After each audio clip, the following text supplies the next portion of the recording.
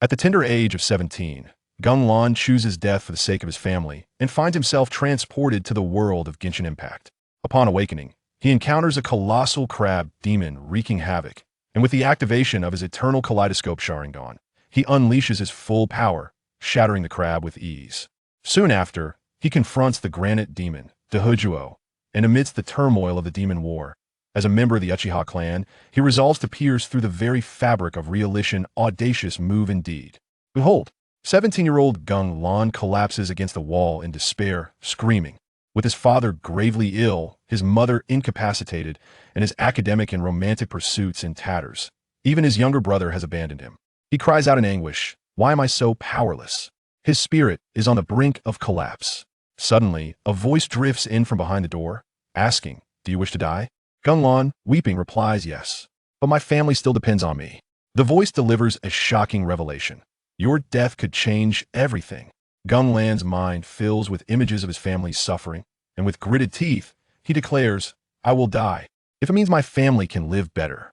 In the next moment, a thunderous explosion rocks the air, a blinding light envelopes him. The news report reveals Liyue City, Bingcheng County, Mu family village.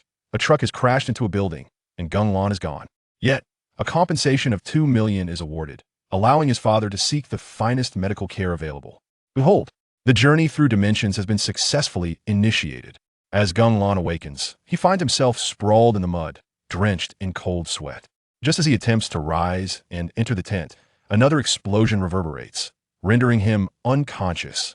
Who could withstand such a tumult? Upon regaining consciousness, he is confronted by a massive crab, boasting in his face.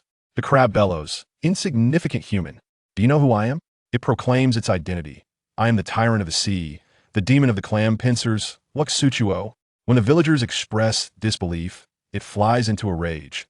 Watch closely, insects. This is a one-time demonstration. In an instant, the crab god's destruction ball hurtles toward the village, causing a cataclysmic explosion. The villagers are left in a daze. One man, trembling as he clutches a spear, witnesses his homeland being obliterated. Remembering his wife, children, and friends, his eyes redden with fury as he desperately hurls the spear, only for it to bounce harmlessly off the crab's shell.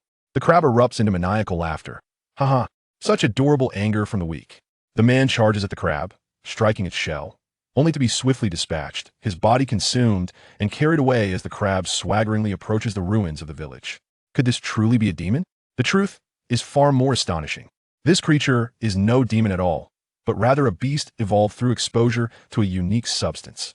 Its strength is merely akin to that of a demon, lacking even the romantic entanglements typical of demon lore, a self-deluded jester. Ultimately, this crab scours the remnants of the shattered home, rummaging through every corner, fearful of missing a morsel of food.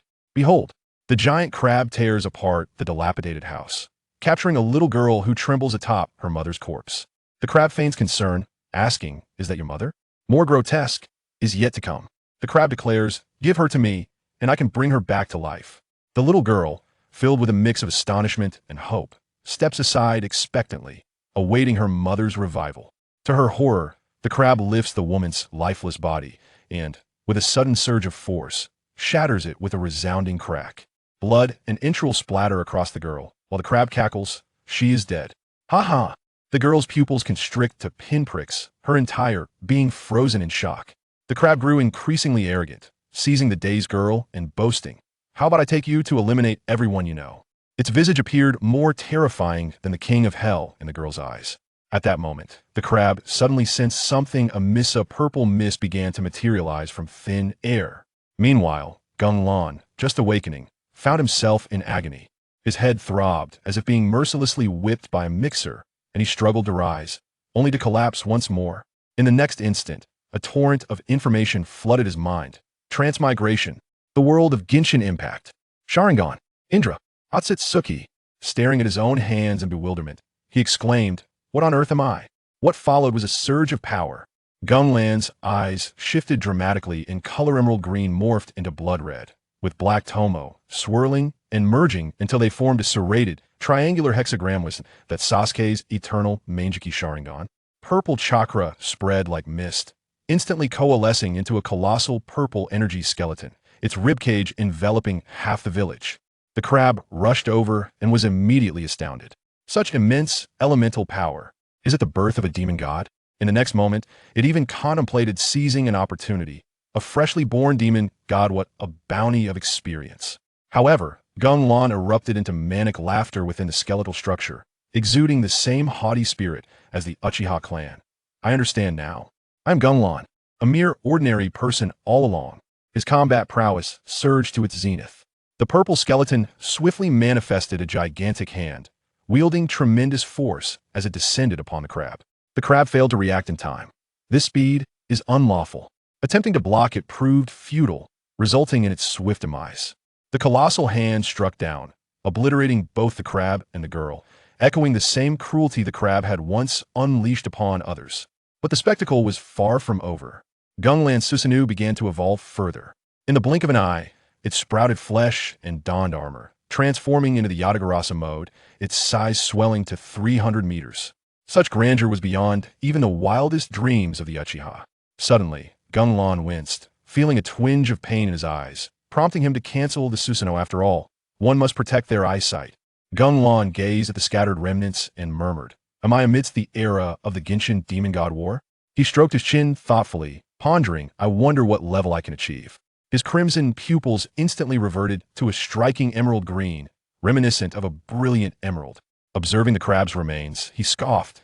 That oversized seafood dared to claim it was a demon god? What a farce!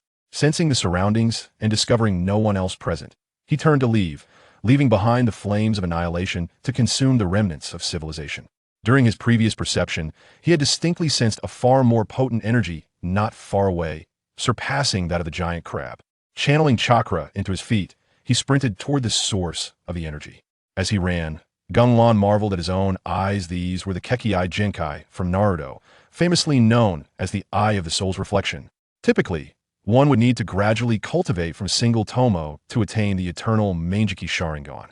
But he had fortuitously bypassed the temporary blindness phase and seamlessly merged into the eternal variant, causing his ocular power to soar to unprecedented heights. Next, prepare for an exhilarating encounter. The eyes before me are simply extraordinary. Within them lies a colossal orb of ocular prowess, accompanied by 4 smaller luminous spheres, each skill fully maximized.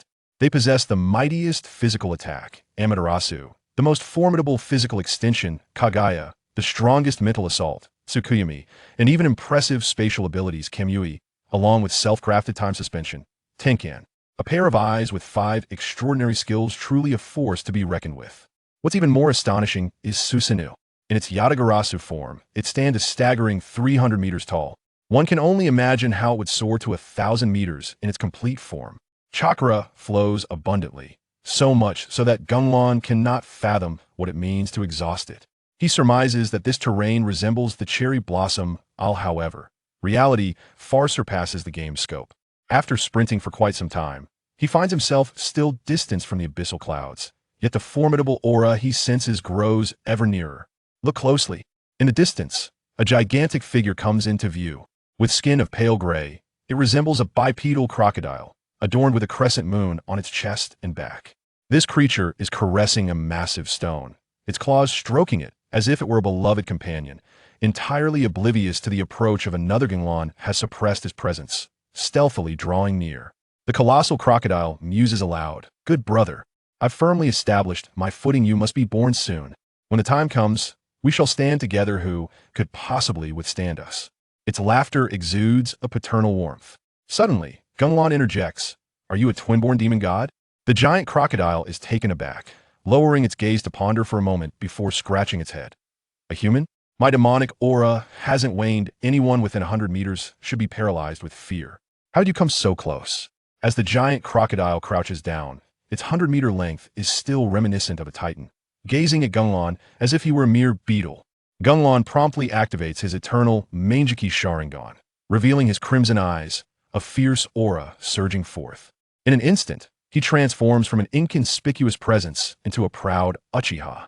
The giant crocodile trembles, ensnared by GengLan's gaze, unable to catch its breath. In a rush to appease, the crocodile concedes, "Ah, so you are a fellow demon god. I am the demon god of granite, Diwuduo." It extends a friendly hand, wearing a kindly smile. Gung Lan is momentarily bewildered according to the narrative. Shouldn't it be proclaiming, "Do not underestimate the bond one share with my brethren," and then challenge him? Why is this demon god deviating from the script? Diwuduo candidly reveals, "Are you perplexed by my friendliness?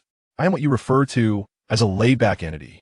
It turns out this being was birthed from granite, having witnessed the rise and fall of various powers. Even demon gods are not immune to demise thus. He has embraced a carefree existence, languidly awaiting his end, having entered a state of weariness a millennium in advance. After conversing with Diwuduo for a while, Gung Lan inquires about the current state of the world, particularly regarding Liyue. For the time being, he seeks to understand the circumstances surrounding the Liyue region. Currently, an array of demon gods and deities are emerging.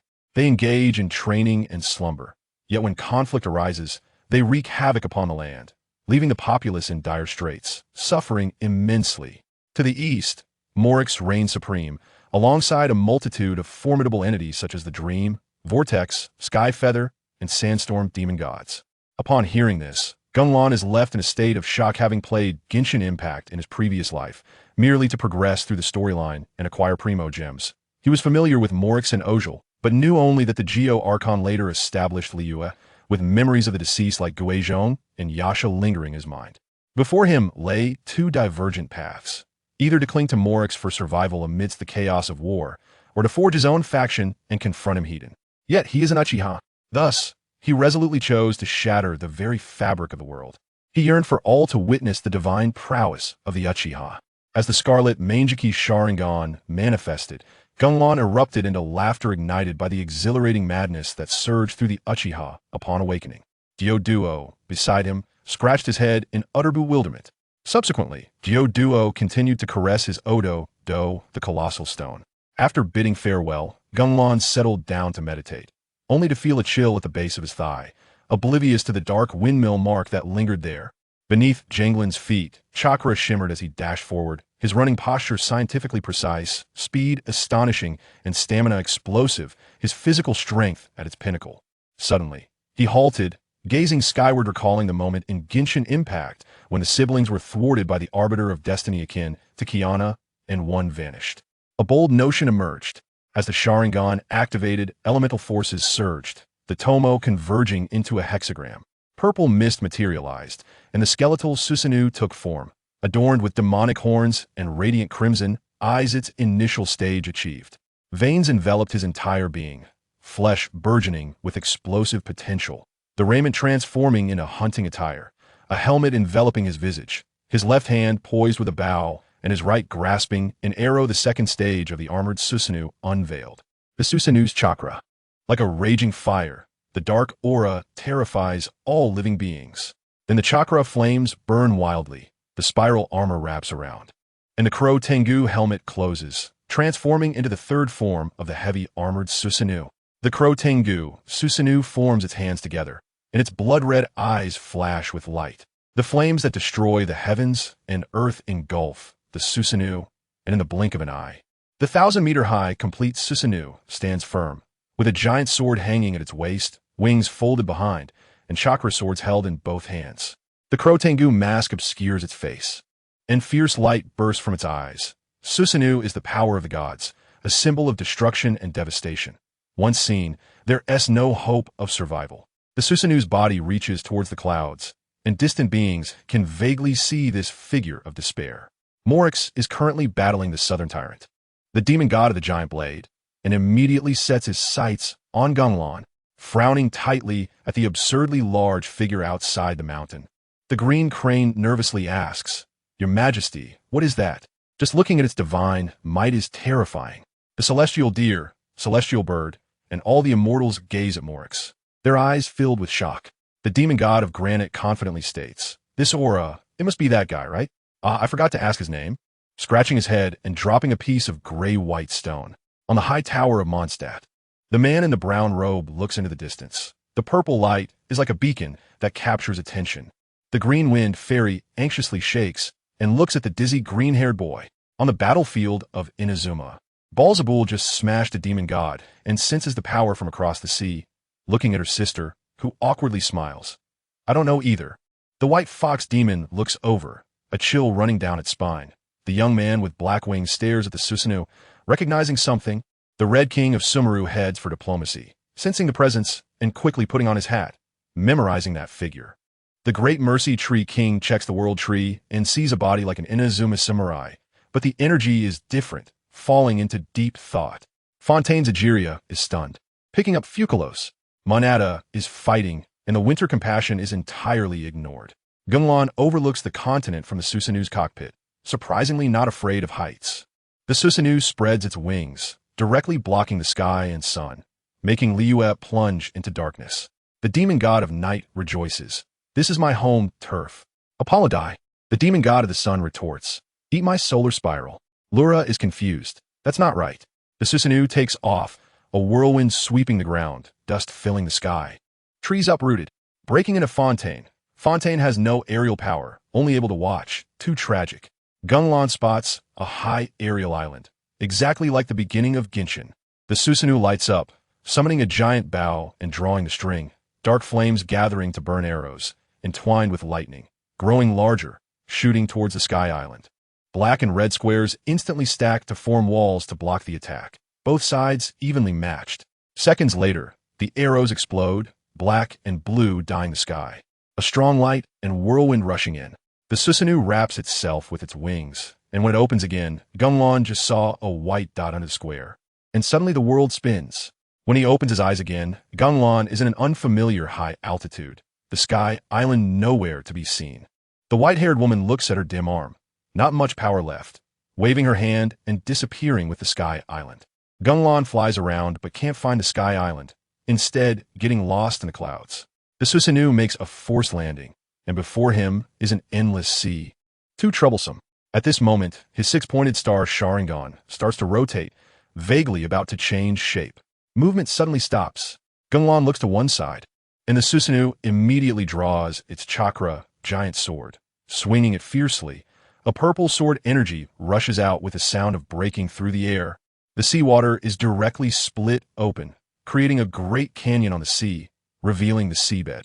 In the canyon, a giant beast resembling a lionfish is split in half, green liquid covering the ground, its body still writhing, confirming its life or death. Gung Lan stares at the corpse, his Sharingan's dynamic vision maxed out, clearly seeing even the movement of its cells. Just as he activated his Sharingan ability, he senses a warning. This fish is secretly charging power at the seabed, trying to ambush. Not giving it a chance, Gung Lan slices through it. After previously struggling against the Sky Island, he now realizes how explosive Susanoo is. Just the act of drawing the sword is so fierce, not to mention its other abilities. Our skeletal dog really has strength. After the exclamation, a bunch of similar monsters appear around. Elemental forces surround him, and Gung Lan laughs, drawing the small ones to lure out the big ones. He sheathes his sword and summons the Black Sphere Jade, raising Susanoo high. Black spheres ignite, black feathered arrows shoot in all directions, piercing into the water without stopping, all hitting the monsters. Susanoo's ability, Kagutsuchi's flames. The seabed is almost boiling.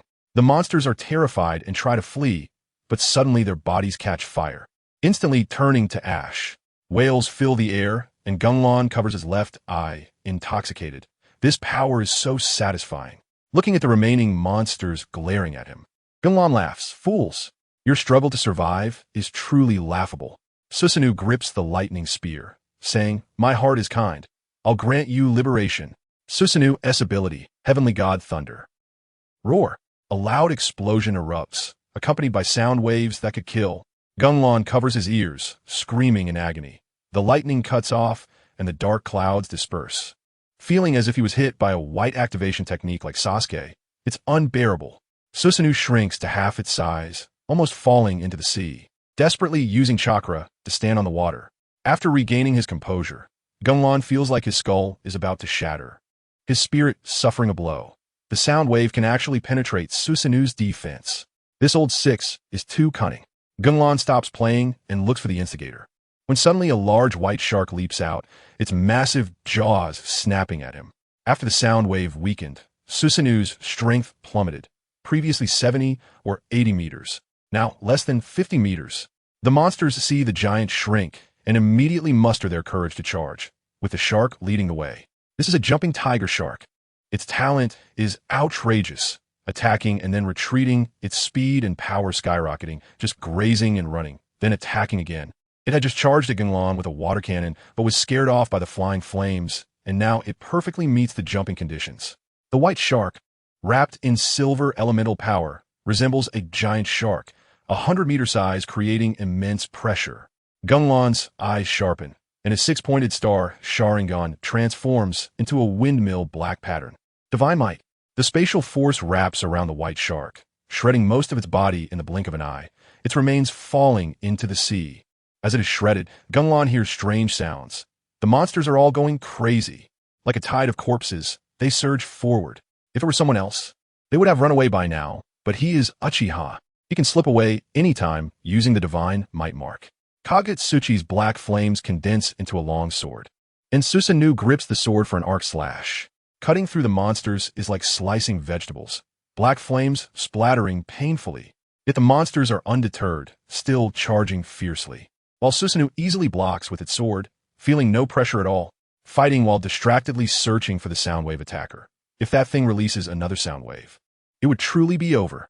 Finally found, Susanoo grows a new arm from its back, floating 3 purple magatama, throwing the 8-footed jewel to smash the target. Boom! An explosion of bright light erupts, sending the monsters flying. Unable to hold back any longer, the sound wave comes again. Gung Lan encases his whole body in chakra, although weakened.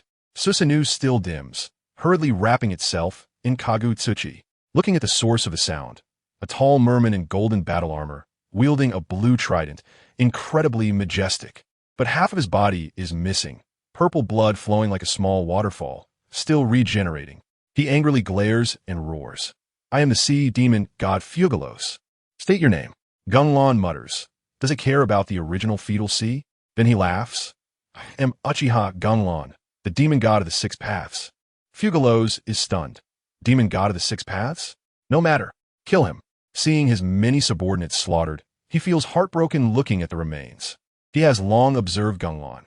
Once Gung Lan entered the domain, he felt danger, first sending a team to probe, then testing his talent. The results were fantastic, so he revealed himself.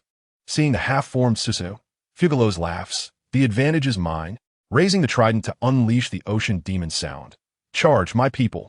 The monsters crazily charge in a suicidal attack. Gung Lan squints his eyes, allowing the attacks to hit Susanoo.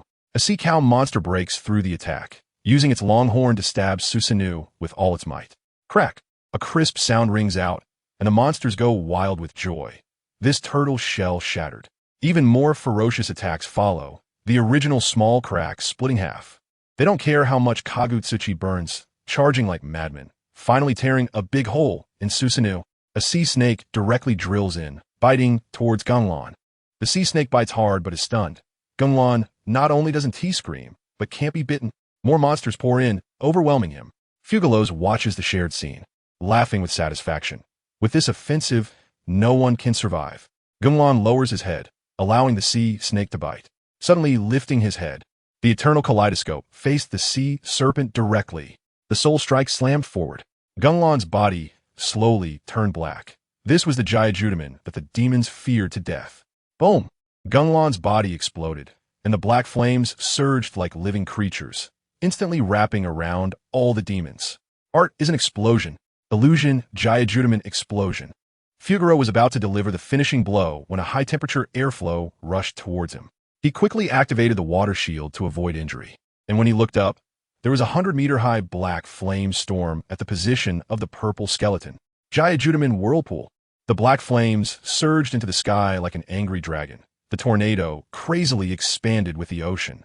Fugaro's face turned even redder as he grabbed his trident and shouted, Tide, heed my command. A tsunami like a mountain rushed towards the black flames. But who would have thought that water couldn't extinguish fire? The tsunami crashed in layers, but the black flames only grew stronger, steam filling the sky. Fugaro was drenched in cold sweat. This defies logic. Hey, Sea King. A playful voice came from behind. Fugaro was startled, and just as he wanted to turn around, his body went numb. Looking down, he saw a lightning spear piercing through his chest, adding a new wound to his already injured body. Thousand birds, sharp spear. Fugaro dumbly turned around, only to see the lightning spear extending 100 meters away. At the end, Gung Lan was laughing at him. and before he could react, intense pain struck. Gung Lan flicked the lightning spear, directly tossing away his right arm and right chest. Fugalos spat blood and quickly called for his subordinates, but he found that among the tens of thousands of transforming sea spirits in his perception, only a few dozen remained. He was completely dumbfounded. This six-paths demon god is too explosive. Gung Lan didn't kill him directly. He just wanted to toy with him. But the next second, it was Gung Lan who was shocked.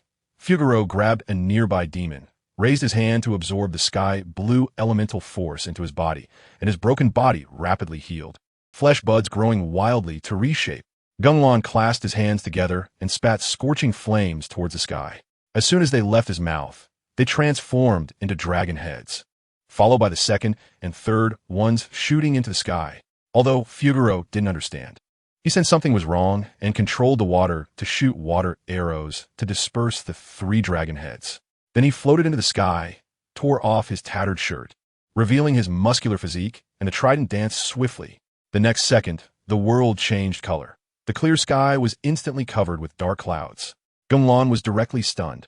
Huh? Seeing Gung Lan's shocked expression, Fugalos laughed proudly. Did you see? This is my authority. Everything on the sea is under my control. Gung Lan looked at the mysteriously confident Sea King, and the more he looked, the more he wanted to laugh. This guy was like a clown, like a mighty king, directly laughing out loud. Ha ha ha, just like Sasuke's crazy laugh. Fugalos was both angry and confused. Why are you laughing? I show my authority, and I'm laughed at. It feels like my divinity is being insulted.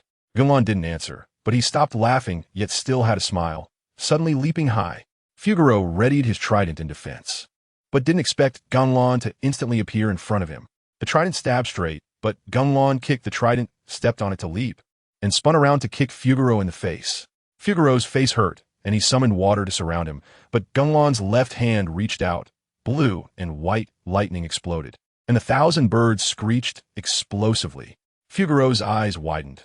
Just as the water surrounded him, Gung Lan thrust the 1,000-bird spear at his head. The spear pierced through his head, carrying a water ball and smashing out. This wave was silent while hearing the 1,000 birds. Before landing, Gung Lan turned back to unleash Amaterasu.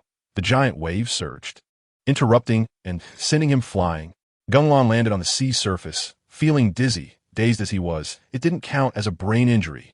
Countless terrifying waves crashed in like a fierce tiger, pouncing on its prey. Gung Lan looked at the dark clouds, the corners of his mouth curling up. The tsunami smashed the sea surface, the sound deafening. Fugalos, who had been hit in the head, shrank down, weakly recovering. He had sacrificed his elemental force limits to escape, but he saw Gung Lan's eyes turn vacant. He looked at Gung Lan. I don't believe I can't kill you. Roaring. A terrifying roar exploded. Lightning erupted from Gung Lan's side, piercing the dark clouds. The dark clouds broke open, and the head of a lightning beast emerged, circling the thunder like a divine beast. Another roar, and Fugalos' scalp tingled. What is this? Does the Six Paths demon god also control thunder? Gung Lan spoke. You can't escape. Do your best to block it. The Kirin in the sky roars. Named Kirin, they dissipate together. The Kirin. The giant beast swooped towards Fugalos. Fugalos gathered his strength to summon the tsunami. Making one last stand, the giant beast rushed through the waves, biting towards him. Thunder rumbled, seawater flew. The whole sea was filled with lightning. Gung Lan instantly found Fugalos. He was in an extremely embarrassing state, with only the black and red above his chest remaining, his curly hair drooping, showing no trace of majesty. Fugalos praised, "You're really strong." As the memories flashed back, he resigned, "Just kill me." Gung Lan spoke, Amaterasu. Black flames engulfed his remaining body. If I fall, there will be a new demon god. Will you take care of her? Gung Lan looked at Fugalos, who was about to disappear, still talking, feeling speechless. Gung Lan retorted, I gave you a way out, and you still jump? Who are you? The White Emperor City entrusted me with a mission. He added another layer of Amaterasu. Fugalos said flatly, It's so hot. After saying that, he directly fell. The fall of a demon god often causes explosive harm, and Fugalos was no exception. His death reaction had the ocean to help. The ocean sensed that a child had died and went crazy. A massive tornado connected the sky and the sea, its power seeming to want to destroy the world. Gung Lan looked at the celestial phenomenon and casually unleashed Amaterasu to taint the black water tornado, smiling as he slipped away. With a thought, The kaleidoscope transformed into a triangular windmill shape, his hand drawing circles to disappear, not noticing the blue light flying in. And when he realized he had vanished, he was stunned. Diwuduo, from Liyue, was in a terrible state. His stone head was cracked, his tail was broken, his whole body was injured, and he was sitting beside a stone brother in a daze. An unusual feeling came, and Diwuduo saw Gung Lan. Gung Lan guessed he got injured while fighting the demon god, but after asking, he was directly dumbfounded. The injuries were from playing with his brother. Gung Lan stared at the giant stone egg. Can this be played with? Did you throw your brother in free fall to smash it? Diwuduo shook his head, wanting to show off high-end operations. Brother, he shouted, and Gung Lan was pushed back by the shout, seeing him passionately standing in front of the egg. Huh? Elemental force chains wrapped around Diwuduo, feeding elemental force into the egg, and stone spikes fell to the ground behind him. Gung Lan was shocked. Is this called playing? The power of family really explodes. Gung Lan asked for information. Where's the Sky Island? Diwuduo was dumbfounded. What about Morix? The one who shakes the world? The demon god of the sea? The original sea whale, renamed after being beaten overseas by Morix. Where's Morix? Collecting yikshaws in the northwest. Is her brother a boy or a girl? Diwuduo fell silent. Gung Lan grasped the situation. Morix was the first in Liyue, collecting yikshaws to build an alliance. He thought, the Sea King is just a whale monster, not as strong as a demon god. The new demon god is either a sea hare or seafood. He couldn't guess where the Sky Island was. Otherwise, the demon god would have rebelled long ago. Not worrying about it for now, he waited for the wheel of reincarnation to look for Kiana. Goodbye. Please ask my younger siblings how they are. Gung Lan was about to leave when he sensed familiar elemental force. He activated the Sharingan, and the sky blue light circled around, piercing into the egg. Gung Lan kicked Diwuduo and shouted, your brother's going to be possessed. Diwuduo was dumbfounded. What? Diwuduo rushed towards his brother, and the giant egg suddenly exploded with bright light, blinding both of them. When the light softened and they opened their eyes, they saw that the giant egg was gone, leaving only a coiled white dragon. The white dragon had glowing blue mane, small pink horns, and remained quietly coiled with no movement. Gung Lan looked at Diwuduo's stone-like expression, then at the handsome white dragon, and was directly stunned. Is it related? Did you not steal it? He was filled with question marks. A dual-born demon god should look like the Raiden and Ye sisters, but you both are too different, like Kibutsuji Musen and Tamayo. Looking again at the white dragon with blue mane and white scales, Gung Lan was again stunned. Then what about Valette? No, he doesn't look like a Chinese dragon. Diwuduo was also panicked. He had guarded this egg since his birth. It must be family. But looking at the beautiful little dragon, he didn't know what to do. The two were pondering when the little dragon suddenly opened its eyes as magnificent as the ocean, glancing at the two, and then darted over. Diwuduo just reached out to catch it when the little dragon directly pounced towards Gung Lan. Gung Lan had already activated the Sharingan to watch, and as the little dragon charged over, he sensed it. Just as he was about to unleash Tsukuyumi or Amaterasu, he saw the deep blue bell tied to the little dragon ringing. As the bell rang, Gung Lan's hair stood on end. What the hell? The Sea King is still chasing me. The sound wave attack stunned him for a moment, and Xiaolong took the opportunity to pounce on him, coiling around his neck and looking at him obediently. Gung Lan's face darkened. Damn it. Next time I must learn the immortal mode and create a liquid defense against sound waves. No, that's Shuiyue's ability. Xiaolong stared at Gung Lan's handsome face with big eyes. But Gung Lan immediately countered with a Sharingan, causing Xiaolong to shut her eyes instantly. Gung Lan sighed. Family, this is the information gap. My loyal familiar Xiaolong's voice was sweet and innocent, and Gung Lan was stunned. What did you say? I am your master, the sea demon god Andujia. Ouch. What are you doing? Before he could finish, Gung Lan grabbed her down. Say it again, what god are you? The scarlet Sharingan fixed on Andujia. The terrifying intimidation even affected the nearby Diwuduo. Andujia curled up in fear, cursing her cheap old dad in her heart. No way. This is completely different from what Dad said. Note, the author's commentary part is omitted due to its inconsistency with the core plot and the logic of the. And since the user requested to retain the plot points, the focus is on the main line as per the rules, ensuring compliance with the total word count. Note, the author's personal travel insights are unrelated to the main plot, and as per the rules, the focus is on core battles and reversals, hence not included to ensure the rhythm of the. Gung Lan was quick and grabbed Andujia's tail, lifting her up. The Scarlet Sharingan fully activated, and her elemental power was immediately visible, just like that sea king with the big beard, filled with an overwhelming amount of water elemental power. Extremely wet, but strangely, this little dragon also had a heavy sense of rock. Gung Lan glanced at the nearby Diwuduo, who was scratching his rocky head and looking confused, and understood. She must have been born from Diwuduo's egg and picked up the rock element. Andujia struggled wildly, shouting, "Let me go, you bastard who offends authority. Do you believe that I—" But before she could finish, she raised her head and met Gung Lan's terrifying blood-red eyes, immediately silencing her. Looking pitifully at Gung Lan with red-rimmed eyes, on the verge of tears, Gung Lan was not moved at all, coldly saying, "Stop pretending to be pitiful. Tell me, what's going on with you? Why did you pop out of Diwuduo's egg? How dare you shamelessly call me a familiar?" As he tightened his grip on her tail, Andujia cried out in pain, "Hey, ouch, it hurts. Let go. Let's talk properly." Gung Lan remained unmoved. The six-pointed star Sharingan began to slowly rotate, the terrifying eye power pressing down on Andujia. "It seems that if I don't force you, you won't tell the truth." Genjutsu prepared. Andujia saw the situation and was scared to the point of her heart stopping, hurriedly shouting, I'll tell you, just don't use Genjutsu. I followed the traces you left all the way here. Just in time to find the birth medium, I saw that Stone Egg had a lot of elemental power. So I drilled in and was born." Andujia spoke so fast like a machine gun, fearing that if she delayed even a second, she would be attacked by Genjutsu. Gung Lan interrupted her directly. "Stop. Don't talk about chasing me. First answer the key question. Did you take over Diwuduo's brother?" As soon as this was said, Diwuduo exploded with rage, his stone fists cracking, and his eyes turning fierce. Andujia saw things were going south, her voice trembling, quickly waving her hands to explain. "No, I didn't take over. Please let me explain." Andujia hurriedly waved her hands. "No, the stone was lifeless when I found it. Just a broken stone that absorbed elemental power."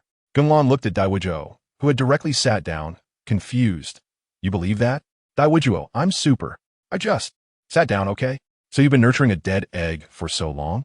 Gung Lan mocked. Diwuduo scratched his head. "I saw it when I was born. Thought it was my brother. Then why were you chasing me?" Gung Lan asked. Andujia spat out black matter. "It was Amaterasu." Gung Lan was stunned. "You swallowed my Amaterasu? This is your lost black flame. I followed to find you." Andujia said. Gung Lan sneered, like a dog. "What does familiar mean? My dad told me to find you. Said you could help me." Andujia puffed up in anger. Hearing people say familiars help a lot. She thought you were my familiar. Gung Lan exploded. "Nonsense logic. Do I know your dad?" Cursing in his heart. Sea King is just boasting. A defeated general sends his daughter and still calls me a familiar. My dad said you can overturn the world. This struck Gung Lan, let alone Teyvat. Gung Lan threw her aside. "Your dad is the one I killed. Expecting an enemy to protect you?" Andujia flew to hug his thigh. "Please stay. I can do everything. Let you touch my horns." Gung Lan thought about burning her, forcefully pulling her down to think. Throwing her away is easy to find. Killing her might cause chaos. Tossing her into the dark sea? Just as he was about to throw her, Andujia screamed. Gung Lan stopped. "What am I hesitating about? Afraid of harm? Laughable? Embarrassed and angry? Not at all. No need. A kind Uchiha is like this." Thinking again. Keeping her is not bad. At least a guaranteed demon god combat power, and she will be obedient. Definitely not because of her voice, but because her dragon form is cool. "I'll take you and see if you are obedient." Andujia was overjoyed. "You are so nice." Gung Lan added, "If you get a curse seal, if you don't listen, you will die." Andujia, "You are bad." Gung Lan explained to Diwuduo, who had no objections, but was disappointed that he couldn't play with his brother. Gung Lan called Andujia. "Consider me your partner. My name is Uchiha Gung Lan. I am Andujia." The little dragon extended her claws, but Gung Lan turned to leave. "Hey!" Andujia chased after him. Gung Lan mumbled. "It's strangely like raising a dragon-shaped Paimon. Seems not bad either." Gung Lan thought, "In my previous life playing Genshin Impact, there was Paimon, and now having a little dragon is also nice. Can talk and joke, and better at fighting than Paimon." Gung Lan said, "We'll go north. That's the territory of the Shadow Demon God, and there will definitely be a great battle when we get there. You fly around to save your life. I don't expect you to do anything." Andujia shouted, "My dear familiar, I'm hungry. There are big fruits over there. Let us go pick them." Gung Lan exploded. "You are the familiar. I'm your boss. Can't tell the main thing from the secondary? I want to eat." Andujia flew into the woods. And Gung Lan thought to teach her a lesson and followed her in. Gung Lan entered an undocumented forest. The trees were super tall. The leaves blocked the light. The ground was covered in fallen leaves, eerily quiet. He thought of the types of trees, but in the blink of an eye, Andujia had disappeared. Gung Lan wondered, she just became a demon god. How could she run faster than me? The sea demon god is fast in the water, but these trees are all trees. Even Balchong would get lost here. How could she disappear? Am I under Jinjutsu? Is this in the water? Gung Lan held back his laughter. Who can cast Jinjutsu on me? The three-tomo Sharingan activated, red light sweeping around. Within 100 miles, there was no elemental response from Andujia. He approached a tree, and with the Sharingan saw that the tree was full of elemental power. During the Demon God War, it was really impressive. Even trees have elemental power. Will they turn into tree demons in a while? Touching the tree bark texture, Gung Lan thought. She ran off by herself. I won T-Chase. Just waiting for a teammate. Having or not having is fine. It's her fault for running around. Can't blame me. Returning the way he came, familiar trees, stones, still stepping on branches. He stopped. I stepped on this when I came. Why does this feel the same? Moving forward, even more confused. This path wasn't this long before. Running straight without turning. How did I get lost? Just as he thought, he stepped on a branch again. Same sound. Gung Lan recalled. The clown battle with the red-eyed twins in the dragon cave and Izanami in the dragon pouch. The repeated scene of stepping on branches. This situation is exactly the same. He pondered. Who is it? Izanami needs the Sharingan. Could there be other travelers? Not necessarily. Demon gods have all kinds of abilities. Gung Lan coldly said. Anyone who can cast Jinjutsu on me is definitely not a good person. Not even noticing the Sharingan. It's too terrifying. He thought, I've fallen for it. The opponent has hostility. I'll accompany them to the end. The three-tomo transformed back into a boomerang shape, using Tsukuyami on himself. The world spun around, like being in a washing machine on the highest setting. Once he calmed down and looked around, nothing had changed. Gung Lan panicked. Tsukuyami didn't work. Remembering the dragon doze technique. Standing still like this was dangerous. Without opening Susanoo, he couldn't withstand the demon god's skills. A purple Susanoo skeleton appeared, knowing it might not work. But trying it couldn't hurt. After trying, he was even more puzzled. No illusion feedback. Chakra was normal, and there was no one around. Why was I fine in the middle of the illusion? Could it be that Susanoo activated automatically? He punched a tree. The immense force broke the trunk. Using the Mangeki to look, when the trunk broke, chakra instantly filled the entire tree. Other than that, there were no changes. Gung Lan still had no clue. This was too brain-burning. Gung Lan gritted his teeth. Forget it. Let's give it a shot. He quickly formed hand seals, the tiger seal placed in front of his mouth. Chakra transformed into fierce fire. Fire release, great fire, annihilation. The fire tongue sprayed out, instantly turning into a sea of flames, aiming to turn the forest into charcoal. The sound of flames exploding and trees cracking filled the forest. Gung Lan activated Susanoo, surrounding himself with its skeleton, stepping back to observe with the Sharingan. No intel truly sucks. No wonder Jiraiya is T0. Oh, Gung Lan focused on the sea of fire. After the trees turned to ash, a layer of barely noticeable pink elemental power emerged. Like mist, it regenerated the grass and trees, only to be burned again. It was this mist causing it. Repeating the restoration scene, Gung Lan ran back at the speed of an afterimage and indeed saw the boundary point with pink elemental power wildly jumping. It turned out to be an environmental type illusion. Gung Lan released a massive amount of chakra, sweeping like a hurricane. Susanoo's power, penetration, half of his Susanoo-covered body lifted, wielding the purple arrow with black flames aimed at the sea of fire. Whoosh! The arrow shot straight, exploding into a massive blast. Purple and black merged into a sphere, instantly flattening the area. Gung Lan looked at the original scene. What a waste of effort. It was just a copied and pasted illusion. He grabbed the pink chakra and activated the Sharingan to trace its source. Deep in the forest, tall trees with colorful leaves, strange plants created a bizarre fairyland. On the highest tree, a faint purple eye appeared, panic visible in the demon god's gaze. A ethereal voice trembled. The southern illusion has been broken? I need to find Apala. The giant tree shook. A pink eagle-like head emerged. Its light green beak was super comical, golden feathers like a crown. Its body was adorned with pink and colorful flowing lines, resembling ceremonial attire.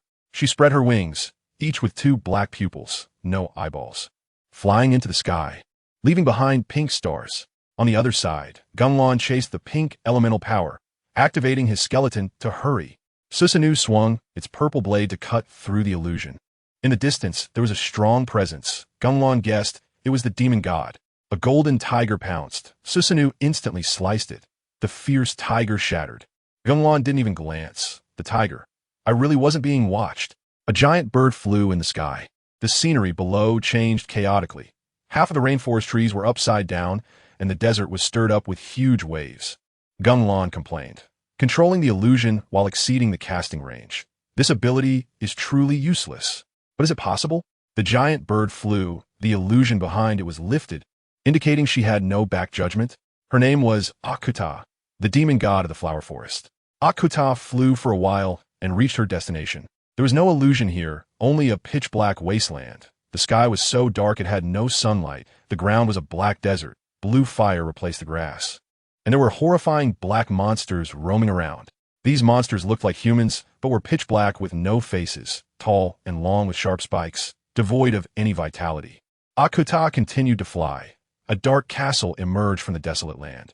Pale bricks, broken walls, ghostly flames hanging on the walls, looking just like a haunted house. Akuta landed, and the monsters took a glance and continued wandering, unfazed. She shouted, "Doppela, come out!" Like calling a little partner. After calling, she directly dove into the castle. The interior of the castle was like that of a medieval noble, but it was extremely eerie. Akuta turned corners and finally found someone. The room was empty. Toys like dolls and wooden horses were scattered on the floor, along with records and storybooks. A pitch-black leopard with blue fire mane was lying there, with a little girl sleeping on it. The girl tightly hugged the leopard, rubbing against its dangerously looking yet super warm mane. Akuta was shocked. This human girl is still here? Doppela's expression darkened. What are you doing here? Don't be angry. It's just to take a bit of your territory. We're friends. Akuta laughed it off. Doppela coldly replied. Ami is sleeping. Stop talking nonsense. You care about her a lot. Akuta teased. The blind little girl didn't see your darkness and treated you well. Have you fallen for her? No, she's naive and quite strange, but Doppela didn't finish. Akuta interrupted. My southern illusion has been broken. Doppela replied indifferently. And then? That person is extremely tricky. Destructive power is strong, like a demon god coming to attack. Akuta was anxious. Doppela remained indifferent. And then? Akuta exploded. And then what? He almost killed me and plucked my fur for clothes. Doppela still remained indifferent. And then? If I die, the next one is you. Akuta was about to cry. He can't beat me. Doppela was stubborn. After being beaten by Morix. You fell into a gentle paradise? Akuta complained. He easily shattered my illusion. You've been tricked by me before. If he comes after us, we're done. I can run. Doppela said. You bastard. I'm scared. Akuta wanted to hug her, but Doppela glared at her, gently placing the girl down, rising up to exert her aura without harming the girl. Doppela asked, do you want to cooperate to fight him? He moves in the black mist, speaking in a hazy manner. Yes, I can't stop him, but adding you and your troops will be fine. Akuta said, I agree. Doppela looked at the girl reluctantly. Not for you, but for myself and her. After saying that, she left the castle with Akuta. Doppela asked, what's the situation? Over 8 meters tall, super handsome. Akuta answered. Doppela exploded. I want battle power. Can use fire and thunder. Can summon a purple giant. The giant's bow and arrow are super fierce. Akuta added. That's it. Oh, his ability relies on his eyes. Oh, is that so? Doppela suddenly laughed. Relying on his eyes? That makes it easier to deal with. Gung Lan felt it was getting closer. An inevitable battle was about to happen. The more Gung Lan thought about it, the more excited he became. Susanoo's power intensified. He anticipated, what will this enemy be like? I really want to know. Another slash killed the attacking beast. These monsters were just here to scout for information. Gung Lan only used Susanoo's blade, not because he was afraid of leaking secrets, but because these things weren't worthy of him using other abilities. He complained, if any monster could withstand strike, I would use Amaterasu to burn it to ashes. Unfortunately, the current strength of Susanoo, no one in this forest could take it. On the other side, Akuta, the colorful eagle, and Doppela, the black leopard, were racing side by side. The two demon god speed was outrageous. In their beast forms, they could run and fly, heading straight towards Gung Lan. The three parties were getting closer and closer. Question, how long until they meet? Note, both Godspeed is 11:45. Gung Lan arrived at a peach blossom forest. This was also an illusion, but he hadn't broken it. Just being so bold. Sensing the opponents getting closer, he directly found a place to sit down and wait. The two demon gods were puzzled. Shouldn't we have a battle encounter? Why is he sitting down?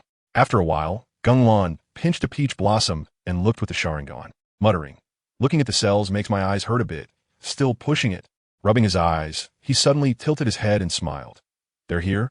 Suddenly, there was a huge explosion behind him. The illusion exploded with a gap. Reality and illusion intertwined. It was surprisingly beautiful. Gung Lan activated the six-pointed star Mangeki. The pitch-black flames instantly burned away that section of the illusion. A black leopard walked over with Amaterasu blazing, its voice mature like a senior, calmly facing the fire.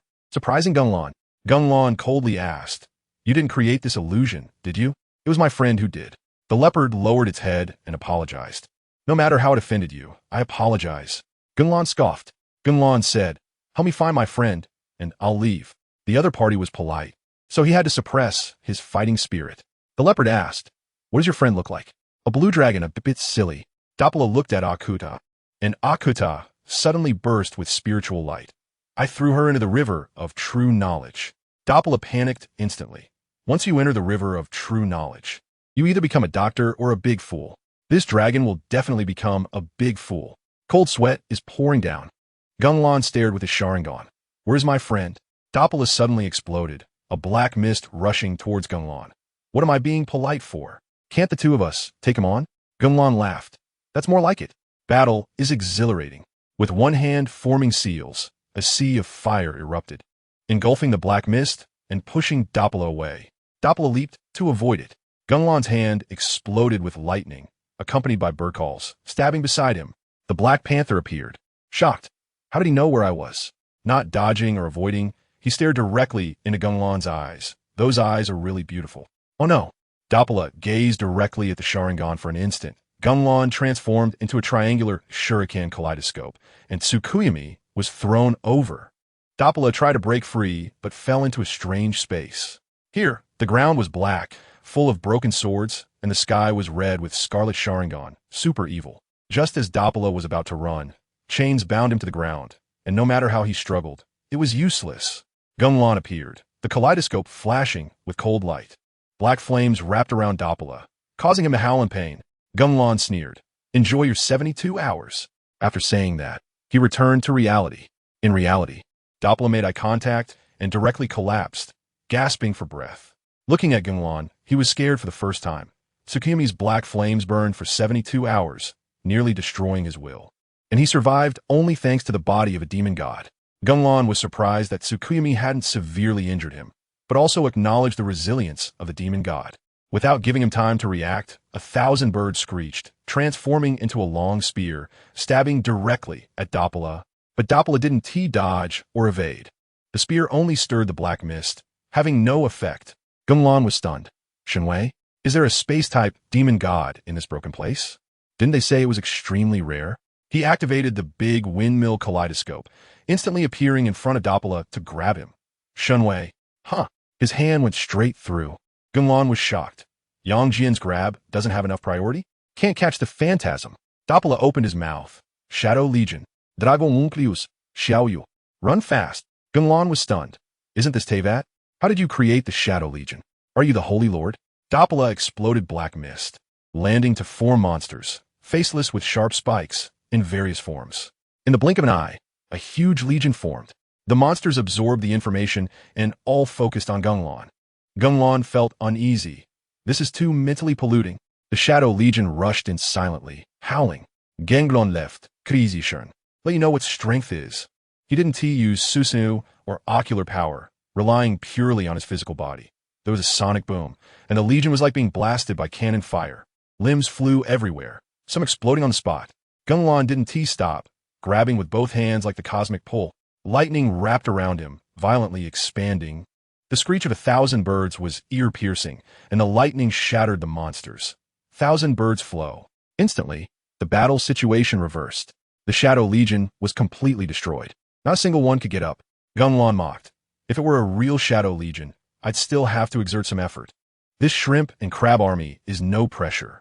He couldn't see Doppela's face, but Doppela's panther eyes were about to pop out. What kind of perverse power was this? It wiped out my legion in seconds, and it looked like he hadn't even exerted himself. Back then, Moritz had to smash Doppela's Shadow Legion with a huge rock spear.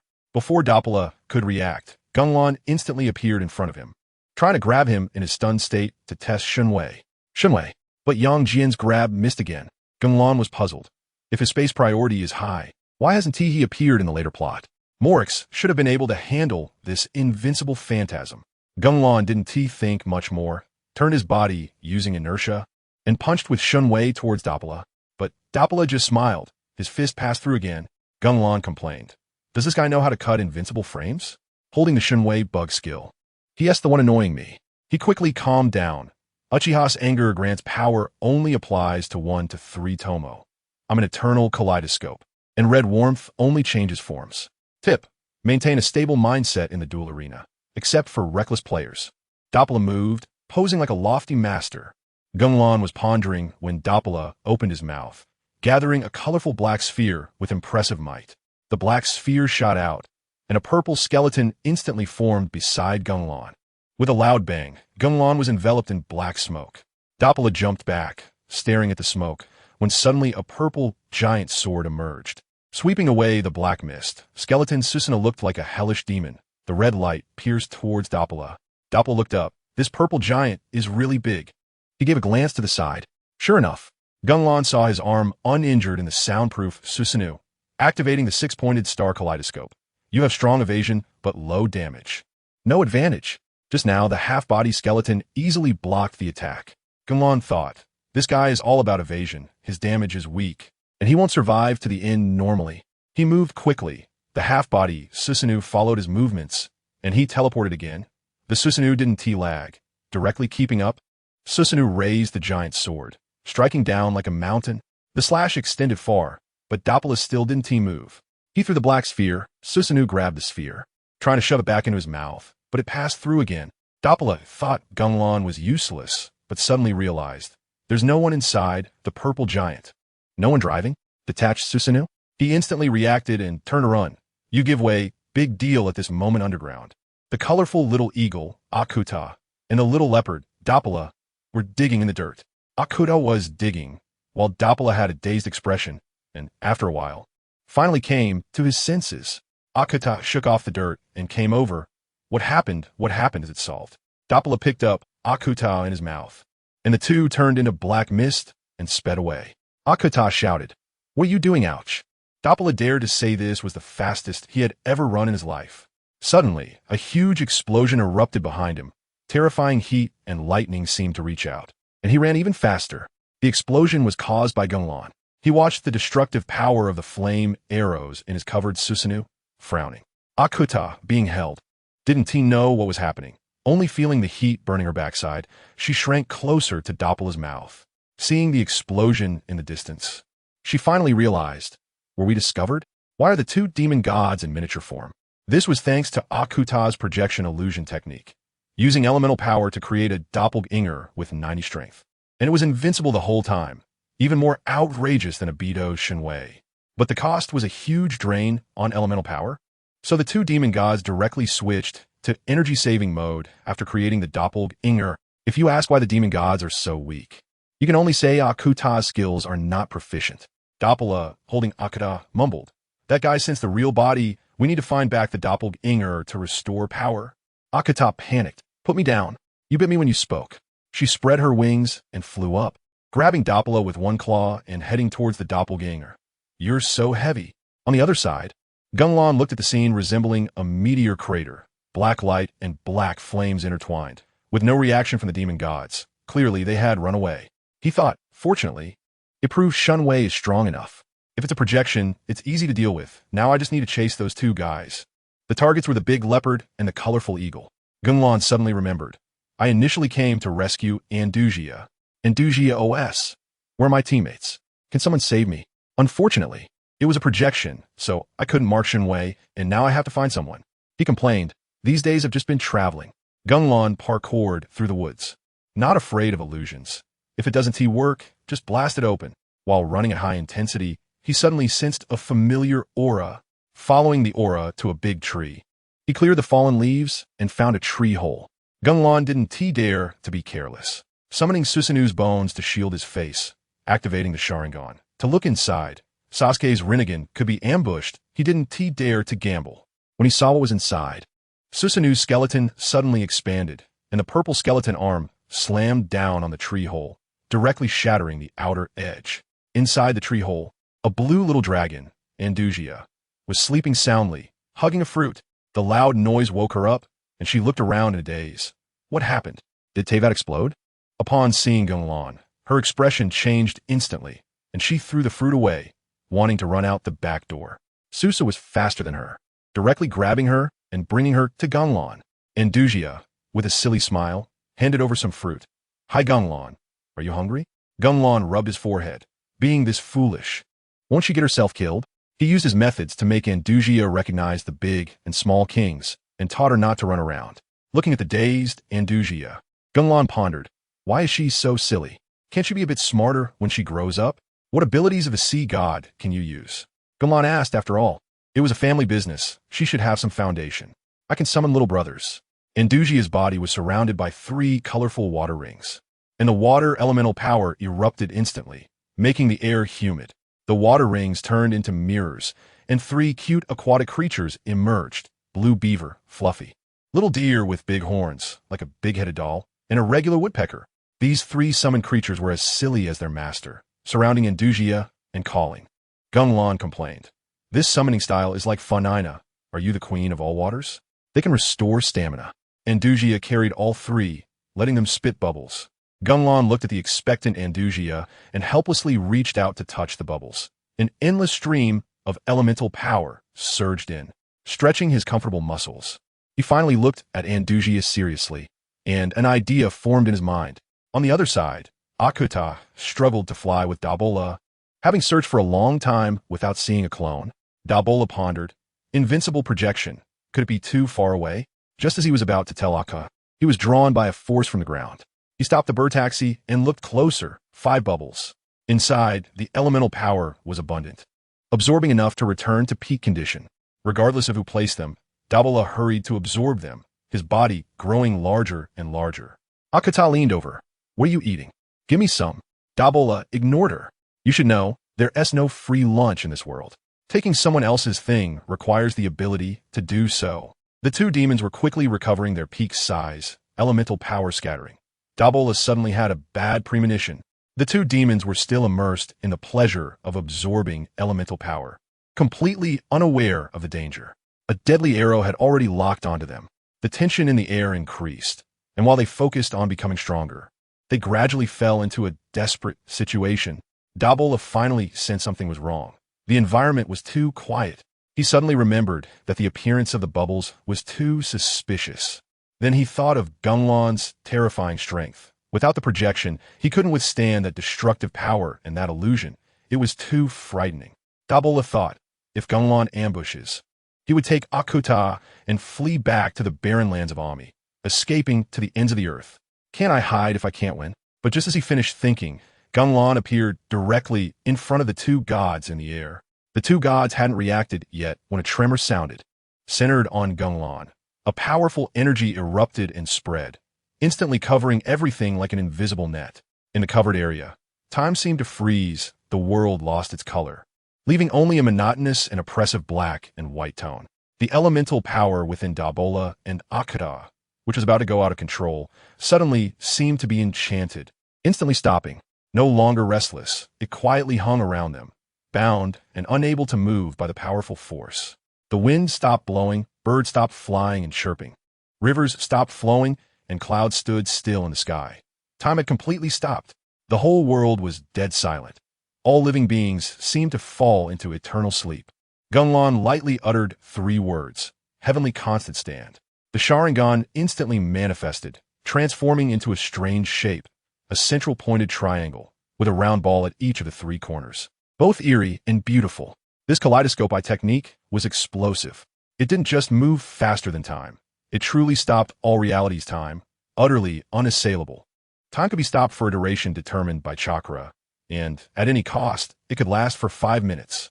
Gung Lan looked at the 2 massive beings, his swift hands infused with divine might.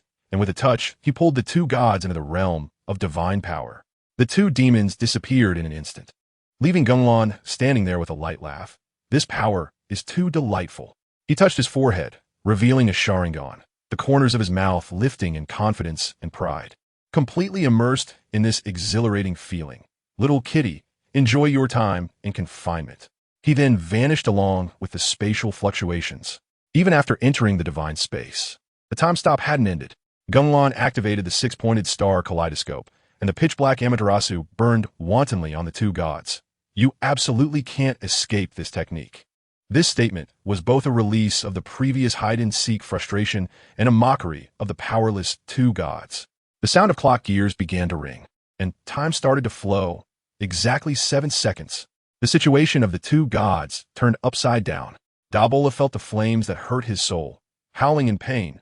What is this? I just saw him. How did I end up here in the blink of an eye? This fire is just like the one in the illusion. No, this fire can burn me. Akuta was in a worse situation. The high-temperature flames, like a fire tornado, instantly ignited her splendid feathers. The fire grew fiercer and fiercer, and she screamed as she flapped her wings to extinguish the flames. But it was useless. The feathers shriveled and turned black, and she was about to transform from a flamboyant big bird into a completely bare one. Gung Lan stared at the two gods, remaining silent. Dabola moved first. Black mist erupted all over his body, and the blue flames in his mane burned even stronger. He began to recall his past, waking up from chaos, stabilizing turmoil in barren lands through strength, building power, gathering followers, and battling without opponents. Later, Dabola encountered the rock demon god. That battle was extremely thrilling. Both sides exerted all their strength, but he still lost. This defeat shook his beliefs. Just as he was at his lowest point, a pure little girl entered his life. The girl wasn't afraid of him, didn't hate him, but instead encouraged him with a warm smile and innocent spirit, helping him regain his confidence. Memories transformed into boundless power. Dabola roared, I am the king of the barren lands, the master of the Shadow Legion, the demon god Dabola, commander of the shadows. The pitch-black mist turned into black light, exuding a terrifying momentum. I will never fall here. The black light wrapped around him like a tornado, and Dabola instantly transformed. A humanoid demon god clad in pitch-black armor appeared. The armor was as hard as a fortress, and beneath the helmet, his eyes were filled with murderous intent, looking frightening. He transcended from beast form to human form, power surging wildly. Gung Lan was delighted. Mission accomplished. Over time, this is interesting. If he gets knocked out and bursts with power, how did I end up looking like the villain? Gung Lan activated the Sharingan, focusing on the new form of Dabola, completely ignoring the crying and wailing Akuta beside him. No problem. I want you to realize the gap between us. Gung Lan watched Dabola explode with elemental power, not stepping in to interrupt. He was already itching to act. Dabola swung his arm, and a crack opened in the void, revealing a pitch-black long knife, the hilt embedded with a mysterious gem. The moment he grasped the knife, his aura surged like a tidal wave, making people tremble. Gung Lan complained, he's armed, and I don't even have a suitable weapon. The Kusanagi sword, the Ten-Fist sword, how nice would that be? I need to find time to get one. Before he could finish his thoughts, Dabola charged over with a torrent of darkness, the knife just inches from his face. Dabola thought he had it. Got him. Gung Lan simply said one word, no. The next second he vanished, a blue light flashing by. Dabola swung at empty air. Dazed, how can he teleport in this space? In the blink of an eye, the blue light appeared above Dabola's head. Gung Lan held up a blue energy ball. I got it, like a basketball block. He slammed the ball down hard onto Dabola. The rapidly spinning chakra shattered the armor. Dazzling light burst forth, and Dabola was smashed to the ground. Flying Thunder God, second stage. Gung Lan retreated, quietly waiting for Dabola's move. After a while, Dabola got up, his injuries nearly healed. He still couldn't understand the teleportation thing.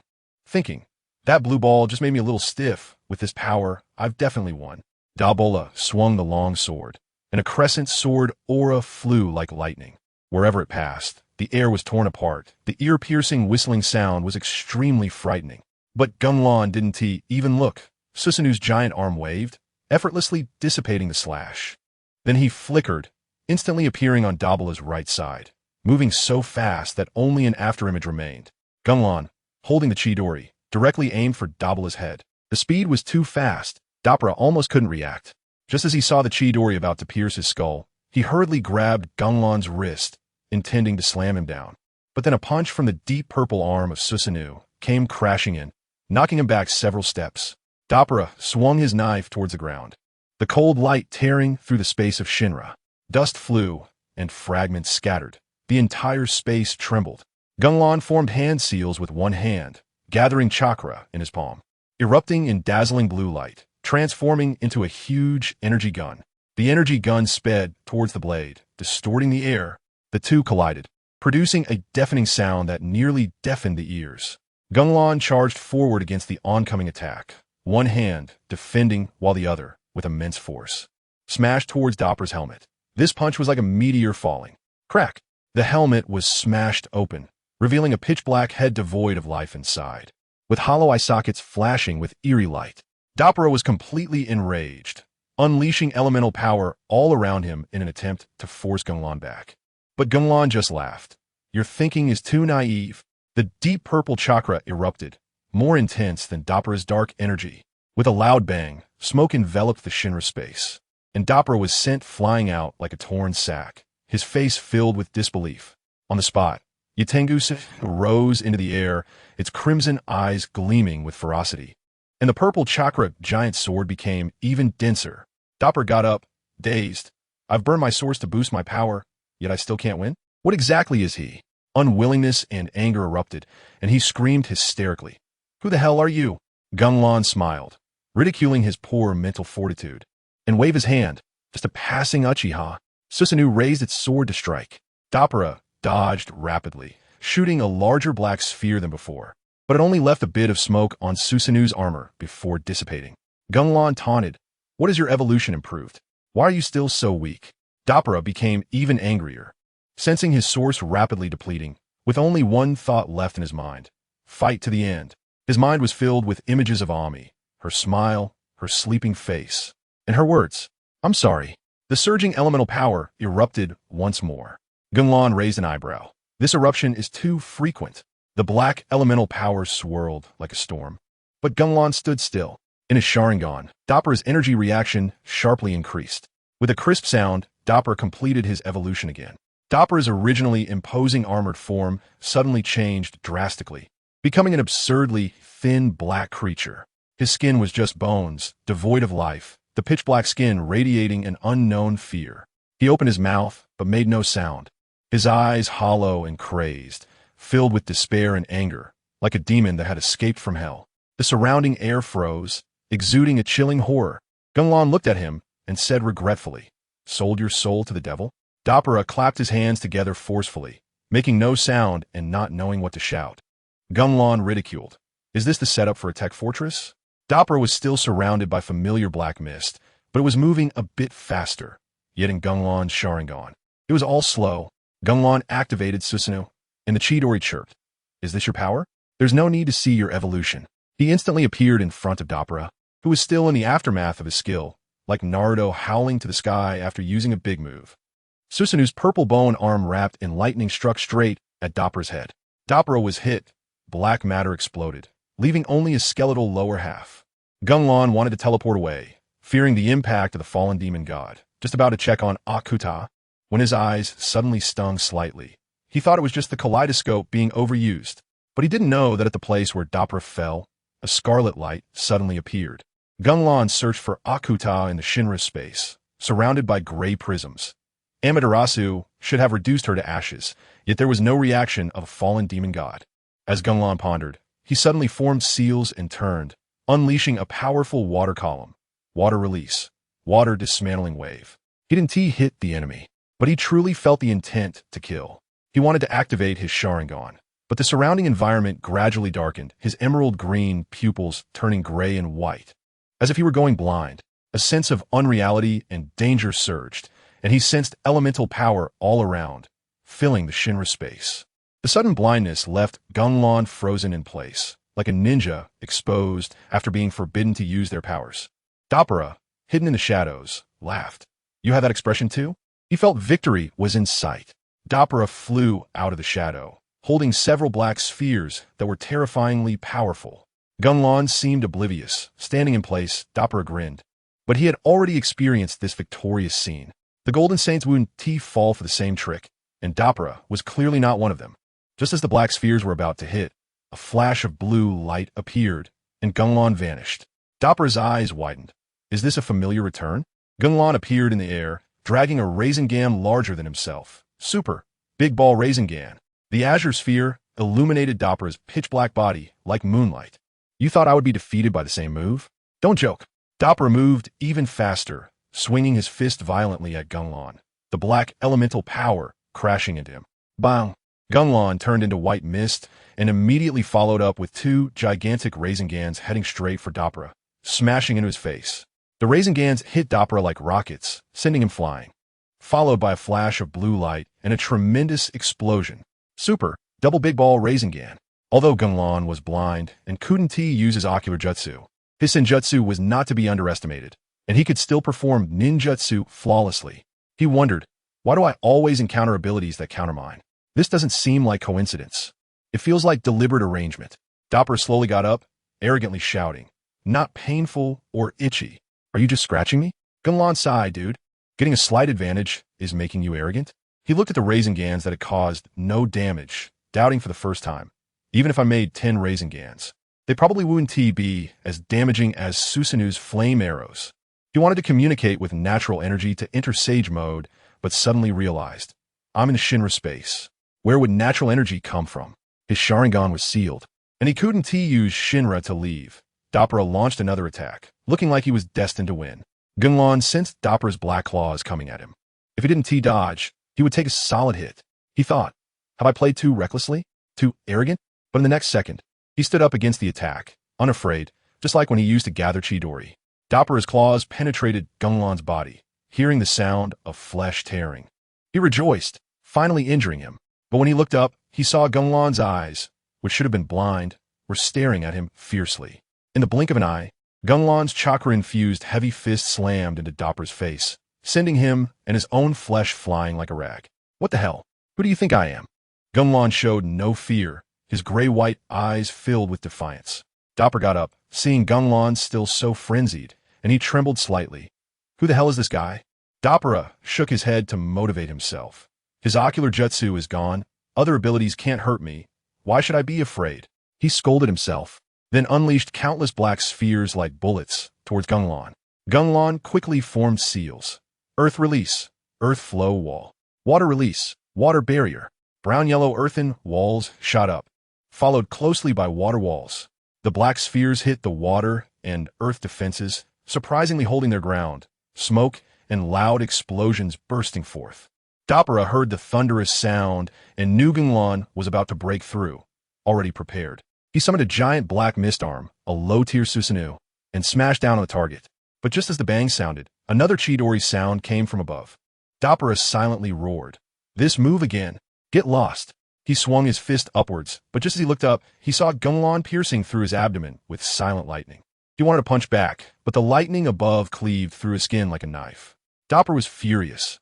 "You keep playing with me. What do you want?" Before he finished speaking, another Gung Lan appeared, holding a white, serrated blue sphere. Next second, he experienced the power of this serrated Rasengan. "Aya!" Dapra screamed in pain. This hurt like needles stabbing into every cell. Even a demon god couldn't endure it. Gung Lan stepped back far away. Although he couldn't see, he could sense the dire situation of d'Wabala. No birds. Plus, wind release, spiral shuriken. The pain was as refreshing as a toothpick jabbing into a fingernail and then kicking a table leg. But Gung Lan noticed the damage wasn't that high. He complained, "So the demon god is this tough? Turns out I've stacked all my strength on the Sharingan." Before he could continue his self-deprecation, d'Wabala directly entered his rage form, charging forward. His strength was enough to shatter the floor of the Kamui space. Gung Lan quickly formed a massive Rasengan and pushed it forward. d'Wabala's furious punch slammed into the Rasengan, almost sending Gung Lan flying through the air. Gung Lan gritted his teeth and tried to push back with chakra, but the demon god's strength was too overwhelming. He simply absorbed the force and flashed to the side, but d'Wabala turned and attacked again. Gung Lan wrapped his hands in chakra to dodge the attack, but d'Wabala's punch aimed at his face still tried to grab his arm to throw him. Without Susanoo, he couldn't move at all, and instead he was sent flying. Gung Lan seized the opportunity to kick Duabala in the abdomen, like kicking a statue. It was useless.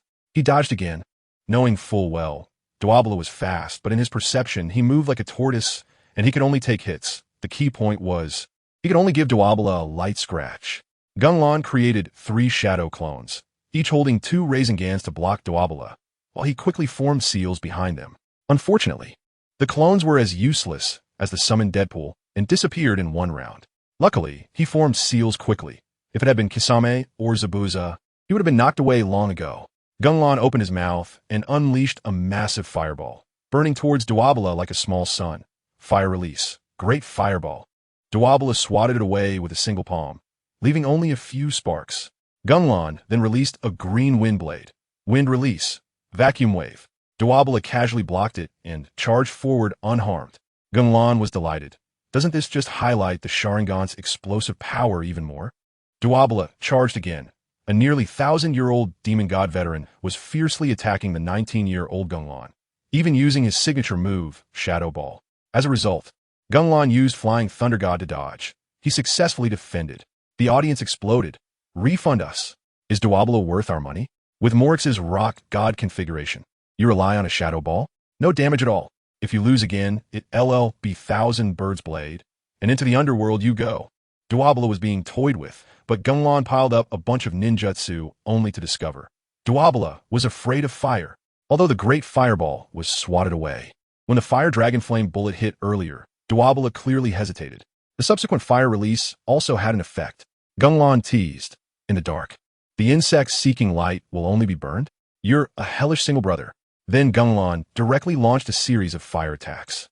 He used the great fireball from a distance, burned with ash pile up close, created distance to throw fire dragon flame bullet, and even combined it with earth dragon swamp. The two were entangled in the Kamui space for a long time. Gung Lan looked at the rapidly overheating Duabala and complained, "This won't do. I have the Sharingan, which is a kaleidoscope." Perceiving Duabala, who resembled a bull-headed Ichigo, he was troubled. Using a bunch of fire release only made Duabala more noticeable, which was useless. Gung Lan missed the Sharingan so much.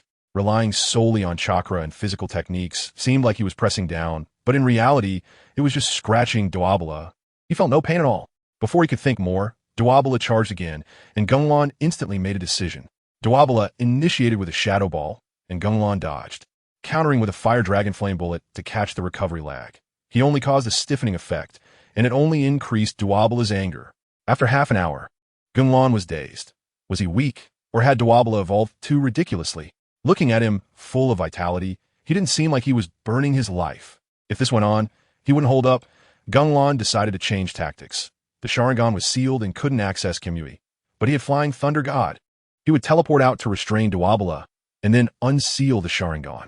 He was secretly pleased. This idea was too clever. Gung Lan dodged the attack and flashed to a distance. He had to find a coordinate. He released chakra like an explosion, while Duabala unleashed black mist. And Gung Lan formed seals. Wind release. Great breakthrough. The whirlwind blew away the black mist. Finding the right coordinate, he teleported out of the Kamui space and landed in the woods. Over half of his chakra was drained. Using Flying Thunder God to teleport from the Kamui space consumed so much chakra. Perceiving Teyvat, he thought he had to restore his Sharingan vision first. A blue dragon shadow flashed through his mind, and Gung Lan quickly found Andujia. It lay on a long stone, its 2-meter-long dragon form looking quite impressive. Upon seeing Gung Lan, it jumped up. "You finally came back." Seeing Gung Lan's eyes, Andujia was stunned. Why they turned gray? Gung Lan helplessly replied, temporarily blind. Andujia summoned the 3 little ones. "Go heal his eyes." The 3 little ones looked at each other, unsure if they could help. And Gung Lan didn't hold out much hope. Gung Lan pondered. Who in Teyvat had purification abilities? After thinking for a long time, he could only remember the Geo Archon, summoning the immortals, regretting not paying more attention to the plot. Anyway, Duabala couldn't turn the tide, so he decided to look around. When he encountered a silver rhino, he used 1,000 birds to pierce through it, proving that even without the Sharingan, he was strong, purely because Duabala was against the heavens. Just when Gung Lan thought about how to heal his eyes from Mondstadt to Susanoo, he suddenly sensed there was an elemental power reaction on his body. Gung Lan was puzzled. Is someone blessing me? Giving me a vision? But the War of the Gods hasn't ended yet. No, a terrifying guess suddenly emerged. Thousand birds flow.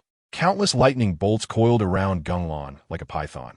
Even if he hurt himself, he still increased his output. Andujia looked at Gung Lan, who was self-harming, in confusion.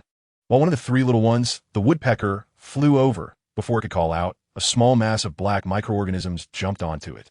The sound of bubbles bursting echoed, and the woodpecker instantly vanished.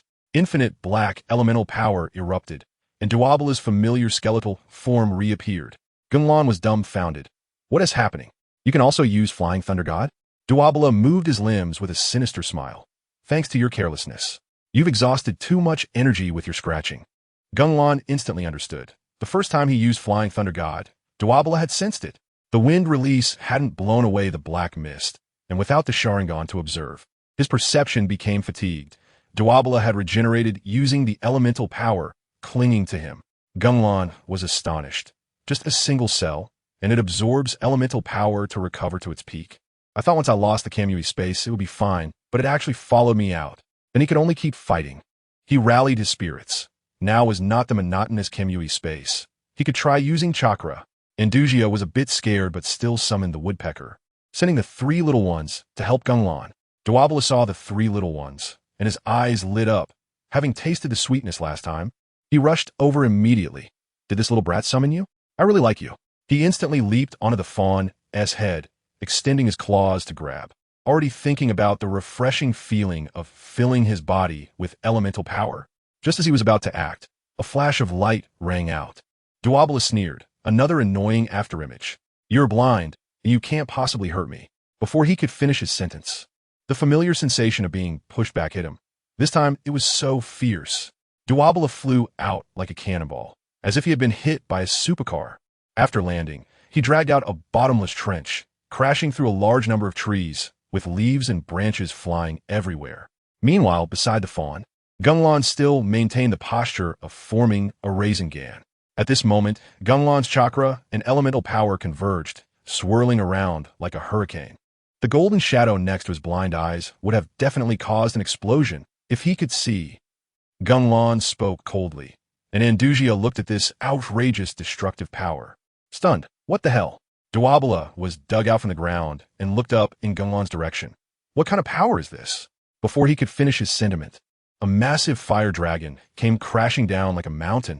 The fire dragon was vivid, its flames resembling a sea of fire, its scales glimmering with golden light.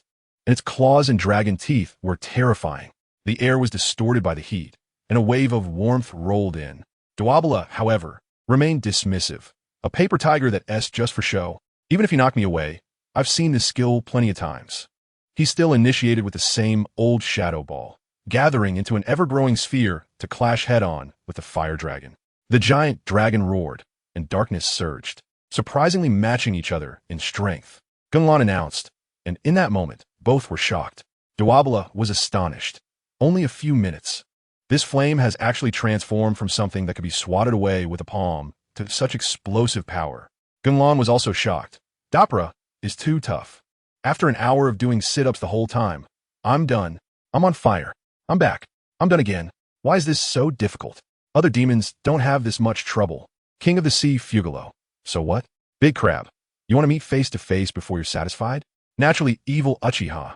Dapra shattered the fire dragon and aimed the fully charged super large shadow sphere at Gung Lan. Gung Lan prepared to use Flying Thunder God, and in the next second, both moved simultaneously. Gung Lan hand-sealed, and 4 shadow clones appeared amidst white mist, each performing the sage art, spiral sphere. The main body retreated to the back, turning into blue light and disappearing. The 4 clones charged at Dapra, who raised the shadow sphere, shooting countless black arrows in all directions, though it didn't cause significant destruction. The sky full of black arrows was incredibly oppressive. The clones charged forward, charging into the wind. I want to be my own hero. It was unclear whether the clones' intelligence had dropped or what, but they charged head-on. One must know, Gung Lan's sage body can withstand it. But the clones don't have that kind of endurance. A single hit would blow them up. Gung Lan complained. Without the Sharingan, my personality has returned to its true form. The Sharingan is like a switch. All 4 clones exploded, and Dapra couldn't find the main body, directly aiming at Andujia. Andujia was stunned. Why is this coming at me? Hurry and push the 3 little ones out. The three little ones looked at the terrifying attack, like being sent to fight Groudon, but they still held their ground. As a result, Dopera threw out the shadow sphere, enhancing it along the way. The three little ones were instantly intimidated. What are we fighting for when there's nothing to gain? They self-destructed into 3 puddles of water. Andujia was scared out of his wits, like he had seen a ghost. Help! Help! Help! Dopera kept a close watch on the wildly flying Andujia, pondering, should Gung Lan save him? If he saves him, the little dragon will eat the shadow sphere. If not, the little dragon will be gone, and then I'll fight Gung Lan. He even had a backup plan, throwing out a shadow sphere while charging another one internally, a sneak attack that would blow him up. Dopera heard a shimmering sound, the light that falls in darkness. You have nowhere to run. Sure enough, Gung Lan held the giant spiral sphere behind him. Dopera smirked, took a deep breath, and concentrated all his elemental power into one point. Dopera let out a low growl, and the compressed elemental power exploded instantly. The space seemed to tear apart, the deafening roar echoed, the energy shock wave spread, and the air was deformed. Dopera recalled the possible expression on Gung Lan's face and laughed, his sinister face becoming even more terrifying. Killing 2 birds with 1 stone.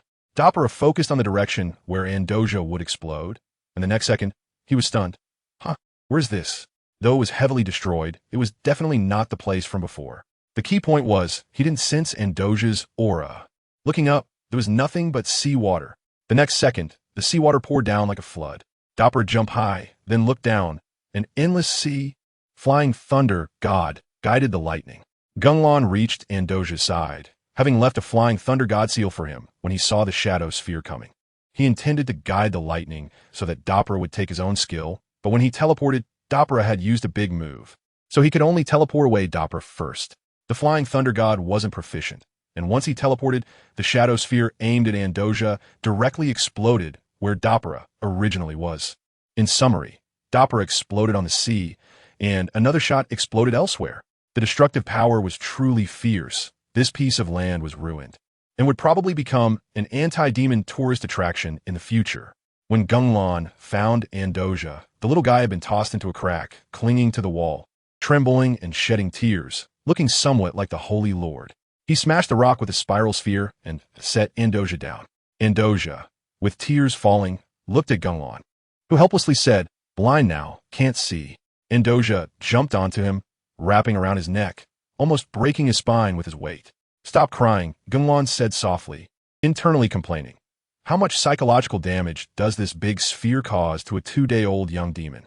Andujia clung to him tightly, unsure if it was a survival instinct or a bloodline awakening.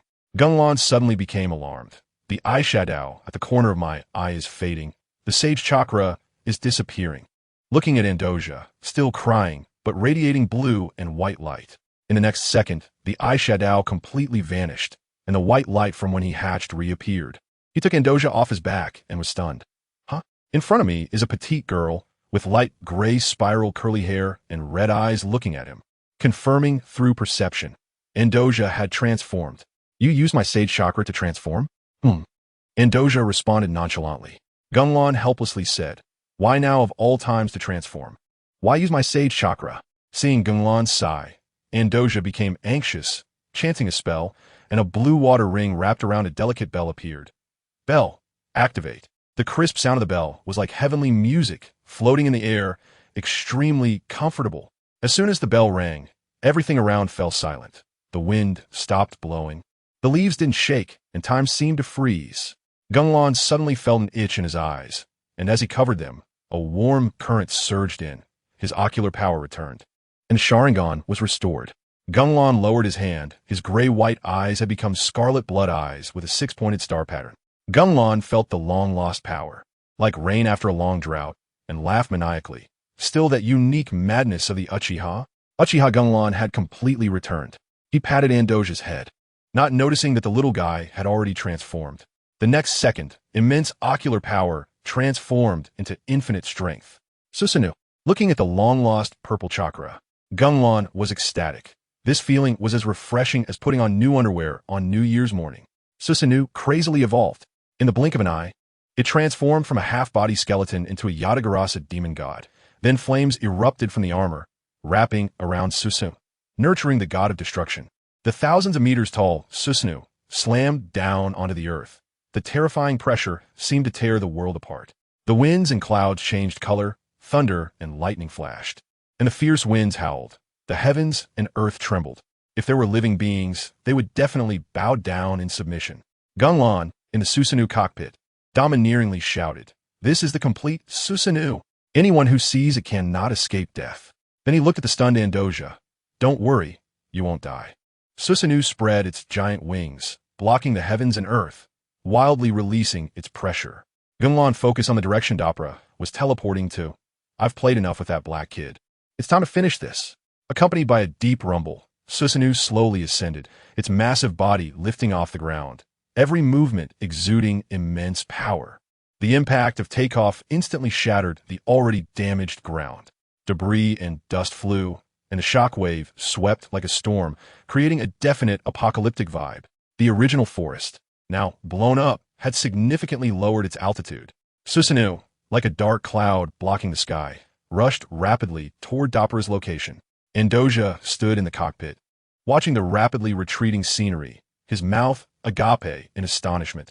So powerful. At that moment, Dopra had just repaired the explosion wounds, bent over gasping for breath. The price of burning his essence was coming. If he didn't revert to his original form soon, he would burn himself out. Dopra felt frustrated. The power gained at the cost of my life can't even shake Gung Lan. Clearly sealed the opponent's most important ability, yet can't hurt him at all. If this continues, I'll only end up sacrificing my life. He pondered. First, kill that weak young demon. Then I'll definitely succeed. Ami was still waiting for him, not knowing whether Akuta had taken Ami to a safe place. But he was completely unaware that the situation had already turned around. Gung Lan, who had been blind before, could still fight back and forth with the fully powered Dopra in 3 stages, and now with the Sharingan restored, Gung Lan wasn't holding back. His anger at full throttle. How many rounds could Dopra last? If Dopra had known, he would definitely have shouted, "Fighting the complete Gung Lan? Are you kidding? I'll die." He thought Gung Lan was blind, but when he sensed that terrifying presence rushing toward him at high speed, he panicked instantly. He looked warily in that direction, and just sensing that power made his body tremble uncontrollably. Dopra wasn't stupid. He knew it was coming to beat him up, so he hurriedly released black mist for self-protection. From sensing to defense, it was done in the blink of an eye, but the black mist hadn't finished releasing. Suddenly, a suffocating, strange power rolled in like a giant wave. Dopala suddenly blanked out, unable to control his thoughts. At that moment, the seemingly indestructible Dopala was unexpectedly swept away by a fierce wind, like a fragile plastic bag. His body flew like a kite with a broken string, splashing through the waves and shooting towards the sky. A loud bang echoed as Dopala crashed onto the sea mountain, embedding himself into the rocks. His brain went completely offline, feeling nothing but a buzzing sound reminding him that he was still alive. After a while, he transformed into black mist and drilled down from the sea mountain, landing on the ground in a state of uncertainty about his life or death. Dopala felt the sky darken as no sunlight shone on him.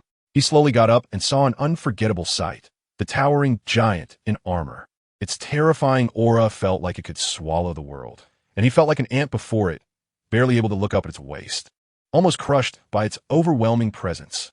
Having just expended a massive amount of life force to survive, now he could no longer sustain his elemental power, and Dopala reverted back to his original leopard form. The high-end demon god burned its essence, but was brought to the brink of death, surviving only by overextending its life. This showed just how terrifying Gung Lan was. Seeing the color of the giant, Dopala realized the scheme had failed. Gung Lan had restored his Sharingan. He was doomed but still strained to look up, wanting to clearly see this immense power. Gung Lan's voice echoed like a divine sound. Without the Sharingan, you see me as a frog in a well looking at the moon. With the Sharingan, you see me as an ant looking up at the sky. Dopala was nearly suffocating. He burned his life force, and even Gung Lan in a weakened state was beyond him. Now that Gung Lan was at full strength, how could he fight? Andujia looked at Gung Lan's indifferent profile and exclaimed, "So cool. I want to do something like this too." Seeing that Dopala had lost his will to resist, wishing only for death, Gung Lan, having been entangled for so long, decided to grant him a dignified death. In an instant, Susanoo slowly raised its hand and grasped the sword hilt at its waist, the suffocating power bursting forth, radiant purple chakra gathering like a torrent around the sword sheath. The chakra continued to gather, and the sword began to tremble, as if it were trying to break free from its restraints. Just as Susanoo was about to draw the sword, countless sharp blades of light erupted from the sword seam, cutting through space, each ray concealing world-destroying energy, enough to instill fear in anyone watching. This was Susanoo's strongest skill, without lightning release, without adding earth command, purely the strongest single-target killing technique. Susanoo slash. Susanoo drew the sword like lightning, and in an instant, the world changed color, the sun and moon reversed, and time and space seemed to be torn apart. The long sword was drawn, and unparalleled power erupted. The sword body shimmered with cold light, and countless sword chi intertwined into dazzling blades of light, like a giant dragon breaking through the void, rushing forth with the might to destroy the heavens and the earth. In the blink of an eye, the blade of light reached .What, too fast to react, almost impossible for the naked eye to capture. But as the blade of light passed through the spot where .What stood, everything changed. The ground shattered into countless pieces, dust flying, smoke billowing, and the air distorted by energy. And .What had completely vanished, as if he had never existed. In an instant, the world seemed to be paused. The fierce wind stopped, the waves calmed, time froze. All sounds and breaths disappeared, leaving only a dead silence that sent shivers down one's spine. But after that eerie silence, there was no movement. This earth-shattering strike seemed to erase everything, leaving not even a trace. What was once a place of life now resembled a phantom dream, both frightening and bewildering. Gung Lan looked at Susanoo's destructive power with great satisfaction. This strike, very few on this continent could withstand. After Doppela's death, the demon god self-destructed, and Gung Lan had no time to look back, activating Susanoo to fly back to the shore, showing Doppela the utmost respect, but at a great cost. In the forest ruins, a little girl with colorful light appeared. Little bird, what happened here? Her voice was like a little bird singing. Ami, I told you not to come. Why didn't you listen? Doppela told us to hurry and escape. It was the missing Akuta. Earlier, Akuta had nearly died from Amaterasu's flames, using the Sea King's escape skill to save herself, but had exhausted too much elemental power and almost fainted. She was originally the weakest functional demon god, surviving at a high-end level without perishing, indicating Gung Lan had underestimated her. Doppela had brought Akuta along when escaping the divine space, and Akuta had used regeneration to survive again. Doppela instructed Akuta to take Ami to safety while he focused on the fight. Akuta had exhausted too much and collapsed in the barren land, possessing Ami in an attempt to escape, but Ami's will was too strong, a critical point, and instead, it was Ami who controlled the thoughts while Akuta became the tail beast's outer shell. Ami ignored the advice and, using Akuta's perception, sensed the remnants of the war site. Though she couldn't see it, she still sighed. The destructive power is too immense. Standing in the ruins, Ami's perception swept over the devastation. By relying on the possession, she could sense the purple elemental power like a veil spread across the ground, still flowing and exuding an eerie aura. Akuta, ignoring her daze, seized control and attempted to flee. Doppela's elemental power was gone. He must be done for. This purple energy belonged to Gung Lan. Akuta panicked. Gung Lan will definitely crush us and then show off. She was purely supportive, her combat power comparable to the salt god, and with Doppela gone. What did she do? Just as she seized control, a suffocating aura pressed down. Ami and Akuta's minds buzzed instantly. Akuta shouted urgently, Ami, run! Hurry! Little bird, my legs one team move. Akuta focused and was instantly alarmed. Ami's body trembled like a leaf in the wind, her legs too weak to support her. Collapsing to the ground, every cell in her body shaking. It was over. Akuta's mind was filled with these two words. She had never faced Gung Lan head-on, nor had she seen Gung Lan in full power. At this moment, the skies seemed to suddenly darken. Ami lowered her head, feeling as if it had suddenly become night. Ami had always been blind, having lost her sight due to the villagers when she was young. In front of her was only a pitch-black void until Akuta possessed her, allowing her to see different colored elemental powers for the first time. But in the next second, an alarmingly intense perception surged, a dangerous aura rapidly approaching from behind. The overwhelming purple elemental power, sweeping in like a tidal wave, capable of destroying everything. Akuta, who could see, was directly stunned, more shocked than Doppela had been upon seeing the complete Susanoo. You're still alive? Little bird's demon god. Gung Lan stood in the crystalline edge of Susanoo's head. Looking down, he had sensed familiar elemental power from the old battlefield, and upon investigation, found it identical to that of the previous bird. Surprised that Akuta could survive Amaterasu, he flew to the coast in Susanoo, only to see a little girl in a black dress, but that elemental power could not be mistaken. Had it taken human form? As Gung Lan spoke, Susanoo raised its hand. Akuta looked at the trembling Ami, gritted her teeth, and made a decision. In an instant, a burst of colorful elemental power erupted, and a giant bird flew out from the girl, entirely colorful like a phoenix, with its tail feathers shimmering and wings scattering starlight. Ami, hurry! I'll hold him off. This was her bravest decision in life, betting everything and burning her life to fulfill her dear friend's wish. Gung Lan watched this scene, somewhat confused. Is this possession? Then he fixed his gaze on the colorful phoenix in the sky. I am Akuta, the demon god of the flower forest, the god of illusions. Bring it on. Akuta cried out, her momentum skyrocketing. Ami also reacted quickly, rushing to escape. Boom! A huge sound erupted as Akuta, accompanied by countless feathers, crashed to the ground. The colorful feathers raining down like a storm. Andujia in the cockpit looked at the beautiful feathers, her eyes filled with little stars. Akuta lay on the ground, dazed, so strong. With just one strike, the strongest form was shattered. Fragments of memories flashed in her mind, being born in a forest of colorful dreams.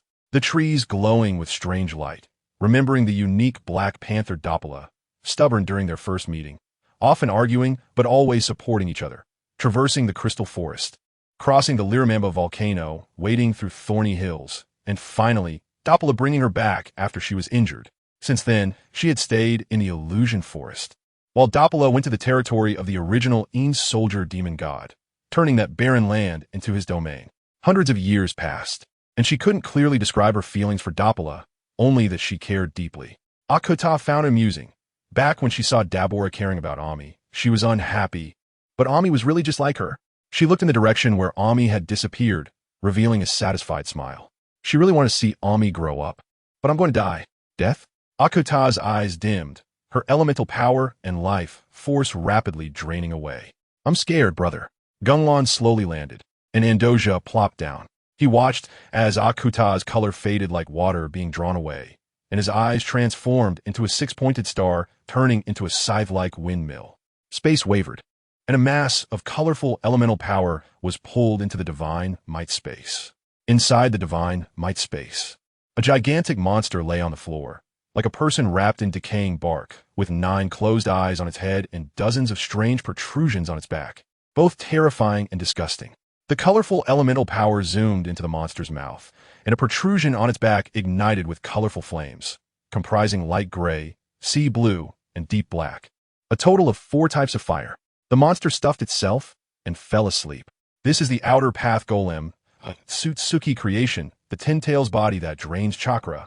Previously, when Gung Lan smashed Dabura, he had noticed the golem crazily gnawing at the divine might floor, making an enormous noise. Gung Lan lost some chakra, and the back of the golem had 3 types of fire.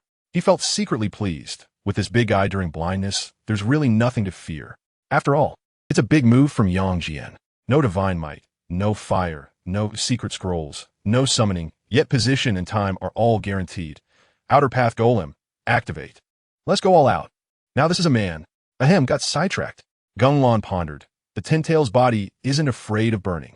Would replenishing the flames turn it into the 10 tails? Even without tailed beasts, if it could really happen, that would be explosive. But he was also confused. How could the golem be 1,000 meters big if it evolved into the 10 tails? Wouldn't it have to shoot Teyvat's landmark to summon tailed beast jade? Gung Lan pulled back his thoughts. The demon god's self-destruction attack was coming. The illusion erupted, and things began to change wildly. He lightly clapped his hands, and the surroundings immediately calmed down. Your abilities are extremely explosive against other demon gods, but you encountered me. I will never forget you in my life. Gung Lan looked in the direction Ami had run, and with a whoosh, he disappeared. Andujia shouted anxiously, I haven't gotten on the car yet. Ouch. Ami fell to the ground, touching her calf. It's blood. Without the elemental power coating, she turned back into the blind little girl, stumbling away. Luckily, the area nearby had been bombed barren. Otherwise, she would have fainted long ago.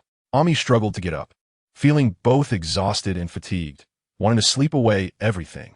Scenes of playing with the big black panther flashed in her mind. Leaning on its warm fur felt so comfortable. But now, the black panther was missing. The sweet-voiced sister had been captured, and her companions outside the castle were also gone. Everything was heading in the worst direction. She instantly felt like she was back in the hellish life of her childhood. Tears, named pain, fell down. Tear glands shooting tea grow on the eyeballs. She stumbled and continued to run, wanting to return to the castle. Surely the big black panther was there to find it and rescue her sister. But just as her thoughts broke, the familiar, suffocating feeling hit her again. Ami wanted to escape, but found her legs felt like they were filled with lead. Unable to move at all, the suffocating feeling, accompanied by footsteps, approached, and Ami trembled all over. It was the instinctive fear of a living being. The footsteps grew closer. She couldn't even turn her head. The next second, a warm flow like a hot spring flowed in her body, like spring sunshine, touching her all over, incredibly warm. She closed her eyes to enjoy it. This feeling was like leaning against the soft fur of the black panther. The warm flow spread, her body became light, as if being lifted, and she couldn't help but let out a satisfied moan. Suddenly, she felt her eyes itch, rub them, and open them again. Unbelievable. Her vision was no longer pitch black, but a world full of colors. She could see with her eyes. Although it was a bit uncomfortable, she staggered a bit, but was bursting with excitement. After more than a decade, she could finally see things, and it was so clear. She looked towards the source of the breath. It was a super handsome brother, just like me. Looking again at the brother's eyes, the red was super beautiful. But the next second the world spun, and Ami's thoughts were severed. When her consciousness returned, she found herself in a small village, sitting on a straw mat, surrounded by ancient wooden walls. She got up and looked around, enjoying the feeling of being able to see. A knock on the door sounded, followed by someone shouting, "Ami, come out quickly. The village chief is looking for you." A burly man broke in through the door, tossing aside the smashed door panel, with an awkward smile. "Sorry. Too strong." He grabbed Ami's thin arm and pulled her outside.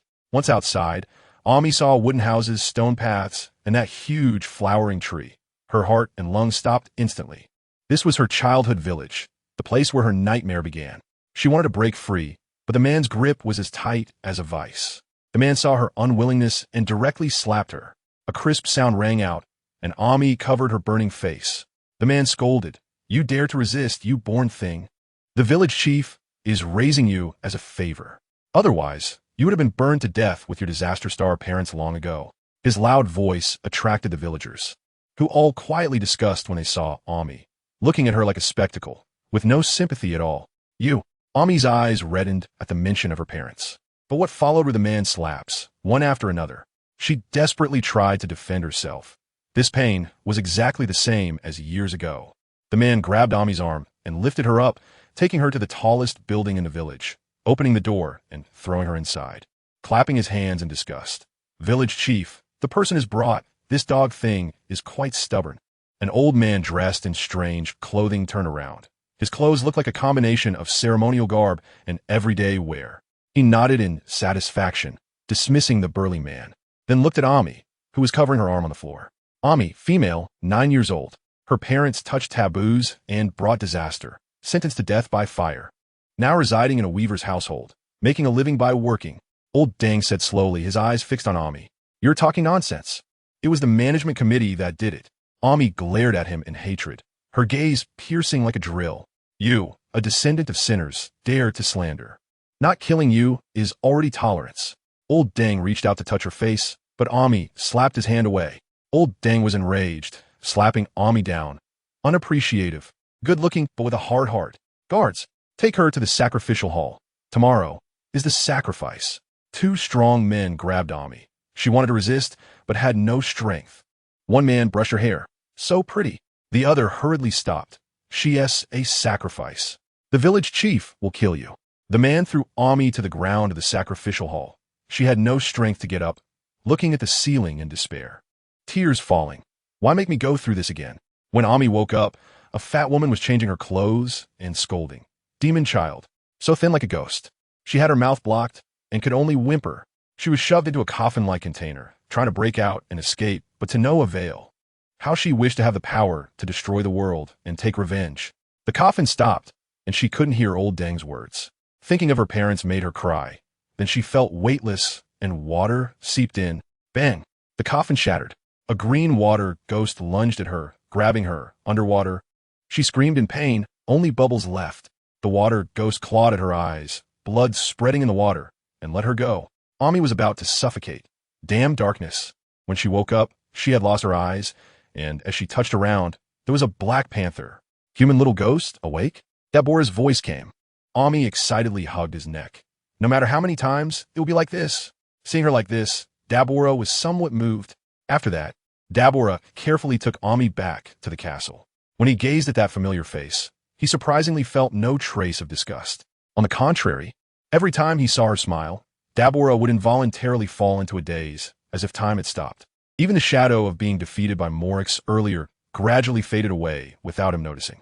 To take care of Ami, Dabora clumsily learned how to raise a child, imitating feeding her, paying attention to every detail, afraid of making a mistake. Ami felt warmth, experiencing love again after surviving a disaster, leaning against Dabora's embrace. But good times always have an end. Ami woke up, she could see. Before she could feel happy, she found herself lying on the fur of the Doppela, and there was a big bird in the castle. It was clearly the voice of that beautiful sister. She heard the two of them talking about the southern forest and an impressive man, guessing that the sister was asking Leopard for help. Suddenly, old memories came flooding back. The missing leopard, the sister, the suffocating existence. A frightening thought emerged. She ran with the twin gods, but in her spirit form. She couldn't catch up. After running for a long time to the coast, she saw Leopard in that man in the distance, trying to comfort herself that Leopard could win. But she was extremely scared. Just as she got closer, the deafening cries of countless birds pierced her ears and heart. That man held blue lightning, piercing through Leopard's body.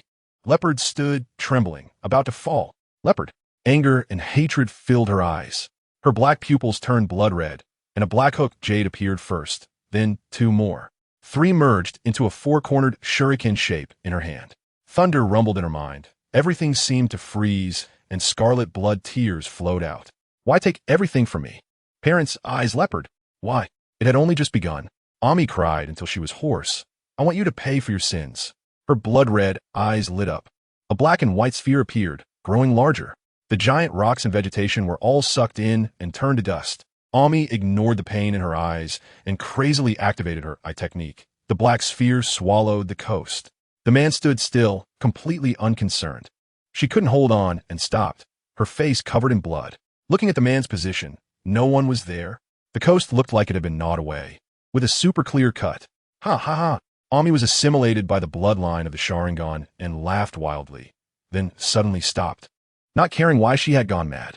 Touching the Doppela's fur was still soft, but she cried, "Why don't you touch my head anymore?" Tears mixed with blood tears flowed down. A sense of crisis struck. She urged her eyes, and a black skeletal frame appeared. She stood in front of the Doppela's corpse, protecting it as he had once protected her. Then she heard applause, and the dizzying sensation returned. She tried to resist, but was instantly crushed. Ami opened her eyes again, only to find herself on the path she had fled before. As soon as she opened her eyes, countless powers surged madly into her eyes. She suddenly turned around and just happened to meet that man. Gung Lan looked at Ami with great satisfaction. I didn't expect this little girl to have such a past. It was right to give her the Sharingan. It was a pity she was blind, but she directly opened the kaleidoscope. Her talent exploded. Gung Lan stretched out his hand, and Ami was stunned. She had never seen him in the illusion. Who are you? How far can your eyes see? What nonsense? Ami's emotions exploded. Hearing revenge, she urgently shouted, Do you know about Leopard? Where is he? Ami activated the kaleidoscope, her aura freezing the air as she charged forward. Gung Lan's eyes turned into a six-pointed star, and his imposing aura made her stop. Just like my eyes, but too strong. Ami covered her eyes. Bleeding tears. I lost in one glance. How can he be so strong? Gung Lan chuckled. Come find me again when you have eyes like mine. After saying that, he disappeared, and Ami collapsed, gasping for breath. Pay attention. Gung Lan returned to his original position with divine power, not seeing Andujia. Did he go find me? Sensing the demonic level elemental power, Andujia was actually nearby. The fighting spirit ignited instantly, just in time to stretch my muscles. With Gung Lan's speed, he arrived at the destination in an instant, a lush forest with a flattened coast in the distance. Andujia sat obediently on a rock, beside a young man leaning against a tree. His brows and eyes were like swords, holding a pure white longsword with his eyes closed. The young man opened his eyes, and the blue color pierced Gung Lan's senses. Your esteemed name? Uchiha Gung Lan. Gung Lan's elemental power spread, his tone extremely cold. State your purpose. The young man smiled. That flat land was created by you? Gung Lan nodded. The sword demon Sod has come to seek guidance. Sod held his sword, ready to strike. Oomph. Gung Lan's elemental power exploded into a storm and crashed toward Sod. Sod was super excited. I just wanted to see this. He wanted Gung Lan to take the first shot as an apology. Next, high energy. Sod was shaken by the storm to the point he couldn't open his eyes. Suddenly his body shook. Gung Lan flashed in front of him with blue and white lightning, his blood-red eyes like a fierce beast hunting prey. Sod was momentarily stunned by the pressure of the aura. Just that moment of distraction, he was directly sent flying, with trees shattering along the way. He quickly stood up, looking down at the blood dripping from his arm, then quickly recovered. The recovery ability of a demon lord was impressive and very strong. Sod was stunned. Gung Lan's speed just now. He didn't even perceive the sword intent. His brain didn't react before being sent flying. This speed was terrifying. Not even the demon of the gale had such an explosive power. He quickly adjusted his formation, deciding to take the initiative. The long sword in his hand suddenly burst with white light, like a bright moon. He swung the sword in an arc, and in an instant, several huge white swords appeared out of thin air, rapidly circling around him. The cold light was imposing and highly intimidating. Bestow sword guardian, 4 directions calm, stop. The white swords transformed into streams of light, rushing towards Gung Lan's previous position. But Gung Lan stood arrogantly in place, waiting for Sod's counterattack. I thought this blow could crush you. Sod laughed. It can't be that easy. I'm not done yet. Go. Several white swords swiftly stabbed towards Gung Lan. But when the white swords struck Gung Lan, they passed right through him. He seemed non-existent. Pay attention. Gung Lan's eyes in the kaleidoscope transformed into a giant windmill with 3 sides, locking on his Sod's head. Sod panicked in an instant, feeling as if a mountain was pressing down on him. The breath of death suddenly tightened around his throat. He dared not hesitate. Waving his hands, countless white lights transformed into giant white swords surrounding him, forming a solid defense to protect himself. But Gung Lan directly used spatial ability to open a round hole right in front of Sod, instantly appearing before him. Gung Lan held blue and white thousand birds burning with black flames, stabbing straight at Sod. Sod broke into a cold sweat, hurriedly swinging his sword to block, barely managing to defend. With a loud crash, the black flame thousand birds struck the sword, the power not diminishing, continuing to push. Sod was pushed out of the sword formation by this force, flying back in a panic. Gung Lan turned in the air, quickly forming seals with one hand. In an instant, giant fireballs appeared out of thin air, the scorching airflow like meteors smashing towards Sod, igniting the air in their path. Next, high energy. Sod reacted super quickly, forming hand seals like the double-barreled shotgun of the Eagle Brother. Several dazzling white swords appeared out of thin air, like meteors streaking across the sky, rushing towards the fireballs. Each sword was incredibly fierce, as if they could tear apart the void. The white swords swiftly pierced through space, arriving next to the fireballs in an instant, easily piercing through the red-hot fireballs. The next second, the sky exploded with a shocking explosion. Each fireball was like a powder keg. The energy intertwining triggered a chain reaction, exploding into a brilliant flower of flames. The entire sky was illuminated like fireworks blooming simultaneously, extremely spectacular. The shockwave from the explosion whipped up a fierce wind, stirring the surrounding air into chaos. Sod took a deep breath, mobilizing elemental power to stabilize his form suspended in midair, the long sword in his hand bursting with strong light. Shining like the sun, he gripped the sword and quickly swung it towards Gung Lan, each swing producing a sharp sword energy. Dense sword energies swarmed like a pack of ferocious dragons, clawing at Gung Lan. Flying sword style, 100 Dragons Feast, Wild Dance. This wide-range attack. Gung Lan took one glance and directly activated divine power to become ethereal. He effortlessly passed through the wave of sword energy. But you would never guess. Those sword energies seemed to have spirit, actually changing direction and flying back towards Gung Lan.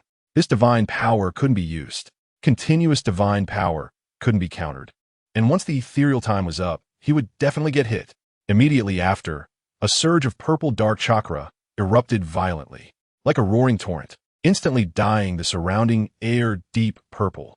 The skeletal Susanoo quickly evolved into a complete Susanoo, becoming an indestructible barrier, steadily blocking all sword energies. But those sword energies were undeterred, like a swarm of locusts, crazily crashing towards Susanoo.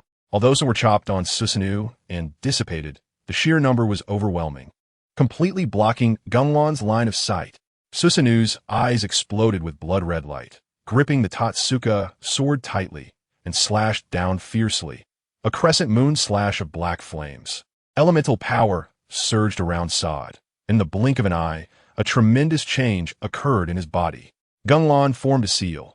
3 clouds of smoke appeared, and 3 clones identical to him appeared in the middle of Susanoo. The 4 Gung Lan exchanged glances, and the kaleidoscope transformed into dual divine might, each phasing out of Susanoo.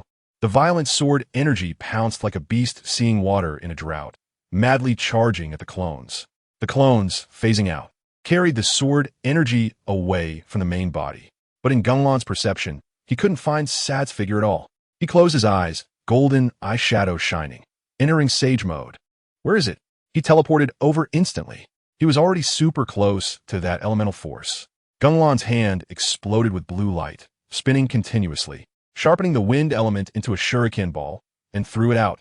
Sage art. Wind release, spiraling shuriken. The blue sphere hit its target, causing a massive explosion. Gung Lan stared at the sky. Is Sad's elemental force still there? Did it block this? Next, high energy. A sound of sword humming resonated like celestial music from the ninth heaven. Blue and white light streaking across the sky like stars. This beam of light directly shattered the explosion, its residual force charging towards Gung Lan. Gung Lan's kaleidoscope first turned into a hexagram, and the next moment transformed into a 3-bladed windmill. Kawe. The white light pierced right through. The divine might phasing out was too effective. Gung Lan caught sight of a white figure, his mouth curling in disdain. Suddenly, a flash of white light appeared on the right side, a strong sword intent sweeping in, as if to tear the world apart. But the slashing attack went right through his body. Gung Lan looked at Sad, previously dressed in a white robe like a celestial hero, now wrapped in white elemental force like a windbreaker, white hair fluttering in the wind. The white sword hovered nearby, like a servant waiting for orders. Behind Sad, several white swords circled around, slightly trembling and releasing a sharp aura, seemingly eager for battle, waiting for Sad to summon them. This appearance was undoubtedly the yellow ape's white sword-wielding form. Gung Lan stood firm, his gaze locked on his Sad, clearly sensing the other's elemental force like an endless abyss. Sad's aura distorted the air, an invisible pressure like a sharp sword, making him somewhat uncomfortable. Gung Lan was not the least bit flustered. This was high-end combat power among demon gods, more explosive than Doppler's power, with extremely aggressive attacks. After all, divine might phasing out could last 10 minutes, and he could stand there taking hits without a scratch. Sad was momentarily stunned when his sword missed. My elemental burst speed is invincible. How could he dodge? Could it be a void-type ability? He muttered to himself, and white light instantly erupted around him in the form of flying swords. The sword intent danced like wind, the sword blades flashing cold light like meteors. The air was stirred up into a violent storm, the sword shadows intertwining into a brilliant sword painting. The flying swords surged into a sea of swords like a flood, blocking out the sky. Incredibly shocking. Gung Lan activated his Sharingan to see clearly. Wow, this is the return of 10,000 swords, right? So cool. Instantly transported back to his youthful, middle school fantasies. I have a sword. Sad's voice came from the sea of swords, pulling Gung Lan's thoughts back. With such a long preparatory motion, if Gung Lan erupted, even Sad with tens of thousands of lives couldn't withstand it. But Gung Lan remained motionless. What guy could resist the grand scene of 10,000 swords descending from the heavens? Open the heavens, Sad shouted, and Gung Lan exclaimed. So cool. I have to learn swordsmanship too. He floated before the sea of swords like dust. But who was the insect? It was still uncertain. Gung Lan's eyes, through the kaleidoscope, instantly changed to a hexagram, shining bright red. Go! Sad controlled the sea of swords. Countless cold light swords pouncing like a giant dragon. Cloud sword style, 10,000 swords break. The sharpness of a sword stung his eyes. Countless flying swords rushed in like a meteor shower, densely packed and ready to tear him apart.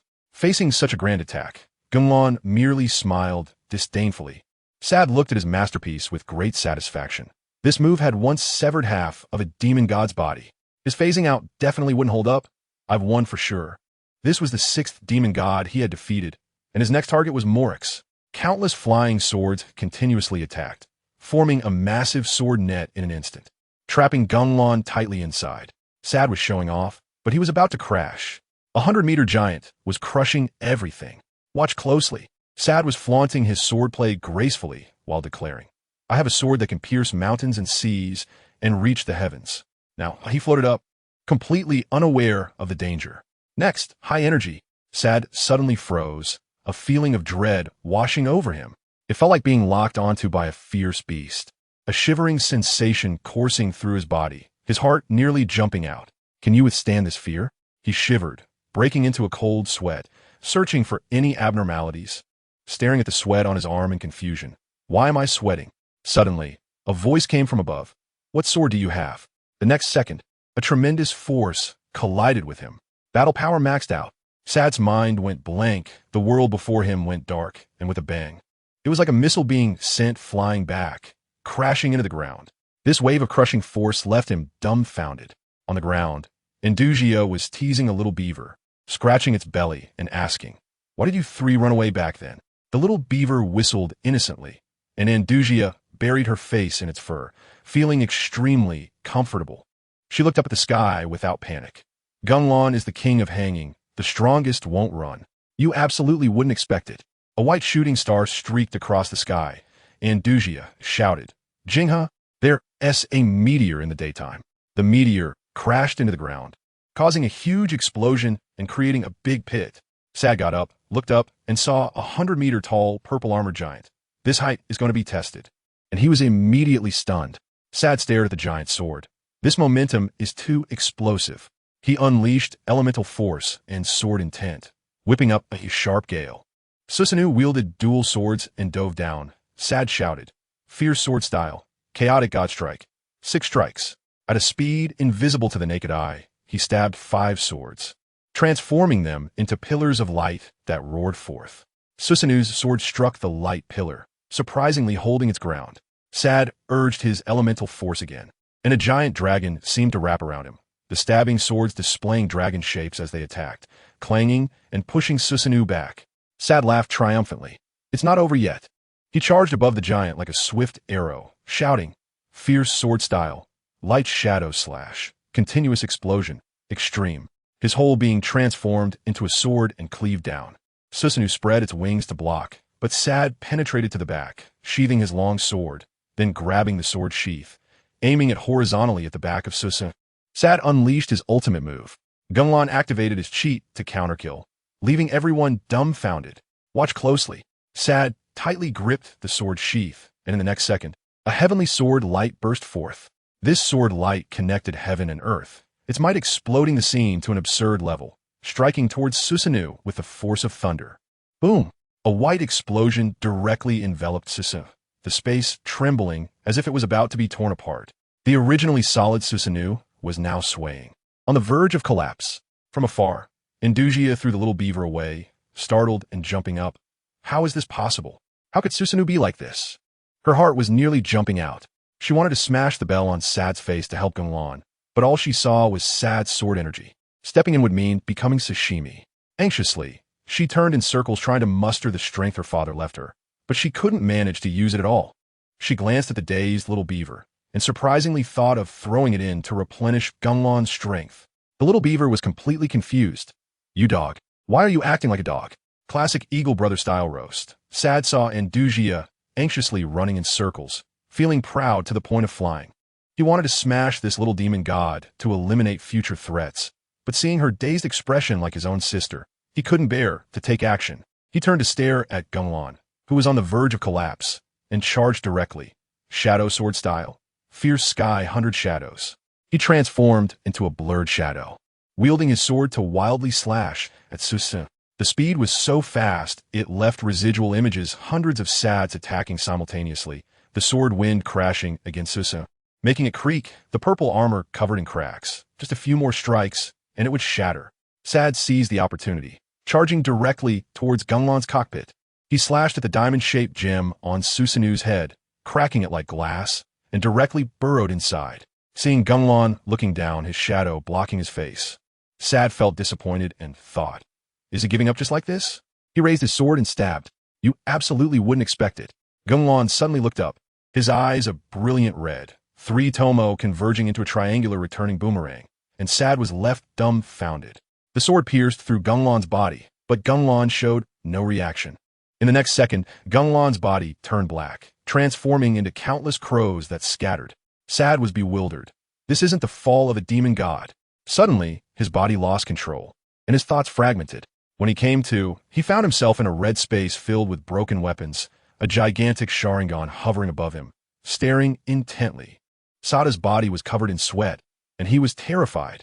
The red light and shadow retracted, returning to Gung Lan's eyes, still that triangular boomerang. Gung Lan stared at the dazed Sad and casually said, "Foolish person, immerse yourself in the illusion of the kaleidoscope Sharingan." He raised his hand and tapped Sada's forehead, directly controlling him. Next to them, Andujia looked confused, completely not understanding the situation, and asked curiously, "Why did he just say he wanted a duel, and then just stand here motionless?" Gung Lan was using illusion. Sad was beaten into a daze. Andujia was super proud, of course. Gung Lan and I are the best friends. We were waiting for Gung Lan with Sad, and as soon as Gung Lan arrived, Sad said he wanted a challenge, and then froze. Gung Lan calmly replied, "It's an illusion. He lost from the very beginning." Andujia asked curiously, "Is an illusion just a technique that creates hallucinations?"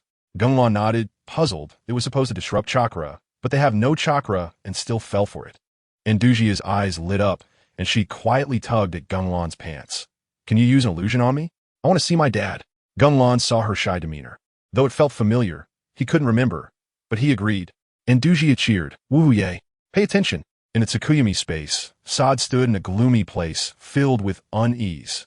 The ground shook as if it would collapse, and there was a feeling of countless eyes staring at him. He held his weapon in vigilance when suddenly a golden object pierced the ground. Sad immediately raised his sword, only to see a handsome guy with blonde hair appear, sapphire eyes, wearing a green vest, picking up a short knife from the grass, and striking a pose while asking in Japanese, "Did I arrive late?" Sad was instantly baffled. What language is that? Is it Teyvat's language? Next came the high-energy part. Aoshi charged directly, moving so fast that he left after images. Sad recognized him as a strong opponent, unleashing white elemental power all around, slashing with sword energy to clear the way.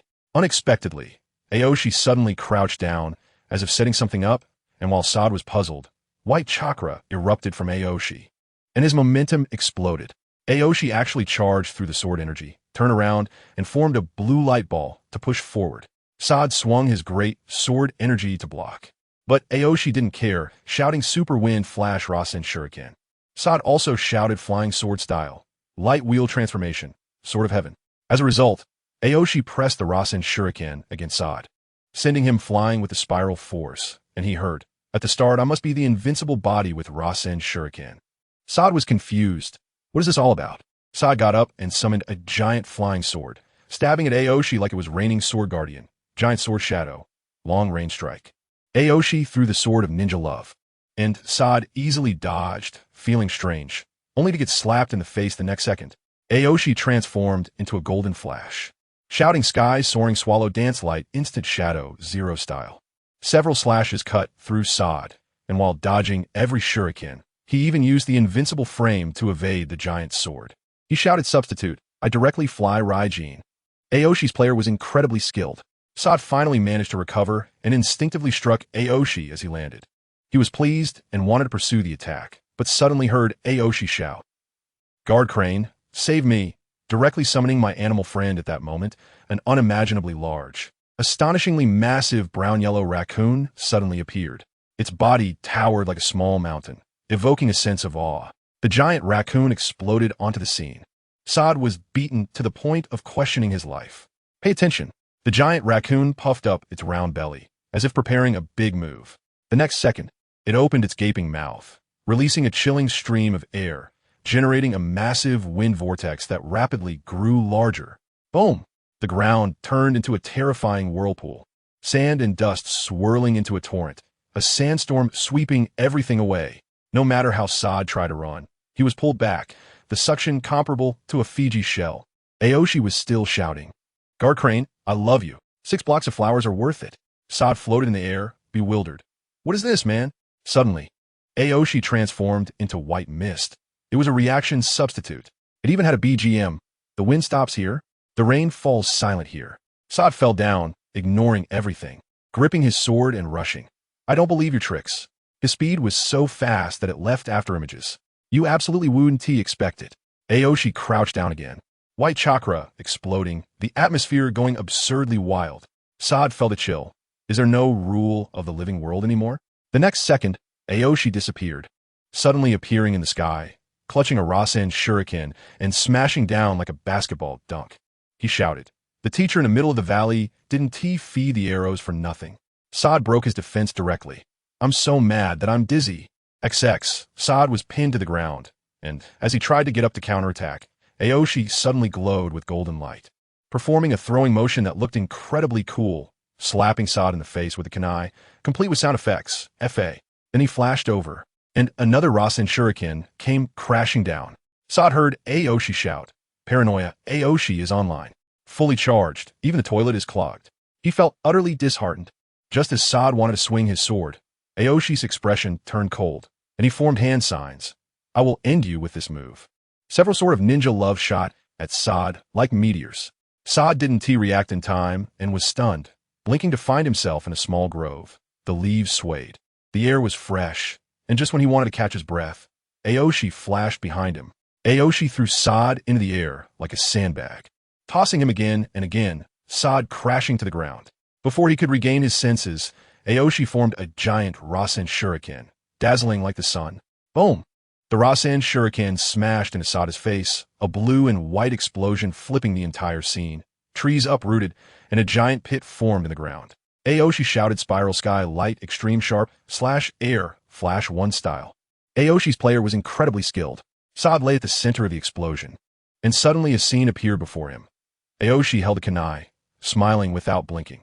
Although you are my enemy, you're not bad at all. The image flickered like an old slide, and Sod, seeing that once sunny face, almost spat out blood. Then there was another image. A white round face with a beard, a content expression without ears, a hand stroking its head, shaking out after images. Sod turned red with rage. Encountering Tobarama's sword battle exploded the scene. Although that expression looked cute, the more Sod looked, the more displeased he felt, sensing mockery, and he directly became furious. Sod lay on the ground for a long time, unable to recover. The shock from the blonde youth was too explosive. His own abilities were completely useless, while the other side effortlessly crushed him, and the more he thought about it, the more dissatisfied he felt. No, I must fight again. Just thinking about that cat-like head-pat expression made Sod even angrier, and he turned red with rage. He rallied himself, got back up, adjusted his state, gripped his sword, and prepared for a final battle. But when he looked up, there was only an endless red space. Sod, feeling disheartened, sat down, trapped in a secret realm. Having done nothing and just taking a beating, feeling utterly frustrated, wanting revenge, but having no one to take it on, he was at his wit's end. Suddenly, a sharp aura locked onto him, like a blade piercing his chest. It was a swordsmanship master. Sod's eyes instantly ignited with fighting spirit. He was the sword demon, his body transformed by the ancient sword, born to duel with swords. A suffocating sword energy erupted around him, and every move was filled with fierce momentum, instantly regaining his peak state. Just after being tormented by Aoshi, now encountering someone he could fight with, Sod was ecstatic, searching everywhere for the opponent, eagerly waiting. Finally, he saw the figure he longed for, a person in the distance wearing a blue robe and black cloak, with fluttering garments, blue armor peeking from the pants, 2 swords hanging from his waist, hair as white as silver snow, a handsome face adorned with 2 red stripes, and eyes burning with crimson flames, his momentum unbelievably strong. This was Senju Tobarama, wandering traveler. Upon seeing this aura, Sod quickly drew his sword. Tobarama also moved his hand toward the sword sheath, ready to strike. Suddenly, an ethereal female voice echoed. Second round, battle start. Next came the high-energy part. The two moved at the same time. Sod, rarely not shouting a lengthy skill name, thrust his long sword, glowing white, at incredible speed that left people speechless. The atmosphere exploded as Toby's white Haori was blown wildly. He swiftly drew his katana, and slashed horizontally, clashing directly with Sad's thrust. The sound of their weapons colliding was deafening, and both felt the overwhelming power of each other. Seeing the stalemate, Sad's eyes narrowed as he thought of changing tactics, but you would never expect it. Toby's speed was absurdly fast, as if he teleported through Sad's blade, delivering a horizontal slash that struck Sad. Shocked, Sad quickly retreated, but Toby wouldn't let him go, fiercely stomping the ground like a streak of blue light. Swinging his sword at Sad again, this strike carried a special force, seeming to cling tightly to Sad, binding him with immense power, rendering him completely immobile. Meanwhile, Toby leisurely sheathed his sword, then drew it again with a speed barely visible to the naked eye. In an instant, several tangible sword energies shot out, heading straight for Sad. Toby activated the Flying Thunder God technique. Sad was pushed to his limits. In an instant, it felt as if he had been struck by numerous blades, and excruciating pain surged, nearly causing him to faint. As the binding force vanished, he immediately summoned his flying sword to shoot at Toby, moving at an unbelievable speed. Toby looked over and smiled lightly, transforming into a blue flash. Flying Thunder God technique. His figure vanished, and Sad's attack missed. Sad's expression changed, instantly entering battle mode. This opponent was worth his full effort. Sad swung his sword to the side, but Toby appeared like a ghost to launch a surprise attack, only for Sad to have already anticipated this move. Toby shouted in anger. Swallow return. Gripping his sword, he spun like a top and leaped, slicing through Sad's blade and pushing him back. Next up was high energy. Toby didn't stop, using a flash to teleport, instantly appearing next to Sad. Sad countered with a sweeping arc of sword energy, the sword energy spreading like a full moon, but Toby transformed into a blue flash, drifting like a specter, diving towards Sad. Sad's sword buzzed, his fighting spirit surged, and he readied his sword. Toby flashed again, seemingly crossing space, and his blade struck like lightning. Sad quickly raised his sword to block, but unexpectedly, Toby drew another sword, leaping like a flying swallow and using the swallow return again. Toby flashed beside Sad in midair, both blades gleaming coldly towards Sad's neck, shouting, "Water flow decapitation." Feeling the threat of death, Sad unleashed his elemental power from within, like waves forcing Toby away. Toby adjusted his position in the air and charged again. Toby's assault was relentless, like a tide, and Sad resisted with all his might. The battle heating up intensely. The scene was so thrilling it made one sweat. Toby's gaze was sharp as he sought an opportunity, suddenly teleporting for a sharp thrust, aiming to exploit a weakness. Sad's reaction was extraordinary, deflecting the attack at an incredible angle. With one strike missing, Toby's red eyes burned like fire, both blades glowing blue, water swirling around the edges. He twisted his wrist to rotate the blades, and a fierce water dragon emerged, roaring as it charged at Sad. Sad was unfazed, conjuring a giant white dragon from sword energy, clashing head-on with the water dragon. Boom! The two dragons collided with a massive explosion, creating shockwaves that shook the very space. Toby sought to surprise Sad during a moment of vulnerability, vanishing in an instant, but Sad was already prepared, with countless giant swords crashing down from the sky, forcing Toby to teleport repeatedly to dodge. Toby retreated to a distance, closed his eyes, and in the next moment, unleashed a powerful aura. Like a raging wind sweeping across the battlefield, his white hair and Haori billowing. Countless streams of water erupted from nowhere, and Toby opened his eyes, hands clasped together, as the water spiraled upwards at high speed, forming a massive tornado. Toby crushed Sad. Naruto appeared, directly disrupting the battlefield. Sad instantly felt an overwhelming gravitational pull, akin to seeing that giant raccoon, completely losing control of his body, hard pulled towards the center of the water flow. He struggled with all his might, but it was all in vain. The water rained down upon him, and Toby rushed forward, easily lifting the defenseless Sad, increasing the rotational force of the water flow. Sad's mind was in disarray, suffering from pain and dizziness, feeling utterly miserable. Toby sheathed his blades, tossing Sad onto the ground. Just as Sad regained consciousness, a scene appeared before him.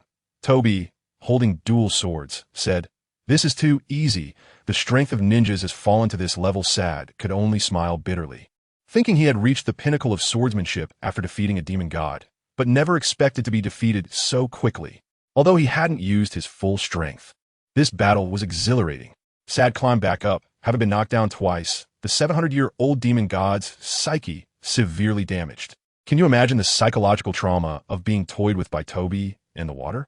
Crying. There was no time for Sad to feel sorrow, as the next one to appear directly disrupted the battlefield. He was the 7th Hokage of Konoha, a hero of the 4th Great Ninja War, Sasuke's good friend. The reincarnation of Ashura, Naruto Uzumaki QB Link. Sad trembled all over. This familiar sense of oppression was already the 3rd time, and the mighty demon god of swords found himself in such a predicament. A figure of golden light appeared, and Sad quickly shielded his eyes, so bright. The person before him radiated dazzling golden light, like a shining star. Dressed in a golden robe with black ceiling patterns, his sun-kissed handsome face bore 6 whisker marks, and his yellow vertical pupils could penetrate the soul, while his golden hair shimmered in the light. Under Naruto's gaze, Sad felt like he was locked on by a prehistoric beast, breaking out in a cold sweat. Naruto seemed to be waiting for something, slowly bringing his fists together. A familiar ethereal female voice rang out. 3rd round, battle begins. Naruto's lips curled into a smile, crouching like a leopard ready to pounce. All his strength concentrated in his feet, like a volcano about to erupt. Sad barely had time to catch his breath, quickly swinging his sword to defend. But everything happened too fast. In the blink of an eye, Naruto teleported in front of Sad like lightning. Sad caught a glimpse of his confident, handsome face, which also bore a hint of familiarity from the water, and the next second, it felt like being hit by a truck, sending him flying into the air. The sensation of weightlessness made Sad try to adjust his position, but as he turned, he saw Naruto charging towards him at high speed. Naruto exuded a heart-pounding aura, his right arm extending into a massive golden arm, complete with sharp claws, reaching out to grab Sad. For golden claws struck Sad's body like lightning, causing him to scream in pain. He momentarily dazed, quickly regained his senses, but Naruto remained calm, retracting his chakra arm. Immediately, 2 blue Rasengan appeared in Naruto's hands, surrounded by white serrated edges resembling sharp shurikens. Naruto leaped high, launching these 2 shurikens at Sad at incredible speed. Sad braced himself against Naruto. He was being battered to the point of questioning his identity as a demon god. Facing the surprise attack, Sad quickly reacted, conjuring a giant white long sword to clash with the shurikens. Boom! The attacks exploded in midair, and Sad clearly saw Naruto get hit and fall to the ground. Just as he secretly celebrated and began to heal from the Rasengan's wounds, an overwhelming force suddenly attacked from behind. A golden light flashed, like a burning meteor crashing down, sending the nearly unconscious Sad soaring into the air. Sad was utterly dazed, his body uncontrollably flying, while the golden light extended a giant hand to grab him and throw him fiercely. He flew away like a cannonball, just as he tried to touch his dizzy head. He was struck again by a force and caught by an invisible hand before being thrown again. Sad cried out in his heart, "What the hell? This is too far. I feel like I could sleep for a whole night." Accompanied by the sound effect of Soria from the yellow monkey's normal attack, Sad was tossed around like a ball. The previous opponents would at least let him struggle, but Naruto was completely unpredictable. Sad exclaimed, "Is this the divine power of the yellow monkey? So cool." Having grown bored, Naruto transformed into golden light and charged at Sad, who didn't react in time and was sent flying. Naruto then extended his chakra arm to grab Sad by the waist, yanking him over.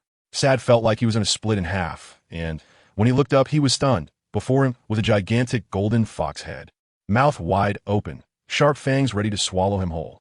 Sad's eyes widened in a desperate attempt to struggle, but he couldn't move. The 9 tails bit down fiercely, and Sad screamed, "Aw." Tom Teacher's affectionate voiceover.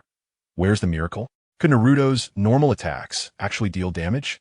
After the 9 tails had vanished, Sad quickly began healing. Thankful that his main body was a sword and sturdy enough, otherwise he would have shattered long ago. Sad safely landed, touching the ground and exclaiming, "Oh, how wonderful." Naruto played with his claws from a distance, completely unconcerned. Sad stood up, watching Naruto's relaxed demeanor, his anger rising but not daring to erupt. Muttering under his breath, "You little cutie." Little did he know, Naruto had a keen sense of malice and instantly detected it. He elegantly turned around, and 9 golden giant tails swept towards Sod like a fan, using the divine foxtail technique. Sod felt as if he was hit by an ultrasonic attack, covering his ears while hearing a deafening shout, "I'm on early 8." Sod was stunned. Is this also a counterattack? Just then, as Saad opened his eyes, he saw a huge yellow foot. A wave of intense panic surged in his heart, and he involuntarily looked up. At the same time, he keenly sensed the terrifying elemental force reaction coming from above. Saad was knocked dizzy. Gung Lan had taken control of the Kusanagi sword. Saad saw the scene above and immediately felt like he wanted to send it. There was actually a giant golden fox above, bending down with a huge mouth, and a black giant ball formed by blue and red particles was in its mouth, looking as if it could destroy everything. The fox even brought the black ball close to Saad's face and launched it without hesitation. Saad exclaimed, "Is this still a trade fair? Point out, find a white cloth to blindfold, calmly wait for the outcome, and think of Kyo, Tobarama, and Gung Lan. It must be him doing it. His strength is too explosive." He recalled the past, apologized to his sister, and tears of unwillingness flowed as he saw his daughter holding a black sword. Tail Beast Ball. Naruto's high-pitched shout accompanied the terrifying explosion, and even the ultimate move didn't come out. Saad felt weak all over, and the gesture of the seal of reconciliation flashed in his mind, feeling more comfortable than being patted on the head. Am I being acknowledged? Thank you. He smiled and prepared to peacefully send it, but was slapped in the face. He opened his eyes to find himself lying on the lawn, and a little girl with dragon horns shouted, "He is awake." Gung Lan walked over, looking down from above, and Saad felt dejected. "I lost. My heart is broken." Actually, he was crushed by the realm of the living. Gung Lan squatted down. "Don't be downcast. You are the sword god, and even said you would challenge me." Saad felt like he was in the Yin-Yang realm, turned away, and didn't he speak. Gung Lan said again, "According to the rules, I have the right to execute you." Saad didn't argue, but Gung Lan asked, "Your true form is a sword, right? I'll give you a chance to live. Follow me. You're pretty tough. You took so many attacks from Naruto without breaking." Saad was confused. What kind of heavenly development is this? Before he could react, Gung Lan slapped his belly, and after a flash of light, an ancient long sword appeared. Saw the Fortified. Aren't you going to ask for my opinion? Gung Lan opened his crimson Sharingan and threatened, "Transform into the Kusanagi sword." Saad was confused. "Bro, what does the Kusanagi sword look like?" Gung Lan showed a picture, and after looking at the Kusanagi sword with a scabbard, he was extremely satisfied, even using elemental force to engrave a table tennis racket pattern on the scabbard. Saad panicked. "Don't scribble on me. This is still the public Kusanagi sword." Gung Lan swung the Kusanagi sword a few times, feeling it was super handy. After sheathing it, she looked at her torn shirt and used elemental force to create a new outfit like Sasuke's. She walked to the water's edge to see her reflection, tied the scabbard around her waist, and posed.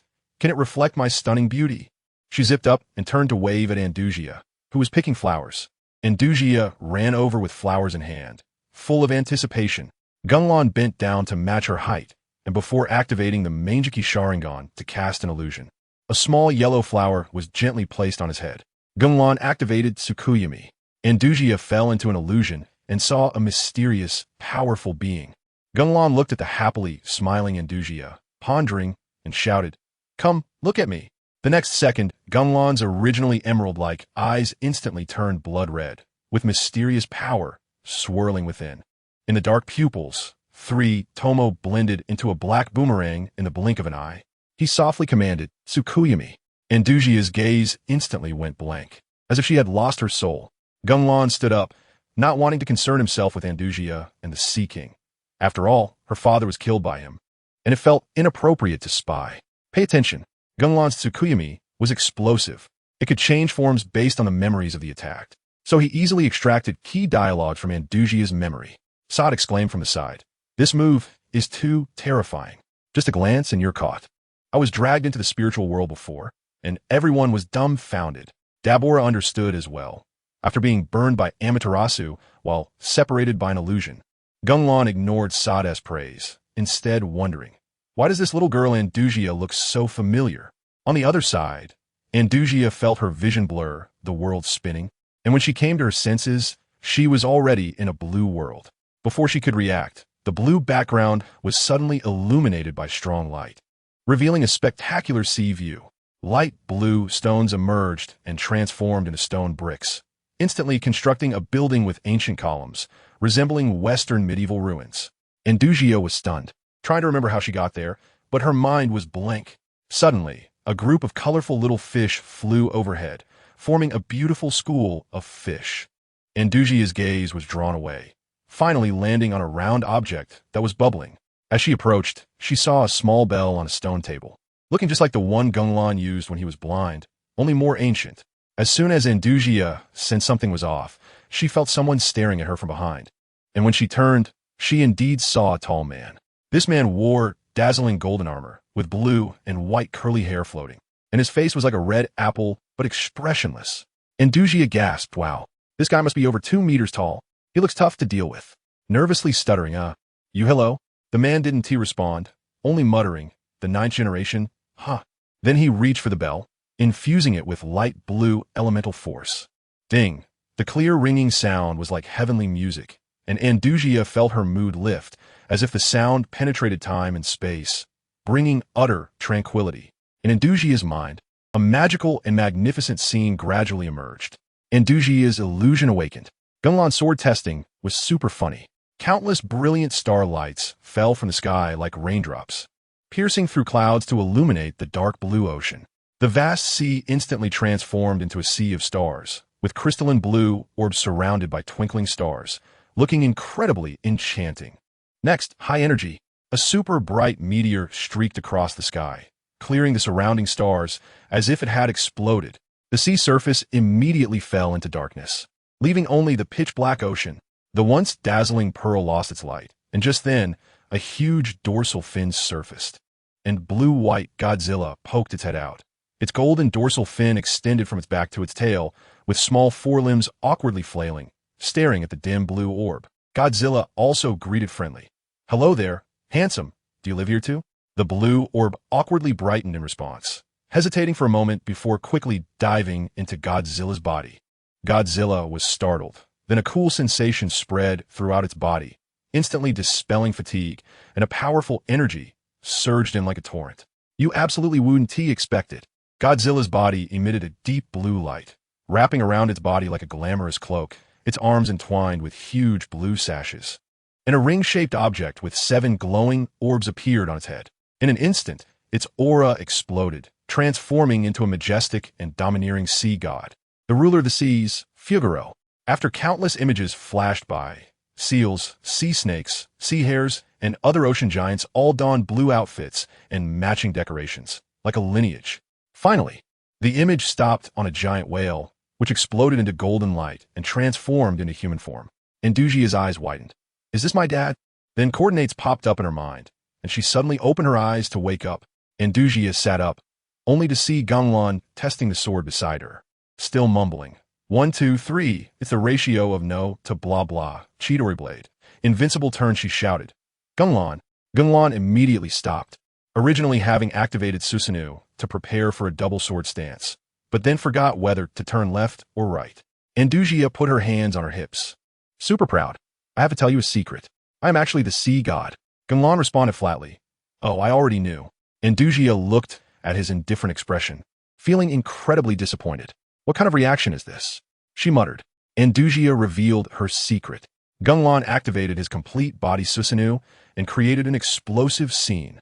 Andujia didn't beat around the bush and directly confessed everything she saw in the illusion to Gung Lan. After listening, Gung Lan fell into deep thought. So this is the legacy of the sea gods throughout the ages? There's even Godzilla. That's so cool. He regained his composure and said, "Then let's set off to the sea god ruins." Andujia immediately ran ahead, but after a few steps, she was pulled back by Gung Lan. "You point the way and I'll fly."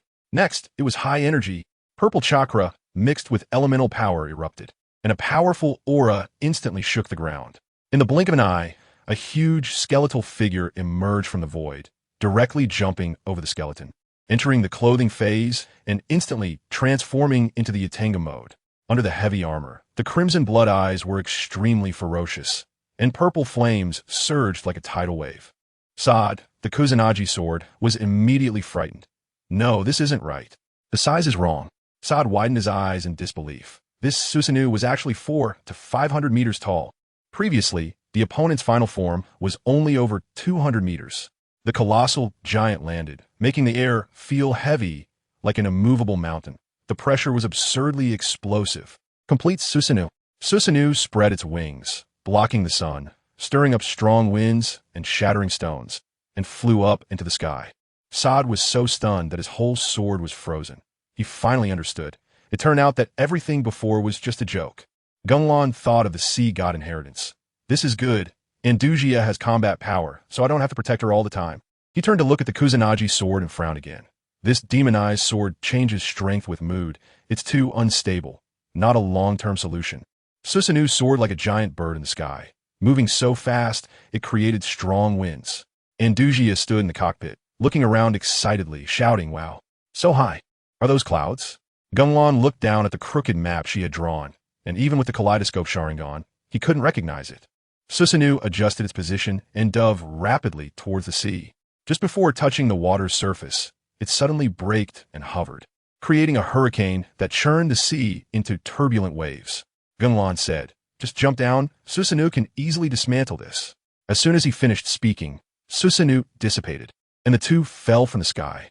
Gung Lan caught the stunned Andujia in midair and landed steadily on the water's surface.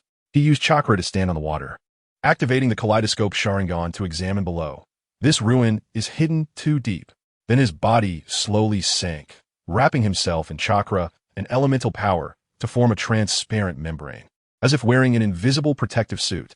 Andujia was super curious about this new outfit. She poked it and excitedly spun around in the water like a child with a new toy. Gung Lan was puzzled. Isn't Andujia a water dragon? Why can't she swim? Andujia exploded, falling from hundreds of meters high. Do you still have time to swim? Before Andujia could react, a shuriken made of water elements suddenly appeared in Gung Lan's hand. Without hesitation, he threw it deep into the water. The shuriken's speed did not diminish at all, plunging straight into the dark seabed like a streak of light. Gung Lan activated the Kamui. Andujia encountered the mysterious Ice Queen. Gung Lan lightly placed a hand on Andujia's shoulder, whispering, "Be careful. Next we'll use the Flying Thunder God technique." Before he could finish, the two vanished in a flash of blue light. When Andujia opened her eyes again, she was already in a ruin filled with ancient vibes. The layout and furnishings were exactly the same as in the illusion. She immediately ran in the direction of the bell, based on her memory, and quickly arrived at an open area. Here, it was surrounded by blue and white giant pillars. Although the pillars were damaged, they were arranged in an orderly manner, and the ground was paved with circular patterns resembling dim cracks. In the center stood a strange facility. Andujia was confused. Wait, in the illusion, this was the room for the bell. How did it turn into an altar? Suddenly, a flash of inspiration struck. Got it. I need to find a bell first, and then place it on the altar. Gung Lan did not respond, quietly sensing the surroundings. Intense elemental power was locked in an independent small space. This was definitely the place of inheritance. Gung Lan was about to use Kamui to break the spatial barrier when Andujia had already run off in another direction. Saad shouted from the Kusanagi sword, "Are you going to chase?" What she gets lost? Gung Lan remained calm. "No need. She has my Flying Thunder God mark." Next.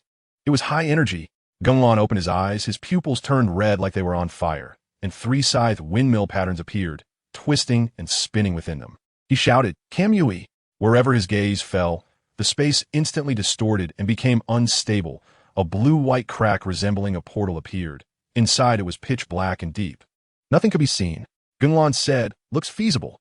I'm about to teleport Andujia." On the other side, Andujia was holding an ancient bell, although it was damaged. It was beautifully designed. She happily turned around to look for the way back, but a blue figure appeared at the corner of the corridor.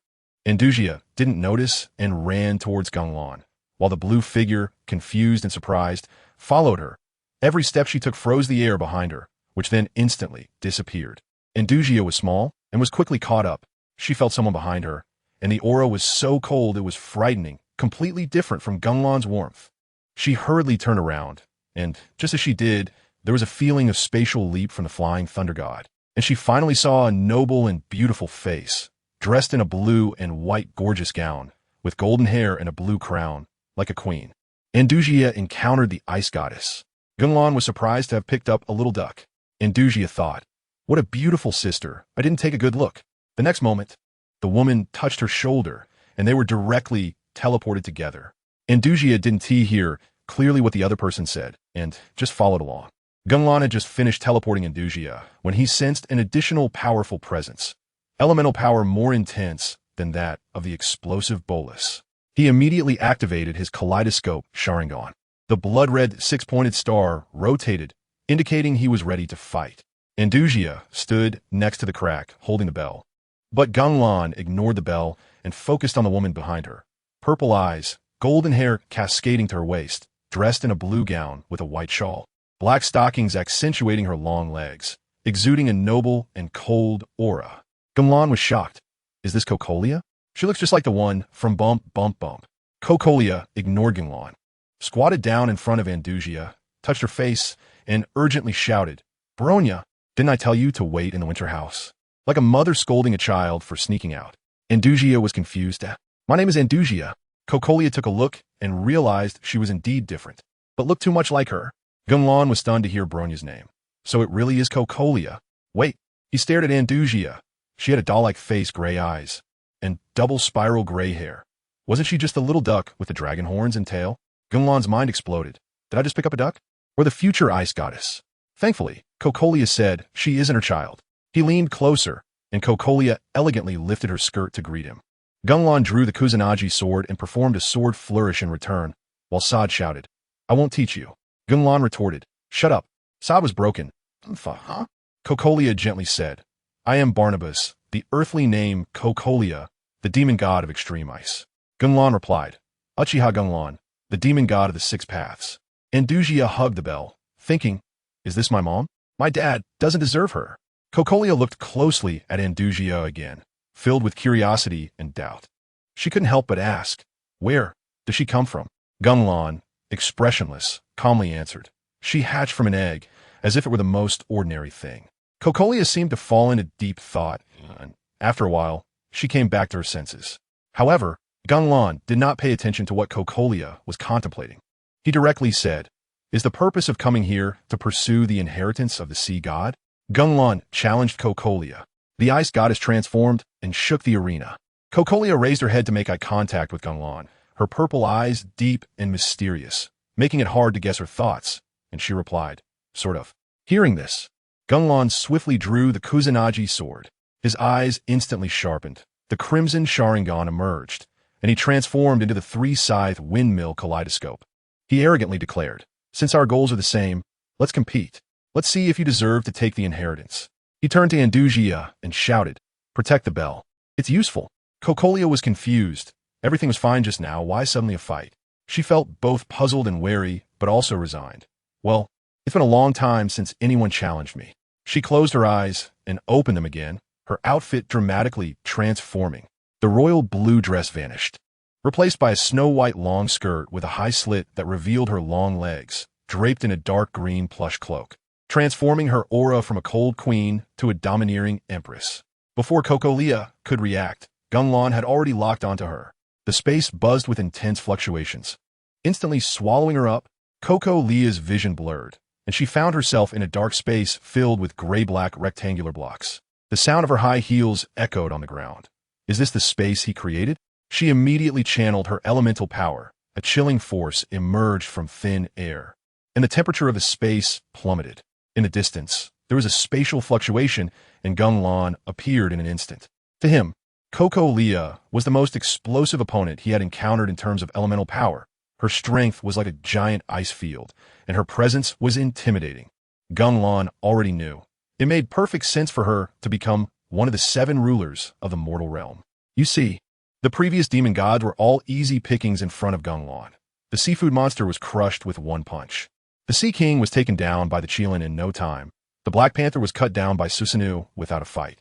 And the little bird didn't even get to engage before being eliminated. The sword demon was dealt with using illusions. These demon gods were nameless in the Genshin Impact storyline, while Cocolia was a top-tier powerhouse in the later generations, aside from the Sky Island. Gung Lan was extremely excited. This was an opportunity to test his true level. He watched Cocolia channel her elemental power to set up the battlefield, arrogantly not interrupting her. Cocolia waved her hand, and blue light shot out, causing a white-haired wind to whip through the space, cold and howling. Feathers of snow floated down. The ground froze in an instant, illuminating the dark space into a bright expanse, with ice crystals sparkling like a dreamlike ice kingdom. Gung Lan activated his flying thunder god. Coco Lia's ice-type counterattack was explosive. Looking around, the ice field stretched endlessly, the icy surface reflecting the starlight and moonlight, stunningly beautiful. In the distance, towering ice mountains reached the clouds, crystal clear and mysterious, the cold wind rustling through Gung Lan's hair, exuding a serene chill. Gung Lan was stunned. Wait, buddy, what happened to my grand space? This scene transition is too impressive. Who could tell what it originally looked like? A certain outer path demon statue secretly sneezed. Achoo, cold. Gung Lan reached out, and the snowflakes that landed in his palm vanished in an instant. The next moment, several wind element kunai popped out from his palm. With a flick of his wrist, the kunai shot out, the angles enhanced by Sharingan, all aimed at vital points. Coco Lia remained unfazed, summoning ice spikes with a wave of her hand, effortlessly deflecting all the kunai without a scratch. Gung Lan felt helpless, his eyes chilling. But his kunai were not that simple. Next up, high energy. Gung Lan transformed into blue lightning and teleported next to a kunai, one hand gripping the kunai and the other holding the Kusanagi sword. Lightning coursing along the blade, accompanied by sad shouts. He activated the body flicker technique to dash forward, moving like lightning, leaving arcs of electricity and blue sword light in his wake. Flying thunder, god technique. The Chidori blade was about to strike Coco Lia's head, but Coco Lia's purple eyes were fixed on the Kusanagi sword. Gung Lan swung the sword, lightning jumping as if wanting to tear the world apart. But Coco Lia only focused on the lightning, a slight smirk forming at the corner of her mouth, her finger pointing upwards.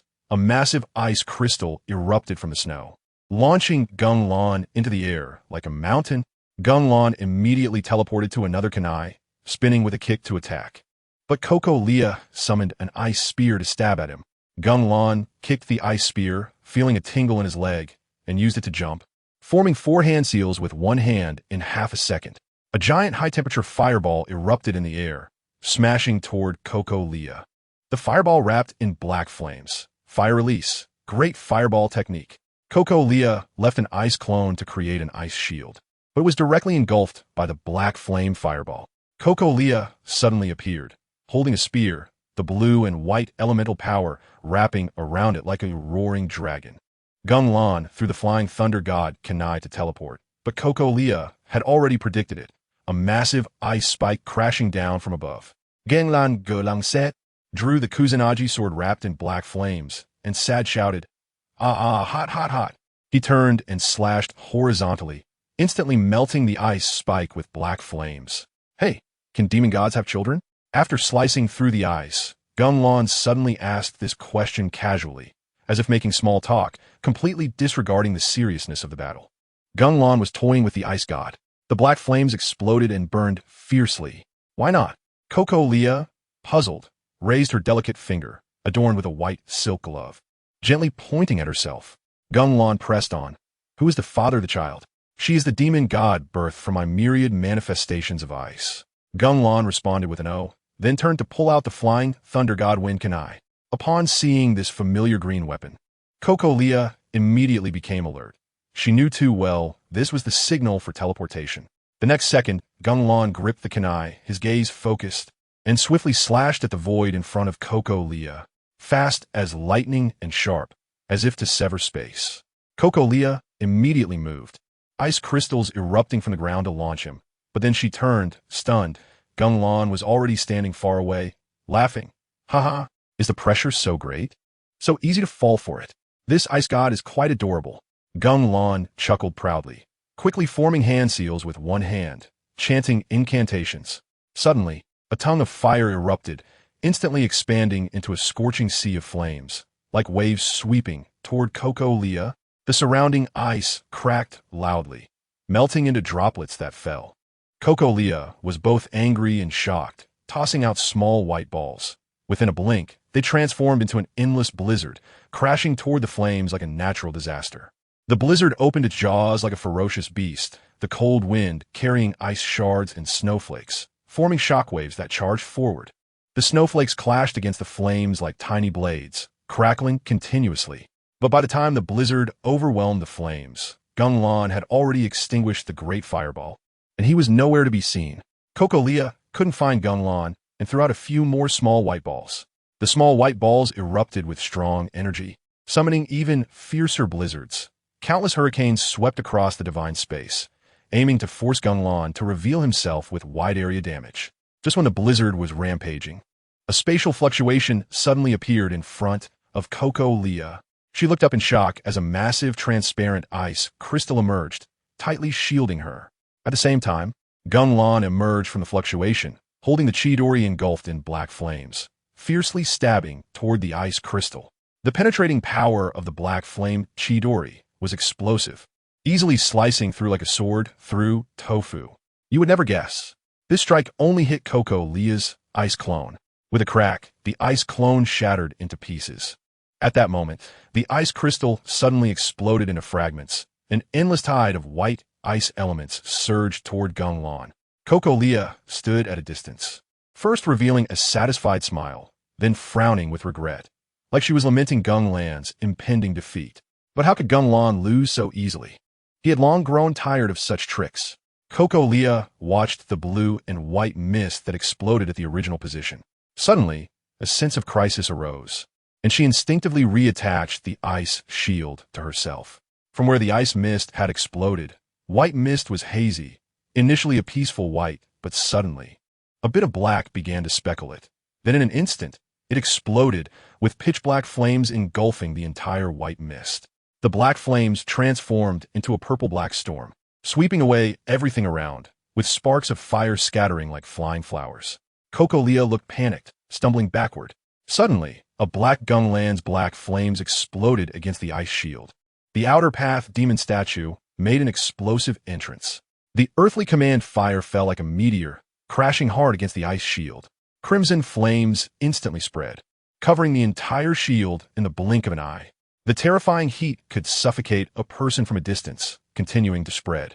Determined not to turn the ice shield to ash, Liyue retreated thousands of meters away in an instant, the black fire tornado still expanding, completely ignoring whether the divine space could withstand the heat. Next up, high energy. A gigantic brown head emerged, roaring madly. It was the outer path demon statue. It had been sleeping soundly when suddenly it was frozen as if under a snow-covered mountain. Then the temperature soared, and it couldn't handle the drastic change. Ice crystals fell continuously from its body, and the black flames continued to burn, its roar deafening. Liyue was stunned, staring at the ugly monster. Astonished. What kind of monster is this?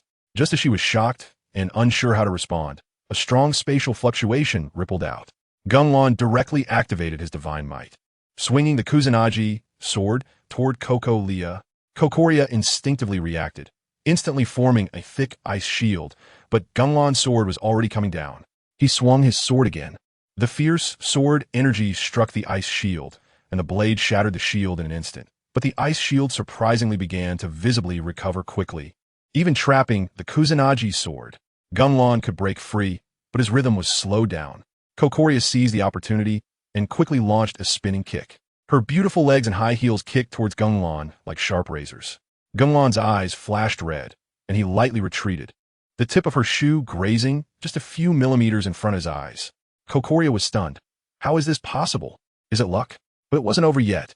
A light blue cross, sword over 2 meters long, appeared in Kokoria's hand, and she swung it horizontally with immense momentum.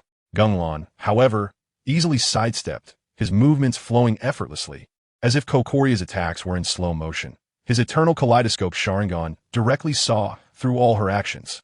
Kokoria, not believing in evil, slashed twice more, but Gung Lan still dodged casually. But she suddenly changed her tactic, swinging her sword to unleash a gigantic slash accompanied by large chunks of solid ice.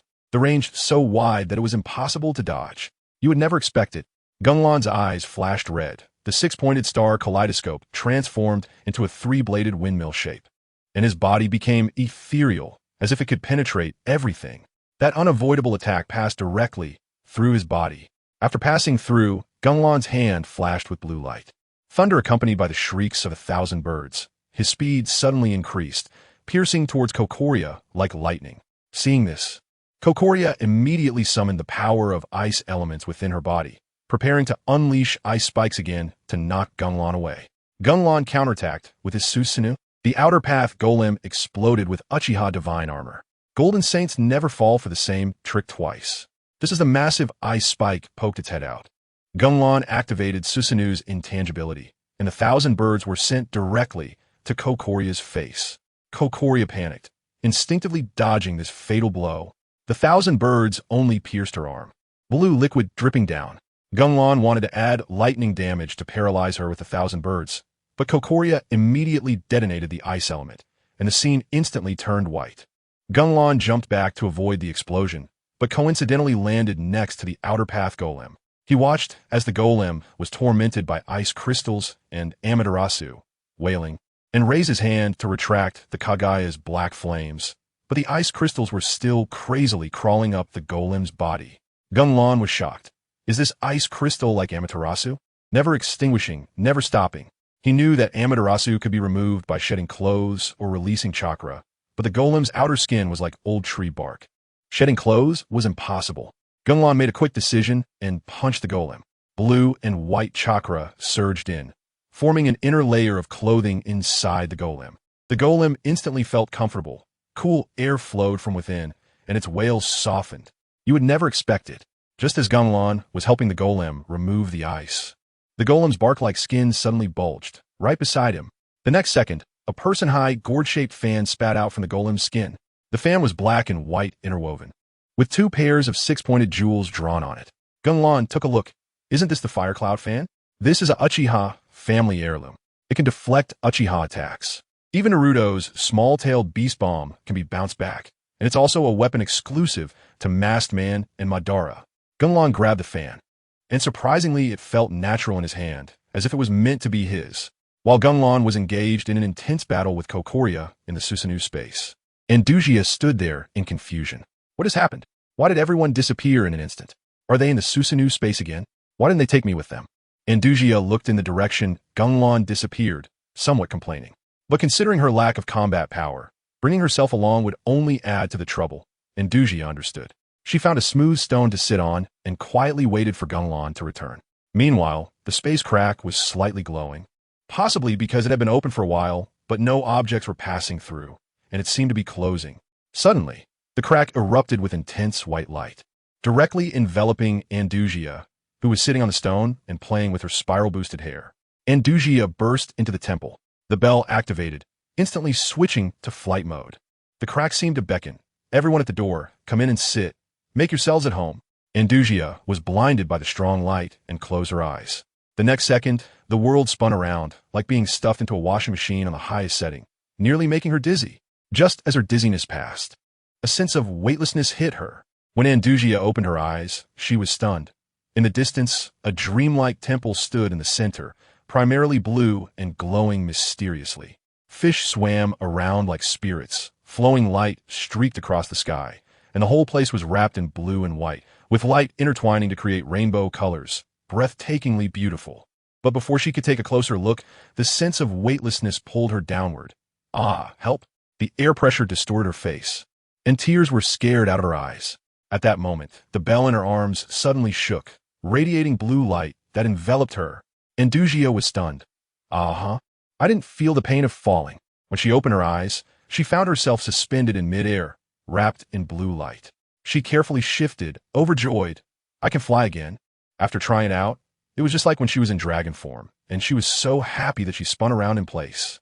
You see, after the bell purified Gung Lan's negative effects last time, she absorbed sage energy and transformed into human form. And since then, she couldn't change back into her powerful dragon form, only maintaining a petite appearance. She inwardly complained, how majestic I was when I was a dragon. After enjoying the joy of flying, Andujia began to examine the temple. Feeling like it resembled the ruins above, she flew over to touch the building material. Sure enough, it was the same. Both were made of glowing sea rock. Once she entered the temple, she discovered that it was a massive complex, several times larger than the ruins. She flew like swimming, her double spiral hairstyle paired with a dragon tail, looking just like a mermaid. She looked left and right, picking up a beautiful shell to place on a hermit crab shell. This hermit crab was super special, with a red body and a square dirt block shell. As schools of fish swam by, she could see the brilliance of their scales clearly, but when she reached out to touch them, the fish instantly turned into blue light and scattered, only to emerge anew in a blink. Andujia flew aimlessly until she was suddenly attracted to a building. This tower was the tallest among the ruins, radiating rainbow light. She pondered for a moment. Even if there's danger, I can fly away. After thinking for a while, she decided to go observe it. Even if there was danger, she should be able to escape by flying. Andujia entered the temple and encountered a giant spider. The bell glowed, signaling danger. Andujia flew toward the glowing area, and the bell in her arms lit up, as if praising her for making the right choice. Behind the distant blue giant wall, two faintly glowing figures were staring in her direction. Andujia found a window on the building to sneak in, and as soon as she entered, she was dumbfounded. Overhead was a starry sky that looked like a dark curtain, with stars embedded like gems, and below stood an altar made of glowing blue stones, covered with ancient runes, a blue circular ring emitting faint light, surrounded by stone pillars carved with patterns. The wind blowing felt super cool, breathtakingly beautiful. She slowly approached the altar, and suddenly the bell in her hand exploded with white light. Andujia instinctively blinked. Who threw that flash? The stars in the sky seemed to be eyes watching her, and the next second, one star exploded with bright light, like a ray cutting through the darkness, shooting straight toward the bell. The bell floated away from her hand, flying into the sky, making a beautiful sound, and the surrounding stars were also awakened, their light responding, creating a dreamy stage. Andujia's eyes widened. If I post this on social media, I'd probably go crazy and post 50 times. But the next second, a sudden change occurred. Several red lights shot out, crashing toward the bell. With a loud explosion, the bell instantly dimmed and fell to the ground. Andujia was both startled and angry. Just as she wanted to find the source of the red lights, a drop of liquid fell onto her arm. She was so scared that she frantically shook her arm, and the liquid fell to the ground, directly corroding the surface, emitting white steam and a piercing sound. She looked up and screamed, "Wow, a giant spider!" Above the starry sky, a giant spider lay sprawled out, its body resembling a small mountain, glowing a deep blue all over. Its legs pierced the wall like sharp spears, and its body was covered with armor-like scales, intertwined with flowing light. 18 crimson eyes were terrifying. Upon closer inspection, one could find that the surface of this giant spider was covered with a layer of scales as hard as armor. These scales were tightly arranged, emitting a chilling light that seemed to warn any creature daring to challenge its authority. Each scale shimmered with a unique luster, making the entire spider appear even more majestic and imposing, its massive body entwined with a flowing light resembling a sleeve. The 18 crimson eyes seemed to be gazing at something unknown. Gung Lan wielded the divine fan to torment the ice god. Cocolia was forced to unleash her ultimate move. Back to Gung Lan's side, he held the fire cloud fan with joy, waving it a few times and feeling ecstatic, instantly grasping the thrill of using it to attack like a Beto and Madara. He then wrapped the outer path golem in a layer of chakra and stripped it away, instantly rendering the annoying ice crystal ineffective. Gung Lan even touched the ice crystal, which was merely a hint of coolness, far inferior to Amaterasu. Amaterasu could ignite instantly, while this ice crystal was purely a waste, probably because his sage body was too strong. But while Gung Lan studied the fan, Cocolia was already thinking of escaping. She knew in her heart, if the battle continued, she would lose. She never expected you to be this strong. Her tone was filled with both unwillingness and relief. As she frantically searched for an exit in the divine might space, Bronya was still waiting for her at the winter house, and she absolutely could not die here. Boom! Gung Lan jumped down from midair like a meteor, landing steadily, holding the fire cloud fan and pointing it directly at Cocolia, coldly asking, "How about it? Can you still dance?" Those words made Cocolia feel extremely uncomfortable, her mind tangled. Should she be the aggressive demon god or the mother wanting to protect her child? Gung Lan propped the fan on the ground, his crimson eyes gleaming coldly like knives stabbing at her, embodying a true villain. "Stop resisting. You can't escape the divine might space. All that's left is to fight me to the death." Cocolia stood there, clutching her injured arm, her mind in disarray. Gung Lan looked at her in confusion. The Cocolia in his memory was strong and fierce. Why was this Teyvat counterpart so indecisive? The next moment, he instantly teleported in front of Cocolia, his speed absurdly fast, swinging the fan toward her. Cocolia did not dare to relax, her gaze heavy as she focused on him. Gung Lan mocked. "Can't even dance as the ice god? So ugly." Cocolia was both angry and doubtful. Is the ice god just a short form of the extreme ice demon god? But she had no choice but to fight back. Her eyes changed. Purple turned to ice blue, her pupils adorned with snowflake patterns, and she manifested 2 ice spears in her hands. She charged forward to clash with the fan, but was instantly sent flying by a tremendous force. However, she did not concede. She summoned the ice elements, waving her hands, and countless solid ice emerged, quickly forming into a massive ice bear. Thickly wrapped in ice, it looked incredibly formidable. She waved her hands, and countless blue solid ice continuously erupted from her palms, quickly gathering into a huge ice bear.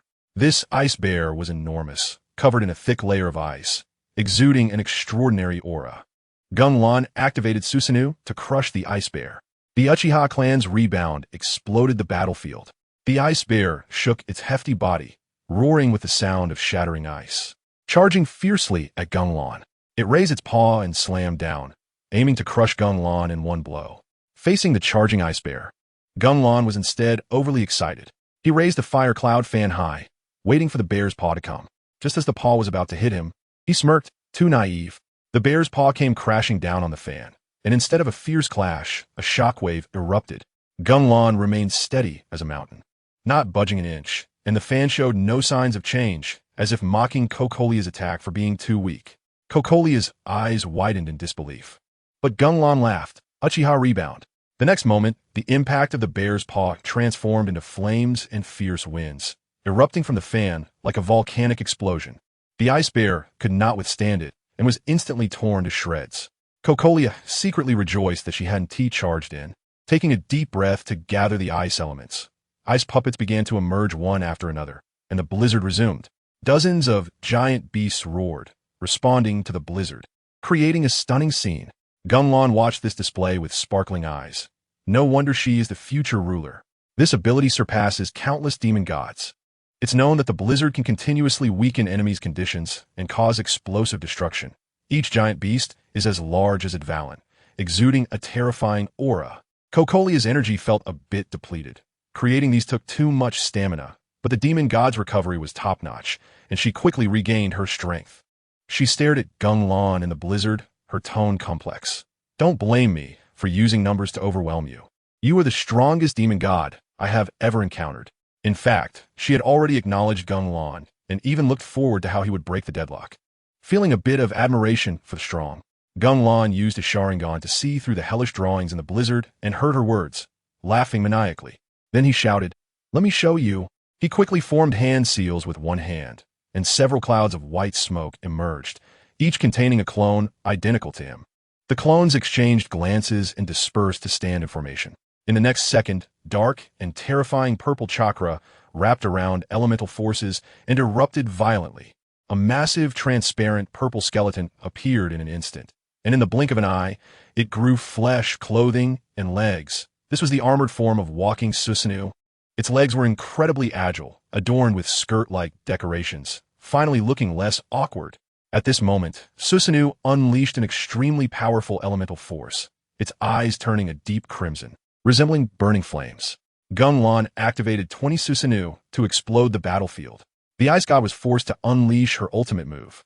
Gung Lan's Susanoo wielded a giant sword of pitch-black flame, its power incredibly intimidating, 10 times stronger than Kokolia's ice puppets. You would never expect it. Such a strong Susanoo was not just one. The previous shadow clones, like phantoms, simultaneously activated Susanoo from all directions. At that moment, time seemed to freeze. More than 20 Susanoo rose from the ground like towering peaks, each exuding a chilling aura. Their gazes all converged on one direction, toward Kokolia.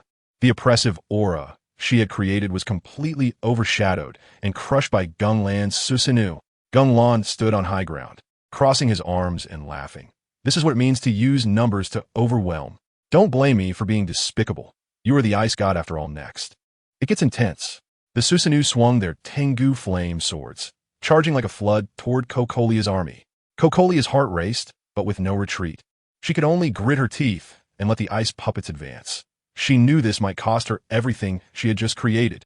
After all, Susanoo was incredibly explosive. Kokolia watched as the ice puppets charged, feeling both confused and helpless, gambling on a miracle. But reality was cruel. The ice puppets had no power to fight back against Susanoo. Although the ice puppets were 100 meters tall, their quality was far inferior. An ice bear charged at Susanoo, its paw slamming against Susanoo's armor, only producing a few sparks with no damage whatsoever. Instead, Susanoo smashed its head with a punch, followed by several slashes, instantly turning the ice bear into water. Countless ice puppets charged, all being crushed by Susanoo. The flames of Tengu gradually devoured the blizzard, and Cocolia's previous advantage vanished. She watched this scene, nearly in despair. Is this also not working? Do I have to use that? Gritting her teeth, she made up her mind. Gung Lan watched from afar, extremely satisfied. The destructive power of Susanoo did not disappoint him, restoring much of the snowfield in the Divine Might space, just waiting for Cocolia to unleash her ultimate move. Suddenly, a bright white light erupted from Cocolia's eyes, and the temperature around her dropped lower and lower as a tremendous elemental force was released. The Susanoo stepped closer, surrounding her in a circle, their black flames resembling demons from hell. An extreme ice spear appeared in Cocolia's hand. Gung Lan unleashed the firestorm to explode the battlefield. The ice god's extreme cold judgment was about to be crushed. Susanoo swung the Tengu flame sword toward Cocolia, with immense power wrapped in terrifying heat charging forward. Cocolia was unusually calm. She overdrawn her elemental power to unleash a powerful move. The judgment of extreme cold. She violently plunged her spear, glowing with brilliant blue light, into the ground. In an instant, white-blue light enveloped the entire Divine Might space, accompanied by a piercing sound. In the distance, Gung Lan watched in confusion as a massive cross-shaped ice spire shot up from the ground. This was Cocolia's absolute zero attack, infused with a significant portion of her elemental power and life force. The Susanoo were all trapped by the ice spire and unable to move. This was extreme ice containing her life force, controlling the battlefield at its peak. Cocolia gasped for breath, waved her hand to shatter the giant ice spire, and along with it, the Susanoo crumbled into pieces. Gung Lan found this extremely interesting. Being frozen causes them to shatter? Quite something. Gung Lan curiously stared at the large ice chunk on the ground, and Cocolia seized the opportunity to recover her health. Using the judgment of extreme cold had drained nearly half of her elemental power, and if Gung Lan launched a sneak attack, she wouldn't be able to withstand it. The ice began to crack slowly. The shadow clones dispersed like smoke, and the ground was covered in blue ice chunks, looking extraordinarily peculiar. You would never have guessed. After the giant ice spire shattered, it left behind countless small ice spires scattered all over the place, creating chaos. Gung Lan looked at the disheveled Cocolia, pondering. Her move, which consumed most of her elemental power, did indeed break the stalemate. And this ice spire had a bug. Things that were frozen became brittle. Even the Susanoo's defense was ineffective. As for Amaterasu, still struggling inside the ice spire against the ice crystals, one unextinguished while the other wound team melt. The scene was incredibly comical. Gung Lan mocked, "Amaterasu, you're still so weak," then murmured, "Looks like it's a mechanism glitch." In the next moment, Gung Lan vanished like a ghost. Cocolia was startled, sensing him rapidly approaching, and quickly drew her ice spear to defend. But just as she raised her spear, Gung Lan appeared before her like lightning, his crimson eyes glowing with malice. Swinging his fire cloud fan down upon her, Cocolia was scared out of her wits. Can't defend against this. At the critical moment, she summoned countless ice crystals to block. But Gung Lan increased the force behind his swing, shattering most of the ice crystals. Yet the remaining ice crystals aimed to freeze him. Gung Lan's gaze sharpened. He switched tactics and swung the fan again, unleashing an even more powerful flame that instantly transformed into a massive fiery tornado, rushing towards Cocolia with devastating force. Fierce fire dance.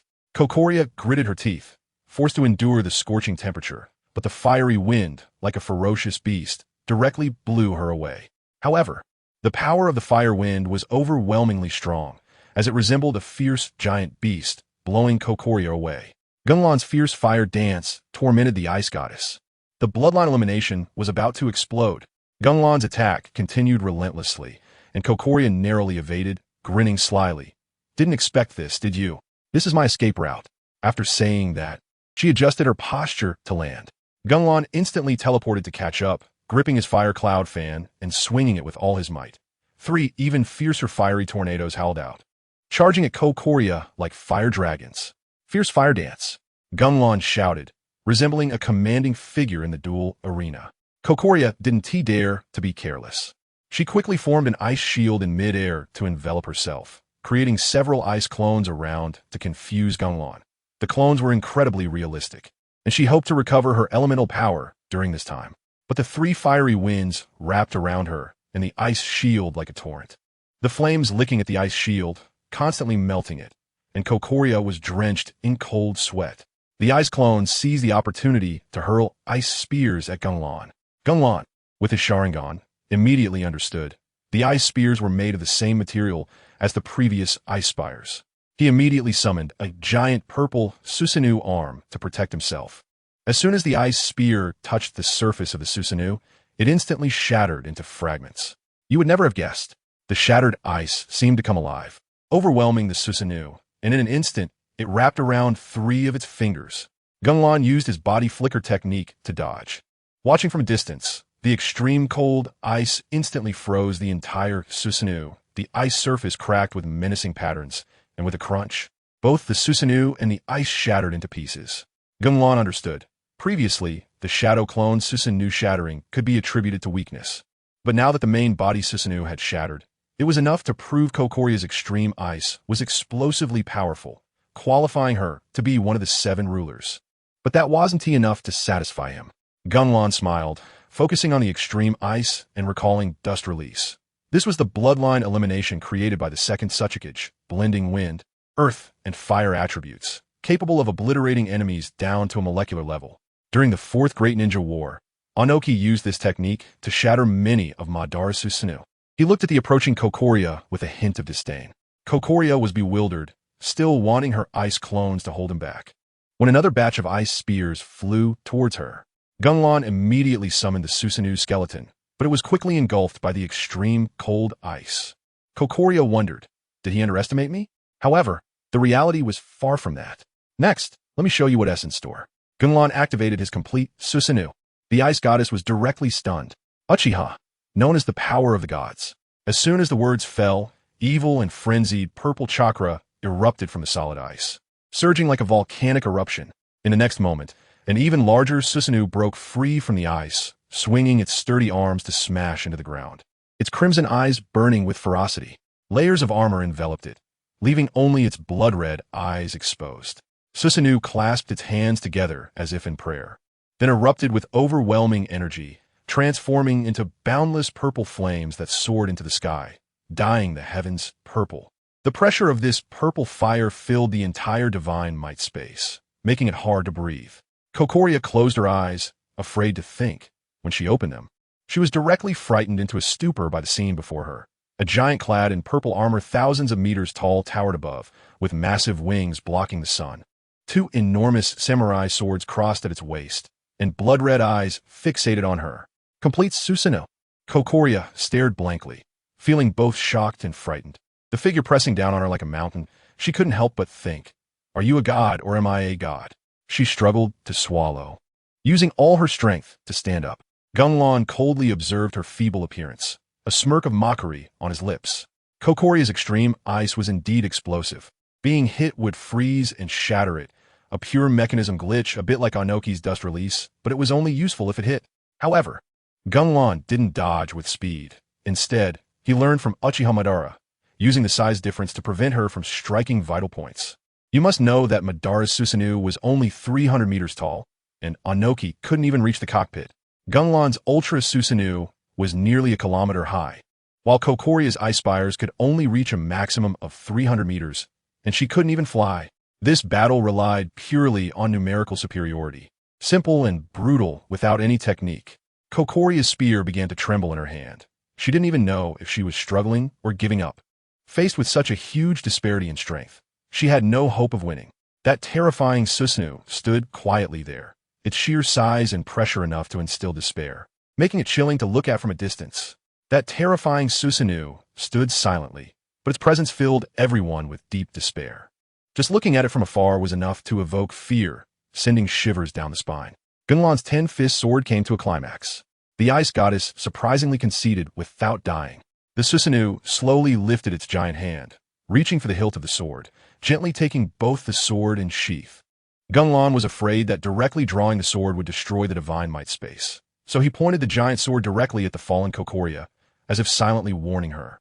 Kokoria's gaze darkened increasingly, having already guessed her fate. But when she thought about dying, the winter house would be retaliated against, and Blonia and her people would suffer. Her heart felt like it was being gnawed by ants. Yet she wasn't crushed by despair. Instead, her eyes grew resolute, no matter how slim the hope. She would fight one last time. She clenched her teeth, squeezing out the elemental power she had just recovered, tightly gripping the blood-stained ice spear, blood flowing down her arm, dyeing the spear red. In the next second, a massive burst of ice elemental energy erupted, shining like a brilliant gem, and Kokoria looked just like the Snow Queen. Gung Lan knew the battle was about to end. Susanoo's other hand also gripped the sword hilt, preparing to slash. Kokoria, undaunted, transformed her blood ice spear into a cross shape. Countless white-blue elements surged forth, and the spear radiated a dazzling light. She ran at full speed, aiming directly at Susanoo, and the K ran behind him. With only one thought in her mind, bet everything on this. Extreme cold. Kokoria leaped high. The ice spear struck towards Susanoo with immense force. Susanoo's giant sword came down fiercely to meet the ice spear. Judgment. At the moment of collision, blue, white, and purple elements exploded, coloring the entire space. The extreme ice and sharpness clashed violently. Kokoria exerted all her strength, but Susanoo still pressed down with the giant sword. The purple sheath shattered the ice spikes, and the giant sword fell on Kokoria. In despair, she thought of Bronya, murmuring, "I'm sorry, Bronya, I love you." Susanoo's giant sword embedded itself into the ground, and the divine power space finally calmed down. The outer demon statue also peacefully fell asleep. Kokoria slowly opened her eyes, looking at the white surroundings, weakly asking, "Is this heaven?" Tears streamed down her face, and at that moment, K. Rant's voice came, "Hey, don't cry." Kokoria was stunned. "You didn't kill me?" K. Rant replied casually, "This was just a match. Winning was enough for me." Then, he took out a tang knife with a red and white handle, a red and white blade, and tied with a small gourd. It was indeed the Shikatsu sword. K. Rant cherished the Shikatsu sword as if it were a treasure. And then, Andujia narrowly escaped from the giant spider, dodging through a rain of bullets. The outer demon statue looked confused at the ground, wondering to itself, "Why is he attacking me?" Meanwhile, on the other side, Andujia's eyes widened in fear as she shrank back. The giant spider in front of her was terrifying. Its long legs pierced into the wall, and the scales on its back were eerie, with 18 blood-red eyes darting around. She stuttered, "You. Hello. Are you here to find someone else things too?" Her voice trembled, but the giant spider completely ignored her. Its gaze shifted to the fallen bell, and in the next second, the 18 red eyes suddenly narrowed, locking onto Andujia with intensity. She felt a chill run down her spine, retreating while pondering whether to pick up the bell. Watch out! A sudden change. The giant spider's eyes exploded with scarlet light. Several sharp gazes shot towards her like lightning. Andujia's soul almost flew away. She turned and ran. Whether it was the spider's eyes malfunctioning or her escape route being too erratic, she miraculously dodged all the attacks without a scratch. Just as Andujia sighed in relief, the spider moved again. She immediately turned to run, not forgetting to bend down to pick up the bell, but the spider wouldn't let her have it. It opened its mouth and shot a bluish liquid blob. In a critical moment, she felt a chill on her back, dashed out to grab the bell, and ran wildly towards the exit. The spider chased relentlessly, extending its wall-climbing gun legs. Its back sleeves widened into membranous wings, vibrating at high frequency as it flew after her. Andujia looked back and was instantly dumbfounded. My goodness, a flying spider. Next it got intense. The spider didn't hesitate in the air, its numerous gun legs all aimed at her, each one glowing faintly blue, like rocket launchers firing arrow-shaped elemental forces, moving as fast as a machine gun. Andujia's survival instincts kicked in, adrenaline surged, her reflexes and endurance went into overdrive. She sensed the bullets behind her, steadying her mind as she struggled to dodge in the hail of gunfire. But after dodging a few times, the light above her head was blocked by a shadow, and she looked down at the shadow, instantly feeling her spine chill. The giant spider had already come above her, retracting most of its gun legs, leaving some to control its direction. The remaining legs maintained stability, and then several giant legs close to its abdomen extended. Strangely, the first segment of the giant legs was a decayed dragon's head. All of them seemed to close their eyes, waiting for her to make a move. Andujia activated her stand to dodge the big move. The bell activated a counterattack warning. The spider's eyes suddenly exploded with strong light, as if they were about to ignite. One of the dragon heads on a gun leg began to tremble, slowly opening its mouth like a blooming flower bud. The dragon's golden eyes burned with flames, and a massive mouth spewed forth a sparkling blue sphere that looked like a bubble but radiated danger. Andujia's instinct triggered an alarm. It's about to unleash a big move. I'm done for. She desperately accelerated, but the bell's glow grew dimmer, and her speed slowed down. The spider flew directly over, bringing the dragon head close to her eyes. The bubble burst with a pop, first emitting colorful brilliance. Then the next second, a thunderous boom. The blue explosion engulfed her. The spider extended its gun legs to stab her remains, but the explosion's center was empty. It was puzzled. Did the person disappear? Where's the bell? In fact, Andujia had already hidden in the blind spot of vision. She had just exhausted her elemental power to create a life-saving stand-in, a modified version learned from Ran. Though not as convenient, it was enough to save her. She tiptoed and moved, frantically thinking, "Don't find me." But the bell in her arms suddenly exploded with strong light, and Andujia was baffled. "Why are you glowing?" She immediately jumped and rolled forward, narrowly dodging the spider's crushing attack. The spider slammed into the ground, producing a cloud of dust, locking onto her and spraying blue sticky liquid. Andujia ran desperately. Seeing the liquid about to catch up, the bell suddenly flew out, and the liquid bounced off upon contact with the bell, blocking multiple times like Jack blocking light bullets.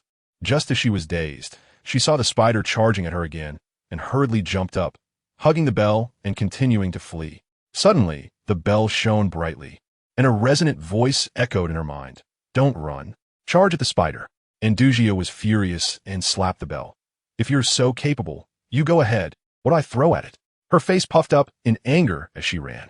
The previous pale figure was still staring at her, not knowing what it was mumbling about. Andujia searched for an exit, but found that this place was a maze. She remembered Ran saying to go along the right side of the torch to get out, but before she could try, the spider suddenly moved. Its sharp jade legs pierced through the wall, stabbing towards her. Everything happened so fast that Andujia could hardly react. Andujia awakened the sea god. The dragon spider was stunned. As the sharp claws were about to pierce Andujia, her heart stopped, and she froze. In a critical moment, the dragon spider paused for a moment. Just that second, Andujia escaped a disaster. She looked at the imminent threat, her legs weak almost to the point of falling, trembling as she said, "I'm just a little demon god." But she didn't tee back down, immediately getting up and continuing to run. However, the bell in her arms grew dimmer. Even the acceleration buff disappeared. Her speed slowed, and the dragon spider easily caught up, stabbing and collapsing the stone wall, sealing her escape route. Andujia hit the brakes, turned to look at the oppressive dragon spider, and quickly hugged the bell. The bell suddenly flashed with a faint light. The dragon spider didn't immediately kill her. Its mouth parts trembled, emitting a screeching sound like nails on a blackboard. "Give me the bell, and I'll spare your life." Andujia clutched the bell tightly. No. Her attitude was extremely firm, completely different from her previous timid self. The bell shone again, as if praising her. The dragon spider raised its gun leg close to her eyes. "Why?" Andujia looked at the sharp gun leg, her voice trembling but resolute. Ran said it's useful, so I want to protect it. The dragon spider was stunned. "You've only been with him for a day. Aren't you afraid he'll deceive you?" Andujia shouted back. "Ran wouldn't deceive me." The dragon spider sneered. "You believe after just one day. Are you foolish or naive?" Andujia was taken aback by the question. Her momentum weakened, pondering to herself, "Why do I trust Ran so much?" The dragon spider shook its head. Its gun leg shot towards her like a cannonball. "Looks like you Haven T grasped it." Andujia looked at the incoming gun leg, thinking, "Am I going to die?" Suddenly she shouted, "No." Elemental power surged within her, conjuring a new bell to block in front, firmly withstanding the gun leg. Ran is an important person to me. I cannot fall. I must help him achieve his dream. The old bell also exploded with strong light, connecting with a new bell. A voice from the bell echoed. "For the desire to protect an important person, you passed the test." New power surged through Andujia. A water blue outer garment enveloped her. Her sleeves fluttered like butterflies, and a blue halo hung behind her head, making her look like a deity. The dragon spider's eyes sparkled. Exactly. This is the awakening of the sea god. A wave of knowledge surged into Andujia's mind. After digesting it and understanding the voice in her head, she nodded. raised the bell above her head with both hands, and slowly ascended into the sky. Then, she closed her eyes tightly and quietly felt everything around her.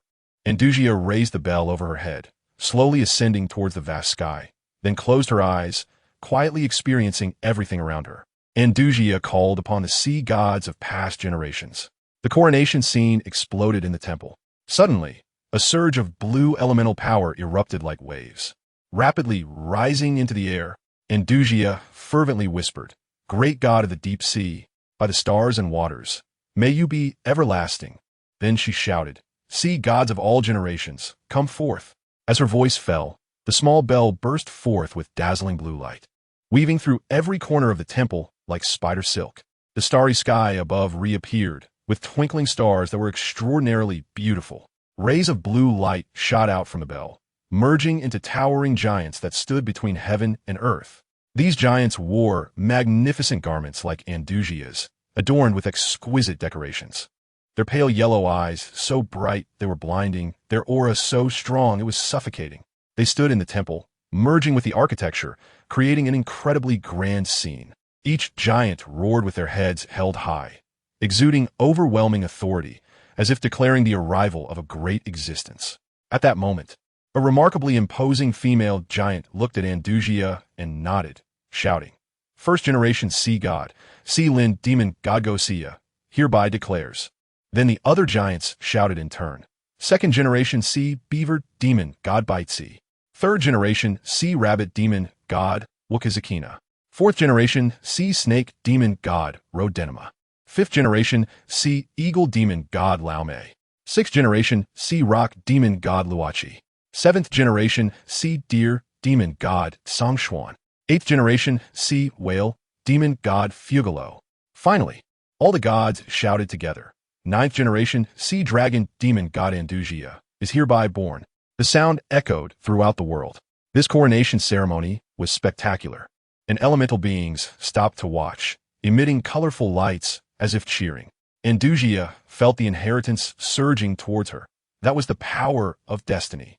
After the giant stopped, the scene suddenly fell silent. Gosia suddenly glanced at Fugalo and laughed. "Hey, what's up with you? You disappeared just 50 years after the god-making ceremony?" Fugalo helplessly replied, "I ran into an incredibly powerful guy who easily crushed my inheritance." The seventh generation Songxuan knew Fugalo was not lying and immediately became curious about who this person was. Gosia laughed, the sound ringing like a bell. "Ha, I really want to spar with him." The sixth generation Luachi also laughed, looking down on Fugalo. The fifth generation Laomei immediately retorted, "Hey, do you still have the nerve to laugh? Back when I just passed on my inheritance, it was less than half a year before I saw you ascend. And your demise was no slower than the eighth generation." Luachi got anxious. "Damn white-headed eagle. It's not like your reckless, justice-seeking didn't cause a bunch of trouble. And I had to clean up your mess." Just as it seemed they were about to argue, the second and third generations turned to Andujia and asked, "Is this the ninth generation? Where's your demon god form?" Andujia was suddenly flustered as all the sea gods were staring at her. "I don't really know how to transform." Fugalo looked at her timid demeanor and helplessly waved his hand. Andujia transformed into a giant dragon. The dragon spider turned out to be one of their own. Fugalo explained, "She was born in the ocean after I fell, and I asked her to find a force to attach to, but it seems she went straight to the one who killed me. However, it looks like they get along quite well." Gosia crossed his arms. "Then you're really lucky." Andujia suddenly exclaimed, "Huh? So you're not my dad?" Fugalo laughed. "I never said that. I'm just helping the next sea god inheritor. I died right before you were born. That's the sea's decree." Andujia finally realized that when she first saw him as an elemental being, she subconsciously assumed he was her father. The fourth generation Rodenima opened his arms. "Come here, little girl. I'll teach you how to transform." The third generation Wukazakina immediately pushed him away. "Stop pretending. When you taught the sixth generation to use entanglement, you almost made us miss the next inheritance." Rodenima was exposed and awkwardly smiled, unable to respond. Wukazakina extended his hand, unleashing blue elemental power that flew towards Andujia. After she received it, it felt like taking a refreshing cold shower. Then the water wrapped around her, transforming into a water mirror. A giant blue and white dragon, hundreds of meters long, emerged from the mirror, its body winding, even more majestic than when it was first born. The water then transformed into wheels and sleeves, and Andujia flew around joyfully. This feeling is amazing. My body is so big. All the sea gods looked at her with satisfaction. But Andujia suddenly glanced down at the dragon spider with sparkling eyes, ready to dive down and bite it. Gosia hurriedly stopped her. No, its name is Shimiao. It is the tester of the sea god inheritance. We have always been watching through it to see if you are worthy. Andujia was bewildered. Oh, no wonder I always felt someone was watching. Gosia was astonished. You noticed back then? Andujia retorted. Is there something wrong with that? Gosia praised. Your true form is really formidable. At this moment, the gods said they were leaving, each giving Andujia elemental power as gifts, except for the second, fifth, and seventh generations. The fifth generation, Sea Eagle explained. Think about the 3 little creatures you summoned. Andujia suddenly froze. Her summoned little sea beaver, little woodpecker, and little deer were just the embodiments of the powers of these 3 ancestors. She immediately apologized. I'm so sorry. I offended the ancestors. The ancestors laughed. It's fine. Those are just embodiments of power without our consciousness. Then the gods transformed into blue streams of light and disappeared. Andujia was still digesting the changes when a sweet voice came from below. Sea god Sama.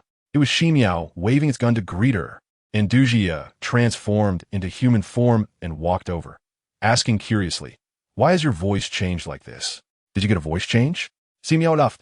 No, this is my original voice. The fierce one before was the sea gods letting me do that to scare you into bringing out your potential. Andujia complained. They are really ruthless, but you didn't hold back either. Shimiao laughed. How could I dare? I've never seen such a cute sea god before. Andujia was puzzled. Why? Shimiao replied. You are the only sea god who hasn't hit me, and you're super cute. Andujia instantly felt insulted. Suddenly, a spatial fluctuation appeared in the sky, and Gung Lan shouted, Is the rift closed? Open it again. A purple figure drilled out, and Andujia first brightened and then dimmed. Gung Lan was holding Kikilia under his arm. Upon landing and throwing her away, Gung Lan looked at Andujia and understood. Grown up? This elemental power and decoration are exactly the same as the Sea King. Andujia was extremely excited. I've become a sea god, and I met so many previous sea gods. She rambled on and on while Gung Lan responded lightly, turning to look at Shimiao. Shimiao greeted, Hello, I'm Shimiao, the sea god's subordinate. So happy to meet you. Gung Lan was shocked. This contrast is too big. Andujia was confused. Aren't you the tester? How did you become a subordinate? Shimiao acted cute. I don't want to stay here, nor do I want to see the next sea god ascend. Gung Lan suddenly leaned close to Shimiao. Don't move, don't be afraid. Her green eyes turned scarlet, and a hexagram rotated. Shimiao froze. All 18 eyes turned into hexagrams. Gung Lan felt secretly pleased. Cool. After releasing the control, Shimiao looked at him with a resentful expression. Gung Lan asked, Do you really want to be with Andujia? Shimiao nodded. I'm a subordinate. Of course I want to be with her. Gung Lan's gaze turned cold. If you have any ulterior motives after the curse mark, you'll die. Shimiao obediently replied. Okay. Gung Lan was speechless. Andujia transformed back into human form. Can you change your appearance? I'm afraid of you like this. Shimiao looked wronged. Does sea god Sama dislike me? I'll change. Blue and gold elements wrapped around her, transforming into a cute girl. Short black blue hair, ocean blue pupils, wearing a short skirt with golden spider patterns, and a spider hairpin. Gung Lan covered his face. Damn. ISNT this year. Have all the characters that didn't appear in Genshin encountered each other? Andujia found her quite pleasant to the eye. Gung Lan looked. The water bubble wraps around you, so there's no water. Let us go. We'll take the inheritance. 2 people shoulder to shoulder. Don't be afraid. Flying thunder god technique. The 3 vanished and reappeared above the sea. Tide rising. The marked beach turned into seawater. Gung Lan said, Teleportation in another space consumes stamina. The sun set in the west, sliding down to the horizon. The sky painted in orange, red, and gold. The evening glowed beautiful as a painting. The sea reflected the beautiful scenery, the surface sparkling with golden light, and a gentle breeze stirred the ripples. Gung Lan sat on a stone by the sea, watching the sunset. Andujia admired the view, but more gazes were on Gung Lan. Andujia also looked at the beautiful scenery, but her attention was mostly on Gung Lan. Gung Lan unleashed a flurry of birds and electric fish. Susanoo fished with maximum efficiency. Golden light, like a veil, fell on Gung Lan's face, bestowing a sacred brilliance on others. His deep green eyes sparkled with mysterious light, like the brightest star in the night sky, profound and unfathomable. Andujia kept staring at Gung Lan, as if seeing her whole life reflected in him. Zaimi wondered, looking at her in a daze. Meanwhile, Gung Lan thought during this romantic moment, I arrived in Teyvat this morning, and now it's sunset. I've single-handedly defeated 6 Archons in less than a day. Who can compare to me? In the rift, Kokolio was left with a face full of questions. So, as night fell, the stars twinkled. Gung Lan fought from morning till night. His chakra was strong, so his stamina remained unchanged, but he couldn't hold on mentally. It had only been a day since he crossed over, and he'd fought so many battles. Feeling exhausted both physically and mentally, he watched the sun sink below the horizon, the bright moon climbing up, its cool light illuminating his weary face. At that moment, Zaimi gently poked Andujia's shoulder, waking her from her reverie. Beautiful moments are always fleeting. Gung Lan sat cross-legged on the stone, closing his eyes to meditate. The whole night, only the sound of the waves accompanied him. The next day, the first ray of sunlight shone down, and Gung Lan opened his eyes, rubbed his sleepy eyes, and looked around. The tide had receded, and he was on a golden beach, the salty sea breeze blowing over. Andujia and Zaimi were happily building sandcastles on the beach, using shovels and small buckets to create a miniature temple of the sea god. Gung Lan approached, trying hard to suppress the urge to kick the sandcastle away. As soon as Andujia saw him, she put down her tools and joyfully called out, Gung Lan, you're awake. Come see the sandcastle we built. Zaimi chimed in. This is the sandcastle Andujia's sister wanted to make for a long time. Gung Lan replied casually, not bad. Gung Lan didn't chat much. His mind was filled with thoughts of food. He hadn't eaten anything since arriving in Teyvat. He thought of sweet flour brew chicken and heavenly jump wall and decided to get something to eat first. Thousand birds, sharp gun, he shouted, and the cries of thousands of birds exploded over the sea. Blue electric arcs spread like little snakes, and in the blink of an eye, the sea was filled with belly-up fish. Andujia exclaimed excitedly, wow, so many fish, just as she was about to dive into the sea to catch them. A giant purple Susanoo hand suddenly reached down, plunging into the sea like a fishing net, scooping up all the electrocuted fish. The Kusanagi, sword stuck in the sand, stared in disbelief. No way, dude. Is this how you use such strong abilities? But this wasteful method was indeed highly efficient. In no time, the fish piled up into a mountain. Andujia pulled Zaimi to dance around the pile of fish, happily shouting, Yay, we're having grilled fish. Zaimi echoed. Yay too, god-level beings were acting like carefree children at this moment. Fish, wait, you're the god of the sea, and this is how you treat your subjects? Aminos. Gung Lan used a fireball to grill the fish. Crocodile Diwuduo appeared through teleportation. Zaimi found a long twig, carefully sharpened it into skewers with thorns, and delicately threaded the fish of various sizes together, like making artwork. These fish grew in a haphazard manner. Some were long, some round, some scales shimmering with color, others dull. Zaimi sighed at the wonders of nature. Soon, the fish were skewered and placed on a stone slab. Gung Lan stood nearby, quickly forming hand seals with one hand, and shouted, Fire release, great fireball. A huge fireball spewed from his mouth, but the temperature was considerably lower, slowly descending over the school of fish. With a sizzling sound, the fish were instantly grilled to perfection, the aroma wafting through the air. Ninjutsu is really convenient. Gung Lan casually sprinkled some seasoning he had collected, the rich aroma making one drool. He handed the first grilled fish to the eager Andujia, while he continued to sprinkle seasoning. Andujia eagerly took a bite. It was a bit hot, but perfectly cooked, except for the taste. It was too salty. After finishing, she felt thirsty and looked at Zaimi, who had a blank expression. Gung Lan noticed something was off with her and took a bite himself. Wow, it's salty. After he finished eating, he also found it salty. Looking at the mountain of grilled fish, knowing it was the seasoning's fault, but having gone a whole day without food, he didn't care too much and ate quite a bit. While digesting, Gung Lan thought about where to go next. Still unaware of where this beach was and how far it was from Morix. At this moment, he saw a large reddish-brown stone with white spots, standing like a small mountain, exuding an ancient and mysterious aura.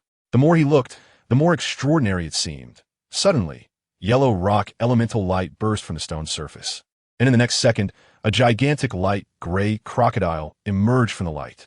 The crocodile blinked its small golden eyes, looking confused at Gung Lan. Uchiha Gung Lan? Gung Lan was shocked. Diwuduo? What are you doing here? He never expected to see this guy here. Diwuduo scratched his head with his thick claw, dropping a few pieces of white stones, awkwardly saying, I sensed a similar elemental force and followed it here, picking the nearest granite as a teleportation point.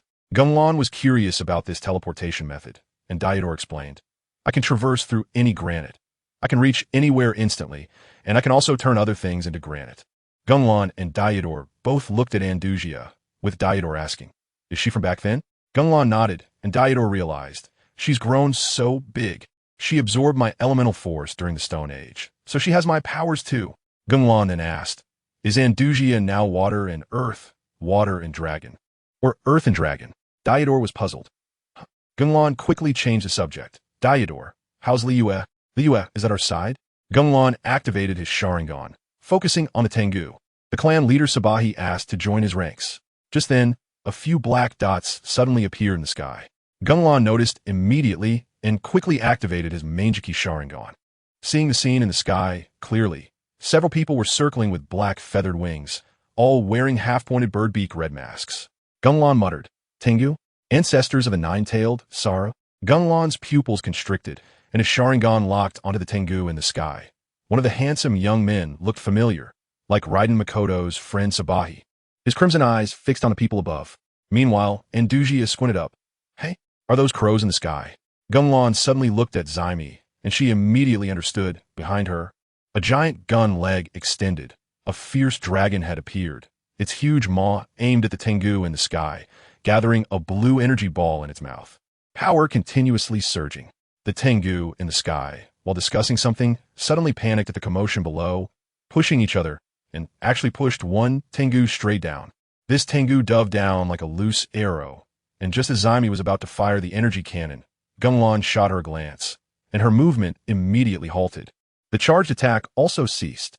The Tengu was as fast as lightning, suddenly stopping right above the crowd. The move so abrupt it left everyone speechless. It was so close that Diwuduo almost swiped with his claws. The Tengu landed unsteadily, flustered and wanting to approach, but too scared. Zaimi reacted quickly, immediately raising the dragon cannon to aim at it, the cannon's mouth flashing with cold light, extremely intimidating. The Tengu hurriedly waved its hands, eyes filled with urgency and fear, desperately indicating it meant no harm. The Tengu's voice trembled. See, can you hear me? Andujia was confused, but smiled back at the polite stranger. We can hear you. Hello. The Tengu quickly said, I am Chu-Chu of the Shadow Tengu tribe. I wish to meet this esteemed person. As it spoke, it glanced at the cold-breathed Gung Lan, its voice still shaking. Gung Lan said, Let them all come down. Chu-Chu immediately turned back and shouted, Hey, you all come down quickly. But inside, it complained, These guys let me come down alone. Don't they know I'm timid? The Tengu in the sky immediately dove down, landing next to Chu-Chu. At that moment, a dignified man stepped forward, bowing deeply. Greetings, Archon. I am Sasa Hayori, the leader of the Tengu clan. It is an honor to meet you. He looked up at the expressionless face of Gung Lan, hesitated for a moment, and asked, Respected Demon Lord, may I dare to ask a question? Gung Lan nodded in agreement. Sasa Hayori took a deep breath. That day, the giant martial god with purple wings in the sky. Could it be you? Gung Lan's gaze deepened, and after a moment of silence, he replied, It is Susanoo, indeed. His voice was extremely calm, but Sasa Hayori was so excited that he immediately said, My lord, please allow the Tengu clan to join under your banner. My lord, please allow the Tengu clan to join you. Gung Lan accepted the Tengu clan. The demon lord of the Thunder Sea is exposed. Sasa Hayori's tone was very sincere, his eyes shining with fervent light, as if he were seeing an idol. He excitedly shouted, Your demeanor is just like the great Tengu god in our clan's mythology. It was as fervent as when Inji introduced the pure goddess Idolira. He continued, The great Tengu god is an ancestral myth. His form is grand and can change the world. I grew up listening to his stories. The day I saw your towering martial god, I knew it was fate that allowed me to see the divine, but I still didn't know your name. After saying this, he suddenly knelt down, using the highest etiquette to plead with Gung Lan. Andujia was taken aback and immediately shouted, His name is Gung Lan. Sasa Hayori looked at her gratefully, then turned to Gung Lan and shouted loudly, Respected Lord Gung Lan, I represent my clan to seek to join you. Following you, our clan will surely make a scene. We are willing to give everything for you. His tone was filled with awe and fervor.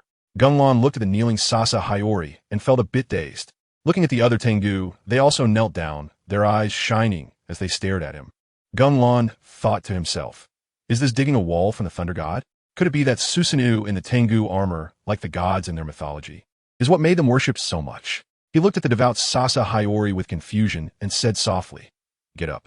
The voice was light yet authoritative. Sasa Hiyori immediately looked up, his eyes shining like stars, trembling as he shouted, "My lord." Gung Lan said, "I will tentatively agree." Sasa Hiyori's body trembled. His face filled with ecstasy, almost kneeling down again, excitedly shouting, "We will definitely offer everything to you, my lord." Gung Lan waved his hand to let him rise. "Enough. No needing. Just you few. Where are the others?" Sasa Hiyori quickly replied, "We are the fastest in clan. Ever since we witnessed the divine miracle of my lord, the whole clan set out to find you. We were originally going to return empty-handed, but we caught a glimpse of the purple palm light on the coast and found you." Gung Lan asked, "How many people are there in your clan?" Sasa Hiyori answered, "About 4,000. With a single command from my lord, we are all willing to offer our hearts." Gung Lan thought, "That's quite a number. What does the last sentence mean?" He asked again, "Have you explored this area? Do you know how many demon lords are in this sea area?"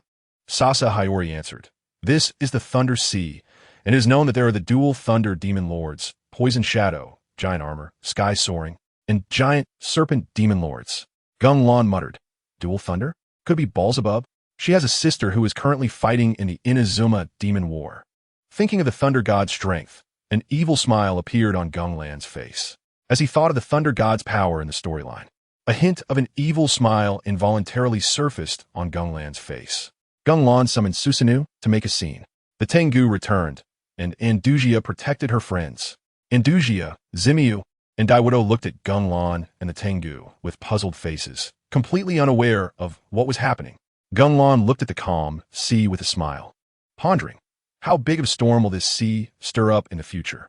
Andujia asked in confusion, "So what exactly is going on?"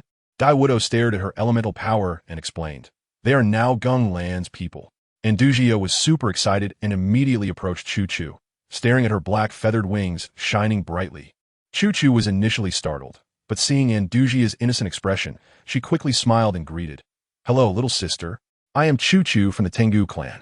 Andujia replied, "My name is Andujia." The two got along very harmoniously. Gung Lan told Sasa Hiyori, "Go back and tell your clan to come back to find me in a day." He then turned to Diwuduo, "What about you? What do you want to do?" Gung Lan actually had a good impression of Diwuduo. After all, she was the first person he could communicate normally with after his reincarnation, with no hostility and forward thinking. Diwuduo looked at Andujia playing with Chu Chu, her eyes filled with affection. "I want to watch her grow." Gung Lan suddenly asked, "Do you really want a family?" Diwuduo did not answer, just turned to look at him, her small eyes shining with golden light. After the playful moments, Chu Chu said goodbye to Andujia and followed the Tengu to fly away. Diwuduo transformed into human form, short orange hair, looking very composed, following beside Gung Lan. Gung Lan called out, "Everyone come here." The few immediately stood beside him. In the next moment, an evil purple elemental force erupted. In the blink of an eye, a huge skeletal frame appeared, growing muscles and dark purple armor. Before the red light could emerge, a giant deity over 1,000 meters tall stood between heaven and earth. Diwuduo was not surprised at all. As expected, "It's you." Zimiu, however, was completely shocked. This power was more explosive than all previous sea gods. The 8th generation was not wrong. She trembled in the cockpit, the transparent diamond-shaped crystal flashing with a faint light, her heart racing in fear, unsure if it was from fear of Susanoo or fear of heights. Andujia noticed something was off with her and immediately hugged her. "Don't be afraid. I'm here." Zimiu felt the warmth, and her fear dissipated. "Thank you, Sister Andujia." Ignoring these little interludes, Susanoo spread his wings that blocked the sky and flew straight up. Gung Lan activated the kaleidoscope Sharingan to explore the island. He was surprised to find the cute fox Lulu. They gradually flew to a high altitude, and Gung Lan opened his kaleidoscope Sharingan, seeing the entire island clearly. He pondered, why is this island so small? By foot measurement, it certainly isn't as big as Inazuma. Could it just be a small island? He recalled the islands of Inazuma and Narukami Island, having forgotten them long ago. After all, he had no impression after exploring the map. and relied on the guides of Up Masters to find his way. However, he discovered a large village at the other end of the island. Gung Lan decisively dove down like a meteor directly above the village. Then, Susanoo suddenly dissipated, and everyone fell together. Andujia's face was stung by the wind. Her expression crumbled. "Aw, you activated Susanoo just to see the island?"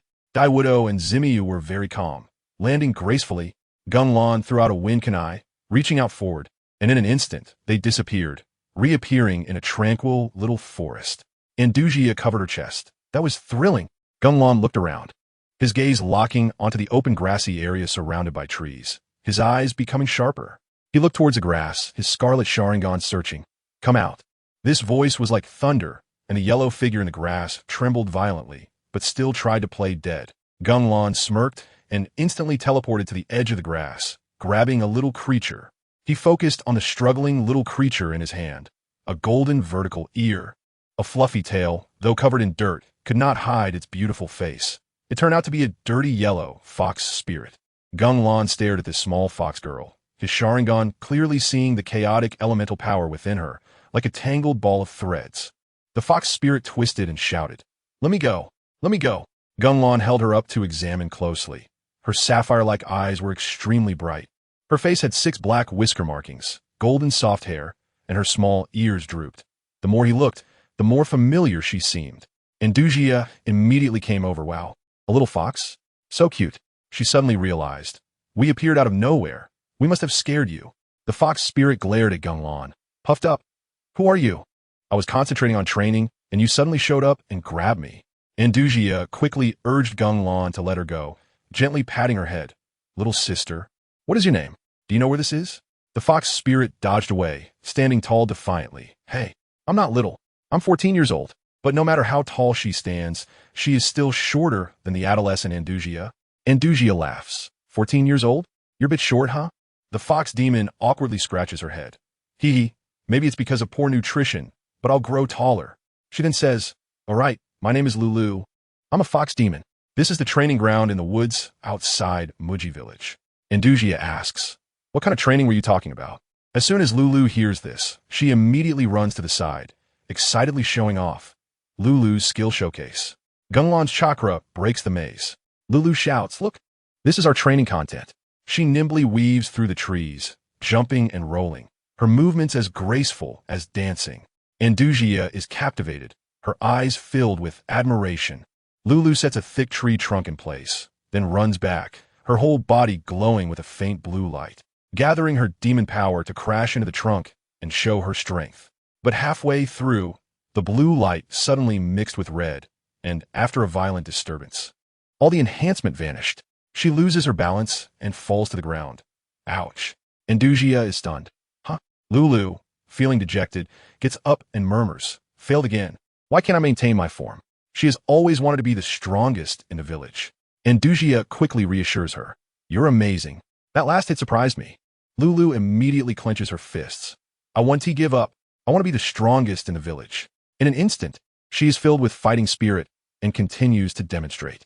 Gung Lan observes with his Sharingan and discovers that Lulu has strange force interference within her. Moreover, her expression unexpectedly reminds him of an old friend. He asks, "Why do you want to be the strongest in the village?" Lulu replies in a crisp voice, "To earn everyone's recognition. I'm not a different kind of fox demon. I'm Lulu." Gung Lan is lost in thought, a shimmering golden figure flashing through his mind. Gung Lan then asks, "Why do you say you're a fox demon?" Lulu droops her ears in disappointment. "The villagers have always hated me, saying I'm different." Gung Lan recalls Ye Miko. "Maybe your ears are different. Usually, fox demons have folded ears, but yours are upright." Lulu nods, "Right. I will work hard to become strong and earn everyone's recognition." Andujia says, "Can you show me around the village? We are travelers from afar." Lulu excitedly replies, "No problem. You're the first group of people who don't dislike me." Gung Lan gently touches her hair, a subtle chakra flowing into her body, which she does not notice. After a while, Gung Lan figures out the situation. It's not a tailed beast hidden in her belly, but 2 kinds of elemental powers within her. One is a normal, stable blue, and the other is a violent, unstable red. The 2 powers depend on each other. If one is activated, the other becomes unusually agitated. It turns out that contrary to his previous speculation, Lulu does not have a tailed beast hidden inside her, but rather two completely different elemental powers within her. One is a normal and stable blue elemental power, while the other is a violent and unstable red elemental power. These two powers rely on each other.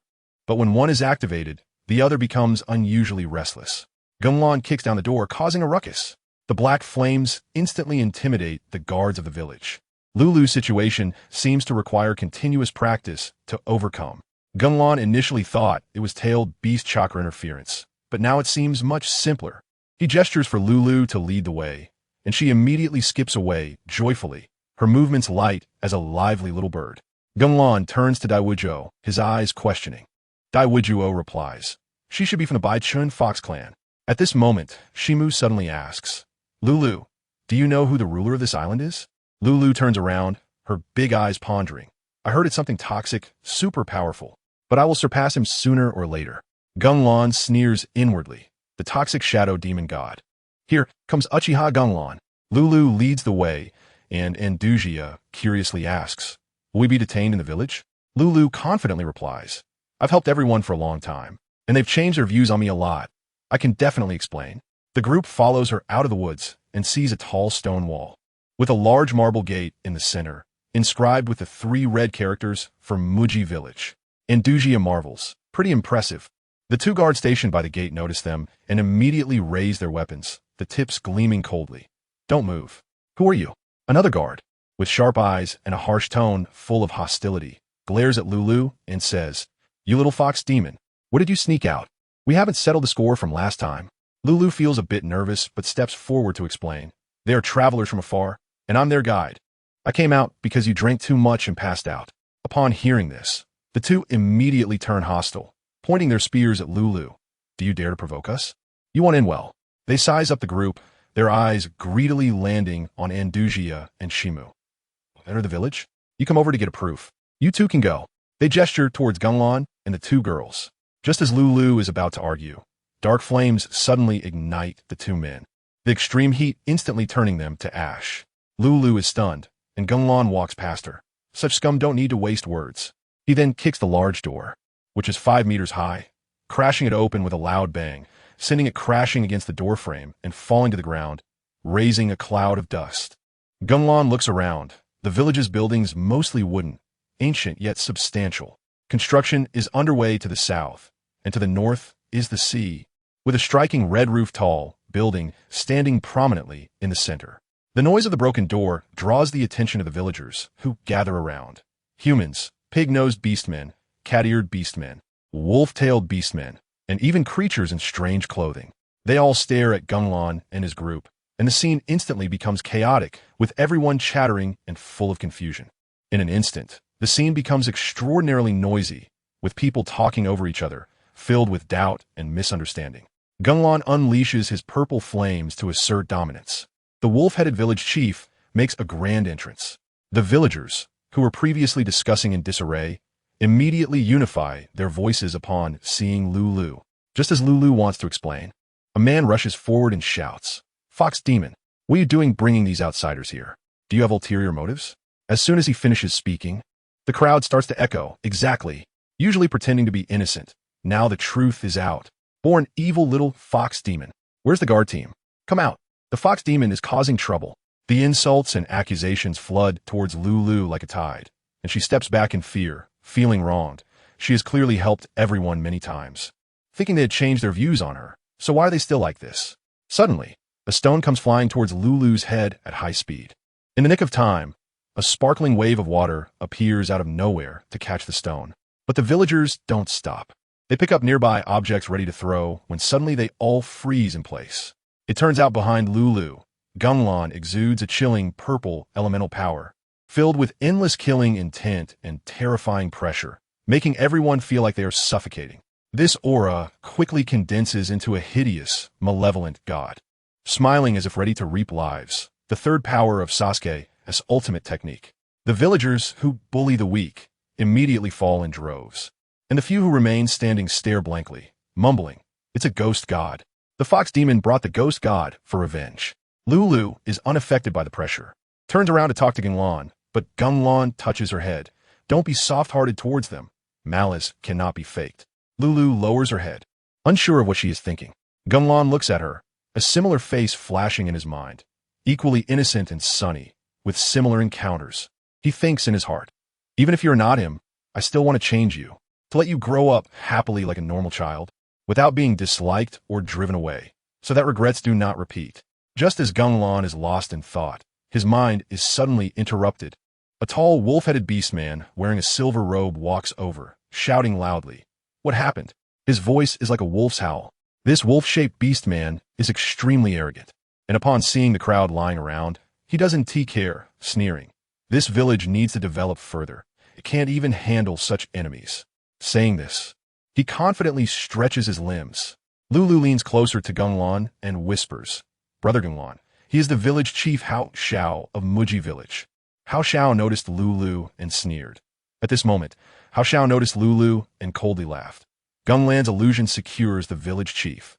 The black fox cute girl seeks Lulu. Hao Xiao coldly laughed. Oh, this also here?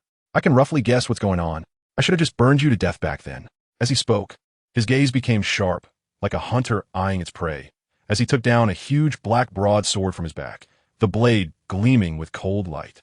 His gaze swept over the crowd, finally locking on a Gung Lan, filled with hostility. Hao Xiao muttered to himself, this guy's the one exuding pressure? I could sense it from afar. It's terrifying. But I'm not afraid at all. Instead, I'm super confident. After all, this is the ability given by Lord Booties. I firmly believe Gung Lan won't be able to stop me. But when he met Gung Lan's strange yet beautiful red eyes, he instantly felt dizzy, as if his head was pierced by a spike, and he directly lost consciousness. To outsiders, Hao Xiao's originally fierce momentum completely disappeared, his wolf-like eyes dull and lifeless. Gung Lan said lightly, Sharingan illusion manipulation. He thought to himself, is that it? A simple illusion and he's powerless. Can't even dance, so pathetic. He retracted his aura, and the villagers finally breathed a sigh of relief. But more people were rushing over. There were guards, scholars, and foolish onlookers. Some guards held spears, while others drew bows, ready to fight. At this tense moment, a small black ball peeked out from the crowd. A cute face, petite body, long black hair with soft black folded ears, and big round eyes fixated on Lulu, murmuring, Alu.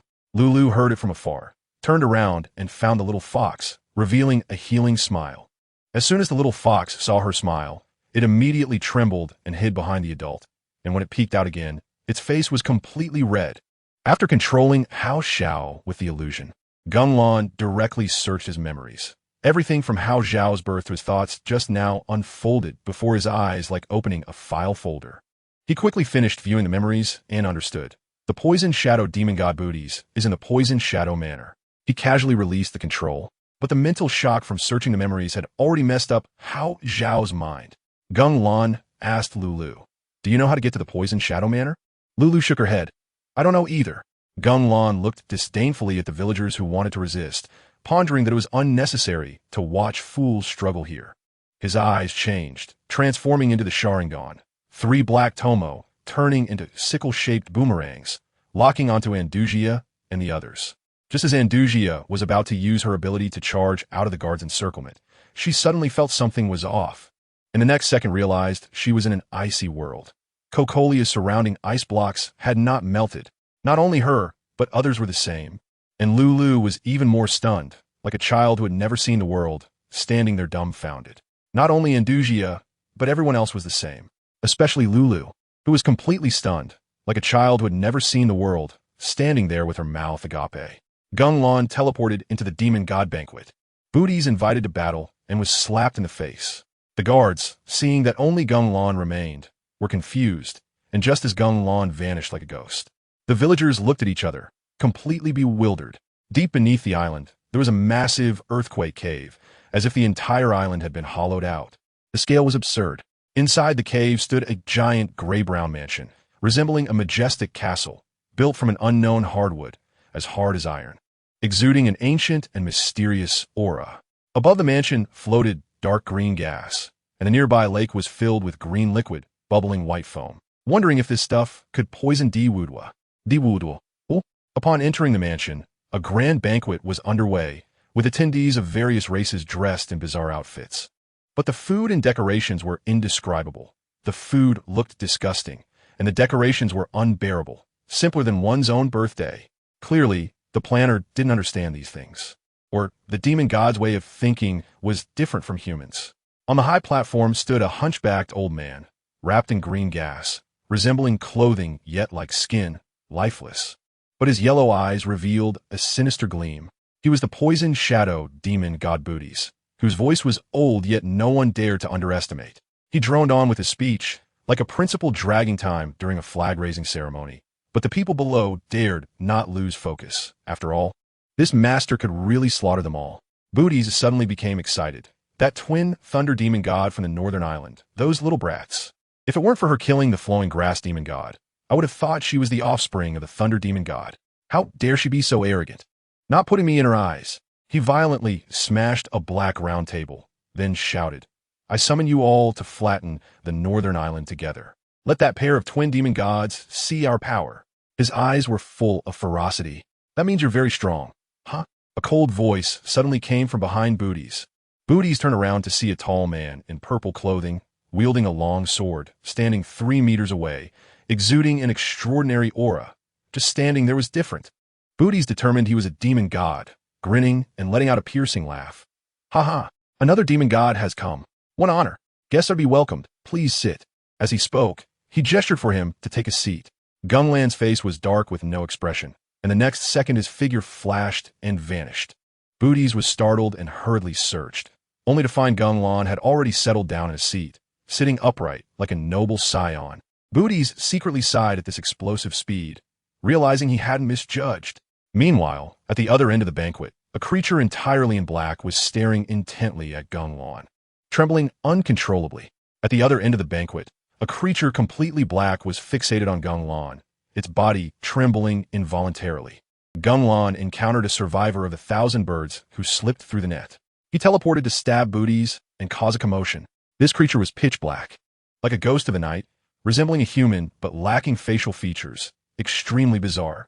What stood out even more was its bright blue clothing, creating a stark contrast with its black skin, making it eerie to behold. This was a stray from the shadow demon god Doppela's shadow troop. This little black creature, later called Black Cloth, was a survivor of Gung Lan's 1,000-bird flow, having personally experienced Gung Lan's terrifying power. Now, seeing Gung Lan again, fear surged like a tide, causing it to tremble all over. Its companion, a pigman, noticed something was off and approached to ask, Hey, Black Cloth, what's wrong with you? But the little black was already so scared that it couldn't utter a word, trembling from fear. Little Black recalled. Back then, following the big guy's plan, they thought Gung Lan was just a background figure, but in the blink of an eye, Gung Lan crushed the whole scene, smashing brothers and family, blood flooding the area. It had miraculously escaped and unexpectedly gained self-awareness, later migrating with companions, only to hear that the big guy had been killed by Gung Lan, and the human girl broke down. It tried to comfort her, but to no avail. Now renamed Black Cloth to attend a banquet. Unexpectedly, the enemy crossed paths. It wanted to run, but the pigman held it back. What are you running for? This is an opportunity to meet 2 demon gods. Black Cloth was so anxious it was sweating. Run quickly, otherwise he will kill us all. Gung Lan slowly shifted his gaze, smiling slightly. The female cat demon next to him saw Gung Lan's handsome face, immediately blushing, calling to her companions. Girls, there's a handsome guy. Little Black became even more flustered, its mind racing to take its clan to run away quickly. Gung Lan had already perceived all of this, thinking to himself, I can still meet acquaintances? The range of 1,000-bird flow is so wide, yet there's a stray, interesting. But Gung Lan paid no attention to that, turning to look at Booties. Booties' wrinkled old face revealed a disgusting smile. Gung Lan stared into his eyes and asked, Do you know Ming Kai and Lulu? Booties thought for a moment. That name is too old. I can't remember. Gung Lan scoffed lightly. Only 7 years have passed. Isn't that too short for a demon god? Booties pretended to apologize. Oh, sorry. Seems like they're insignificant people. After saying that, he waited to see Gung Lan's reaction. Gung Lan softly said, Insignificant people. Then smiled in relief. Booties looked at his smile, feeling puzzled, when suddenly he felt a chill down his back, a strong sense of crisis sweeping over him. He quickly turned around and raised his arm to defend himself. But in the next second, Gung Lan appeared behind him like a ghost, holding a white blade that glimmered with a cold light, stabbing towards his head with astonishing speed. Beauteous was shocked by Gung Lan's speed, but a sharp glint suddenly flashed in his eyes. He was very surprised by Gung Lan's speed, but his gaze held a hint of sharpness. Gung Lan unleashed his celestial technique. Spiral Shuriken, instant poison, dark demon god. Beauteous growled. Since you are in such a hurry to die, I'll grant your wish. You ignorant brat. Green poisonous mist rose from his hand as his poisonous palm reached straight for Gung Lan, completely disregarding the fact that the Kusanagi sword had pierced through his chest. Just as the poisonous hand was about to touch Gung Lan's face, Beauteous sneered. Haha, fool, you don't know how to dodge. Soon you'll realize what I... Before he could finish his sentence, a powerful hand suddenly pressed down on his head. In the next second, an overwhelming force surged through him, and Beauteous flew out like he had been hit by a speeding truck. Gung Lan actually held his head down, like Ulquiorra did with Ichigo, throwing him out of the mansion and grinding him against the ground for hundreds of meters. Everything happened in an instant. Beauteous had no chance to react or resist. Completely under Gung Lan's control, Beauteous slammed into the dark cave wall like a cannonball, taking a while to recover, coughing as he got up, and angrily shouted, You little bastard! Don't you know how to respect the elderly and care for the young? Gung Lan completely ignored him, with blue lightning flashing in his hand, accompanied by the piercing cries of thousands of birds.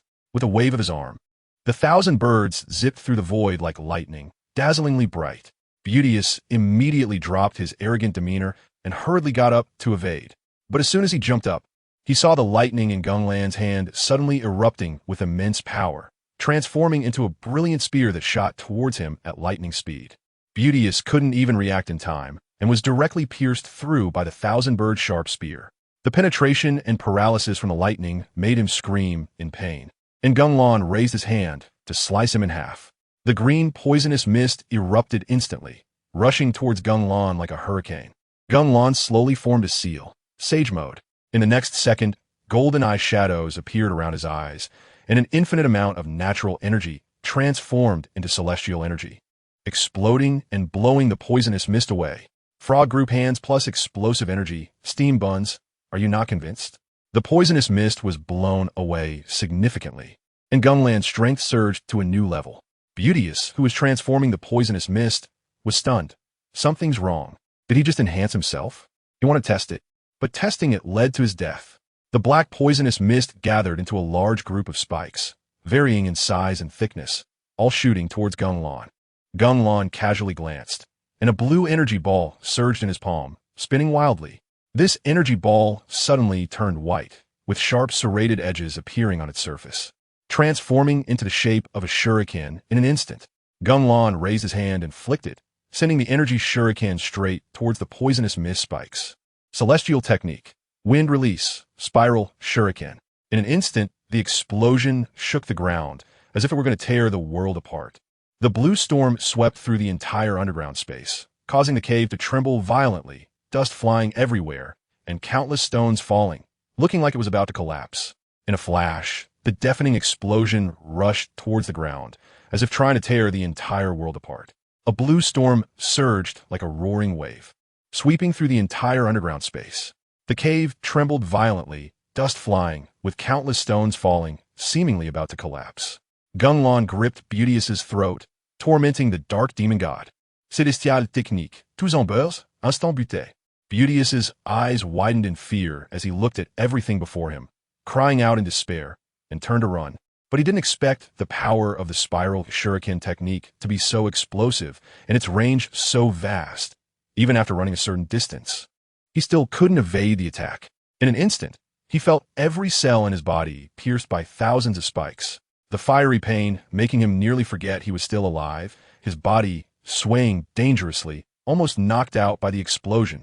Before he could recover, Gung Lan appeared in an instant, and while Beauteous was still in a state of paralysis, he grabbed him by the neck and lifted him up.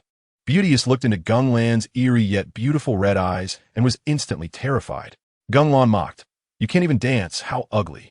Beauteous struggled desperately in Gung Lan's grip, his neck held tightly, unable to escape, completely at Gung Lan's mercy. Gung Lan, expressionless, retorted, "You're too weak. Among the demon gods I've encountered, you're the easiest." He recalled the previous Sea King and Shadow, who at least had special abilities to maneuver, but this poisonous dark demon god, while claiming to deal with the Thunder Shadow sisters, had strength similar to that of Shadow's first form. He probably only knew how to use poison and had chosen the wrong path, insisting on confronting Gung Lan head-on. Now his fate was sealed. Gung Lan's voice was cold as judgment. Mingkai and Lulu were a loving couple 5 years ago, and they were also your capable subordinates. You pushed them to the brink for your own desires, causing their deaths, leaving a lonely infant behind. Am I wrong? His crimson Sharingan was filled with murderous intent, his gaze piercing into Beauteous's soul. Beauteous, choked by the throat, responded slowly, those two guys. But Gung Lan continued. You superficially let them protect their companions. But in reality, you led them to their deaths, even spreading rumors that their child was a disaster star fox. Beauteous's eyes widened in shock. How did Gung Lan know about this? Gung Lan scolded, Fool! I don't know whether to call you stupid or what. A demon god can create such messes. Beauteous was about to argue. You don't understand at all, but Gung Lan directly exerted force, throwing him violently into the sky. Beauteous was thrown dizzy, and his instinct for survival made him instantly transform into dense poisonous mist, trying to escape in the fog. GengLan's idiot! His hand instantly glowed with blinding blue lightning, the familiar sound of 1,000 birds roaring, as if it was going to tear space apart. The surrounding air currents swirled around the 1,000 birds, which gradually turned black and white, burning with ultra-high temperature black flames. Gung Lan shouted, Celestial technique. Add on Earth life, 1,000 birds. As soon as he finished speaking, he shot through the air like a bolt of lightning, carving a dark arc in the sky, rushing towards Beauteous with astonishing speed. The dark sparks and black and white celestial lightning intertwined, leaving a terrifying trail. Beauteous looked at Gung Lan's speed, completely helpless. There was no way to escape. He could only watch as the fatal attack approached. He couldn't retaliate at all. Purely a numerical monster. Beauteous stared in horror at Gung Lan's incredible speed, filled with helplessness. He realized he could no longer escape Gung Lan's pursuit, and could only watch as the deadly attack closed in on him. He couldn't fight back at all. Purely a numerical monster. Gung Lan's might evaded the explosion. 2 minutes to speedrun the poisonous dark demon god. A loud bang. The black and white 1,000 birds pierced through Beauteous's hard exterior without any obstruction. In an instant, the black and white lightning surged into his body, filled with paralysis and celestial power, flooding him like a torrent. The add-on Earth life burned fiercely upon entering his body, the ultra-high temperature causing Beauteous to scream in agony. But Beauteous suddenly stopped screaming, a look of determination on his face as he stared at Gung Lan. Is this fire? His voice was filled with despair. Gung Lan ignored him and instead increased the output of the 1,000 birds. A fierce glint flashed in Beauteous's eyes as he gave up resisting, allowing his life force to drain away, and suddenly reached out to grab Gung Lan's arm. Gung Lan was sharp enough to notice instantly, kicked Beauteous away, using the recoil to leap back and retract the 1,000 birds, then quickly formed a hand seal, spewing out a blazing orange-red fireball. Fire release. Great fireball technique. However, Beauteous revealed a cunning smile.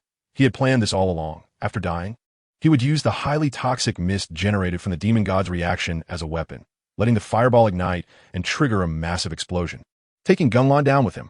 This guy was truly foolish, lacking the intelligence a demon god should have, and only engaged in shady dealings. Gung Lan stared at the fireball flying towards Beauteous. Sure enough, once Beauteous died, countless toxic mist surged forth like a tide. Gung Lan thought, Want to perish with me? Too naive. In the next second, his eyes turned black, with a 6-pointed star spinning, transforming into a 3-bladed windmill shape. Divine might. Beauteous's form began to become ethereal, just as the fireball and toxic mist collided, triggering a tremendous explosion. The dazzling firelight erupted like a volcano, filling the entire cave, looking terrifying. But even as he faced death, Booty still wanted to see how Gung Lan would die, only to be completely stunned. Gung Lan was leisurely strolling through the explosion as if nothing were happening.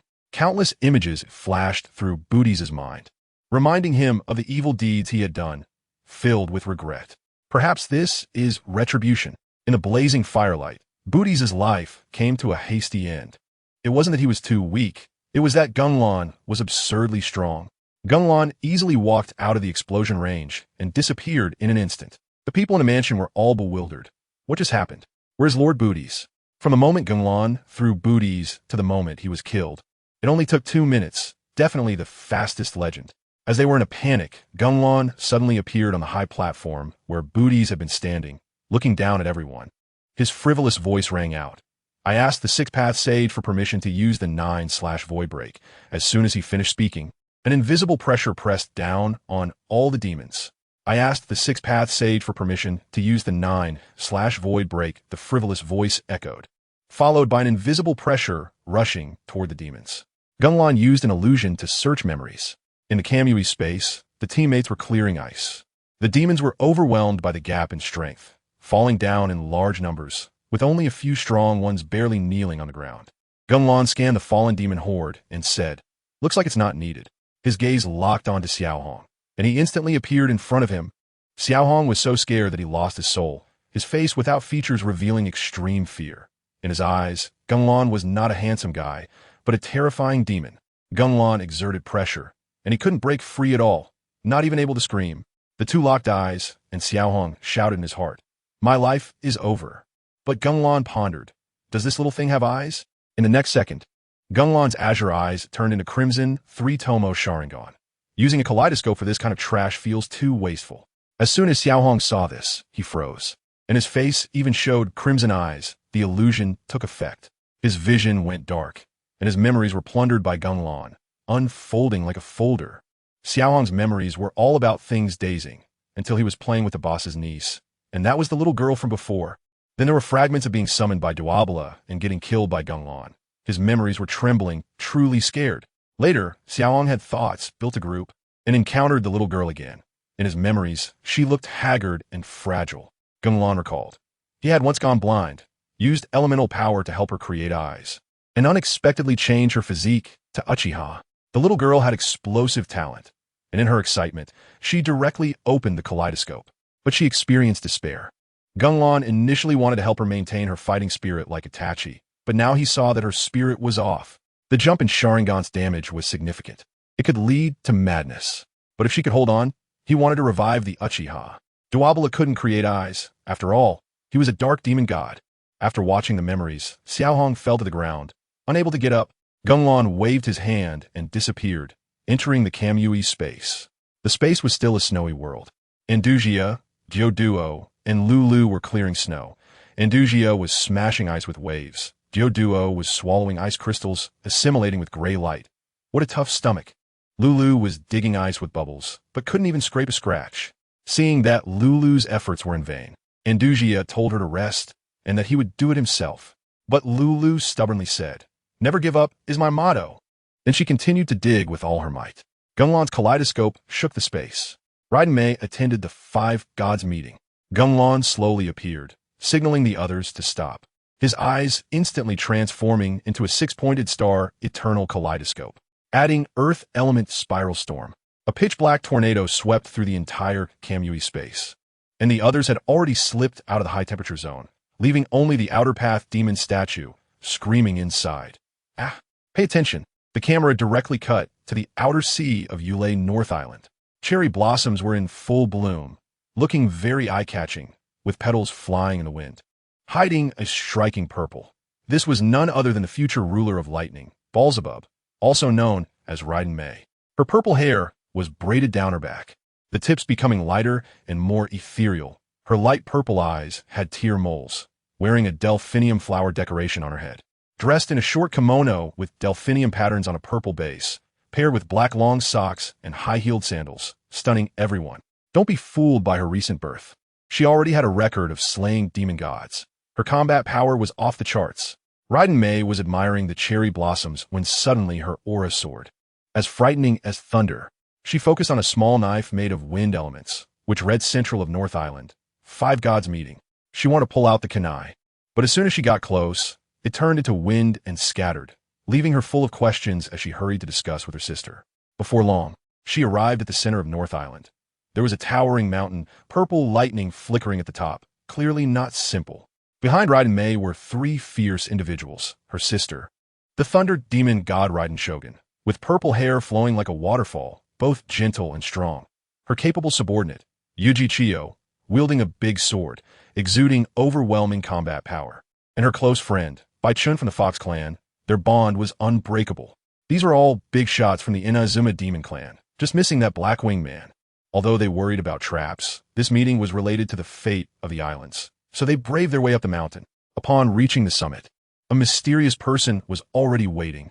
This person looked thin, with a pale face, wearing a gray-white robe, purple wings tucked behind, adorned with purple sharp feathers, blending into the environment, exuding maximum mystery. She had a beautiful face, but no expression. Her light purple eyes scanned over, ethereally speaking. Thunder Demon God? I've heard you are twin demon gods. The Blue Flower Demon God was taken down by you, right? Raiden Mei was just about to speak when her sister Raiden Shogun smiled and responded first. You are the sky-soaring demon god? I've heard you're the most beautiful dancer. Seeing you today, indeed. Before she could finish her sentence, a burst of laughter suddenly erupted. Ha! This little broken bird dares to call herself the most beautiful dancer? Laughing my teeth off. Everyone looked, good heavens. A 4-meter-tall figure was wrapped in heavy black armor, with a helmet sporting giant horns like a rhinoceros. This was the armored demon god. Yuji Chiyo raised an eyebrow, hand resting on the sword hilt, exuding dominance. Armored demon god. What thick armor. I wonder if it can withstand my blade. The Raiden-level demon gods gathered. Gung Lan had not yet made his appearance. Yuji Chiyo and Bai Zhai Palace whispered, their voices neither high nor low, as if they were gossiping. But the armored demon god had ears like radar, suddenly turning to glare. Is there a bug talking too much? His tone was full of threats, and his gaze was sharp enough to penetrate the soul. He didn't realize he was the real big bug. Facing the provocation, Yuji Chiyo remained unfazed, slowly drawing his sword against the gaze, his movements steady and strong. The air instantly thickened with tension, and it looked like a fight was about to break out. Luckily, Bai Zhai Palace intervened just in time, sending a look, now is not the time. Although Chiyo was reluctant, he still sheathed his sword, but the armored demon god had no intention of stopping, still wanting to stir trouble, when suddenly he felt a chill down his back, a numbing sensation spreading throughout his body. He looked around and found Raiden Mei staring at him, her purple eyes flashing with a faint glow, her aura incredibly strong. The armored demon god gritted his teeth. You've got some skill, kid. His eyes held apprehension, so he had no choice but to back down. Meanwhile, the sky's soaring demon god was displeased, walking straight toward the armored demon god, glaring at him with a face full of anger. The height difference between the 4-meter-tall armored demon god and the less, 5-meter sky soaring made for a comically absurd scene. Just then, a steady voice came from behind. The serpent-fighting demon god appeared. Sorry, I'm late. Raiden Shogun pondered. Is the remaining one the roaring thunder or the poison shadow? Suddenly, a thunderclap exploded, dust flying everywhere. As the dust settled, an extremely fierce creature appeared. Its entire body was covered in snow-white, long hair like silk, muscles bulging capable of tearing steel. Wearing only a pair of pants, resembling a lion yet humanoid, with exposed fangs that were terrifying and arcs of electricity coursing over its body. I measure a lion dog. Its voice was rugged and powerful. Looks like everyone is here. Raiden Shogun instantly understood. It was the roaring thunder demon god who initiated the meeting. To know that roaring thunder was an old-school overlord in this area, predating the birth of her sisters. Raiden Shogun felt a bit anxious if they went straight to war. Even if the citizens were evacuated, a brawl between the 5 demon gods was unimaginable. But the next words from roaring thunder left her stunned, staring at the serpent fighter with full battle intent. Who sent me here, you little long bug? Currently present are the thunder demon Ball, Raiden Shogun, Ball Zebub, Raiden Mei, the sky demon Morna, the armored demon Kabudala, the snake demon Oroba, and the roaring thunder demon Elio. Coming soon are the sea demon Andujia, the granite demon Diwuduo, the dragon spider demon Shimyu, the sword demon Sad, the six-paths demon Uchiha Gung Lan, and the adorable little fox Lulu. Raiden Shogun looked at Elio with a suspicious expression. Pondering, Raiden Mei is taking on roaring thunder. Andujia is sneak attacking. This gathering was clearly initiated by the roaring thunder demon. Yet she insists there's someone else. Raiden Shogun was filled with questions. Aside from her and her sister, there are no other new demons in this area. Could it be? Just as she was about to question, Elio, roaring thunder, ignored her completely, sharpening his claws that glimmered with blue static electricity. That wind blade technique is quite ruthless. He must be a new demon. But since everyone has arrived, Elio's blood-red beast eyes suddenly flashed with sharp light. Raiden Mei instantly sensed the killing intent, and a purple aura Naginata appeared in her hand, focusing intently on him, fully alert. Elio, however, let out a sneer, his whole body bursting with dazzling blue light. thunder armor forming around him. You little brat. You need to be properly taught by an adult. In the next moment, the air trembled. Elio dashed like lightning, roaring towards Raiden Mei, swinging a devastating punch. Raiden Mei did not retreat at all, her purple eyes shining, the Naginata spinning rapidly to meet him. The clash of purple and blue thunder exploded, the shockwave twisting the very space. A towering mountain peak was blown away, turning into a flat-topped hill. The snake demon Oroba shouted, looking around, "Peeping Tom, come out." Andujia slowly emerged, scratching his head with an awkward smile. "Ah, caught. By the way, have you eaten?" Several demons were left dumbfounded, and he suddenly changed his expression. "Haven't you eaten? Take this punch."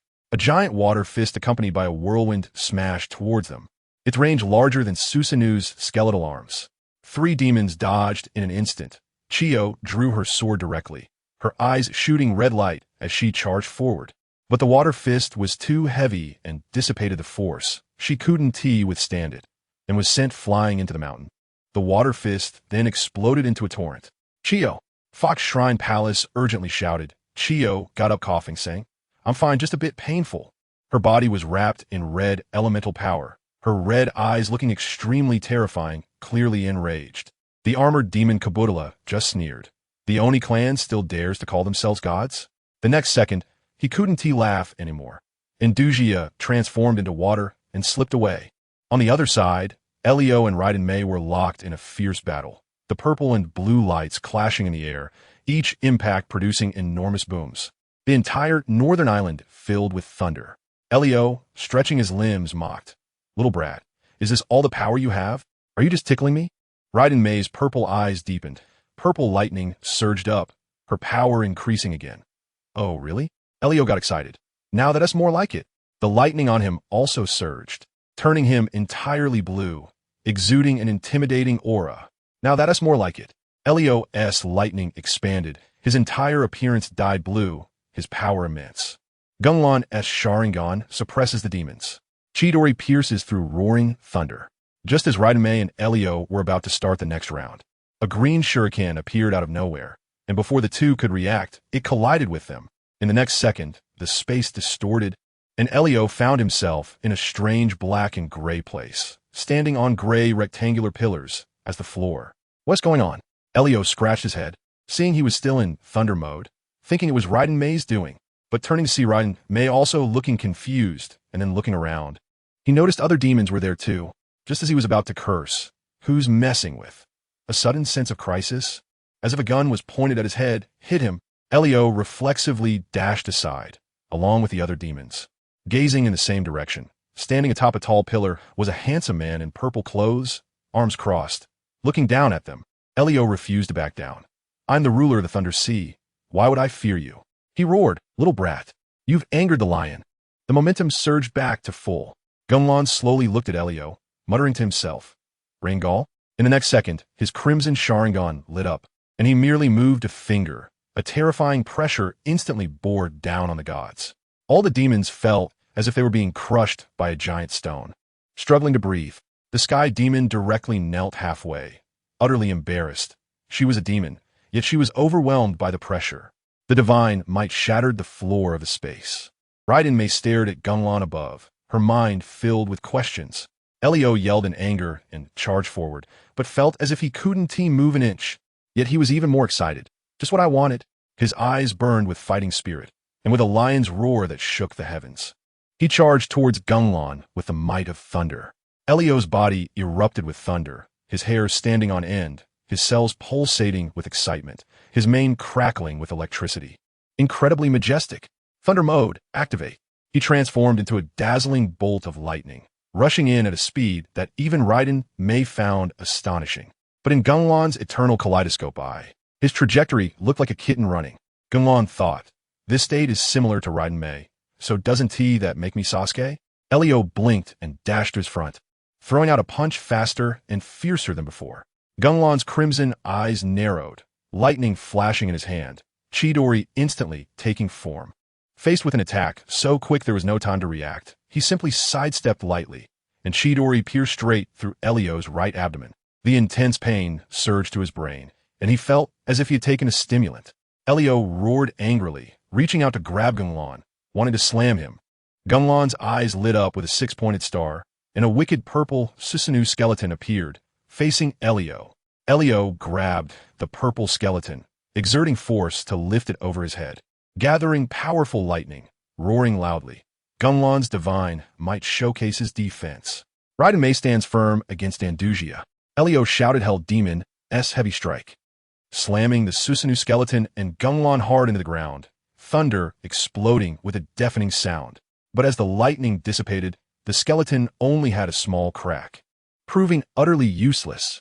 Liyue went mad with worry, kicking Gung Lan away, but Gung Lan was unharmed inside the skeleton, feeling a bit dizzy, and after landing steadily, he drew the Kusanagi sword, channeling Chidori into it. Liyue transformed into lightning and moved at high speed, running on all fours, practically a Teyvat flying lion. He roared as he charged, elbowing Gung Lan, the thunder and strength crashing into the Susanoo, but only causing it to shift slightly. Don't be ridiculous. This Susanoo's defense is simply outrageous. Gung Lan took Liyue's attack head-on, not moving an inch, but Liyue became even crazier, his eyes turning redder, the lightning surging more fiercely. You little brat, don't underestimate the demons, he shouted, charging forward with a thunderous sound wave. Gung Lan's eyes narrowed, and the six-pointed star in the kaleidoscope transformed into three scythe-like windmills, divine might. His form became ethereal, teleporting outside, directly immune to the sound wave attack. Divine might is even more useful than expected. Gung Lan deactivated his ethereal state, looking at Raiden Mei and the others, finding they were just watching and not helping. Of course, during the era of demon wars, who would care about unrelated people? He fixed his gaze on Andujia and said, deal with them. A flash of spatial fluctuation, and Raiden Mei and the others were sent out of the divine might space. Andujia was already used to it, looking at the bewildered Raiden Mei. I'm supposed to fight them? Really? Saying that, she tested her strength, blue light emanating from her body, forming sleeves and a wheel, directly entering sea god mode. Power, speed, and stamina all maxed out. Go! A water column smashed down out of nowhere towards them. Raiden Mei reacted extremely quickly, swinging her Naginata like lightning, the thunder light flickering as she unleashed a powerful blade aura. After a massive explosion, the water column was easily sliced apart. But you absolutely wouldn't expect.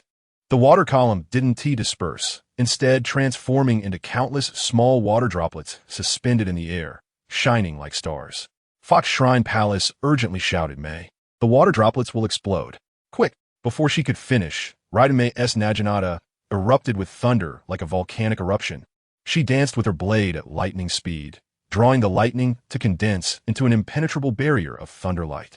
In an instant, all the water droplets were shattered, and Raiden Mei's figure emerged, her violet eyes flashing with killing intent. The entire space was enveloped in purple lightning, and the sense of oppression reached its peak. Andujia felt a bit scared but still formed her hands to summon a giant water sword pointing at her. Raiden Mei twirled her Naginata, transforming the purple lightning into a direct charge towards Andujia. The speed was so fast that Andujia couldn't even see it clearly, and the blade of the Naginata was already in front of her. The Naginata effortlessly struck Andujia, but Raiden Mei suddenly felt something was off, like something was blocking her, and the force was being negated, making it impossible to add power. It was as if something was obstructing her and also negating her strength, preventing her from increasing her force. Raiden Mei broke the stalemate and counterattacked. Yuyuki Chiyo went mad to save the day. Raiden Mei immediately withdrew her Naginata, but a giant water sphere rose up from the ground. She tried to dodge, but was slowed down, getting trapped inside the water sphere. A giant sword hovered above the water sphere, similar to the one on Fugalos' head, and was about to smash down. At that moment, a streak of red suddenly burst in. Yuyuki Chiyo, holding a giant blade, radiated a chilling light, surrounded by a thick aura of blood like red mist. Looking like a demon crawling out of hell. Her eyes were wide with madness as she swung the blade with all her might. A strong air current held out, crashing into the giant sword with a loud bang. The trajectory of the giant sword was directly altered, embedding itself at an angle into the ground, 3 inches deep. After landing, Yuyuki Chiyo laughed maniacally. Ha! I am a demon. I am a demon. The terrifying smile matched her appearance perfectly. She stomped on the ground and charged straight at Andujia. Andujia recognized her as the one who was previously knocked away, and although she was worried about her mental state, she still formed a water mirror to block the attack.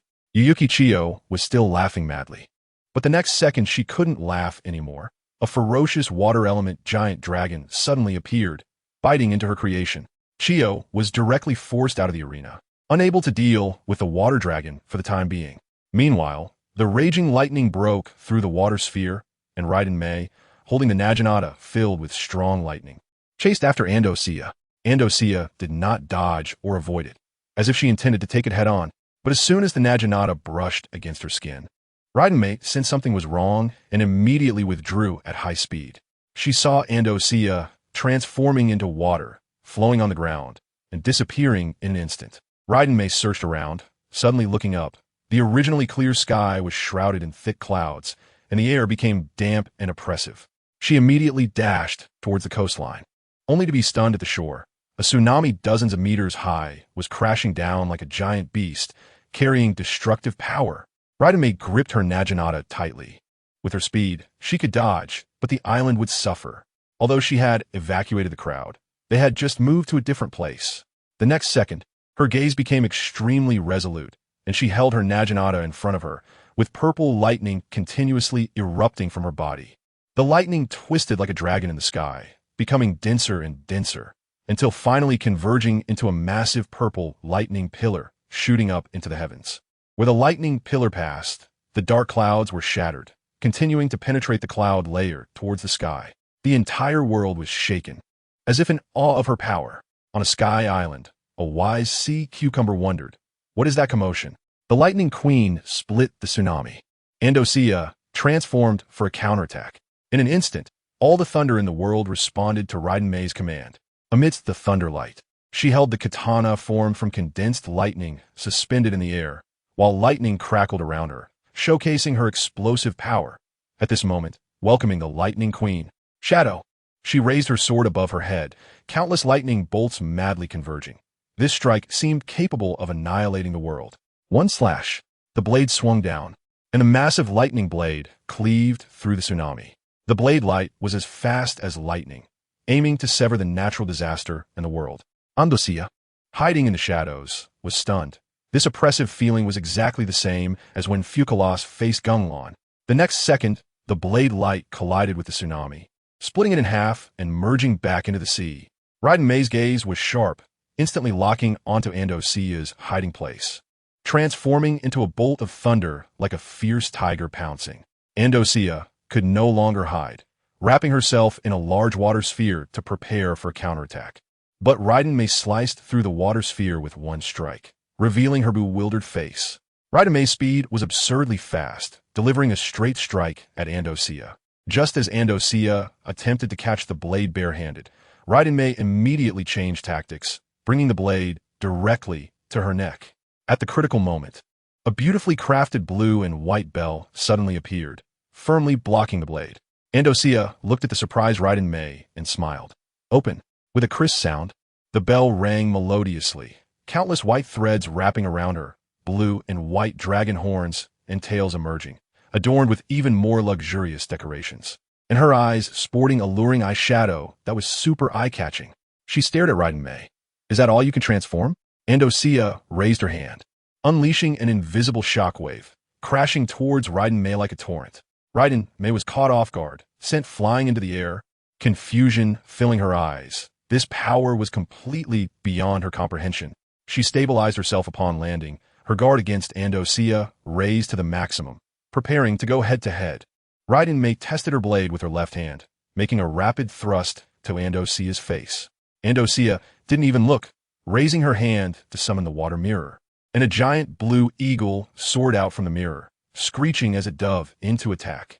Raiden Mei suddenly changed her tactic, aiming to slice the giant eagle in half. The giant eagle sensed danger, its gaze sharpening instantly, flapping its wings to create a powerful wind, launching a fierce counterattack all around. The next second, a loud explosion erupted as a tornado materialized out of nowhere. It was created by the giant eagle. The tornado roared like a dragon, transforming into a massive whirlpool, and Raiden Mei's lightning sword energy was directly sucked into it, instantly torn to shreds.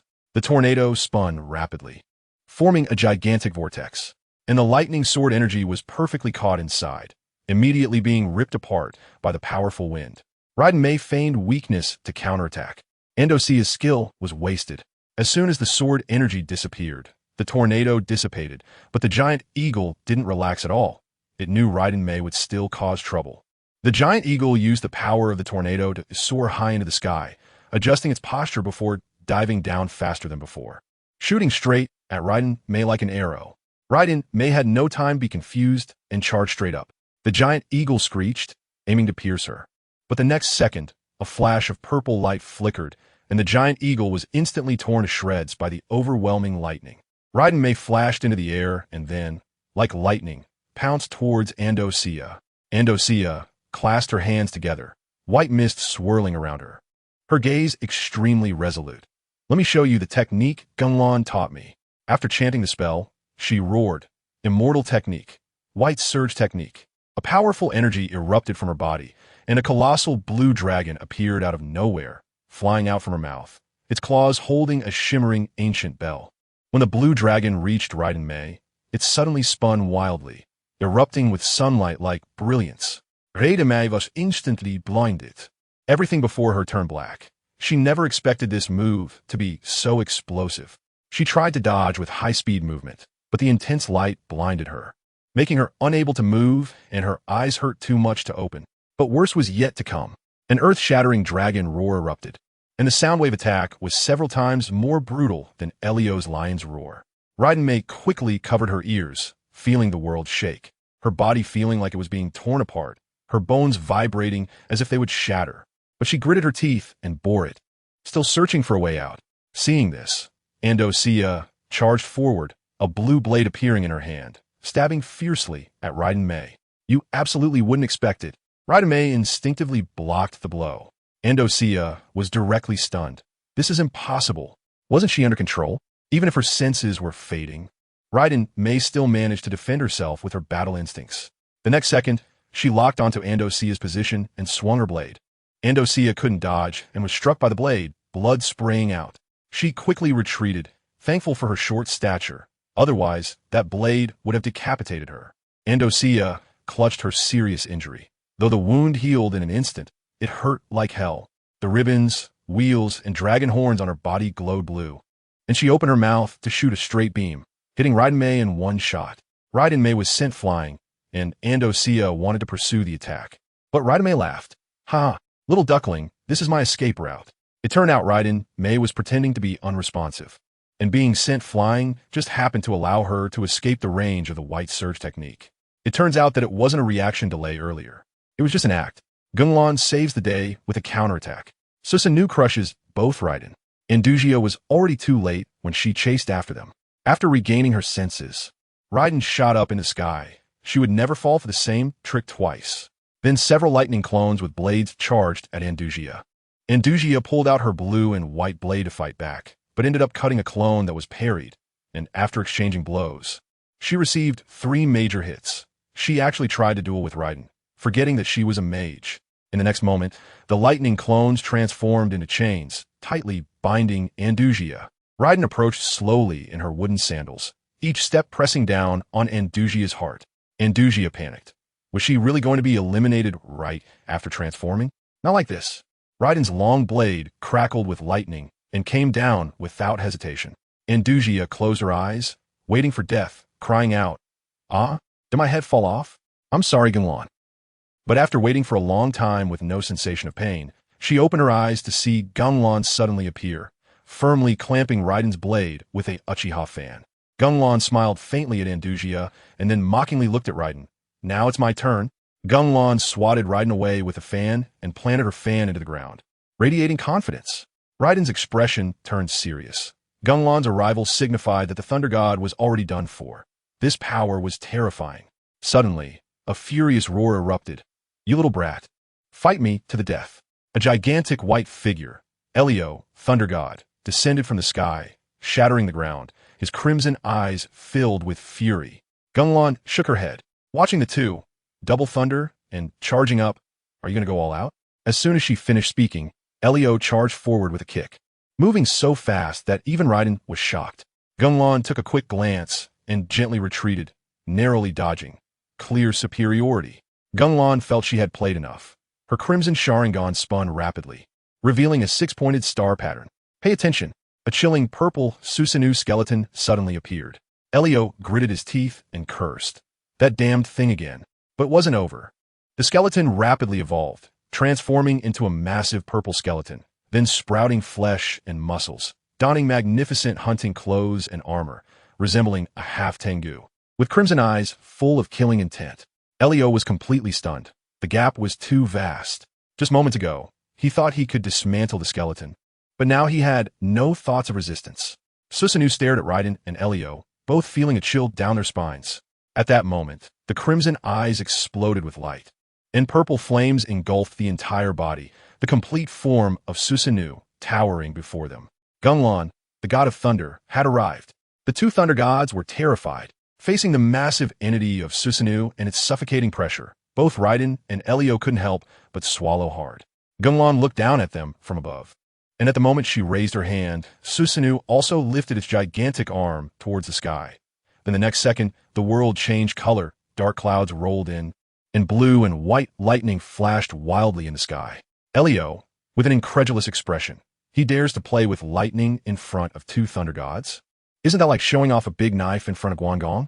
But the next second, he couldn't laugh anymore. Susanoo grasped a supersized lightning spear, and countless bolts of lightning surged like dragons piercing the sky, all converging onto the lightning spear. This scene, combined with Susanoo, looked apocalyptic, terrifying to the core. Raiden broke out in a cold sweat, while Gung Lan remained calm, as if discussing trivial matters. Give up struggling and die obediently. Then she shouted the name of her skill. Susanoo, god of thunder descends. Susanoo slowly lowered the hand holding the spear, and the endless heavenly thunder instantly stirred. As if guided to leap into action, the dark clouds were torn apart, revealing the blue sky, and circles of blue and white thunder spheres emerged, flashing with eerie light, then shattering like eggs.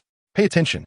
Countless bolts of lightning erupted from the thunder spheres, crashing down towards the ground with deafening roars. Elio and Raiden didn't dare to be lazy. They transformed into lightning and darted through the falling thunder, dodging at maximum speed. But the thunderbolts didn't disappear upon hitting the ground. Instead, they pierced the earth like blades, expanding into a giant cage centered around Susanoo, aiming to trap them both.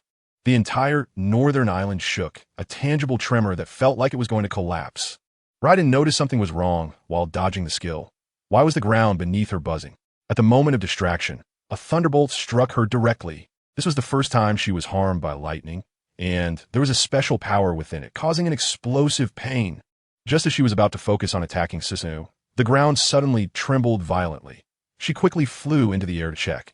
There were spiderweb-like cracks all over the ground, ready to break apart at any moment. Elio suddenly stopped mid-air, a red light flashing in his eyes, and blue furious lightning erupted from him, wrapping him in lightning like a thunder god. I will definitely bring you down, he shouted as he charged into the heavenly punishment thunder. Raiden was just about to follow when she suddenly received an urgent message from her sister. A mysterious heavenly thunder has attacked the base. There are many subjects there, including both demon and human. Upon hearing this news, Raiden couldn't help but furrow her brow, thinking to herself, Gung Lan is reshaping the island. The double thunder combo is free. Raiden stared at Gung Lan, contemplating. With such a wide attack range, does she intend to cover the entire island? What is she planning? Her expression turned solemn as she looked towards Susanoo, swinging her sword to unleash a cross-shaped lightning sword aura, shooting like a meteor towards Gung Lan. Suddenly, a thunderous roar erupted from deep within the clouds, and a lion's head made of lightning, resembling a small mountain, emerged, flashing with lightning and exuding overwhelming power. Although it was slightly inferior to Gung Lan's Qilin, its momentum was still explosive. Elio shouted, "Take this! Demon Lion Destruction Canon!" He charged his punch, and a lion's head shot towards Susanoo like an arrow with a destructive aura. Raiden's sword aura just arrived, but the lion's head paid no attention, opening its mouth to swallow the sword aura, savoring it. Delicious. Tasty. After absorbing the sword aura, the pure blue lion's head sprouted purple patterns, becoming even more formidable. Elio and Raiden were exceedingly excited. This is our combo skill. Roaring Dual God Thunderstrike. Gung Lan merely smiled dismissively, filled with disdain. With a wave of her arm, the lightning spear danced and resonated with the thunder spheres, and in the next second, the sky unleashed even larger thunder. Countless thick bolts of lightning crashing down like silver snakes. God of Thunder descends, Stage 2, colliding with the dual God Thunderstrike. Pay attention. A dazzling white light erupted, as if the sun had fallen to the ground. The world was instantly illuminated, and the tremendous roar shook the earth violently, as if it were about to shatter into pieces. Everything was collapsing, dust billowed, and the sound of shattering echoed continuously. The world was about to explode. Raiden's vision turned white, and she nearly fell as the ground spun. After stabilizing herself, she looked around to see devastation everywhere. She flew into the air, completely stunned. The northern island had actually been split apart. The once whole island was now in 6 pieces, drifting like continents. Gung Lan calmly stated, "I'm not familiar with Inazuma. I'll change it to something I'm familiar with." Raiden's eyes widened in fury as she thought of her subject's plight, her anger igniting. She glared at Gung Lan, but Gung Lan looked at her through Susanoo. At that moment, a voice called her back to her senses. A white-haired fox in a red and white shrine maiden outfit dashed over, its floppy ears swaying in the wind. "Fox Shrine, are you all right?" Raiden rushed over, and the Fox Shrine said with a smile, "Having survived, I truly awakened my powers and opened a new space to protect everyone." Raiden smiled back. On the other side, Elio, charred all over, fell into the sea. He had charged up to block the heavenly thunder, but it was like a mantis trying to stop a chariot. Gung Lan glanced towards Raiden's side and suddenly noticed the white-haired fox beside her, a bold idea flashing through her mind. Raiden was in a fierce battle with Gung Lan. The Fox Shrine was in imminent danger.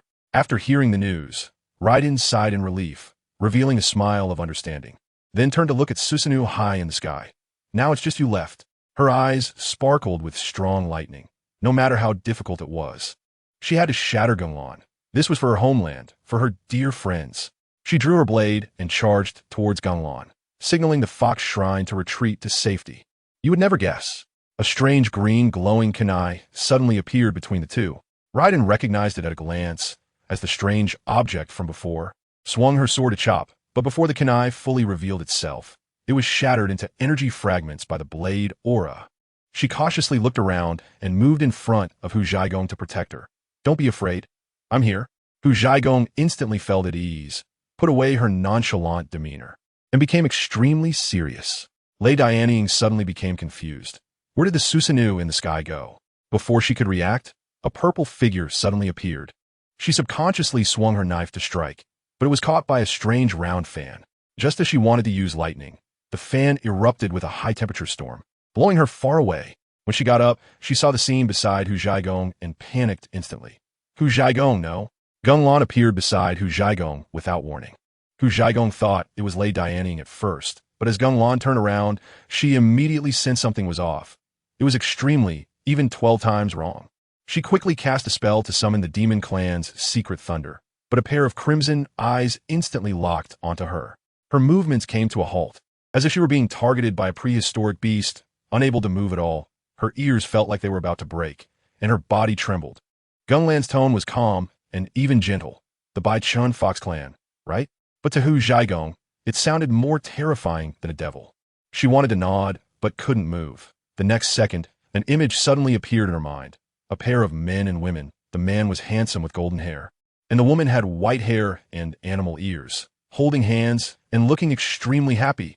Gung Lan asked, "Do you know them?" Hu Zhaigong went through her ancestors for 18 generations but still didn't know who they were.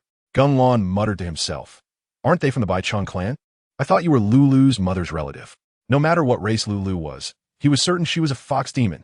He looked at the trembling Hu Zhaigong with fear in her eyes, and the 3 tomo in his eyes lit up. As soon as Hu Zhaigong saw those eyes, she lost consciousness, no longer trembling or panicking. Her expression became dull, and her golden eyes turned blood red and evil. She was controlled.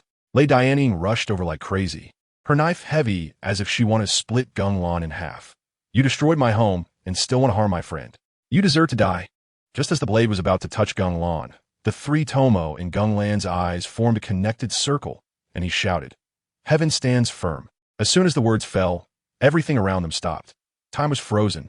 Gung Lan grabbed Hu Zhaigong, surprised that her body felt so soft, and casually threw her away. Far from Lei Dianying.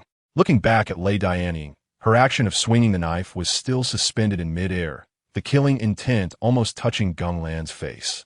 But she could no longer move an inch. Watching Lei Dianying's action of swinging the knife, that killing intent had reached Gung Lan's face, but now, it was stuck there. Gung Lan controlled Hu Zhaigong with authority. Lei Dianying exploded with thunder and lightning. Gung Lan leaned closer to Lei Dianying, staring at her face and muttering. How did he combine dullness, handsomeness, and cuteness into one? As soon as time resumed, Lei Dianying's attack missed entirely. And looking at the ravines on the ground, she was bewildered. Was it Gung Lan's speed that was too fast? No, turning back to look, Gung Lan was holding the unconscious Hu Zhaigong, and she instantly felt a surge of anger. Put her down. As Lei Dianying rushed up, the sky suddenly exploded. A purple lightning dragon burst out from Hu Zhaigong, illuminating the entire space. Hu Zhaigong was wrapped in mysterious purple light, and in the blink of an eye, her enchanting appearance vanished, transforming into an enormous white fox. White fur like snow, red eyes eerie and unfamiliar, her aura frightening enough to explode. Hu Zhaigong, what happened to you? Lei Dianying panicked. She had never seen such a scene. The white fox roared and jumped up to pounce on her. And Lei Dianying was so anxious she could almost cry. Wake up. It's me. She dodged the pounce, looking at her friend like this, unable to strike. Suddenly, Gung Lan jumped on ahead of the white fox, crossing his arms and looking at Lei Dianying. Lei Dianying's resolve hardened on the spot. Gung Lan thought, the size and strength are a bit lacking, but after all, it's a fox, and Susanoo will make up for it.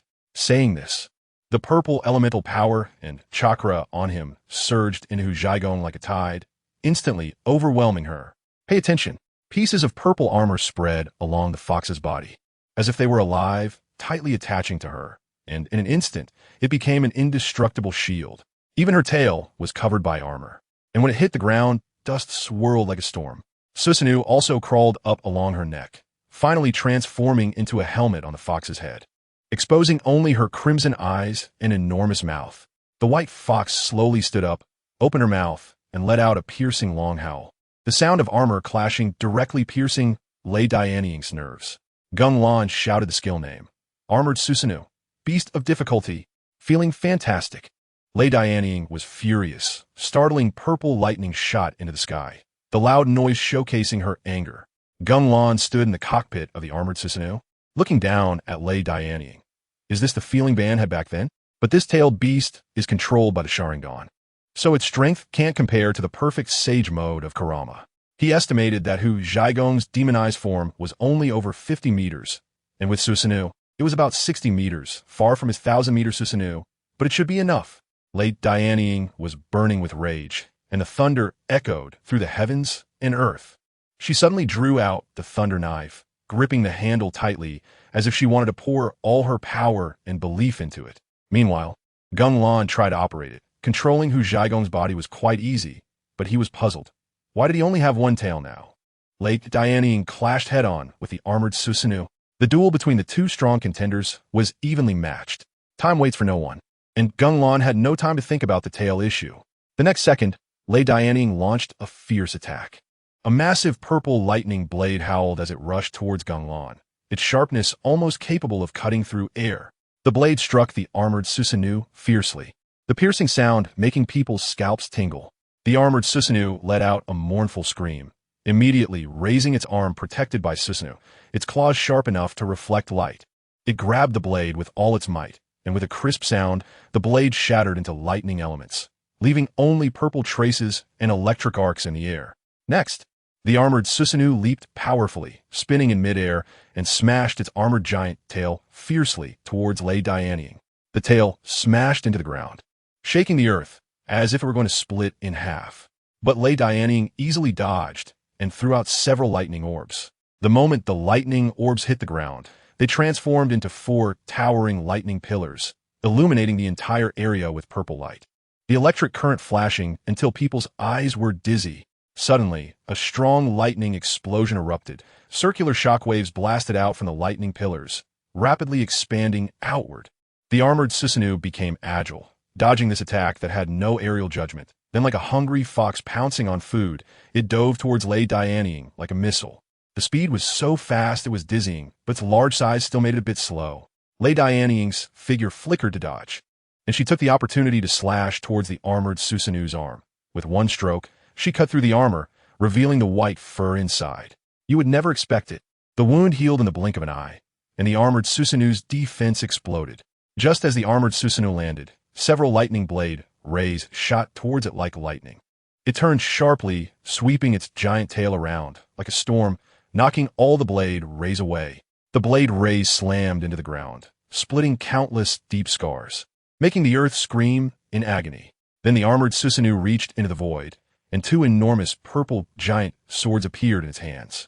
The sound of the swords slicing through the air was piercing, and the airflow was so strong it seemed to tear the sky. The armored Susanoo let out a scream, its crimson eyes locking onto Lei Dianying, swinging both swords as it charged forward. As the distance closed, the dual swords came together from above, slashing down with power akin to Ling Huchang's mighty strike at Huashan. Lei Dianying did not retreat at all, raising her knife to block. The two weapons collided, the loud sound ringing painfully in people's ears. The armored Susanoo's 100-meter giant sword was evenly matched against Lei Dianying's 1-meter-long knife, neither side gaining the upper hand. Who is stronger, Lei Dianying or the armored Susanoo? This question seems difficult to answer. Gung Lan controlled the field with divine might. Thunder truly saved his sister and opened the Pure Land. Just at that moment of balance, Lei Dianying suddenly changed her move, transforming into a flash of lightning that passed through the armored Susanoo's attack, instantly rushing to its head. Swinging her knife down, the armored Susanoo was still in a standoff, and before it could react, Lei Dianying had already vanished, and the dual knives sliced towards the ground, triggering a small-scale earthquake, while Lei Dianying's knife was already close at hand. In the cockpit, Gung Lan smiled faintly as the six-pointed star kaleidoscope Sharingan transformed into a three-scythe windmill, staring at Raiden Shogun and shouted, Kamui! Instantly, spatial fluctuations appeared around Raiden Shogun, but her mind was filled with attacks, and she didn't notice at all. The next second, a powerful suction force came, causing her immense pain. She wanted to dodge, but couldn't move, her blade unstable. Victory and defeat seemed imminent. You absolutely wouldn't expect it. Just as Kamui exerted its power, Gung Lan suddenly sensed an abnormal spatial fluctuation, and upon looking with his Sharingan, he was shocked to find someone opening a new space. Raiden Shogun was directly sucked into that space. Gung Lan was stunned. Huh? Stealing people from me? He immediately activated Kamui again to tear open a crack and looked inside. Within the pink space were cherry blossom trees and red torii gates, along with a group of terrified refugees. Raiden Shogun suddenly appeared inside, leaping onto a woman in a white dress who looked just like her, choking out, Sister, the Fox Shrine. This woman was Raiden Mei. She gently caressed Raiden Shogun's face. Don't cry, my dear. We will definitely save the Fox Shrine. Raiden Shogun hugged her sister and cried like a weeping person, completely losing the fierce demeanor of God. Raiden Mei looked towards the armored Susanoo outside the crack, her expression grave. What a terrifying power. She clenched her fists, determined to protect her people. Gung Lan shouted to the crack, Get out here. The armored Susanoo opened its mouth, and a purple and white energy ball appeared, aiming at the crack. If this hit, Raiden Mei's recently learned Pure Land would be unable to block it, and everyone would suffer. Just then, a voice echoed in Gung Lan's mind. Gung Lan, the mortals are innocent. He was taken aback. Andujia, by the time he reacted, the crack had already been sealed. Gung Lan was furious and threw the energy ball aside, instantly causing a terrifying explosion. He activated his Sharingan to look for Andujia, still pondering whether it had been a sound transmission or something else. As Gung Lan was deep in thought, suddenly, a massive lightning sword gleam emerged from a spatial crack, charging at him like a giant dragon. Gung Lan activated his divine arts to evolve the Susanoo. Raiden Shogun unleashed all her firepower to meet the enemy. Gung Lan sensed a strong, attacking aura instantly, commanding the armored Susanoo to wield dual swords and turn to deliver a powerful slash, shattering the incoming lightning sword gleam.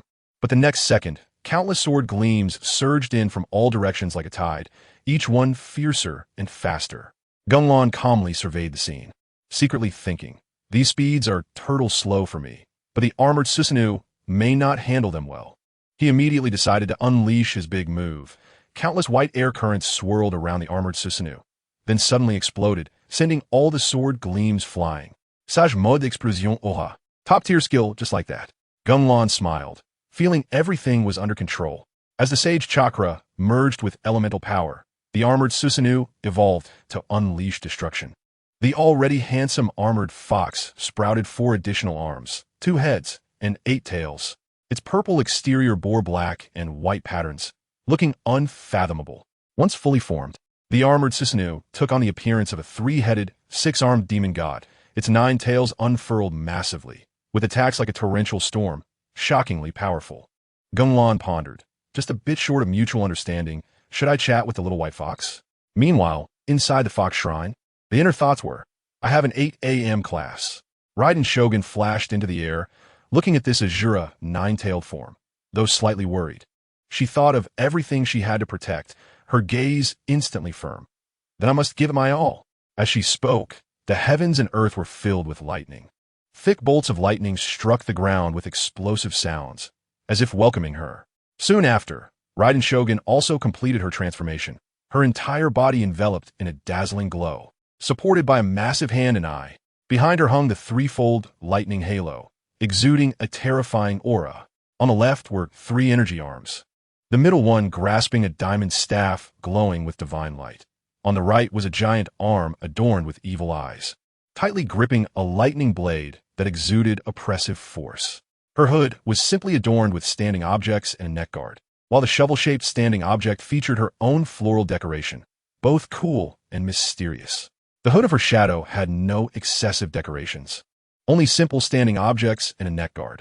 The standing object presented a shovel shape, with her own floral ornament, adding a touch of elegance and mystery. Raiden Shogun activated her basic form. Gung Lan threw a planetary shuriken. Raiden Shogun's long hair cascaded down her back like a waterfall, the ends tied with fine water threads and adorned with an opening and closing folding fan, swaying gently with her movements. The purple armor on her body fit like a second skin, accentuating her perfect lines. The armor was primarily purple and white, noble and elegant, with a 3-fold lightning pattern emblazoned on her chest and abdomen, indicating her extraordinary status. She had a segment of an absolute domain on her thighs, appearing as if wearing purple thigh-high stockings, both sexy and charming. The armor was enhanced with large elements, with her left arm adorned with a magnificent large sleeve, and the lower body equipped with grass-folding armor, directly transforming into her basic form. This form was jokingly referred to as Hawking meets the Divine Gate. Raiden Shogun completely unleashed her power, her momentum not inferior to that of the Azura 9-tailed. The 3 heads of the Azura 9-tailed emitted piercing cries that sent chills down one's spine. It gripped its dual swords, jumping high with its 9 tails supporting its body, tails curling behind it like shooting stars, raising its swords to strike at Raiden Shogun. Resembling the grand move of Gana's ultimate technique, Raiden Shogun looked up, the lightning blade on her right giant arm suddenly slashing out purple lightning, cutting through the sky. The 3 arms on the left also hurled lightning spears, moving so fast it dazzled the eyes. Evil Eye exorcised all evils. She tried to block the attack, but Gung Lan's Sage Art Susanoo had explosive defense, directly crashing down. The dual swords clashed with the lightning blade, neither side gaining an advantage. Both had evolved, making it hard to determine the victor. Gung Lan felt instantly bored. If I had known, I would have used my own Susanoo. The Fox Shrine's strength is too lacking.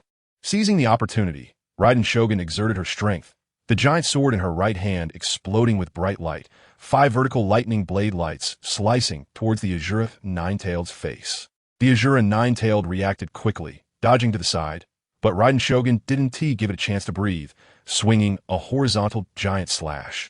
Like a mountain pressing down, Evil Eye segmental annihilation.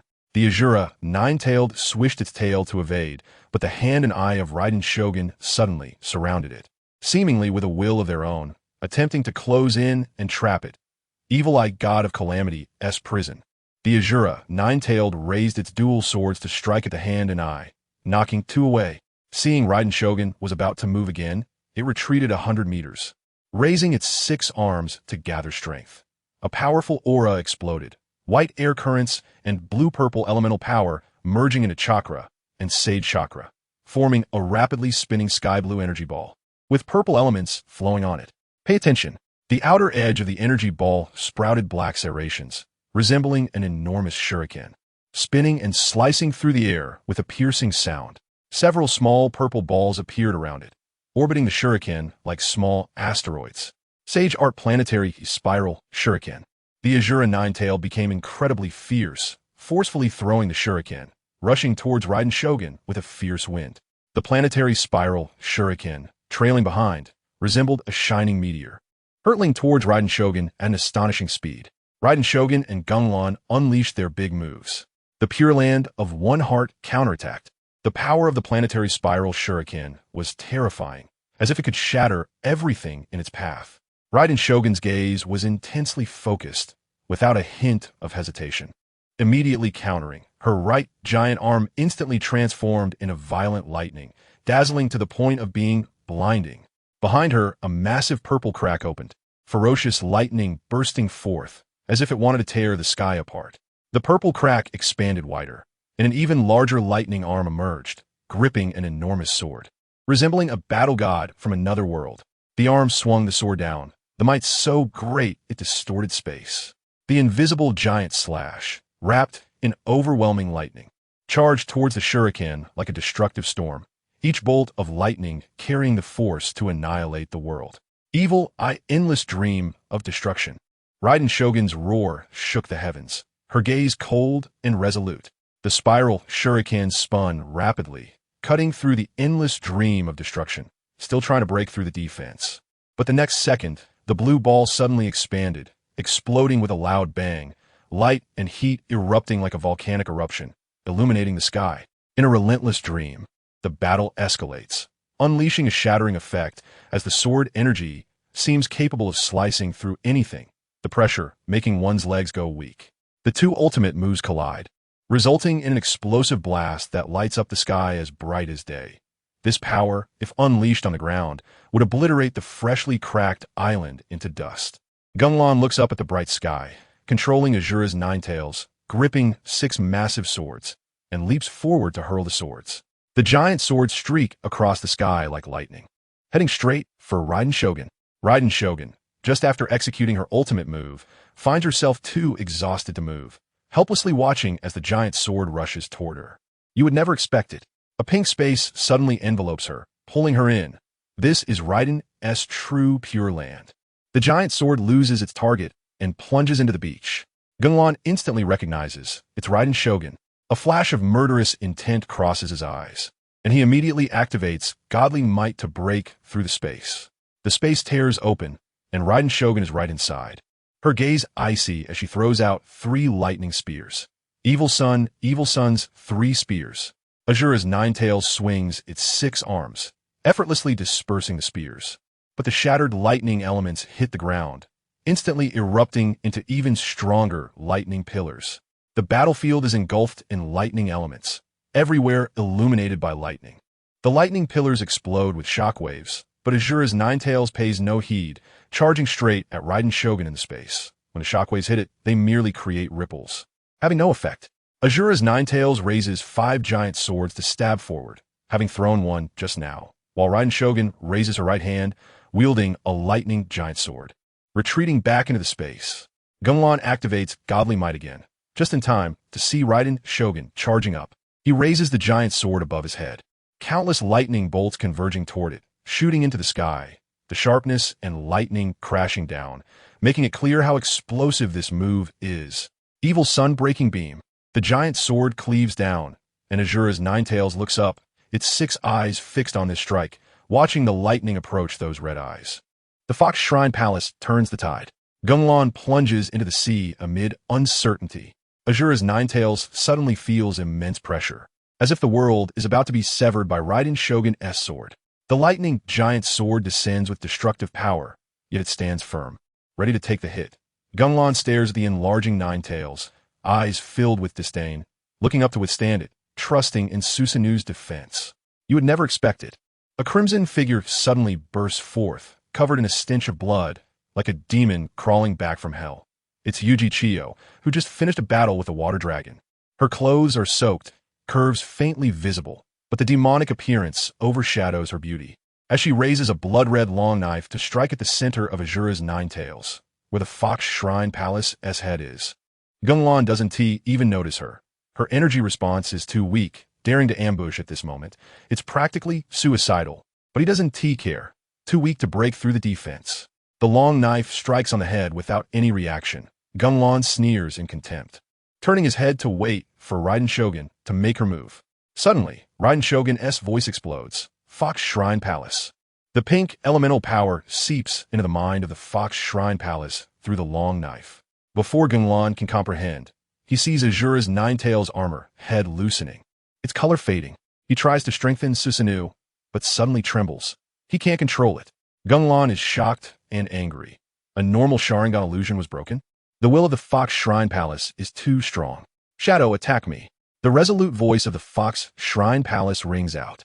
Though Raiden Shogun is reluctant, she still delivers the strike. A massive slash aimed directly at the cockpit where Gung Lan is, just one layer away from Susanoo. The overwhelming lightning directly breaks through the defense, striking the completely unguarded Gung Lan. He is sent flying, plunging into the sea, Susanoo dissipating, and the Fox Shrine Palace reverting back to its original form, collapsing helplessly to the ground. Raiden Shogun and her allies, bonded by courage, shatter the villain and protect their homeland. Does this ending look good? But can it really happen? Gung Lan crashes into the seabed like a cannonball, a ball of blue and white elements shooting into the water like a meteor. Andujia shouts Gung Lan, "I'm coming to save you." As she rushes over, Gung Lan sinks like a heavy stone, showing no signs of struggle, letting the seawater engulf him. He skillfully wraps his body in chakra, forming a shield against the seawater. He cannot die as a drowned Uchiha. Looking through the deep blue water at the surface, he vaguely sees a faint light, blood red, spreading through the water like blooming flowers. Gung Lan suddenly realizes, is this my blood? He touches the right side of his face, discovering a small wound. The first injury since arriving in this world. Gung Lan continues sinking into the depths of the sea, his thoughts drifting. The last time he was hurt was when he was working and injured his arm. What a long-lost feeling of pain. The shadows of his family suddenly emerge in his mind, and a sense of reluctance wells up. I wonder how they are doing now. Suddenly, an enormous piece of information appears in Gung Lan's mind without warning, as if a bolt from the blue, leaving him dizzy. Gung Lan falls into an illusion and suffers a blow. The truth about his family pierces his heart. Gung Lan is completely unprepared for the sudden emergence of this news, panicking as he tries to check, but his mind is in chaos. At this critical moment, he makes a fatal mistake, accidentally swallowing a mouthful of seawater. Gulping down, seawater fills his throat, and he begins to cough violently, water spraying out of his mouth, filled with small bubbles floating to the surface. Gung Lan is on the verge of suffocation, an invisible force tightening around his chest, unable to catch his breath. But that mysterious message continues flashing in his mind. Like a ghost, he desperately tries to make out the words, but he can't understand anything. When he realizes he might be trapped in a strange space, a strong sense of suffocation rushes in, blurring his vision, transforming it into a transparent picture. Inside, there are several familiar figures. Gung Lan focuses, his eyes widening in an instant. It's his family. In the next second, the picture changes. His mother is wearing luxurious clothes, adorned with expensive jewelry, clearly very wealthy. His father sits on a lavish sofa, chatting happily with the neighbors, looking extremely healthy. His younger brother is dressed in new brand-name clothes, holding the latest smartphone. Gung Lan thinks to himself, they seem to be doing well after I left. But upon closer inspection, he is stunned. There is not a trace of him in the house. Photographs on the wall, items on the table, all unrelated to him, as if he never existed. Gung Lan frantically searches the details of the picture, but finds no clues related to himself, feeling both confused and lost. Suddenly, a sharp voice rings out. Do you think this is nice? Gung Lan is taken aback, looking around warily. Who are you? The voice continues. Wealthy, happy, everything is going well, but do you know when this is? Gung Lan's face is filled with confusion, but the voice coldly pierces his mind. The night you died. Gung Lan looks at the picture again. His family is laughing heartily. The voice continues to stab at his heart. They seem to have forgotten you. Who was it that worked hard to support the family while your father was seriously ill, taking care of your younger brother and mother? Gung Lan falls silent instantly. You wanted to make them live well in the end, right? But they don't care about you at all. Just after you died, they used the compensation to cure the illness, without even a moment of mourning, directly enjoying life. You wanted to exchange your life for their happiness, but you couldn't even make them remember you. Look at them. Is this the way you hoped they would be? Gung Lan's eyes widen, words caught in his throat. The voice continues to mock. Huh, you care about them, but in their eyes, you're dispensable. Oh no, you're still useful, bringing in a lot of money. This voice penetrates like the sound of 1,000 rulers whispering in Kiana's ear that Mugetsu Takiko is already dead. Gung Lan falls silent on the spot, his body trembling uncontrollably. Gung Lan is furious and activates wood release. The great Buddha descends, crushing everything. Gung Lan frantically asks himself, is everything I've done useless? Have I never been watched? I've clearly tried my best to love them. Why? His emotions escalate, reaching the brink of rage. That voice seems to have succeeded, immediately canceling the space and kicking him out. Gung Lan's consciousness returns, struggling in the water. The seawater in his mouth bitter to the core. The scarlet eternal kaleidoscope, Sharingan lit up, his expression twisted, and his body erupted with dark purple chakra and elemental power. Fierce and violent, clearly furious to the extreme. Amidst this surging purple storm, a flash of green suddenly emerged, directly revealing itself. If Gung Lan had been calm, he would definitely have recognized it as the legendary wood release. He crazily urged his power, and the storm composed of elemental power and chakra instantly surged skyward from the sea surface. The enormous Raikage, looking at the sea surface and witnessing this explosive energy reaction, was stunned. He was still alive? Gung Lan roared, I won't accept this. The water level surged violently, the energy nearly boiling the seawater. Raikage furrowed his brow, swinging his sword to unleash a massive lightning sword aura that plunged into the sea. With a thunderous boom, a gigantic figure erupted from the water, the immense bulk pushing the seawater high into the sky. The seawater was stunned. Ribbit. I've never flown this high in my life. Through the water curtain, Raikage saw the giant statue, with Fusagong being supported by Yu Chiyo, staring in terror at the sea surface, Yu Chiyo's hand holding the sword trembling. Andujia, who had seen Gung Lan being sent flying earlier, immediately transformed into water and jumped into the sea to save him. But as soon as she found Gung Lan, she was blasted out of the sea by a tremendous force. Wah! Andujia twisted in the air and fell back into the sea, completely exhausted. Just as she poked her head out, she felt something was wrong, a chill running down her spine. Why had the seawater turned dark? Was it night? She looked up at the sun, instantly stunned, unable to speak. What lay before everyone was astonishing. A super gigantic brown wooden statue was sitting on the sea surface, towering in height, instilling awe. Upon closer inspection, it was a Buddha statue draped in a wide dress-like robe, eyes closed as if unwilling to witness the suffering of the world. The most terrifying part was the circles of gigantic arms coiling behind the Buddha, dense like tree nests, each arm 4 to 5 times larger than the statue itself. Previously, Gung Lan's complete body Susanoo might have only been the size of this Buddha head. This giant deity directly obscured the sky, dozens of times larger than Susanoo, the oppressive force reaching its peak. Yu Chiyo's blood-colored long sword fell to the ground with a clatter, sounding like a steel pipe dropping. Raikage looked calm, but the hand holding the sword trembled. Fusagong felt despair. What kind of monster is this? The gap is too vast. How can we fight? It would take forever to fly up. Raikage's expression was serious. It really did hold back. It felt like there was no need to struggle anymore. Raikage looked at her, hoping to say, Can we talk to him? Roar. An angry roar echoed from the top of the giant Buddha, piercing through the clouds and reaching everyone's ears, as if it would burst their eardrums. The giant Buddha transformed, becoming half Buddha, half demon. Raikage's team was trapped in a deadlock, in the scattered floating islands high above. A figure with long white hair floated, looking down with a grave expression. The variables are too great. In simple terms, what the hell is Bid doing at my doorstep? The next moment, the giant Buddha shook violently. Countless flashing purple-armored figures surged out like a tide, enveloping every inch of the giant Buddha. The armor expanded as if it were alive. But the Buddha was too large. What would have taken 2 seconds to cover Fusagong's Susanoo took over a minute to fully envelop.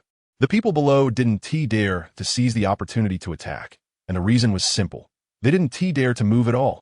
The Susanoo armor slowly covered the giant Buddha, half of the demon-faced armor appearing on the Buddha's face, perfectly merging with its original features, while the other half still retained the Buddha's compassionate visage. At this moment, the giant Buddha became a half Buddha, half demon monster, the oppressive force reaching its peak. Even the giant hands behind the Buddha were wrapped in Susanoo armor. Thousands of giant hands with increased defensive power, many still holding sharp swords, forming a forest of blades. Why don't all the giant hands have swords? Just look at Gung Lan in the cockpit to know. His eyes were bloodshot, tears of blood streaming down. His face twisted beyond recognition, roaring like a madman. It resembled Nagato, summoning the outer path golem. He should have been calmly gathering sage chakra.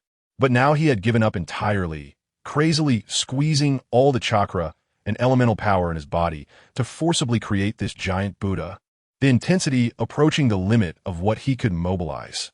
At the same time, he was also using an ultra-large Susanoo to envelop the giant Buddha, the excessive consumption draining his ocular power as well. Now his physical strength was depleted to the limit, his mind was on the brink of collapse, and his brain was a chaotic mess, unable to focus even on bestowing divine power to his sword or adding Earth's life. Raikage saw the furious Gung Lan atop the giant Buddha and knew the negotiation had completely collapsed. In this state, we can't talk at all. Raikage felt despair. He has lost all rationality and can't hear anything, remembering how they barely won against Huzagong when the purple armor enveloped her. Back then, Gung Lan even voluntarily weakened himself. But now Gung Lan was even larger than the giant holding the lightning spear, and they had no clue how to fight.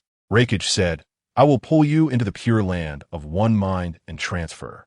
She knew staying here was too dangerous. This was the only way. But Raikage was reluctant. But looking at the giant Buddha made her fearful and anxious, watching her trembling hand. Was this fear?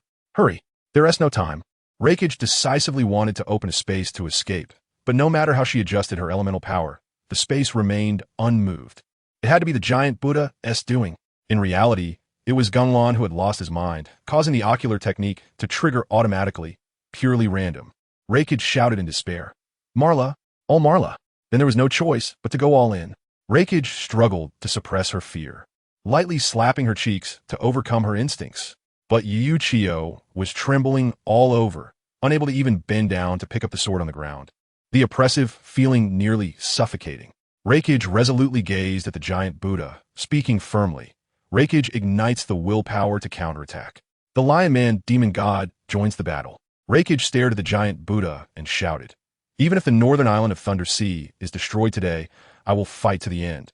Raikage shouted anxiously, "You don't have to fight an enemy you can't possibly win against." Her voice shook the very space, but Raikage didn't stop, steadfastly moving forward. She looked back at Raikage, her eyes full of determination. "Sister, you can't possibly win, I don't understand." Turning back to charge at the giant Buddha, Raikage watched her departing figure, feeling both helpless and pained. She knew Raikage was stubborn, and though the giant Buddha was colossal, perhaps there was a chance to escape, but if they fled, the people in the pure land of one mind would be doomed. You would never expect it. The giant Buddha suddenly raised its hand, a brilliant light bursting from its palm. Raikage finally realized the giant Buddha could still use divine power to attack across space. Even if they escaped to the ends of the earth, they would still get hit. A certain pink stand-in also intruded. Chomyemya Raikage immediately launched an attack, her entire body's elemental power flooding into the infinite dream, the space twisting. This was her final strike with all her might. Suddenly Raikage felt an overwhelming power surge. Turning to see Raikage, Huzagong, and Liyue raising their hands, transmitting all their elemental power and demon power to her. 3 golden streams connected to her, and looking to the other side, countless golden streams surged through the space. Voices rang in her ears. "Lord God, don't lose. Go for it. Accept my final wish." Raikage instantly understood. This was the people's wishes. The golden streams gathered behind her into a massive halo, the halo filled with drums, all filled with golden energy. The originally purple-hued Raikage now shone with golden light like the sun. This was the manifestation of the heartfelt wish power of the Thunder God. She roared, "Don't underestimate us." Boom! Raikage shot towards the giant Buddha, her giant sword raised high, the blade gathering a massive golden lightning glow, striking down with all her might. This strike had the force to open the heavens, wrapped in willpower, demon power, and divine power, 10 times stronger than the later nothingness slash. The giant Buddha immediately countered, countless giant hands shaking, striking towards her like arrows released from a bow, giant fists and swords raining down like a storm, crashing into the lightning. The booming sounds exploded continuously. The giant sword shattered. The wooden hands crumbled. The space seemed on the verge of being torn into pieces. Reikage pushed forward with all her strength, shouting until her throat was hoarse, but she couldn't advance even an inch more. The giant Buddha's attacks were too fierce. Lightning Movie shed tears, closed her eyes, and said, "I'm sorry, I've disappointed everyone." Suddenly, a dazzling blue lightning bolt streaked across the sky, and the lightning blade burst forth with a fierce force, surprisingly showing a trend of advancement. She opened her eyes to see a lion engulfed in lightning right in front of her, desperately striking at the blade of light. Elio shouted at Gung Lan, "Little brat, our battle isn't over yet." As for the other demon gods, they were dealt with by Shimiao and Diwuduo in the Divine Might space. At this moment in the Divine Might space, it was full of joy.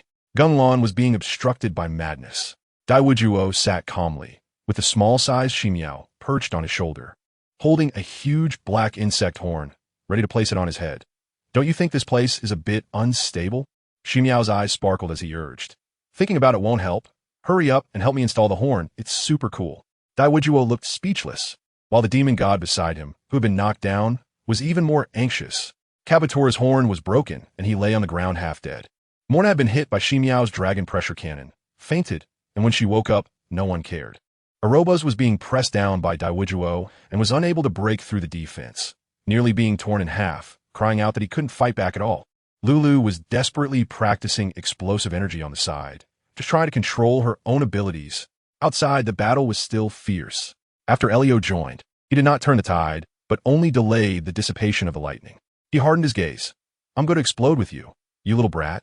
Pouring all his elemental power into the eternal nightmare, the lightning instantly filled the sky, enveloping both the giant Buddha and lightning movie.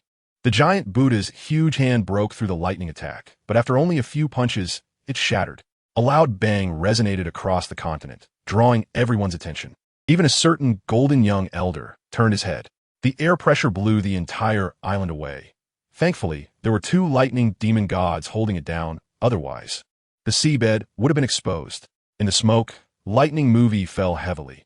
Elio threw her to escape, but was still affected. If it weren't for the giant Buddha suddenly releasing, she would have been finished.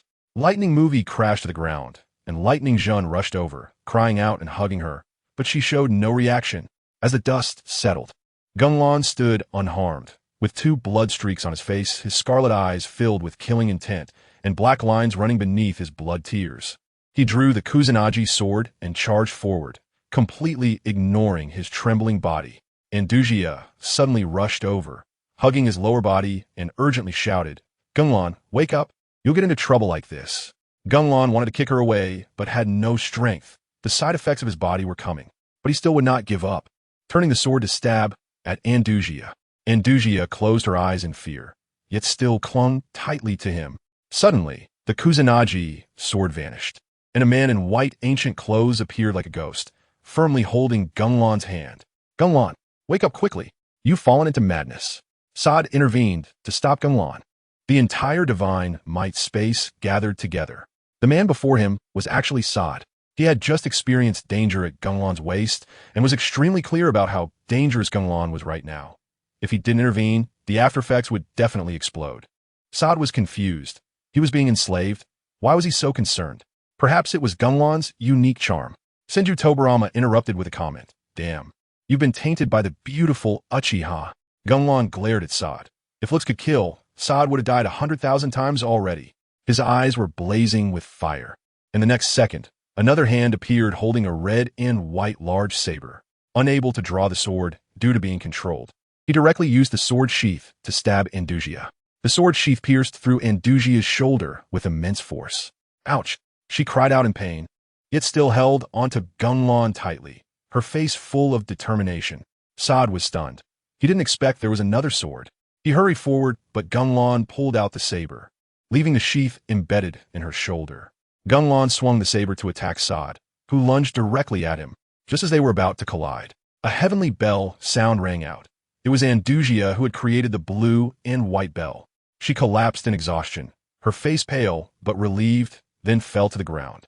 The bell sound stunned Gung Lan, and he was then pushed down. His mind instantly cleared, and when he looked up, he saw Sod on top of him. Their eyes met, and Gung Lan quickly turned his face away.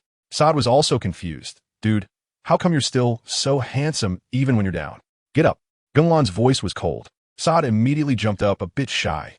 This feels right. Gung Lan stood up and transmitted green elemental power to Andujia, saying to Saad, you handle the rest. Saad looked at the lightning sisters, suddenly confused. What are we here for?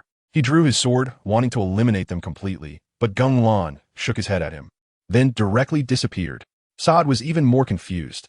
Aren't we here to kill them? Lightning Jun secretly complained. You don't want to blow up the family like this. In the Divine Might space, as soon as Gung Lan appeared, everyone looked over. Diwuduo was carrying Ximiao and Lulu. With a black insect horn stuck on his head, stuck with elemental power, it was unstable, while the two kids were decorating with feathers. Gung Lan saw Kabutura lying on the ground, Morna in a state of depression, and Arobas looking lifeless, knowing they had been tormented badly. Diwuduo boasted, look, I have 2 tails. I'm invincible.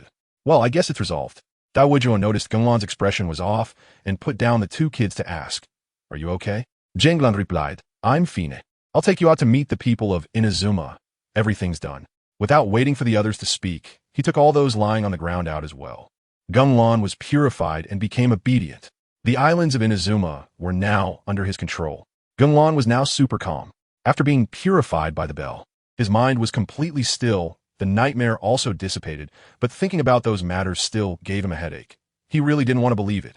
Diwuduo and Ximiao appeared in the Inazuma Wind Building. Ximiao asked Lulu, is Inazuma here? Lulu shook her head. I don't know. In front of them were all kinds of Inazuma monsters, and there was a beautiful man with black wings on his back. Everyone has arrived? Sasa Baiha greeted them with a smile, and all the monsters knelt down and bowed, shouting their loyalty to the great Omikami. The sound of their bows left Diwuduo and the others stunned, and when they turned back, Gung Lan was nowhere to be seen. Gung Lan had already arrived at the dormitory of the Lightning Sisters. Lightning Movie lay unconscious on the bed, and Lightning Jun was sleeping by the bed. When she woke up and saw Gung Lan, her face had tear stains, but she forced a smile. Lord Gung Lan, thank you. Her words were interrupted, and Gung Lan was extremely polite. I was too much, I'm sorry. Now he looked like a well-behaved kid coming to apologize, all thanks to the purification of the bell. He thought to himself, previously summoning demon gods randomly and wanted to blow up people's homes was indeed not proper. If it were the normal Gung Lan, he would have retorted, you question me? Do I need you to manage my affairs? Gung Lan walked to the bedside, looked at Lightning Movie's pale face, and placed his hand on her forehead to transmit green elemental power. Lightning Movie's complexion improved as she opened her eyes, seeing Gung Lan's stunning face, blinking her purple eyes and saying, I lost. You can deal with me as you wish. Get well soon. Gung Lan turned and disappeared. Lightning Movie's tears burst forth, and Lightning Jun quickly hugged her to comfort her. Don't blame yourself. You're amazing.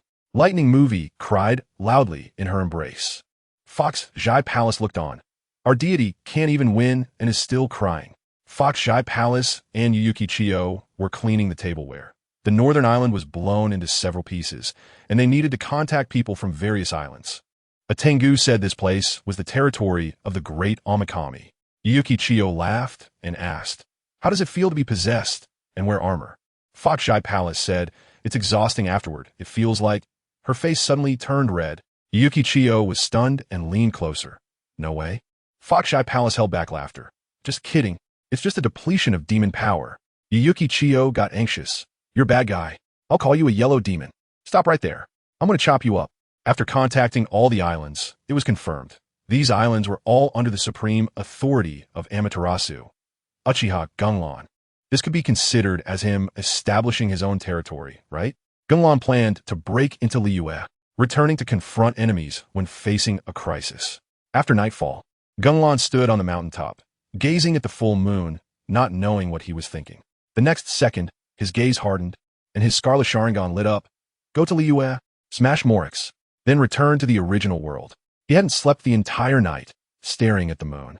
It wasn't that he figured things out, it was that the sun had risen. Sunlight poured through the curtains into the room. Andujia stared blankly at the ceiling, and only realized she had returned to reality after rubbing her eyes to wake up. She sat up and looked around with Diwuduo, Ximiao, and Lulu all gathered by the bedside, their expressions extremely serious. Andujia hurriedly scanned everyone's faces, finally locking eyes with Ximiao and asking, where's Gung Lan? Why haven't I seen him? Her voice was filled with unease.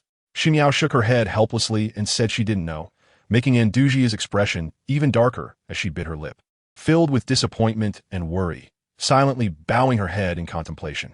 Suddenly, a gust of fresh wind blew into the room, carrying a refreshing scent. Everyone looked up in surprise as a shining kunai slowly fell to the ground with a crisp clink. Ximiao quickly picked up the kunai and examined the writing on it, her expression immediately turning serious. This is a message left by Gung Lan. She looked at Andujia, who hurriedly stepped forward and asked anxiously, "What does it say? Where is Gung Lan?" Her voice was urgent and expectant. Ximiao took a deep breath and said, "He wants us to gather at Liyue Harbor." Everyone breathed a sigh of relief, but was still filled with confusion. Why didn't Gung Lan show up and chose this way to send a message? Ximiao frowned and muttered discontentedly. That guy Gung Lan always plays mysterious, making it hard to grasp. Even after hurting Andujia, he doesn't come to check. Andujia sighed and comforted her.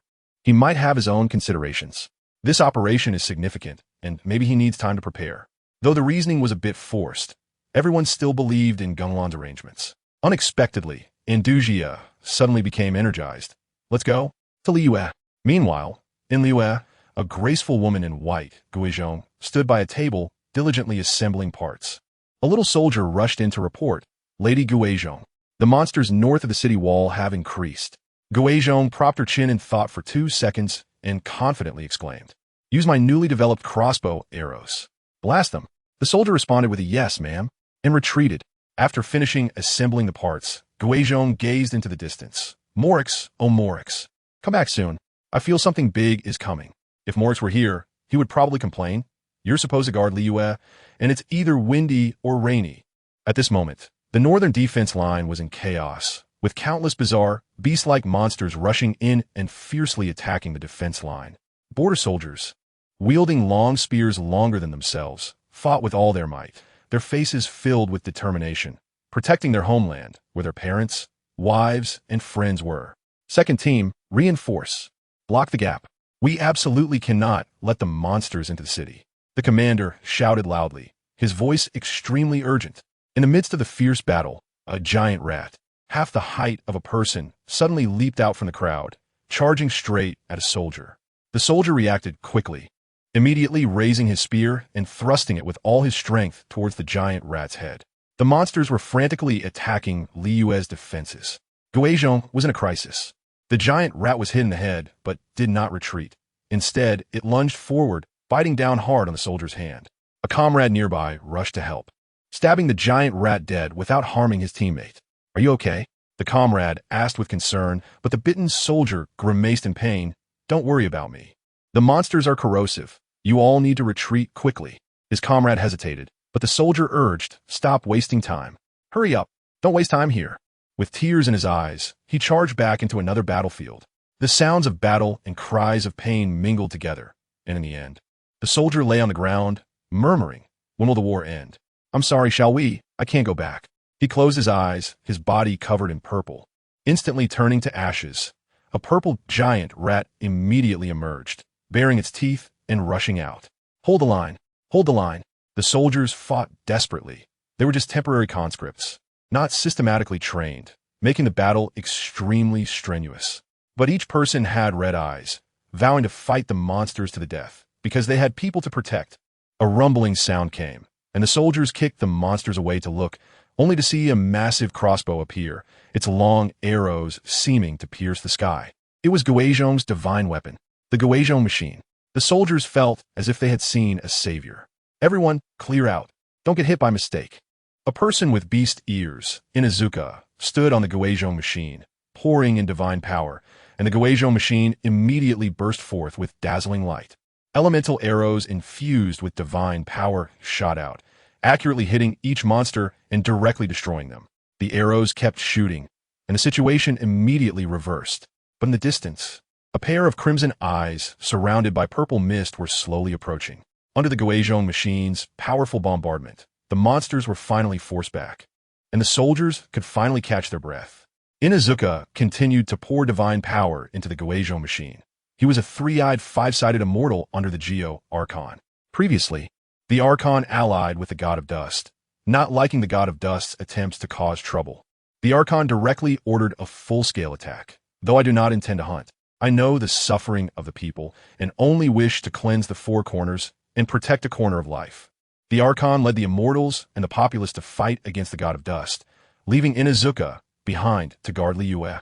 Recently, the monster attacks had become frequent and fierce, and thankfully, Guizhong had sent the divine weapon. Otherwise, he would have had to exhaust his divine power in a desperate fight. Inazuma watched the fleeing monsters and breathed a sigh of relief, but immediately perked up. This was a battlefield. He couldn't slack off. He continued to pour out divine power, looking like an unfeeling power bank. Inazuma, the monsters have retreated.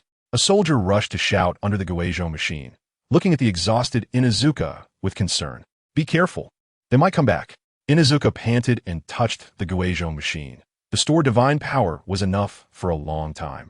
He slowly got down from the Guizhong machine, which automatically shot an arrow, directly piercing a wild boar monster, and only then did Inazuma nod in satisfaction and sit down on the ground. Sweat beads covered his forehead. He was truly exhausted. The Guizhong machine was still imperfect, consuming divine power and power almost 1 to 5. He exerted 5 parts of strength, and the Guizhong machine only exerted 1 part. The Qilong ambushed and killed the immortal. Guizhong encountered danger, and the immortal saved her. Inazuma, are you all right? A soldier asked with concern. Inazuma stood up, patting his chest and smiling. I'm fine. I'm an immortal. How could I be tired? The soldiers finally felt relieved. Suddenly, a hoarse voice came. Immortal, can you die? Inazuka's tail instantly stood up, and he quickly pushed the soldier away. Run? The soldier fell to the ground, and just then, a shadow flashed past. Inazuma was left with only half of his body, blood and organs spraying like a fountain on his face. Inazuma, you bastard! The soldier, with red eyes, raised his spear to stab the shadow. With a clang, he directly turned into blood mist. In the shadow, a pair of crimson eyes opened, and it kicked Inazuka's corpse aside, looking at the Guizhong machine with mockery. Huh, Hantis, is that all you can do with these little toys? With a wave of his small hand, the Guizhong machine shattered, and the dissipated divine power was all grasped in his hands. Next, it's your turn. He sneered and transformed into a shadow, flashing to the side of the resting soldier. Guizhong was distracted, fiddling with parts, still murmuring. When will Morix come back? Suddenly, someone shouted, Lady Guizhong, it's bad. She raised her head, frowning, and the soldier said urgently, the northern city wall has fallen. Guizhong was stunned. What? She thought it was just a tight front line, but didn't expect the god of dust to attack the rear directly. She clenched her fists, thinking of a countermeasure. This concerned the people and the oath with Morix. What are you thinking? The hoarse voice suddenly whispered in her ear, and Guizhong turned around sharply to see 2 pairs of crimson eyes in the shadow. Qilong, didn't you go to fight? How did you end up here? The Qilong sneered. Can't I go around if I'm fighting? I know how powerful that stone is. He leaned in to try to touch Guizhong's face, but suddenly a thread pointed at his hand, and in an instant, countless threads bound his arms. A little trick? Qilong scoffed, but the next second, with a loud bang, a golden giant bull crashed through the wall, fiercely ramming its massive horns into him. The Qilong, tangled in threads, couldn't dodge and was directly knocked away. What is this? He landed and looked over. Standing in a hole was a shimmering golden water buffalo, which bellowed, I am the 3-eyed, 5-sided immortal. Horn punishment. State your name. Qilong laughed. Another animal, little immortal? Morix gives you a bit of strength, and you can't recognize yourself anymore. He transformed into black light and charged at Horn punishment. Try to use the same trick. Horn punishment didn't even look, raising its front hooves and stomping hard. The ground cracked, and torrents surged directly over. Morix gave quite a bit. Qilong easily dodged and turned to pounce on Guizhong. Suddenly, he felt a chill in his head and turned around to see a crossbow bolt aimed at him. With a loud bang, the bolt shot him away. A tall woman dressed in purple, adorned with bird decorations, Yifun, appeared on the spot, exuding incredible charm. His sister said, Purple has a unique charm, Susanoo. Is that so? Jiao Cheng walked over, maintaining his celestial beast form. Yifun, this guy's not easy to deal with. They were the guardians of Guizhong, Jiao Cheng the celestial lord, and Yifun the celestial lord of Taotian. But right now, they had no idea how to win. Can you guess why the original plot of Guizhong failed? For now, protect Guizhong, you go. Before Yifun could finish her sentence, Qilong had already silently appeared in front of them. Qilong was brutally attacking the celestial beings. Morix rushed in to save the day. Qilong's attacks were swift and fierce, sending Yifan and Xiao Chang flying with a single strike. This is for you. He immediately transformed in a black light and chased after them, intending to strike them down while they were unable to dodge in midair. You absolutely wouldn't expect it. Just as Qilong flew out of the house, several Guizhong machines suddenly activated. Celestial power rapidly gathered to the arrows, and countless arrows shot towards him like a torrential rain. Qilong didn't even have time to dodge and was directly hit. The explosion and smoke instantly enveloped the space, and the Guizhong machines continued to shoot arrows into the smoke. Suddenly, a purple-red beam swept through the smoke, instantly destroying all the Guizhong machines. Qilong's figure emerged, with traces of elemental power at the corner of his mouth. Qi blood wave. He looked up towards the direction where the two had flown, opened his mouth, and shot a beam again. At that moment, Yifan suddenly appeared above him, holding a talisman, surrounded by countless purple crescent blades. The blades crashed down on Qilong's mouth like a tsunami, and Xiao Chang followed suit. Bathed in golden light, he charged forward with unbeatable strength. The battle exploded into flames. On the Guizhong side, upon realizing Liyue was under attack, they immediately activated their mechanical creations and sent messages to Morix on the battlefield. Far away, Morix had just subdued his Yiksha subordinate when the dream demon god angrily confronted him. You took my subjects. You bastard. Morix remained calm. Your children willingly follow me, proving that you, as a demon god, are a total failure. He had long looked down on the dream demon god. He only regarded the Yikshas as tools and didn't care about them at all. The dream demon god continued to curse, and just as Morix was about to retort, he suddenly received a transmission from Guizhong. He opened it, and when he read the last sentence, his expression turned extremely grim, shouting angrily, "Despicable and shameless." Your eyes filled with killing intent. He clenched his fists. Dare to harm Guizhong? You're asking for death. The dream demon god sensed his killing intent and immediately shut up and behaved. The heavens moved. A gigantic rock spear broke through the clouds and smashed towards the dream demon god. The dream demon god was stunned. Wait, buddy, why? Morix immediately commanded. Return to the city for support. Bring the army back to Liyue and crush all the demon gods that ambushed us, leaving none alive. Guizhong anxiously awaited Morix, worriedly looking in the direction of Yifan and Xiao Cheng, silently praying for their safety. She stepped outside, and the ground was ravaged, covered in battle scars, which made her heart ache. She took a deep breath and was about to speak when suddenly her heart raced, and she clutched her chest. Guizhong looked up at the sky, and a figure descended from the clouds, like a celestial being coming down to earth. The figure became clearer. It was a humanoid creature dressed in a snow-white robe, like a priest's clothing, adorned with feathers fluttering in the wind, super agile, and decorated with strange beast bones, ancient and mysterious. The most eye-catching feature was his handsome face, with a pair of white eyes sparkling like stars. Guizhong murmured, "Cataracts? Let me check. Who's this strange guy? Long time no see. Hagenus, do you remember me?" Gung Lan flew in with the thunder god to save the day. In an instant, he exploded the demon god scene. The humanoid creature spoke softly, with a teasing and provocative tone. "Long time no see. Hagenus, do you remember me?" Guizhong frowned and stared at him, searching her memory, but couldn't recall any connection, decisively saying, "I don't remember." "Then I'll make you recall." His fist surrounded by airflow blasted out a gigantic white cyclone that enveloped Guizhong. The cyclone was cold and sharp, and Guizhong was instantly severely injured, retreating in pain.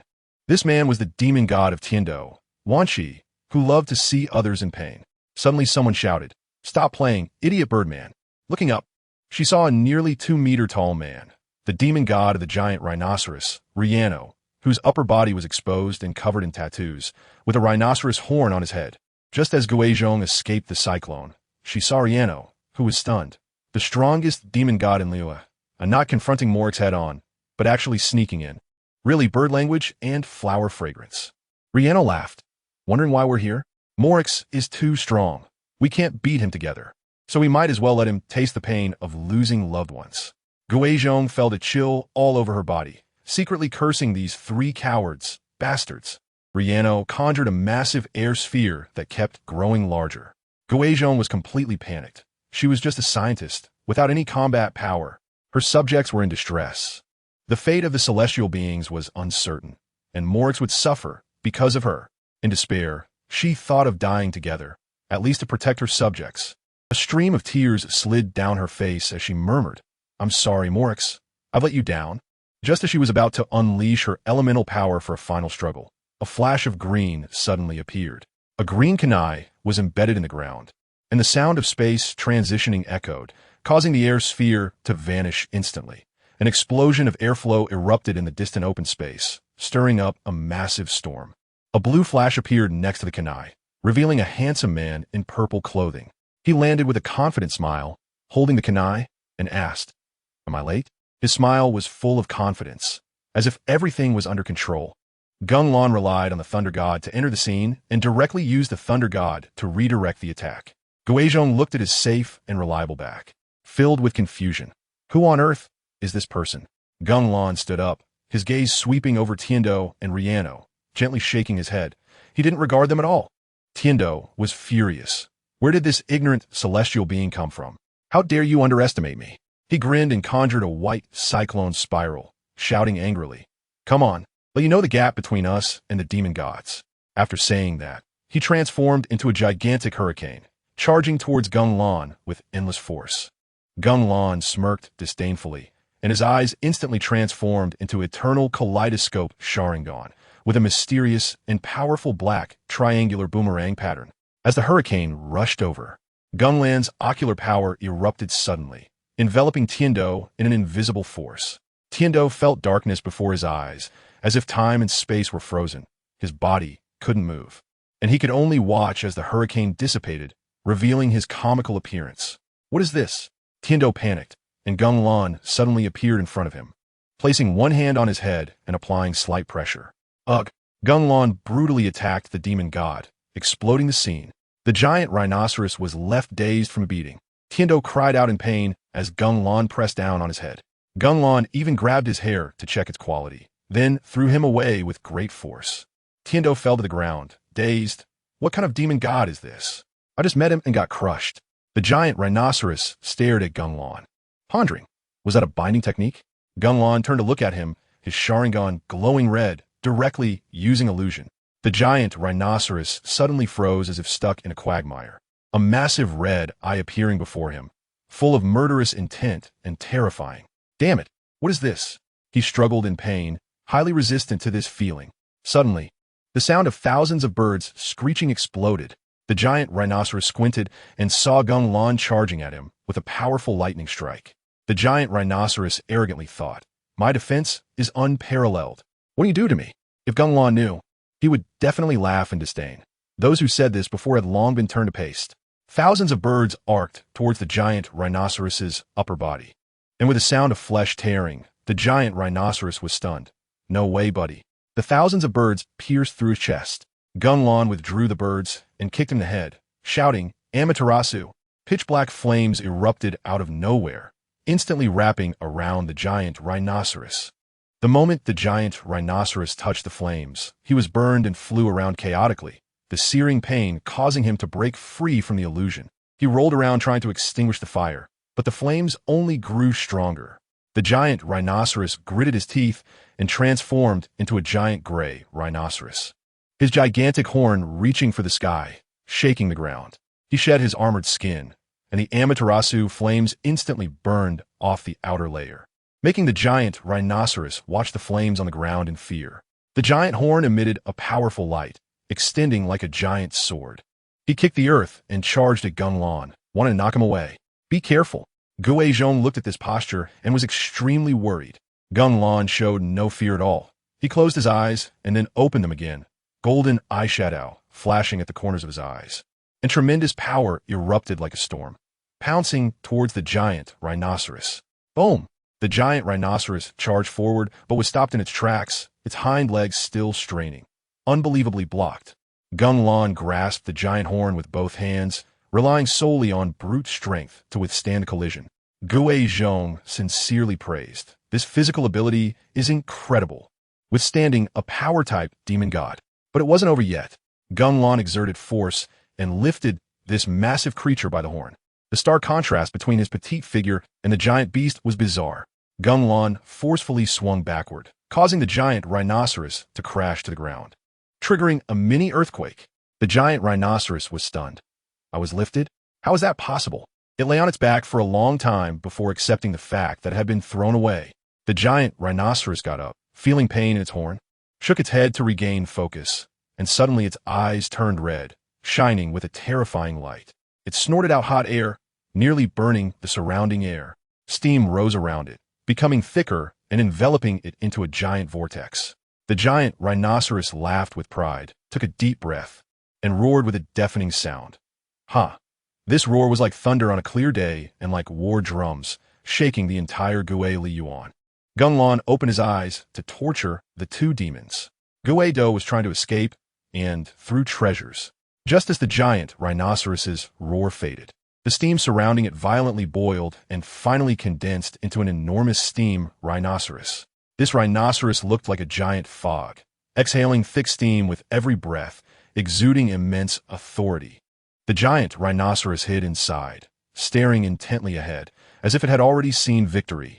It controlled the steam rhinoceros, charging at Gung Lan like a fierce train. Its gaze was fierce and determined, filled with confidence. But Gung Lan remained calm in the face of this fierce attack. He saw a red light flashing in his eyes. His pupils transformed into an eternal kaleidoscope shaped like three scythes, and his body instantly became ethereal, as if blending into the air. The steam rhinoceros passed directly through Gung Lan's ethereal form and continued to charge forward.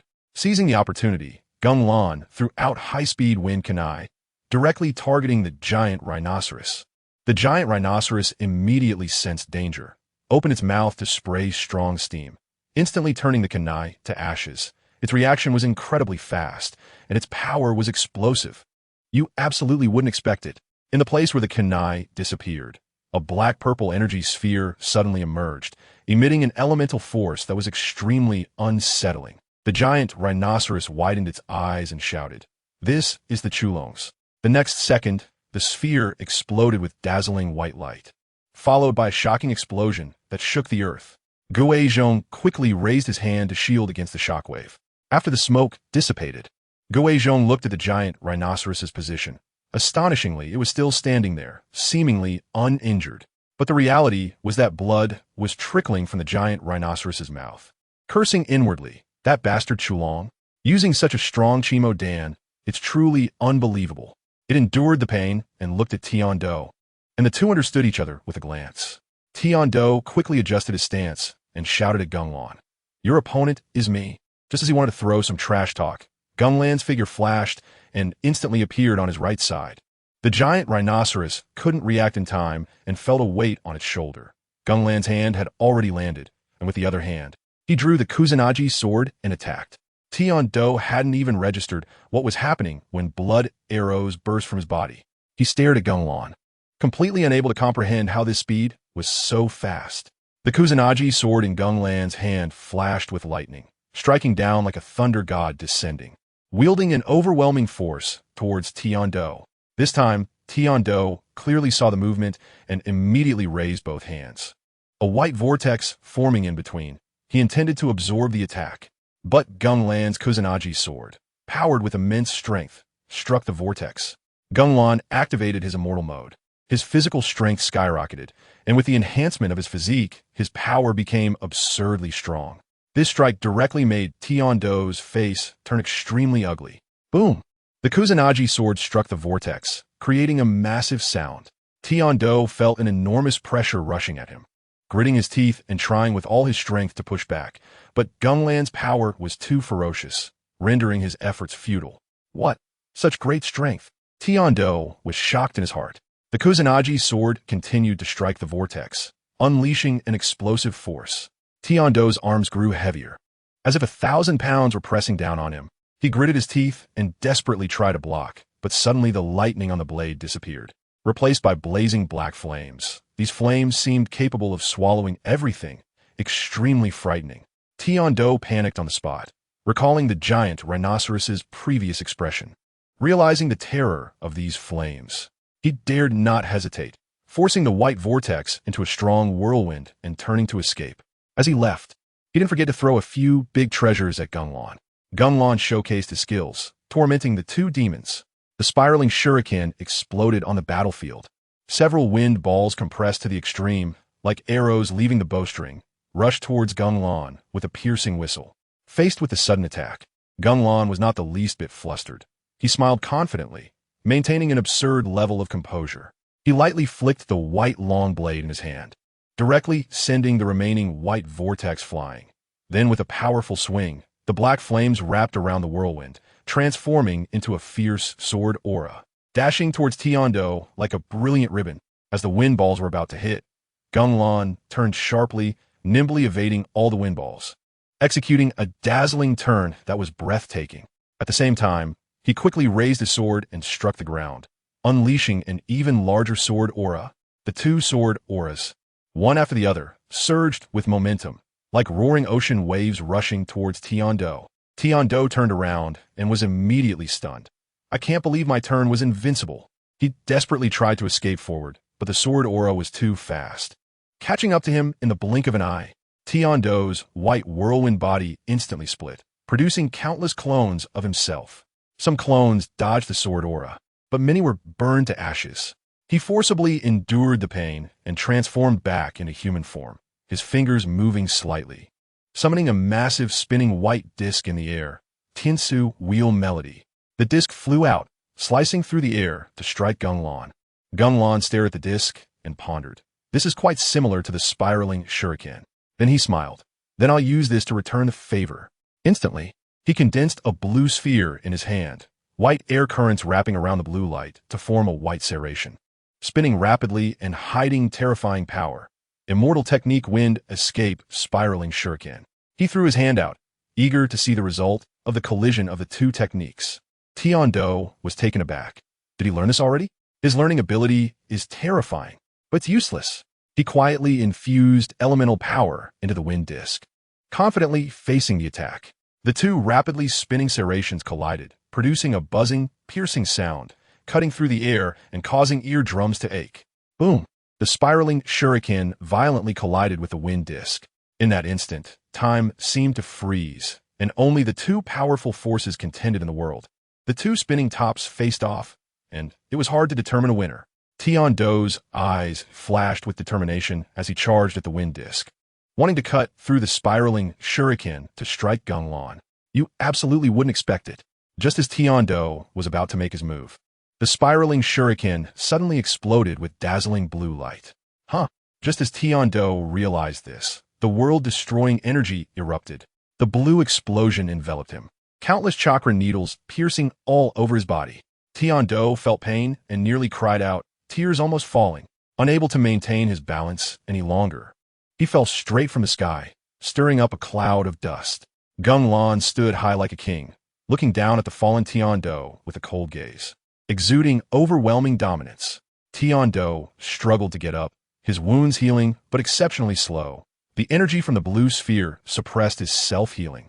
He glared at Gung Lan with anger, full of unwillingness and humiliation, but he could do nothing but watch, hating himself to the core. The giant rhinoceros nearby saw this and wanted to use steam to accelerate and ambush Gung Lan. But just as it moved its hooves, Gung Lan's oppressive blood-red eyes instantly locked onto it. The giant rhinoceros felt a chill rise from its spine, like a thorn in its back, causing it to tremble all over. The giant rhinoceros thought to itself, Gung Lan seconds the two demons and devastates the battlefield. Tiando self-destructs and faces a reversal. The giant rhinoceros panicked. Why am I so afraid of him? Being a demon god too? Could it be that his strength far exceeds ours? On the other side, Gue Zhong remained calm, not feeling pressured by Gung Lan, but frowned and murmured. Who exactly is he? How come I've never heard of such a powerful figure before? Gue Zhong searched through all her memories related to demon gods, but found no clues. Gung Lan's appearance completely exceeded her expectations, and the origins and intentions of this mysterious powerhouse became her biggest question. Suddenly, she had a flash of inspiration. Her left hand clenched into a fist and struck her right palm. Could he be that gigantic deity from the day before? The colors match. Both are purple, and the eyes are red too. So that's it. If Gung Lan knew, he would definitely say, wow, you know this too? He watched the two demon gods shrink back, feeling bored. If demon gods are like this, it's better to end the demon god war sooner. Saying this, he raised one hand. Dazzling lightning burst forth. and the sound of thousands of birds screeching spread around, stimulating the eardrums of the two demon gods. The energy of celestial arts combined with earth attributes attached to the lightning, forming a black and white yin-yang color, and the lightning continued to elongate. With a raised hand, an ultra-long black and white lightning spear appeared, exuding a terrifying aura. Celestial technique, flame escape with earth attribute thousand birds sharp spear. The lightning spear stretched violently, directly piercing through the giant rhinoceros's proud skin armor. The giant rhinoceros screamed in pain. "Oh my kidney!" Gung Lan's gaze grew colder. The lightning spear crackled with sounds, like an enraged beast, but the giant rhinoceros trembled all over like a lamb to be slaughtered. Gung Lan smirked slightly. "It's about time to end this. Victory is assured." He added lightning attributes to the lightning spear and thrust it forward. The lightning spear directly split the giant rhinoceros in half at the waist. Ah! The giant rhinoceros let out a piercing scream. Its body split in two, blood splattering across the battlefield. Gung Lan looked on expressionlessly, devoid of any pity. "It's a demon god war. I understand how to fight now. It's just your bad luck." Teyvat looked up, his face full of fear and despair. He knew he couldn't escape. His body trembled, his eyes filled with sorrow and helplessness. "No, I don't want to die." Gung Lan didn't T-stop at all, quickly gathering chakra and using the thousand-bird sharp spear again. A black and white lightning bolt shot out from his hand, like a ferocious dragon pouncing on Teyvat. Teyvat's eyes widened, wanting to escape but unable to move, as if bound by an invisible force. In the blink of an eye, the lightning pierced through his chest. Teyvat spat blood. The lightning rendered him immobile, and to make matters worse, the earth attribute, dark flames burned through his chest, spreading across his body. He struggled to lift his head to see Gung Lan approaching, full of unwillingness and resentment. But life had come to an end, and there was no saving him. Gung Lan stood beside him, looking down coldly, without an ounce of sympathy. Dark flames erupted even more fiercely, engulfing Teyvat in a conflagration. The screams weakened, and Teyvat's life signs dwindled. Suddenly, a terrifying elemental sphere formed around him, its power even stronger than Teyvat, the demon god. Gue Zhong shouted urgently. "It's Teyvat's self-destruction. Be careful. Don't touch it. You'll be swallowed by the cold hurricane." As a well-informed demon god, she immediately recognized the danger. But Gung Lan merely smiled. "No need." After saying that, the black triangular boomerang in his eyes began to spin, transforming into a three-bladed windmill. Gung Lan devoured the self-destruction. Flying Thunder God captured the giant rhinoceros in an extraordinary display. Gung Lan's gaze locked onto the elemental sphere. Strange spatial fluctuations appeared, and in an instant, he grabbed the sphere and directly absorbed it. The elemental sphere was sent into the divine space, and the air immediately calmed, though it was a disaster inside the divine space. The outer demon statue shouted, "What the hell is this? What did I eat that didn't kill me?" Gue Zhong looked stunned, just a glance, and Teyvat's self-destruction disappeared. She looked at Gung Lan with admiration. Looking over at the giant rhinoceros, there was nothing left but ashes. No sound of a demon god's self-destruction. Gue Zhong muttered, "Can demon gods control their self-destructions?" Gung Lan looked at Gue Zhong thoughtfully. "Is this the celestial lord from Zhongli's side?" He asked, "What is your name?"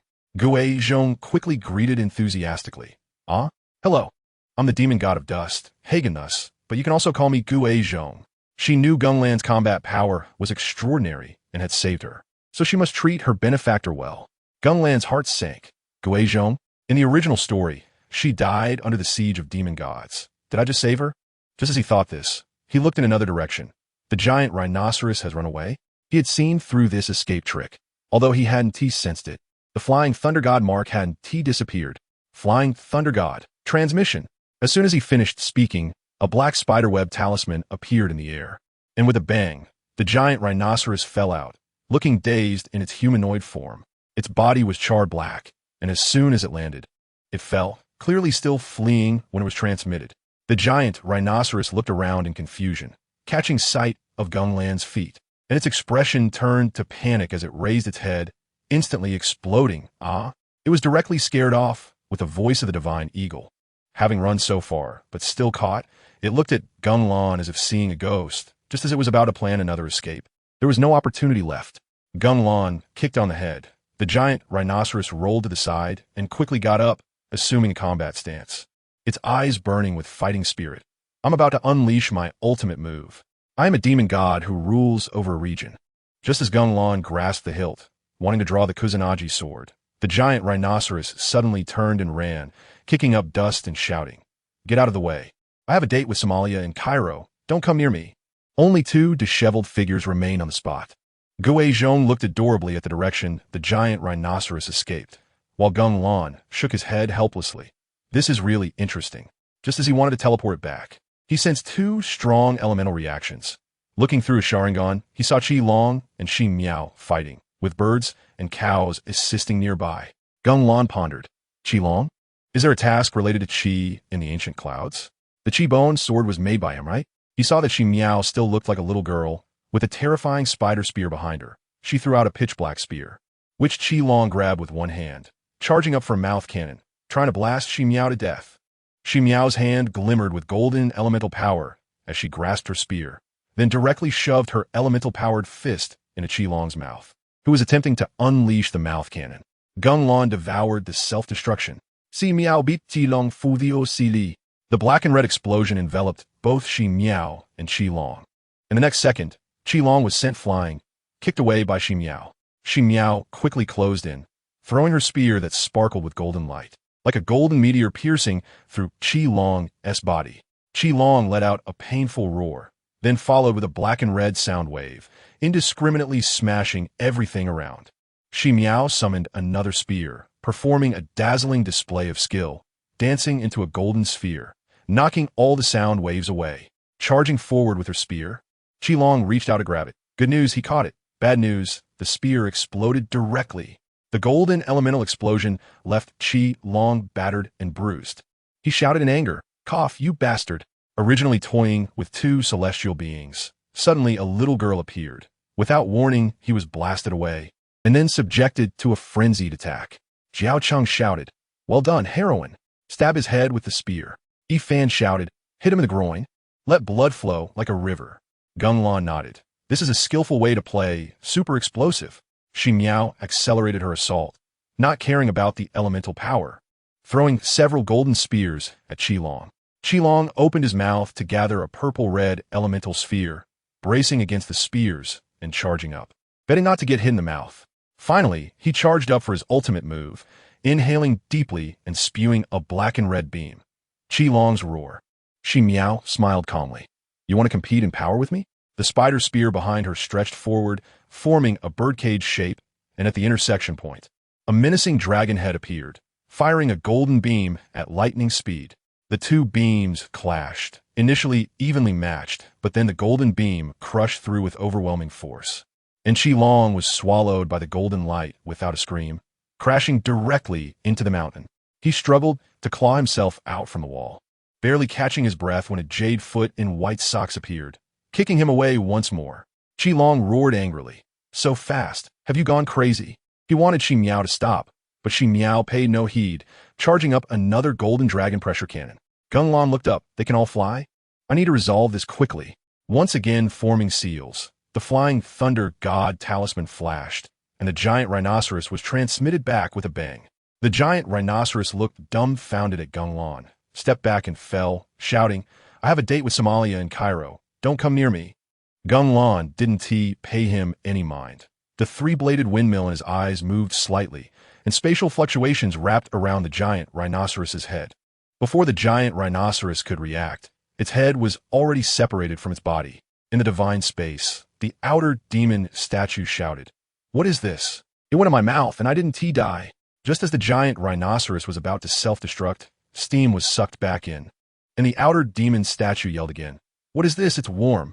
Gue Zhong, standing nearby, hesitated to speak. Xi Miao had Qi Long under severe pressure, almost treating him like a dog. Gung Lan looked at Gue Zhong. "Is there anything else?" Gue Zhong was astonished. "You want to fight more?" Suddenly, the clear sky was covered by dark clouds, ominously about to rain heavily. Gue Zhong panicked. "What is this? A new danger?" Gung Lan smiled. "This weather is perfect for a Kirin." Shima was puzzled. "Is it my elder sister?" Qi Long was still shouting, "Sister, stop hitting. Don't step on my face." Gung Lan, with keen perception, immediately realized this was not made by Andujia. Andujia's weather always contained his inherent elemental power. Gung Lan activated Air's battlefield. The seaside battle was intense.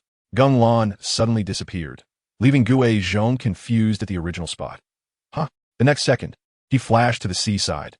Thankfully, he had set up the divine anchor point here in advance. The sky above the seaside was as dark as ink, suffocating. The sea was turbulent, as if stirred by an invisible giant hand.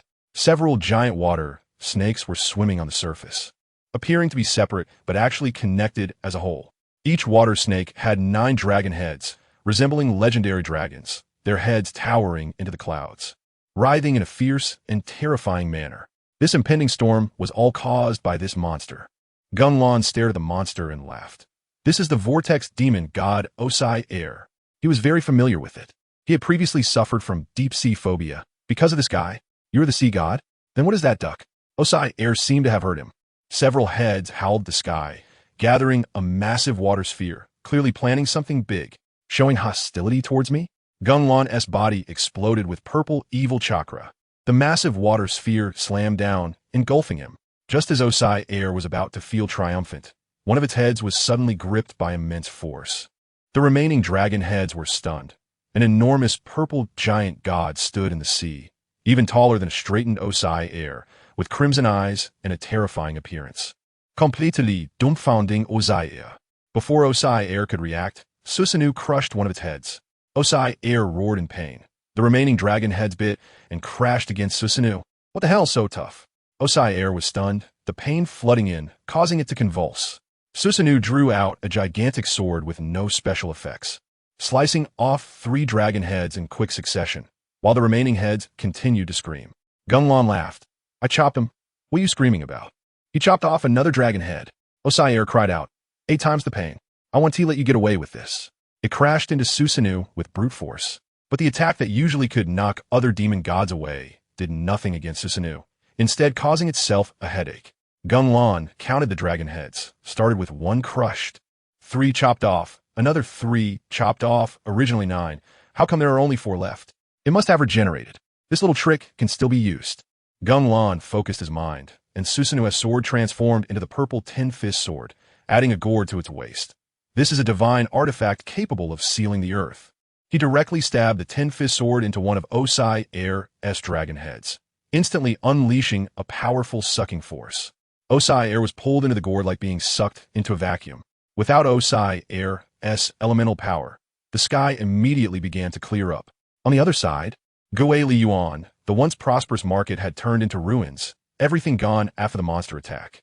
A little girl with white hair trembled through the ruins, crying and shouting, "Daddy, Mommy, boo-hoo." Her whole world had collapsed. Her parents, sister, and friends had all been killed by monsters, her throat hoarse from crying. She could only sob softly. Dark clouds covered the sky, the remnants of walls and despair all around. At that moment, a ray of sunlight shone on her face.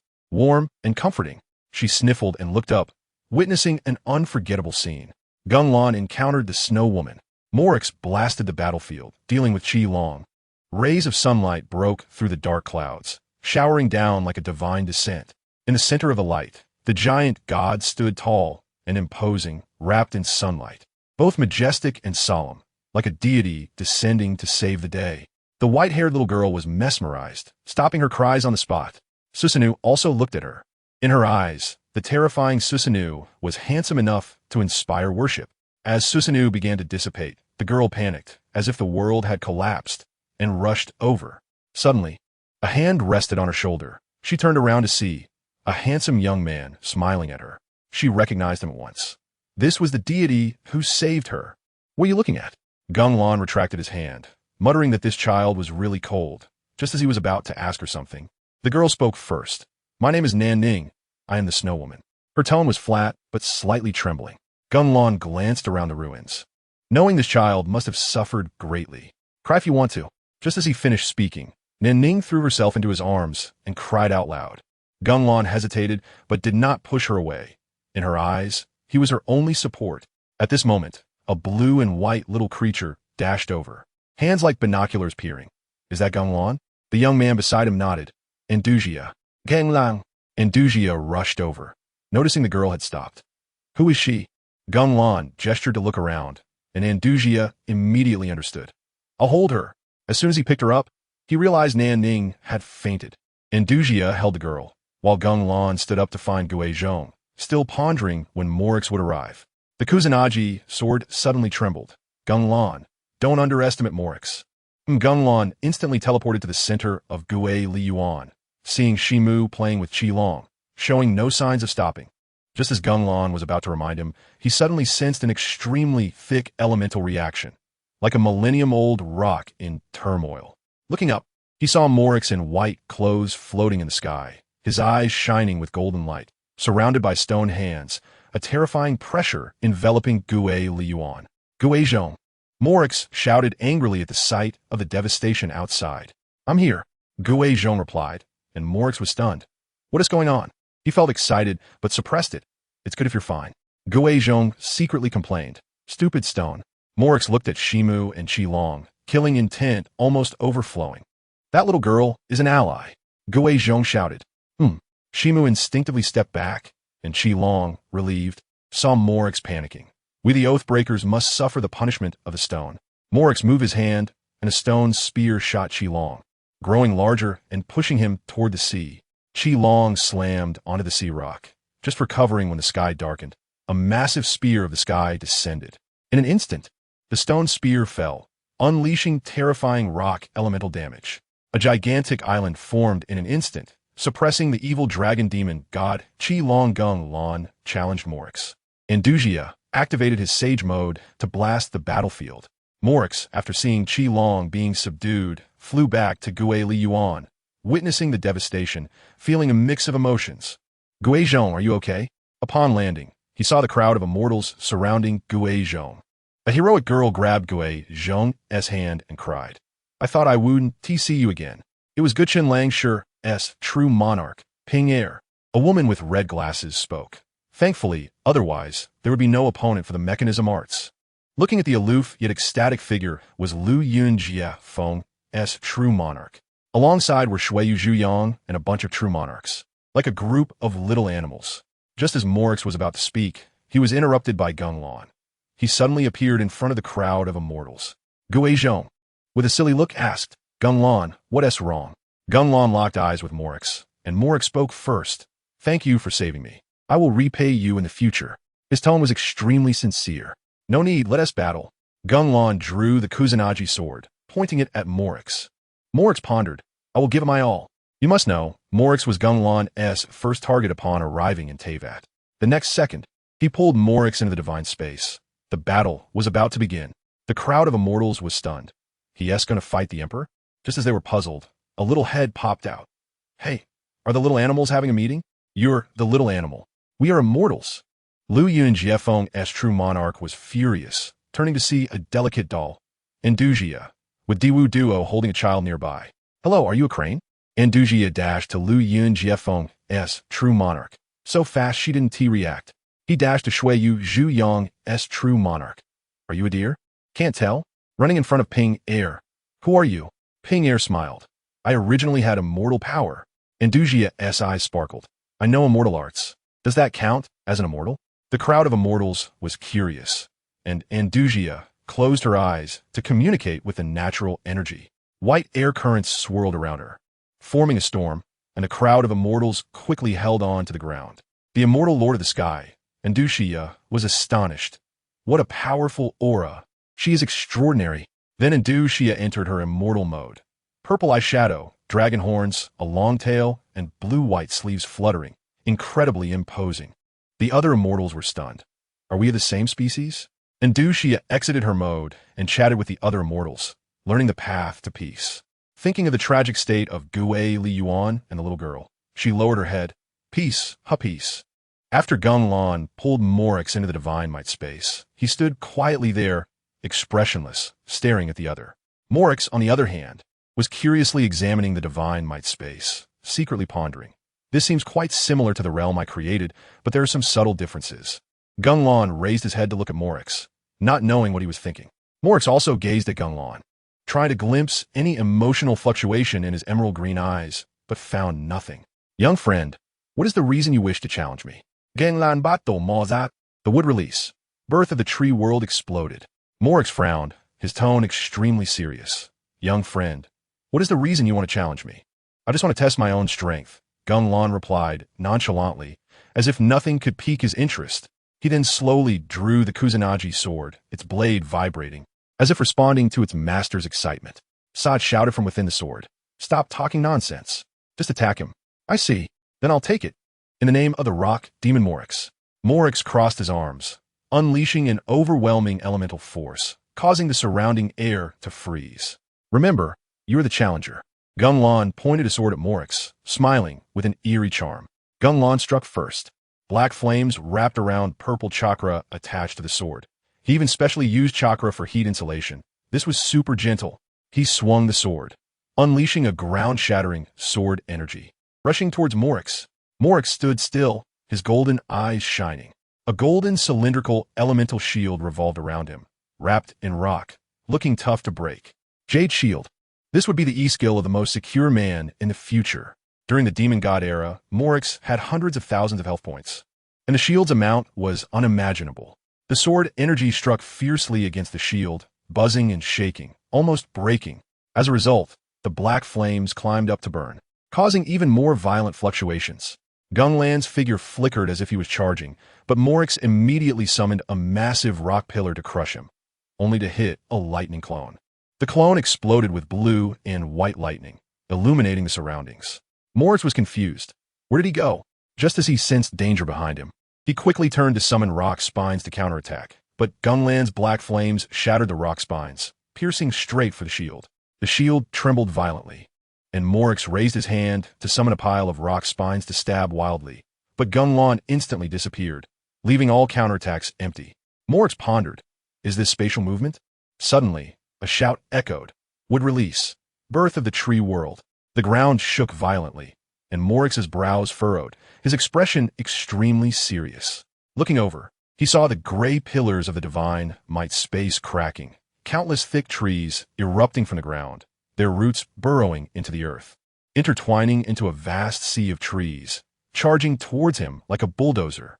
Moryx was startled for a moment and immediately reinforced the shield. The moment the sea of trees crashed into the shield, it made a whooshing sound, making one's heart race. The impact of the sea of trees was too fierce. The shield didn't break, but Moryx was directly pushed back, flying away like a kite with a snap string. Moryx's expression changed slightly. The sea of trees had pushed him so far he didn't even know where he was. He hurriedly checked his shield, and his pupils suddenly changed. Gung Lan unleashed his ultimate move. Moryx faced a new enemy. Moryx was stunned to see the shield. Those bizarre trees were actually absorbing the elemental power of the shield. If he hadn't been continuously boosting output, the shield would have long been gone, and it would have been him being absorbed.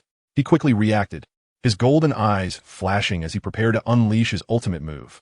Suddenly, golden clouds appeared in the sky of the divine might space, and a massive rock spear broke through the clouds. Turned to stone, Moryx aimed to petrify the entire sea of trees, but Gung Lan would never let him succeed. Gung Lan formed seals so quickly that he left afterimages, placing his right hand near his mouth to chant, golden eyeshadow emerging at the corners of his eyes. White mist erupting around him like a volcanic eruption. Immortal technique, fire release, great fire annihilation. He took a deep breath and suddenly exhaled. First a thin tongue of fire. Then it transformed into a massive sea of flames, roaring towards the sea of trees. The sea of trees was ignited in an instant, turning into a sea of fire. The flames were so fierce that the surrounding oxygen was nearly consumed. An ordinary person would have suffocated by now. Moryx's expression was extremely serious. He hurriedly accelerated the descent of the rock spear, trying to stop the flames. But Gung Lan did not stop at all. He sheathed his sword, pulled out the Uchiha fan. Those who understood knew this was going to be a big deal. Gung Lan tightly gripped the fan and fiercely waved it, creating a massive white tornado that charged towards the sea of flames.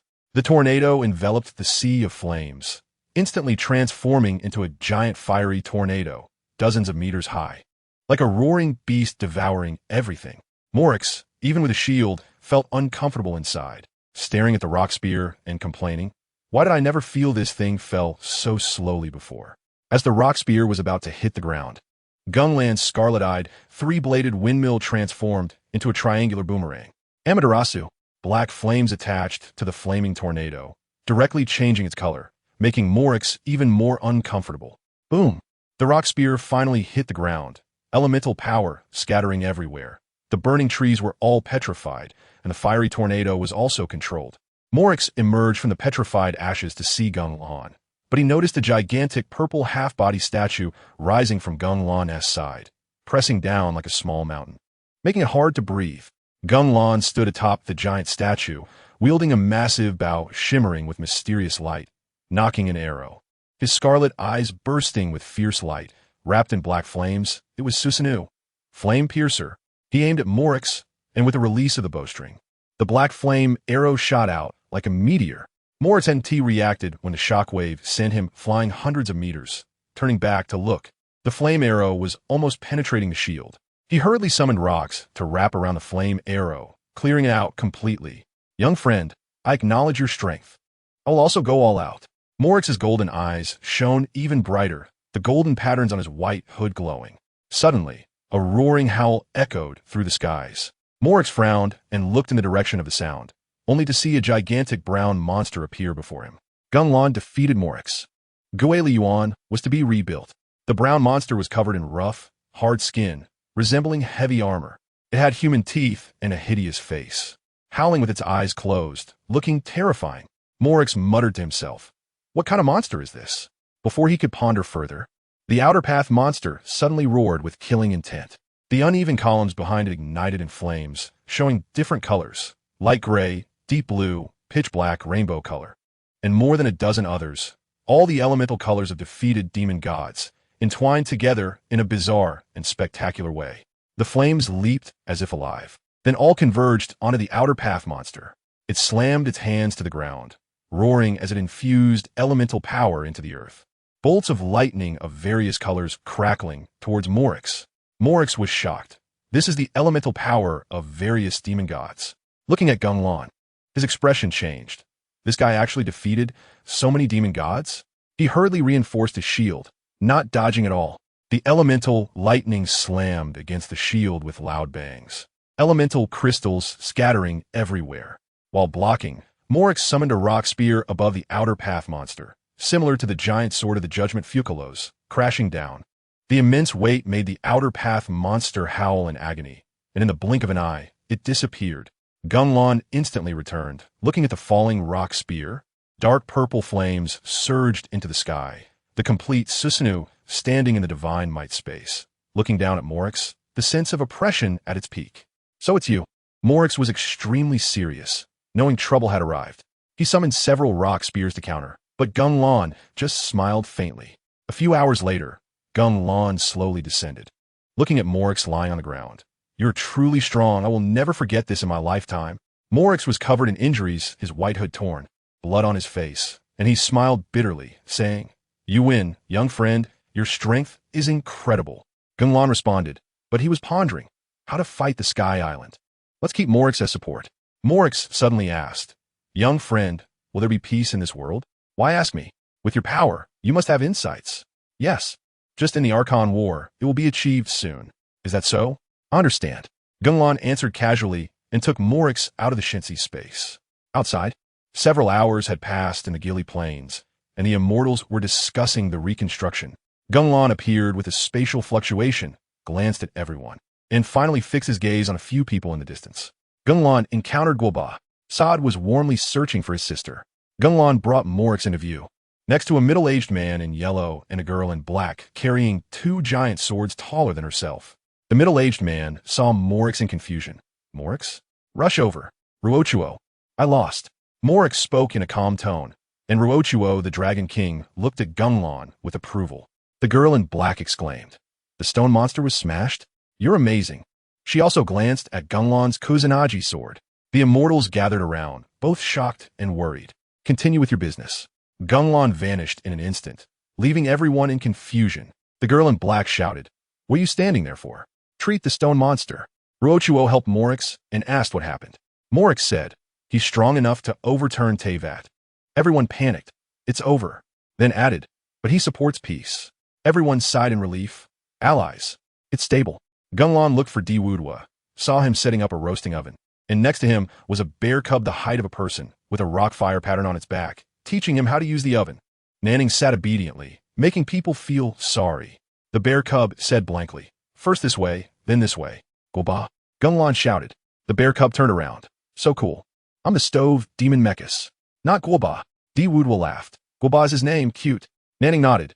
"Yeah." Diwuduo added. "Goba is suitable as a food name."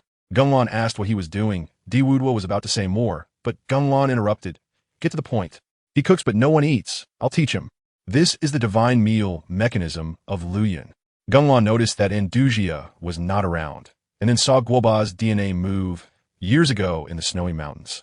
Guoba accidentally sprayed the wrong fire and froze Xiangling, so he vanished in an instant.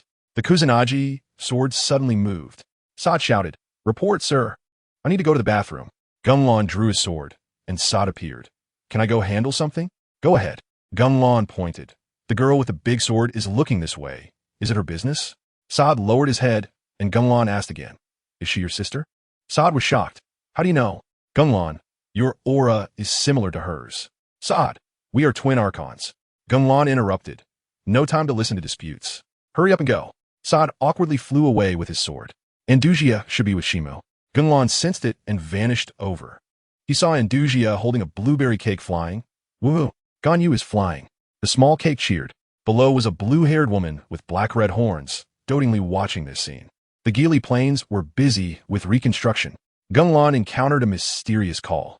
Shimu was resting against a tree nearby, while the immortals were busy. Zhaoyue and Ziyang Jinjuan, among the stronger ones, were helping the people mix gray, build houses, and move things. Liyue borrowing Wind Jinjuan and Lishan dueling Water Jinjuan were brainstorming about the urban planning of Gili Plains. Liyue borrowing Wind Jinjuan said, "This is where I should place my miraculous tool." Lishan dueling Water Jinjuan complained, "Sister, putting it here will definitely block traffic." Other immortals were also doing their part, building homes with the people. Rueilin Xiangji Jinjuan was playing with a girl, who said she was a Qilin. Just standing there, people felt a surge of good fortune, and life became smooth. Andujia and Shimu were guests. Although they got along well with everyone, they were still guests, however. Gung Lan had already forgiven Morix, who would dare to say anything. As soon as the little fox Lulu came over, she surrounded the immortals looking for her kin, and dashed over to the enchanting woman. The woman's voice was alluring. "Little sister is looking for." She paused upon seeing Lulu. Lulu stared at the woman's white hair, pointy ears, and big tail, her eyes sparkling. "Sister, hello. My name is Lulu. Do you know my mom?" The woman patted Lulu's head. "Your aura is similar to my old friend, but you are not your mother. She also has white hair." Lulu's ears drooped down, extremely disappointed. The woman immediately smiled. "But your elemental power and aura are from our Fox Ming clan." Lulu perked up instantly. "Really? Can I have family now?" The woman said with a pained expression, "Of course. I am the true monarch of the spreading flame, Yuwuzin, and from today on, I am your family." She gently patted Lulu's head, creating a super warm scene. Now everyone was moving in a positive direction. Gung Lan defeated Morix. Wishes are about to be fulfilled. Diwuduo found the family he wanted to protect. Andujia was having fun, and Shimu was happy too. Lulu found her kin. Sod reunited with his sister. It's almost time to celebrate with champagne. But can everything really go as wished?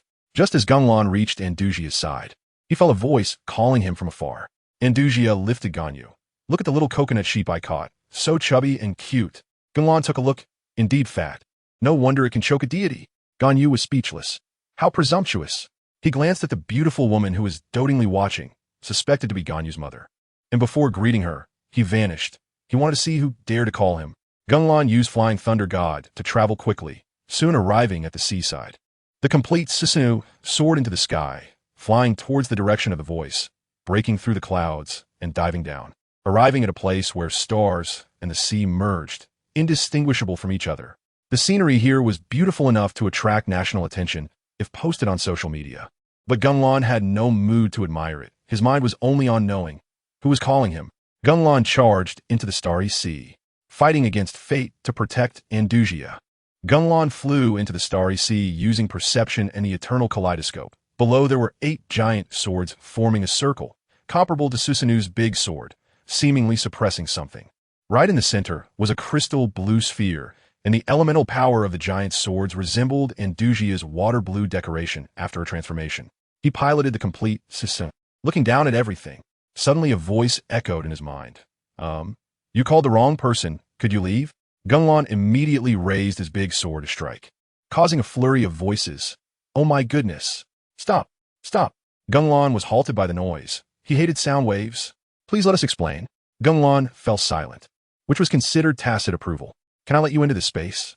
The voice was timid, clearly knowing how powerful Gung Lan was. No, I'll open it myself. Gung Lan Susanoo used Shensi to create a hole in space and jumped in. Inside was like a dreamland, reminiscent of Mona's secret realm on 8 islands. 8 people of various shapes stood there, one of whom Gung Lan recognized immediately. Fugalo? Isn't that the sea god I smashed before? The sound waves bothered him for a long time. Honored that you still remember me. What do you want? They exchanged glances and pushed forward a plump woman. The woman awkwardly scratched her head. Actually, we were calling the 9th generation water god, but all the sound waves were intercepted by you. What do you want her for? The woman extended her hand. Please hold my hand. Gung Lan pondered for a moment, surrounded by evil purple skeletons, and grasped her hand with a skeletal hand. The woman paused. That's fine. Please watch the VCR in front of Gung Lan.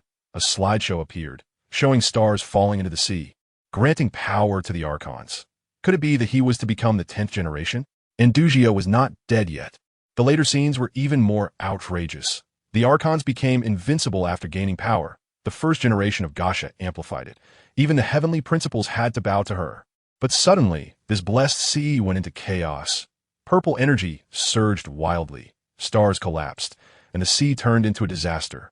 Gasha tried to stop it, but to no avail. The blessed pearl forced her to use everything to seal the chaos. Gosha chose to be an unnamed hero and seal the source. But it could only last for a moment. So Mingzhu had to find a successor to reinforce the seal with their life.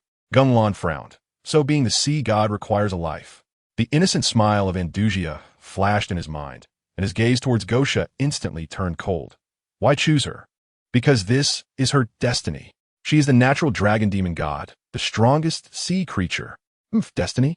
Gung Lan's eyes made Gosha tremble, and in the next moment, his scarlet Sharingan lit up. If it's about destiny, let's try. The evil elemental force surged like a tide, and the purple fire thickened into a dark purple. The giant Susanoo appeared again. The 8 sea gods were stunned, but Gosha guessed what was happening. He wanted to shout to stop it, but was pressed down by the pressure and couldn't speak. Inside the Susanoo, Gung Lan's eyes reached their limit. Tears of blood flowed, and the Susanoo's hands held different styles of giant swords, stabbing fiercely towards the ceiling point. Energy clashed for a moment, and the wind and rain instantly calmed down. Gung Lan slowly appeared below, but the Susanoo still maintained that pose. Gung Lan left a move to stabilize the seal. Liyue's foundation was super fiery. Gung Lan covered his eyes, looking exhausted. Involving the laws? Interesting, but I, with great power, create miracles. He left a large amount of elemental force and chakra at the ceiling point, along with the 10-Fizz sword and the Amano Murakumo sword. Anyway, he could come back to clean up after opening the reincarnation eye. Gung Lan pondered. I have both the eternal kaleidoscope and the sage body. Why haven't I opened the reincarnation eye yet? Is it because my bloodline isn't pure? But in terms of bloodline, I am extremely pure. Could it be a matter of the heart? After doing all this, Gung Lan rubbed his temples, only to realize that his eyes were bleeding. This pain was real. His body was exhausted, and he didn't know how long it would take to recover. Last time he exhausted himself, thanks to Andujia's bell and the sage body, he recovered quickly. This time, it would take longer. He looked at the day's sea gods and recalled what they said. That bell could only be activated by Andujia, and it required a huge amount of elemental force. If there wasn't enough, it would consume life force. When Andujia summoned the bell before, she collapsed because she had just fought with Raiden Makoto and was already drained. Gung Lan cursed inwardly. Fool! He used the divine might anchor point of Liyue and instantly returned to a sunny place. The disaster was finally over. Sunlight poured into Liyue, and the ruins became lively again as people busied themselves with rebuilding. Construction workers saw the immortal working alongside them, and their enthusiasm soared as they laid bricks and tiles. Engineers listened to the wise immortal's guidance, carefully designing to ensure quality. The infrastructure fanatic lived up to his name. Gung Lan had only walked for a while, and many things were already built. In the church, children learned knowledge in bright classrooms. In the fields, grass-type immortals helped farmers plow and sow seeds. The commercial street was rebuilt, and people rushed to buy supplies, with stalls filled with rare goods, though they were still not used to trading with Mora. This golden coin would surely become the universal currency of Teyvat in the future. Flowers bloomed, and trees turned green on the ground. Elderly people strolled and chatted, children played and laughed, with laughter everywhere. The citizens and immortals worked hard together, all smiles on their faces, with eyes full of anticipation for the future. Gung Lan was bathed in sunlight, looking up at the sun, recalling the legend of the false sky. He tried to communicate with his body, feeling as if half of his rice barrel had been scooped out, leaving less than half. On the other side, Morix and Guizhong, after discussing with the other immortals, decided to establish a nation called Liyue to give the people affected by the war of the demon gods a home. The proposal was unanimously approved by all the immortals, and even Andujia, following Ganyu's mother, raised her hand in agreement. She strongly supported peace and didn't want to see tragedies like Nanning again. This meeting laid the foundation for what would become the most prosperous nation on the Teyvat continent in the future. Liyue's nation-building inspired imitation. Gung Lan's protection of Andujia was super warm. After the establishment of Liyue, various demon gods rushed to imitate, all wanting to declare their sovereignty. Andujia, filled with longing to find Gung Lan, turned around the construction site and saw him looking up at the sun, immediately jumping over. Gung Lan, it's so hard to find you. Why did you suddenly leave just now? She raised her eyes to stare at Gung Lan, thinking, his eyes without the Sharingan are like works of art. Unexpectedly, Gung Lan was also looking at her. Gung Lan? Gung Lan pondered whether to mention the sea god issue, but seeing Andujia at ease, swallowed it back.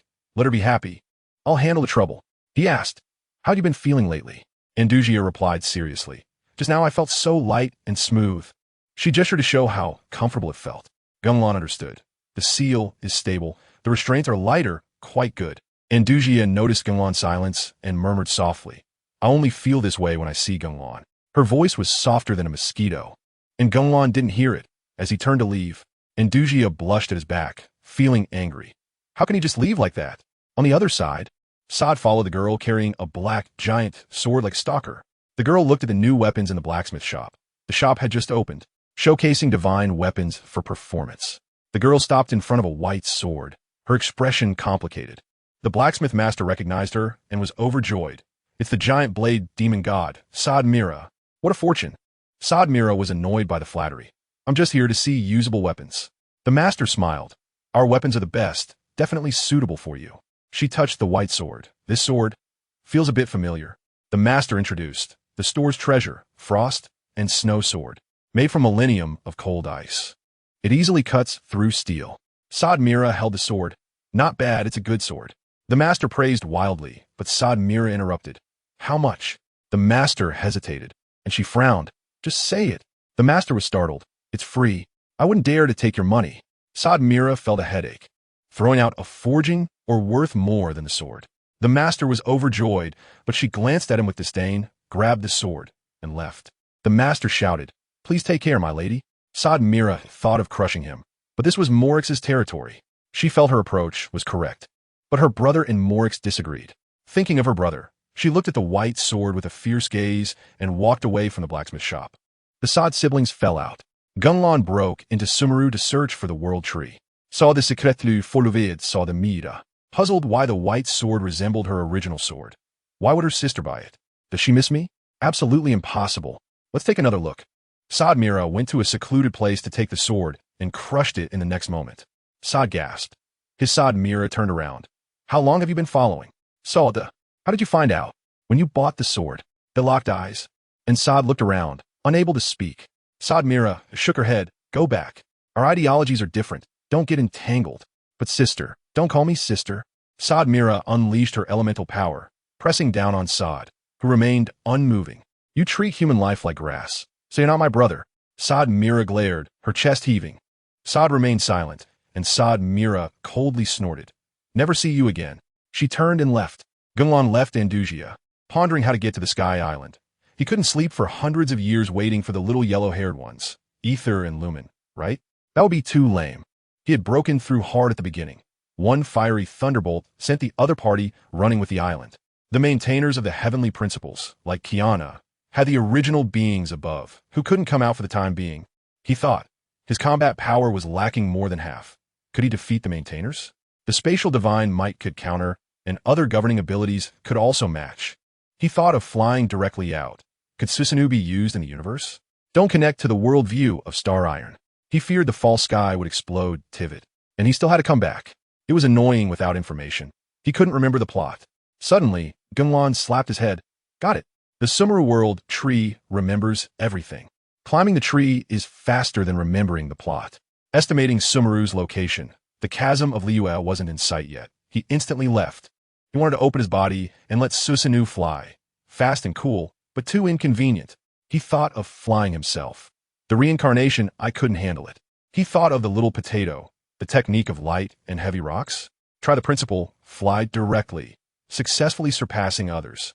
He casually developed dust escape. His attack methods were too monotonous. After experimenting, he flew towards Sumeru. Feeling the wind on his face was amazing. Just a light breeze would do. Gung Lan flew over many lands, crashing into the jungle. It should be the great kind tree king by now, right? He flew past the tall trees, picked a fruit, and took a bite. Sweet. He activated his perception to find the great kind tree king, strong demon god. Should be easy to find, right? Gung Lan charged into the desert. In an instant, he spotted the Red King, and it was explosive. Gung Lan originally thought that Shumi could find the Crimson King, Flower Goddess, and Tree King, but he didn't even sense a strong presence. He pondered, could they be in the desert? Thinking it plausible, he flew directly toward the hottest direction. Gung Lan used the technique of heavy rock to fly, and the air grew increasingly dry and hot. He immediately wrapped himself in wind elemental power. It's like having a mobile air conditioner. Very comfortable. After a moment, he saw a sea of sand, and a quick glance revealed only the minor skeleton beasts, but no sign of the leader. He slowly landed and noticed a scorpion nearby. The scorpion had just turned its head in confusion to look at him, but in the next moment, it was bound by black fire and disappeared. The scorpion thought, human. Bad. This creature is considered an animal in the game and can drop beast meat, sizzling and looking greasy. It would definitely be tasty if roasted when hungry. But Gung Lan wasn't hungry at all. He crouched down to grab a handful of sand, thinking this could be turned into glass, just using a furnace with coal, wood, or magma. Then he flew up again to sense the surroundings and soon discovered a being with extremely strong elemental power, flying directly toward it. Before long, he saw a person with dark skin, white hair, and a gray robe. Susanoo? No, it was his ancestor, the Crimson King Amon. Gung Lan and the Crimson King locked eyes, and the Crimson King was immediately at a loss. Gung Lan knew the Crimson King's strength and directly activated his maximum visual power, using Tsukuyumi to instantly break through the Crimson King's mental defenses and pull him into an illusion. The Crimson King was bewildered. I woke up and was instantly defeated. What else is there to say? On the other side, the Crimson King, originally bored, wanted to find the Flower Goddess to chat. On the way, he saw a floating figure from a distance and rubbed his eyes. Buyer had mentioned spirits, but why was there one during the day? That spirit examined him for a moment and looked into his eyes. The Crimson King only remembered that those eyes were as beautiful as rubies. The next moment, the world spun, and he found himself in a red space, with those beautiful eyes hanging like the moon. Just as he felt something was off and wanted to leave, he heard a sweet voice. Amon, upon hearing this, the Crimson King immediately knew it was the Flower Goddess Marikata and turned around. He saw the Flower Goddess wearing a gauzy dance skirt, adorned with horn decorations, her long pink hair floating like cherry blossoms, carrying a fragrant scent.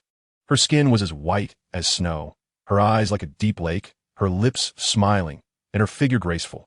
Every frown and smile was captivating. The Crimson King was instantly entranced. Marikata, how did you? I know, you came to find me, right? The Flower Goddess smiled and approached, making the Crimson King feel awkward.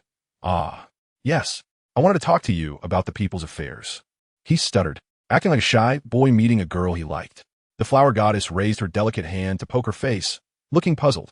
The Crimson King gazed at the adorable Flower Goddess, feeling dazed and wanting to speak, but the Flower Goddess directly hugged him. The Crimson King felt the softness and warmth in front of him, and his face instantly turned bright red, puffing like a steam engine. Nothing makes a boy blush like this. Gung Lan watched from the side, shaking his head. Amon, what's wrong with you? I thought your mind was full of forbidden knowledge, wanting to solve the mysteries of the world. But it's all about love and romance. No way. I absolutely cannot let you have your way. Gung Lan altered the illusion to mess with the Crimson King, seeking the Tree King to break into the fairyland. Gung Lan secretly modified the Tsukuyomi illusion, watching the two embrace like watching a grand play. The Crimson King eagerly hugged the flower goddess, excitedly shouting, "Marikata! I'm super excited." He looked infatuated, showing no signs of a future monarch. This is supposed to be Xiumi's strongest combat power? This is too amusing. The Crimson King cautiously touched the flower goddess, closing his eyes in ecstasy. So soft. I like it. Suddenly, he felt something was off. Why was it hard? He touched again, and it was flesh. A breath blew on his face, and he opened his eyes in shock. The fragrant, soft flower goddess was gone, and in her place was a muscular man with black skin and blonde hair, holding him. Have you had enough of the hug? This is the fourth Raikage, eh? Still in the three-bean state. The Crimson King was stunned by the contrast, but the Raikage laughed. If you've had enough, eat my hug. He directly hugged the Crimson King and slammed him to the ground with a thunderous crash. Thunderbomb. The massive thunder explosion left the Crimson King dazed. By the time he regained his senses, the Raikage was surrounded by electricity, his momentum soaring, crossing his arms. Three Beans Thunder King mode activated. Then the Raikage unleashed a series of combos. Here comes a duck neck. Here comes a duck to fight, exhausting the little guy all over the screen. Thunderly Duckhead. The Crimson King was beaten all over the place, without a substitute, directly pressed to the ground. He was spun around 10 times and thrown away. And before he could adjust, another muscular man with black skin and sunglasses appeared, both big men locking onto him and crashing down from high above with lightning. The Crimson King lay on the ground, his mind in a magical state. He knew it was an illusion, but the pain felt too real. He just wanted to find the mastermind behind it, the spirit. After a while, it quieted down, and he looked up to see the flower goddess's face. Just as he was about to feel touched, his brain reminded him it was fake. Suddenly, Gung Lan appeared. The flower goddess disappeared, and before the Crimson King could react, he was pinned down. He glared at Gung Lan. "You impersonated the flower goddess and hit me. Compensation," Gung Lan retorted. "Aren't you enjoying it?" As expected, heroes have a hard time when it comes to beautiful women.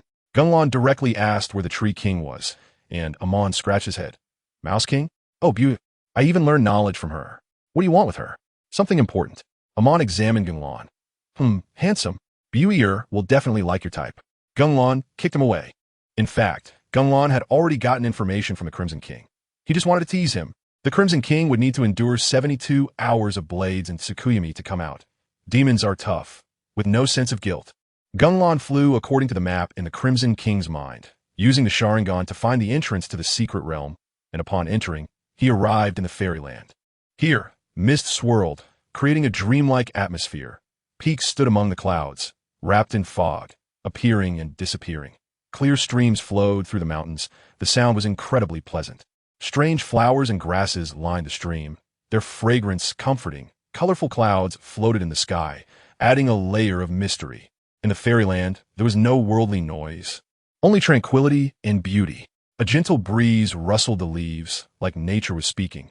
The air was fresh, making one feel isolated from the world. Gung Lan ventured into the fairyland to find the Tree King. The world tree ignited a super blaze. In the distance, in a valley, elk grazed gracefully, adding vitality to the fairyland. Birds flew by, leaving songs. It looked like a beautiful painting that made one reluctant to leave.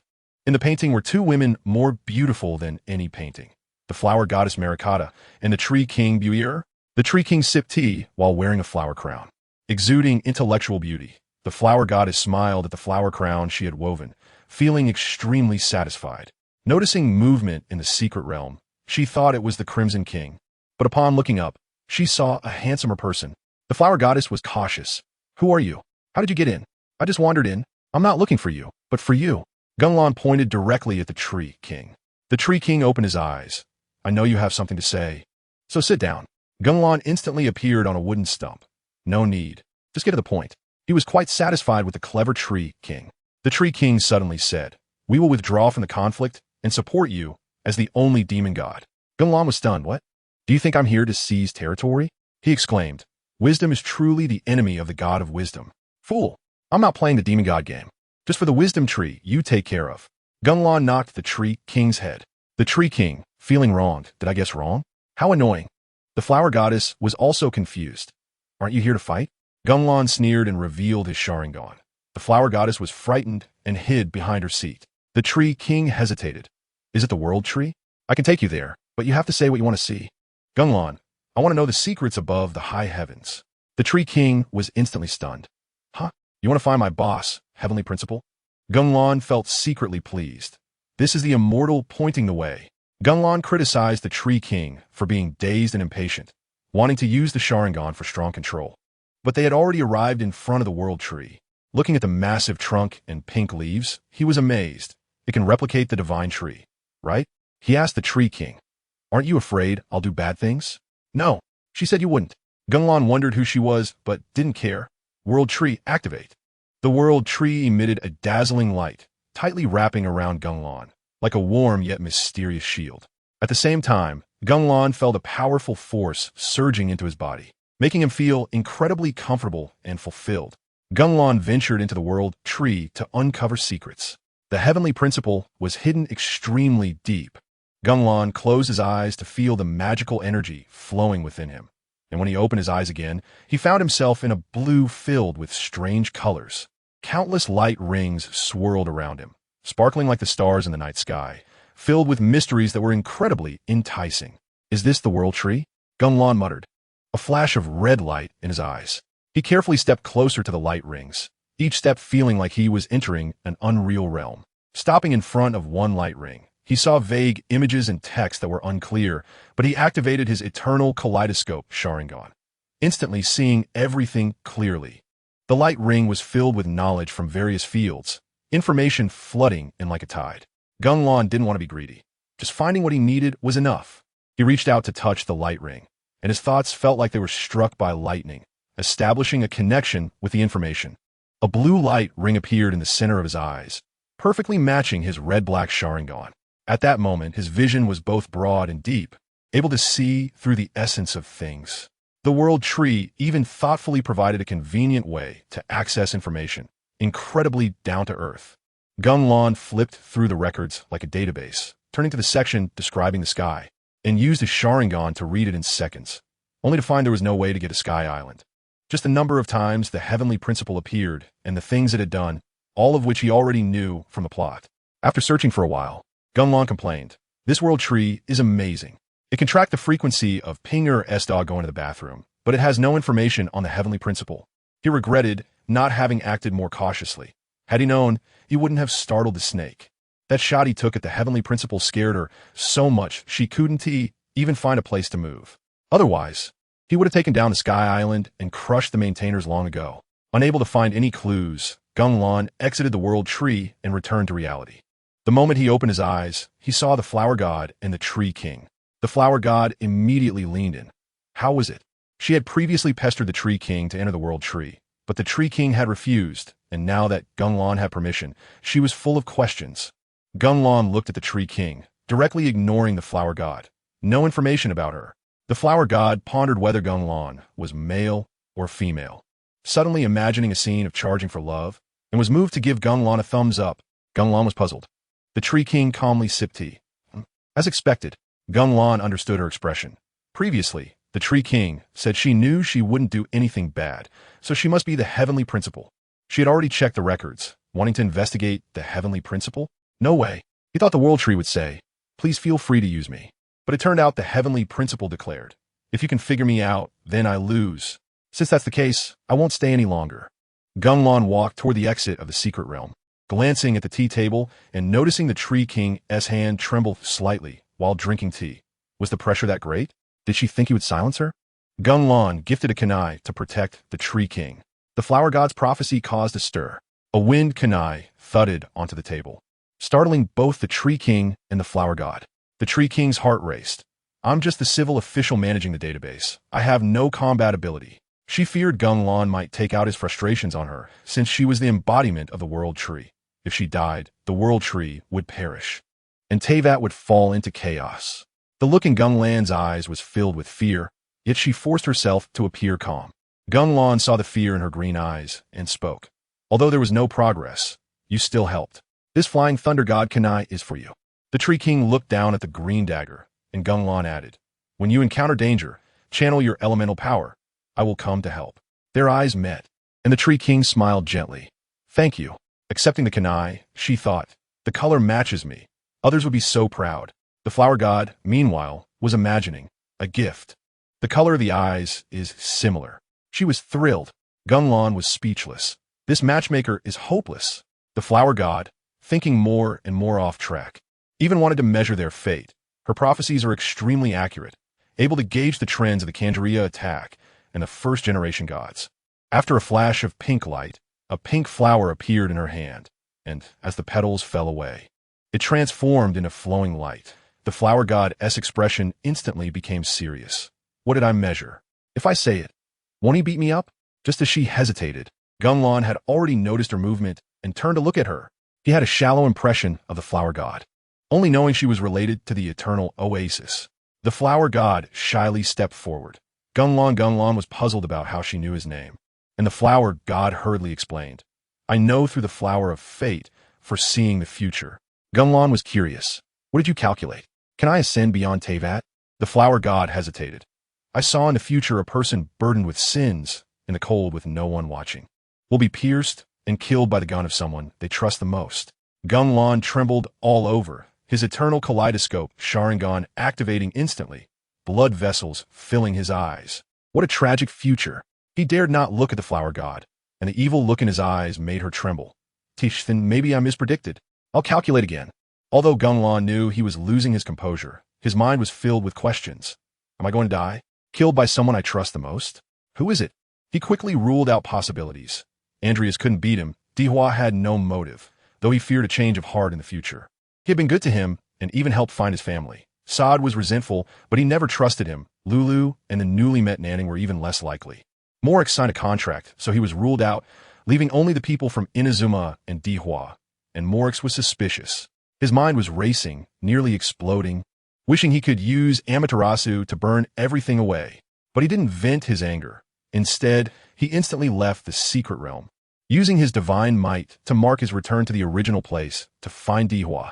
Amid the fluctuations of divine might, Gung Lan appeared, glancing at the business district. Remembering Dihua was at the beach, and in a few jumps, he arrived.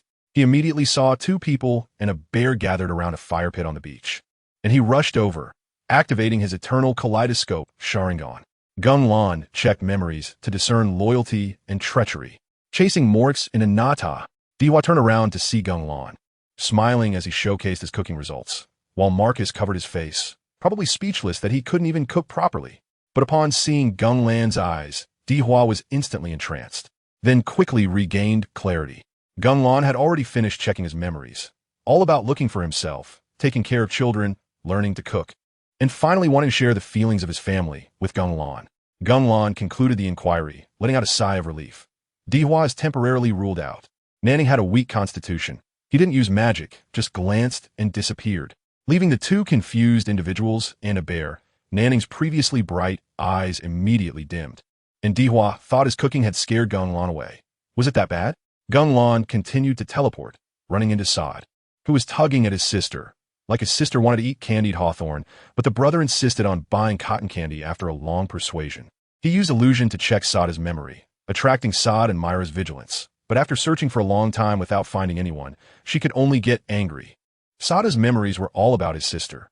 The siblings quarreled because Saad thought humans were insignificant, while Saad Mira loved humans in her bizarre way of using sword energy to build a forest of blades, causing her people to suffer greatly. And ultimately the two fell out. Gung Lan instantly understood. No wonder Saad Mira would get beaten by Morix. Next, he looked for Lulu, finding her playing among a group of white foxes, like a golden dumpling mixed with white dumplings, as if pulling a lucky draw. Seeing her happy, Gung Lan felt relieved and teleported away. Lulu couldn't withstand the illusion. Then he went to Andreas, finding her tired against a tree, surrounded by a group of young mythical beasts, complaining about how exhausting it was to take care of kids. Little coconut sheep and divine birds were calling out, while her summoned little beaver looked dejected as the young ones climbed on its back. Gung Lan didn't disturb her, just revealed his Sharingan and left. Finally, he went to Morix's Rock King's palace, built by the immortals out of respect, teleporting inside, but not seeing anyone. Gung Lan remembered that when he clashed with Morix, he was suppressed in close combat by his gun skills. Morix was a numerical monster, and he barely managed a 50-50 with his fire cloud fan.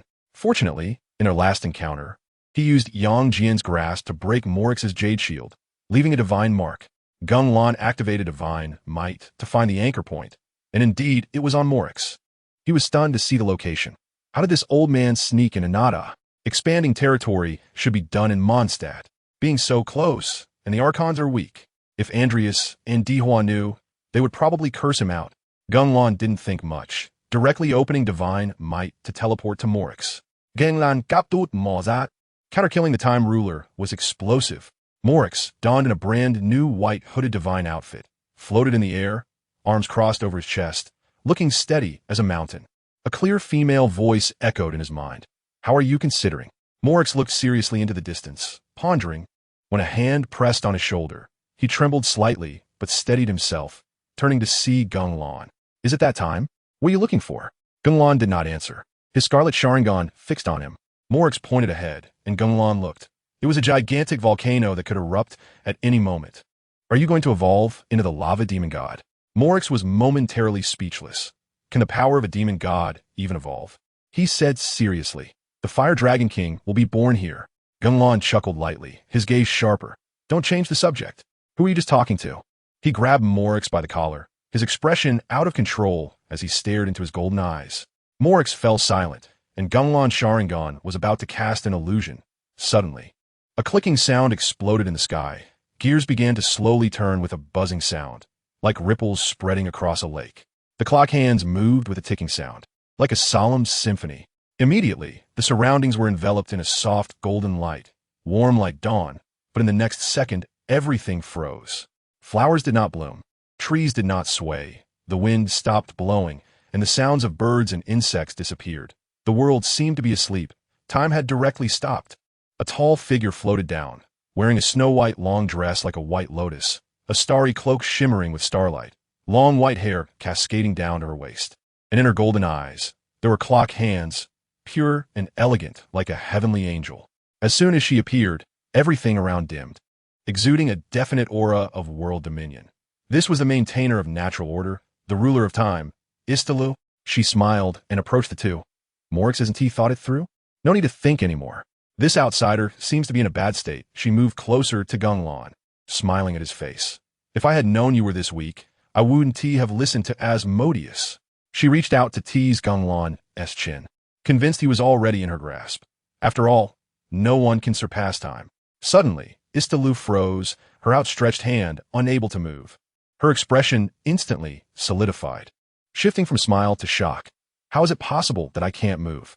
Looking at Gung Lan, she noticed that the 3 scythe-like windmills in his eyes were gone, replaced by 3 connected circles. Gung Lan's lips curled up, a ripple expanding. Istalu's time stop was covered by the eternal stand. Gung Lan moved, and under Istalu's horrified gaze, he grabbed her hand and sneered. I didn't expect it to be you, Morix, but it doesn't matter, I've caught you. Gung Lan's divine might trapped the ruler. He angrily searched Morix's memories. Gung Lan's left, I showed 3 circles, while his right, I displayed 3 scythe-like windmills. Spatial fluctuations arose, directly pulling Istalu into the divine space. He didn't forcibly drag her. Using spatial fluctuations, it was better to resolve in space, plus the external demon statue could seal. Then he pulled the time-stop Morix in as well, who internally complained. Here we go again to this damned place. Once inside the divine space, the time-stop in the outside world vanished. Gung Lan summoned the external demon statue, which was huge and ugly, leaving Istalu stunned. The demon statue roared, exerting pressure, but had no effect on her. She wanted the resonance necklace, and as her skeletal arms lunged forward, a beam of light suddenly blocked her. From the crack in the divine space, the side profile of Asmodeus, the ruler of the void, appeared, his cold golden-orange eyes fixed on Gung Lan, exuding a queenly aura. Gung Lan had no time to pay attention, immediately counterattacking with divine power. Susanoo grabbed the fleeing Istalu just as he was about to crush her. An anomaly occurred. Clocks appeared on Istalu, the hands reversing, and she phased out, instantly returning to her original position. Time reversal? Gung Lan was shocked. He pushed his palm to unleash Dust Release. Dust Release original world separation technique. Istalu split into 3 clones and teleported. Gung Lan attempted to learn the Water Dragon King's Dust Release, but after completing the technique, he realized she was flying in the air. No aerial judgment? He quickly raised his Dust Release to strike. The 3 Istalus hushed. No time. Let him play with you. Golden light enveloped Gung Lan, moving faster than a dam. He instantly returned to the position he had just entered the space. Did she reverse me? Istalu had already borrowed Asmodeus's ability to flee. Gung Lan felt extremely frustrated. This is too absurd. Not even a 5-second time stop can hold. Ceiling drains my strength. It feels like I'm being overwhelmed by Genshin. Morix looked up, meeting his fierce gaze. Morix, why? Gung Lan wanted to throw his sword, only to realize the sword was gone, leaving only a fan. He threw it over, hitting Morix and staggering him. Little friend, sorry. Morix had just begun to speak when Gung Lan lunged at him, landing a punch that knocked him down, his Sharingan spinning as he searched for memories. Instantly knowing the truth made him even angrier. Morix wanted peace due to the demon god war, to build Liyue, and called for a ceasefire. Original plot. The 7 nations were to welcome peace, but the later events were different. One day, while handling affairs, he suddenly heard Morix. Morix was being incited. Gung Lan angrily raised the counterflag. A distant yet clear voice entered Morix's ears. He stopped his actions to look at the immortal beside him, realizing it wasn't them speaking, and confusedly searched for the source of the voice. Suddenly, a powerful force wrapped around him, his body feeling weightless as it was lifted by an unseen power, pulling him into a completely white and colorless strange space. In the space, a huge screen appeared, flashing with blurry images, slowly becoming clearer. He could see a man shrouded in shadow, his eyes full of sin and blood, exuding an extremely frightening aura. Uchiha Gung Lan, Morix exclaimed in shock. The man's figure vanished, and words appeared on the screen. Those with sinful blood-red eyes will bring disaster to the world, shake the world, topple the world, and ultimately lead to the world's destruction. This statement shocked Morix's heart. Initially, he thought it was a little trick of provocation by the demon god, but the subsequent information given by the space made him silently begin to doubt. Unfortunately, this was just a fragment of memory, and he couldn't find the original record. After the imagery ended, the more Morix thought, the more suspicious he became. Gung Lan looked like a villain, and he had even hit me, although he saved the return, but Gung Lan, having finished viewing the memories, was furious. Based solely on hearsay, you conclude the future. Didn't you say that the one who breaks their word will be punished? Why did you breach the contract first? He once again felt the pain of betrayal, his fists trembling, and he slammed a punch into Morix's stone face. I have already been betrayed by my family, and now even friends want to betray me? The more he thought, the more annoyed he became, and he hit Morix a few more times. Gung Lan forcibly calmed down, sitting on Morix, his hair covering his eyes. His voice cold. Morix, do you trust me? I'm not sure. Morix spoke honestly. He didn't want to lie to Gung Lan. Gung Lan clenched his fists, his expression dark. If peace requires sacrificing me, then I will personally destroy this peace. He threw Morix away and turned to leave. Morix understood his meaning. His feelings complex, but he could only act. He immediately returned to Liyue, ordering the prosperous human homeland. All personnel to level 1 alert. Prepare to defend against enemies. After saying this, he regretted it.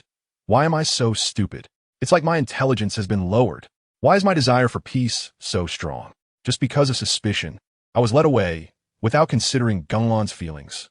But then he thought, I have only known Gung Lan for a few days, he even hit me. So it seems reasonable? Morix looked up at the sky. Today the clouds were exceptionally white. Meanwhile, Andujia was lying on a tree, trunk fishing, suddenly receiving the all-person alert order, and was dumbfounded. Is another demon god attacking? She immediately jumped down to find Gung Lan, wanting to ask about the situation.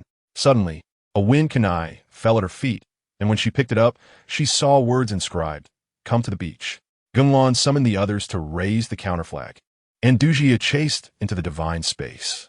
Andujia realized the beach was the initial gathering place. Something big must be happening, and hurried to the seaside. Upon arriving at the beach, the salty sea breeze felt very welcoming, but there were only small crabs on the beach, with no people in sight. Soon, Diwuduo and Sod arrived. Andujia asked, Did you receive Gung Lan's message too? Diwuduo pointed to his head. Yeah, a kunai shot me in the forehead. Andujia pondered. Is he asking us to help Liyue? Sod crossed his arms. Probably. Morix said Liyue is about to be attacked, and my sister also went. Andujia suddenly froze. You have a sister? Who are you? Sod helplessly replied. The knife on Gung Lan's waist. I helped you control him before. Andujia suddenly remembered. Oh, how is your sister? Sod grimaced. The relationship isn't good. She wanted to ask more when a figure appeared ahead and interrupted her. Turning around, she saw Gung Lan. Andujia smiled. Gung Lan, where have you been? You keep appearing and disappearing. Gung Lan's face was expressionless and filled with irritation. His blood-red eyes swept over everyone. I want to destroy everything here. Who opposes? The scarlet eyes and overwhelming pressure made a few people tremble. Diwuduo tentatively asked, Gung Lan, what's wrong? There's been no trouble recently.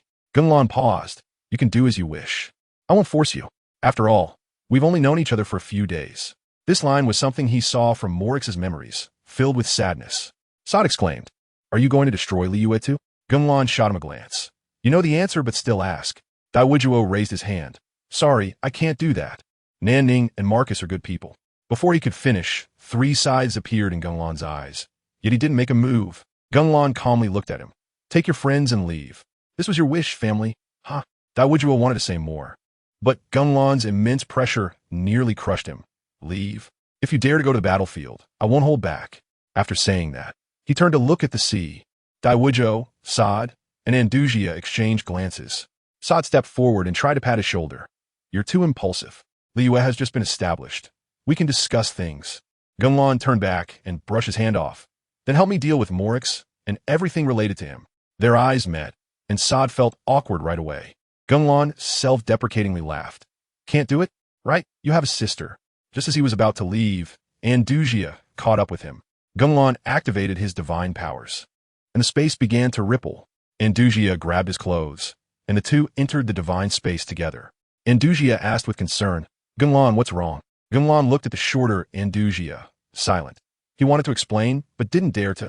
He wasn't afraid, but Andujia was a native of Teyvat, and she would definitely be scared. The feeling of being wronged and unable to express it. Who understands that? Just a moment of whimsy, that's all. Andujia confessed her feelings to Gung Lan. The divine powers sent her to the snowy plains. Gung Lan replied lightly, and Andujia leaned closer. Is this it? You want to destroy Liyue just like that? Based on a single thought? She wanted to find an answer in Gung Lan's eyes, but he remained silent throughout. Andujia grew anxious. Why suddenly like this? We just reached an agreement. Peace is coming. Why? She wanted to persuade Gung Lan and remembered she had a bell that could purify, instantly feeling more confident. Gung Lan suddenly spoke coldly.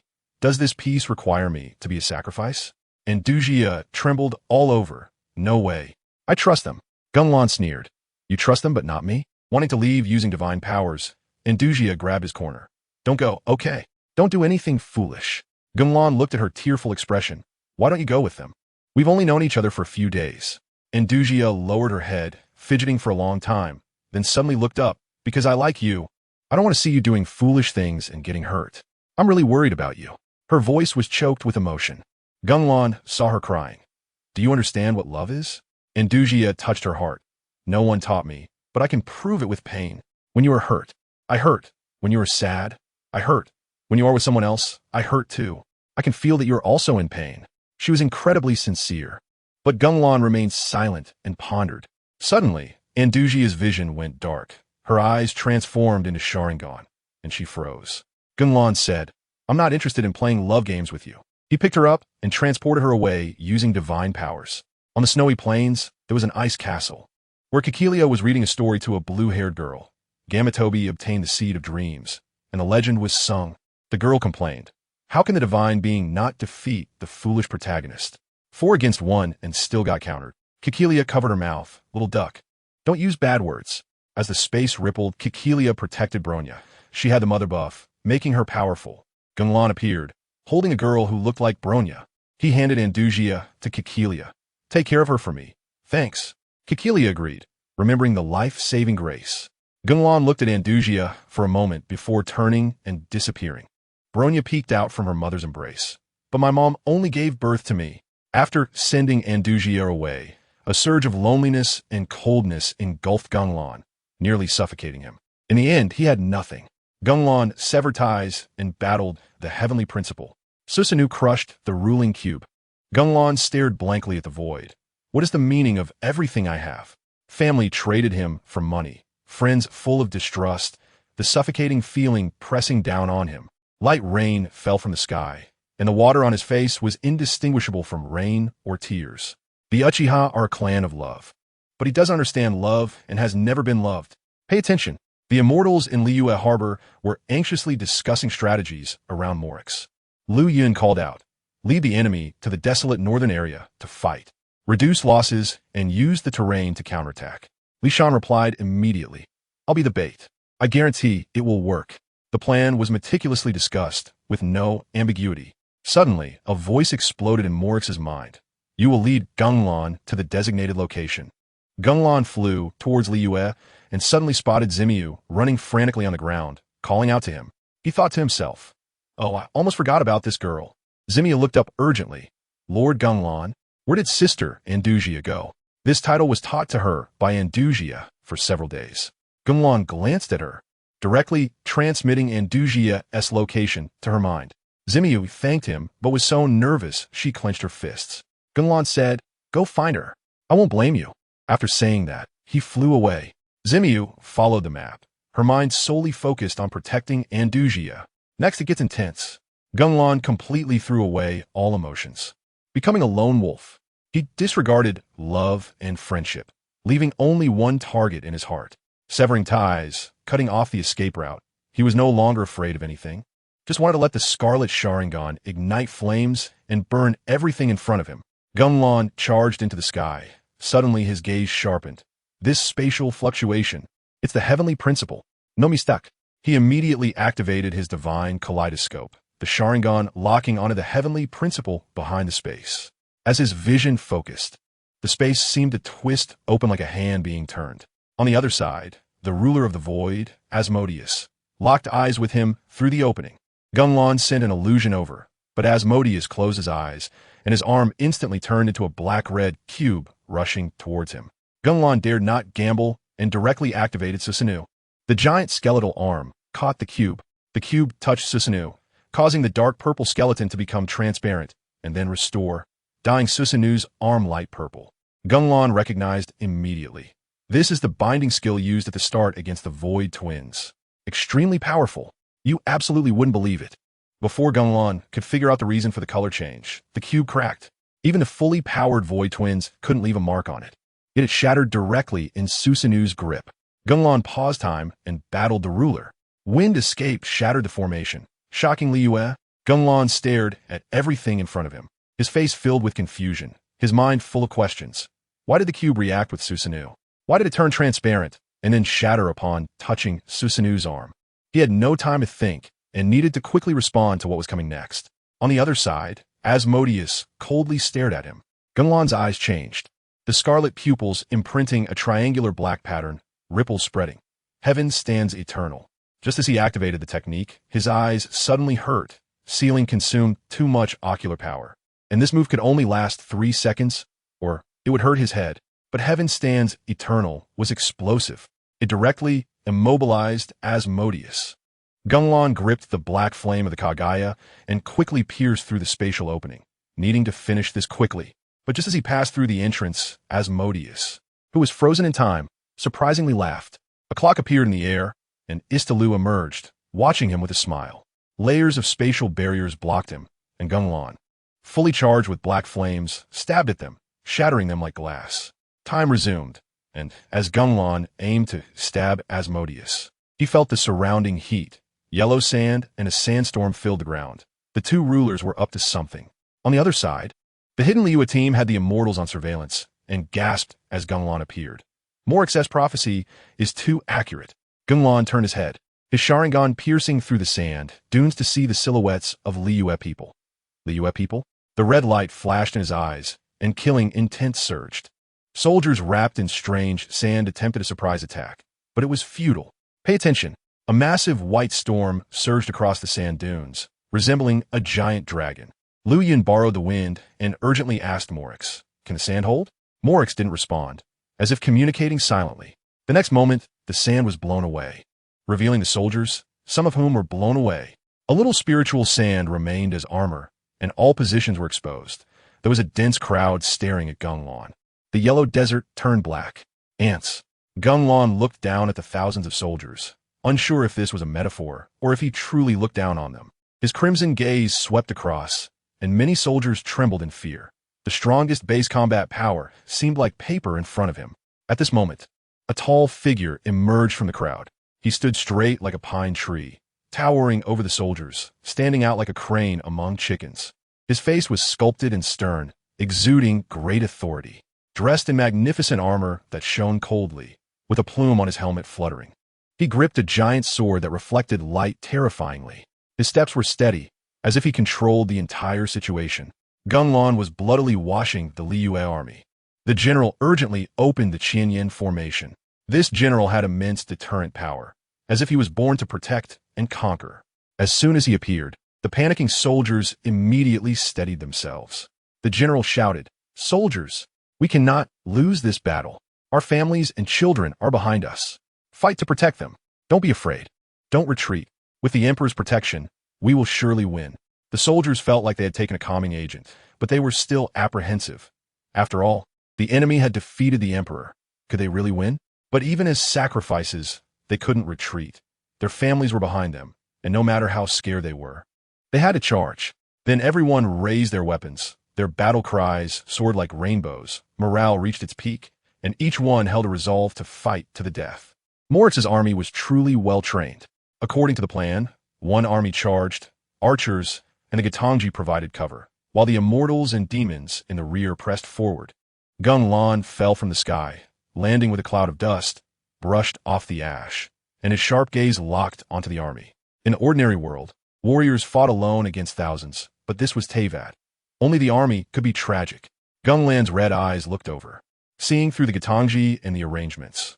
All ambushes would reveal themselves in a second, and the Liyue army still didn't know. He stood there. The oppressive feeling of the demon intensified, and the Liyue soldiers broke into a cold sweat.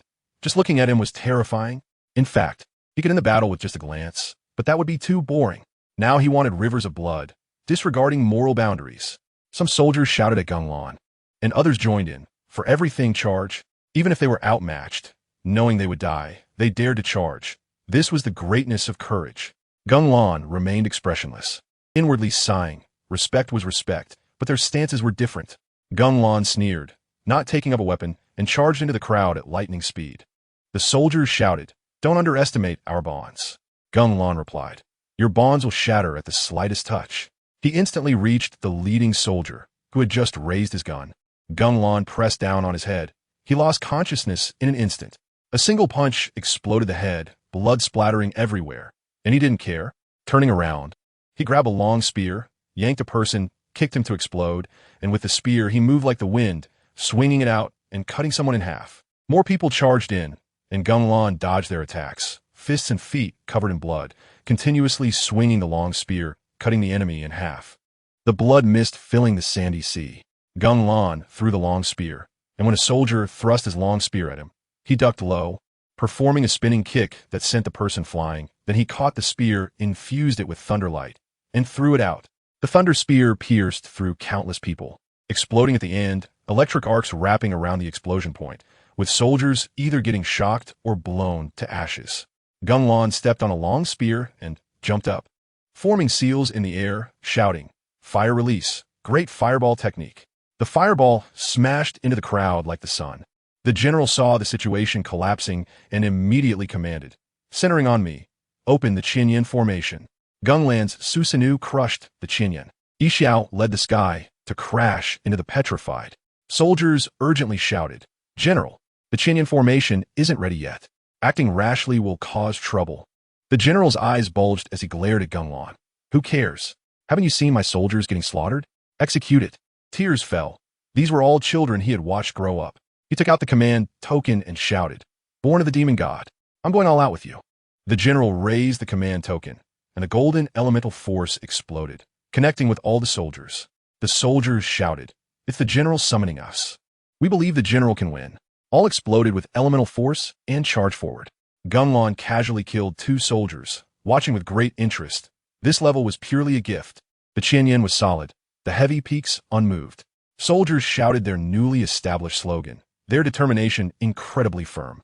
In an instant, countless golden elemental forces gathered into a gigantic golden general, glaring angrily at Gung Lan, with a giant Qianyan spear shining brightly, adopting a full power thrusting stance aimed directly at him. "Interesting," Gung Lan praised, directly activating Susanoo. Dark, purple, evil energy transformed into a giant skeletal frame. Then grew other parts, revealing a giant demon skeleton, taller than the giant soldiers. He gripped a pitch-black burning giant sword and slashed at the giant spear. The two giants faced off, the overwhelming momentum blowing down many soldiers.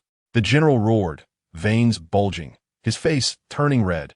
Gung Lan, however, remained unperturbed as if nothing was wrong. The general pushed with all his might against the skeletal giant sword, and as it approached, the skeleton suddenly sprouted muscles and blood, rising again to exceed the giant soldier, transforming into a covered Susanoo, with crimson eyes fixed on the giant soldier. This difference was like an adult fighting a child. The general's eyes widened. How is this possible?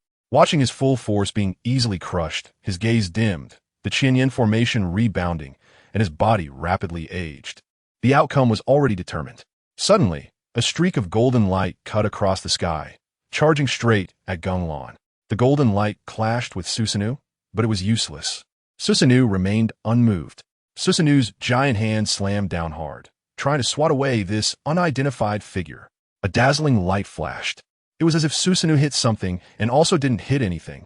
Gung Lan looked through the transparent shell of Susanoo and saw the newcomer clearly, a burly man with exposed upper body and giant deer horns, who had just crashed into him with giant rock elemental force. The burly man braced against Susanoo with both fists, barely blocking the impact with a golden shield that rose around him. Gung Lan recognized him. The strongest immortal under Morix, the Yixiao Daotian Jinjuan. Morix's immortals can be ranked by their strength based on their names, and this strongest has a bit of exaggeration. But even if Morix came, he couldn't break through Susanoo for a while, and could only rely on petrification sealing to break through. Yixiao exerted his arms, veins bulging, muscles bulging terrifyingly, trying to push Susanoo out. But Susanoo stood firm, not moving an inch. "Hiya!" he shouted, his skin turning red, countless golden elemental forces transforming into deer heads behind him.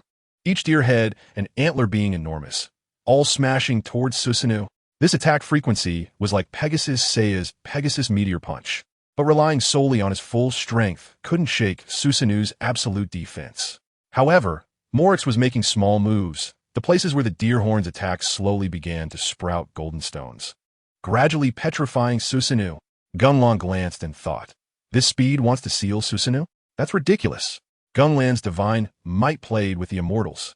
The great fire extinguished Liyue. Gung Lan thought to himself, to be honest, unless Morix personally comes, no one here can break through my Susanoo. But keeping it open is too boring. It's time to add some spice.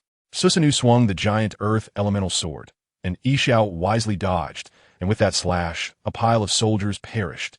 Gung Lan dispersed Susanoo and formed seals with one hand. After the great fireball was blocked, this time he would make it bigger. Fire release, great fire extinguish. The fine tongues of fire turned into a sea of flames, diving toward everyone like a giant dragon. The soldiers were bewildered. What is this? Is it divine power? They had never seen such terrifying fire, more explosive than the flame demon god they had seen before.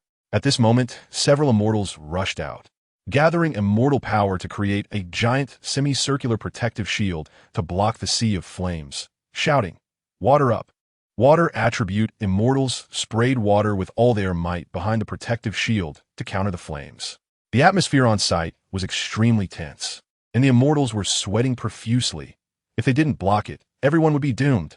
Finally, 5 immortal shields plus 6 immortals spraying water managed to stop the sea of flames.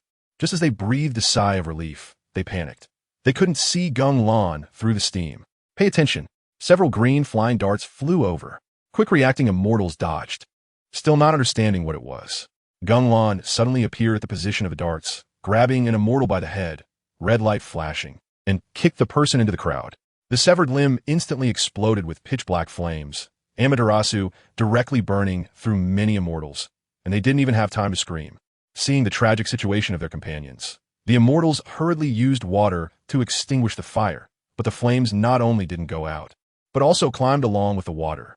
2 hurricanes, one purple and one red, rolled across the ground, bringing flames toward Gung Lan. Gung Lan's eyes moved slightly as he easily dodged, reaching out to grab the hurricane. The hurricane took on human form. It was the Yifun Taotian Jinjuan and the Zue Feng Chia Dian Jinjuan. The one in purple is Yifun, and the one in red is Juefeng. They are a man and a woman, working together seamlessly to evade capture, wielding wind blades to close in. Their ambush is spotted by Gung Lan, but Gung Lan doesn't dodge or evade. They thought Gung Lan had no reaction, but the wind blade pierces right through, stunned. Divine Might. Gung Lan phantoms to evade the ambush, grabs a wind blade intending to stab them in the forehead, but the wind blade self-destructs and turns into a hurricane that slashes his arm, causing his palm to bleed instantly. Gung Lan laughs. You've gotten smarter, huh? After all, he loved to snatch weapons when fighting the Qianyan army before. Yifan conjures a whirlwind, and Juefeng follows suit, sending 2 Morix-empowered whirlwinds to blow Gung Lan away. Gung Lan lands steadily, looking up to see Yifan's cold and beautiful face. With both hands holding a blade coming at him, Gung Lan admits she's beautiful, but her eyes are filled with murderous intent. Gung Lan glares, and Yifan suddenly freezes. How can this be? I can't move. Gung Lan reaches out, grabs her by the neck, and lifts her up, while Yifan can only whimper. Gung Lan's gaze is sharp. Do you want to dance too? Let her go. Juefeng charges in, swinging the Fong Tianji at Gung Lan. Steal escape. Gung Lan's arm turns golden, and he blocks the full-force blow with ease. Seeing the stalemate, Juefeng changes tactics and stabs forward with the Fong Tianji. Gung Lan directly turns Yifan around to use her as a meat shield, shouting, "Defense, come forth." Juefeng is startled and quickly retracts his halberd. Gung Lan throws the nearly unconscious Yifan over, and Juefeng fumbles to catch her, only to see Yifan unconscious, raising his head, eyes wide with rage, staring at Gung Lan. Gung Lan uses a broken fan spell. Dust Escape crushes the giant blade demon. Gung Lan stands there mocking. How ridiculous. You all emptied your resources to send so many soldiers. And what do you have to show for it? Juefeng, panicking, don't talk about everyone. Elements of wind and thunder erupt around him, like a super scion, gathering a crimson sphere in his hand. Those who don't value life die. Juefeng charges at Gung Lan, ready to go down together. Gung Lan pulls out a strange fan to block. As Juefeng unleashes his all-out life force-enhanced spell ball on the fan, with a crisp crack, intense heat energy erupts, and a violent hurricane swallows Juefeng whole. After the storm dissipates, Gung Lan looks at the scorched earth with the fan. As expected, useless. Gung Lan casually crushes several powerful immortals, and everyone on the scene is terrified. So many dead, expending so much power, and he hasn't even gotten his clothes dirty. What kind of monster have they provoked? Just when they're in despair, a massive sandstorm rises in the distance and threatens to engulf the battlefield. The Qianyan soldiers cry. Another natural disaster? It's over, it's over.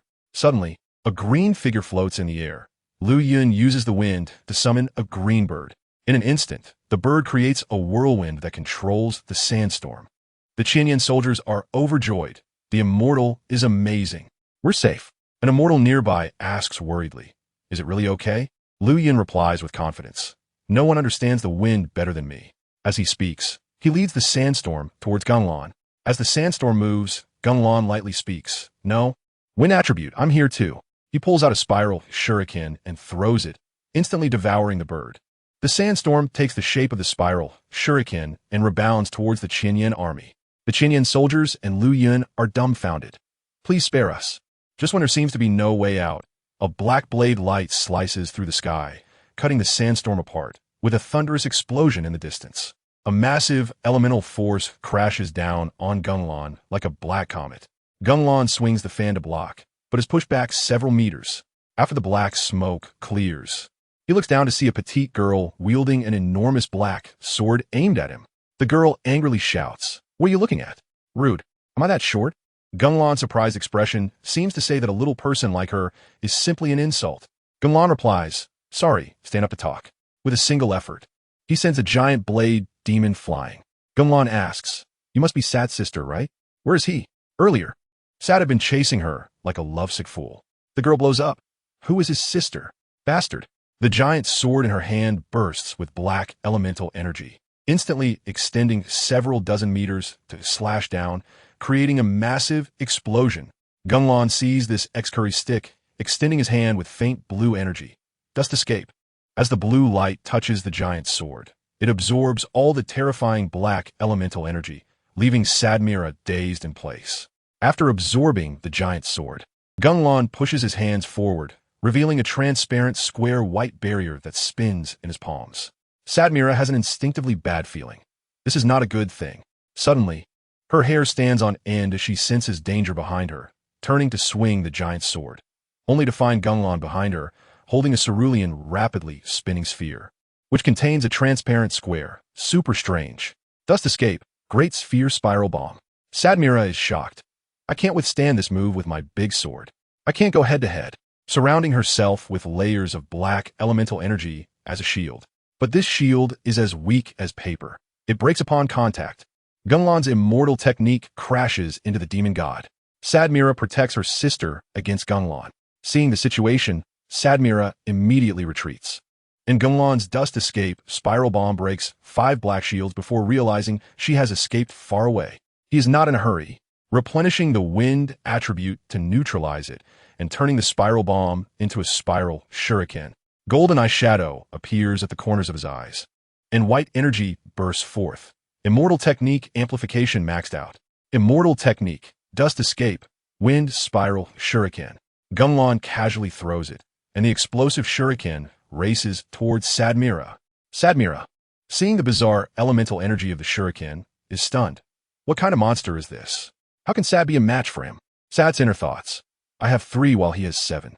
I will be cut into 7 pieces in 3 minutes. Gung Lan shakes his head at the frightened Sadmira. If you weren't his sister, you wouldn't even have the qualification to see me. You're too far from Sad. At this moment, a dragon-like hum resonates in the sky, as countless white flying swords break through the clouds, rushing to intercept the spiral shuriken. Wind escape, dust escape immortal technique is inherently unstable, and the flying swords cause an immediate explosion. The explosion range is immense, but is cleaved in half by a white light. Sad stands in front of Sadmira, holding a sword with one hand, bowing his head, lost in thought. Gung Lan looks at him. Will you ultimately become my enemy? His eyes grow colder. Sad only bows his head in silence. Sadmira softly calls, brother, then lowers her head, not wanting to face it. Why did you come? Sad turns gently to lift her up, forcing a smile. Who told you to be my sister? Sadmira feels guilty, rubbing her hands. It's always been her stubbornness, and perhaps what she's been insisting on is wrong. Sad looks at Gung Lan. I'm sorry, Gung Lan, I have no choice. He pats his head to calm down. He only wants to protect his sister. Otherwise, he never wanted to conflict with Gung Lan. But his sister is already on Gung Lan's death list and cannot escape. He holds the sword with one hand, chanting the sword formula. A white long sword appears beside him. But his hand shakes. He cannot strike. But not resisting will also lead to death. Gung Lan wants to take a sword but only has the fan to use. And the outer demon is no longer exploding with equipment. He can only use the 1,000 birds as a blade. Opposite him are the sword demon Sad and the giant blade demon Sadmira. She was originally called the Blade Demon. Changed her name to outshine Sad after leaving home. Such a childish move. Gung Lan looks at the siblings. How nice it is to have someone who loves you. At this moment, among the Qinyan army, a man draws a blue long bow, aiming an arrow at Gung Lan. He is facing off against 2 demon gods. There's no way to dodge the immortal strike. This shot, consuming an enormous amount of elemental energy, is sure to hit. The silent arrow rushes towards Gung Lan at high speed, and when it's 10 meters away, Gung Lan seems unaware. The man weakly shouts, hit, but just as the arrow is about to shoot Gung Lan in the head, he dodges like Trump avoiding a bullet, casually tilting his head to evade. A meticulously designed strike is effortlessly neutralized. Gung Lan turns to look at the sniper hundreds of meters away, just one glance, and the opponent bursts into pitch-black flames. Next to him, a blue-haired woman rushes forward but is blocked. The man screams in agony as the flames burn him. The woman cries out, husband, husband. An immortal blocking her advises, Rueline, don't get close. The fire will spread. Rueline is in tears. Just a few days ago, she had married her beloved, and now she can only watch him die, unable to do anything. What was once a beautiful love story between an immortal and immortal instantly turns into a tragic tale. Gung Lan uses what escape to torment the demon gods. The tree world descends to cover the Qianyan. Someone urgently shouts, don't go over there, Rueline. Ganyu is still young. We can't lose her mother again. Rueline can only cry. And the immortals watching feel heartbroken, their hatred towards Gung Lan deepening. Gung Lan doesn't care about the cries over there. He's been tired of hearing them since he entered the arena. He stared coldly at the supporting Sad siblings, a killing intent surging within him as if it were about to swallow the entire world. With both hands pushing forward, Chakra surged wildly within him, and a massive bright dust release beam shot straight at Sad. Sad knew how devastating dust release could be and hurriedly urged his sister to hide. But he did not retreat himself, gripping his sword. He swung it with all his might. Sword energy coalesced into a massive storm, howling as it rushed to block the dust release. However, the dust release was too fierce. The storm couldn't withstand it all, being easily shattered and continuing its charge towards Sad. Pay attention. Gung Lan activated Sage Mode, keenly sensing an ambush. With a thought, a brown wooden figure split from his body, instantly transforming into another Gung Lan. Would release. Would clone. At the same time, the wood clone turned its head, its sharp gaze locking onto one side. Sadmira was actually there. Sadmira held a massive black sword, enveloped in strong elemental power, aiming to strike Gung Lan while he was casting a skill. The wood clone disregarded the sword's might and charged directly at her. Sadmira shouted, "Want to use a clone to block? Useless. I'll chop you to bits." With both hands gripping the sword, she unleashed a powerful strike, the massive blade slicing through the wood clone as if it were tofu, cleaving in half. The cut on the clone was smooth, revealing the wooden grain. Yet it remained unfazed, its expression still cold. Suddenly, the clone's fingers moved, speeding up increasingly, and in the next moment, it vanished from its original spot. When it reappeared, it was already in front of Sadmira, its gaze filled with overwhelming pressure. The cloning technique. The wood clone shouted, its body exploding into countless sharp wooden spikes, raining down on Sadmira. Sadmira hurriedly swung her sword to block, but the wooden spikes were fast and numerous, and many still pierced through her defenses, embedding into her body. The spikes continued to grow inside her, the wounds expanding larger and larger. In an instant, Sadmira was pierced by dozens of wooden spikes, blood staining her clothes as it dripped down. She gritted her teeth and pulled out the spikes, each extraction bringing flesh and blood with it, causing her pain just to look at. But she was a demon god with tenacious vitality. Her wounds visibly healed, quickly returning to normal. It hurt so much. She quickly tried to create distance, but moving caused her to gasp in pain. The wood clone repaired its body, preparing to pursue the advantage. With a clap of its hands, it shouted, "Would release, birth of the tree realm." Countless giant trees burst forth from the soil, madly pressing down on all life. The roots of the giant trees spread out, covering an area large enough to swallow the Qianyan army. The Qianyan soldiers panicked, pleading for the immortals to save them. But the immortals were at a loss. Gung Lan's tree resisted the immortal power. The dual demon god swords broke through the tree realm. The Qianyan army still had defenses. Countless return machines loaded with immortal power aimed and fired towards the tree sea. The crossbow bolts that could pierce through several demon creatures left only shallow marks on the tree roots, which instead absorbed the immortal power, growing even more wildly. Sadmira pulled out all the wooden spikes from her body, but there were still remnants left inside, making it impossible for her to move. But seeing the tree sea rushing towards her, she steeled her gaze, stacking even more elemental power onto her massive sword, preparing to fight back. Suddenly, with a crisp sound, Gung Lan shouted, "Uchiha rebound." A white shadow flew over. It was Sad being flung away. He rolled on the ground a few times, and when he opened his eyes, he saw little feet and looked up in confusion. "Sister?" He quickly jumped up. Just now he had barely dodged the dust release, but attempted to ambush only to be struck in the face by Gung Lan's fan. He was puzzled. Isn't that fan supposed to absorb damage and rebound? I didn't do anything. Did he have a persecution complex? Sad saw Sadmira covered in wounds and hurriedly went over to check on her. Sadmira pushed him away, urging him to look around. The tree sea was about to turn the wasteland into a rainforest. Sad was shocked. I saw this move before when fighting Morix with a Kusanagi sword, but I didn't expect to be on the receiving end now. Watching this move as a victim was both despairing and spectacular. The tree sea's defense exploded, its power fierce and absorbing elemental power. It was simply a bug. Fire release. Great fire extinguishment. Gung Lan suddenly shouted. Sad's heart shattered instantly. "Brother, you really used fire." The fire sea met the tree sea, like two Genshin players on a bus, immediately igniting in mutual hatred. If this keeps burning, the newly established foundations of Liyue will be gone. Sad's mind was filled with, "Morix, where are you? I won't let this go." But Morix didn't even leave a shadow. Now they could only rely on himself and his sister. Sad looked at Sadmira, and she nodded as the two slowly rose into the air. Black and white elemental powers intertwined. The twins, once separated, now advanced and retreated together. With this sword, they would strike down their enemies. The two floated in the air, black and white elemental energy swirling toward the heavens. The sky was thick with dark clouds and thunder roared. A strong light streaked across the sky. It was a massive sword, dazzling and sharp, as if it could split the heavens. The giant sword plummeted at high speed, creating a fiery tail in the air, piercing through the clouds directly towards the tree sea. The moment the giant sword struck the tree sea, time seemed to freeze. The next second, a massive explosion erupted, the earth shook, and the tree roots were shredded into chips. The giant sword broke through the tree sea, leaving a deep trench, and after crashing into the ground, it unleashed all its power, energy waves surging outward in a light ring. The Qinyan soldiers thought they were going to die, but suddenly a golden cylindrical shield appeared around them. Finally, an earth-shattering explosion erupted. Fire soared into the sky, and the heat wave rolled, engulfing the entire tree sea. The shock wave swept through, erasing all traces of the tree sea. After the explosion, the dark clouds dispersed. Sunlight poured down, leaving only a massive pit and charred wood.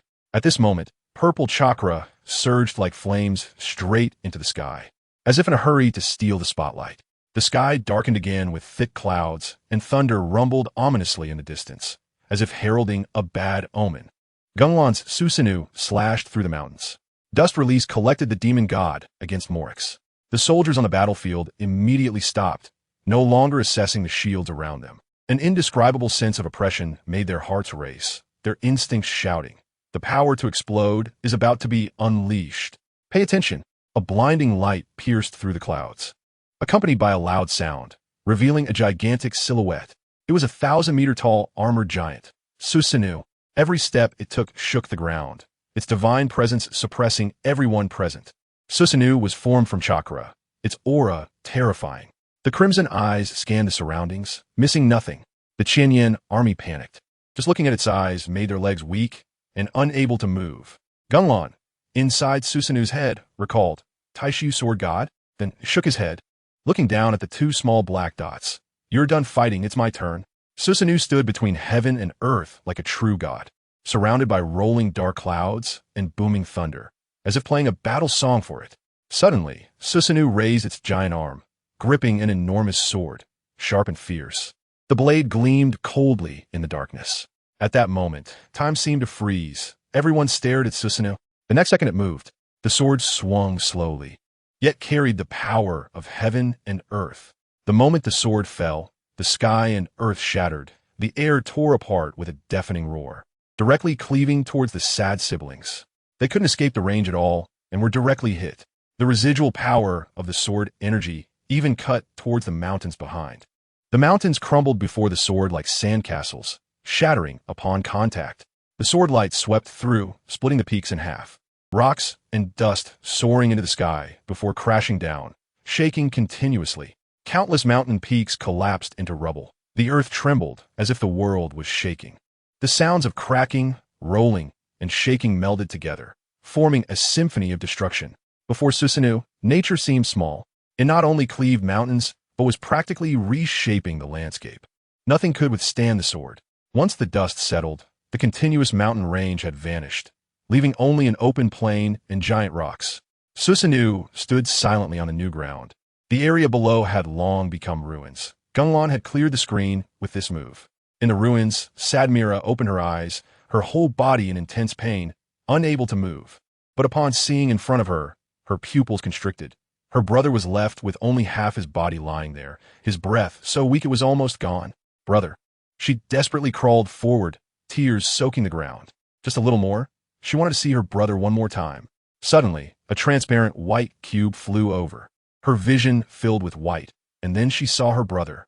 Dust Release had collected the sad siblings, and Gung Lan sensed his surroundings, shouting, "Morix, come out." In the void, a golden figure indeed appeared, his face extremely gloomy. Gung Lan displayed his battle results. How about that? Then he clenched his fist and extended it towards Morix, as if to reveal something. "Don't blame me.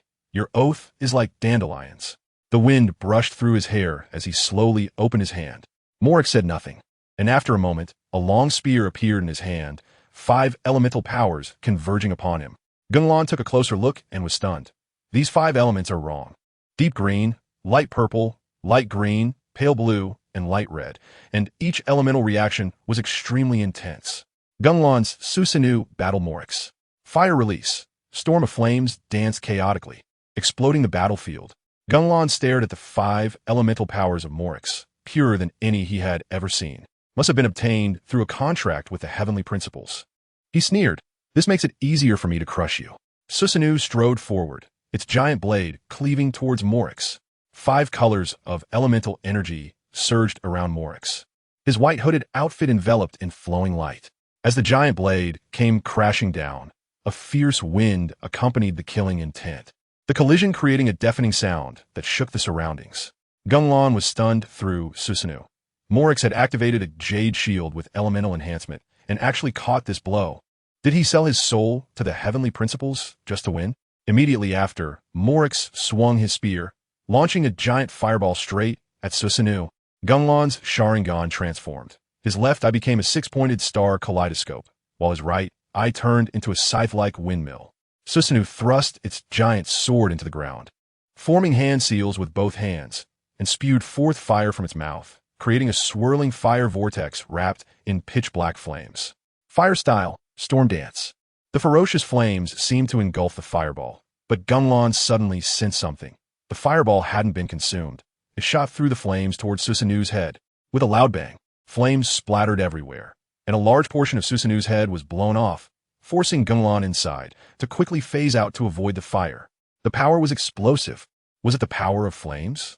Did the heavenly principles give him control over wind, fire, grass, thunder, and water? Morix. Susanoo conjured a giant bow, the thunder arrows crackling, and its wings spread wide, blocking out the sky. As Susanoo drew back the bowstring, it exploded with blue light, its wings growing larger, enveloped in dark flames that radiated a sense of destruction. Relying on powers granted by the heavenly principles to defeat me? Ridiculous. Gung Lan's expression became uncontrollable as Susanoo released the arrow. Susanoo. Perfect arrow. Morix realized he couldn't evade it and hurriedly gathered the 5 colors of elemental energy to create a light pillar to block the arrow. But the perfect arrow's impact was too fierce, sending him flying into the horizon. Susanoo spread its wings to pursue, the shockwave lifting the ground. Morix managed to block it from a distance, but the 5 elemental powers needed a moment to recover. Just as he caught his breath, he saw Susanoo's purple silhouette appear in the blue sky, utterly out of place. Susanoo flapped its wings, scattering the white clouds, and extended its hands to reveal pitch-black shurikens. Also holding the 8-foot-long Cheong Jade, a total of 9, all imbued with divine might, launched simultaneously. They homed in on Morix as if guided by auto-targeting. No matter how he flew, he couldn't evade them. Morix panicked as he raised a shield. They were all infused with spatial power. How do I defend against this? The first divine might shuriken arrived first, tearing through his shield and smashing into him. The rest followed in a rush, culminating in a thunderous explosion from the 8-foot-long Cheong Jade. Gung Lan peered through the Sharingan at the smoke. Morix's power had weakened, but the 5 elemental energies still swirled around him. Bright light tore through the smoke. Morix stood unharmed, staring at his hand in confusion. Have I already died once? You could die 1,000 times, and it wouldn't be enough. Several Gung Lan shadow clones suddenly surrounded him, and the fully formed Susanoo appeared in an instant. Massive blue spiral shurikens emerged one after another, each infused with different jutsu. Gung Lan unleashed a barrage of techniques against Morix, traversing through the time-space rift to battle Asmodeus. Dust release, melting release, magnet release. Various gigantic spiral shurikens lined up. Gung Lan shouted frantically, "Which one do you want to eat? Speak." The main body Susanoo drew back its bow, wings unfurling. Divine might surged with various elemental powers filling Susanoo. The outer path golem exclaimed, "I feel like my body is being emptied." Susanoo's elemental power surged, its armor fully expanded, revealing a body of lightning. "Susanoo, take the thunder god." Various colored elements melded into blue lightning. Gung Lan, bleeding tears, didn't care, fully drawing the bow. A tremor of oppressive energy enveloped the area. Morix looked up in confusion. Countless giants, thousands of times larger than himself, hovered in the sky, each preparing to unleash world-ending attacks. This was simply the apocalypse. Susanoo, Indra's attack. The arrows shot, spiral, shurikens flew, instantly reaching Morix's eyes. Morix gazed at the 5 elements. Can I still trust you? The 5 elements replied, trust your damn. An endless light shielded the sky. A massive bang shook the continent. In the next moment, everything fell silent. A dazzling purple time-space rift appeared in the air. Morix vanished without a trace. Gung Lan's eyes stung, quickly closing the Sharingan, and Susanoo's clones dispersed into smoke. Using heavy rocks to float in the air, he looked at the scene he had created, laughing eerily. He leaped into the time-space rift. The edges of the rift expanded like shattered glass, entering the rift into a pitch-black world, devoid of any light. Gung Lan relied on his senses to immediately detect a familiar presence, using divine might to tear through space again. Leaping from a great height, he found himself above a sky island. He gazed at the familiar scene, sensing his target's roar, Asmodeus. Just like Uchiha Madara shouting for Hashirama in the Valley of the End, Gung Lan's eyes displayed the pattern of divine might, and a colossal monstrous figure appeared out of thin air, crashing down. The Outer Path Golem. The Outer Path Golem roared at Asmodeus, who looked shocked. Stretching out a red-black gradient arm, black-red squares shot out, surprisingly blocking the golem and even slowing it down. Gung Lan guessed the key point and unleashed a great fireball, infused with elemental power and chakra. Asmodeus waved her hand to block with the squares, even covering the fireball like she was shielding it. Gung Lan threw another great fireball, but Asmodeus employed the same trick again, only to stare in shock at her scorched hand. Gung Lan teleported in front of her and kicked her in the head. Asmodeus teleported to evade, but before she could react, the Outer Path Golem roared and slammed down. Asmodeus made no move, as the squares beside her easily blocked it. It was a special attack against elemental power. No wonder it suppressed the 7 gods so thoroughly. Gung Lan wasn't afraid. He still had chakra and sage power. A golden shadow appeared in the corner of his eye. He formed hand seals with one hand to create a spiral shuriken and threw it at Asmodeus. Asmodeus's pupils constricted, her eyes gleaming with golden light. The spiral shuriken vanished instantly. Gung Lan circled around her, throwing a punch, but Asmodeus deftly dodged, only to be met with a massive force to the face, sending her flying back. Even though she dodged, was it manipulating the environment? Asmodeus vanished into the air. Gung Lan scanned the surroundings with his Sharingan to find her trace.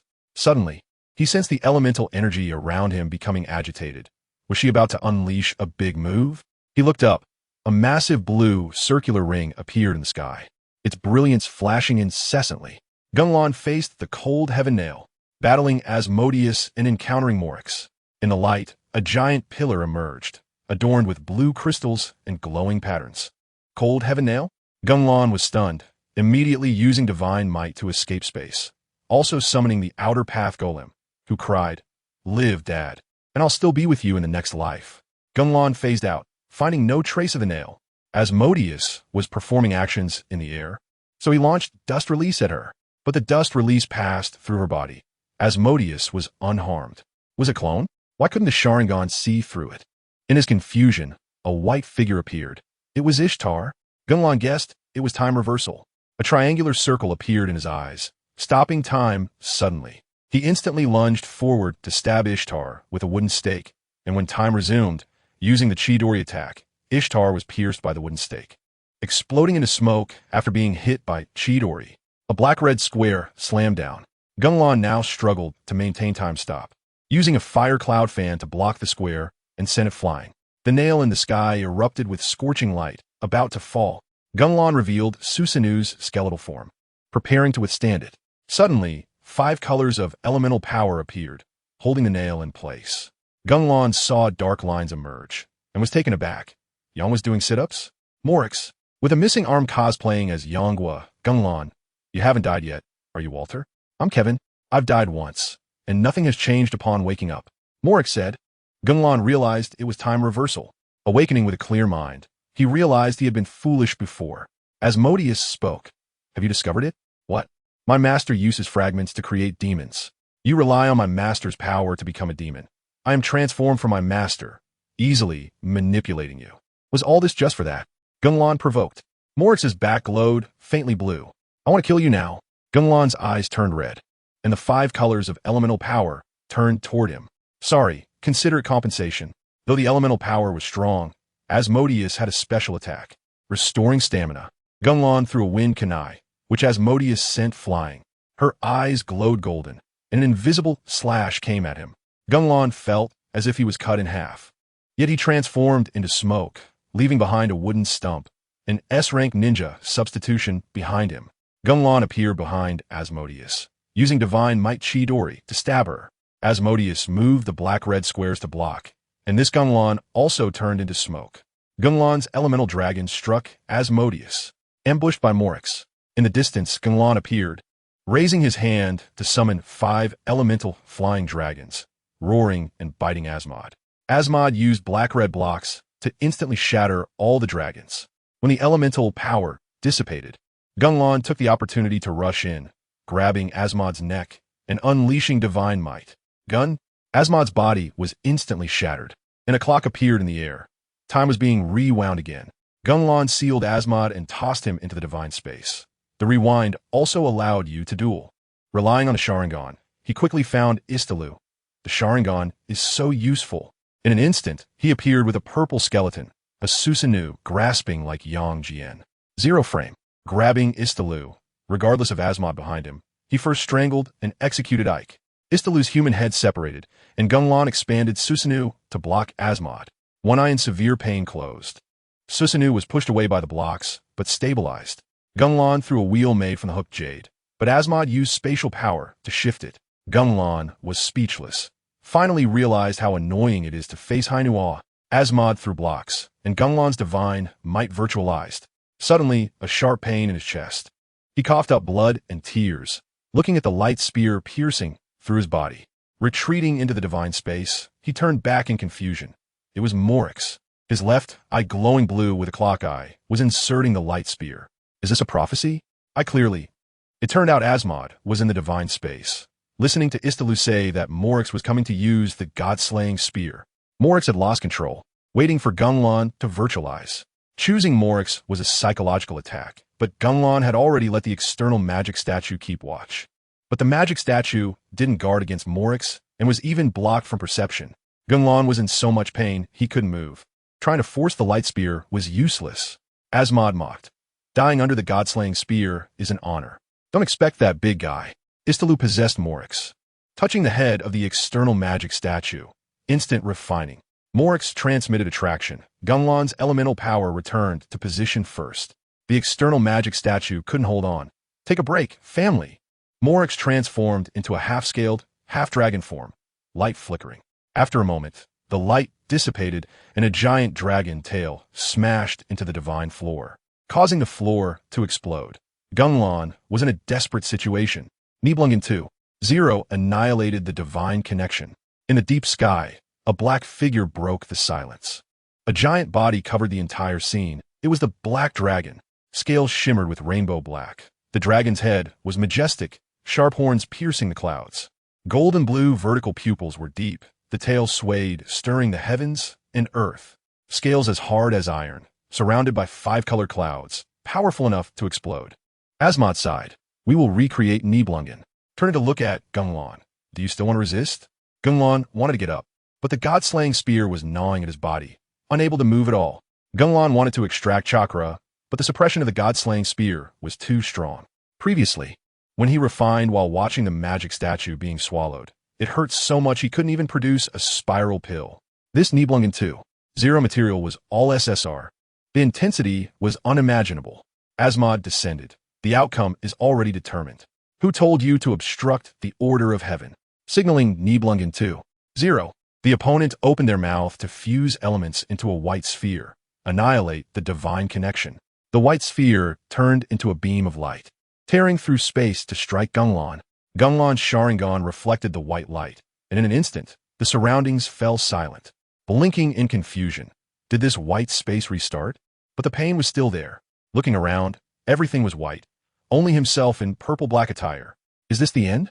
The prophecy is so accurate, burdened with guilt. His eyes were pierced by the most trusted spear.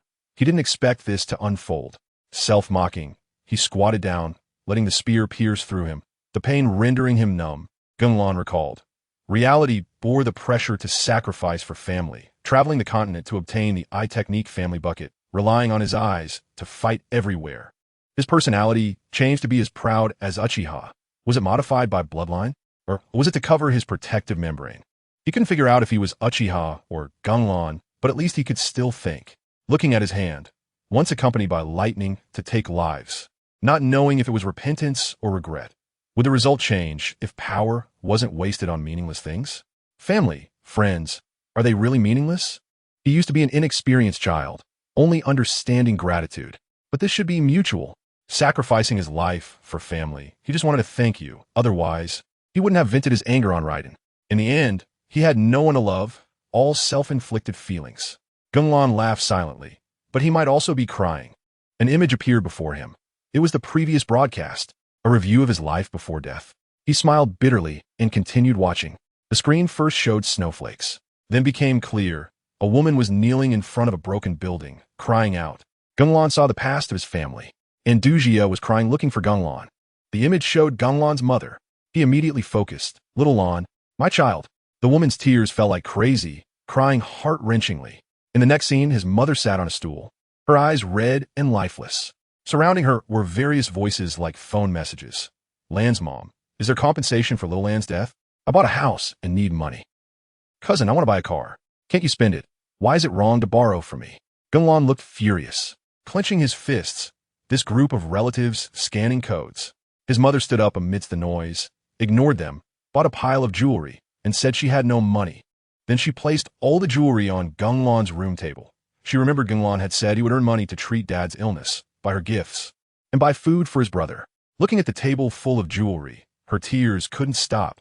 These gems no longer shine. Gung Lan remained silent. The screen shifted to his father.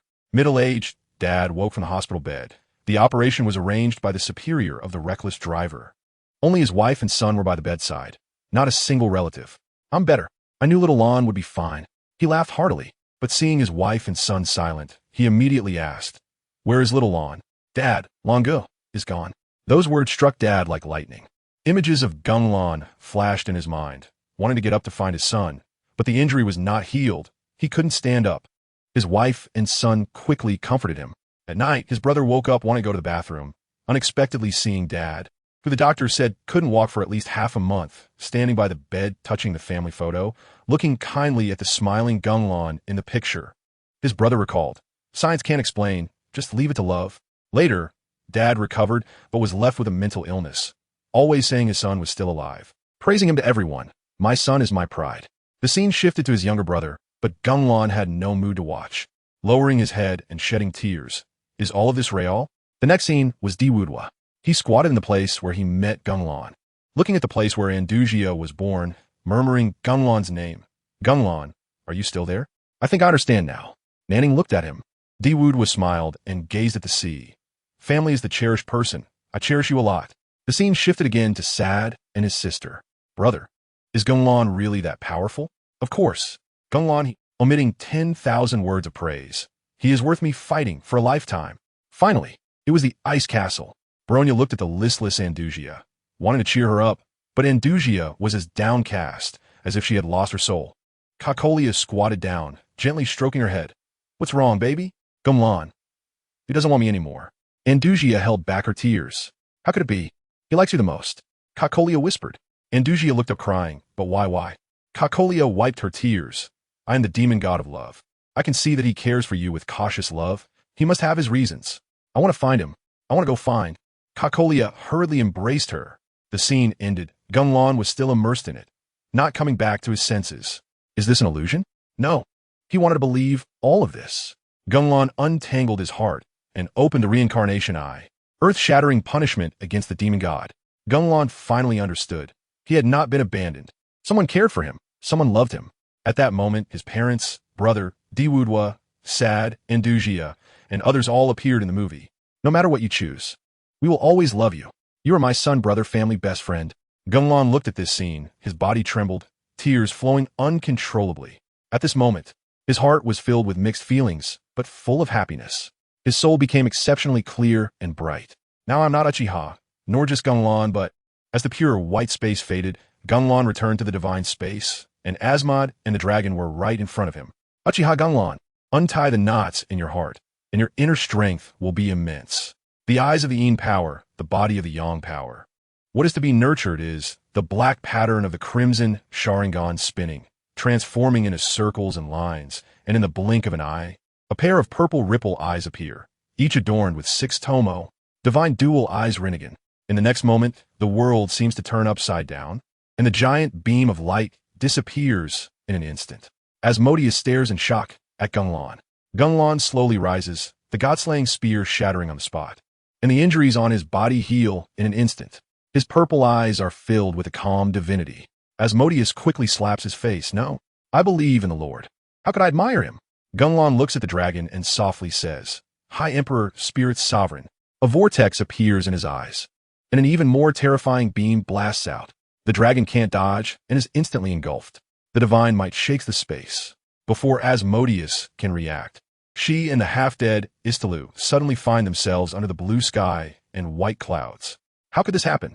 Gung Lan floats in front of them, exuding an invincible aura, looking powerful enough to explode. I'm the first of the 6 realms, the only one in the world. Asmodeus grits her teeth, black and white light flashing in her hands. Countless souls appear, transforming into the fallen demon gods. Tian-Do, Shadow, Hurricane, and other demon gods are all present, along with the first Dragon King. Intruders, lackeys, desecrators of life. Call Fanes here. The demon god's curse. And more Bora and others look at Gung Lan. The momentum is different now, even more terrifying. Asmodeus looks at Gung Lan with satisfaction. How will you deal with this? Gung Lan looks up, his purple eyes devoid of emotion. Too noisy. In an instant, countless stones appear out of thin air, wrapping every demon god and ancient dragon into meteors. More than 30 Earth explosion stars are suspended in the air. Gung Lan looks at Asmodeus, extends his hand. Universal attraction. Asmodeus doesn't react in time, and is pulled in front of Gung Lan by the gravitational force. With a puff, a black rod pierces her neck, and she immediately collapses. Gung Lan can fly without the heavy stone and lands on the ground to find the dying Morix. The earth is ravaged from the previous battle, with suffering everywhere. Gung Lan looks down from the sky, his eyes slightly brightening, warm purple light radiating. In an instant, the earth is reshaped, the dead holy spirits are resurrected, and everything returns to beauty. This is not a rewind, but a manifestation of wishes. Morix recovers, looks at the changes around him, then at Gung Lan in the sky. He knows that the current Gung Lan is no longer the same. Gung Lan breaks through the false sky, merging the world bubble with the battle star dragon. Morix, watch carefully. I will write the future of this world with my own hands. After Gung Lan finishes speaking, he disappears in an instant. That speed is still the same. He appears in the Sky Island, closely examining the false sky. It is inscribed with predetermined destiny. Why is the throne so eager to enforce the order of heaven? He flies slowly, staring at the false sky rushing out of the sky, his eyes filled with a sea of stars. Is this the universe? Clearly not. Flying closer, he discovers that it is all the stars of people, which is the seat of life. He glances at the immortal dragon seat, then flies on, instantly breaking through Teyvat. He also sees the world bubble, and surprisingly, this one is a bit deflated. Looking through the world bubble to see others is like watching Seru traverse time and space. Super novel. First, fix Teyvat. He chooses the nearby largest world bubble, a slight glimmer in his eyes, and 2 world bubbles merge into one. Teyvat exclaims, Alive, Father. From now on, I will be called Teyvalent. At this moment, he senses a breath and turns around in shock. An enormous dragon appears before him. The dragon's body is slender, completely black and covered in starlight, with planets orbiting around it. Its eyes are as large as planets, and its size is terrifying enough to make one break into a cold sweat. The dragon looks at Gung Lan, and although it doesn't speak, Gung Lan understands its words. Finally, a person has come. Where's that bastard Fanes? Can't defeat me, so you harm my little brother? You dare not come out until you've completely corroded his world? Gung Lan instantly understands the plot. Fanes is already dead, and now I'm the strongest in the world. The dragon laughs. Dead, huh? No wonder they sent you. Just right to be my food. Gung Lan shakes his head. I told you I'm the strongest. His hair gradually turns white, and a white tomo robe drapes over him. Next, those who understand will understand. The scene shifts to the Interstellar Peace Company branch. This is the Market Development Department. An employee shouts, "Director, we have detected a brand new star system." Oh, tell me, surrounding this star system, billions of star systems are all empty. Isn't that the void star system? What we were searching this for? No, wait. There's a small planet at the center of the star system. We sent a development team there, and then we witnessed a new star god. Gung Lan officially steps into the world beyond Teyvat, declaring a brand new order from the high skies. Meanwhile, on Teyvat's side, earlier, Gung Lan and Morix's Indra attack was supposed to destroy the world, but fortunately, Morix and the two rulers fought desperately to block and repair, ultimately resulting in the continent shattering and the sea evaporating. However, with Gung Lan's Rinnegan Eye technique restoring everything, it has returned to its original form. But the terrifying memories still remain. In Mondstadt, a deep green-haired youth holds a small Chi-Chi, looking at the sky in confusion. He is Barbados. He just lost his best friend while resisting the demon gods, and after the demon god granted him power, he committed suicide. He hasn't yet calmed the people when a large golden ball flies over from the horizon at super speed. Before he could react, he felt a tremendous heat, and he fainted, waking up to find nothing wrong. Turning around, a blue and white giant wolf is elegantly walking towards him. In Liyue, the resurrected Qianyan army touches their bodies. We are alive. They cheer and hold hands while crying. Wing Fan gets up from the ground, crouches on the grass, looks at the blue sky, and then straightens his chest to join the immortals' cheers. Morix raises his head, looking towards the direction Gung Lan disappeared. Guizhong hugs Morix. Andujia seeks Gung Lan, reminiscing about the past. "Morix, you are here. Great." Guizhong suddenly pops out and hugs Morix tightly. The height difference is too great. Like a koala hugging a tree. Ahem, Guizhong, Ruotoa Dragon King, Pinger, and Liyue also arrive. Ruotoa had been guarding the rear, but was still taken out by Aoi, and after being resurrected, he's super light and fast. The five Yiksha lead their clans in amazement. The karma has actually dissipated a bit. By the coast, Diwuduo watches the sea alone, filled with melancholy. Sat wakes up. His sister still hasn't awakened, but her hand is tightly grasping his. In Inazuma, Raiden Makoto feels like she has had a dream. Dazedly running out the door, in the Fox Shrine, Chiyo and Shin also run out, looking at her in surprise. In the sky, Gung Lan has left the management of Inazuma to the Seisabian, while the Kagetsu clan is in Liyue. In Sumeru, the flower god Marikata looks far away and smiles. "You have indeed defeated fate." The Red King Amon looks dumbfounded. The Great Mercy Tree King stares at the World Tree in confusion. "Don't I have enough authority? Am I not the World Tree Spirit?" In Fontaine, Egeria feels lighter. Something must be happening in the sky. Is the war about to end? In Natlan, the cries of Tower open. In Competition, fill the air. In the Winter Ice Castle, Andujia sits on a large soft bed, feeling extremely dejected. Andujia looks at this. Bronya peeks out, flipping her hand to reveal a flower. "Here you go." Andujia takes it. "Thank you, but still feels gloomy." Zimiu also pops out, towering over the two. Looking super stylish. Bronya scratches her head. "Why aren't you happy yet?" Cocolia walks over, looking at Andujia with affection, clearly treating her like a child. "Don't be sad. GengLan's Vunteidi. I want to find him. Let's go tomorrow. Now get some good rest, or your face will look bad if you cry." Andujia nods. The next day, Cocolia accompanies Andujia to Liyue. Andujia looks for Morix, who already knows she will ask. "I don't know where Gung Lan is, but he must be safe now." Andujia's tail droops down, dejectedly returning home with Cocolia. On the way, she retraces the places she went with Gung Lan. Arriving at her birthplace, she sees Diwuduo and the stone that gave birth to her. She remembers Gung Lan saying the curse marks were just to scare her. Then she goes to the forest, looking at the tree hole she once lay in, the fruits she once ate, and that deep cave with hot water inside. Every little thing reminds her of Gung Lan.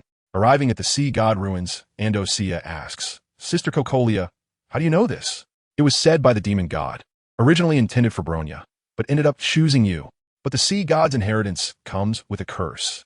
Cocolia added, "Even as strong as the sea Lin demon god. Everything must be offered to the sea." Andujia was confused. "Then why am I fine? It must be that Gung Lan is bearing it for you. Your existence is proof." Andujia's tears welled up. "So Gung Lan's poor condition before was because of me." "Don't cry, darling. I won't say it anymore." Cocolia wiped her tears and took her to the familiar beach in Inazuma. Andujia used her power to catch a few fish and started grilling them. Andujia reminisced about grilling fish and cried for Gung Lan.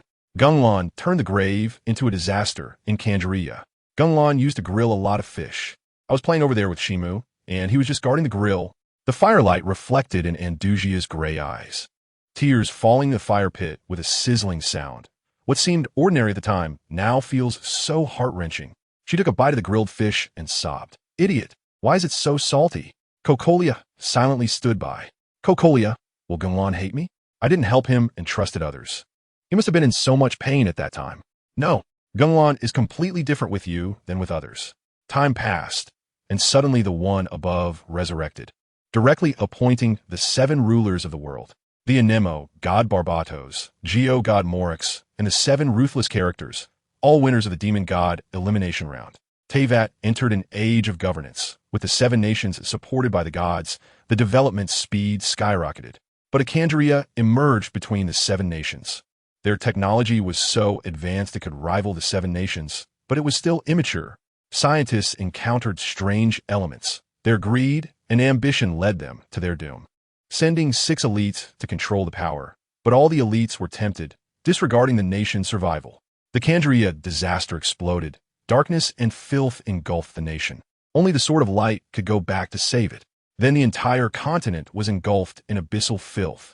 The maintainer of heavenly principles dragged his broken body to summon the gods, and the hydro god Egeria sacrificed herself to become pure water, allowing the divine bird Simorg to drink and resist the beast tide, blocking the largest abyssal entrance.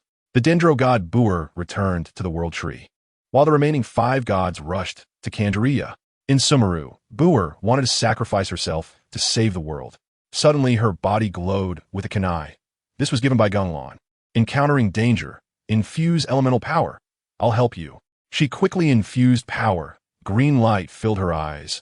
A wave of warmth surged.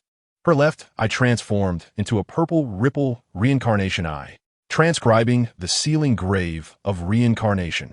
A semi-transparent purple silhouette emerged. Buer's reincarnation eye vanished. This was Gung Lan's grave form. Gung Lan, is that you? Buer was super excited. Gung Lan had been missing for hundreds of years. Andujia had searched for him for 100 years. Buer explained the situation and Andujia's matters. Gung Lan paused. The disasters in various countries. Don't worry about me. Go help them. Buer still wanted to sacrifice herself. But Gung Lan waved his hand. No need. With a thought, several graves emerged, exchanged glances, and all disappeared, leaving one beside Buer. Let me see what's going on. Instantly understanding the filth, disaster, and taboos, even the great kind tree king was saying how this thing was so against the heavens. Gung Lan calmly said, enough. The great kind tree king was stunned. The filth is all gone? How is this possible? On the Canderia battlefield, Morix was slacking off, Barbatos was slacking, the pyro god was striding forward, the cryo god was distracted, while the electro god was the worst off, only able to open space to dodge skills. Being chased and looking extremely embarrassed. Suddenly a figure floated in the air. Is this the place? Gung Lan hovered in midair. The 5 gods shouted in surprise. Gung Lan. Gung Lan controlled the battlefield with the divine retribution. Andujia had searched for him for 1,000 years. Morix, Ball, and Barnabas shouted Gung Lan in unison. But Barbatos and the pyro god were confused. Gung Lan ignored them, raised his hand, and coldly said, only pain can awaken people. The pain of a fallen nation. Do you understand? And he floated even higher. Divine retribution. The invisible repulsive force exploded into a transparent barrier. The 5 gods instantly felt dizzy, and when they woke up, they were confused. Where is this? Meanwhile, the news of Gung Lan's appearance had already been conveyed to Andujia by Kokolia. Andujia's spirit soared, transforming into dragon form and flying.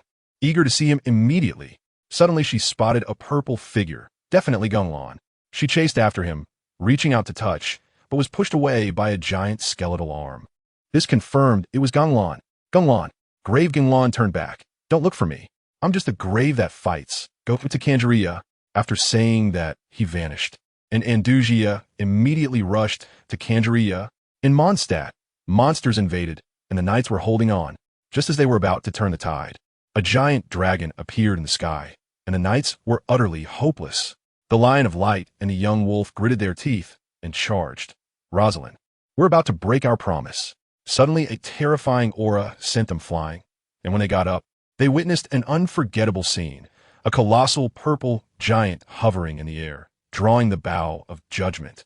The people of Mondstadt went from despair to ecstasy, shouting Emperor. The lightning arrows accurately shattered the giant dragon and monsters. Even the spawn point exploded.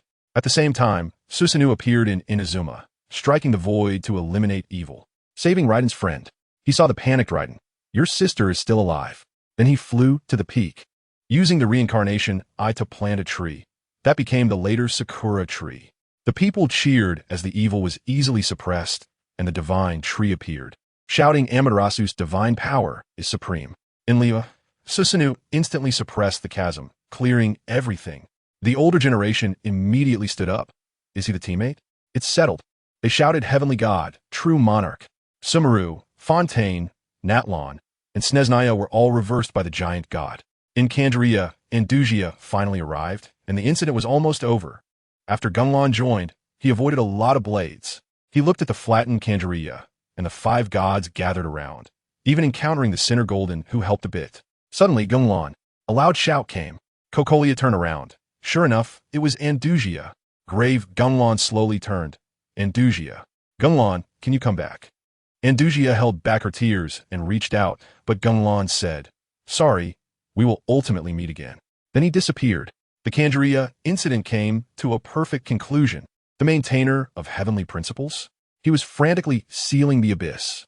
He intercepted 2 meteors and sealed them, but one escaped, encountering the Sword of Light and the red-haired girl during its journey.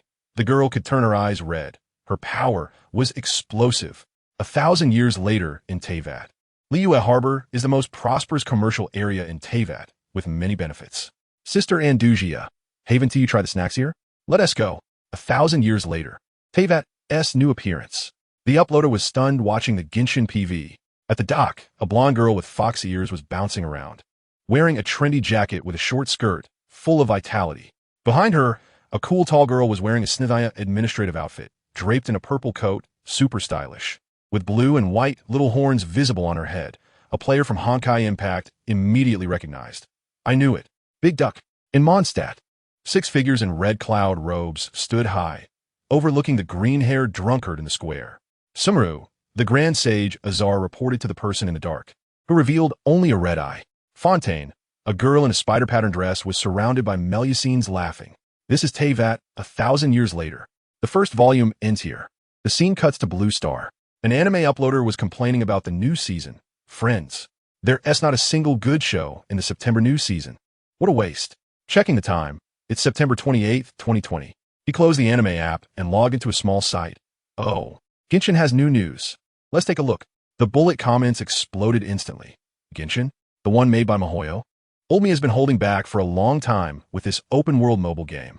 The uploader was super excited. No need to talk nonsense. Just watch. What kind of tricks can the biggest venue in China pull? The bullet comments added. The host didn't say a word. The closed beta players said it was explosive. The uploader clicked on the video, and the black screen displayed the Billy Billy game logo. A cool young voice sounded. We didn't get a chance to say goodbye, so I want to treat this as a farewell. He instinctively clicked on the description and saw a string of names. Paused the video to analyze. Friends. In the beginning, Mondstadt and Liyue are regions, probably around 8. The representatives from each region follow. The comments praise. The main package guessed it super accurately. Weak characters like Paimon and the Wanderer are definitely key clues from each country. The jar sweeps through the CV list. I'm not familiar with Liyue, but I know Teacher Sun Yu well. The comments chime in. This is spot on. So it's this big shot. He suddenly feels confused. The Rai below? No voice acting marked as none. No way. I need to find out who this Rai is. Continuing to play the video. Sun Yu voices Dane, who talks a bunch of riddles, and the jar scratches his head. Damn. If I had known, I would have caught up on the story. I can't understand anything this guy is saying. The comments laugh. Main package. Even if you understood the story, you still wouldn't get it. The next second, Ether and Lumen appear in a sea of flowers, and the jar's eyes light up. This must be the protagonist. The sister is stunning. The music starts, and the Wanderer appears with a green light. The jar slams the table. The giant dragon that has guarded the free city for 1,000 years. The prototype is from the beautiful country, right? Then flames sweep by, and a red-haired, black-clothed man with a large fire sword makes his entrance, and he exclaims, "Oh wow, a fire sword." The comments go wild. Hubby, this guy is breathtakingly handsome. It's the 5-star dialect. The main character at launch. Maximum strength. A guaranteed pull after 90 draws. 160 per draw. Really? Then I must play. As the scene shifts, the body of the long-gone farewell appears. And after reading the text, the jar's eyes widen. My gosh. The god has been assassinated. This plot is too good. The up is hyped watching the Genshin PV. Gung Lan appears in Liyue to save a child. In the scene, an elegant and noble white-haired woman appears, flicking her jade hand, and several golden stones fly out. The jar, who was originally slumped in an esports chair, immediately sits up straight in front of the screen. Wow. This is amazing. This is too awesome. The comments tease. Main package, calm down. This sister is beautiful beyond my heart. In another live room, the bunny girl cosplayer Yuhua sees Ningguang's eyes light up. Family. This costume design is fantastic. It's too beautiful. The comments go crazy. Hua hua. We want to see you cosplay. Can't imagine how stunning you would look. You should know that in this blue star, miHoYo dominates the gaming industry. All platform streamers rush to catch the heat, watching the Genshin PV at the first opportunity. In the live room, there are those going crazy, guessing the plot, digging for details, and analyzing. There's all kinds. On the jar's side, having seen quite a few characters, especially Kamisato Ayaka from Inazuma, he exclaims, "My goodness, this is my ideal type." But he hasn't seen Rai from the introduction, feeling puzzled. Who exactly is Rai? Until the end, after Dane finishes his farewell speech. The black screen jumps out with the white character's Genshin, and the jar panics. No. Where's Rai? Could it be the tuning? Suddenly, Dane speaks again. I've lost so many memories. But I always remember she also loves these flowers. The jar instinctively leans closer to the screen, and sure enough, there are subtitles. Then a clear and clean voice sounds. All right, then I won't disturb anymore. Sinner, goodbye. He immediately rewinds to listen again. Family. This voice acting is amazing. Just listening to the voice feels incredibly cool. The comments chime in. This voice hits me. Who voiced it? The text is something else. Dane is speaking to Rai. Dane is the sinner. The closed beta only had Mondstadt. We'll only know at launch. I've made a reservation. The server opens at 11 to grab. UID. Genshin veteran player reporting in. The jar sees comments saying the Japanese version is even better, immediately switches, and after listening, exclaims, wow, the Japanese voice acting is top-notch too. Old miHoYo really put effort into these characters. The last line Ghana plays, and he instantly gets lost in it. Wow, that Ghana is so enchanting. The comments explode. The main package's reaction is hilarious. I've looped this voice 10 times. Soon Genshin Footprints PV explodes in popularity. Mysterious character Rai. Ghana all trend on hot searches, and the Ghana craze directly blows up. The jar also gains hundreds of thousands of followers by imitating. The scene shifts to Teyvat. Liyue's bustling commercial street. A child runs holding a candied hawthorn, suddenly trips. A cart rushes over, unable to stop. The child, scared, closes his eyes. And when he opens them again, he finds himself safe beside it. And the cart is fine. Nearby, a young man in a luxurious black robe similar to Ban's nods in satisfaction and turns to leave. He has white hair with a purple tail, stunningly handsome, wearing a red and white long sword at his waist. And his eyes are particularly special, golden whites and green pupils. He is Uchiha Gung Lan, who has been traveling for 3,000 years. Gung Lan gains a popularity system. Genshin's launch streamers are hyped.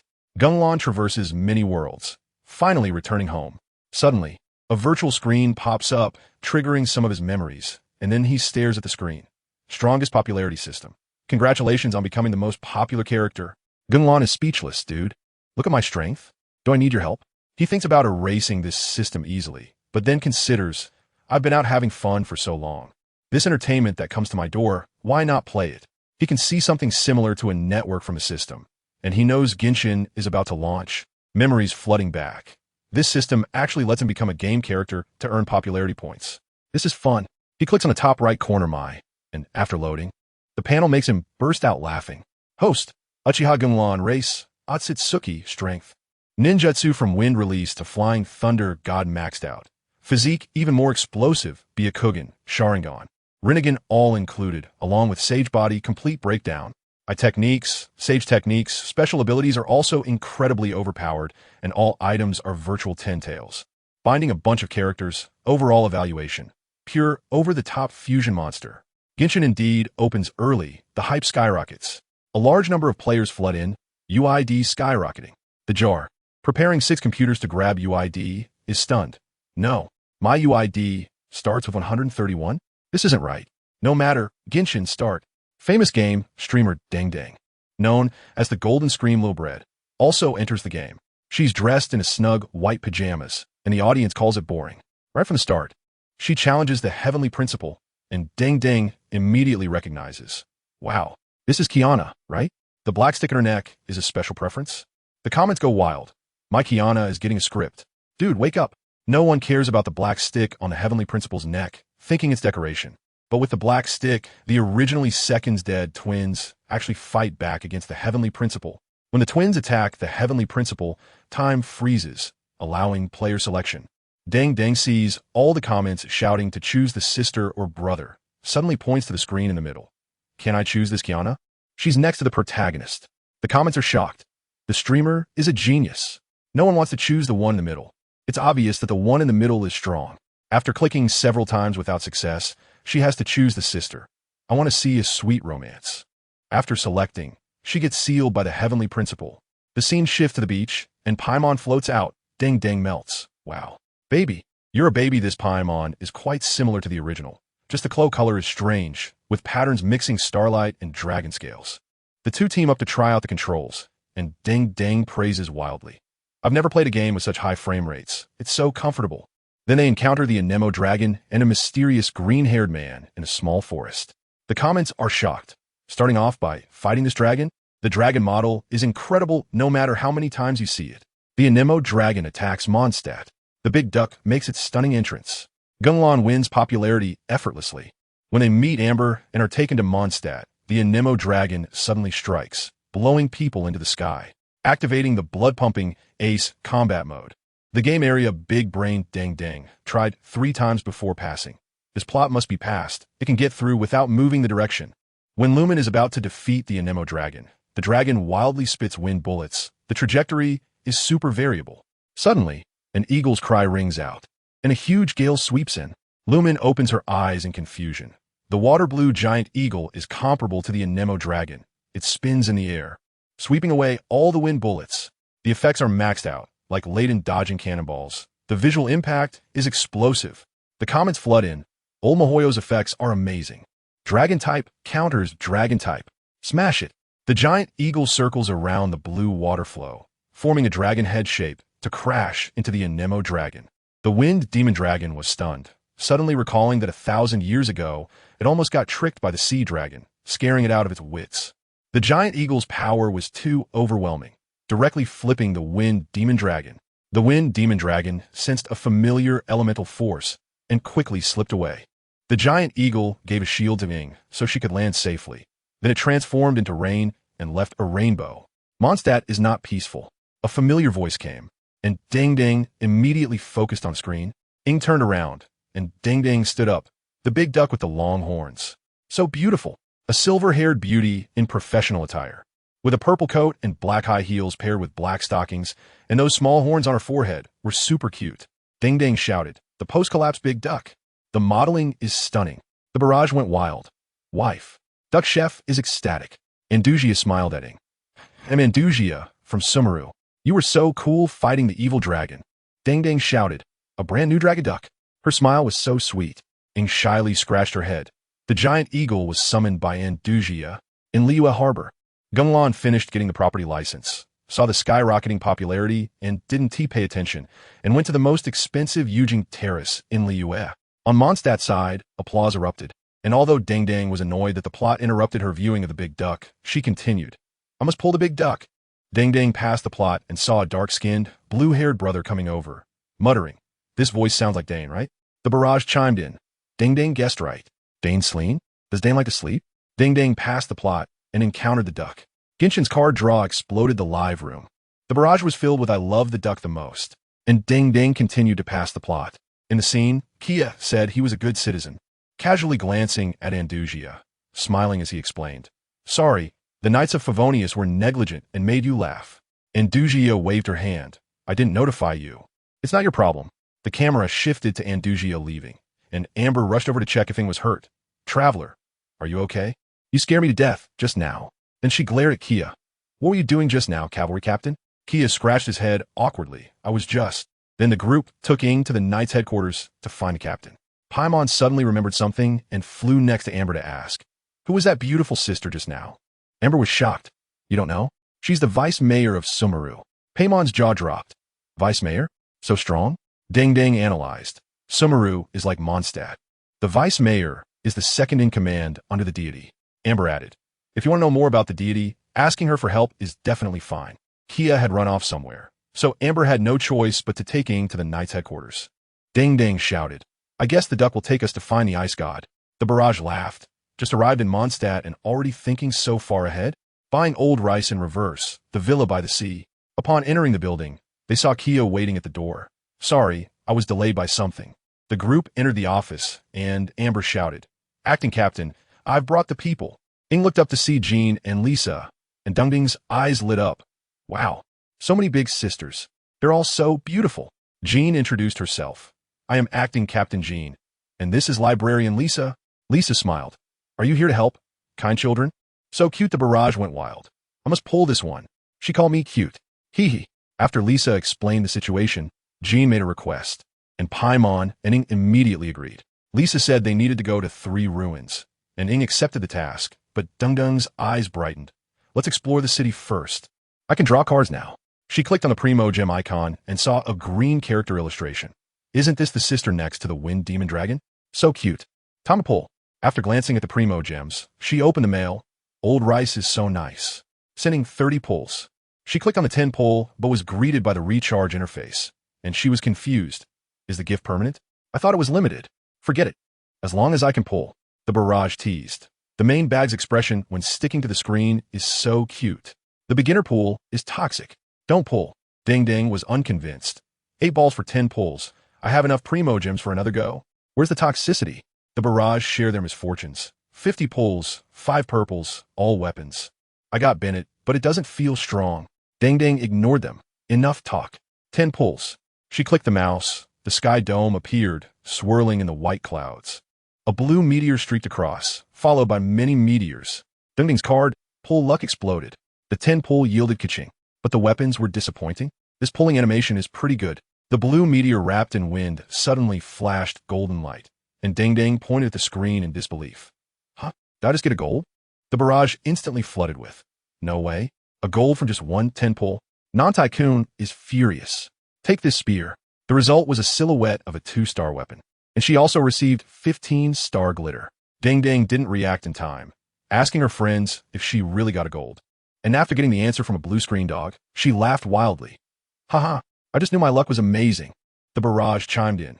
"The main bag forgot the last 500 boxes didn't yield a skin?" She stubbornly replied, "Shut up. Let me see what I got." "Hiya hiya hiya." Clicking the mouse, 7 elemental symbols rotated, finally settling on the electro element, transforming into a vision. Ding Ding shouted, "Electro! It's that purple cat head." Then 3 silhouettes flashed by.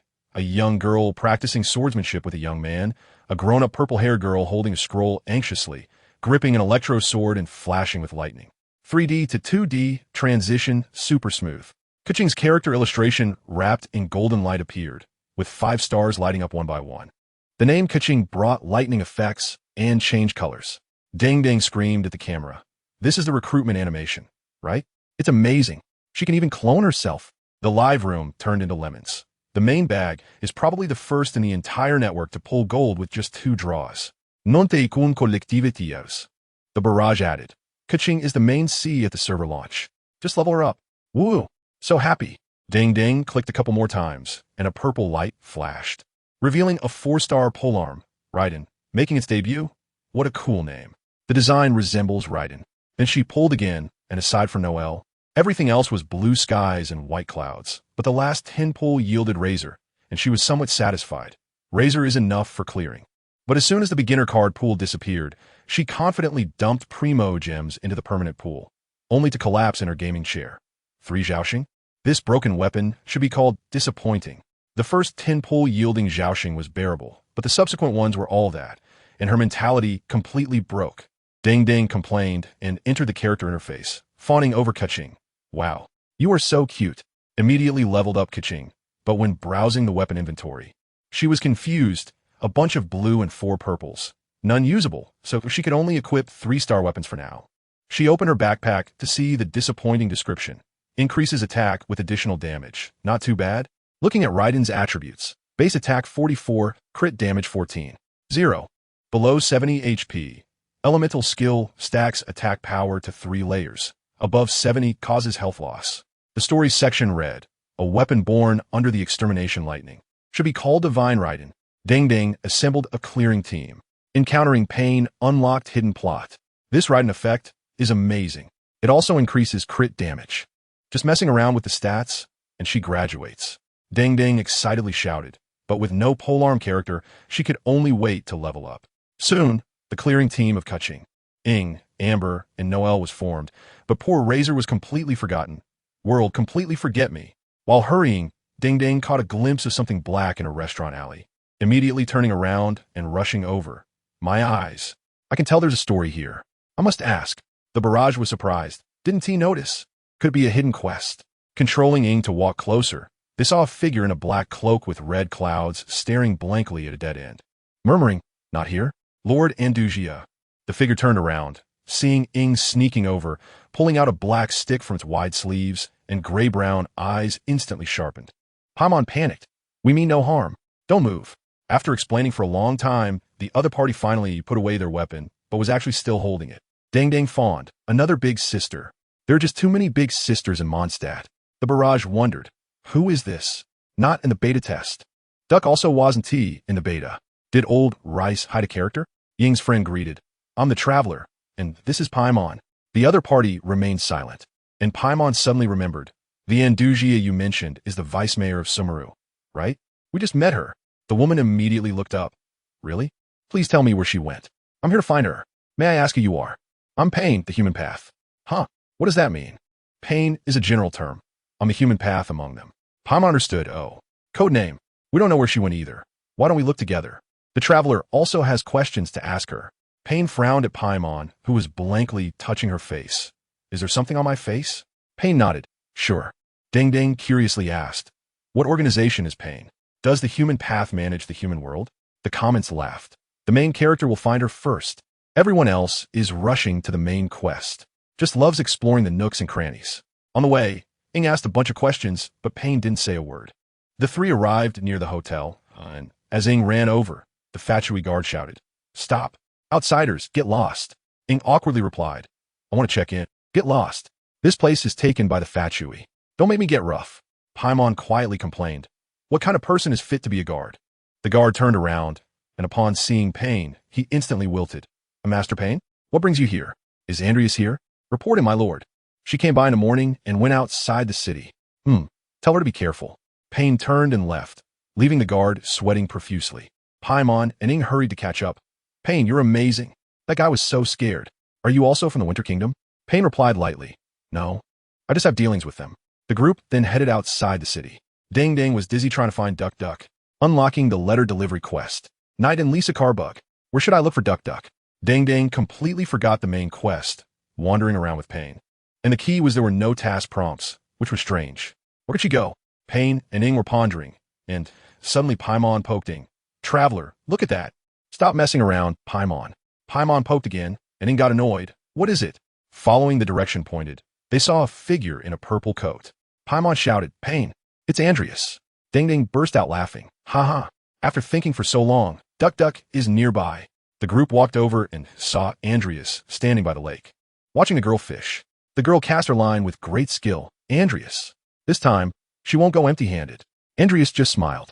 Paimon flew over and saw a fish box nearby, thinking she had caught quite a few. But upon closer inspection, she was stunned. There was only water, no fish at all. The comments were laughing crazily. Fishermen are everywhere. How do you know I caught a airfish? Pain excitedly stepped forward. Miss Andreas, we finally found you. Andreas turned around. It's you? I thought it was the Hell Path coming. Pain said, the Hell Path is preparing in Liyue. Soon all 6 paths will come. This is a letter for you.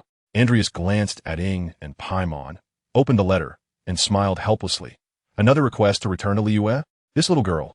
Ding was hugging the Duck doll and inhaling it, completely infatuated. Andreas's mind moved, and the new envelope turned into, Sorry, I have to stay in Mondstadt. Then she looked at Ing. Traveler, can you help me with something? There will be a reward. After discussing, Ing and Paimon accepted the letter, unlocking the letter delivery task. With unknown rewards, Ding Ding shouted, "Another task? I am willing." The comments praised.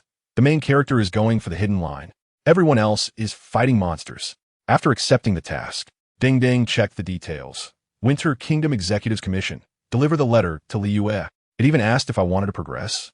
The comments went wild. Lady Andreas. I want to progress. Russian female executive. Sahasi. Ding Ding chuckled. Actually, I also.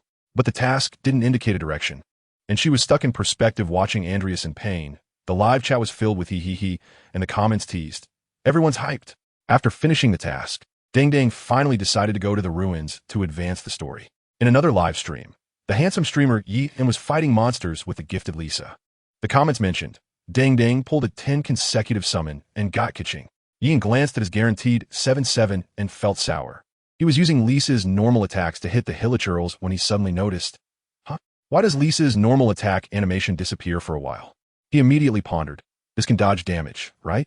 Yi discovered Lisa's invincibility frame. The jar was pursuing hidden plots. When he Songhide's secrets, Yi immediately stopped. Found a distant Hilichurl to test the waters. He did 3 normal attacks in place. Then when the rocket came, he executed a 4th attack to dodge the attack. He exclaimed, "Frog fun. This segment is invincible." The comments praised. The main character is a genius. This operation is incredible. He demonstrated a few more times and suddenly blurted out a term. This is called an invincibility frame. He was confused. Why did he suddenly think of this term? It's worth noting that he was just a fan with less than 10,000 followers, and his live stream had less than 200 viewers. Completely unaware that the wheels of fate had begun to turn, and this operation would later solidify his standing in the Genshin Impact community. In another live stream, the strategy master Eri opened the server for 2 hours and produced a treasure chest strategy. Meanwhile, the jar was using the newly released dialect for exploration. And upon seeing the comments saying Ding Ding unlocked hidden plots, he immediately clicked into Ding Ding's live stream. Ding Ding quickly welcomed him. "Welcome, Jar brother." Applause. The jar was super generous, directly sending 5 big rockets. Ding Ding excitedly explained, "I was wandering around the city and found a big sister named Pain from the human path. Followed her to find Andreas. And even accepted a strange task, even detailing the styles of their stockings." The jar sent 2 more rockets and quickly switched back to Genshin Impact. He teleported to Pain's location, saw Pain turn around, and his eyes lit up. Wow, this modeling is top-notch. Genshin Impact kept shocking him. First the super cool character in the PV, then the outrageous effects and all sorts of charming characters. Simply amazing. Like Ding Ding. The jar found Andreas and got the letter, rationally analyzing. This is probably a Liyue pass. Meanwhile, on Ding Ding's side, she easily completed the ruins task, returned to the Knights of Favonius to finish the purification, and then wandered aimlessly outside. Paimon suddenly pointed down the stairs. "Isn't that a character from the poem of the cup?" The comments corrected. "It's the cup of the poem. It's Wendy." Ding Ding controlled Ing to follow, and when they reached the Anemo god statue, she wandered around it for a long time, and the comments got anxious. "Sister, why is it taking so long to trigger the plot?" The next second, the plot suddenly activated, and Wendy began to recite poetry. Ding Ding was shocked. The Anemo god statue looks like Wendy. The comments laughed. The main character just realized, Wendy is the Anemo god, a god from a country singing in the streets? That's too pitiful. Ding Ding listened to the song, and the screen hid secrets. The Stormterror's real name is Duvalin. And when he was entangled in a fierce battle with 2 giant dragons, a glowing arrow shot down from the sky, directly taking one out, while the other poison dragon was left with low health and self-destructed with Duvalin. The Anemo god was also blown away and fell asleep. Gung Lan's inner thoughts, quite lucky. Just tossing a pill made him obedient. Ding Ding also realized Duvalin has been corrupted, but she was more curious about the Emperor in the song. 3 dragons fighting, a glowing arrow turning the tide. Does Mondstadt actually have both a god and an emperor as fierce characters? She shook her head. Mythical stories. No need to take them seriously. Then she controlled Ing and Paimon to walk towards Wendy. Wendy reveals the truth. Ding Ding steals the piano, breaking the mindset. Gung Lan hides mysteries in Liyue. Wendy smiled and nodded. "Oh, it's all true. To scare away the dragon, you have to help me." Ding Ding stared at Wendy's white stockings, infatuated, and immediately agreed. "Okay, whatever my sister says, I'll do." The comments try to break the illusion. Main character. Wendy is a boy. She was stunned on the spot. You say he's a boy and he asked this cute? Wow, little South girl. Wendy took the two to the church to borrow a piano, first calling a big sister only to be refused. Then Ing went but was asked for money in a penguin voice. And finally, they were directly shoved out the door. Wendy's eyes lit up. I have an idea. Dang Dang followed her to steal the piano, failing 8 times, and just as she was about to reach the piano, the electro-sorceress ran off with it. Dang Dang collapsed and shouted, Aminos! The barrage is laughing madly. A girl's blush is the best love letter, holding back laughter. Liyue Yujing Terrace, the most prosperous and expensive area. Gung Lan uses Ningguang's permit to build a store with the development team, accompanied by Kaching and a golden-haired fox girl. Kaching praises the exquisite design, but is filled with questions. Who is this person, and why does Ningguang value them so much? They even mention a dream from the emperor?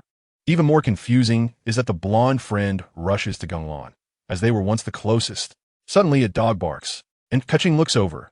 Gung Lan's Beast Realm puppy is super weird, with black and gold coloring and spikes like it's wearing armor, its paws floating. The dog brings a kunai engraved with thunder and rain to Kaching, who takes it and then looks for Gung Lan. But the person has already disappeared. In the game, Ing runs away, bumping into couples wrapped in green wind, flying to the angel's gift bar. Tung stubbornly claims, I ran over. I didn't miss the speed-up zone. Upon entering, she sees Dialek, and after some negotiation, Dialek says, You've got guts. Please, to the private room on the 2nd floor. Add me to the team, and I will breathe fire. Not long after, Jean arrives, and Tung swoons. Jean has become more beautiful. Catching a dragon? Can we let Duck's eagle kill Tuolin? At this moment, Andujia raises a glass and comes downstairs. Did I come too early? Dialek, just in time. She hands over the cup. Try this? It's a winter specialty. Paimon shouts to breathe fire. Ing activates the big explosion. Tung directly laughs and collapses on the table. The dragon-slaying squad is officially formed.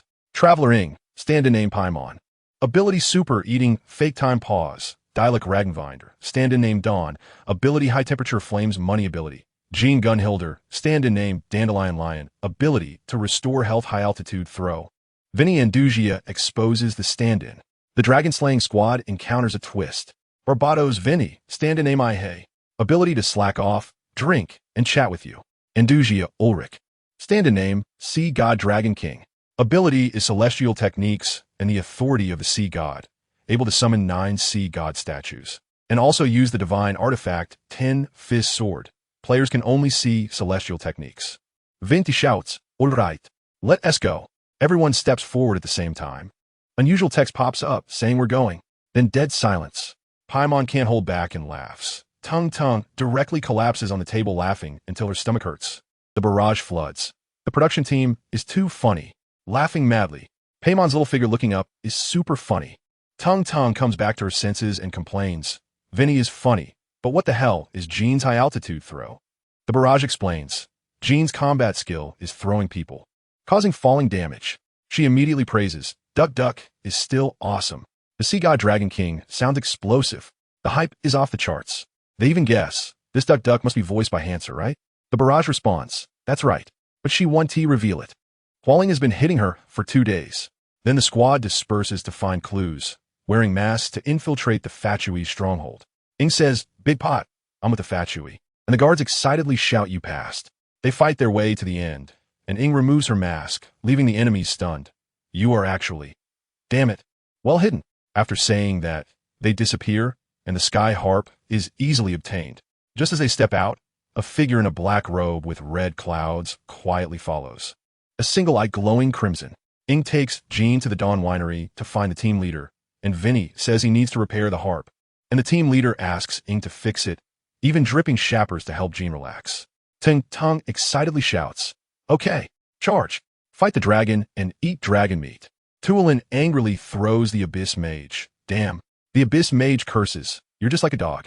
The group arrives at Starfall Cliff, and Tung declares, a mere little dragon. I will make him return in defeat.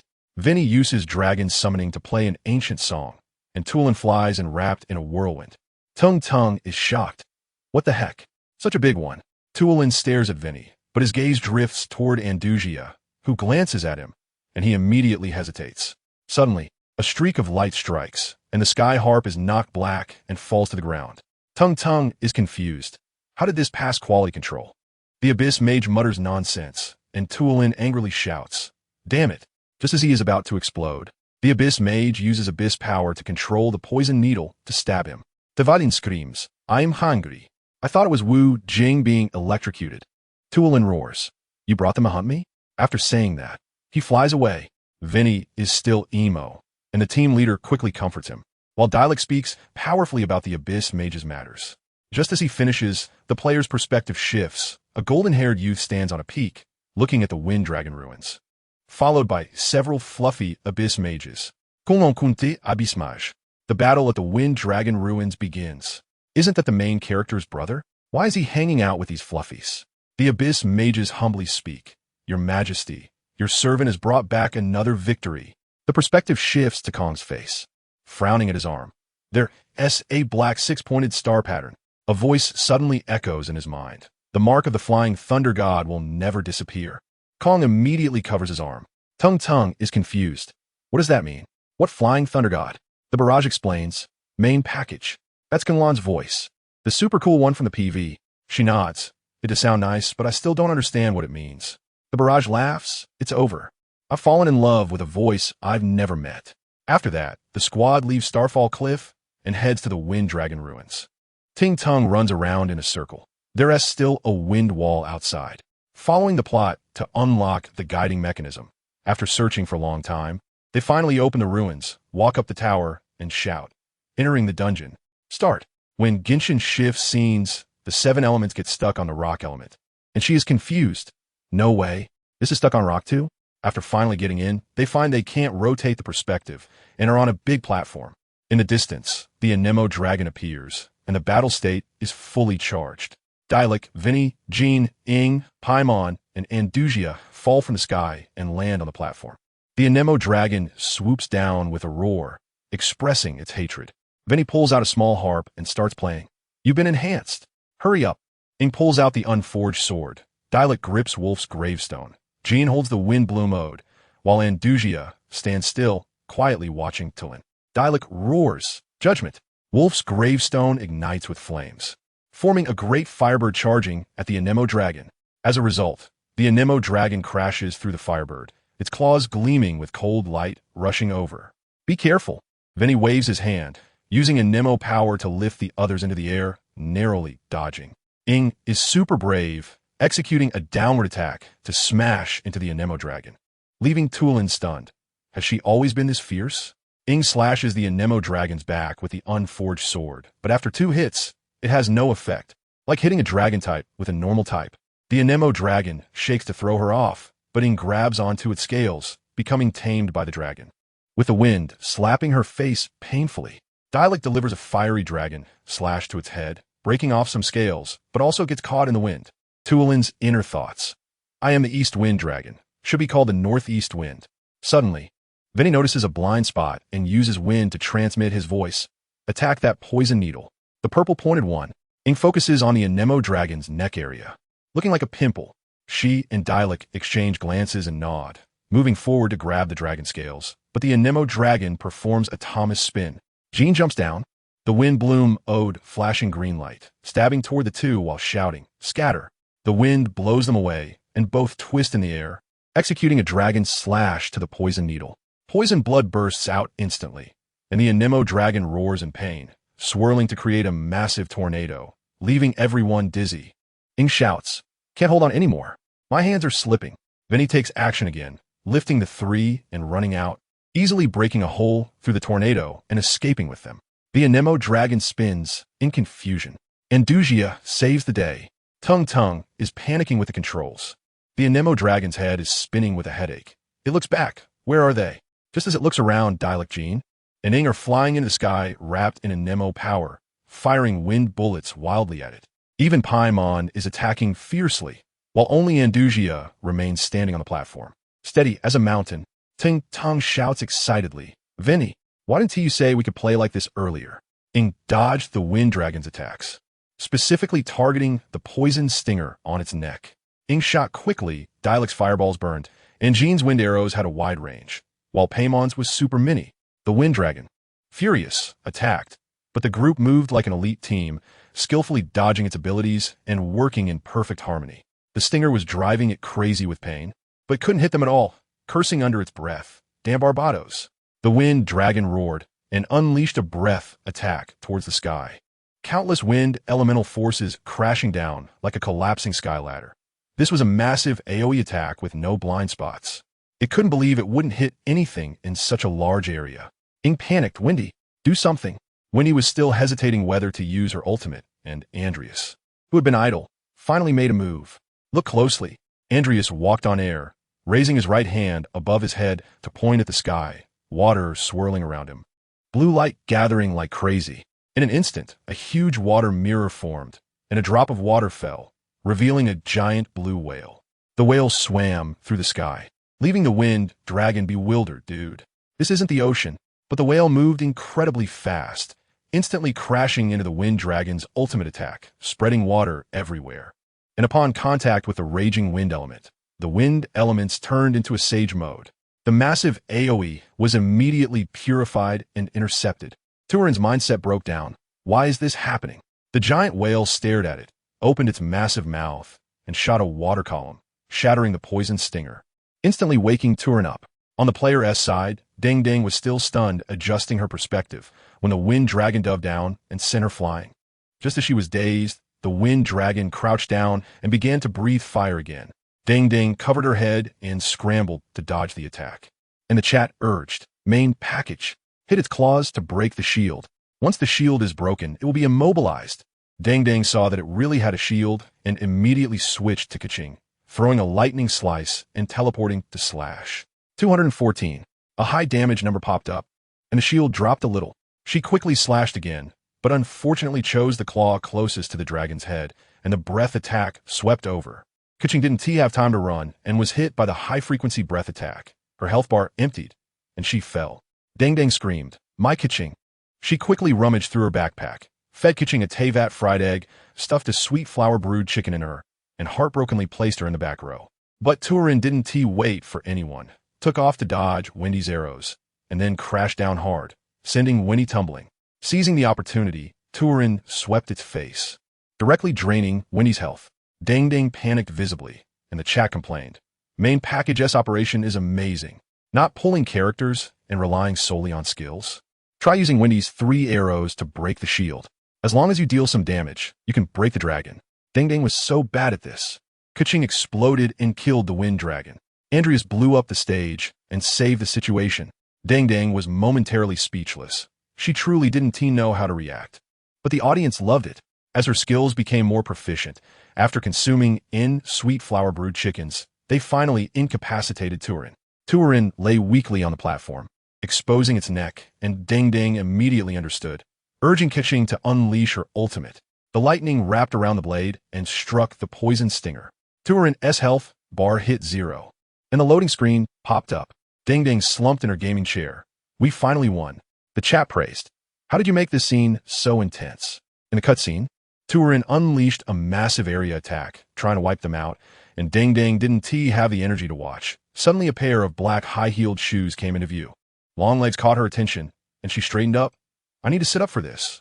Andreas walked on air, the wind blowing through her hair. Raising her hand to communicate with the heavens, the water flowed into a water mirror, and a giant whale appeared. The sound was incredibly shocking. Ding Ding immediately perked up. Whoa, I got goosebumps. Duck is still the summoner. The giant whale negated all attacks, spraying water cannons at the poison stinger on Turin's back. Turin was reborn. Andreas instantly descended into the abyss. The lady launched a surprise attack, kicking Ing away. The chat flooded. Hee duck, hee duck. The poison stinger on Turin's back shattered, and the purple mist instantly dissipated. Wendy used her divine power to transform into a gentle breeze, washing away its curse. The storm stopped, but the platform shattered, and the group flew into the air with insufficient wind elemental power, falling freely. Ing shouted as she fell, Wendy! Just as Andreas was about to catch her, Turin charged in like the wind, catching everyone steadily. The wind dragon broke through the dark clouds, sunlight pouring down. This was its resurrection. Wendy lay on the dragon's back.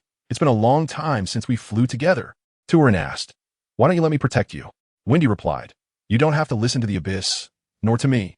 The freedom given by the gods is also a kind of unfreedom. When he molded the wind elements into Turin, changing its color to that of the wind. Turin was confused. This is the power of the Anemo Archon's blessing. But I'm not a Four Winds Guardian. Windy smiled. Without that identity, aren't you still protecting us? Fly with confidence and blessings. Dang sighed. Windy is so gentle. The people on the dragon's back. Where's my duck's silver hair? The scene shifted. Andreas hovered, watching Turin fly away, coldly shouting, "Come out." 3 abyss mages popped up. The one in the middle said, "Replace the wind dragon with you."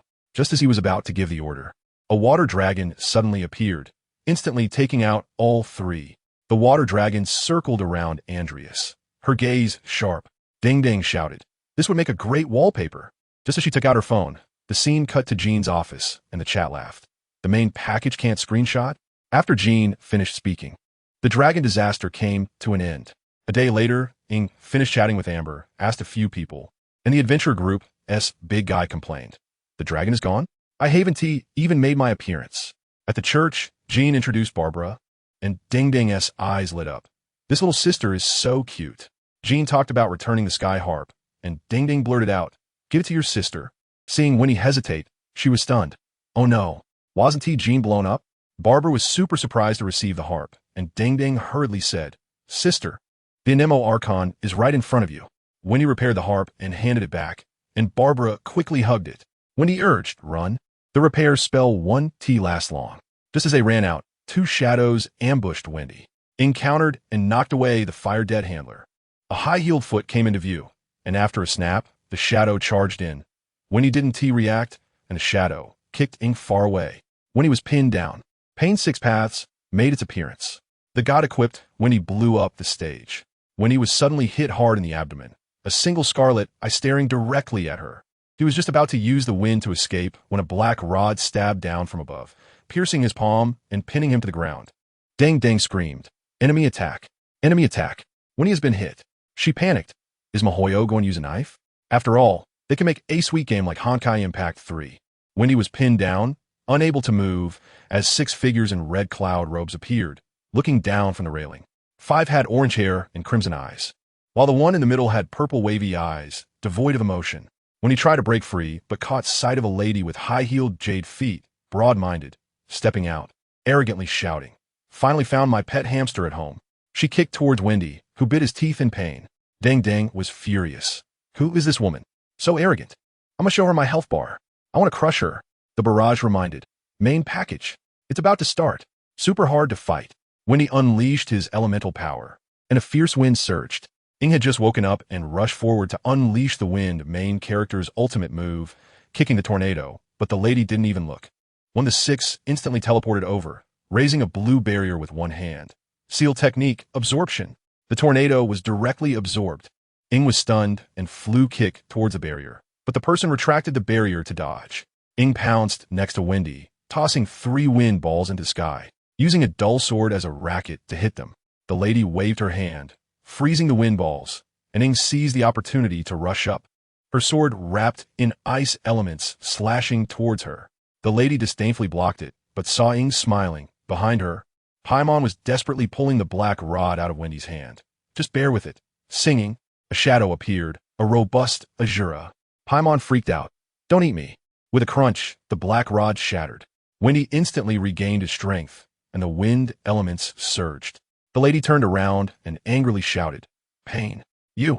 The heavenly Tao glanced at her, and the lady immediately backed down, then attacked Ing. Wendy exerted force again, the fierce wind swirling around him like a core of tempest. The wind balls dissipated, and he changed into a white divine outfit, a pair of white wings sprouting from his back, like an angel descending. Dang was stunned. "Wow, so beautiful. How can a guy be so cute?" Wendy glared fiercely at the lady, dense wind blades shooting rapidly towards her. The lady panicked. "I messed up. There are actors. Pain, I'm the employer." A few people looked at her, and the hungry ghost path stepped forward to use the sealing technique to absorb, blocking all the wind blades. When he encountered energy absorption, Ing was being bullied by the heavenly Tao. Kuching instantly collapsed, her mentality broken. Wendy looked at the wind blades being absorbed, solemnly saying, "Elemental power is useless." This ability is too absurd. Ying ran over to show concern. Are you okay, Wendy? Paimon flew away to get reinforcements. Dang sighed. Our people are so nice. Even though I'm being beaten black and blue, I still care about Wendy. Wendy formed a green wind ball, merging it into Ying's body. Be careful. I'll give you the power of wind. Don't overexert yourself. The wind will carry you away. Ying was instantly filled with energy. The lady complained as she approached the hungry ghost path, but they ignored her. The next second, all 6 paths acted together. The beast path using summoning technique, a gigantic bull with sharp horns charging towards Wendy. Wendy created a wind barrier for defense, but the bull crashed right through. Wendy was shocked. This power is too domineering. He quickly flew into the sky to apply pressure, but Ying, familiar with her new ability, charged straight at the heavenly Tao. Wendy's eyes widened. Has she always been this brave? Dang was excited. I want to swing my sword at the strong. The one in the middle with different eyes must be extraordinary. With the power of the wind god accelerating, Ying's attack speed maxed out. The blade aimed directly at the heavenly Tao's face. The heavenly Tao looked up slightly, grabbing Ying's sword hand. Ying was stunned. How could I be caught? Looking up at the heavenly Tao's purple eyes, her whole body trembled. In an instant, the environment changed, and Ying found herself in an open stone field, surrounded by mist. Rain suddenly fell, dispersing the mist, with the heavenly Tao floating above, the rain deliberately avoiding him. Ying swallowed hard, gripping her sword, and the player's perspective switched directly to boss battle. Dang was in despair, just fought against Tulin, and now there's an even harder one? A rapid drumbeat sounded, and Dang had goosebumps. Old me, this music is amazing. She switched to Kaching, charging towards the heavenly Tao, who suddenly reached out, and several black rods shot at her like bullets. Kaching couldn't dodge, and all 3 black rods hit, her health bar dropping to 0, collapsing directly. Dang screamed. Kaching is gone. What kind of damage is this numeric monster?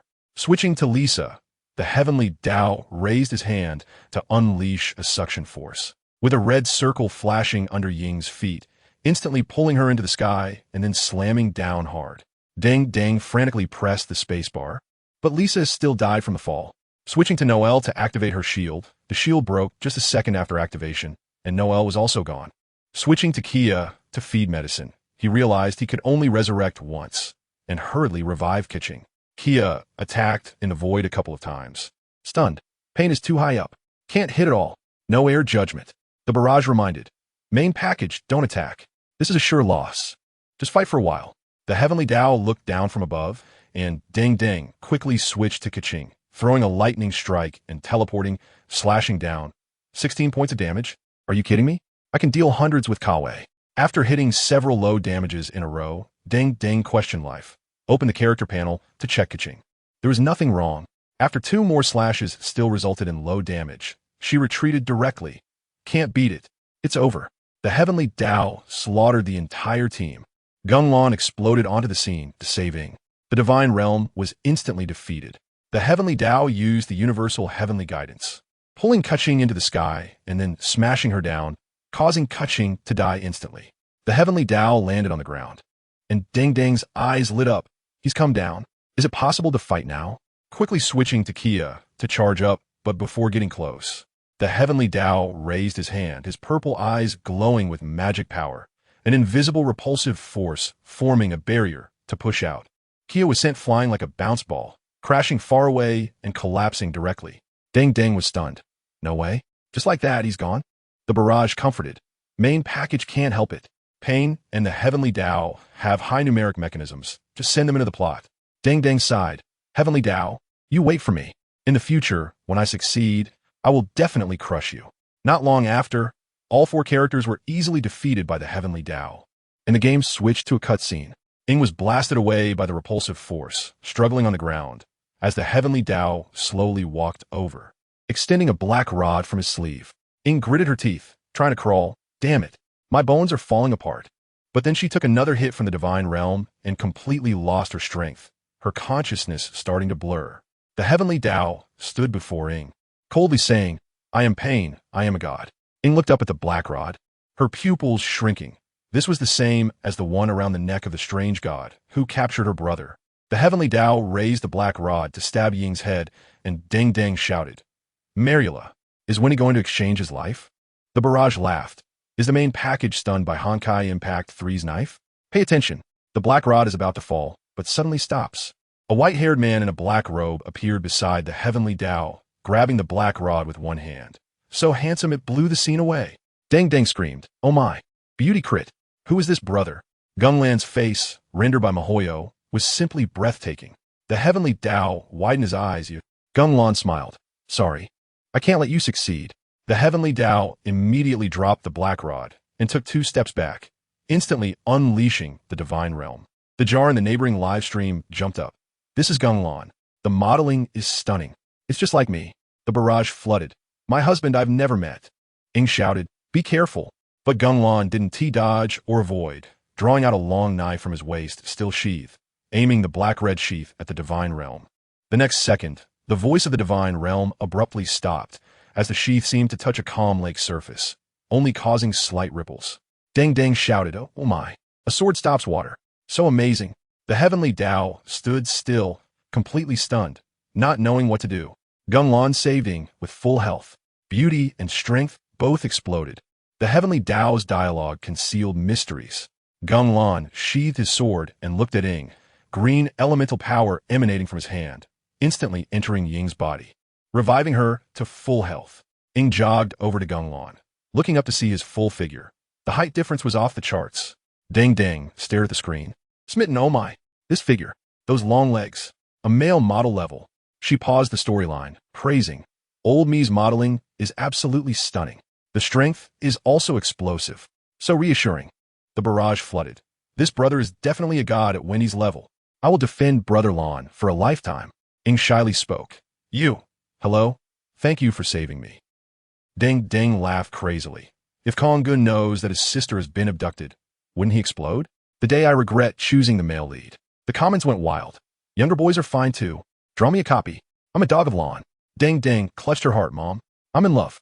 Pain stared at Gung Lan. The familiar face made him super excited, but Gung Lan signaled him with his eyes to keep quiet, so he had to hold it back. Looking at Ing, compared to Gung Lan's height, Ing looked like a little dot. Pain spoke. "Traveler, you have picked up a life. When you reach that realm, come find me." He raised his hand with strange power and directly moved Ing out of the room. Dang Dang instantly exploded. Hey, where did she go? I haven't seen enough yet." The more she thought about it, the more excited she became. "I'll look for fan art right after the stream. Lan's fan art will definitely be a lot. Material for dreaming tonight is ready." The comments laughed. Dang Dang is hopelessly infatuated. In the space, only Gung Lan and Tiandao were left, standing face to face. Tiandao clenched and then released his fist. After holding back for a long time, he said, "Sorry, Gung Lan. I have let you down." Gung Lan chuckled lightly. "It's okay. Since the day you became Pain, our conflict has been set." Gung Lan asked, "Did you find the other 5 paths?" Tiandao nodded. "They are all children I picked up." Then he went through the list. Nan Ning as the executive officer, Andujia as the deputy mayor ice god's follower, Ming Lu as the 7 stars, Shi Miao as the dual agent, Sad as a recluse in Liyue, and Sad as the dragon raiser in Milana. Gung Lan raised his eyebrows. "I know. I've seen Ming Lu. She has grown into a big girl." Gung Lan retired. Vinny was captured. A man in a black robe with white hair saved the day again. Gung Lan didn't expect that casually mentioning it would lead to Diwuduo spilling everything, and he smiled with relief. Diwuduo looked at his smile, full of shame. "You should find Andujia. She has been crying for nearly 1,000 years." Gung Lan was silent for a moment. "I will." Diwuduo continued. "My task is to help the lady seize the heart of the wind god. Pain's 6 paths are mercenaries hired by the winter, and they directly listen to Andujia. This task is probably requested by the ice god." Gung Lan didn't care about the ice god defying the heavenly principles or the lady going dark. He just wanted to have fun. After listening, he hummed and then disappeared. Diwuduo also exited the illusion space. This is the expanded effect of the reincarnation eye, similar to Tsukuyami. Just as Ing was thrown out, she found herself at the church door, where the god-equipped Vinny was being suppressed by the lady in Pain's 5 paths. The 5 paths were all slacking off. The hungry ghost path raised a shield, the animal path released birds to disturb, the hell path was slacking off. The Azura path launched missiles, and the human path reminded the lady to dodge skills, but the lady dared not speak. Identity-wise, the ice god couldn't control it, and ability-wise, it was still super effective. Sealing techniques absorbed and wasted Vinny's abilities. The big bird had thick blood and was hard to break through. Missiles caused stiffness. And the human path helped dodge attacks. Pure 5 protection 1. The lady activated which mode to endure, just as it seemed she was about to win. Ing was about to help when pain suddenly vanished. The lady was stunned. Vinny just caught his breath. And a terrifying aura came from the sky. 6 paths with black rods instantly appeared, stabbing towards Vinny. A pulling force immobilized him. 6 black rods locked his body. And Vinny couldn't move. Ing shouted, "Vinny!" Suddenly, a dizzy spell hit her, and she fell on the way to save Vinny. Dang Dang panicked. It's over. Vinny is going to be gone. Where's Liyue? In fact, the battle only lasted a little over a minute, just as the lady was about to humiliate Vinny. She was intimidated by Tiandao's gaze, took the heart of the god, and left, leaving Ing unconscious and Vinny captured. Vinny wanted to break free, but had no strength. At that moment, the man in the black robe with white hair appeared, waved his hand, and all the black rods disappeared, signaling Vinny to go save Ing, then vanished. Ing woke up to see Barbara, asking about Vinny. Barbara relayed Vinny's words, and Ing immediately ran towards the windrise, finding Vinny under a tree. Vinny said he was fine. It was the man in the black robe with white hair who saved him. Dang Dang understood in seconds. Isn't that Lan? Lan is simply a god. After Dang Dang finished her excitement and asked Vinny questions, Vinny couldn't answer, urging them to go to Liyue to find the Geo god, the longest existing demon god. Vinny offered words of wisdom for the journey. Krypton players skillfully battled Tiandao. Vinny told the traveler, after stepping onto the journey again, remember the meaning of the journey itself. The birds of Teyvat, poetry, city-states, queens, fools, monsters, all are part of your journey. The destination does not represent everything. Look at this world more before you arrive. Ing and the players fell into deep thought, and Dang Dang praised. This piece of text has heart. The comments flooded. Although Venti is miserable, he was super handsome just now. Is this the meaning of the journey? The task ended, and the Mondstadt main storyline came to a close. Next, they would upgrade to unlock the Liyue plot. After Dang Dang received her rewards, looking at the more than 3,000 Primo Gems. The comments asked her what she was saving up for, and she replied, "For my Liyue," directly pulling 6-5. Looking at the time in the lower right corner, it was past 2 o'clock, and Dang Dang said, "Today's livestream ends here. The main host is logging off. Goodbye." She decisively ended the stream, and the comments wailed, "Don't go. I just made a late-night snack and need to eat." The main host must be going to see Lan. The small broken station already has Lan's fan art. At the same time, another livestream room's popularity surged, with numbers breaking 680,000. The main host Zhen was shaking the livestream room, calling for everyone to 6-5, the skill master battling Pain and Tiandao. No one on the entire internet could wear down Tiandao's health, and everyone wanted to see if Zhen could win, attracting a group of players who had been crushed by Tiandao. In the livestream room, Dialek with full health and energy was striking Tiandao with Wolf's End, dealing only a few hundred damage. Tiandao swung the black rod, and Dialek used a dash invincibility frame to dodge. He knew a whirlwind slash was coming next. The comments shouted, "So skilled it hurts." Looking at the upper right corner, challenge attempts, 295 times, all were exclamations. After dodging a small Shenluo, Zhen switched to Bennett to start a wonderful journey, healing and increasing attack for the whole team. Then switched to Vinny to soar. Mona received the destined fate. Switched to Dialek to step on the circle and take the damage increase potion, shouting, "Here, I declare." The big firebird lunged at Tiandao, exploding with 2,145 damage. Zhen pressed on, using Vinny's wind to leap high and smash down with an attack. Tiandao instantly teleported to dodge and then stabbed. Dialek jumped to cancel the recovery, dashed to avoid damage, and then jumped to smash, dealing 774 damage. This was the 296 challenge. He had been fighting for 2 hours, energy declining, shoulders aching, yet he didn't give up. He wanted to achieve the first kill in the entire server. Zhen bore the million expectations to wear down Tiandao. The second phase exploded the scene, shocking the entire internet. 60,000 viewers focused on Zhen, placing all their hopes on him. He was fighting with all the expectations of everyone on his shoulders. An hour. 2 hours passed. Zhen's fingers furiously tapped the screen. Tiandao's health was finally worn down to below half. The comments flooded. "Zhen, go for it. Don't let Tiandao underestimate our bond." Some were worried. "Main host, don't collapse. Take a break if you need to." After another hour, Tiandao was left with 1/5 of his health. The livestream room's popularity directly broke 1 million, rushing to the top of the cat's tooth. The dawn came. New viewers flooded the livestream room. Rockets and airplanes filled the screen. The comments sighed. From yesterday afternoon at 3 until this morning at 11. Not a moment of rest. Energy always focused. He earned this money.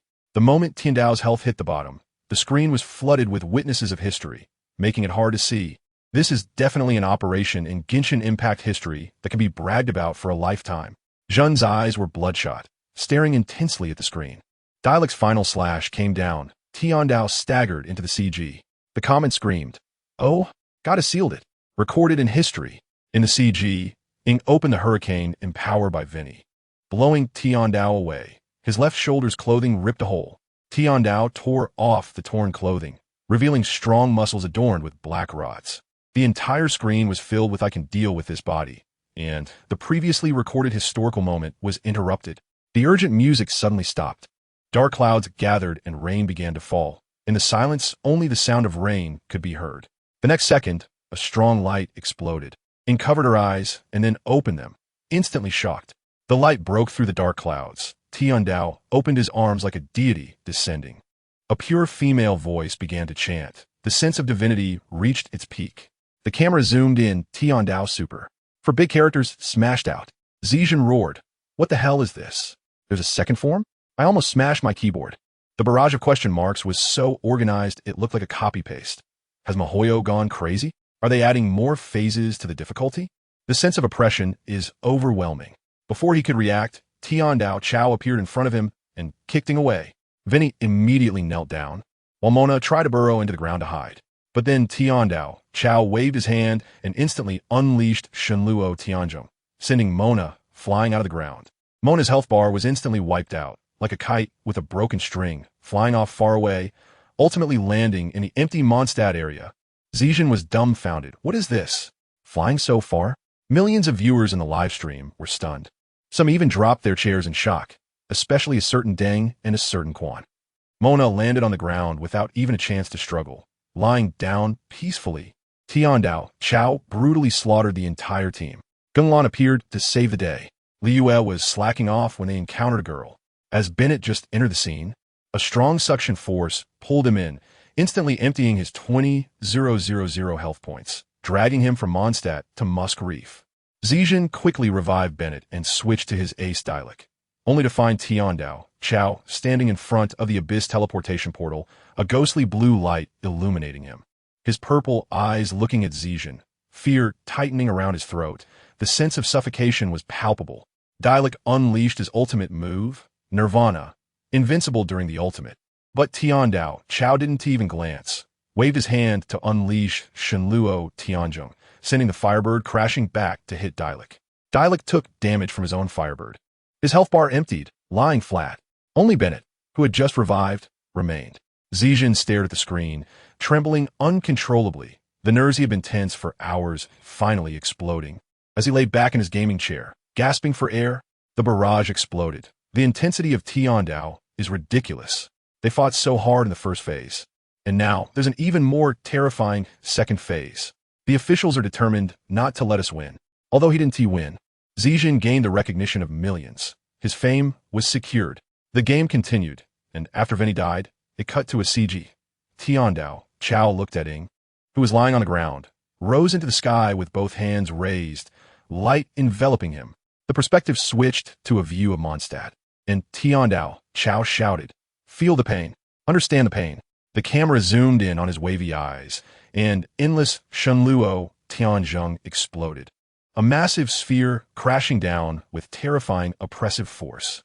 The sky shattered and the ground cracked. Devastation spread wherever the power reached, as if it would destroy the entire world. After the attack ended, Mondstadt was gone, leaving only a massive pit. The screen fell silent. This performance was explosive. From then on, Chao would be known throughout the world. In the next second, the scene restored, a blue flash lit up, and Gung Lan appeared, placing the unconscious Ing on the ground. A familiar standoff began.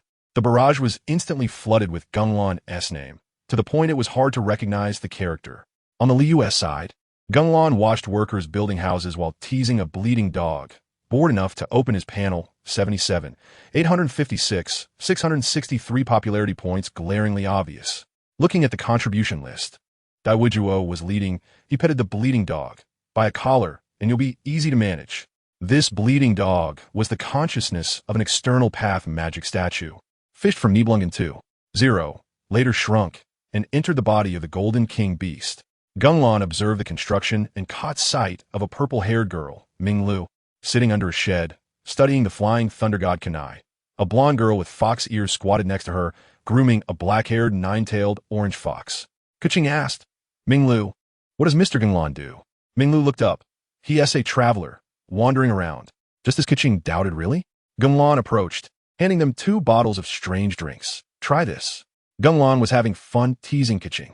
Liyue was full of food and encountered Ganyu. Keqing held the black, mysterious liquid. Looking at Gung Lan suspiciously, he had an innocent smile on his face. Minglu trusted Gung Lan completely, opened the lid, and drank with a loud, fizzing sound. Her eyes lit up. Wow, it's so delicious my ears perked up. In this era, people who drank tea were directly conquered by drinks from another world. Keqing shook it skeptically, and indeed, there was fizzing. The moment she twisted off the cap, the air pressure sent foam and colas spraying all over her face. Keqing was stunned, quickly pulled away, staring at her wet clothes and the spilled cola on the ground. Feeling wronged as she tugged at her clothes. This is my favorite outfit. I came out to have fun, but was sent by Ningguang to supervise. Gung Lan laughed. This is called cola. If you shake it, it will definitely spray. Keqing instantly turned into a sad cat, and Gung Lan waved his hand, instantly making her clothes clean. Keqing was shocked. How'd you do that? Gung Lan teased her. I have a secret to returning cola to its place. Minglu laughed uncontrollably. Yu Hangxing usually acted decisively, but privately was so adorably clueless. Gung Lan pointed at the bleeding dog staring at the nine-tailed fox. If there's something, talk to the external path. Then he left. The little fox tilted its head. This little dog looks so strange. The external path was secretly delighted. Keep talking. I love to hear. It was a shrunken version of the Golden King Beast, hiding the consciousness of the external path magic statue. Gung Lan walked to the Yujing Terrace altar, saw someone worshipping the Geo Archon, and chuckled. Morix can't afford my worship. He strolled to Yue High Pavilion, noticing the officials working overtime until they were almost human-shaped. And since he had the jade pendant from Ningguang, he casually entered, pushing open an office door filled with documents. A blue figure was exceptionally eye-catching. Ganyu woke up, looked at his jade pendant, and softly said, You must be the esteemed guest that Ningguang mentioned, right? Sorry, I have too much work. Gung Lan was surprised. Is this all for today? Ganyu nodded. There is still a batch to be delivered. Gung Lan gave a thumbs up. Goddess of work. After chatting about Ganyu's family, her parents were traveling while she handled work alone. Gung Lan left to a high pavilion and went to the fortune-telling lodge. As he approached, he caught a whiff of herbal fragrance, entered the door but saw no one, yet caught a glimpse of a short figure under the counter. Gung Lan teased Chi-Chi and met Baizhu. A 1,000-year reunion with Andujia. Hello, may I ask what you need? A slow voice came, and Gung Lan looked down, seeing a short purple zombie. Chi-Chi's little head with talisman paper was adorably dazed. Not cute when eating the guarantee drop. Gung Lan teased her. Do you want to drink coconut milk? Chi-Chi thought for a moment. Coconut milk. Chi-Chi wants to drink. While speaking, she pulled out a notebook to search. Just then, a green-haired man appeared. Hello, esteemed guest. It was Baizhu, with a white snake coiled around his neck. Gung Lan had noticed, but deliberately ignored it, thinking, ISNT this Kevin? I used to eat his instant noodles. The purple at the ends of his hair was the end of the world power left from the speedrun of the end of the world cocoon. Gung Lan spoke. I'm looking for Purdu grass. Baizhu was confused. Purdu grass? I've never heard of it. Gung Lan fabricated, a rare herb that grows in autumn. Taking it can lead to a state of pure tranquility. Calm at heart, not greedy or extravagant. Humans speak. If you have skills, throw them away. If you have big ones, unleash them. If you have pots, carry them. After chatting for a while, Baizhu believed him, but upon learning he didn't have it.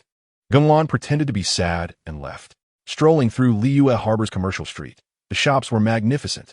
Just as he arrived at Xinyue Pavilion, hoping for a free meal, he heard a shout from next door, Mayor, please follow me. Turning around, he saw Liyue officials introducing someone, and Gung Lan was shocked. Andujia? Even though her figure and aura had changed, every cell in Gung Lan's body was shouting, It's her. When Andujia received a souvenir, her heart suddenly raced. Just then Gung Lan called, Andujia, she turned around sharply. This was the voice she had been longing for, with blue and white dragon horns sprouting from her forehead. She entered sage mode, fully heightened perception, locking onto the figure in black robes and white hair within the crowd. Gung Lan. The gift box fell to the ground, and Andujia dashed out. An official tried to chase, but a wave of energy spread. Everything turned black and white in an instant, and everyone was frozen like a statue. A few seconds later, color returned, but people remained stiff. Andujia ran towards Gung Lan, afraid he would disappear again. Gung Lan stood still, unprepared for Andujia to leap into his arms, crashing them both to the ground. Andujia burst into tears, embracing Gung Lan. After 1,000 years of waiting, they finally reconciled. Gung Lan suddenly felt something cool on his face. Looking up, Andujia's tears fell like pearls, one by one onto his face. Andujia, with a choked voice, repeated, why? But without much complaint, she tightly held him, burying her head in his chest and crying loudly. Gung Lan slowly embraced her, feeling her trembling body, and softly said, I'm sorry. After an unknown amount of time, the two stood up, and Gung Lan gently wiped away her tears. You've grown up, don't cry like you did when you were a child. Andujia extended her hand. Let's form the seal of reconciliation. It was my fault Before she could finish, Gung Lan connected their fingers, creating the seal of reconciliation. Now, let's start over. In the still world, the two witnessed this eternal moment. As time resumed, the receptionists were instantly confused and hurried to find Andujia. The high-ranking officials of Jidong were in serious trouble, but Gung Lan and Andujia had already vanished. In the next moment, the two appeared at the top of a high mountain in Liyue. This was a spot Gung Lan casually created while traveling through Teyvat, high enough to touch the false sky, and still uninhabited by immortals. Andujia felt a familiar sensation of teleportation and smiled joyfully. Because I can still be with you. Gung Lan pinched her cheek. It seems you've been eating well. Andujia nodded. Mom takes good care of me. Gung Lan teased her. Should I call Kokolia my mother-in-law then? Andujia huffed in agreement. The two sat side by side on a rock, with a starry sky above them like a sea of gemstones, and a sea of golden clouds beneath them, the sunset casting everything in a dreamy hue. They sat quietly, with only each other's breathing remaining, their cheeks flushed. At the same time, they turned to look at each other, Gung Lan's eyes full of tenderness, and Andujia's eyes full of affection. The sunlight fell on Gung Lan, like a layer of golden radiance draping over her, looking as handsome as an angel. Andujia's cheeks were slightly red, the golden light making her look like she was wearing a wedding dress. Gung Lan leaned closer to her face and gently kissed her. After a long while, their lips parted, and the two completely surrendered to each other. 1,000 years of waiting finally came to an end, and a heart longing for love finally received true love. The Liyue receptionists were furious. Gung Lan's miracle of saving flowers. Andujia flaunted her snacks. The Liyue receptionists were almost going crazy. We searched tirelessly, and you two just went off to be lovey-dovey. I'm going to report this to the Central. The Geo-Archon just shrugged. Can't be bothered, just play dead. After an unknown amount of time, Gung Lan and Andujia returned to the city, and Andujia first found Ningguang. No need to send people to look for me. I am handling personal matters. Ningguang immediately ordered the receptionists who were sent to the Blackcliff mines to be recalled. No need to be punished. Those few had been mining for half a day, and upon hearing the news, they happily ran back. Young miner Xiao Zhang was confused. Liyue, they don't have to suffer anymore. Why isn't anyone jealous? Liyue laughed. Xiao Zhang, you're too young. Without us, who would support Liyue's mineral channels? Xiao Zhang looked down. Isn't it all for money? After finishing with Ningguang, Andujia jogged outside the Yujing terrace. Gung Lan was staring at a rare flower. Secretary Baisher explained. This is the Yuxiang Hanlong, produced in Mondstadt's Dragon's Pine, a collection of Lady Ningguang. Gung Lan raised an eyebrow. It looks unhealthy. The leaves are all drooping. Upon seeing this, Baisher panicked. Oh no, this flower is already hard to keep alive. She wanted to cry without tears. Having taken on the task of temporarily caring for the flower and even asked Ganyu, who only said it tasted good, now that the flower wilted, her salary would definitely be deducted. Gung Lan extended her hand and released a light green elemental energy, and in the next second, the wilted flower instantly perked up, looking revitalized. Baisher shouted in excitement. A miracle! Sir, you must be an immortal. Gung Lan laughed inwardly. Indeed, a 6 paths immortal. Just as the two were leaving, Yelan appeared at the top of the Yujing terrace, puzzled. What kind of person did Ningguang arrange? related to the vice mayor of Jidong, and can disappear without a trace? Suddenly, Yelan's mind jolted, and she fell down, knocking out Baishur, who was just happily celebrating. The two lay on the ground, spinning around, while Baiwen screamed an extremely high decibel, echoing through the Yujing terrace. It turned out that Gung Lan had discovered Yelan eavesdropping and directly implanted an image in her mind, scarlet eyes filled with murderous intent. Yelan? You bastard. Were you just eavesdropping on me? Yelan's mind short-circuited and she fell, and in the end, the medical fees for both would have to be deducted from their salaries. With Baishur crying, "Why is that?" Gung Lan and Andujia arrived at the Liyue commercial street, and Andujia said, "Let's go eat. When I first saw you, you were about to go in." The two entered the snack street, and in no time their hands were full of snacks. Andujia flaunted, eating from the north of the street to the south, leaving passers-by dumbfounded. Is this girl a glutton? Gung Lan touched her smooth little belly, and Andujia paused while chewing on a skewer, looking down at her belly, her mouth full of food as she shook her head. "Want I gain weight?" Gung Lan encountered Hu Tao and the four small ones. Ying bowed to her benefactor. Paimon flaunted snacks. Gung Lan looked at Andujia and couldn't help but laugh. Even if she turned into a big duck, she was still as silly as before. If those people from Jidong, especially the harbingers of the Fatui, saw this contrast, they would definitely drop their jaws. The two continued to stroll, and Gung Lan picked up a small figurine of the Geo Archon's dragon form, pinched its face, and tugged at it. Huh, the quality is quite good. As they walked, they were suddenly bumped into by someone. The other party apologized. "Ah, I'm sorry. I was in too much of a hurry. Are you okay?"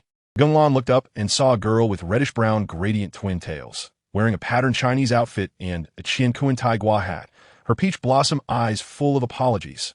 Confirming that she was fine, the girl turned and ran off. It was Hu Tao. Then Gung Lan saw a few familiar figures. A blue-haired boy with black-blue clothes and bare legs, a blue-haired girl in orange-red Chinese clothing with a cute little orange bear, and a blue-haired boy in Taoist robes holding a popsicle, all hurriedly chasing after Hu Tao. Gung Lan sighed. Youth is truly full of energy. Andujia replied, "After all, we are all thousands of years old. Actually, Gung Lan has lived for tens of thousands of years." Gung Lan didn't encounter Zhongli, but was attracted by a yellow-haired figure with white hair flying by, and was currently with Paimon at the alchemy stall looking at the fragments of the flame wish agate. Ying asked, "Boss, does this firestone have impurities?" The boss put down his apple and glared. "Are you looking for trouble?" Ying awkwardly asked. "Can you make it cheaper?" The boss shouted, "Get out!" Ying immediately dragged Paimon away. Paimon was feeling down. "So hungry. It's all your fault for ordering that dish. We're suffering because of you." Ying retorted, "You get out too." At that moment, Ying caught sight of Gung Lan in the crowd, jogged over, and sincerely bowed. "Hello. Thank you for saving me back then." Andujia recognized her. "Traveler?" Gung Lan was confused. "What did my shadow clone do again?" Paimon flew over to ask. "We still don't know your name." Gung Lan looked at Paimon, who looked somewhat familiar, her eyes flashing red. "My name is Lan." Andujia wondered, why not say her real name, Uchiha Gung Lan? That name is extremely famous in Teyvat. Ying was excited. "We just arrived in Liyue, and didn't he expect to meet Lan Ge? I want to pay my respects." Saying that, she was about to kneel, but Gung Lan quickly pulled her back. No. Were you just looking at stones?" Ying admired Gung Lan greatly. Who could refuse someone who saves you in times of danger, doesn't take advantage of the economy, and is super handsome? Paimon rubbed her hands. "I ate too much when we left Mondstadt and wanted to sell stones to the treasure hoarding group to help out at home." Andujia laughed. "You dared to take advantage of the treasure hoarding group. Quite bold." Seeing Paimon staring at the snacks in her hand, she directly handed them over. Paimon shouted, "You're such a good person." She stuffed the snacks in her mouth, and Ying hurriedly said, "Spit it out." The two were about to argue, and Andujia took out several skewers of grilled meat to separate them. "Don't rush, we bought too much to finish." Ying and Paimon looked at Andujia, as if she was covered in holy light. Ying and Paimon flaunted the delicious food. Gung Lan booked the entire night market. The hotel surprised them with rewards. Ying and Paimon's stomachs were growling, and they accepted the grilled meat handed over by Andujia, initially eating politely. But the next moment, they were devouring it ravenously. Andujia looked at them gently, almost like watching two greedy children. The god of Jidong truly was a loving deity. Her 1,000-year transformation was too great. Ying thought to herself, "Andujia could be my mom." Andujia suddenly asked, "Did the letter I commission arrive?" Ying stopped eating and exclaimed, "It did. But you didn't say the recipient was the 7 stars and the rising sun." Paimon chimed in while chewing. We even met the Yuheng star. We ran into two big shots as soon as we arrived in Liyue. Paimon suddenly became curious. Why are you two together? Gung Lan took out a jade pendant from her waist. I'm the Liyue receptionist, and she is a high-ranking official from the Shtuin visiting. I'm showing her the local culture. Andujia nodded in agreement. Paimon leaned closer to Ying's ear. Their background seemed super impressive. Gung Lan looked at the sky. It's getting late. How do you want to spend the night? Ying scratched her head. Camping out for the night. Then we'll take on the commission in the morning? Gung Lan laughed. Wrong. The nightlife is just beginning. Tonight's on me. Ying and Paimon shouted excitedly. Gung Lan, you're awesome. The two little ones rushed into the night market, completely letting loose, trying foods they've never seen, eating what they recognized, tasting the strange, and even trying the unappetizing. Gung Lan and Andujia follow behind, looking like a couple with kids. How is it that they had only reunited for a few hours, yet already had the vibe of an old married couple? Andujia thought to herself, I've simulated this countless times over 3,000 years. This time I won't mess it up. When buying pancakes, the vendor said it was 80 mora. And Gung Lan directly replied, charge it to Ningguang's account. The vendor was taken aback and immediately flattered, while Gung Lan declined the offered cigarette and continued walking. Ningguang, so you guys ate for 2 million mora? By the time it was late at night, Andujia was extremely tired. She was the deputy mayor of Shtuin and a favored one of the ice god, with a workload comparable to Ganyu.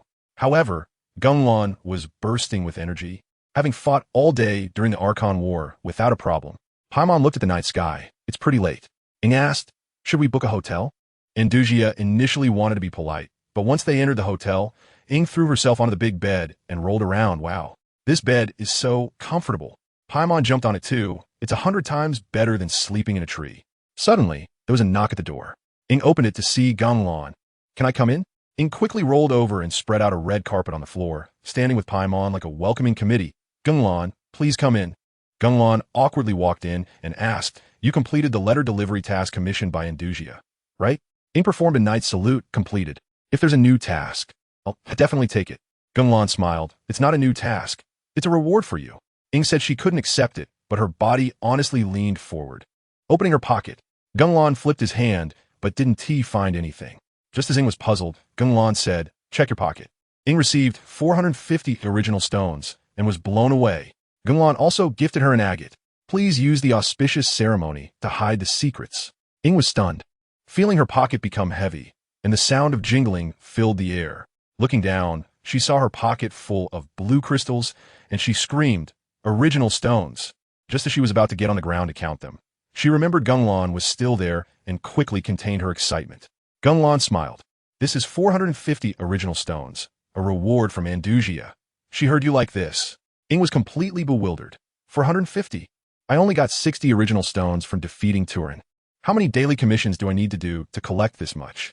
Before Ying could recover, Gung Lan said, and I have a personal gift for you. Thank you for helping her. Ying's eyes widened even more. There's more? Gung Lan handed her a delicate small box and tossed Paimon a large bag of mora. Don't starve. Eat more. Paimon broke down in tears. He really cares. I'm crying. As Gung Lan turned to leave, he reminded her, the day after tomorrow, please use the auspicious ceremony. Go take a look. It will help with your goals. Ying chased after him, but by the time she reached the corridor, he was already gone. Paimon urged, quick, open the box and see. Ying lifted the lid, and inside lay 2 fiery red gemstones. Indeed, they were 99 pure burning wish agate. Ying dropped her jaw. These could be sold for over 100 million mora. We usually have to fight for scraps. And he just gave us 2 of the highest quality. Ying took out incense and bowed to the Geo Archon. Ying, drifting for half my life, have yet to meet a true master. Reflecting on the day, Ying exclaimed it was absurd. In the morning, she was a homeless person in Mondstadt, starving to the point of being tempted by the dandelion. In the afternoon, she was chased away by a vendor, only to turn around and meet Gung Lan, who provided food and lodging, along with an incredibly generous reward. She rolled around in bed with Paimon, as happy as a larva, and fell asleep blissfully, while Gung Lan and Andujia shared a room. The next morning, Ying tossed Paimon out to wake her up, got dressed, checked her pockets, confirming it wasn't a dream, and happily hopped to the Adventurers Guild. Upon entering the hall, she saw Gung Lan talking to the receptionist, and she jogged over. Gung Lan, you're up so early. While speaking, she leaned over to peek at the receptionist's side. Gung Lan opened a monthly hotel card for Ying. Minglu complained about the outer Dao magic dog. They encountered Durant's dragon bones on the snowy mountain. Gung Lan greeted Ing. Good morning. Your routine is quite good. Sleeping so late and still waking up this early. Ing smiled. Hee hee. By the way, where's Andujia? Gung Lan replied. She's still in bed. Ing was momentarily stunned and then looked at the receptionist, who was helping Gung Lan with his paperwork. Gung Lan said to Ing, if you have no place to stay in the future, just come here. I've already registered you. You can enjoy the service here for at least a month. Ing was super touched. Gung Lan, you're so thoughtful. After the paperwork was finished, Gung Lan handed her a card. With this, you can come and go from the hotel freely. Just go to the cafeteria for meals. After saying that, he turned to leave.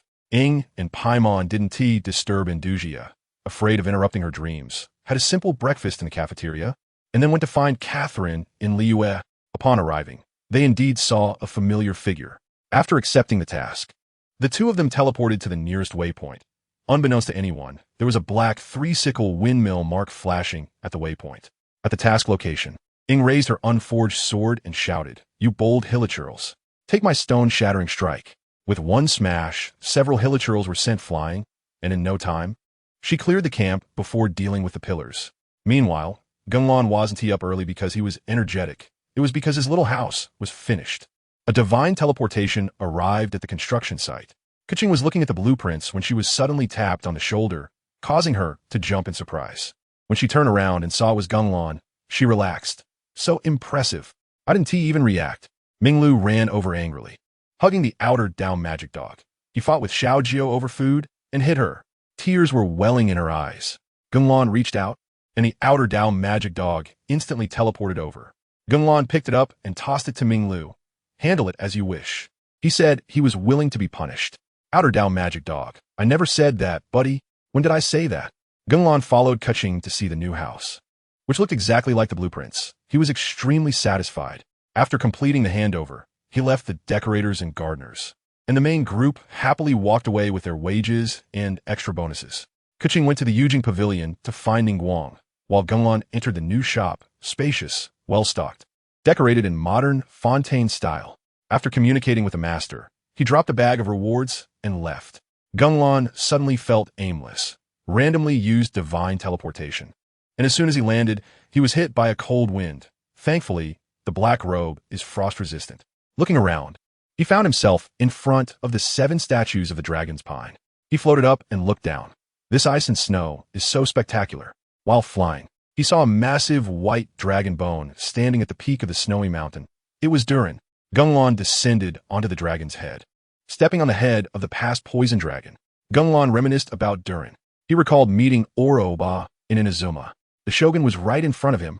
Gung Lan looked at Duran's dragon bones and thought, it was an alchemical creature created by the Golden Rhine-Dortmund, born with the heart of a child. Unaware of its outrageous configuration, following its mother's advice to find someone to play with, only to cause a disaster. 1,000 years ago, he saw a dragon and shot it with a Susanoo arrow, instantly killing it. Suddenly, he remembered that his shadow clone was still in Mondstadt, and with a thought, his shadow clone at the Anemo statue burst into smoke. A flood of information rushed in, and Gung Lan's expression became extremely interesting. So it turns out he directly fought against the heavenly path, and then came in USA. If only I had shot 2 more arrows back then. After laughing, he became puzzled. If the lady's husband is alive, why has she turned dark? Gung Lan didn't activate his Sharingan, but could clearly see the purple in the distance. It's a thunderstorm. Just in time to check out Inazuma. Communicating with the god of war, I instantly teleported to the purple island and landed complaining. This environment is still so hellish. Looking down at my feet, I saw something white, and when I flew up, I discovered it was a giant snake bone. Ouroboros, it's gone again? Still looking at the past events of the sun and moon? Gung Lan was speechless. The heavenly principle has been shattered. What are you afraid of? Flying through the narrow space of the Wuxiang blade, Gung Lan wondered. There were no deaths in Inazuma during the Kandria incident. Why is there still no thoughts or intentions? Flying towards Narukami Island, passing through Tatarasana, I saw the lightning barrier. Leave it to the traveler to fiddle with. I love watching people work. Suddenly, I spotted the familiar borrowed scene pavilion, phasing through the wall. Why is Sho still making puppets? Didn't her sister not die? He remembered that Sho used to create the Wanderer after all her sister's friends died. But this situation is not right. Gung Lan had a bad impression of the Wanderer. I fought over 200 times back then. With low health, it's convenient to vent. Flying all the way, I saw that 3/4 of Inazuma's sea territory was pockmarked. It's the aftermath of the battle between him and Raiden Shogun, the god of war Tench. Soon arriving at Narukami Island, I rushed straight to the Tenshikaku. Inside the Tenshikaku, Raiden Shogun, dressed in a purple kimono, was sitting on the floor with her eyes closed. Gung Lan suddenly appeared, face to face. "Are you the general?" Raiden Shogun was startled and opened her eyes, seeing someone so close. She immediately drew her sword and slashed, the purple blade wrapped in lightning. In her mind, she thought, why didn't I notice him? Facing this powerful strike, Gung Lan only extended one finger. Gung Lan caught the lightning sword with one finger. Sho revealed 1,000 years of secrets. The four from the Shattered Winter discussed Inazuma. Ding! Raiden Shogun's sword was effortlessly caught by Gung Lan's finger. Gung Lan smiled. Your sword is neither faster nor stronger than hers. The general's beautiful eyes were filled with shock, and she instantly calmed down and withdrew her sword, striking at Gung Lan with greater speed. The blade was only a millimeter from Gung Lan's neck, no matter how hard she tried. She couldn't cut through. Gung Lan raised an eyebrow. Have you leveled up? Looking at her dazed and fierce eyes, confirming it was undoubtedly Raiden Shogun. Gung Lan grabbed the sword and looked at it. Just an ordinary lightning sword. Where's the real Raiden? When Sho heard the real name, her cheeks puffed up like a little puffer fish. She went out to play with the Fox Shrine Maiden. Gung Lan was stunned. Huh? When did she leave? Sho replied seriously. About 1,000 years ago. Gung Lan was even more confused. You managed a country for 1,000 years? Didn't you blow up? Sasa Hyacinth went out to play too. Sho added. Gung Lan pressed on. Why were you left behind? Sho wanted to cry without tears. I made a puppet using my own body. I couldn't go out, so I was left behind. Gung Lan asked. Why make a puppet? Sho felt wronged. My sister said to travel through Teyvat with her. I wanted to go too, but someone said to leave a puppet to handle state affairs. And it ended up like this. Gung Lan pressed further. What did that person look like? Sho, wearing an orange spiral mask, with eyes like yours. I thought he was your friend. Gung Lan understood in his heart. It's that relative of mine who hasn't gone mad. He asked again, how many puppets did you make? Sho 2. One made of materials didn't succeed. I couldn't bear to destroy it. So I sealed it. Gung Lan was shocked. Is it in the form of a little boy? Sho was confused. How do you know? Gung Lan. Oh no, I have a foul-mouthed criminal now. Gung Lan sighed. Poor child. Do you really believe you can manage a country well? Inner thoughts. If you leave 1 month's worth of food, Sho would finish it on the first day, still waiting for the real one to come back. The scene shifted to Shattered Winter, where 4 people surrounded a campfire on the snow-covered land. A purple-haired girl, a red-horned girl, a white-haired fox-eared girl, and a black-winged man. The purple-haired girl spoke. How's Sho doing now? The red-horned girl, don't worry. You'll have plenty of backup. The white-haired fox-eared girl, Sho, is very smart. Inazuma hasn't been destroyed. The black-winged man. Plus, we have her subordinates and the divine child helping her. The purple-haired girl nodded. We still wronged her. We shouldn't have let her make puppets. The 3 encouraged. Just consider it training. It will have to be dealt with sooner or later. The 4 continued chatting around the campfire, their friendship like flames dispelling the cold. The scene shifted back to Inazuma, where Gung Lan was feeding the wronged Sho 3-colored dango, and Sho immediately broke into a smile.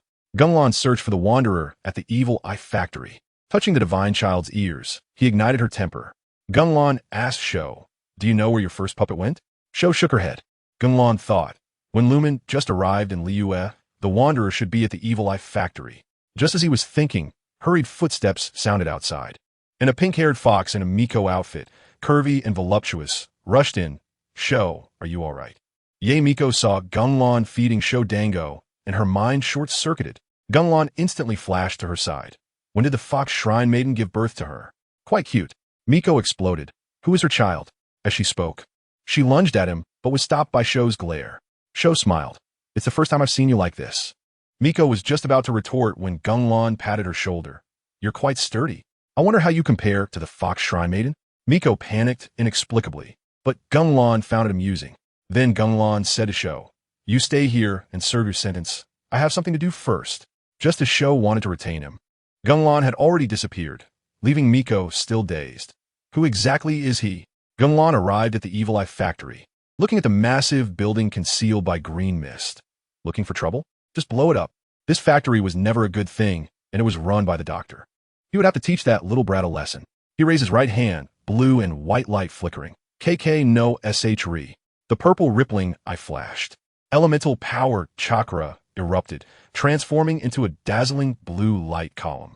The light column precisely struck the factory, and after a huge explosion, the factory was completely destroyed, even leveling the mountains. Gung Lan sensed, not here, opening his palm to reveal the golden reincarnation eye. The vortex sucked away the remnants of the demon god, still not used to having eyes in my palm. Having come to Inazuma, Gung Lan used the god of war to return to the Tenshikaku. Just as he arrived, he heard Miko questioning Sho. Is he a demon god? And ridiculously strong? Sho replied, yes, even the Lion King was taken out in seconds. I fought with him for a long time. Gung Lan suddenly popped up. That Riding King isn't dead yet? Miko jumped in fright, and just as she was about to pretend to be calm, she felt a warm sensation in her ears, and someone was touching them. Her mindset instantly broke down, and she shouted hysterically, "What are you doing?" Gung Lan was puzzled. You're an ear-folding fox. Isn't your mom an upright-eared one? Miko went even crazier. Who said she was my mom? She's just an elder. Gung Lan teased Miko, finding it super funny, encountering custom fireworks from Yoimiya.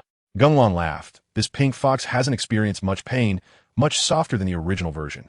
If it were the original Ye Miko, she would have found a way to retort by now, but now she just blows up. Gung Lan said, the Illyr you mentioned is still alive, just half damaged, and still brags everywhere about how awesome he was back then. Sho shook her head helplessly. He's super famous in Inazuma now. It's rumored that Miko grew up listening to his stories, thinking, if he hadn't thrown me out of the range of the heavenly thunder, I would have been dead long ago. Gung Lan shrugged. Alive is alive. We'll fight again next time and let him know what the 6 paths are. After finishing, Gung Lan glanced at Miko, preparing to leave with the god of war, when Miko complained, what is he coming over for? Gung Lan suddenly popped half his body out. Little fox. I heard that. Miko screamed on the spot. Aw. Gung Lan walked through the streets of Narukami Island, stuffing a large rice ball in his left hand, holding a sushi box in his right hand, and still hanging on to some thick fish cakes, tempura, and milk tea, his mouth never stopping, passing by a small warehouse. The kimono-clad Kokomi stared at him. This outfit is too eye-catching. Kokomi jogged over. Excuse me, which master made your clothes? Gung Lan initially didn't hear clearly, thinking it was a little fly buzzing. After hearing it clearly, he pulled at his robe and said, designed by the owner of Chiyukiya. Kokomi suddenly understood, and Gung Lan continued walking. Suddenly, he was attracted by a blonde girl, dressed in red with a big butterfly clasp, wrapped in bandages, talking to an old man. The girl shouted, Dad, the Akatsuki family has ordered fireworks. After shouting several times, the old man finally heard. Gung Lan walked over to greet them, and the girl smiled. Hello, I'm Yoimiya, this is my dad. Gung Lan replied, I'm Gung Lan. Yoimiya asked, you just arrived in Inazuma, right? I could tell a glance. GengLan praised. I've heard that the Nagano family has exceptional fireworks, so I came to see for myself. Xianggong shyly replied, oh no, I'll make the best ones for you. GengLan asked Ryanosuk, what did the old man's ears get injured? Ryanosuk proudly said, it was a few years ago. Luckily, I have Xianggong. Xianggong was puzzled. Lan, your voice isn't loud. How can my dad hear you clearly? GengLan answered, it's nothing special. It's just that my hands are skilled. Xianggong pulled him into the house, and GengLan said, I want super large, super spectacular fireworks. Xianggong asked, is it for festival? GengLan replied, it's for someone. Xianggong instantly understood and smiled. Leave it to me. After leaving the fireworks shop, GengLan was pondering where to go next. GengLan encountered Arataki Itto. All the characters from Inazuma made their appearance. Xianggong looked like she was easy to chase after, but she was actually nice to everyone. Winning her over wasn't that easy. GengLan then headed to the iconic building of Inazuma, and when he reached the mountain, the shrine maidens were just doing their own things and didn't come over to disturb him. He bypassed other buildings and arrived in front of the sacred Sakura tree. This tree was still shaped like the 6-pointed star of the reincarnation eye that GengLan had formed with his eye of reincarnation. Suddenly, a mischievous laugh came from behind. Ho-ho, I won, Kujo Kuro. Ha ha. GengLan turned around and saw a burly man, white hair, red horns, with a strange yet silly appearance. It was Arataki Itto, the #1 fighter. Next to him was Kujo Sera, dressed in military uniform and wearing a red birdbeak mask. Just as GengLan was about to walk over, 3 more people approached. A green-haired girl with a mask, Arataki's big brother, Kuju Shinobu. Kamisato Ayaka, with long white hair and a fan, and the detective-style Hirosaka Heizo, with wine-red hair. GengLan was shocked. Whoa, a critical hit. So many people came at once. Kuju Shinobu shouted boss, with a voice that could rival the might of the Shudao mountain. Itto trembled, but still retorted, haha, did you see? I beat Kujo Kuro. Hirasaka Heizo helplessly covered his face, while Ayaka used her folding fan to cover her face, embodying the demeanor of a refined lady. Kujo Sera was displeased. I didn't say I would compete with you.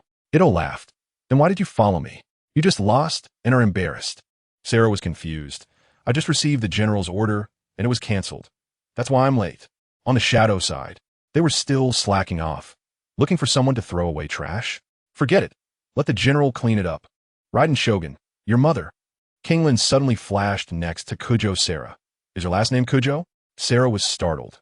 This teleportation was too ridiculous. GengLan asked again. You have black feathered wings. You're a Tengu. Shouldn't your last name be Sasa? Sera was puzzled. Sasa? The Tengu clan split up 1,000 years ago. Kujo is the surname granted by the general, and the Tenryo Commission belongs to the Kujo family. After Kuju, Shinobu added that. GengLan asked, who is the leader of the Tengu? Everyone answered, Amaterasu, the supreme deity. GengLan secretly smiled. Isn't that the name everyone gave me back then? GengLan greeted, I'm Lan, a traveler passing by. Ayaka explained, we came out with Ito. He said he would show us something super amazing.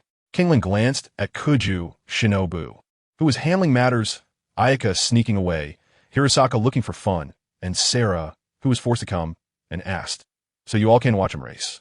The others looked at Ito with expressions that clearly said, no way. Ito awkwardly smiled and pulled something out of his pocket. Use your imagination. What is this? Then he shouted, Tada! A golden giant Oni beetle. Isn't it amazing? The others instantly clenched their fists. We came all this way just to see this? Ito flaunted the golden, shining Oni beetle. GengLan encountered Ayaka, asking for a fortune. The outlying island tasted special dishes. Kuju Shinobu looked speechless at the excited Ito. She really couldn't understand his thought process. Even the Oni clan wouldn't be this foolish, right? Could it be that his mysterious older brother taught him? Hirasaka Heizo asked. This beetle is quite big. Where did you catch it? Ito laughed. Heizo, you understand. Caught it in the forest of the Guardians. That place is super dark, and this beetle shines like gold. I spotted it right away. GengLan glanced at the beetle. Inexplicably reminded of the golden beetle from the movie version of the Oni, though they weren't the same species, and noticed that the beetle had a strong rock element. Ayaka remained silent beside him. She rarely came out, and this time she snuck out without telling her brother. GengLan was surprised. Why is it Ayaka? I thought the one following Ito was her big brother, Ayato. Thinking. In the story, Ayaka said she had no friends. Doesn't she have a whole bunch now? Ito excitedly introduced the beetle. Look at this head, these legs, these long horns. From now on, it shall be called the majestic golden Flash King. GengLan suddenly thought of a demon beetle god. If it were used for beetle fights, the scene would be unimaginable. Kujo Sera coldly said, there are matters at the mansion. I have to go back. GengLan suddenly said, it's better to go back now. You can see what you want to see. Thinking mischievously, it would be interesting to let her see the general showing off snacks. After Sera left, Hirasaka was confused. So what do we do now? Ayaka suggested. Since we're at the shrine, let's draw a fortune before we leave. The others agreed, and GengLan joined in. He naturally exuded charm, so no one doubted his identity. Kuju Shinobu suddenly felt awkward, wanted to run but was pulled back by Hirasaka. My sister is also here. Kuju Shinobu screamed internally. Is this even the same? The group went to the shrine to find the shrine maidens, Jin, Winter, and Ringo, to draw fortunes. Ito confidently declared, I'm definitely getting the best one. When the results came out, Kuju Shinobu got good luck, Hirasaka got bad luck, Ayaka got medium luck, Ito got great misfortune, and GengLan got great luck. Ito gasped and drew again. Let me draw for Kujo Tengu.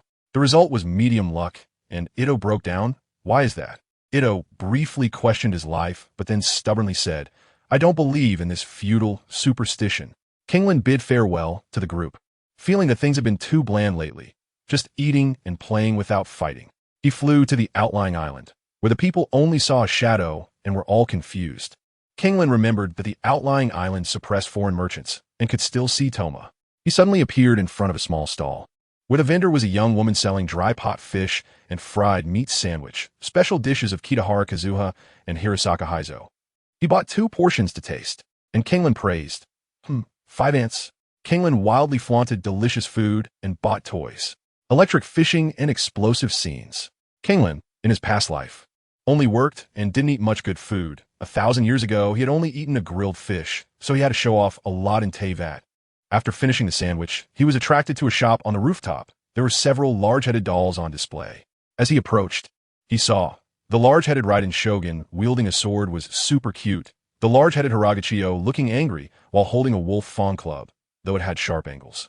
It should have held a sword. The obediently sitting large-headed Kitsune Seiyuji was adorably explosive, and there was even a white-haired Raiden Shogun in a transformation pose. Finally, GengLan was stunned. There was even a large-headed Susanoo in purple armor with little wings. How could they make something so cute? GengLan directly bought everything, getting one of each doll, and even bought 3 of his own Susanoo doll with blue and orange versions. He stored the dolls in the Kamui space. And GengLan went to the Inazuma dock. Compared to Liyue Harbor, it was way too deserted here. He sat down by the shore to fish, remembering that this spot could catch cannonfish. He had caught quite a few before for refining fish spears. The nearby fisherman noticed his unfamiliar face and secretly wondered, I wonder if he can use up his bait today. After a few minutes without catching anything, GengLan's hand shook, and a spark fell into the water. Electrifying effect was exceptional. All the fish floated up, and he collected them using Kamui. The Air Force guy never fishes. The nearby fishermen were baffled. Something's off. Very, very off. GengLan used Kamui to stuff a large cannonfish under another fisherman's rod, pretending to catch a fish. Here it comes. Here it comes. He pulled the rod hard, and the green cannonfish was pulled out of the water, its scales dazzling the fisherman's eyes. Everyone surrounded him. Little brother, you're too explosive. This fish is too big. GengLan puffed his chest in pride. He secretly stuffed another cannonfish under a fisherman's rod. That fisherman felt the rod tremble. Old friend, help me out again. He pulled with all his might to catch the fish, his face full of pride. His friend excitedly wanted to touch the fish, but suddenly the fish flailed and fell back into the sea. This fish would get bigger and bigger in the fisherman's mouth and smaller in his friend's mouth. GengLan smiled and left the fishing area. Gazing into the distance at the dock, GengLan encountered the Death Star. The Sharingan scared Susanoo into a faint. Beta's extreme rescue. Gung Lan shouted at the sea. Oh sea, you are all water. After shouting, he fell silent. Looking at this calm sea, it was really boring. In the past, he spent his days either fighting or preparing for fights. But now he either relied on his Rinnegan to maintain a peaceful mindset or traveled for tens of thousands of years, seeing life in a more laid-back way. He thought, I haven't done much in these tens of thousands of years, just eating, drinking, and having fun while taking advantage of others. Suddenly, he spotted a large pole on the sea's surface, and his emerald green eyes instantly turned into scarlet Sharingan. It's a lookout tower. There was a sailor on top looking this way through a telescope, apparently spotting a ship. On the Death Star ship, Susanoo shouted from the lookout tower, Big sister, Inazuma has arrived. At the bow, Beidou, dressed in red and wearing an eye mask, looked heroic. Great. Full speed ahead. The Death Star ship revved up its engines, followed closely by the cargo ship behind. Susanoo leaned against the lookout tower, sighing. It's always such a hassle coming to Inazuma. He pointed the telescope at the dock, when suddenly his vision went black. He thought the lens was blocked, but when he removed the telescope, he realized his eyes couldn't see anything. The next second, a pair of scarlet Sharingan appeared in the darkness, adorned with black tomo, exuding a terrifying aura. Susanoo screamed and fainted, falling down. Below, people were still complaining. How could the old lookout fall down? Beidou spotted the falling Susanoo and dashed up wrapped in electro energy. Susanoo, just as she was about to catch him, she barely missed. Everyone gathered around, and Furong looked disappointed. Big sister Susanoo. Beidou stared at the sea's surface, filled with regret. Suddenly, another scream was heard, and everyone looked up. Susanoo had fallen from the lookout tower again. Beidou reacted quickly and rushed over again. Susanoo thought, just got dizzy from the eye, then got woken up, and when I opened my eyes, I was in mid-air. Gentle purple energy enveloped Susanoo, and Beidou caught him in a princess carry. Susanoo slumped in her arms. Big sister? Beidou had the ship's Dr. Ginkgo check him, while Huixing and Furong were still chatting. Could it be a precognitive ability? Huixing turned around to find someone who agreed, suddenly spotting a figure in a black robe with white hair. Her first reaction, wow, so handsome. Then she was stunned. Dude, who are you? Furong shouted, and everyone on the Death Star turned to look, while the cargo ship behind was confused. Why isn't the main ship moving? Everyone watched the suddenly appearing figure with caution, and Gung Lan scanned the crowd. All familiar faces, but I don't recognize them. Just Beidou. Gung Lan rewound time to alter memories. Beidou excitedly invited him to a hot pot feast. Beidou drew her black rock greatsword, and the atmosphere became tense. Gung Lan glanced at the sword. Hey, I have one too. But mine is the black flame greatsword. Beidou coldly asked, Who are you? Gung Lan replied, Don't be nervous, I'm just a passerby. Qian Lu shouted, Our ship is so fast. How did you sneak on board? After saying that, he hid behind. I'm just here to settle accounts. Don't hit me. Gung Lan took out his purple vision. Isn't that simple? I'm a holder of the electro vision. You know how fast I am. Captain Beidou. Beidou remained on guard, and Gung Lan sighed. As expected, I'm not suited for explanations. A flash of red light appeared in his eyes, and the crew sensed danger, raising their weapons and charging. An armed fleet is not something just any ship can handle. Gung Lan stood still, and Beidou was the first to strike. Her black-red greatsword wrapped in violent lightning, and others' attacks came simultaneously. Logically, Beidou should have been the fastest. Yet everything synced up. Gung Lan smirked and lightly clapped his hands. The sound of metal clashing echoed, and everyone charging froze. Blue and white ripples spread across the scene, and they began to move backward. Beidou maintained her charging stance, but flew backward, as if the sky was flipping like the sun turning into the moon. Instantly, they returned to the moment Gung Lan just boarded the ship. The blue and white disappeared, and Beidou suddenly smiled. Brother Gung Lan, you're here. I didn't expect you to have time to come to Inazuma for fun. Gung Lan secretly altered their memories, making everyone think they were already acquainted. And this was a coincidence. Gung Lan smiled. I've been free lately, just happened to run into you. Beidou patted him on the shoulder. Last time I couldn't talk much next to Ningguang, but she's not here this time. Want to hang out with us? The crew also urged, Brother Gung Lan. It's super fun at sea, Beidou added. It's a pity we have to go to Inazuma to transport goods first. Let's go have a drink. Gung Lan nodded. Sure. Beidou directly took Gung Lan to the Kanamiya tea house. Don't be fooled by the name. They even have hot pot. As soon as they entered, they saw a chubby Shiba Inu by the bar barking at Beidou. Gung Lan thought, much cuter than my outer Dao demon dog. And it can even play with knives. Outer Dao demon dog. I transformed into a plush version for you. Isn't it cool to have long hair and bleed? After entering the private room, Gung Lan sat down and asked, Where are the other crew members? Beidou wrapped her arm around his neck. They went to have fun elsewhere, just us two. Gung Lan wondered, I just altered their memories and added some goodwill. Why is the direction off? Forget it, I'm overthinking. The hot pot arrived, and Gung Lan tried it. It was delicious. Beidou chugged a mouthful of alcohol and filled Gung Lan's cup. Cheers. Gung Lan raised the jug and drank it all in one go, and Beidou shouted, That's the spirit. She poured another jug. The two took turns drinking, and soon Beidou was passed out on the table, while Gung Lan was slightly tipsy. This drinking capacity is unmatched. Gung Lan rubbed his phone and logged onto Teyvat. He watched videos and laughed crazily. Gung Lan's physique was extraordinary. Anything he drank could instantly be converted into energy. No matter how much alcohol he consumed, it felt like drinking water. His face was slightly flushed, but that was just because the hot pot made the room too warm. With no air conditioning, it was sticky. He glanced at the passed-out Beidou and pondered how to handle it. On the other side, Furong and Huixing were at a stall drinking dango milk. And Huixing praised, Inazuma snacks are so innovative. The owner puffed out his chest. That's selected by the Raiden Shogun.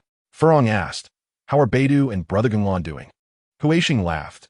With Beidou's drinking capacity, she must have made Brother Gung Lan kneel, forcing him to go back and be the village chief. Furong quickly stopped her. Don't say nonsense. Gung Lan was walking down the street with a tipsy Beidou floating behind him. Thanks to the heavenly Dao effect, the sky was dark and the shops were closed early. Having had a super fun day, he brought Beidou to the hotel, asked the staff to take her inside, and as he stepped out, he heard a guard scoff. TCH, what guy who tricks girls? Gung Lan heard, but didn't pursue it, but he noted it down. The next day, that guard was dismissed for taking a breath. Gung Lan, it's not that I'm petty. You truly misunderstood. I'm very law-abiding. Gung Lan took a walk at night and arrived at the Konan Ryotei, suddenly thinking, it's so annoying not having a phone in Teyvat. I'll make one. With a thought, a black rectangular object appeared in his hand. The waitress Anai was shocked. I'm encountering a thug? A brick. A brick. She thought it was a brick, but later saw Gung Lan fiddling with it, turning it on, and the glowing rectangular brick made her even more confused. Is he a vision holder? The phone booted up smoothly, and Gung Lan opened Billy. 2,233 Chan was lying on the ground in guilt, with a bandage on her head. No internet? That's impossible. A flash of purple light appeared in Gung Lan's eyes. A strange power enveloped all of Teyvat. The ley lines were confused. What is this thing that came in? Billy restored, and he clicked on a video. September High School's ninja war with the Raikage? Gung Lan was puzzled. How does this one-armed ninja work? Is it going to level up like his brother? He scrolled to absurd funny videos, then to the 4:8 incident rhythm. Gung Lan clicked his tongue. So abstract. Old me is too arrogant. The Wanderer must be found. The blonde must also undergo special training. They're all becoming cameras. Next, he came across a cosplayer dancing as the Snow Raven, and Gung Lan silently bookmarked it. I'll let Andujia wear this when I go back. He continued scrolling, landing on the new storyline of Honkai. Star Rail. Huh? Raiden, the one who becomes a werewolf for you? Gung Lan recalled his trips in Honkai to earn pocket money. Having seen abundant resources like ants, and when he sensed malice, he shot a light arrow that exploded. Others thought it was a hunt. He laughed. I've never seen a werewolf. Let my outer doubt demon dog imitate it. Mienin watched Gung Lan frown and smile at the glowing rectangular brick, mustering her courage to approach. Sir, your street food is ready. Gung Lan smiled and took the bag, sensing her nervousness, and asked, What's wrong? Mienin quickly said, It's fine, sir. The green-yellow square cat box next to them also stirred. Everyone thought it was just an ordinary box. Gung Lan's phone was ambushed by GengLan's. The video call was explosive. Gung Lan noticed Mienin Anchi staring at his phone, so he handed it over.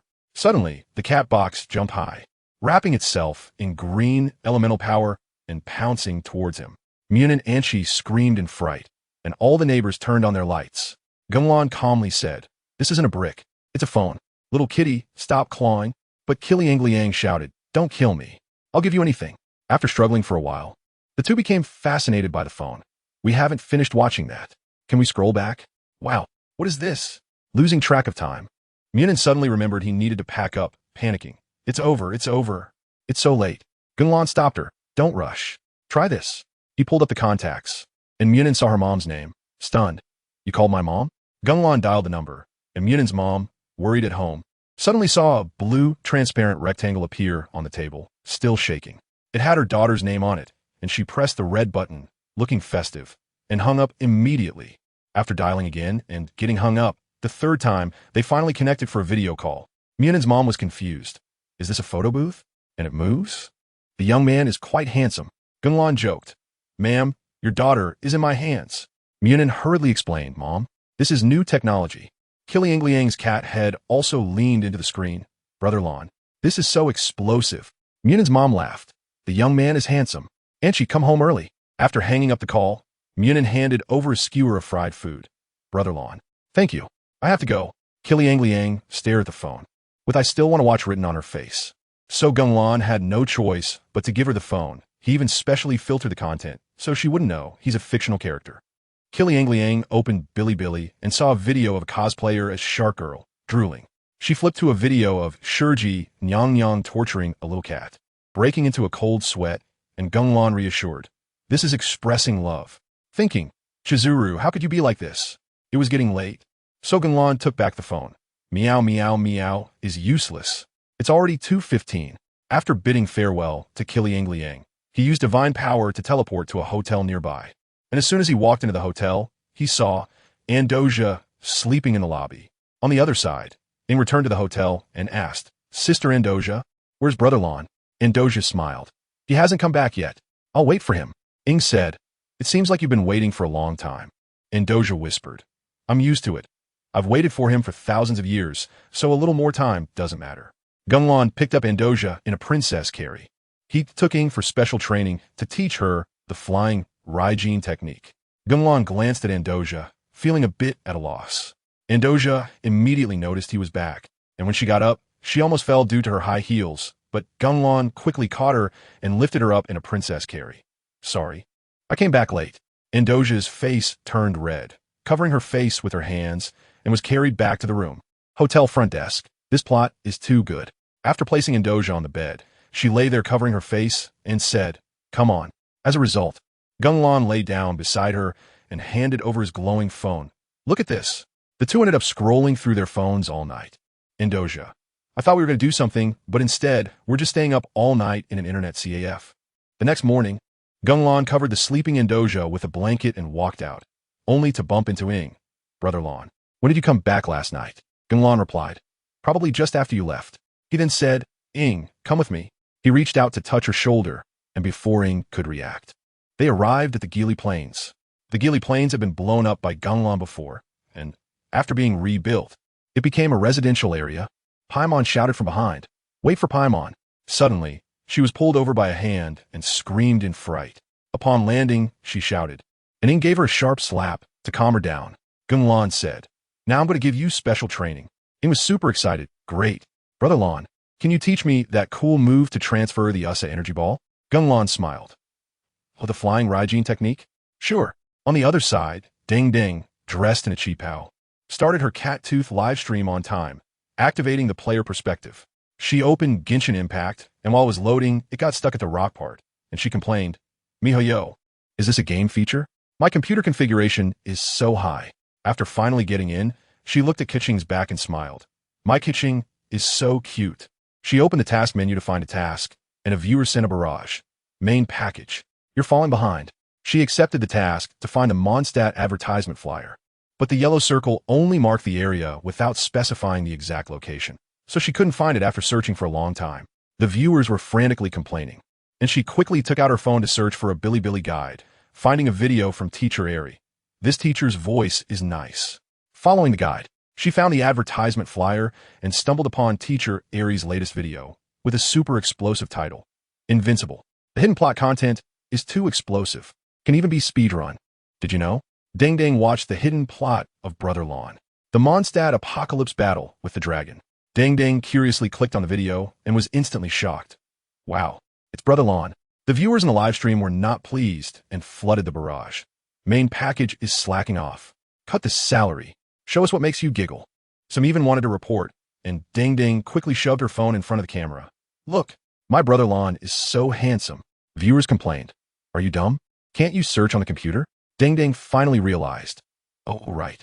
She switched screens to search for Eri on Bilibili, and viewers sent a barrage. Eri's mom. "Catch the fortune." She clicked on the video, and it immediately showed Gung Lan's handsome face. He was standing on the roof with Ing, Jean, Eula, Dialek, and other Mondstadt characters, with a storm cloud sweeping across the world outside, looking like the apocalypse was arriving. In the distance, a giant dragon wrapped in a black and green whirlwind roared at the sky, sending shockwaves everywhere.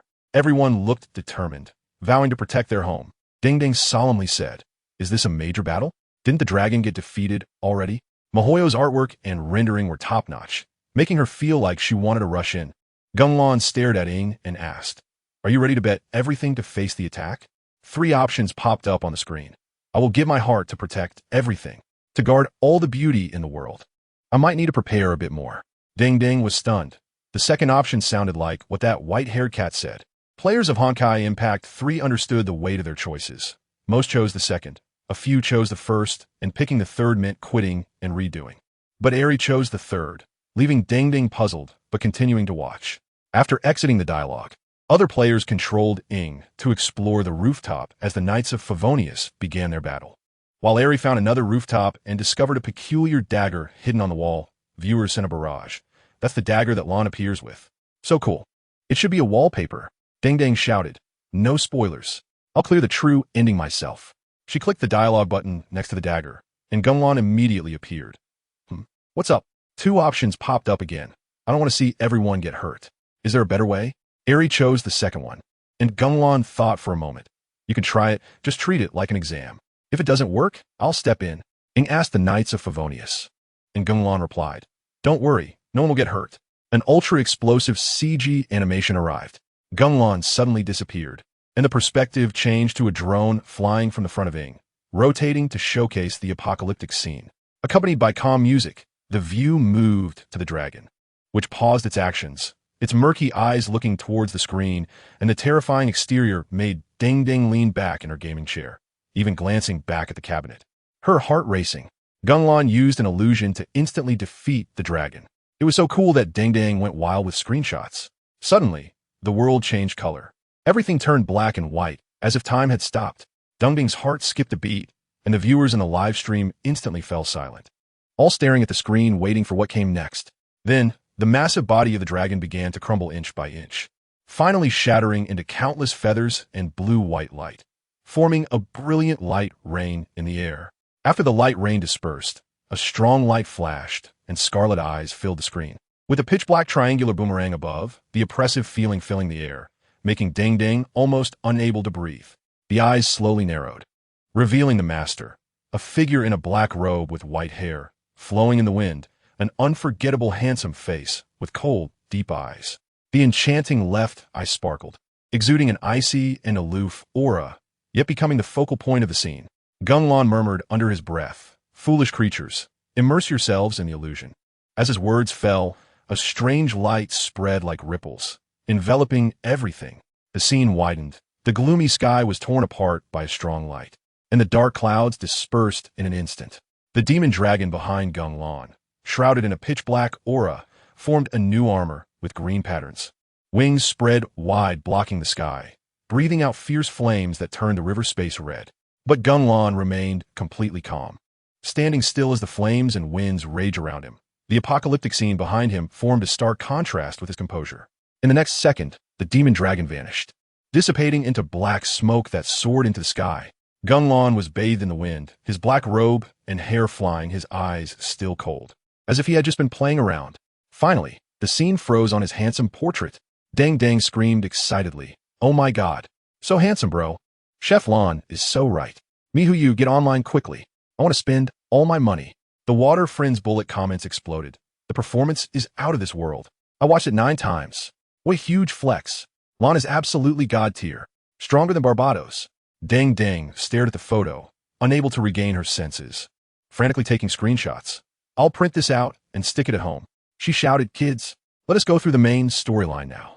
Looking back at the photo, her heart was racing, finally understanding the feeling of a love simulation player. She used to think the two-dimensional world was fictional, but now she wanted to dive in even if it was fictional. She reopened Genshin Impact to fight monsters and farm materials, seeing comments saying the main storyline requires characters, and said, "I'm willing to endure even if the main storyline is long." Suddenly, she let out a strange cry, looking at the camera and grinning foolishly. The water friends commented, "Is the main package possessed? Is she going crazy? I thought she was XLD." Dang Dang immediately retorted, "Who are you calling XLD?" She notified the administrator to ban this person, and in response, a water friend commented again, "Ha, this is my alternate account." Dang Dang was grinding hard waiting for Brother Lan. The pot was so engrossed in the storyline that he stopped streaming. Big Snotty was also thrown into the little black room. Water friends commented, "Heroically sacrificed, bro." Dang Dang was so angry her mouth twisted, and she simply stopped looking at the comments, focusing entirely on playing Genshin Impact.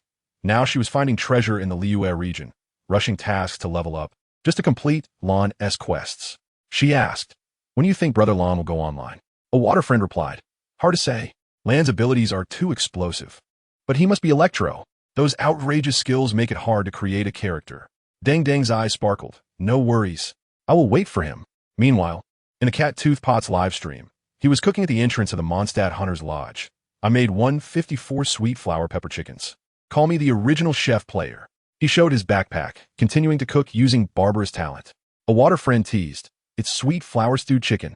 Others are showcasing skills and going through the storyline. "And you're cooking here?" Suddenly a paid message popped up. "Main package. Brother Lan has new story content. Super handsome." As soon as the pot saw the word Lan, he immediately left the cooking station and rushed to the computer. "Really? I got so caught up in cooking. Why didn't you tell me something was happening outside?" The water friends laughed. "Who told you not to look at the comments? Cooking so seriously." The pot searched for Black Day on Bilibili. That video had 14 million views in just 3 hours. Clicking in, he understood immediately. Black Day was the first on the internet to find the hidden storyline, showcasing Lan's stunning scenes, and Lan's fans went wild. After watching, the pot went crazy and inexplicably into the stream. Water friends teased, "The pot is going to mess with that broken pipe again." On Dang Dang's side, after decrypting, she was wildly bullied by the boss, spending coins and dying twice for being burned. She finally leveled up to the required storyline level. Paimon suddenly appeared. "Traveler, is that Amber?" Dang Dang looked and saw a red figure. Paimon pulled Lumen over. "Hi." Amber joyfully exclaimed, "What are you guys doing here?" "I thought you went to Liyue." Paimon shyly replied, "Not yet. We're temporarily transitioning here." Amber smiled. "The aftermath of the dragon disaster is done. I came out for a walk. It's a bit boring, but I can rest." Lumen, breaking the silence, said, "We're also free. Let us play together." Dang Dang asked, "What does Amber usually do when she asks free?" Amber replied, Jumping from high places, does that count as practicing flying skills? Paimon shouted, so dangerous. As they spoke, they arrived at Starfall Cliff, and Amber pointed to a distant rock. Jump from here. Let us see who gets there first. I'm Mondstadt's flying champion. Cutting to the control perspective, Deng looked at the acceleration circle and wind field, and her head suddenly hurt. Memories of being stuck in the flying test flooded her. But for her long-cherished lawn, she gritted her teeth. I'm going for it. Deng faced flying challenges and encounter storm. Lumen unleashed the power of the Anemo Archon to blast away the Herald. Waterfriend's bullet comments flooded in. How can a person be abstracted to this degree? My grandma could do it. Suspecting the main package is acting. This baby is playing through levels like Jun is fighting the heavenly Tao. Deng felt frustrated. If I were capable, would I be stuck for so long? Finally passing the level, she regrettably lost to Amber, who made Amber's talent boost her flying speed and falling speed. Just as she was about to land, an animation played. Amber landed with hands on her hips. Lumen was about to land when a strong wind like a shockwave knocked Amber into the sea. And Lumen and Paimon fell too. Paimon splashed in the water, and Lumen pulled her up while she yelled, making Lumen's ears hurt. The three swam ashore to find the culprit, and Lumen activated elemental sight to discover traces of an unknown wind element, leading Amber to chase it to the South Wind Lion Temple. Not caring, they went in. They smoothly reached deep inside, but a large door blocked their way, and no mechanism worked. Suddenly Lumen had an idea, condensing a ball of wind element wrapped in wind blades. Amber was shocked. More powerful than Captain Jean. Deng commented. Wendy's power is still around. This drunkard is somewhat useful. Lumen shouted, hold on to me. Amber and Paimon grabbed her clothes, and she pressed the wind element ball against the door. The violent wind blades erupted, nearly blowing Lumen away. The door instantly filled with cracks, and with one sword strike, it collapsed. Just as they entered, several water blades attacked. Lumen used the wind element to block, and a tall, blue, water-armored monster appeared. Deng laughed. This monster looks pretty good. The monster stared at Lumen. Blood relative of the Majesty? Lumen drew her sword. Amber raised her bow, and the monster roared. Even if you are a blood relative of the Majesty, I will eliminate you. Lumen, what? What are you saying? The monster flashed with blue light. Its dual blades sharpened, charging at Lumen for a clash. Its two-handed blade surprisingly matched Lumen's single-handed sword. Cutting to the battle segment, Deng sighed. How long will this take? Seeing the monster, named Abyss Herald, I guess it's an evolved Hydro Mage. She controlled Kitching, Bennett, Jean, and Noel's team, first switching to Bennett to charge in, holding the elemental skill down hard. Deng battled the Abyss Herald. Lumen borrowed the power of the Anemo Archon to blast the scene. Waterfriends commented, main package. Full power elemental burst after a long wind-up. Getting hit? Deng was stunned. ISNT that damage a bit higher? The next second, the Abyss Herald interrupted Bennett's charge and sent him flying.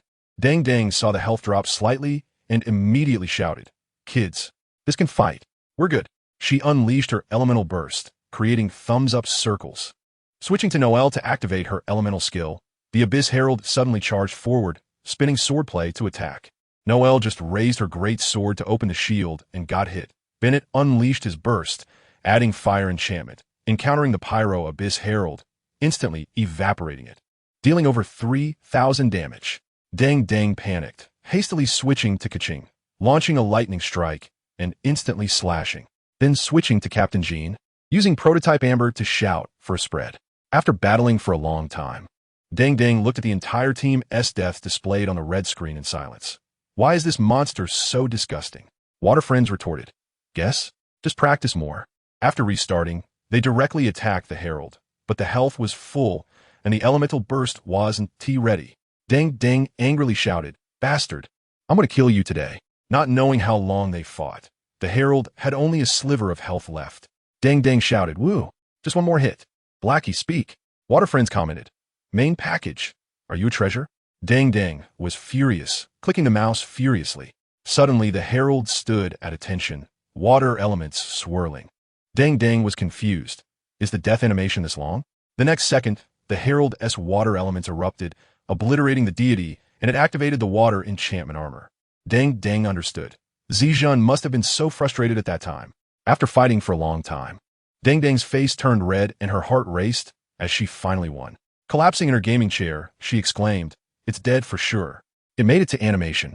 In the animation, Ing and the Anemo Archon's apostle fought back and forth, using wind blades to accelerate and suppress, while Amber shot arrows to interfere. The apostle slashed through Count Bunny and laughed. Did you think I would fall for that again? Suddenly, a rain of fiery arrows fell from the sky, and the apostle unleashed a sword dance that caused water element sword chi to explode. Ing used wind elements to accelerate and dodge, her blade sweeping. Light green wind elements turned blue-green, unleashing a powerful force. She shouted, "Barbados, lend me your power." She charged at the apostle at high speed. The apostle tried to block, but found that Ing had disappeared. The next moment, a sharp pain hit her waist, and a deep wound emanated abyssal energy and water elements. If it had been a little off, she would have been cut in half. Ing drew her sword from behind, and the wind element exploded, taking out the apostle in an instant. Amber gave her a thumbs up. Dang Dang praised. This is how a protagonist should be. So cool. The viewers in the chat commented, Barbados is finally doing something useful. Learning to show off from Albedo. Suddenly, a loud explosion rang out, and the three of them looked over in confusion. What had just exploded in the background that they hadn't noticed? A heat wave rushed towards the three. Ing opened a wind shield to escape the ruins. Eula appeared, holding a grudge with a stark contrast. Ing immediately released her wind elements, forming a circular shield to protect the three. She had mastered wind elements. If she fought pain again, even the heavenly Tao would be defeated in a second. As the heat wave approached, Ing led everyone back, making a dash out of the ruins. A massive fireball burst out of the door and shot into the sky before stopping, leaving the three in awe of the spectacular scene. What exploded? I have no idea. Ing wanted to go back in to take a look, but the entrance to the ruins had collapsed, isolating the space. If Gung Lan were here, one divine might would have opened it. Ing analyzed. They seem to have a purpose. Let's check out the other Four Winds Temple. The three agreed and hurried to the next ruin. Meanwhile, in Mondstadt, Jean was working late in the office. She could rank in the top 3 for working overtime in Teyvat. Lisa pushed the door open and entered. Jean, look at this. Jean took the paper and saw abnormalities in all creatures within Mondstadt. She stared at the report seriously. Captain Fariga had taken most of the personnel, and the knights were stretched thin. All the pressure was on her shoulders, and she felt a bit dizzy. Lisa comforted her. You still have us.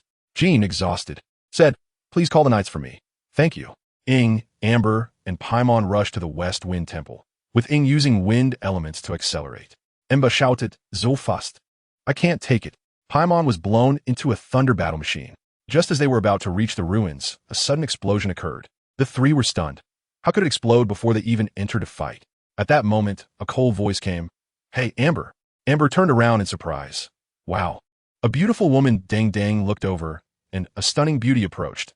Short blue hair with a black lace headband, a knight's outfit looking sharp, an ice element vision on her shoulder, high-heeled boots with spurs. Her aura was explosive. The viewers in the chat commented, I really like this mature lady. Amber asked, Eula, what are you doing here? Eula replied, just returned from a mission Jean called the knights, and I happened to be on my way here. Amber was confused. What call?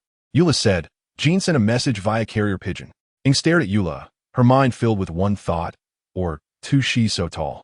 Eula noticed the gaze, placed her left hand on her hip, and looked up. You're sizing me up without greeting me. I'll remember this grudge. Dang Dang laughed. She thought Eula was a cold and aloof lady, but she turned out to be a Sunder a little fool. Amber tried to mediate. Don't mind her, traveler. That's just how she talks. Eula huffed. You define me however you like. I'll remember this grudge too. Paimon internally complained.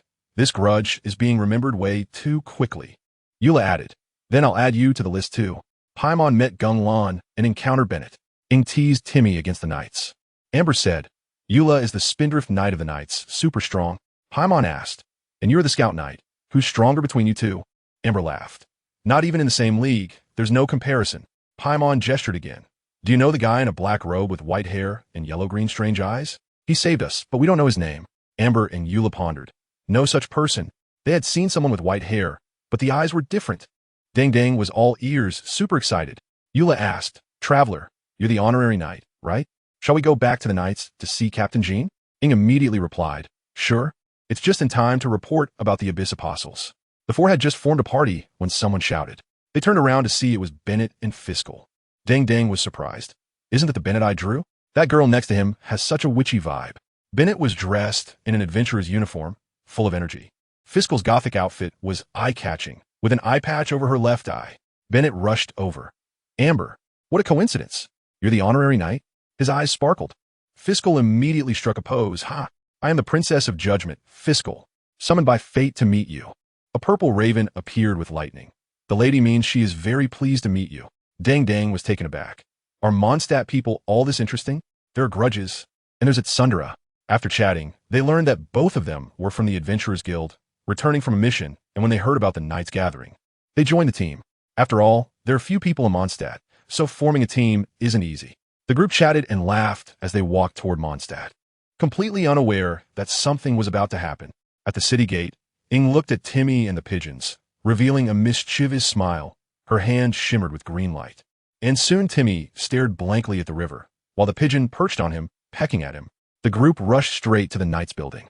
The residents saw the honorary knight who saved Mondstadt and didn't ask much, but they avoided Eula. Bennett was confused.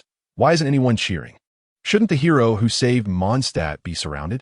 Seeing the silent Eula, he understood he had misspoken and quickly lowered his head. Dang Dang realized. Eula must have a secret. It will be revealed later. The group reached the fountain area, and Amber and Bennett had just climbed the stairs. Ing climbed the wall to show off her skills. The round table meeting gathered the strong of Mondstadt. Eula exclaimed, Traveler? The two turned around in surprise. Ing hadn't taken the stairs, but had climbed the wall. And Paimon followed without surprise. Fiscal immediately struck another pose, as expected of a traveler from another world. Just as the stars foretold, you are extraordinary. Oz chimed in. The lady means the traveler is truly special. Ing climbed up and turned back, urging, you all are so slow. Climbing walls is so fast. Ying's inner thoughts. I'm the last one to climb the wall. The chat exploded. You're so awesome. I like it. Ing entered the knight's door, and Kia popped out with a smile. You're here. Follow me. He led everyone to the second floor meeting room. Previously, they had either gone to Jean's office or the library, but never here. Upon entering, a huge round table was set up, and Jean sat in a prominent position. Traveler, so great to see you again. Internally, Traveler, we're good to go. Dang Dang scanned the round table from Ying's perspective, filled with her characters, super surprised. Brown Red Amber, Deep Blue Kia, Bright Blue Eula, Deep Purple Lisa, Red and White Bennett, Dark Purple Fiscal, Blue and White Barbara, along with the cold nun in fishnet stockings, the cute girl in the red hat, and the blonde guy. She rubbed her hands excitedly. So many characters at once. This is amazing. Jean spoke. Everyone has been summoned and must have questions. She then mentioned that monsters within Mondstadt, including Hilichurls, were all agitated, with numerous attack incidents. Ing raised her hand. Captain Jean, Amber, and I discovered the Abyss Order at the Four Winds Ruins. 2 ruins were even blown up. Jean's expression turned serious. The situation isn't optimistic. The other ruins might. The blonde guy spoke up. Do you have any information about the Abyss monsters? The girl in the red hat leaned forward, adjusting her hat. Brother Albedo, are the Abyss Order fluffy? Dang Dang was melted by the cuteness. What a cute little lowly. Albedo nodded, and Ing, feeling sorry, took out a new sprout from the ley line and handed it over. Albedo wrapped the sprout in golden light and praised. It's an Abyss Apostle. Super tricky. You can defeat it. That's amazing. Ing put her hands on her hips, and Dang Dang proudly said, say more. I love to hear it. Jean assigned tasks, and Ing initially felt tired and wanted to back out, but upon seeing the generous rewards, she immediately changed her mind. Protect Mondstadt. I, the little yellow-haired one, have no choice. Jean thought to herself. The change of face is really fast. Ding Ding opened the task panel. Go to the Wind Dragon Ruins and protect Tulin. Reward, 40 Primo Gems. She was overjoyed. I love the captain. Just in time for the weekly boss. Tulin thought, dude, what are you doing? Ding Ding entered the Wind Dragon Ruins and encountered a wind wall. Vinny saved the day and took out the Abyss Mage in seconds. Ding Ding didn't waste time and directly teleported to the statue of the 7 in the Wind Dragon Ruins and, as expected, was sealed by the wind wall. She was knocked back several times and even died with Kiching. She slumped in her gaming chair, staring blankly at the camera. Miho yo, I'm up for the early shift. Kiching thought, I should have skipped the early shift too. If I had known, I wouldn't have teamed up with you. Dying hundreds of times a day. Where do you get so many fried eggs from? Listening to the viewers, she decisively teleported to a nearby waypoint, finally breathing fresh air. She ran towards the task's yellow circle, revived Kiching, and used Kiching's massive flying Raijin to speed up. My evaluation. This operation is more sinister than Deadwater? Ding Ding controlled Kitching to enter the yellow circle, and as soon as she did, she saw several hilichurls surrounding the Abyss Mage and performing a suspicious ritual. The viewers sent bullet comments. I know this, it's called a sword discussion. Ding Ding immediately shouted, Room manager, mute them. It's over. I can't look at these monsters the same way during commissions anymore. Ignoring this, she went straight into battle, and she actually showcased ultimate skills, using skills whenever available, clearing 5 monsters in one go. She laughed out loud. Haha, finally standing up. Entering the CG animation, the blue Abyss Mage trembled among the fallen hilichurls. You, don't come near. Ing and Paimon walked over with mischievous smiles. Each step felt like stepping on the mage's heart. Suddenly, a transparent water bubble crashed in, and just as Ing drew her sword, a gust of wind blew through. The bubbles all burst, and the Abyss Mage was pierced by the arrow of wind. The bar descended gracefully with a beautiful bow, and Paimon shouted, A minstrel! Veni facepalmed in disbelief. Can't you change that title? Paimon apologized. I'm used to it. What are you doing here? Veni replied. There's a biological riot in Mondstadt, didn't you know? I'm here to check on Tulin. It counts as an animal, right? Ing asked. You really don't know what's going on? Veni replied with a pout. How would I know? I'm just the weakest god. Veni thought. Do you really believe that? Who among those Pain would be able to defeat me? The viewers exploded in comments. Veni is the weakest god. The Fatui are so powerful.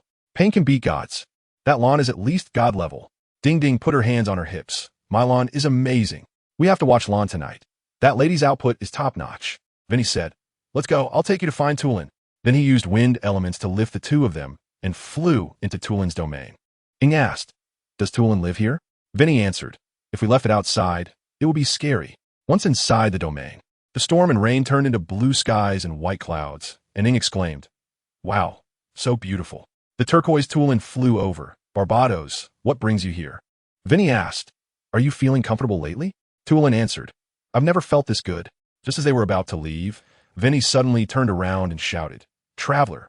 A black-purple starry portal appeared in an instant, and before Ing could react, familiar water blades flew in. She finally realized. Enemy attack. Protect! Ing was ambushed by the water blades. Veni rushed to save the dragon in danger, and Ing broke through with one sword. Ing drew her sword and was about to block when she noticed the water blade was alarmingly fast before the sword was fully unsheathed.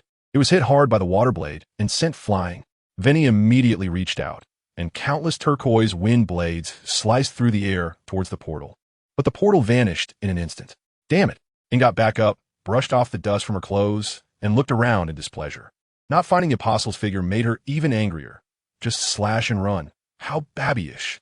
At that moment, Veni's expression suddenly changed, and he shouted, Not good, Tulin! Instantly turning into a gust of wind, he rushed forward at high speed, and Ing, stunned for half a second, quickly followed. Tulin was painfully locked to the ground, its limbs, tail, neck, and wings all bound by purple chains, and a lightning element abyss apostle was reciting from a book. Dragon, your betrayal shall be repaid with your all. Stop! Veni shouted angrily. You dare bully my dragon in front of me? Do you really think I'm the weakest god? Countless wind blades rushed past like lightning, and the apostle immediately retreated into the space portal, inwardly cursing. The intel was wrong. This power is not severely injured. Barely 1/10 left? Veni rushed up to cut the chains, but the lightning apostle suddenly increased the abyss filth's power, causing the chains to glow purple and shoot straight at Veni. Veni unleashed a violent wind to suppress the chains, and countless small wind blades hidden within the wind struck the chains, but they didn't harm Tulin at all. The chains were as indestructible as diamonds, and Tulin became increasingly weak. Ing rushed over and understood immediately, charging into battle. Veni quickly controlled the wind blades to avoid her, and Ing infused her sword with wind elements, striking directly at the chains. Just as Veni was about to say it was useless, he saw the moment the chains touched the sword, they darkened, as if purified, and with one slash, they were cut open. Veni's eyes lit up. Quick strike. We need to save Tulin. Ing grinned. Leave it to me. Take this sword, you scoundrel. Welcome to the Genshin Impact 1. One special plot, the grand event performance Dragon and Knight. Cast, the wise and beautiful traveler Ing Kong, the little white-haired flying dwarf Paimon, the knight Captain Chin, the famous fire girl Amber, the mysterious vengeful girl Lisa, the horseless cavalry Captain Kia, the dark knight hero Dialek, the unlucky but strong Bennett, the Chinibu princess Fiscal, the electric girl Lisa, the idol of Mondstadt Barbara, the dark knight nun Rosaria, the handsome Albedo, and the explosive little son Klee. The most heavyweight, the strongest who can turn the god of fun into a catgirl, Uchiha Gung Lan. The reversal camp goes without saying, just relying on Gung Lan's rejection alone. Now let the show begin. Ing breaks the chains to save Tuolin. The Wolfpack team battle crushes the Abyss Apostle, just as Ing cut open one chain and was about to free another. The earth shook. All the purple chains binding Tuolin were suddenly withdrawn. Before anyone could react, Tuolin let out a weak wail and collapsed to the ground. Tuolin. Vinti rushed over, and upon seeing it, felt heartbroken. The Abyss Order has drained the dragon's elemental power. The little green dragon is about to turn into a little white dragon. He quickly transmitted elemental power and sensed the surroundings. But there was no trace of the Abyss Order, feeling guilty. It's all my fault for not noticing in time. After a while, Tuolin woke up and gently rubbed Vinny's face, and Ding Ding teased. Dude, you're a dragon. Why are you acting like a puppy? Ing analyzed. They drained Tuolin's elemental power, and previously blew up the Four Winds ruins. They must want to steal the Anemo Archon's power. Paimon chimed in, so they are up to no good. Vinny created a wind cloak and led everyone to rush to the wolf pack. Just as they reached the forest, a mournful wolf howl echoed. Rushing to the Wolf King trial ground, they saw the blue-white Wolf King was struggling, trapped by chains, and Amber was unconscious nearby. Razor was fighting the Abyss Apostle with a big sword, while Bennett and Fiscal support had all been neutralized. The Apostle shouted, "The tide of the Abyss!" Waterblades fiercely slashed towards Razor, who, though scared, stood firm. To protect Lupika, Bennett ignited fire and charged forward, while Fiscal summoned Oz to support with lightning. But the Apostle was too fast, and the blade was about to hit Razor. Suddenly, a whirlwind struck, and the Apostle quickly retreated, but Razor was stunned. So warm. Wendy arrived, and the Abyss Apostle cursed as it was about to enter the portal. Ing dashed forward, passing through the portal without being taken away, and delivered a powerful kick, sending the Apostle flying. Did I let you go? Ing transformed, her green fangs glinting as she charged in, while Wendy drew his bow, and Fiscal shot arrows in sync. Bennett and Razor descended from the sky, unleashing their fire and thunder combination skill. The screen was filled with explosive overloads, and the Abyss Apostle was instantly obliterated, turning into materials. Ding Dang excitedly exclaimed, "Who understands? The feeling of working together is so exhilarating." The viewers in the chat exploded. The old man is too fierce, daring to kick the one who goes through the portal. This protagonist really dares to charge in. Razor, exhausted, leaned on his sword, and Bennett stepped forward to support him. Just as they were about to check on the Wolf King, someone suddenly shouted, "Noble Ascension." A lightning element Abyss Apostle appeared out of nowhere, reciting a hymn. The Apostle teleported away. When he led everyone to Dragon's Pine, the group's blood pressure skyrocketed. And just as Ing was about to raise her hand to unleash her power, the Abyss Apostle vanished in a flash, so fast that their eyes couldn't keep up. Ing clenched her fists and shouted angrily, "Damn it, let him escape again." The Wolf King's lingering soul had absorbed too much elemental power and could no longer maintain its form. Weakly looking at the group, Barbados, Bennett, confused, asked, "Where's the Anemo god? I don't see him." When he sheepishly scratched his head and chuckled. Hee, but the next moment, his expression suddenly changed. "Not good. To the Snow Mountain. I sensed it. Their target is the poison dragon Durin." After saying that, he took out his harp and started playing. The group instantly felt their bodies become light, enveloped in high-intensity and Nemo elemental power, and took off with Wendy, rushing towards Dragon's Pine. The Wolf King watched their receding figures and lay down peacefully, his body gradually dissipating into elemental power in the air. "Wow, this is the fastest I've ever flown in my life." Fiscal shouted, tightly gripping Oz. "This is way more intense than being carried by Oz." Paimon, scared, hugging tightly, "So high. It's so terrifying." Ing remained calm. After all, she had flown with Winnie countless times and was already used to it. Before long, Dragon's Pine appeared before them. On this land brushed by the winds, only the Snow Mountain retained eternal ice and snow. The bones of the 1,000-year-old dragon Durin had transformed into mountains, giving Dragon's Pine its name. The continuous snow-capped mountains resembled giants cloaked in white, quietly guarding the earth. Sunlight filtered through thin clouds, reflecting light like countless diamonds. At the foot of the mountains lay lush green grass, creating a stark contrast with the cold hardness of the Snow Mountain. The higher they climbed, the less vegetation there was, leaving only bare rocks and unmelted ice. The group flew towards Durin's bones, and Wendy controlled the Anemo elements to wrap around them. shielding them from the biting cold. Looking up at the absurdly gigantic dragon bones, everyone gasped. Just the dragon's skull was like a small mountain. Ding asked, "Is this dragon bigger than Teyvat? How could Teyvat have fought it back then?" The viewers in the chat exploded. The text says Durin and Usher invaded Mondstadt and were severely injured by the goddess arrow. Usher was killed on the spot, and Durin fled to the snow mountain to fight Teyvat. The god was a purple entity, weaker than the heavenly principle which governs the world, while the god still relies on the world. Ding was anxious. "Stop talking about the god. I just want to know when Brother Ran will show up." A viewer laughed. Brother Ran's first impression was too explosive, fully equipped, looking even more like a protagonist than the twins. Ing flew straight into Durin's eye socket, circling around twice, while Bennett leaned in to examine the dragon bones, exclaiming, "This size is just outrageous. Is it really a dragon?" Gung Lan thought, "Brother, have you seen a Susanoo bigger than a planet? In this icy and snowy land, let it be known that we are here to hunt the evil dragon." Ing drew her bow and shot through the cave. Durin's heart exploded, giving birth to a giant blood dragon. Fiskal and Razor flew to the dragon bones, while Wendy was sensing the surroundings with Mondstadt's wind when he suddenly looked in one direction. The wind that brushes Mondstadt is actually blowing into a place that can't be entered. After saying that, he led everyone towards it, and before long, they arrived at the entrance of a cave. Bennett stared at the bottomless cave, hesitating. "There's red light coming out of here. Are we sure we want to go in?" Just as Wendy was about to step forward, Ing reached out to stop him. "I have a better way." After saying that, she took Wendy's Song of Stillness. When he looked confused, and then saw Ing shout, "Winds of 1,000 winds, obey my command," she suddenly pulled back the bowstring, and a massive storm gathered into an arrow, with the winds of 1,000 winds forming the sharpest blade, full of the majesty of the Anemo god. Inside the Song of Stillness, finally, this person is willing to put in the effort. Unlike certain Wendy, who just drinks and slacks off, wanted to sell me for booze. The wind arrow was released in an instant, with a high concentration of Anemo elements shining so brightly that it illuminated the entire cave. The next moment, a massive elemental explosion occurred. Wendy quickly protected the group, and after the storm dispersed, the cave was blown into a massive pit. Ding was stunned. "Is this the destructive power of the Anemo god? I used to laugh at Wendy being beaten by the heavenly principle. How embarrassing." Pain thought, "Understand the demon god squad." Ing proudly placed her hands on her hips. "Fear is just a lack of firepower."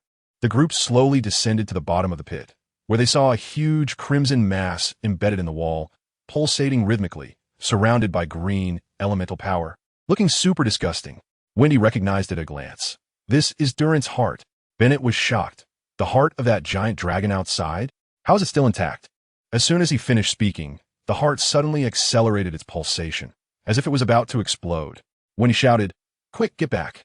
The next second, the heart violently expanded and then exploded, showering blood and purple-red elemental power towards the group. Wendy immediately summoned the winds of the 1,000 winds for protection. But the purple-red elemental power hit his arm, causing blood to gush out instantly. He suddenly felt something was wrong and used a fierce wind to rush everyone out. But those who didn't react in time were all thrown away. Ing flew out of the pit and rolled once, urgently shouting, "Wendy," just as the group regained their composure. A piercing roar echoed from afar, sharp enough to pierce through the ears like a morning alarm. Then the roaring changed continuously, with countless voices overlapping, making people dizzy. And finally, a deafening dragon roar exploded, like a thunderclap. The group stood frozen in place, and a monster over 30 meters tall appeared, entirely made of purple-red flesh, resembling a western dragon, with exposed bones and flesh that was still growing in lumps, as if it was wildly mutating. Ink immediately drew her unsharpened sword, wrapped it in a whirlwind, and charged in like a swift wind, cutting through the dragon's arm with remarkable speed. But the giant dragon seemed unfazed, its crimson eyes fixed on Ing, and another hand came crashing down. Ing fought the blood-flesh giant dragon alone. Eating flour honey chicken fully healed her. The giant dragon's massive hand, carrying destructive power, came crashing down, and Ing seized the opportunity to retreat and dodge. A lightning arrow shot towards the dragon, but it was absorbed by the dragon's body like it was hitting cotton, not making sound at all. Ing turned back and shouted urgently, "Don't come over. This dragon is not right. You all run and notify Captain Jean." She firmly blocked Bennett and Razor, fighting the giant dragon alone, still not knowing where Wendy was. Ing turned back and slashed at the dragon's body, tearing away a large chunk of flesh, and nimbly dodged the dragon's claws, unleashing wind blades that splattered blood on the dragon's body. Deng frowned. This dragon looks too disgusting. I was looking forward to a real dragon after seeing the bones. But ended up with this? The giant dragon roared and lunged at her, and Ing sidestepped to avoid it, circling to the back of the dragon, using its arm to leap up, summoning a storm tornado. The tornado churned around the giant dragon like a meat grinder, making a deafening noise. But the dragon erupted with purple-red light and did not retreat at all. Ing charged directly into the storm, thrusting her sword towards the dragon's head, and the blade easily pierced through the skull. But the giant dragon remained silent and continued to evolve, suddenly growing blood-colored wings on its back, swinging them to strike at Ing. Ing flipped to dodge. Just as she was about to deliver a follow-up attack, her brain screamed that she had to replace it, but her hands still wanted to attack again. The giant dragon instantly exploded with countless sharp spikes, raining down like arrows. Ing hurriedly summoned a wind sphere to deflect the spikes, but unexpectedly, the spikes split in midair, raining down on her. She couldn't dodge and was hit, flying backward and impaled on a rock, her face pale. But the next second, she pulled out sweet flower honey chicken from her skirt, devouring it in a few bites. Her injuries instantly healed, and she was fully revived. Deng laughed and said, I thought it was going to be a tough battle, but this is just ridiculous. Ing raised her unarmed sword and posed coolly. Keep fighting, bastard. The giant dragon erupted with purple-red light, opening its mouth to unleash an elemental roar. Ing quickly summoned an elemental shield, but it shattered with a crack, and she was knocked back, lying on the ground paying tribute to the legendary knights. Paimon flew over. Traveler, are you okay? She had just been knocked out by Vinny and saw Ing flying over her head as soon as she opened her eyes. Ing propped herself up. I'm fine. Be careful. This dragon is super dangerous. Paimon circled around her. Let's run. We need to go back and find Captain Jean. Ing boldly faced the reborn giant dragon. To her surprise, she pulled Vinny out from the dragon's belly. The giant dragon spread its wings without taking off and instead charged forward, flapping wildly. Ing held her sword with one hand, her gaze resolute. Paimon, a hero cannot flee in battle. Her small figure against the massive demonic dragon and the overwhelming purple-black aura was a scene of divine inspiration. Paimon and Deng were stunned. This is how a main character should be. Ing resolutely charged forward, her unarmed sword slicing through the green flow of light as she shouted the wind's breath Ying's form Gale's absolute cut. Wrapped in a storm, she summoned a giant tornado to strike the dragon, but the dragon swept the tornado aside and continued to charge. Ing flashed to the side of the dragon, sweeping past like fangs, and with one slash, she cut off the dragon's head. The severed head that fell to the ground still stared at Ing, but the headless giant dragon did not stop its assault, even growing a new head. Ing stomped on the dragon's head with a frown. This is troublesome. She pulled back. This monster regenerates quickly and doesn't die. It's too unfriendly for close combat. She wanted to find the weak core inside the dragon's body, like Boros's glass bead, and hoped to open a transparent world, but all she saw was the disgusting flesh and blood of the dragon, and Ing exclaimed, Give me back my clear vision. She charged forward wildly, first hacking at the dragon's belly, slicing it to shreds in 3 strikes, revealing white bones. Then she targeted the dragon's tail, shouting to sever the lineage. With a single slash, purple blood gushed out. Ing quickly retreated, feeling that this blood was off. The viewers in the stream were spamming comments, and Deng directly shouted to the moderator, Get them to fly out. Next came a monster grinding phase. Deng complained. This dragon swings its body back and forth and is clumsy with low damage, just looks ridiculously ugly. But she herself was flustered in the fight. Finding excuses, the keyboard is stuck. The client is lagging. I got a call. With a screen full of low-level players, she just needed to practice more. And Deng turned red with anger, her skin instantly turning red. The viewers laughed. It's the first time seeing red anger show on a person. Finally, they stumbled through the level. The story continued. When Ing cut deeper into the dragon's belly, she suddenly noticed a hint of green inside the dragon's belly. She rushed up and grabbed it, pulling hard, and with a ripping sound a piece of fabric tore, and Ing was propelled backward by the recoil. She adjusted her stance as she landed, looking down at what she had in her hand. It looked like Venti's clothes. Just as she lifted her head to continue fighting, she suddenly looked down sharply. Venti. She saw Venti inside the dragon's belly, wrapped in a mass of purple-red elemental force, with countless flesh chains connecting him to the dragon's body, his eyes tightly closed, looking unconscious. Ing was stunned. My strongest fighter has been sealed? Her movements slowed, and the giant dragon took the opportunity to swat her away. Deng Deng exclaimed. What the hell? This dragon ate Vinny. That's so disgusting. Ing braced herself against the giant dragon's charge. The knights gathered to save the day. The viewers spammed bizarre comments, and Deng Deng was anxious. What is this? But Longu is coming soon. Vinny, you could take a nap in the dragon's belly for a while. Ing got up and pulled out some northern apple stewed meat. Finished it in a few bites, and threw the plate infused with wind elemental energy at the giant dragon. But the dragon bit it to pieces and continued charging forward. This time it flapped its wings and flew into the sky. Seeing the dragon take to the sky, Ing immediately swung her wind sword to stab the dragon's wing.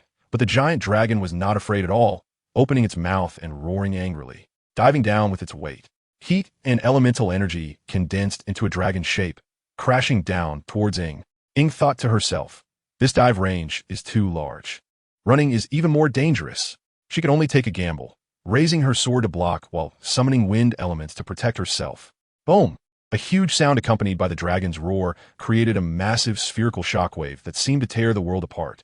The perspective pulled back to the peak of a snowy mountain, and that light sphere covered a third of the mountain. The comments exploded. What kind of monster is this? The expressiveness is off the charts. If they saw Gung Lan's 1,000 stars explosion, they would probably be so shocked they couldn't speak. The screen moved down, and amidst the smoke, Ing was half kneeling on the ground, propping herself up with her sword, her body covered in injuries, her vision growing blurrier. I gambled and lost. She watched as the giant dragon approached, and the viewers panicked. Is it going to be a defeat CG? Deng Deng also looked serious. And suddenly the screen went black. White text appeared, not knowing how long had passed. Then a white screen with 7 elemental readings appeared, and the wind element turned into a purple-red flame, but suddenly it lagged. Ding ding shouted angrily. Miuyu. Is it the base code? Lagging now is ridiculous. Finally, the lag ended, and Ing slowly opened her eyes, first seeing 2 white blobs. Barbara shouted, Traveler, you're awake. Ing got up and saw Jean, Kia, Amber, Eula, and other main forces from Mondstadt all gathered around the bed. She hurriedly asked, what about the giant dragon? Vinny was eaten by it, just as she remembered. Barbara pressed her back down. Your body is too weak. Suddenly, an urgent order rang out. Urgent report. The dragon has appeared near Mondstadt. Ing broke free from Barbara's grasp, rushed out the door, and stood in front of the church, only to see the sky in the distance polluted. Endless darkness enveloped the world like a black curtain. Scarlet light flashing frighteningly, dark purple mist floating like a breath of death. A ring of dark clouds gathered into a massive loop hanging in the sky, heavy as if it would crush down. The final battle from Mondstadt began. Ing obtained the treasure to confront the dragon. The spectacular polluted sky shocked everyone in the live stream. Even those who had already gone through the story were stunned by this ridiculous scenery.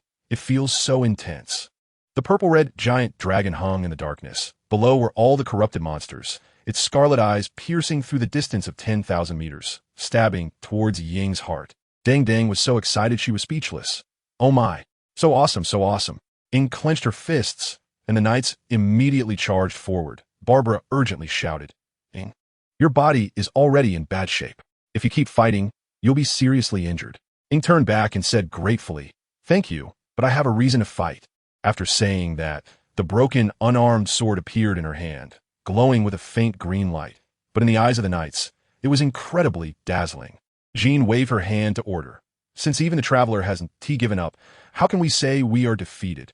Ing nodded with relief, her gaze firmly fixed on the dragon.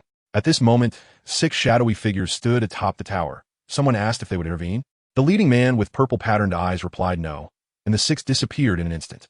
People in other regions also saw the evil clouds in the direction of Mondstadt. A man in traditional attire looked serious after drinking tea in the Wanman Hall. Ming Lu and the orange-red little fox looked towards that direction. Ming Lu asked if they should go. The companion replied that Ning Guang had arranged a mission to meet a big figure. Back to Mondstadt, all the knights were ready outside the city walls. Although the sky turned white, it was completely covered by darkness, leaving only a few scattered lights. Jean held the wind eagle sword and gave a speech. And the knights were all ready to face death, just like their ancestors did against the pitch-black disaster 1,000 years ago. They would protect their people, following the wind's guidance. Let us listen to the wind song. The battle cry grew louder, morale soared, and the Westwind weapons seemed to be excitedly calling out. Deng Deng sighed. This final battle feels incredible. The sense of destiny is overwhelming. I'm about to tear up. Suddenly, the dragon's roar resounded through the clouds, and the knights were shaken by the dragon's might. But Jean's speech brought morale back up. Viewers in the comments teased, "Is Jean from Germany? She is too good at giving speeches." Ing stood at the back of the line, touching the unarmed sword. This sword was what she picked up from a treasure chest when she first arrived in Teyvat. The golden great sword had long been taken away by the heavenly principles, and now this one had hacked countless monsters and was on the verge of breaking. A flash of purple lightning rushed over. It was Lisa. She held a small box. "Traveler, this is Mondstadt's secret treasure from the ages. The Freedom Oath from the Solitary Tower period. Place your hand on it to activate its power. I believe in you. You are the one favored by the wind." Lisa put away her usual laziness and became extremely serious. This box was found in the ruins, and only true heroes could open it. Countless people had failed, and now all hope rested on Ing, willing to bet her life on an unrelated matter to protect those she cherished. That is a true hero. Ing received the Oath of the Ancient Freedom. The Mondstadt Alliance angrily slashed the dragon. Ing wasn't sure if she could do it, but still placed her hand on the box. She wasn't a hero, just doing what needed to be done. In the next moment, the wind element within her transformed into countless bonds, connecting to the box. Lisa shouted excitedly, "I knew it.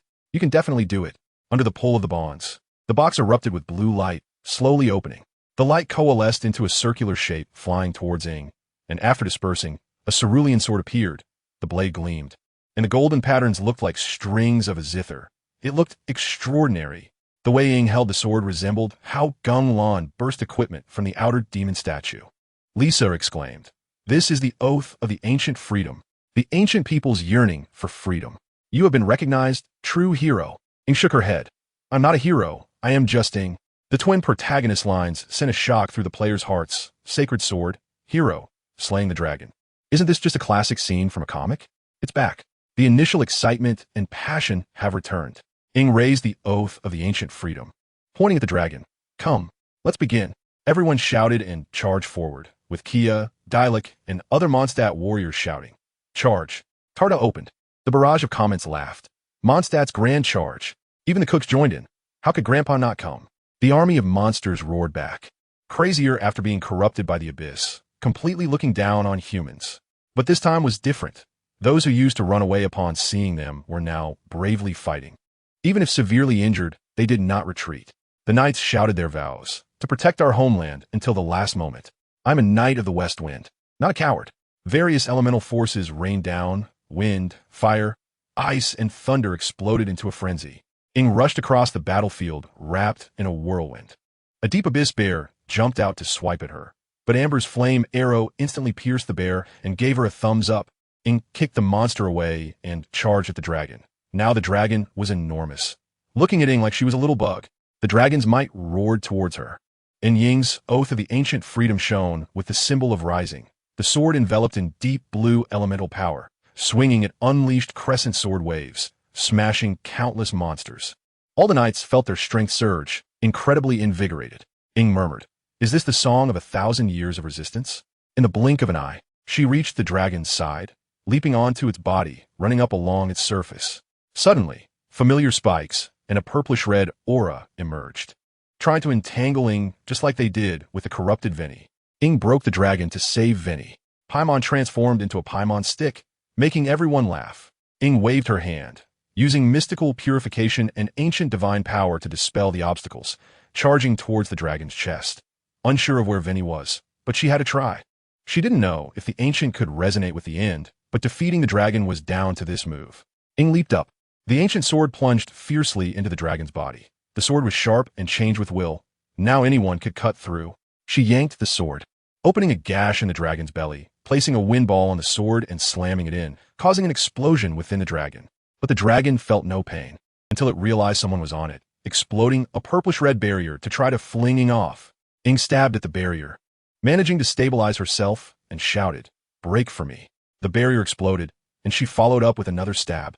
Suddenly Paimon peeked out. I flew up. Ing ignored this, holding the unsharpened sword in her left hand and the ancient sword in her right, spinning like a little top, cutting through the dragon from its heel to its neck, finally delivering a fierce blow to the back of its neck. Purplish-red blood gushed out. Ing shook off the blood, wielding both swords, spiral sword. The wind element wrapped around the swords, forming a giant dragon vortex, crashing towards the dragon's chest. Ing shouted, "Paimon, look at this." With one hand, raised the sword. Like throwing a platinum star at Ichi, she tossed Paimon out while also throwing a wind rope to loop around Paimon's neck. "Get Vinny out." Paimon was nearly choked, but instinctively grabbed Vinny. Ing yanked the rope. Paimon was pulled to the point of almost turning into a Paimon stick.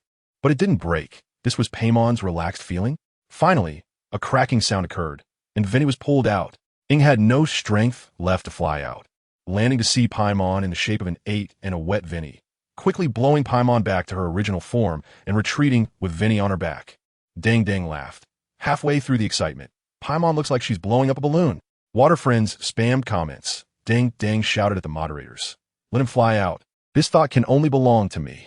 Ing hugged Paimon with her right hand, held the ancient sword with her left, and had Vinny on her back, going in and out of the battlefield, taking down one monster with each strike, just like the war god Zhao Zilong. She handed the two over to Barbara in the rear, then turned and charged back into the battlefield. Barbara noticed Vinny was missing when checking on him. She must have secretly followed. The monsters on the battlefield panicked upon seeing Ing return. This demon was terrifying, like a slaughtering queen among monsters. Ing glanced at them and mercilessly swung her sword. Ing blocked the dragon's city-destroying ball. The true protagonist was about to save the day. An ultra-long CG filled the screen with Ying's protagonist presence. The true protagonist has arrived. Ing charged at the dragon again, dodging layers of attacks, but could only scrape the dragon.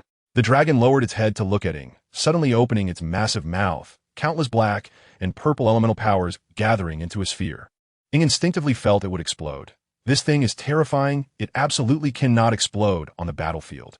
She immediately jumped up to try to interrupt, but the dragon was like a peach-style body, stubbornly charging its attack. Ing slashed at the elemental sphere, but her attack went right through. She panicked. Even if it blows me up, that's fine. Why can't I break it? She thought of the people of Mondstadt. Once thought they were giant babies, but later understood that the commissions were due to trust. If that ball exploded now, Amber, Jean, and the others would all die. Ing desperately used wind elements to interfere, but the sphere was like a diamond body, utterly useless. Watching the sphere grow larger, Ing charged in front of the dragon and shouted, "Look at me, hit me." But the dragon was pure-hearted, holding onto the spiral ball without letting go. Tears streamed down Ying's face. "Losing my brother? Must I lose everything?" Dang Dang broke down angrily. "Mihoyo, why make me cry?" The comments urged, "Don't panic. The back will explode." Ing swung her sword to block, but it was in vain. Tears blurred her vision. There was no way to escape this range. Even a juvenile body could explode a third of the snowy mountain, let alone a complete form. Suddenly, a white-haired man in a black robe appeared in the sky, observing the scene with a shadow clone. The hero sheds tears for bonds. The plot is good. At this moment, the elemental sphere stopped growing, but its energy surged to double, rapidly flying towards Mondstadt. The Mondstadt people were dumbfounded. This ball is bigger than the city. The monsters were stunned as well. Are we going to be blown up too? Ing immediately charged up to block in front of the sphere, holding both swords with tears in her eyes, making a desperate gamble to summon a wind sword dozens of meters long to slash at the sphere. Noelle exclaimed, "I'm familiar with this big move." But she was like a mantis trying to stop a chariot, unable to withstand it at all. The screen suddenly displayed a tension bar. Dang Dang stopped crying and frantically clicked the mouse. I wanting to win, but the sphere's power was too overwhelming. It was being pushed back bit by bit. The comments sighed. The main package is useless. Even the clicker can't save it. Dang Dang collapsed, shouting, "Mihoyo, why always bring in such knife-like plots?" Tears streamed from Ying's eyes. Memories began to flash through her mind, delivering meals to Sarah and getting caught, but receiving crab roe ham-baked vegetables, teasing Diana with Margaret at the Cat's Tail Tavern, tricking Flora into saying the flower is a famous flower, teaching Eileen swordsmanship dozens of times, watching her join the knights, looking for Anna countless times, witnessing her become an adventurer, and Amber teaching flying, Lisa reading stories. These beautiful memories echoed in her mind. Brother Lon saved the day and instantly destroyed the city ball. Ing took on the mission to battle the dragon. "Mihoyo, just kill me. Why make such a knife-like plot?" Dang Dang directly cried out, her vision blurred, completely not watching the comments, just staring at Ying's tear-streaked face. The perspective suddenly shifted to the people of Mondstadt. Jean, Lisa, Flora, Anna all had shocked expressions. Ding wiped away her tears and continued to cry, her perspective shifting to the sky. In the perspective view, Mondstadt was behind, and the giant ball of destruction was 1,000 meters ahead. In the next second, the giant ball suddenly disappeared. Everyone was confused. What's going on? Ying's face was still wet with tears, and she almost fell as she lost her strength. Completely dazed, a kunai was stuck in the ground, and a figure appeared, picking it up and asking, "Did I come late?" A loud noise suddenly came from afar, and the terrifying mushroom cloud was clearly visible even from here. The quiet sea was stunned. What happened? Lan turned to look at Ying and chuckled lightly. "I am Lan. Are you ready for an explosion?" The viewers in the live stream screamed in unison, tears flowing. Ying stared blankly at Lan, unable to speak for a long time. "You are from that time with the heavenly path." Lan said gently, "You are the hero. Go slay the evil dragon. Everyone is watching you." Dang was still sobbing in her gaming chair, and a viewer joked, "Is the main character still crying? Cheer up." She suddenly shouted at the top of her lungs, "Brother Lan, I love you." Then she wiped her tears and shouted, "Mi Huyo, you are the best." Although she was still softly choked up, her eyes sparkled. Ying tightened her grip on the oath of freedom. "Okay." Lan placed his hand on her shoulder, and in the next second, Ying appeared on the rooftop of Mondstadt, with Albedo, Klee, and other main characters present. Albedo looked puzzled. "Is this spatial teleportation?" Klee jumped and shouted that it was fun, while Ying looked at Lan in confusion. Lan stared into her green-yellow heterochromatic eyes. "Are you ready to bet everything and fight?" The screen displayed 3 options, and Ding decisively chose, "I will offer my heart to protect everything." The evil dragon suddenly gathered an elemental ball again, and this time it was much faster, growing to half the size of the previous one in the blink of an eye. Ying raised her sword, ready for battle. The unsharpened sword was broken, leaving only a single blade. Lan smiled and gestured for her not to be afraid. "If you want, I will smash it right now." This statement filled Ying and the players with a sense of security. The bullet comments exploded. "Who understands? Brother Lan's words are too cool." The evil dragon roared, "Stop boasting." It shot the ball into the sky, hoping to explode the ball into thousands of smaller balls. "Let's see how you divert them." Lan gently patted Ying's shoulder and slowly walked towards the evil dragon. Brother Lan's Earth Explosion Star strikes the ball. Ying activated her golden body to fight the evil dragon. Lan's flowing black robe and white hair made his silhouette incredibly cool. The bullet comments flooded. "This silhouette is absolutely golden." The evil dragon's elemental ball flew high into the sky, as if declaring the arrival of its terror. Lan did not turn back, but said to Ying, "Calm. You have finally walked this far on your own, and you will eventually find the truth by yourself." After saying this, he reached out and grasped the air, sending a small black ball flying outwards, which erupted with terrifying gravity beneath the giant ball. Elemental balls thousands of times larger were being drawn in. The ground collapsed. Boulders and mountains were pulled into the sky, forming stars larger than the evil dragon's ball. Ding was dumbfounded, having forgotten to cry, "Wow, what kind of divine operation is this?" The bullet comments were chaotic. "Creating stars so casually is too awesome. Isnt it's stronger than the Geo Archon." Ding quickly advised, "Don't argue about combat power. Although it's popular, it makes me anxious." The loudest arguments were directly muted, and the live stream room fell silent. After releasing the Earth Explosion Star, a powerful lightning burst from Lan's hand, sounding like thousands of birds screeching. With a swift strike, the Earth Explosion Star was instantly cut in half, and the elemental balls inside shattered into pieces. Lan turned and smiled, the explosion's light reflecting on his face, making him look incredibly handsome. "Before that, we will be your shield, waiting for you to find the truth."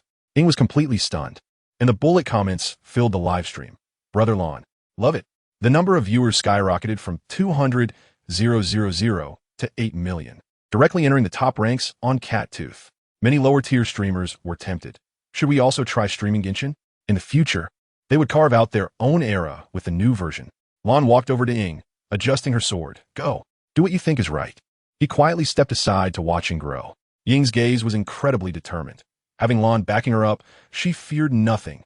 She raised the oath of freedom high, preparing to unleash a devastating move. At that moment, a melodious sound of a harp came from behind, and Vinny was sitting on the rooftop playing. He smiled at Ying, and she nodded in response.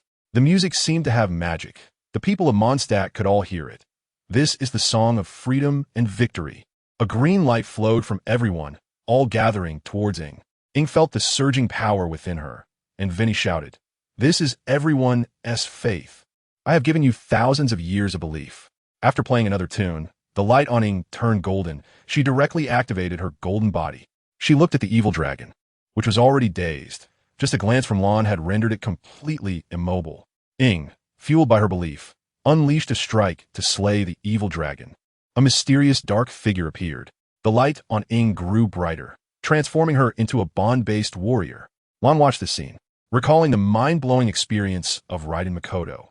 The feeling was something he had never experienced. The oath of freedom in Ying's hand was filled with the power of faith, becoming longer and brighter, while the evil dragon was already intimidated by Lan and could only wait to be struck. On the side of the evil dragon's controller, in a pitch-black corner, an abyssal apostle suddenly fell to the ground, and his companion sighed. Another one dead. The mission must continue. Without remote control, the evil dragon regained its main consciousness, its mind racing. Am I the evil dragon, the wind dragon, or the wolf of the wind? But it always remembered the name Durin. Created as a weapon 1,000 years ago, it was defeated before the fight even began, its mind stuck in infancy. Even the purple giant thought it was just here to play. It looked at Ying's golden light and thought, dying again wouldn't matter. Ying shouted, "Knight's quest." The enormous sword transformed into a pillar of light, splitting the dark clouds above and striking down fiercely on the evil dragon. The evil dragon was enveloped in light, still questioning, what am I? Why was I born? What is my purpose? But the light sword would only use overwhelming power to crush it. So-called rebirth was merely Durin's desire for life, and now it finally understood. The light is so warm. The evil dragon was shattered, and the sky returned to normal. Lan casually remarked, "Mondstadt has solid ground. It will heal itself." The knights fell silent. Jean sincerely bowed. "Mr. Lan, thank you for protecting Mondstadt. I thank you on behalf of everyone." She wanted to bestow a title of honor upon Lan, and he understood immediately. Wasn't this just the set for bestowing Ing the honorary knight? He already had the title of God, which was cool enough, and turned to disappear. Jean rushed over with the medal, and Lisa teased, "He doesn't care at all." Jean instantly exploded with anger, and Lisa quickly slipped away. Dang Dang wiped her nose and smiled. "This is wonderful. Mihuyo, I love watching this." The bullet comments were all positive. Full marks for the event. Brother Lan is incredibly cool. The protagonist is super strong, and with more backup, they no longer fear taking damage. In the game, while Ing was resting in the church, an unexpected guest suddenly emerged from the darkness. How interesting. I came to see the dragon, and it got defeated. The girl who slays dragons, truly a mess. The wanderer encountered pain while stealing a sword. A mysterious masked woman caused an uproar. A boy appeared, not very tall, wearing purple clothes, with a hat even larger than Mona's. He looked at Ing on the sickbed with a mocking expression, his gaze instantly caught by the sword beside the bed. Humph. The sword that slays the giant dragon. The wanderer approached to take the sword, but his hand suddenly couldn't move. He looked up and saw a pair of glowing purple wave-patterned eyes staring at him from the shadows, causing his puppet body to shiver, pretending to be supernatural. As he was about to unleash lightning, the next second he found himself on the walls of Mondstadt. Looking up, he saw 5 pairs of crimson eyes fixed on him from the tower, and turning around, he found the purple-eyed person standing right behind him. The god of lightning's creation, right? The purple-eyed person spoke, and the wanderer instantly turned red with anger. "What did you say? Aren't you all just puppets? You all have elemental transmitters."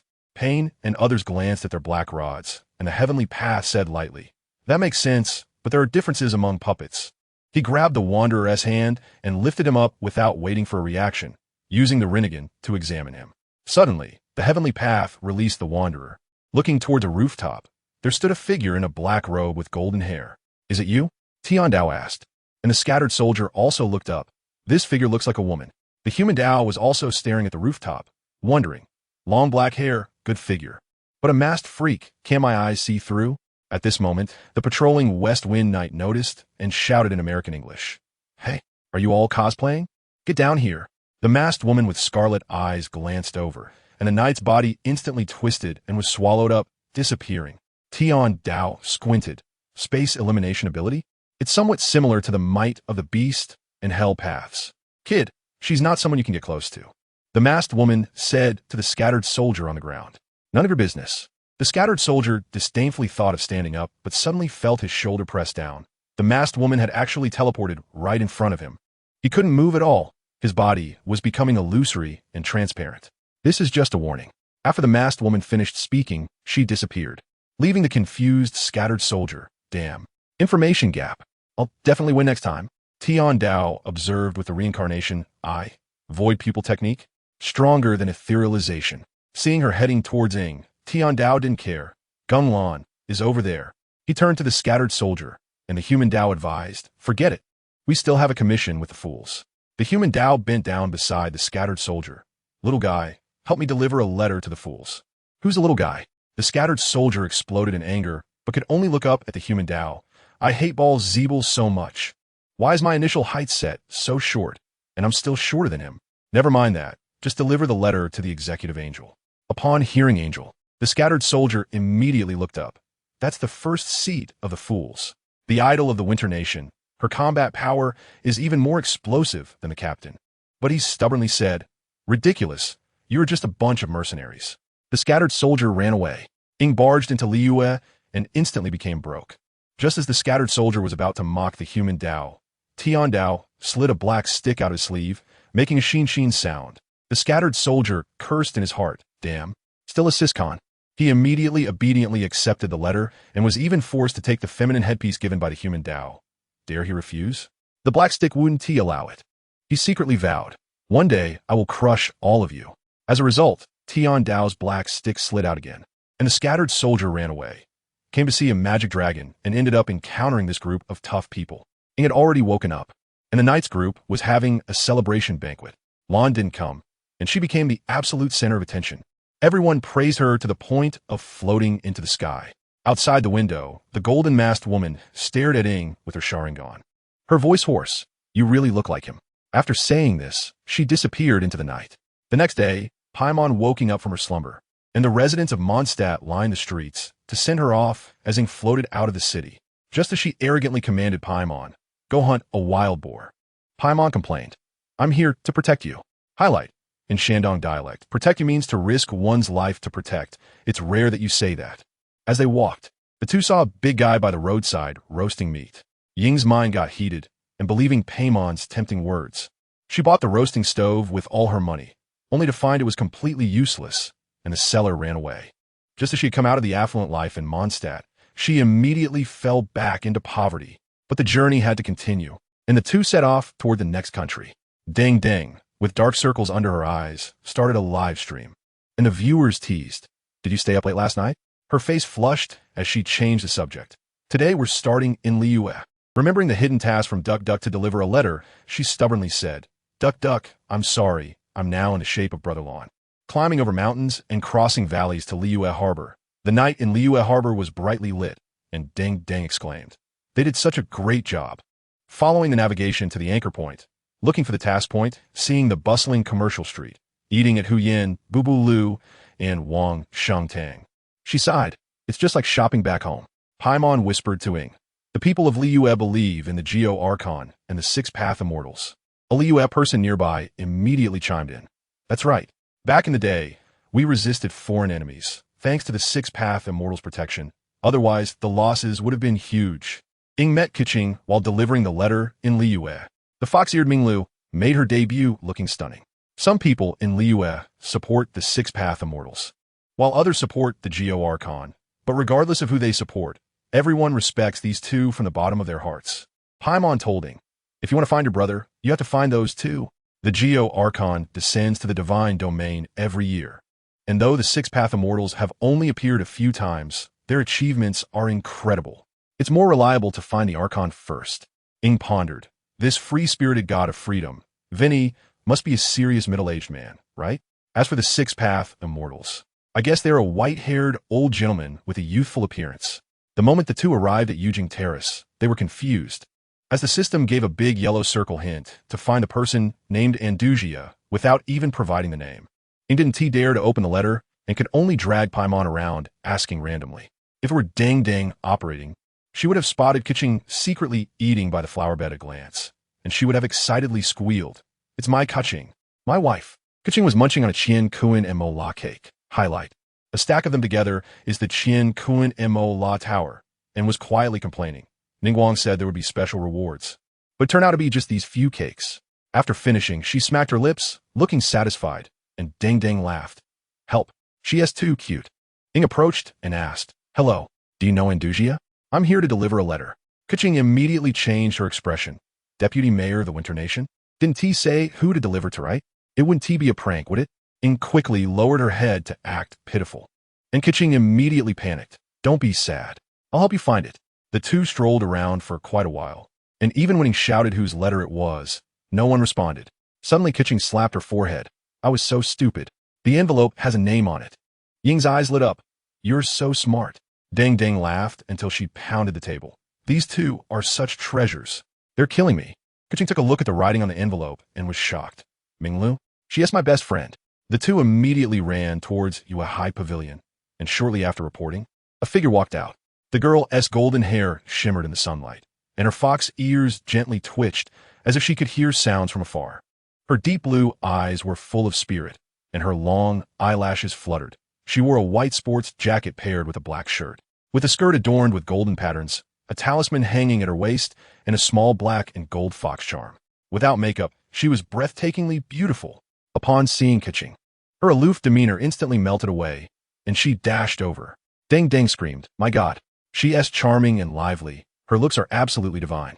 Ing encountered a rich person while trying to eat in Liyue. 700 mora made her want to cry. First, I wish everyone a happy Qixi festival. Spend a good day with the one you like. The afternoon in Liyue is super comfortable, and Ing, Paimon, and Kaching sat on a bench waiting for Minglu to arrive. Ing had just delivered Andujia's letter into Minglu's hands. Paimon quietly asked, What does the letter say? Minglu looked so excited. Ing patted her head. Don't think too much. Just wait for her to buy you food. Before long, Minglu came over with a big bag and little bag. Sorry to keep you waiting. Here, as a thank you gift, dishes from Xinyue Pavilion and Liyue Pavilion, super delicious. Ing politely thanked her, and Minglu smiled, causing the live stream viewers to fall in love. This is the white moonlight type of vixen. Minglu also said, This letter is super important to me. Let me give you a little gift. Ing said it wasn't necessary, but her body was very honest, and she immediately leaned in. Minglu took them to a classy tea house, personally brewed tea, and brought Liyue snacks. Paimon was super satisfied. Minglu, you're so nice. Minglu said, I used to have a friend who liked to drink tea, so I specifically learned. Paimon praised your friend for being lucky, not noticing Minglu's eyes darkening. Viewers in the live chat, there's a story. Her friend Wu and T have passed away, would she? Gung Lan silently floated by. First of all, this has nothing to do with me. After bidding farewell to the two, Ing and Paimon began to explore Liyue. The ritual for summoning the deity starts the day after tomorrow. Let us play first. The market was bustling, and Paimon, with her keen nose, was immediately drawn to a grilled fish stall. Ing, quick, look. It looks so delicious. The stall owner handed over a skewer, and Paimon took a bite and exclaimed, It's so good, it's flying. You should try it too. Ing checked her bag and saw only 700 mora, instantly wanting to cry. If I'd known, I would have packed some for Minglu. She even imagined pawning Paimon here, paying 50 mora with great pain, pulling Paimon to run. We need to find something cheap and filling, like instant noodles with seasoning for a month. Not long after, they saw the Yupon Jinshio snack shop, and Paimon's eyes lit up. Ing, I want that. Ing let her look at the prices, and Paimon was stunned. What? 5,000 each? Our price is insane now. She pulled Ing and ran away. Ing was so poor she thought about robbing a hilichurl. The gambling stone opened up a night dock stone explosion. Ing and Paimon were staring at the grilled tigerfish and tomorrow's eggs. Just looking made them hungrier. Just as they were about to leave, a glamorous woman approached. It was the wealthy merchant Qixi from Liyue. She smiled and asked, Two travelers, do you like Liyue's cuisine? Ing politely replied, It really lives up to its name, but thought bitterly, I can't afford it. Qixi suddenly invited them to tonight's banquet. There will be more delicious food. Ing and Paimon were confused. Why choose us? Is this a scam? Qixi said, You are the heroes of Mondstadt. It's entrusted by Captain Jean. Ing instantly understood. In this world, identity is the confidence. She immediately started looking forward to the banquet. As night fell, the two arrived at Qixi's residence. The banquet was filled with mountains of food, and there were singing and dancing performances. The atmosphere was super lively. Paimon couldn't stop eating, while Ing observed while eating, realizing that this was a welcome banquet, and the highest official hadn't even appeared yet. After the banquet ended, they returned home with full bellies, and Ing was super happy. All the toasts were so cool. As soon as they left, Ying was stunned. Her bag still had that pitiful amount of mora. She wanted to ask Chi-Chi for sponsorship, but she had already vanished. She regretted hitting her thigh. Why did I buy that broken grill back then? Now I'm almost homeless. Paimon suggested. How about we rob the Hilitro camp? Ying had a flash of inspiration. Gambling stones. If we win, we're rich. Ying took Paimon to look for a small stall. They couldn't even enter the big stores. She asked the livestream, is there anyone who understands stones? The comments were a mess, all people pretending to understand. The two wandered the night market, and Paimon pointed at a shabby stall. This one, trust our luck. Ying laughed, okay. With my luck, we can't lose. If they won, they would eat all over Liyue. The small stall was crowded, and there were raw gambling stones piled on the table. The stall owner shouted, pick a low-priced one with a mine. Pick wrong, and you'll lose. Paimon's eyes sparkled, imagining a night of wealth sweeping the food street. Ying was extremely cautious, and under Paimon's encouragement, she chose a piece of stone that looked ordinary but was super heavy. This one, the stall owner used tools to peel the stone, and suddenly, gold light burst from the cracks. It turned out to be a night dock stone worth a fortune, more precious than all the gems in the store. The crowd erupted, and Paimon jumped and shouted, you're amazing. We're really rich. Ying's gambling stone fantasy was shattered. She was super excited to meet Longo in Liyue. Ying thought with a smile, success in gambling stones is not just luck, but more about observation and intuition. She planned to sell the gem for supplies, pulling the excited Paimon and saying, our adventure is just beginning. Their figures disappeared into the crowd, but it was all just Ying's fantasy. Paimon looked at Ying, who was grinning foolishly, confused. The two walked to the stall, and the stall owner gave Ying a disdainful glance. Don't even know how to gamble stones? You're a machine. Ying was so angry her fists clenched. You old man. But when she looked at the stall, there were no gambling stones, just breakthrough materials. Ying asked, boss, don't you have raw stones? The stall owner retorted, have you been reading novels? Ying picked up a fragment of a flame wish agate, fantasizing about buying low and selling high. But reality slapped her hard. She deliberately asked, is this firestone impure? The stall owner, furious, put down his apple. Are you looking for trouble? Ying awkwardly asked, can you make it cheaper? The stall owner yelled, get out. Ying had to run away dejectedly. Liyue's folk customs are too simple. Suddenly the perspective shifted, and Dungbing's eyes sparkled as she shouted, oh my, Longo. The comment exploded, why is Longo with Duck? Ying immediately jogged over and bowed to Gung Lan. Thank you for saving me back then. Andujia recognized her. Traveler, did you deliver the letter? But Gung Lan was confused. What did the shadow clone do? Paimon flew over and asked, I still don't know your name. Lan Ziplit Ima Lan. Andujia looked puzzled, while players found Duck adorable. Ying was so excited she wanted to bow, meeting Lan Ge. I want to bow to you. Lan quickly held her back, and players were also confused. I bowed my adoptive father. Andujia asked, did you just look at stones? Ying had a bitter face. I'm out of money and wanted to try my luck selling to the treasure thieves. Dang leaned close to the screen and praised. Duck is so pretty. Longo is super handsome, but nobody knew why they were here. As night fell, Liyue Harbor was brightly lit, and Gung Lan and Andujia looked at each other and smiled at the entrance of the night market. Gung Lan looked at Ying, who was so poor she wanted to scam the treasure thieves, feeling a little sympathetic. The little yellow hair is so miserable. All the commission money must have been eaten by Paimon. He also noticed Paimon's hidden aura, which was actually very familiar. Longo reserved the entire Liyue night market. Ying wildly enjoyed the immortal jumping wall. Paimon's gaze was glued to the snack bag in Andujia's hand, her eyes full of desire. The comments instantly flooded. Paimon's expression is too cute. I want to take her home and raise her. Andujia saw through it and directly handed over the snack bag. Here you go. Paimon took it with joy. Wow, you're such a good person. Andujia then asked, did you deliver the letter to Minglu? Ying quickly nodded, yes. As soon as we arrived in Liyue, we went straight to Yuehai Pavilion. No delays. Gung Lan, upon hearing this, took out a valuable jade pendant and said to Ying and Paimon, you helped Andujia, so I'll cover all the expenses at tonight's night market. Consider it a thank you gift. Ying's eyes instantly lit up. Really? Thank you so much, Longo. But I'm curious, why are you two together at the night market? As soon as she said this, the live stream went silent, and Dang leaned closer to the screen. Yeah, how did Longo end up with Duck? Gung Lan shook the jade pendant and calmly explained, I'm part of Liyue's upper echelons. She is a diplomat from Snezhnaya, and I'm accompanying her to familiarize herself with the customs. Upon seeing the pendant, Ying believed. So Longo is so impressive in Liyue. He connected everywhere. The comments exploded. Longu is strong, rich, and a government official. This configuration is directly divine. Andujia, stay away from my husband. Paimon was so excited she spiraled into the sky, spinning around and shouting. Longu is treating us. We have to eat through the night market. It sounds super delicious. The four squeezed into the campus night market, with Gung Lan and Andujia leading the way, taking Ing and Paimon to a small restaurant decorated with colorful lights. It was full of laughter, warm and lively. Andujia pointed to the menu and recommended. The Tianshu meat is Liyue's signature dish. Created by Tianshu Xing, it's absolutely delicious. Paimon swallowed. Made by Tianshu Xing? I want 2 big bowls. Gung Lan added. Also order the immortal jumping wall. The ingredients are so good. You can't find another dish like this in Teyvat. The comments went wild. Immortal jumping wall. The only golden food in the whole game. I made it over 10 times and never got it perfect. It's directly red hot. Ing appeared calm. Let us just order these. But inside she was already screaming. Longu and Duck are too indulgent. I love you both.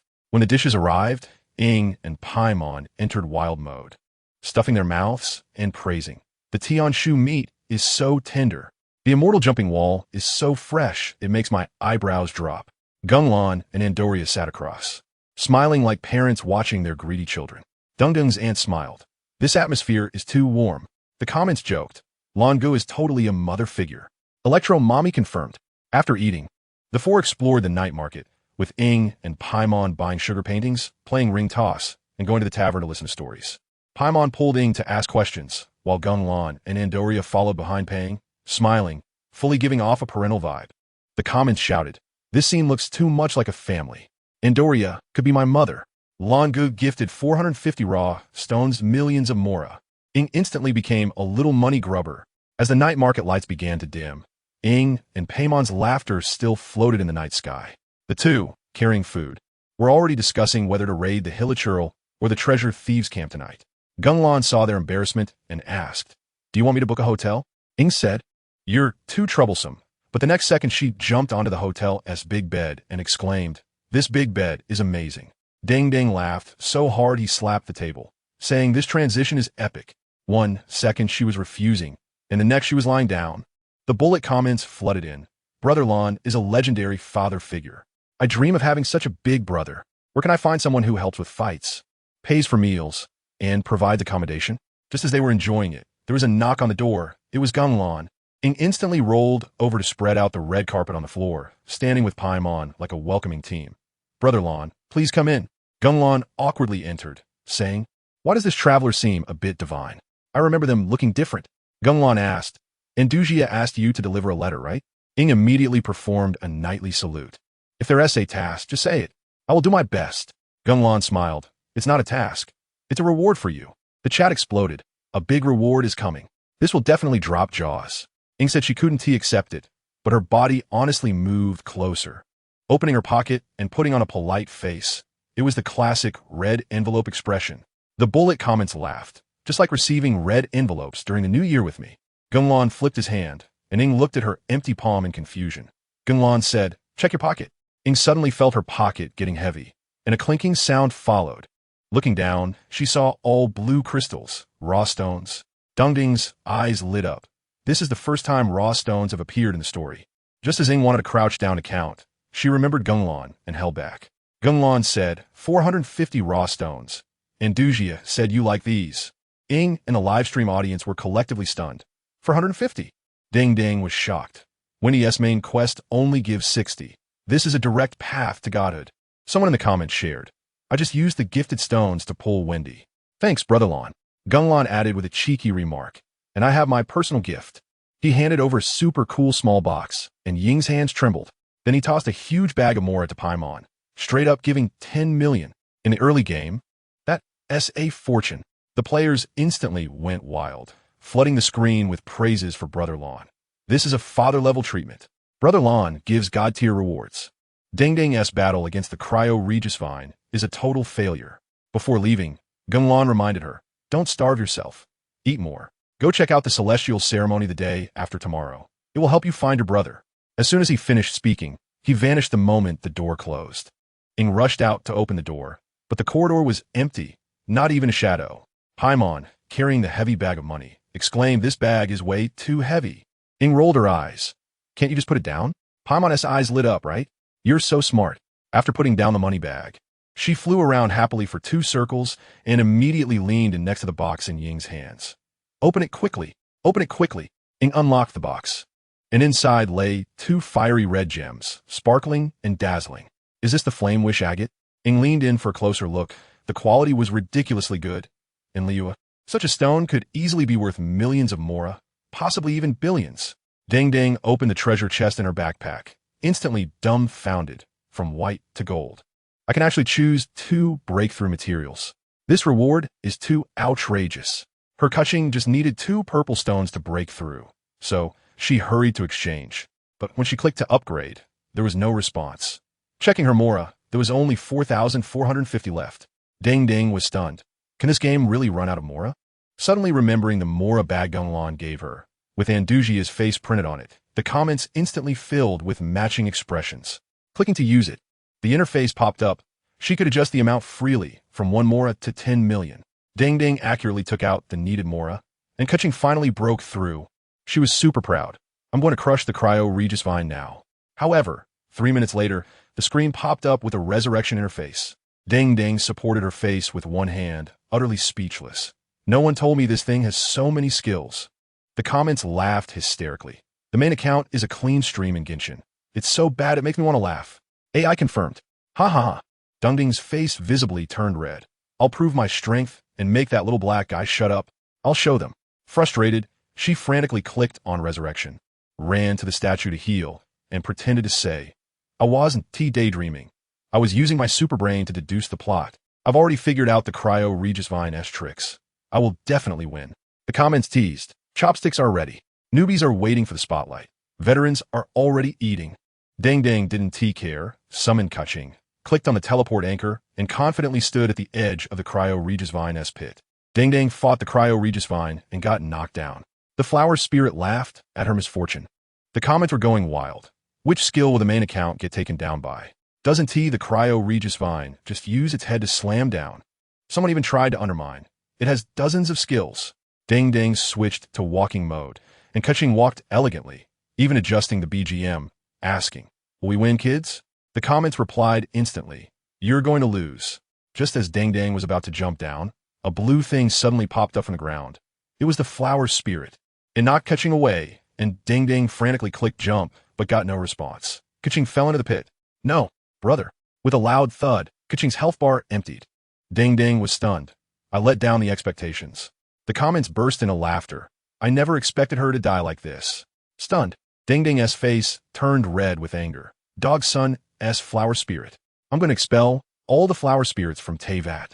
Before she could recover, the background switched to Jean, and the Cryo Regis Vine immediately enlarged. "Take my full-strength rocket head hammer." Jean got knocked away in an instant. Ding finally reacted. "Where did my Jean go?" Then Wendy appeared, and the Cryo Regis Vine unleashed its core attack with the Cryo Beam. Wendy, with no tankiness, evaporated instantly. "Oh no, my Wendy." Ding frantically clicked on the map, accidentally exiting, and Mona was also taken away by the laser. The screen popped up with a big resurrection. The comments teased. "This operation doesn't look like acting. It looks like being bad." Ding was both red-faced and confused, even wanting to laugh. "I'm stuck playing myself." After resurrecting at the statue, she opened the wish interface, looking at the raw stones and missing Brother Lan. "Brother Lan, can you save me?" The comments paused their mocking to comfort her. "Your skills can improve. Full marks for show effects." Some even teased her. "I just love watching you be bad." Ding shouted angrily. "Are you comforting me or mocking me? Get lost." After getting herself together, she glared at the Cryo Regis Vine's position and declared, "The shame of today will be repaid doubly in the future. I'm not done with you, Cryo Regis Vine." At this moment, the game depicted the sunset with the orange-red sky draping golden rays, the outline of Tianheng Mountain soft, and the sounds of birds returning to their nests echoed.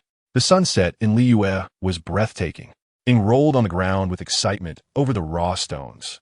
The clouds in the sky were dyed into a splendid evening glow by the sunset, some looking like flames, others like rolling waves.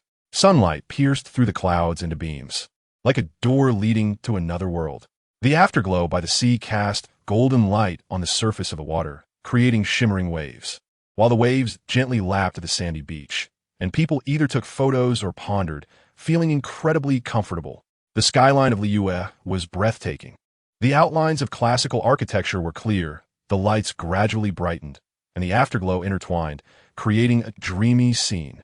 Pedestrians on the street finished their busy day, and the afterglow added a touch of warmth to them. As the sun set, the sky transitioned from orange-red to deep blue.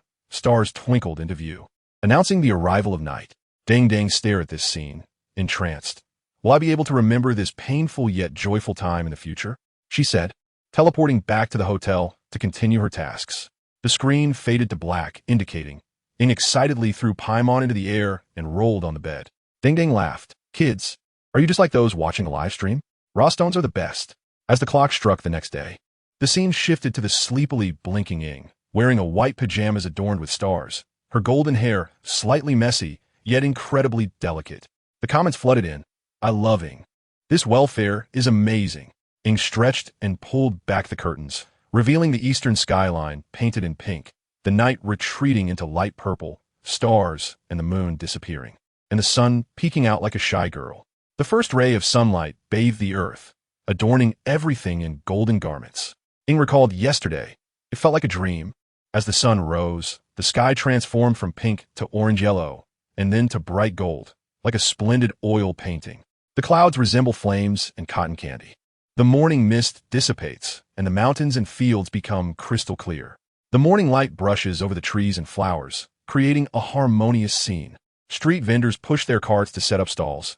Elderly people practice Tai Chi to stretch their muscles, and workers eat breakfast while rushing to work. Everyone is living their best life. The air is filled with freshness and hope, making one want to take a deep breath. A gentle breeze blows through Ying's hair. In this warm scene, what is she thinking about her lost family? Switching player perspectives, she spins around. She thought there would be a pajamas model for Ing, but it turns out to be a regular one. Brother Ran gives a permanent hotel card. The ceremony at the Xiandian is going to be explosive in Liyue. The barrage goes wild. MiHoYo, please. Release Ying's skin. They can do anything. Someone even retorts, why are you so selfish? Ing walks to the bedside, where Paimon is still sound asleep. Without thinking, she clicks the observation option. Inside the warm room, soft light spills onto the big bed. Paimon's white hair looks like silver threads on the pillow. Her little hands are bent in front of her chest, her eyelashes long and curled, gently quivering with each breath. Her little nose lifted, occasionally snoring lightly, and even smiling foolishly in her dreams. Ing screams, I'm dead. This close-up is too cute. The barrage explodes. Paimon is the cutest in the world. I've watched this picture hundreds of times and still can't get enough. Someone jokes, just got nosebleed from cuteness. Can we not wipe it? Ing is also melted by the cuteness. Not wanting to disturb Paimon, she heads out alone. As soon as she arrives at the front desk, she sees Brother Ran. She jogs over. Brother Ran, you're up so early. Ran smiles and says, good morning. You stayed up so late yesterday, but got up so early. Your routine is pretty good. Ing curiously asks, what about Andujia? Ran replies, she's still in bed. As soon as this is said, the barrage instantly boils over. Something's wrong. Something's very wrong. Old me, dare you to make last night's events happen? While handling the front desk, Ran suddenly says, if you ever have no place to stay, just come here. I've already registered you, and for at least a month. You can enjoy the services here for free. Ing is super touched, and the barrage goes wild, Dad. This is too pampering. After a while, Ran hands her a card. Here, you can use this to come and go freely in the hotel. Just go to the cafeteria if you want to eat. Ing holds the card, almost dropping a small pearl. How can there be such a good person? Soon, it was time for the Xiandian ceremony, and Ing and Paimon rushed to Yujing Terrace. The scene was absolutely dazzling. Paimon flew up and shouted, so many people. This is even more explosive than Mond's farewell ceremony. She previously thought the Mond ceremony was invincible, but didn't expect Liyue to be the real master. Watching the crowd light up at the mention of the Geo Archon, Ing ponders, I want to ask them about my brother's whereabouts. Can I outshine this group of fervent followers? Some say the six-pad sage's refresh rate is like Pokemon legendary beasts, not appearing for hundreds of years. Maybe he has long passed away, and no one dares to mention it. Ing breathes a sigh of relief. As long as the Geo Archon is alive, with Vinny's connections, she should be able to find out about her brother, right? Surely not every god knows nothing? Ding Ding watches Ing and Paimon squeeze to the front row. looking left and right, causing dissatisfaction among others. Yet she remains unbothered, smiling. When you come out to mix, your identity is given by yourself. Do you see anyone next to us daring to say a word? The Xiandian ceremony takes a twist. The Geo Archon dives down and immediately collapses to the ground. As the ceremony begins, a woman in a luxurious golden outfit makes a grand entrance. Just by walking, you can tell she is a high-ranking figure. The barrage explodes. Isn't this a character from the footnotes in Liyue? Is she the Geo god? Someone retorts. Dialect is also in the footnotes. But he isn't the Anemo god. She is accompanied by Ningguang and Kaching, the three standing side by side looking down at the crowd. Super impressive. Next, Ningguang begins to recite the ceremonial praises, all praising the Geo Archon, bringing Liyue to develop, establishing industries, and making great contributions, turning Liyue into its current prosperous state. Ding Ding listens. Though it sounds like a Principal S speech, she doesn't mind at all. Who let Ningguang be both beautiful and sweet-sounding.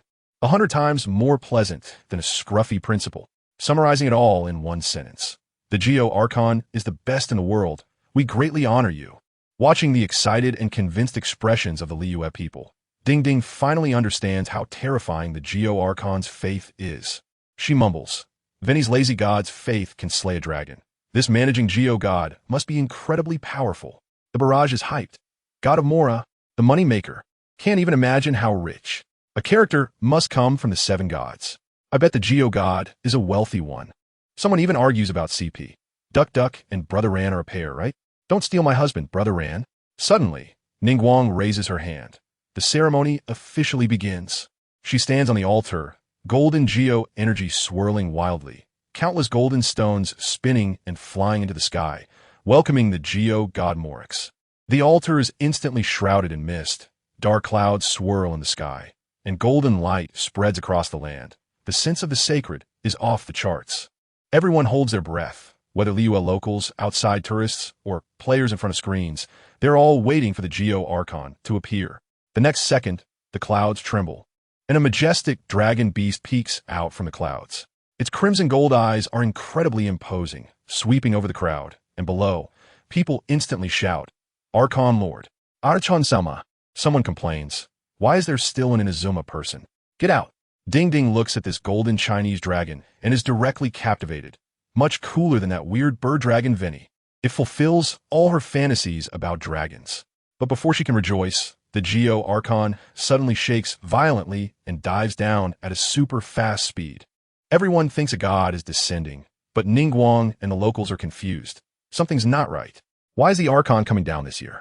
The next second, the Geo Archon crashes headfirst into the ground, his body going limp and lying flat. The crowd is instantly petrified, all wearing question mark faces. Ningguang and Kaching exchange glances. Only Ningguang's eyes turn blood-red vertical pupils, staring intently at the body of the Geo Archon. The Archon has been attacked, and Ing is blamed. The Qinyan army surrounds. Extreme escape. Ningguang calms down and approaches the Geo Archon, wanting to communicate with elemental power. Are you playing cosplay? Wanting to undergo a rebirth? But then she thinks, you're a dragon, not a phoenix. Looking at the motionless dragon, she really wants to slap him awake, but fearing the public opinion might explode tomorrow. She can only sigh and wave her hand. The Archon has been attacked. Lock down the entire area. The Liyue people instantly collapse. The barrage is shocked. Did he really get attacked just like in the preview? Marla. The Qinyan army immediately seals the area to catch the culprit. But those in the know understand, except for Ningguang, who can fight Morris for a bit. No one else can even defeat Ing, let alone kill the Archon.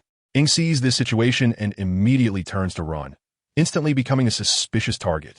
The Qinyan army shouts, catch them. Thieves, don't let them escape. The Liyue people, seeing her fleeing, are even angrier. It must be you. Fists filled with grief and anger come flying, and Ing dodges while shouting, it wasn't me.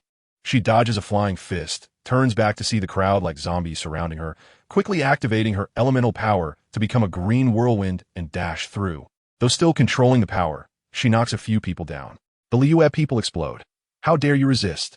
After much effort, Ing finally reaches the periphery of Yujing Terrace. Switching player perspectives, Ding Ding is stunned. Why did we stop? Just fly over. Seeing the rising alert level, Ding Ding's head starts to hurt. Isn't this just like stealing a loot in Mond? I climbed for 2 hours back then. She clicks on Paimon to pause and think of a strategy, and the barrage laughs. Pausing to think? Invincible, someone adds. The main character isn't unskilled at this. She's just unskilled at everything. Ding Ding shouts angrily. Moderator, mute them. As the pause ends, Ding Ding declares, next I'll show my true strength. A flawless super god completion.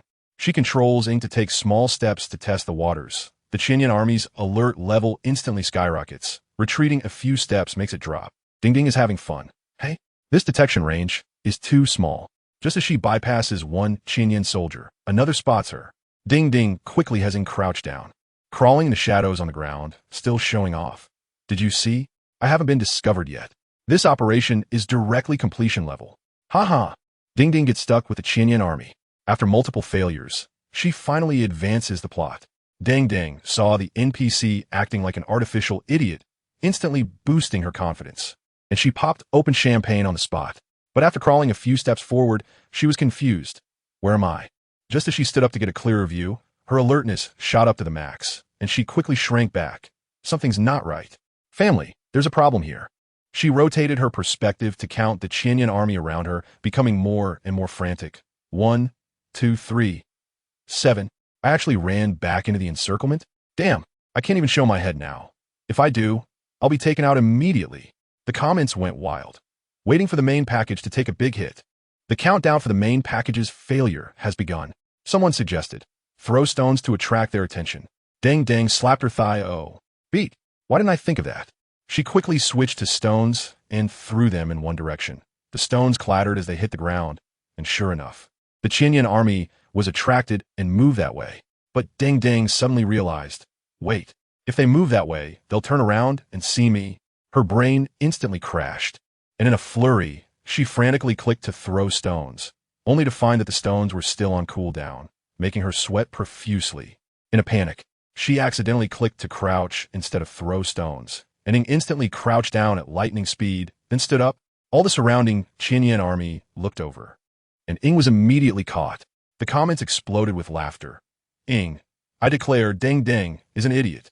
After restarting, Ding Ding carefully analyzed the route. I ran the wrong way just now. I absolutely won't this time. She tiptoed to the side, but seeing the Qinyan army alert, she quickly hid behind a box. Yet her alertness was still climbing crazily. No, why can they see me? She was taken away by the Qinyan army again, and the comments mocked. Your silly little head is sticking out from behind the box. Ding Ding shouted angrily, oh my, not again. This is driving me crazy. I don't know how many times I've restarted. My eyes and face are red. The comments teased. Didn't they say NPCs are artificial idiots? How come the main package still can't get through? The main package is worse than an artificial idiot. She retorted defiantly. Who are you calling an idiot? I'm very smart.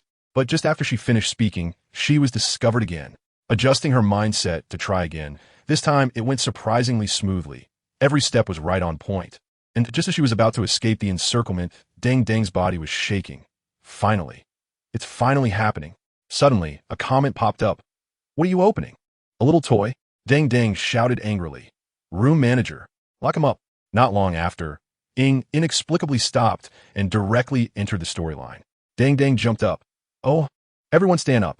It felt as satisfying as finally clearing out after being constipated for 5 days. The comments laughed. Just passing a level gets my blood boiling. I'm blind. Has the main package ever beaten Super Brother? It's so exhilarating. Not remembering the beginning, Ing cautiously moved forward, always paying attention to the situation around her. Ing was blasted away by Ningguang's wind ball, accidentally stumbling into a mysterious shop. She found herself in a life-or-death situation. Ding Ding looked at Ying's cautious demeanor and couldn't help but laugh. This is just like me. It's quite cute. Suddenly, there was a crack, and Ing stepped on a small twig, causing several Qinyan soldiers to look over, grabbing their weapons and charging. Ing cursed under her breath and turned into a green whirlwind to run back. Ding Ding scoffed. Isn't this just running casually? With this kind of speed? But the next second, a streak of light flashed by, and Ing suddenly stopped, touching her head with a dazed expression. Oh no. Looking up, a golden-haired figure was blocking her path. It's Ningguang. Ying Bunikit, Ningguang. Ningguang's crimson vertical pupils stared at Ing, her intimidation level maxed out. Traveler, you have the right to explain. That gaze pierced like a needle to the heart, like an ancient beast. Ing wanted to turn into a whirlwind to escape, but was blocked by an invisible barrier. The comments erupted. This beast-eared girl is so fierce. That gaze scares me. Some even made outrageous comments. But Dang didn't care. As long as the super admin doesn't seal it, it's fine. Ing hurriedly explained. I really had nothing to do with the Emperor's assassination. I just arrived in Liyue. Paimon echoed. How could we possibly fight against a deity? The comments debated combat power. Normal 2 elements can defeat anyone below the immortal level. Brother Keed was super strong when helping Mondstadt fight the dragon. Suddenly someone asked, what would happen if Brother Keed turned into Sister Keed? Dang immediately imagined. A feel-good story. I could drool just thinking about it. The Qinyan army surrounded Ing, and Ningguang asked, then why did you run? Ing was at a loss for words. Ningguang sighed lightly, and just as the Qinyan army was about to grab her, she raised her hand to stop them. Back off. A green wind ball coalesced in her hand, the power terrifying enough to explode. Ing was on alert. That's way scarier than the ball I can conjure. Before she could react, Ningguang instantly appeared in front of her, and the wind ball exploded. A fierce wind swept across Yujing Terrace, and Ing was sent flying far away. The comments were shocked. This skill's power is insane. But she didn't go all out. Ing fell to the ground, and Paimon hurried over. She rubbed her sore spots. I'm fine, she held back. The sound of heavy footsteps approached, and just as Ing was about to turn into a whirlwind, a dog bark blocked her. Turning around, she saw a luxurious shop with a closed sign but a crack in the door, and the barking came from inside. Without thinking twice, Ing rushed in. As soon as she pushed open the door, she was stunned. She had never seen such a dreamy place. As Ing opened the ancient wooden door, a faint sandalwood fragrance wafted over, making her involuntarily take a deep breath. She had accidentally stumbled into a god-level figurine shop. The stunning dolls made her forget she was being hunted. Upon entering the shop, Ing instantly forgot the Qinyan army outside, the chase and her panic, as if she had traveled through time into an ancient, elegant gathering. The landscape paintings hanging on the walls were breathtaking, with mountains and clouds swirling, making it feel like a fairyland. The polished bluestone floor was both shiny and antiquated, and the antique chandelier on the ceiling cast warm light, making the whole shop feel cozy. The small sculptures, actually figurines, in the display cases were all of god-level quality. Some wore battle robes and held long spears, their eyes resolute as if they were ready to charge at any moment. Some wore scholars' robes and waved folding fans, exuding an air of literary elegance. There were also never-before-seen designs. A yellow mouse holding a gold ingot in a new spring outfit, with a tail that sparkled adorably. A gray humanoid wolf in a suit sitting on a throne, exuding a proud demeanor. And a giant black dinosaur roaring to the sky, its blue dorsal fin glowing, looking absolutely stunning. Even more amazing were the beautiful girl figurines. The blue and white Hanfu flowed gracefully, with a rabbit being petted beside her, and tiny dragon horns on her head that were super cute. Her skin was fair as if she had body heat, and her eyes were made with special materials, embedded with small beads, making them look exceptionally lively, as if they could see into one's heart. Next to her was a Tang Dynasty Hanfu figurine, even more stunning. The pink top was embroidered with peonies, the petals layered and incredibly realistic. The deep blue skirt adorned with golden tassels jingled with every movement, and her silver spiral long hair was pinned with a jade hairpin, with jade earrings that jingled with every gesture. Ing was so entranced by the Tang Dynasty Hanfu figurine that she couldn't move, her lips curled up in a smile. Her hand lightly lifted the skirt, and she adjusted her hair, looking elegant as if waiting for something, her eyes filled with anticipation. The base was a lotus pond, with blooming lotus flowers and green leaves that matched perfectly with the figurine. Ing exclaimed, I'm going to be bent. The comments flooded. This is an ancient-style duck. Mihoyo, hurry up and release it. I'll buy it no matter the price. Old me is mixing in private goods, not afraid of copyright disputes. You see, while playing the game, Old me already sent someone to apologize. Ing was so captivated that she completely forgot about being wanted. Suddenly, she spotted a white-hooded deity figurine. The dragon pattern on the white robe was detailed down to the scales, and the expression was solemn and dignified, with an air of dominance. Just then, a strange voice sounded. These figurines were all personally made by Master Sama. Each one is unique. Ing turned her head but saw no one. Only a huge sculpture at the front desk. As she approached, she exclaimed, "This wolf sculpture is too cool." Brother Keed fiercely protects Ing. The figurine shop unexpectedly revealed a healing magic dog. The wolf-shaped sculpture suddenly howled. Each figurine contains Master Sama's imagination. I can earn more rice. Ying was startled, and upon closer inspection, she realized it was the sculpture speaking, leaving her dumbfounded. So, it was you who made the sound just now. The comment erupted. This dog looks so unique. An alternative kind of handsome. Why does it look like a monster? Suddenly, the perspective shifted, and a seasoned Keed fan, Ding Ding, recognized it at a glance. This is Brother Keed. What the heck? The scene shifts to the white-haired Lan, who sees Ying and Paimon gazing at a dog and smiles as he approaches. What a coincidence to run into you here. Ying just got up but hesitated immediately after all. She was a wanted person now. How could she face him calmly? Lan noticed her concern and asked, "What's wrong? Did something happen?" Ying gritted her teeth and took the risk to confess. "I went to participate in the divine invitation ceremony, but then the Archon suddenly disappeared. I was scared and ran away, and now I'm a wanted criminal." She felt extremely anxious. After all, Lan was a high-ranking official in Liyue and had shown explosive power before. Wobby got angry and attacked, but Lan just smiled lightly, exuding confidence.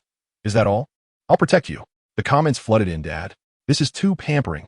Lan hiding in the shop, and when the Qianyan army passed by searching, they directly bypassed the store, looking respectful. Ying and Paimon whispered, "This shop has such a big influence. The Qianyan army is definitely pretending not to see it." Suddenly, a strange sound came, and Ying turned around to see a creature that looked like a dog. It was the Outlander demon dog. The comments were shocked. "Dude looks awesome. So cute. I want to raise one." The Outlander demon dog approached and sniffed Ying, who instinctively stepped back, making the dog instantly unhappy and point its paw at Paimon.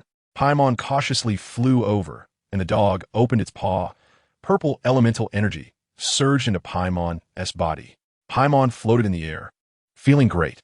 All my fatigue and bad mood are gone. This feels amazing."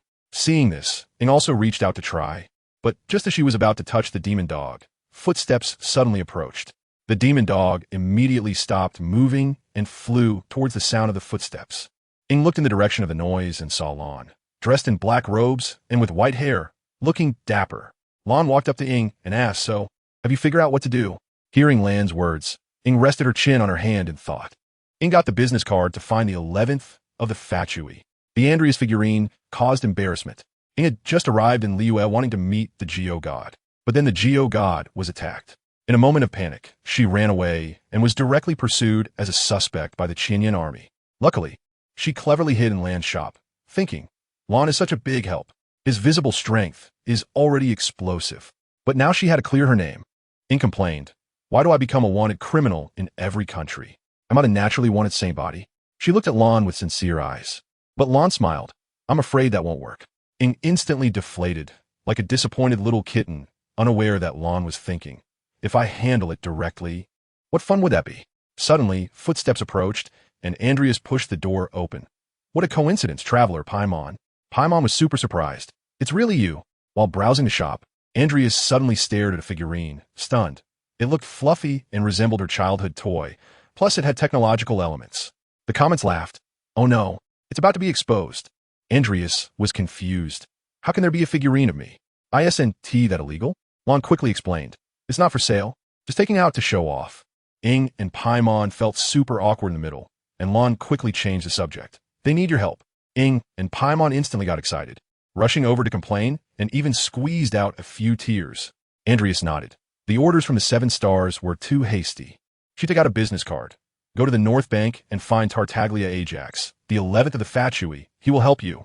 As soon as Ying heard Tartaglia, she was stunned, then reacted. "I was disgusted by the lady before, but looking at Andreas's gentle gaze, she still accepted the card. Ducky wouldn't harm me." Lan had already let the Qianyan army retreat, and Ying left smoothly. Andreas still felt awkward about the figurine, and Lan smiled. "I'm the only one with this figurine, and I'll keep it well." Andreas felt relieved, while the Outlander demon dog obediently squatted beside them, ready for a nap. Ying left the Yujing terrace without any obstacles. The chaotic scene had already been stabilized. She quietly slipped into the North Bank area, looking at the layered buildings in confusion. Which way to go? She asked a passerby. "Hello, how do I get to the North Bank?"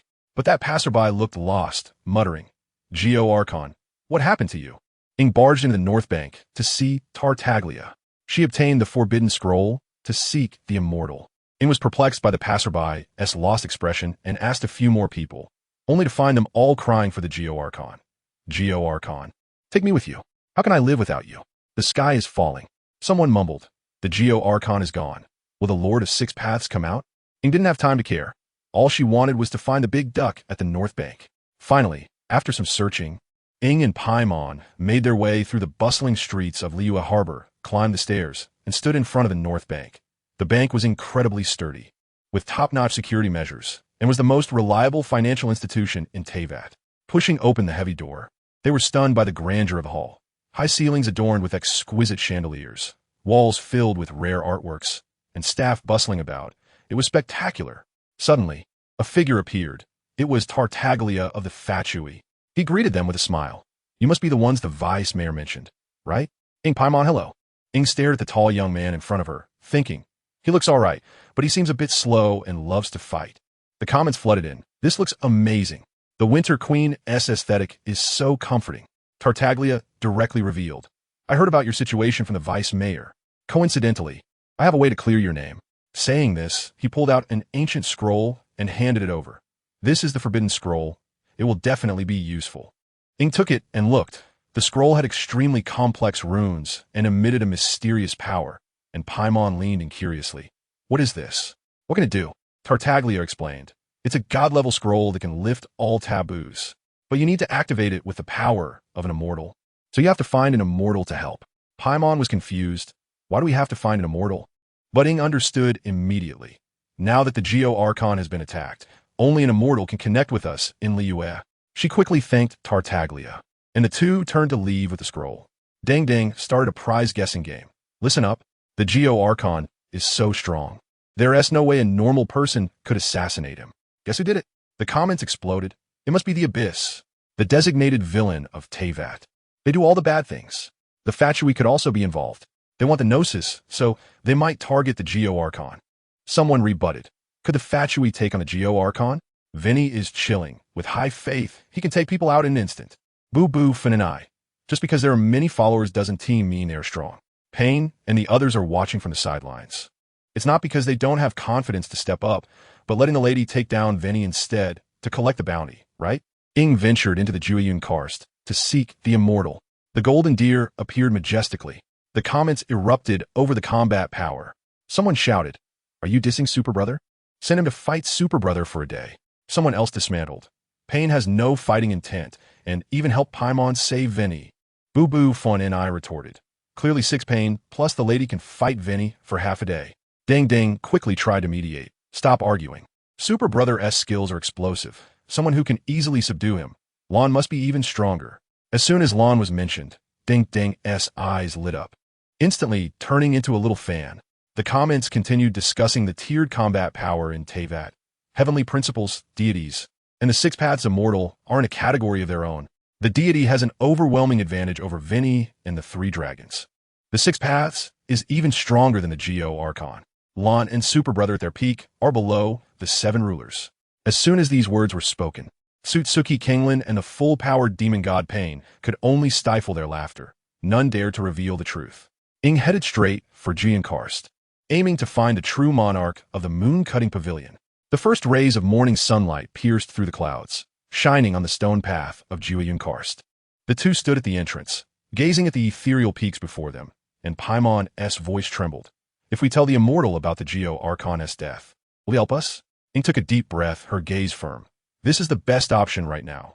We can only gamble on the immortal's good temper. 2 people walked along the path, each step feeling incredibly heavy. They knew this news would cause an uproar in the Jueyun Karst. Paimon couldn't help but ask, "Are we really going to find other immortals?" Ing turned her head. At this point, is there any way back? We can only go all in and look for a turning point. Paimon's eyes lit up instantly, following Ing as they continued on their way, hoping that the talisman given by the young master would work. Along the way, they traversed dense forests, climbed steep peaks, and even played in the clear streams. But the deeper they went into the Jueyun Karst, the more mysterious the environment became. Finally, they reached a foggy valley where a faint immortal aura lingered in the air, making it feel as if they were stepping into a fairyland. The two moved cautiously, and just when they were about to give up, a majestic voice suddenly rang out. "Travelers from afar, why have you come to the Jueyun Karst?" Ing and Paimon turned around abruptly to see a giant deer with a body of golden and orange-brown hues standing there, exuding an overwhelming aura. Ing quickly bowed respectfully. We are here to seek an immortal, hoping to request assistance. She had already guessed that this deer was an immortal, so they had to put on a show. The immortal deer's eyes sparkled with golden light as it looked at them and said, Ing has the divine power to defeat the Qinyan army. The emperor's fall has shocked the Jueyun karst. The Zhaoyue Zhuyang immortal spoke. I am the Zhaoyue Zhuyang immortal. I know a bit about your situation, but before that, we must deal with the trouble behind us. Ing and Paimon turned around to see countless Qinyan soldiers surrounding them with long spears, their eyes fierce, ready to capture them as suspects. The immortal shook his head helplessly. These troublesome beings, deal with them quickly. As soon as he finished speaking, a strange power suddenly enveloped Ing. She instantly felt a surge of strength, and the barrage of comments exploded. This amplification is outrageous. Ultimate moves can be used infinitely. The combat is exhilarating. Just charge in and finish it.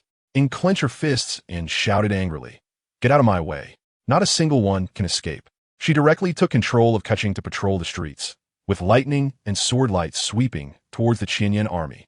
Although the single hit damage felt like a scratch, the attacks were incredibly frequent, seamlessly connecting to the invincibility frames of her ultimate moves, and the Qinyan army's counterattacks were all dodged. It was like controlling a puppet, easily handled.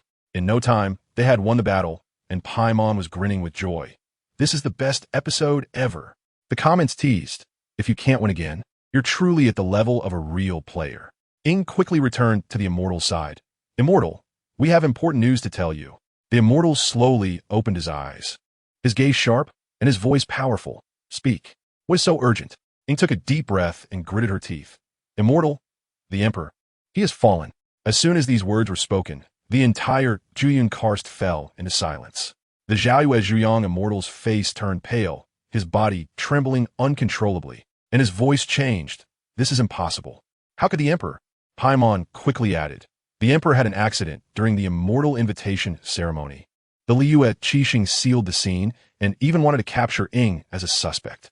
The immortal suddenly became furious, his gaze sharp. You dare to lay hands on the emperor? Ing and Paimon panicked at once, hurriedly defending themselves. Immortal, we could never be able to fight the emperor. This is all a misunderstanding, but we believe the truth will come to light. The immortal stared at them for a while, and his anger gradually subsided.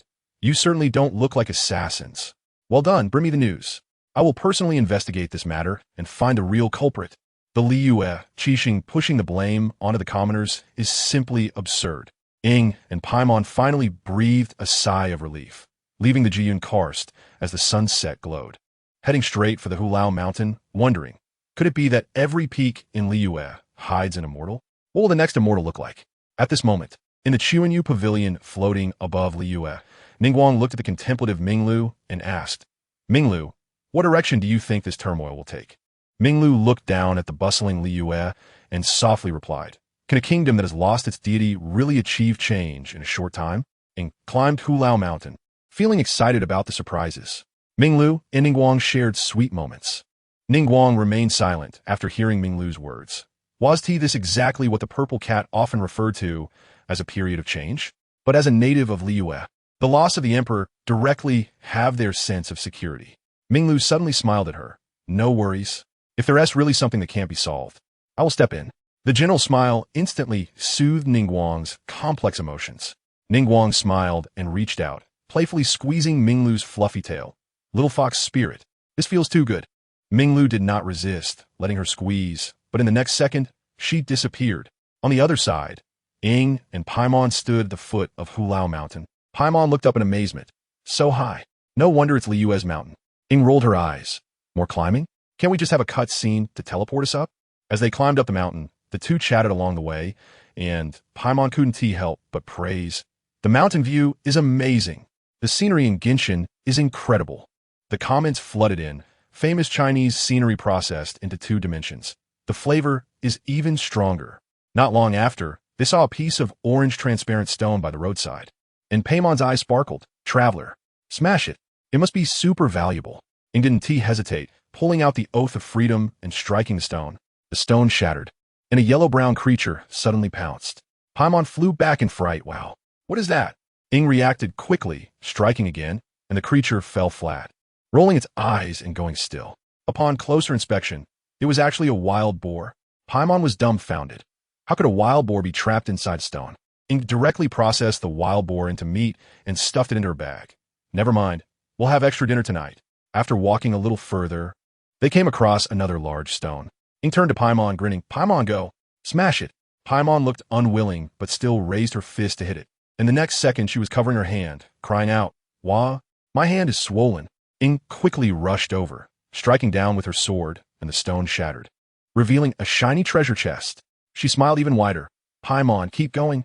Saying this, she hugged Paimon and looked for the next stone, but Paimon shook her head wildly. Suffering again. This time, a slime bounced out from the stone, and Ing expressionlessly conjured a wind ball, instantly defeating it. Paimon shook Ying's head angrily. It's all your fault. My hand. Ing awkwardly smiled and quickly changed the subject. The two continued climbing up the mountain, and after a while, Paimon suddenly pointed ahead and shouted, Traveler, look, there's a golden stone over there. It's glowing. It's smaller than the previous one, but looks more special. Ing moved closer to take a look and instantly frowned. This stone was indeed unusual. Ing smashed the stone to get the gem.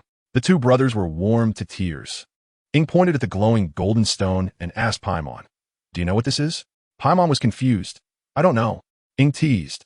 How can you be a guide like this? Do you only remember where the restaurants are? Paimon retorted. Who remembers that as a guide? Ing laughed. Even local specialties should be introduced. Paimon cutely acted, and the comments flooded. Paimon is adorably explosive. Mom raised you. Ing kicked the stone and found it super hard. She took out the Oath of Freedom and struck it sideways, and with a bang, the stone cracked. The comments went wild. Using a divine weapon to smash stones? Invincible. The effect is pretty good. Hilarious. Ing struck a few more times, and the stone broke open, revealing a shimmering gem, which she quickly tucked in her bag.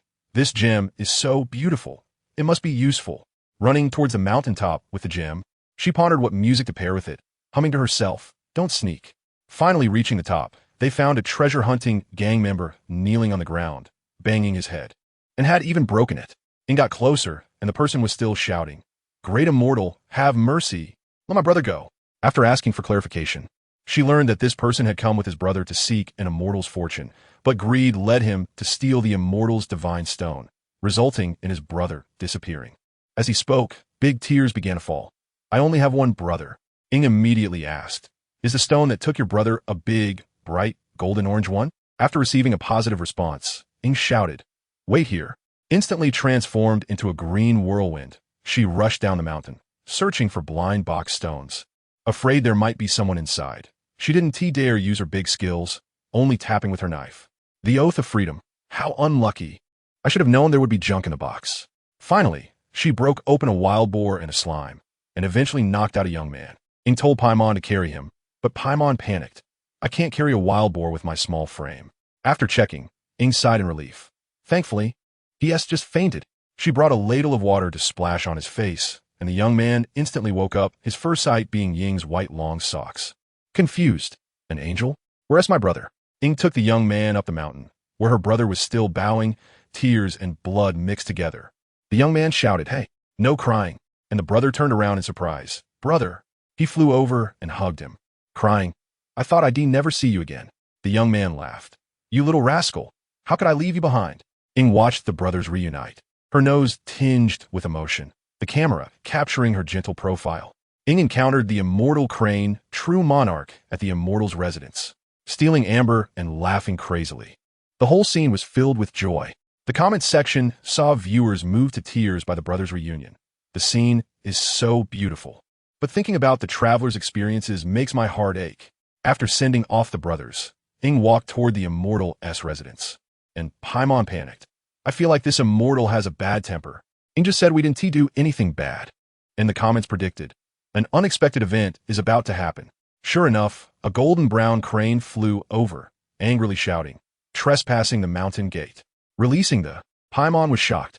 Are all the Liyue immortals beast-shaped? The comments joked, Poultry meat 3. The crane angrily scolded, Ignorant mortals, quickly come and accept the. Ing obediently stepped forward, thinking, This crane is really beautiful. I want to keep one. The crane continued to scold. And you destroyed the amber on the mountain. Paimon whispered in Ying's ear, only to be yelled at by the crane. No whispering during. Paimon immediately shrank back. Okay. The comments laughed, like two kids being scolded by the teacher. Ing quickly said, "The true monarch of the crescent moon sent us with a message." She also took out the unrestricted talisman. The crane, true monarch of the layered mountains and waters, instantly calmed down upon seeing the talisman. The divine talisman crafted by the Emperor is still here. Speak. After Ing explained the Emperor's fall, the true monarch's expression changed from red to white, furiously spreading its wings. How can this be? How could the Emperor be harmed by a mortal? It even shouted about leveling the 7 stars, and Ing quickly advised, "Liyue can't handle any more turmoil right now." The comments were shocked. The immortal is really going to take action. It could shatter Liyue in an instant.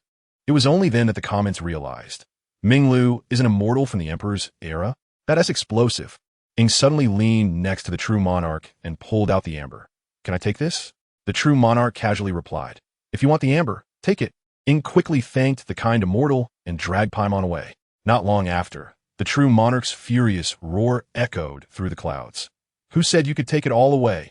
Ing ran towards Mount Uzang, while on the other side, Hu Tao and Xiangling were sitting around a table filled with ingredients. Xiangling stirred the stew. Could the Emperor have passed away without any warning? Hu Tao leaned on the table. "I want to hold a grand send-off ceremony for the Emperor." Preparing delicious food, she carried a basket towards Mount Uzang, and Xiangling asked again, "Can immortals eat? This is a very special time." Hu Tao shook her head. "In my opinion, the chances are slim."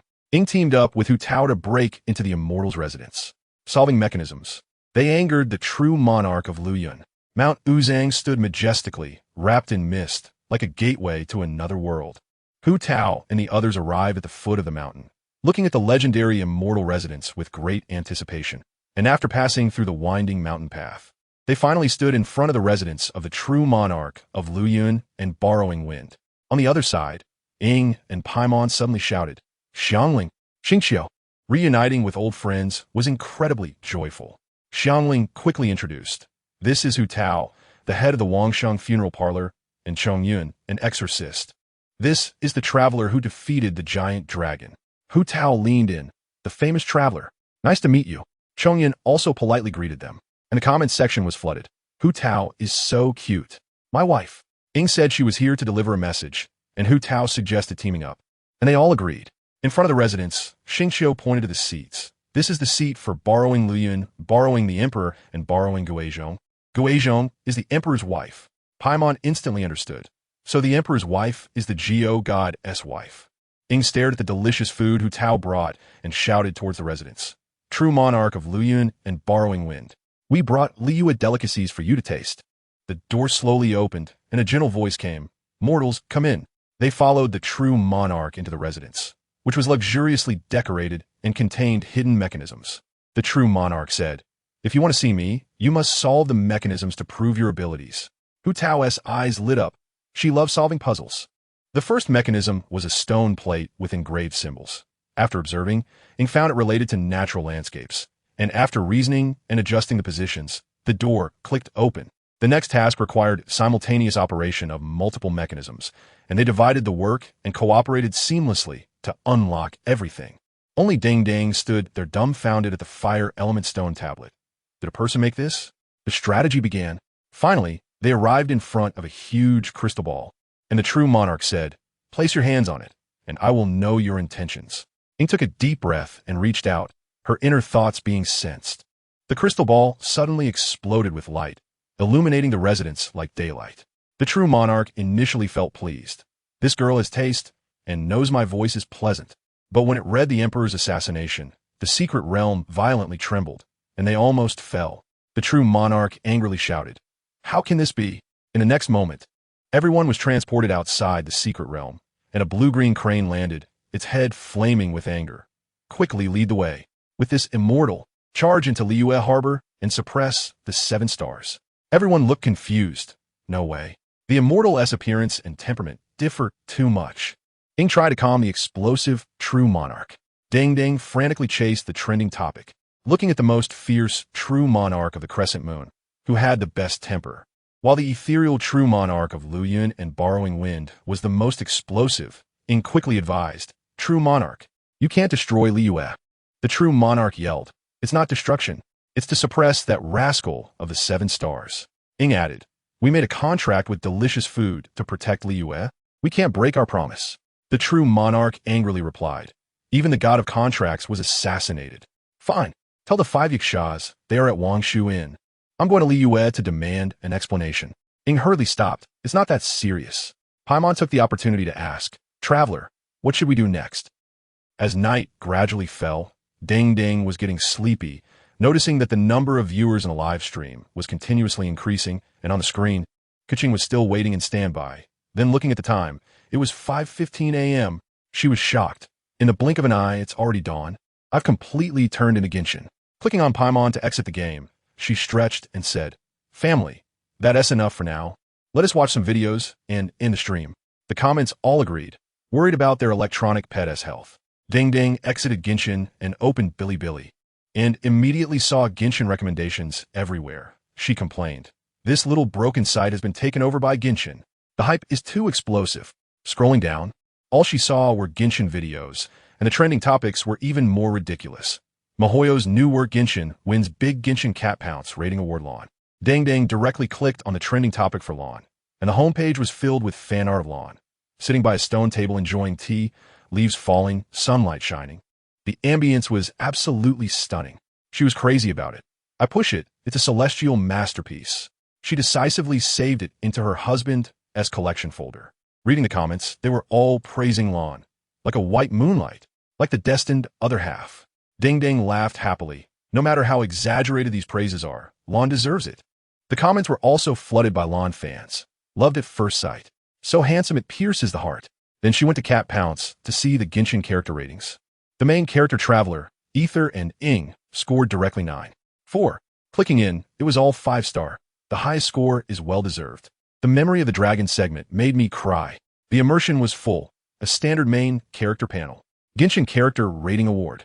Paimon and Ing ranked among the top. The comments were raving about Ing. Exclusive elemental energy. Divine blessings. Slaying evil dragons. Main character treatment at its fullest. The more Ing was watched, the more attractive she became. Mihoyo quickly let the twins reunite. Ding Ding fully agreed. That's right. Ing is the best protagonist. This is the kind of presence a main character should have. Next, let's look at Paimon's rating, a direct 9.4, tied with Ing. The comments exploded. The best partner. Emergency food confirmed. With an angel like Paimon by my side. It's a blast. Dream daughter configuration. Just eats a lot. Fixing the protagonist's quietness bug is so useful. Next is Amber, with a score of 9.1. The comments are all praise. Mondstadt's little angel. I fell for her. Count Bunny is on the move. Her standby dance is adorable. Mihoyo's characters hit me right in the feels. Now let's look at Kia, who scored 8.5, and the comments are joking. Lixian, what are you doing here? Why doesn't T, the cavalry captain, have a horse? At first glance, he seems scheming, but unexpectedly, he is a caregiver. Lisa scores 8.9. I love the lazy big sister. If she gives me for free, I'll give her full marks. The invincible frame is even more explosive. Mondstadt's pillar. I want to marry her.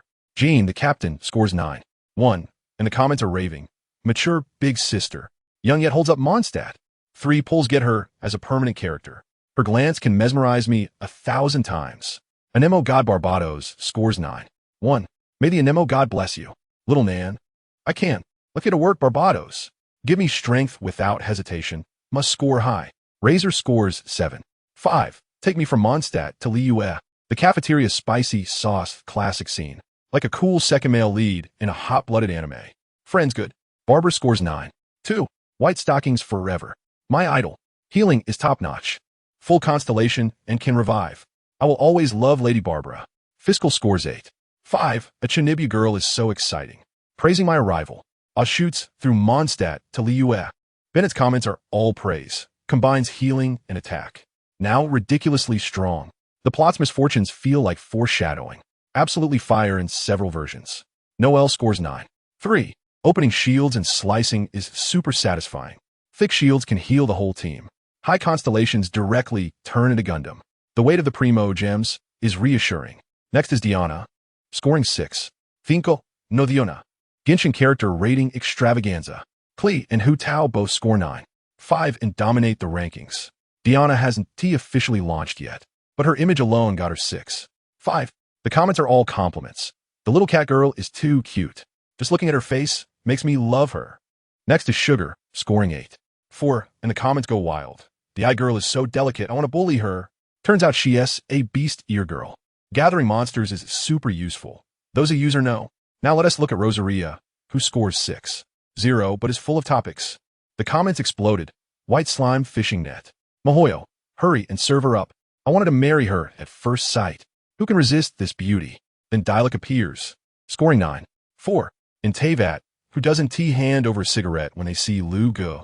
Mondstadt's top combat power. Monsters I couldn't defeat before. Grandpa takes them down in one slice. Pulling feels super satisfying, and the effects are stunning. Klee is even more fierce, scoring 9-5 and directly topping the list. Girl Goose, Little Sun, Mondstadt's strongest combat power confirmed. The confinement room administrator lives up to the name, can take them all down, running and bouncing. Pulling one is so happy to watch. Albedo scores 8-8, and netizens rave. So handsome and classy. Chief Alchemist, no plot, but still gets love. Eula scores 9-1, and the comments are all wife spamming. Perfect figure. I remember this grudge. Hurry up. I want to pull for full constellations. Quickly stick together. Mona scores 8-1. Astrologist Mona Megistus. Can cross the sea and increase damage. Definitely a must-have card in the future. Xiaoling scores 9-1. I want to eat. Strength is on point. Can handle any weapon. Definitely the god of fire. Xingqiu also scores 9-1. Who believes those legs are male? Strength is outrageous and super cool. Chivalry is off the charts. Chongyan scores 6-4. Hasn't been released, but looks super shy. Just seeing Chongyan makes me dizzy. Yanfei scores 9-0. Liyue as Zhang, San in charge. Sweet to the point of breaking the rules. Teacher, is it illegal to like you? Chi-Chi scores 7-8. Who would have thought a zombie could be so cute? Hungry true god, I want to hug and kiss. Kuching scores 9-4. Purple cat head forever. The big C at launch. Pulling her means playing until the server closes. Beautiful and powerful. No need for more words. Hu Tao scores 9-5. Tied for first with Klee. Her quirky style hits me hard. I'll do anything to get her. You are truly beautiful. And this score is well-deserved. Ningguang scores 8-8. Rich lady hungry for food. From a vendor to the top of power. This ability is just too explosive.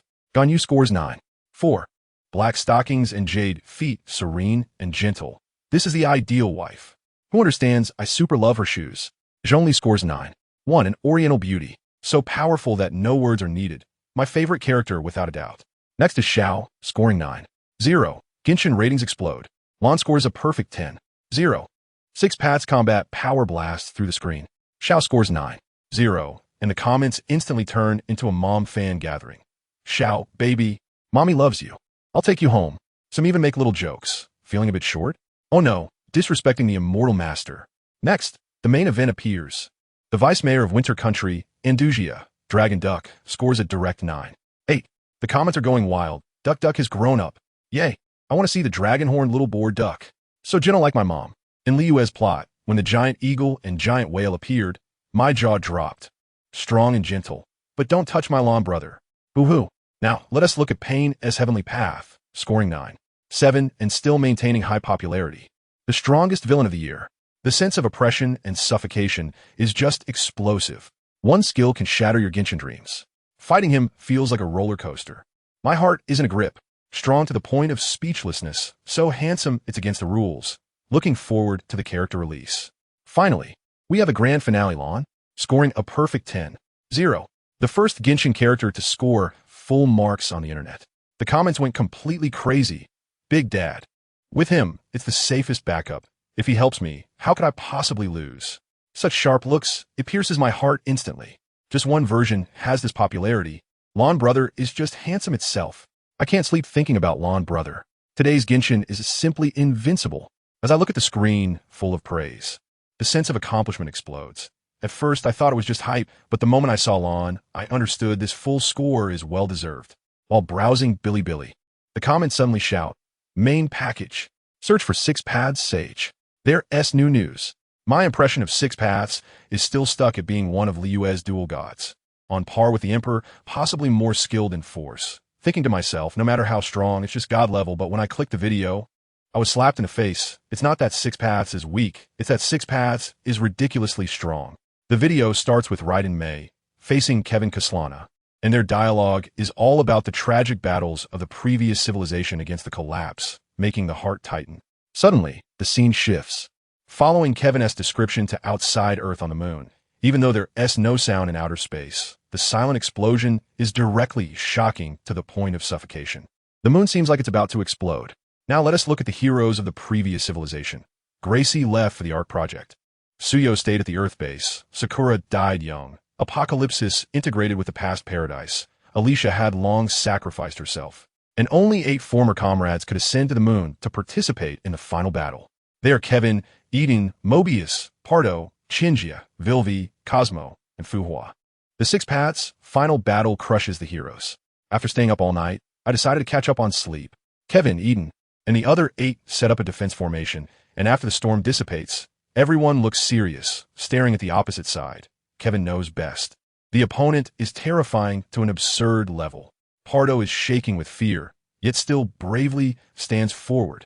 Look closely. A white figure is floating opposite. An androgynous, ethereal voice echoes. Interesting, humans. Golden eyes hide strange patterns. With a red 9-tailed wheel reincarnation eye embedded in the forehead. Dressed in a white haori. Black orbs and a golden sword swirl around. And the white hedgehog hairstyle paired with a black staff creates an overwhelming sense of pressure. Dun is stunned. What is this? Is this the end? The voice is too strange.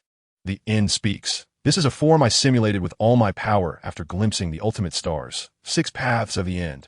As soon as the words fell, he swung the black staff, and the impact directly overturned the surface of the moon. The heroes quickly retreated, and Kevin was shocked. Just a move, and it could destroy the terrain? Too explosive. Next, high energy. The end suddenly disappears. Fuhua stares below, her pupils constricting. So fast? The next second, a massive knee crashes in front of her, too virtual. Before she could finish shouting, she was sent flying, and the surface of a distant planet exploded. The end casually remarks, one dealt with. The barrage went wild. My Fuhua. Is the immortal okay? Just this bit of power is so fierce. The end looks at the furious heroes and smiles. Is it enjoyable to watch your friends die in front of you while being powerless? He turns to focus on Pado, and Kevin urgently shouts, Pado, be careful. Suddenly, countless ripple eyes appear in Pado's mind, and the mental damage directly shatters her, leaving her dazed on the ground. Chinjia erupts in furious transformation. Bastard, I'll burn you. Chinjia attacks at lightning speed. Ordinary rulers can't even see clearly. But under the pseudo-reincarnation eye of 6 paths of the end, this speed is like a child learning to walk. Chinjia unleashes a fire dragon with all his strength, but the end does not dodge or evade, simply raising his hand to catch it. The flames are all absorbed into a black hole, and Chinjia wants to retreat, but can't move. The end shoves a jade for seeking the Tao into the back of his hand, and Chinjia is directly beaten to pieces. Dun wakes up the next morning, opens the curtains, and is stunned. It's daytime again. A beautiful day is about to begin. Looking at the studio's live streaming equipment, she struggles with whether to continue streaming.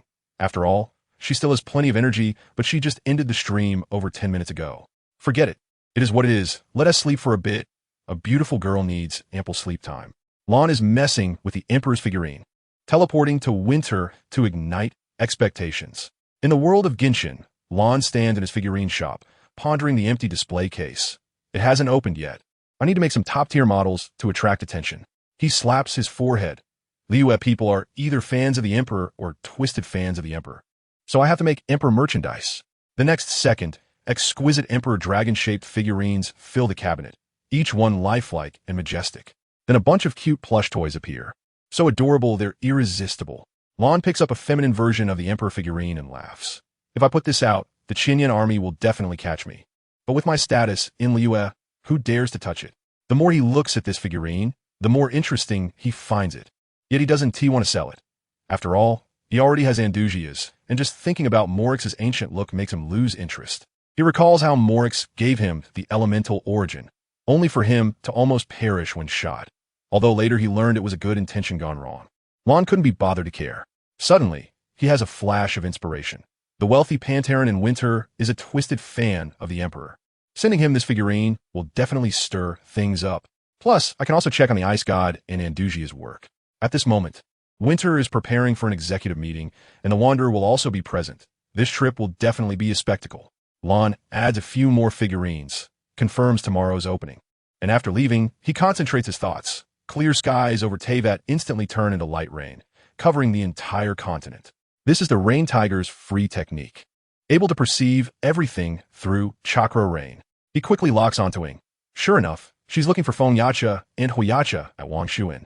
Remembering how he was a benefactor to the Yacha during the Corruption War, Lan glances at the panel, surprised. Such a high heat value? But I can create things with just a thought. This heat value is completely unnecessary. Afterward, he entrusts the outer Dao demon dog to watch the shop, pats its head, and the next second, he disappears. When he opens his eyes again, Lan is already standing on a snowy expanse. His white hair perfectly blends with the snowy scenery. He mutters, "What did I dye it white? Did I do it when I activated the Six Paths mode?" In the distance, the snow-capped mountains look like guardians. The snowlight sparkles like countless diamonds, and the pines at the foot of the mountain are bent under the weight of the snow, yet still stand tall, incredibly resilient. The creatures on the snowy plains have also found their way to survive in this cold environment. Lan teleports to winter to control the Wanderer. The entire Ice God Palace is astonished. A group of reindeer leisurely forges in the snow, their hoofprints leaving deep marks on the surface.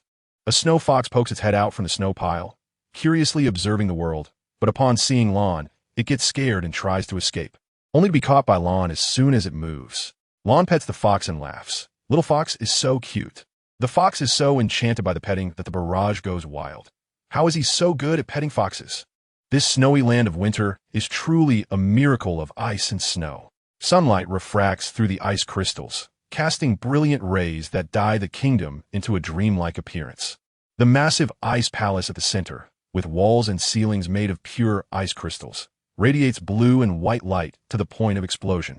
The palace gate is intricately carved with ice flowers, and the interior ice sculpture hall is extremely stunning, with an ice lamp in the dome glowing, and ice murals telling the history of the ancient nation, while the central ice throne is occupied by the ice god Bronya.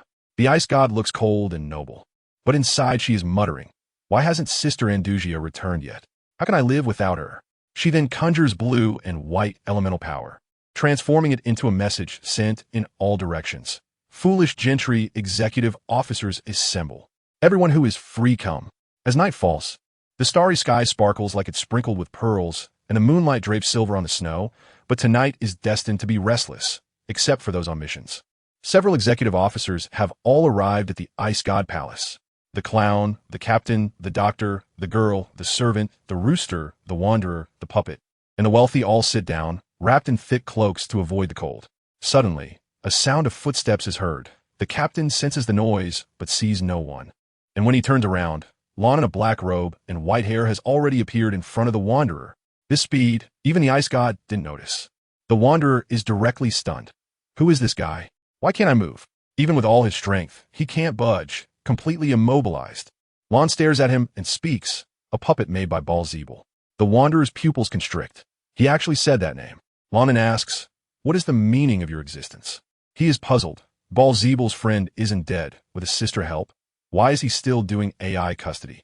He remembers that this brat's mouth was quite dirty. Lan lifts the wanderer's hat, shocking everyone.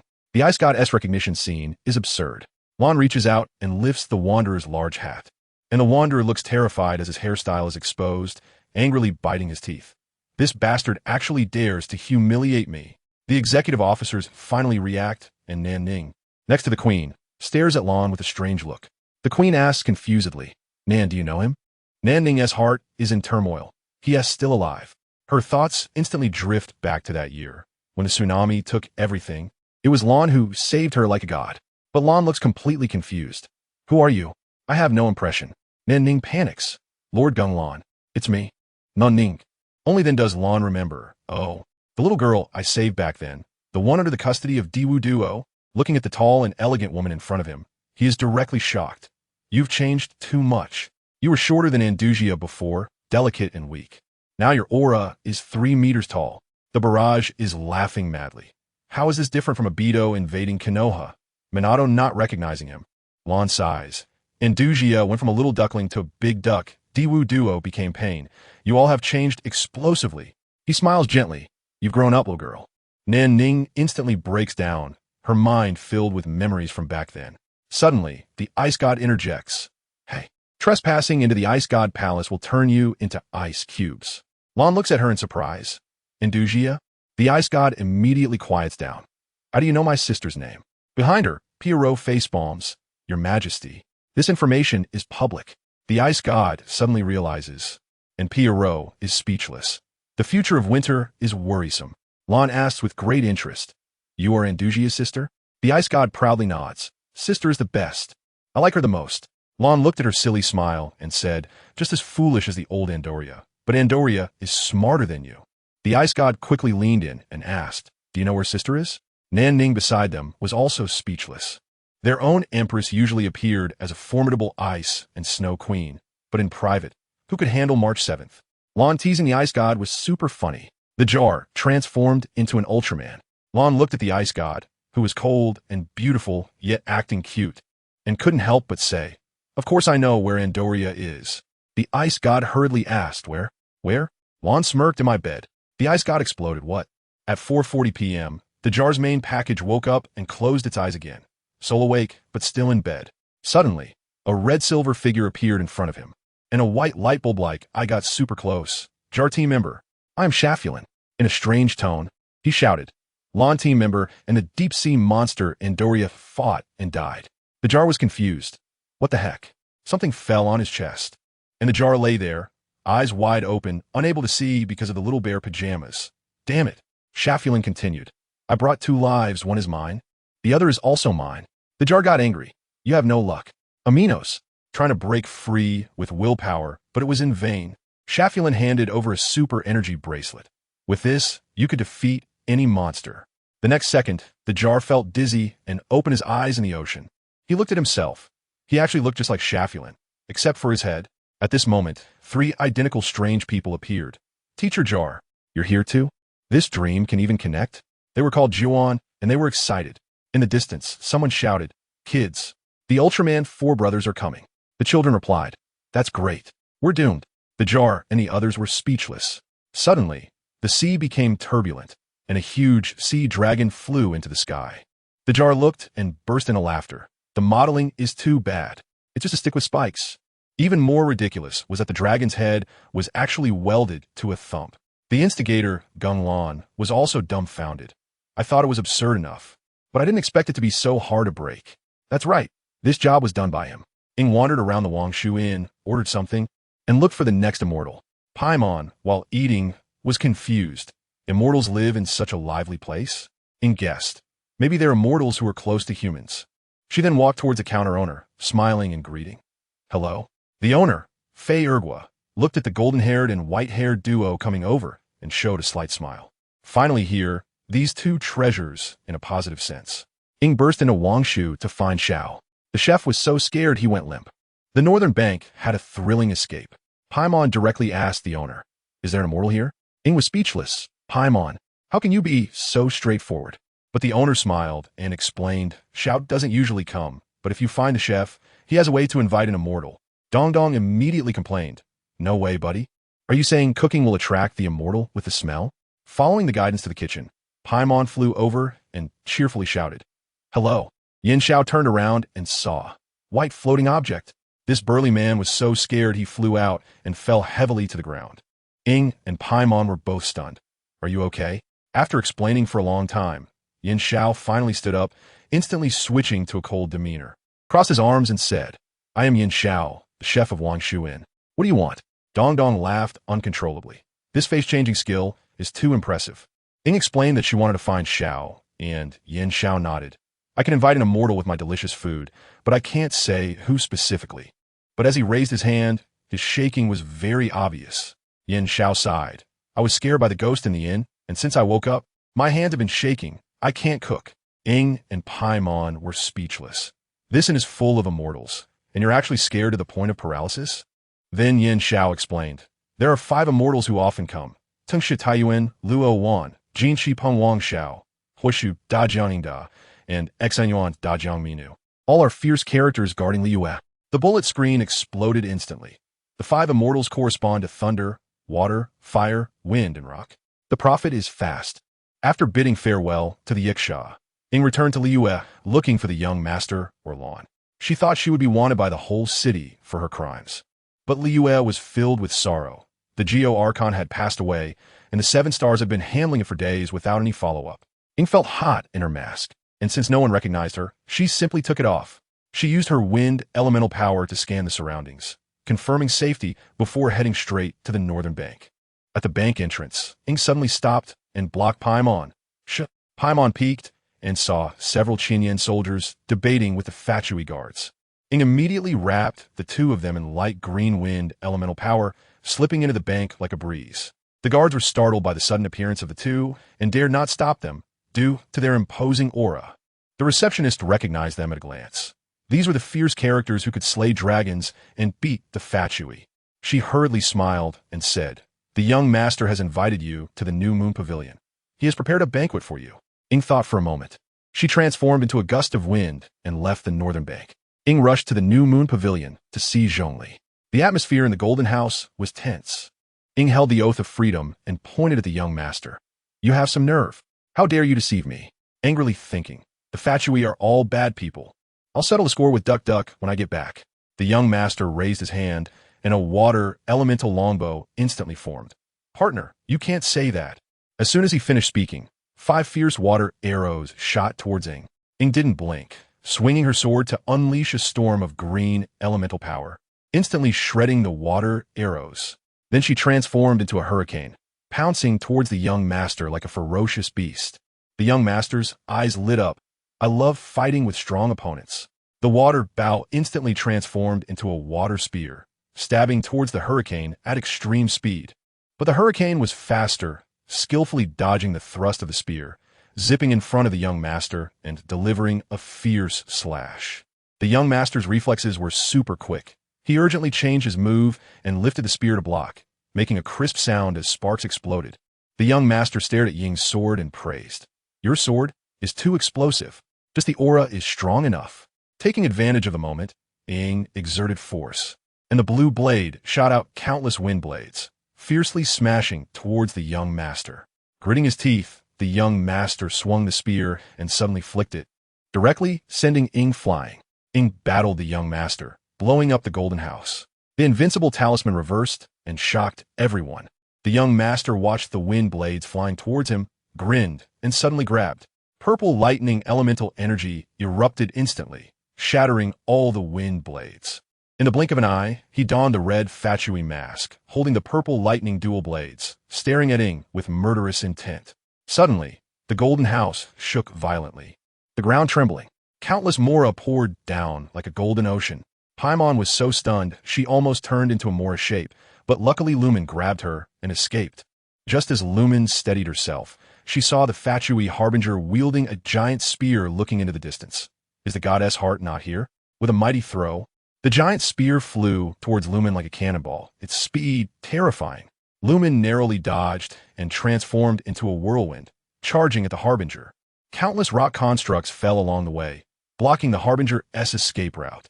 The harbinger's purple aura erupted, and an energy storm roared towards the giant rocks, exploding with a blinding light. But Lumen missed. Using the impact, the harbinger leaped into the air, the giant spear filled with power, glowing purple and dazzling. It descended. The giant spear, accompanied by purple lightning, smashed down on Lumen with overwhelming force. Lumen unleashed her emerald elemental power, enveloped by the sacred feeling of freedom. Her sword tip aimed straight at the harbinger. The clash of purple lightning storms sent everything around flying. Even Paimon shouted as she was swept away. The ground of the Golden House collapsed, and as the two fell, they didn't forget to fight. After landing, Lumen charged again. Shockwave. "Let us see if I can't finish you off." The harbinger blocked with his spear and blinked behind Lumen, launching a fierce purple lightning attack. Lumen stepped back and summoned golden sharp stones, directly knocking the harbinger away.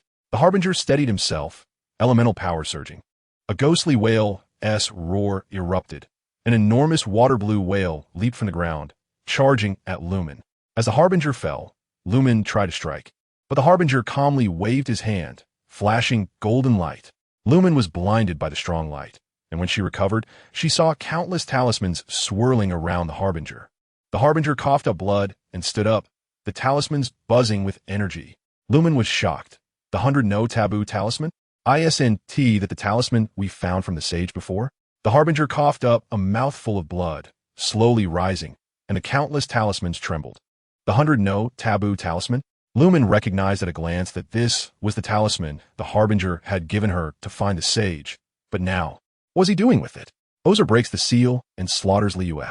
The Yuheng has been ambushed by the Fatui. Lumen wondered, is the Harbinger using the 100 no taboo talisman to summon the sage? The sage would be lucky to not be killed by him. But the Harbinger spread his arms and laughed. Let's wait and see. A godless nation will be swallowed by ancient malice. Countless talismans shot into the sky, and Lumen wanted to stop them but was too late. The talismans erupted in towering beams of light, piercing the sea. Paimon trembled in fear. Oh no, something big is coming. Lumen gripped her sword. What are we afraid of? Just like before, I'll chop him to pieces. The two rushed out of the crumbling golden house and outside. The sky had changed completely.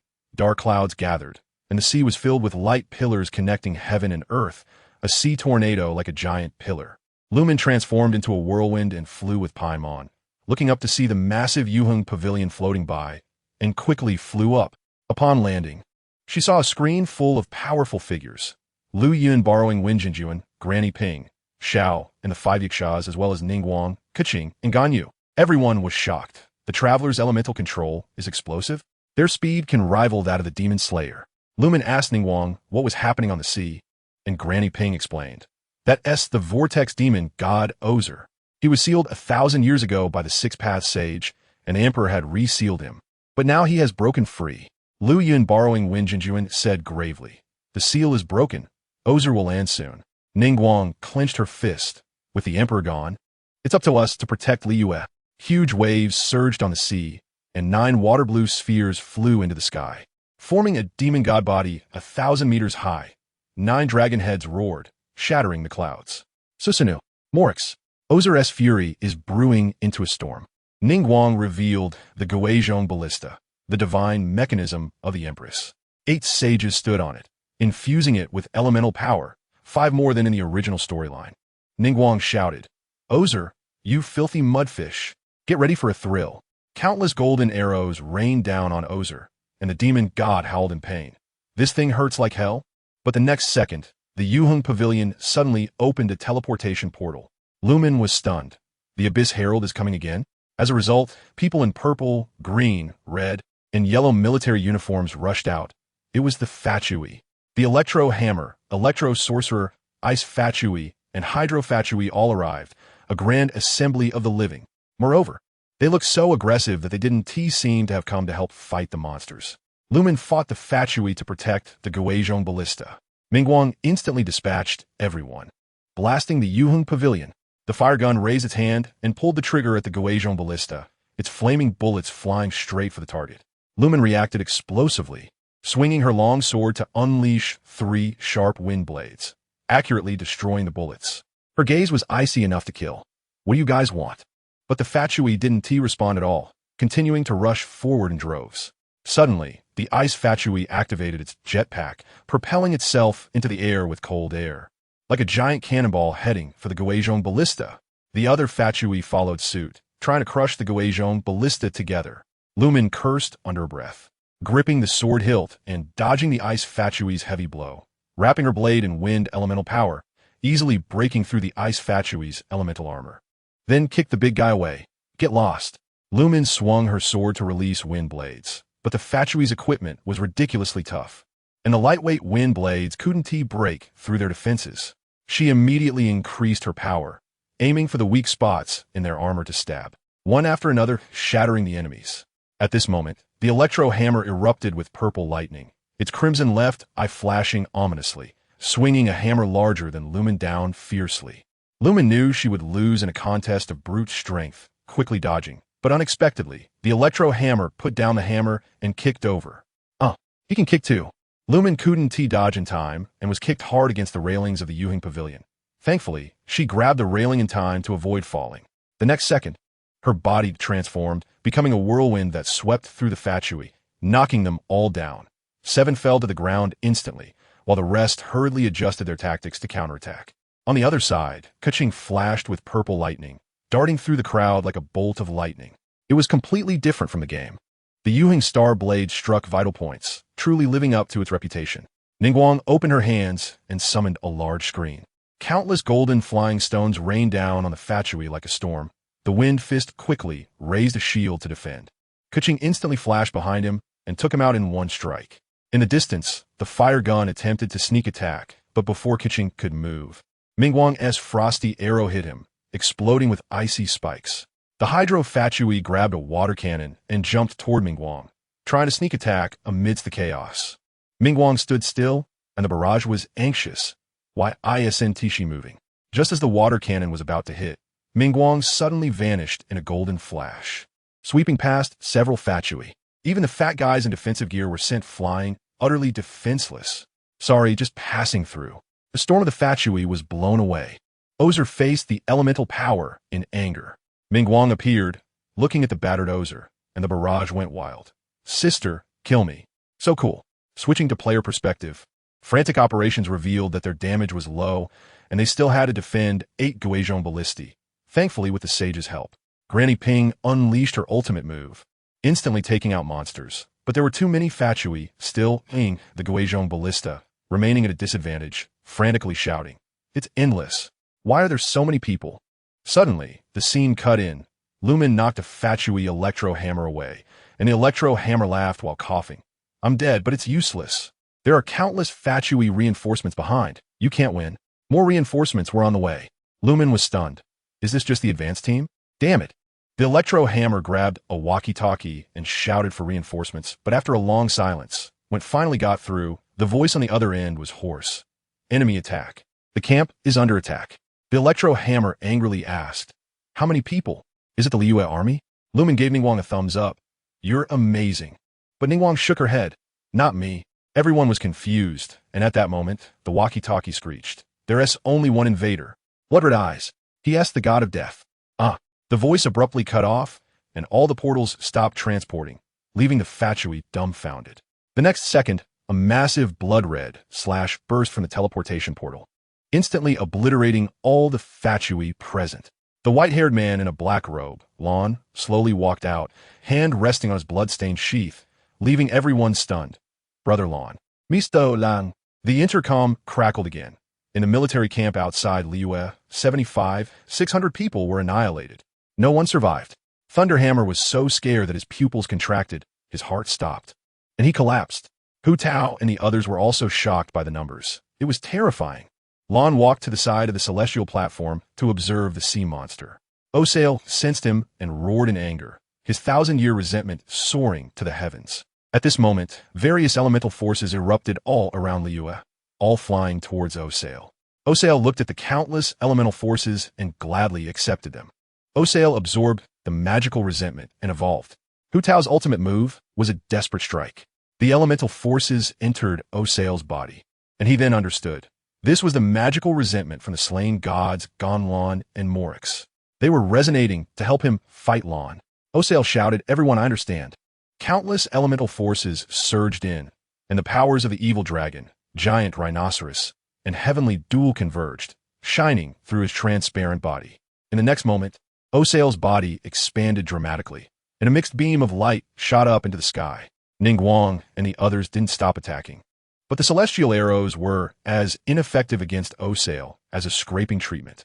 Lan smiled with interest. So even the villain can play with idealistic bonds. Hu Tao was anxious. Why did it enter a new form again?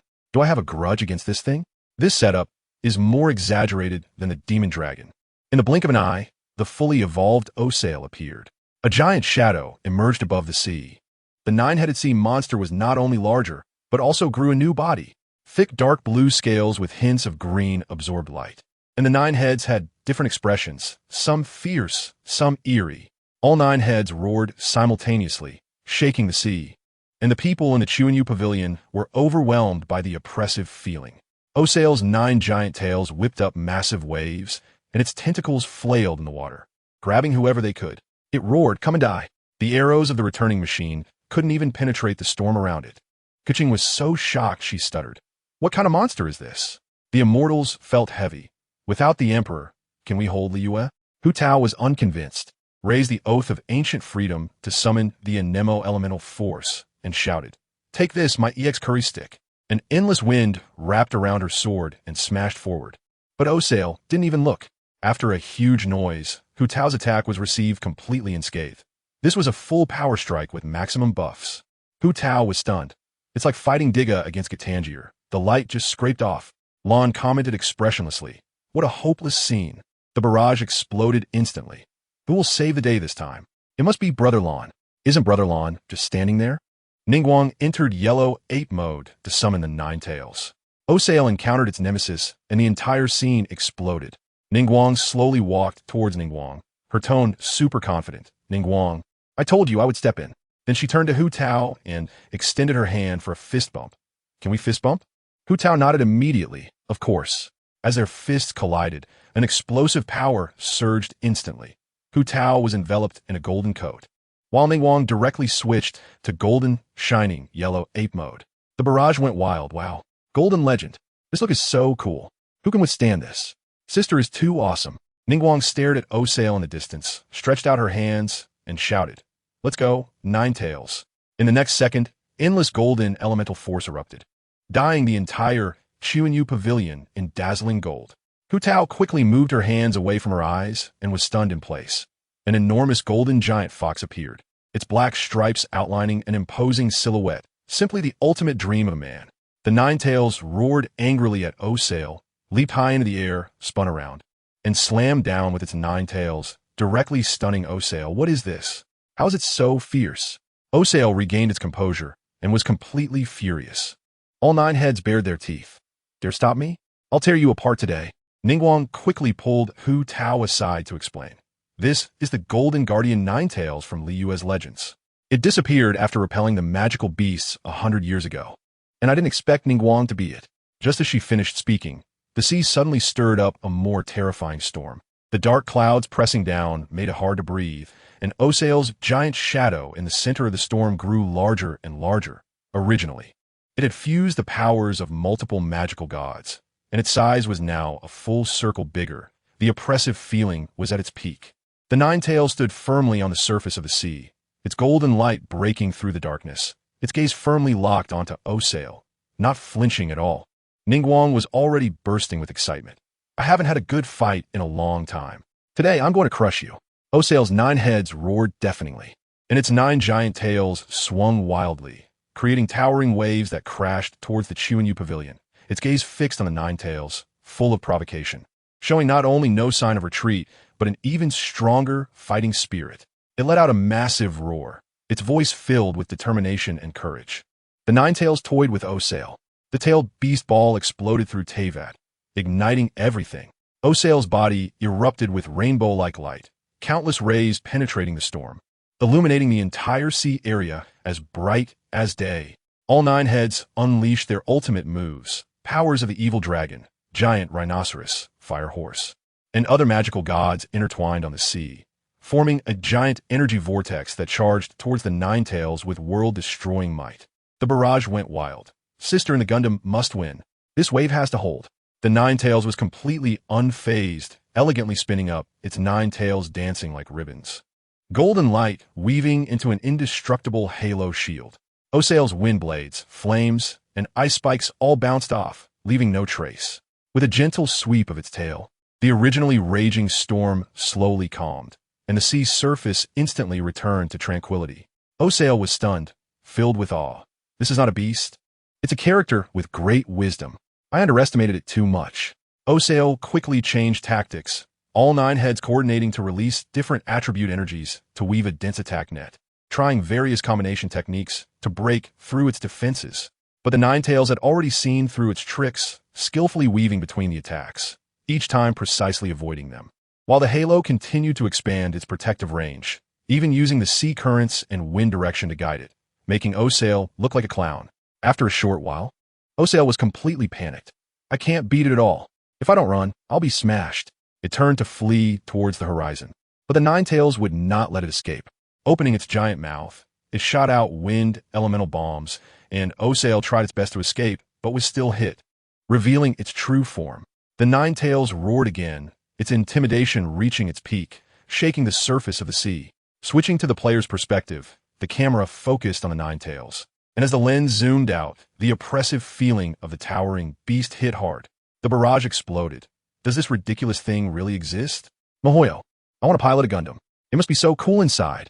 The nine tails suddenly opened its huge mouth, red and blue particles frantically converging, gradually forming a pitch-black sphere.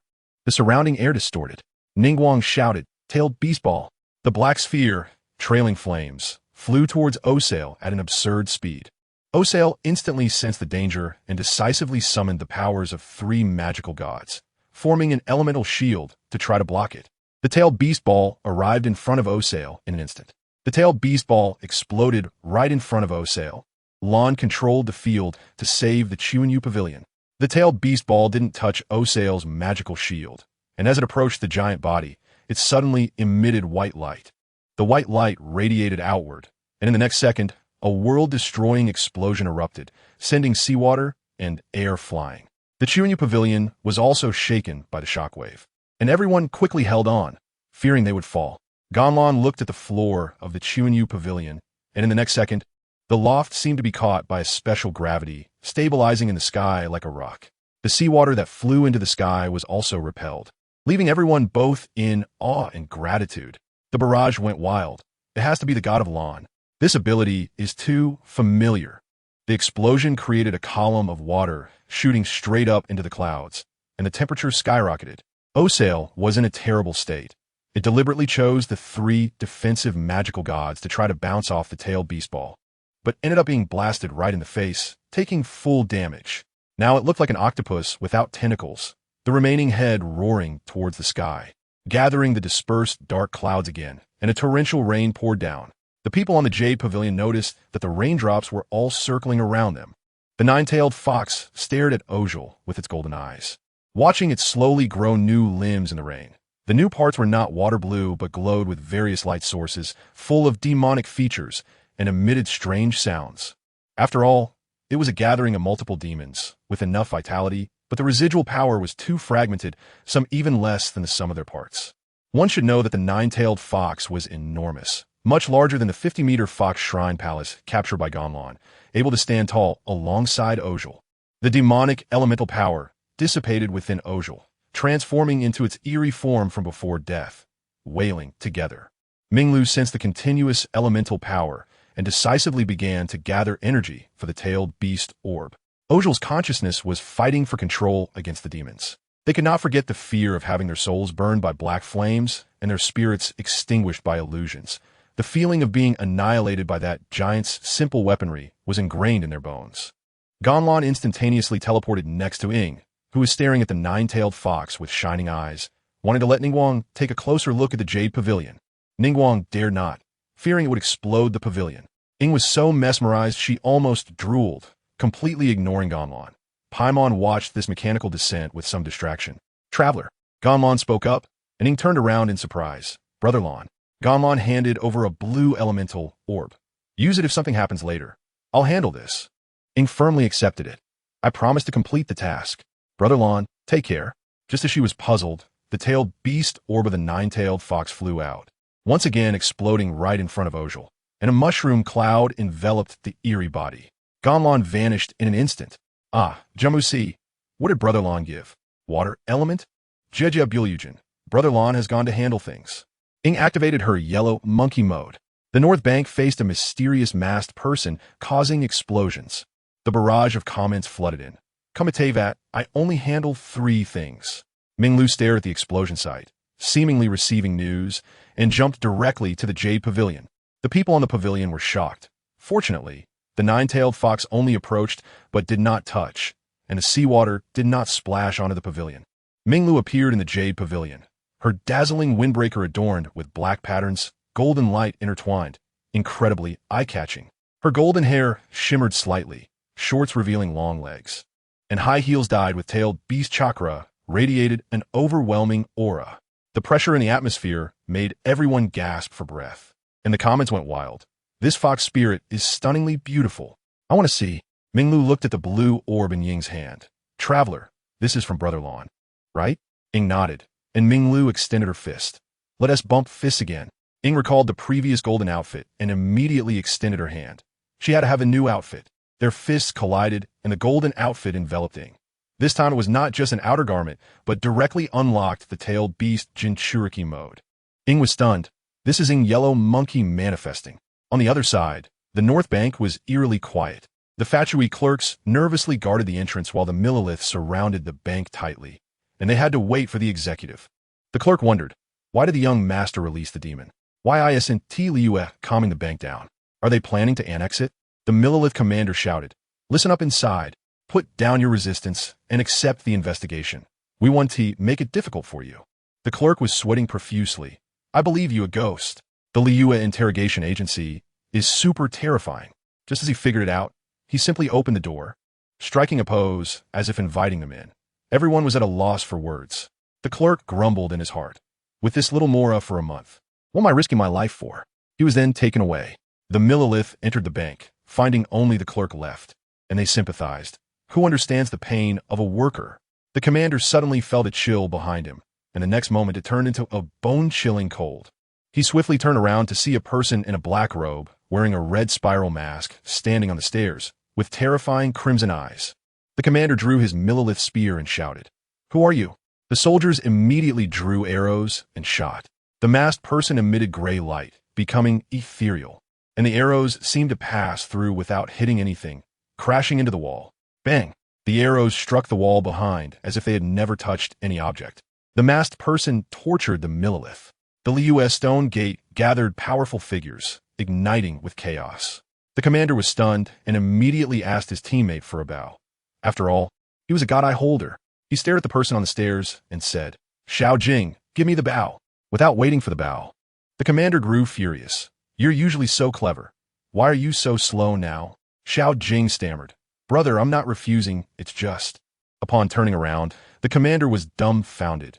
His bow and arrows had passed through his hands and fused eerily with his body. He reached out to grab Xiao Jing, but his hand passed right through. What is this? Before they could react, the masked person was already beside them. The commander threw an elbow, but it too passed right through. The next second, a gloved hand grasped the commander's neck, locking eyes with the blood-red eyes at close range, causing the commander to feel dizzy and faint. The masked person whispered, so they all ran away. The Millilith charged forward in anger, but the masked person glanced at them, and they were flung back with gray light, crashing to the ground before the light disappeared. The masked person teleported in gray light, directly reaching the Liyue stone gate. The stone gate was shrouded in dark clouds, raindrops falling onto the grass. In the distance, a team of Fatui was on the move.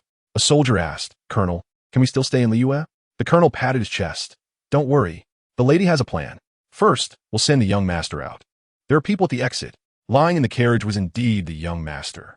Suddenly, someone blocked the path in front of the team, and the colonel shouted, Whoever she is, get rid of her.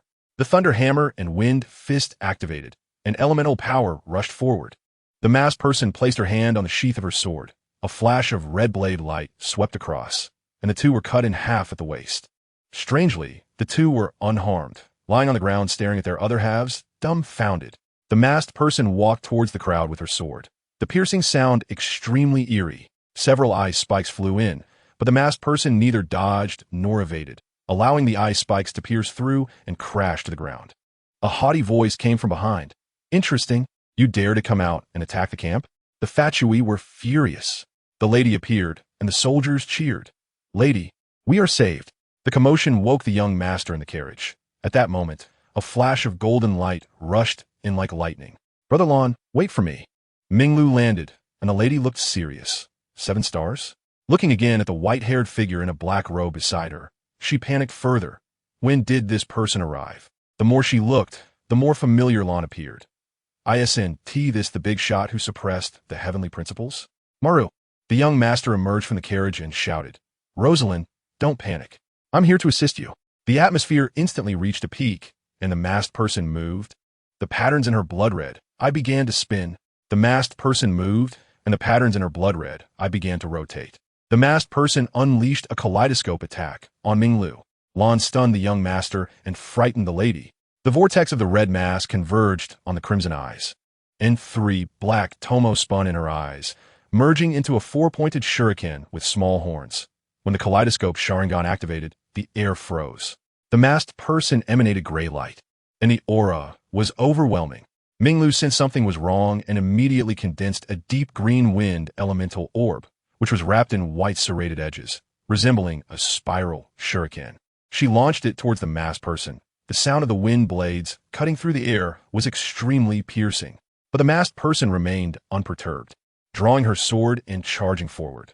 The spiral shuriken passed right through her body without hitting. The masked person instantly appeared in front of Minglu, her gloved hand reaching out fiercely. Minglu's nine-tailed fox outfit extended a golden giant hand, trying to swat her away, but the masked person neither dodged nor evaded.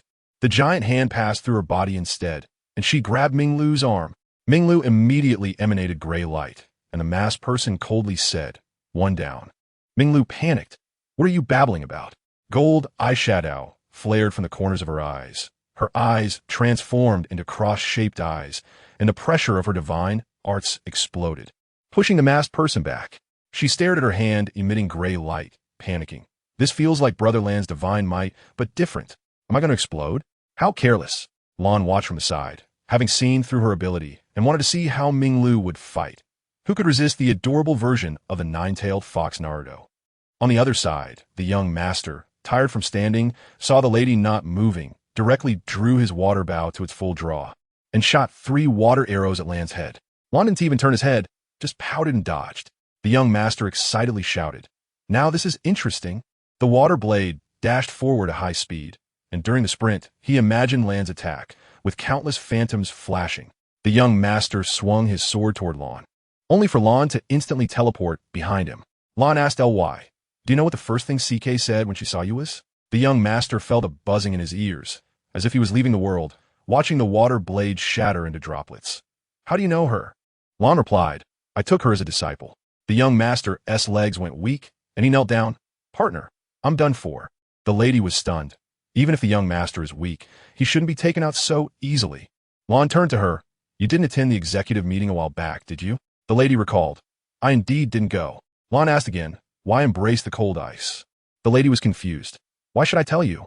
She unconsciously broke out in a cold sweat and trembled. "Lan instanti di sapapa." And just as the lady was on guard, Lan appeared face to face in front of her. Wow! The lady was startled, but it was too late.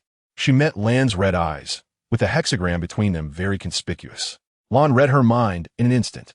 The masked person panicked when encountering the Sharingan expert. The lady hurriedly retreated, and Lan didn't chase her, instead saying, "I see. This is interesting." As Lan opened the kaleidoscope, he instantly obtained all the lady's information. Originally in the plot, she became a witch because the young wolf Rustin died. But Lan clearly used the rewriting seal to neutralize the Abyss disaster. Then Lan saw the key point. Rustin was killed by falling rocks blasted by the residual force of the god's arrow. Lan was stunned. Did I cause his death? I originally wanted to correct the plot, but I ended up accidentally destroying my allies. He looked at the lady. "You have to fall into darkness, right?" The lady saw Lan standing still, threw out countless ice spikes aiming for vital points, and shouted, "Got you." The next second, her head spun, and she found herself tied to a tree. She was confused. "No way. I also got taken out. Who is this, and why don't I have his information?" In fact, the Fatui had long warned. Lan could instantly take out executives, rivaling the Empress. She was the only one who didn't check the intel. Meanwhile, Minglu suddenly floated up, screaming as she was pulled toward a distant peak. The masked person looked at her and shouted, "I Hechi." Turning to Lan, they asked, "Are his eyes yours?" Lan sensed the movement and turned back to see Minglu being sent flying, extending his hand to create a pulling force, bringing her back. Minglu landed and looked for the masked person, only to find they were gone. Lan walked over, opened the hexagram kaleidoscope, and the gray light on his body instantly vanished. The hidden masked person panicked. How is it possible to break my technique? Revealing their form, they stared at Lan, their blood-red eyes trying to see through him. But it seemed like mist was blocking Lan. The masked person glanced at the unconscious young master and the struggling lady, just as they were about to slip away. Lan suddenly turned around and smiled in her direction. The masked person was stunned. How can he see me? I'm in a void state. She hurriedly turned herself into nothingness, thinking no one could sense her. But Lan was different. She had already recognized Lan, the big shot who made her come back to find the same eyes. The masked person gripped the hilt of her sword tightly. And Lan suddenly spoke. "How long are you going to hide?" She was forced to make eye contact with Lan's eyes, seeing the familiar hexagram and the Sharingan. A terrifying pressure slammed down, and she quickly released her ocular power to resist. But as her ocular power touched Lan's ocular power, when her own ocular power was released and clashed with Lan's, Lan crushed the masked person's Sharingan.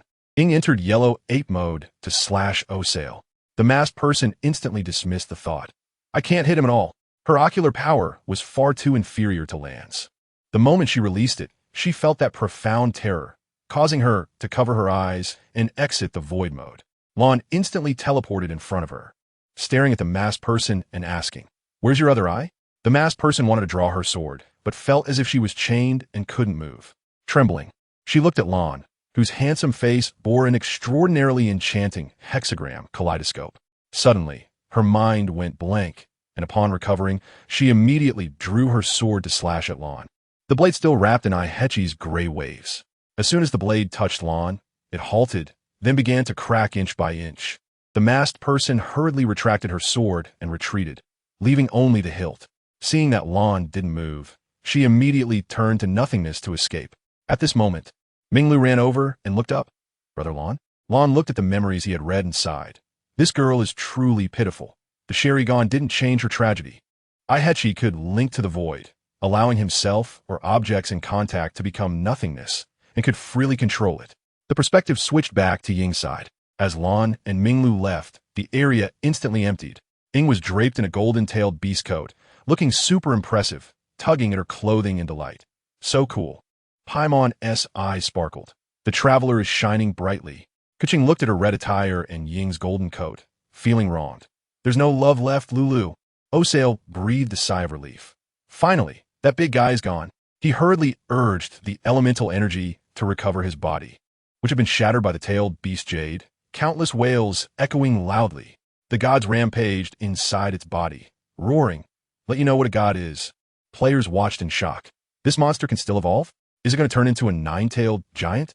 The bullet screen was flooded. Legendary Evolution King. Just thinking about it was explosive. Ing raised the Oath of Freedom, her sword glowing with golden light. Has my power been strengthened? Wind elemental energy attached to the blade. She shouted. This move is called the Wind is beautiful. She swung her sword to unleash a huge radiance. The golden wind like a giant dragon pouncing on Osail. Osail was in the midst of evolving and couldn't retaliate. The giant radiance directly cut off the evil dragon's head and the giant rhino's two heads. It howled in pain, Ing was super excited. Before, cutting you didn't hurt at all, but now with one strike, your life is uncertain. Channeling the Oath of Freedom Wind God's power, the sword power she learned from Noel, a gigantic light sword that soared into the sky appeared in her hand. The bullet screen exploded. Oh my goodness. This length could slice Osail in half. Players were stunned, measuring the screen with a ruler and retorted the bullet screen. Super admin. What are you saying? Ing shouted. Heavenly fire. No, wait. Transform into dust. Heavenly fire. Oh no. Transform into dust. Ing slashed Osail into the sea. The demon god evolved and flew into the sky for a counterattack explosion. Ing swung the giant light sword down fiercely, directly landing on Osail's face. The bullet screen went wild. This is Ying's sword. Let's call it the Ingguang sword. Osail looked at the light sword breaking through the clouds like divine punishment, stubbornly saying, Human, you are far inferior to Susanoo. The next second, he was overwhelmed by the gale and golden-tailed beast's power, and a single blow sent him into the sea. As soon as Osail was struck into the sea, countless wind blades tore through the water. Ing panted heavily, the golden-tailed beast coat still supplying energy, super convenient. She turned back to everyone and gave a thumbs up. Ganyu and Keqing were about to step forward when a piercing roar exploded. Do you think you can kill me? The surrounding seawater swirled into a vortex, wrapped in purple-red energy, just like when Osail first appeared. The next second, the giant demon god burst out of the water. Surprisingly, it flew into the sky. Ing unsheathed her sword and complained, Is this never-ending? Inside, she felt a wave of panic. The wind god's power is depleted. The tailed beast's power is still charging. The Chuanyu pavilion is going to crash. Ningguang was also panicking. Does my pavilion have to explode? The immortals stood like little figurines, still stubbornly saying, just a sprinkle of water. We've seen it many times. In fact, they had already recalled Susanoo from the Six Paths Demon Gods, as back then, Osail was just a minor dish. Now, the highest combat power was the immortals and Ing, while Ganyu and Keqing could only scrape the surface. In Ningguang's Chuanyu Pavilion's Ivan couldn't withstand Osail's three-stage evolution. The bullet screen was anxious. Where's the god? Come save us. Osael revealed a new form, from an 8-headed water snake to an 8-headed dragon, each head resembling a different demon god, a true Teyvat combat team. Demon God Rangers. It roared at the sky, even letting out a villainous laugh. Roar, roar, roar. Ha ha! At the critical moment, all the demon god survival instincts erupted, completely merging their powers. And they shouted, with our hopes used against him. Ing looked at the stronger Osael, beads of cold sweat rolling down. The bullet screen made a joke. Mom, I won't be going home tonight. I'm going to die out here. She anxiously shouted. Where did Brother Lan and Minglu run off to? On the other side, Lan was showing Minglu the memories of the masked person. Like a movie, the masked person was going crazy. Are you raccoon cats? Peeking at my memories. Minglu was in tears, wiping her eyes. Lan Gu, she is in so much pain. As the Nine Tails Jinchuriki, she could sense that the masked man's life was filled with suffering, and the only sweetness was just a prelude to more pain. Lan suddenly blurted out, how many floors does a bag of rice have to carry? Minglu was confused. Is this still Teyvat language? When Minglu heard Lan suddenly say this, she was a bit bewildered. Was this still Teyvat language? Ing leads Osael to Inazuma. The Raiden Shogun strikes with thunder to blow up the demon god. Lan waved his hand. No problem. Minglu asked, Lan Gu, her name is Ami, right? Lan nodded. The first time I saw her, that peacock called her that. Now she should be called me Yen. Yen as indisgusting towards the world. Minglu asked again, should we stop what she is doing in Sumeru? Lan replied, no need. You are a Liyue official. It's not your concern how they manage internally, especially since Sumeru is like loose sand right now. Minglu questioned, will we see her again? Lan smiled. You will know if you follow the traveler. Minglu suddenly realized, oh, right. How's the traveler doing? Lan teased, you've already given her the Nine Tails mode. If she loses, she's Renji. On the other side, Ing shouted urgently, Ningguang, hurry up. The shield can't hold any longer. She had Ningguang activate the Yujing Terrace, wrapping it in a wind wall to escape, intending to lure Osael to the opposite side of Liyue Harbor. After all, that was Inazuma. The Raiden Shogun is known for being formidable. Inazuma exclaimed, are you a raccoon? Bring the demon god over here. Osael indeed followed. He knew he was being lured away, but didn't care. Destroying Liyue Harbor was just a wave of the hand, and even if the Nine Tails came, he could still take them down. If the Nine Tails were here, they would definitely fight back. You want to eat a tail beast orb, right? Ganyu desperately shot frost arrows to delay, watching Osael fly without attacking, puzzled. This guy seems to be on autopilot, not even attacking.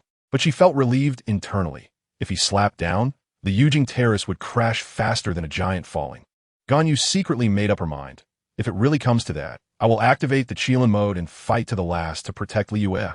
Flying along, they reached a dark sea area where a manatee-like sea beast poked its head out.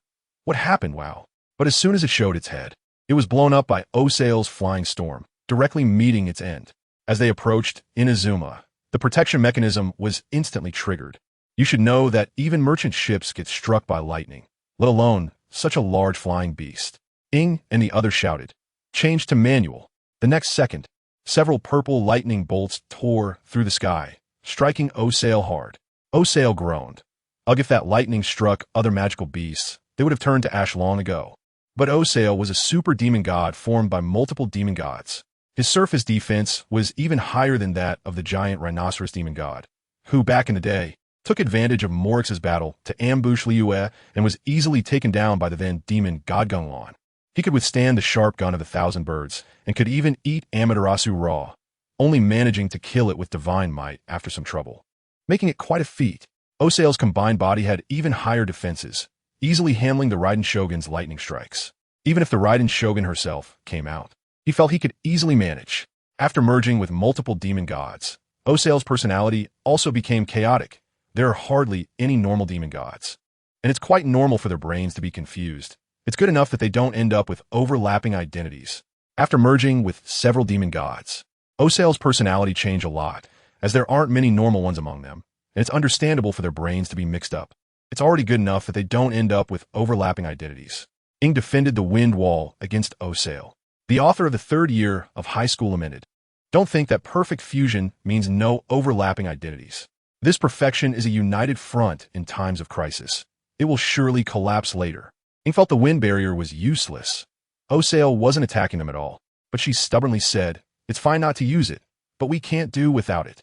Still, she miserably maintained the barrier. Someone might ask, why not let teacher Liyue come? She would have already laid flat.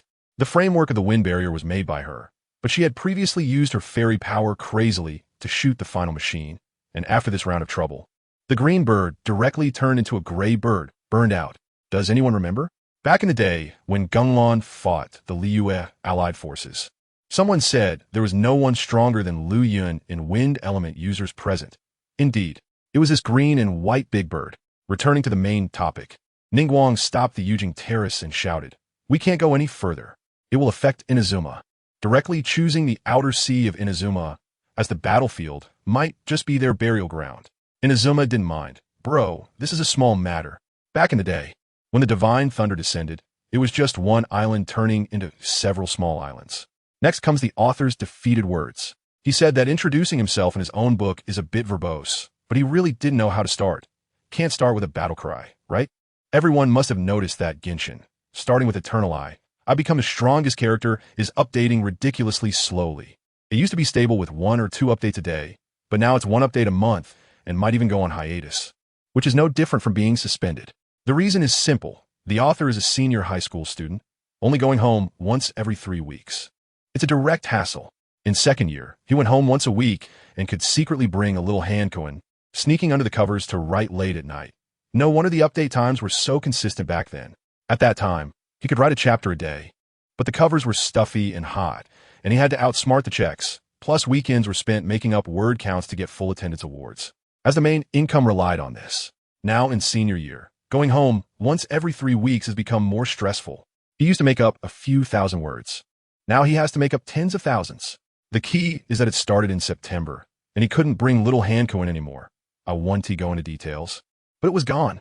Going home for just 1 day every 3 weeks, opening the tomato assistant made him not want to move at all. Readers advised him to write drafts in advance and schedule them for release, but the author is purely an improvisational creator with no stock. Writing in advance. Writing tens of thousands of words a day is terrifying.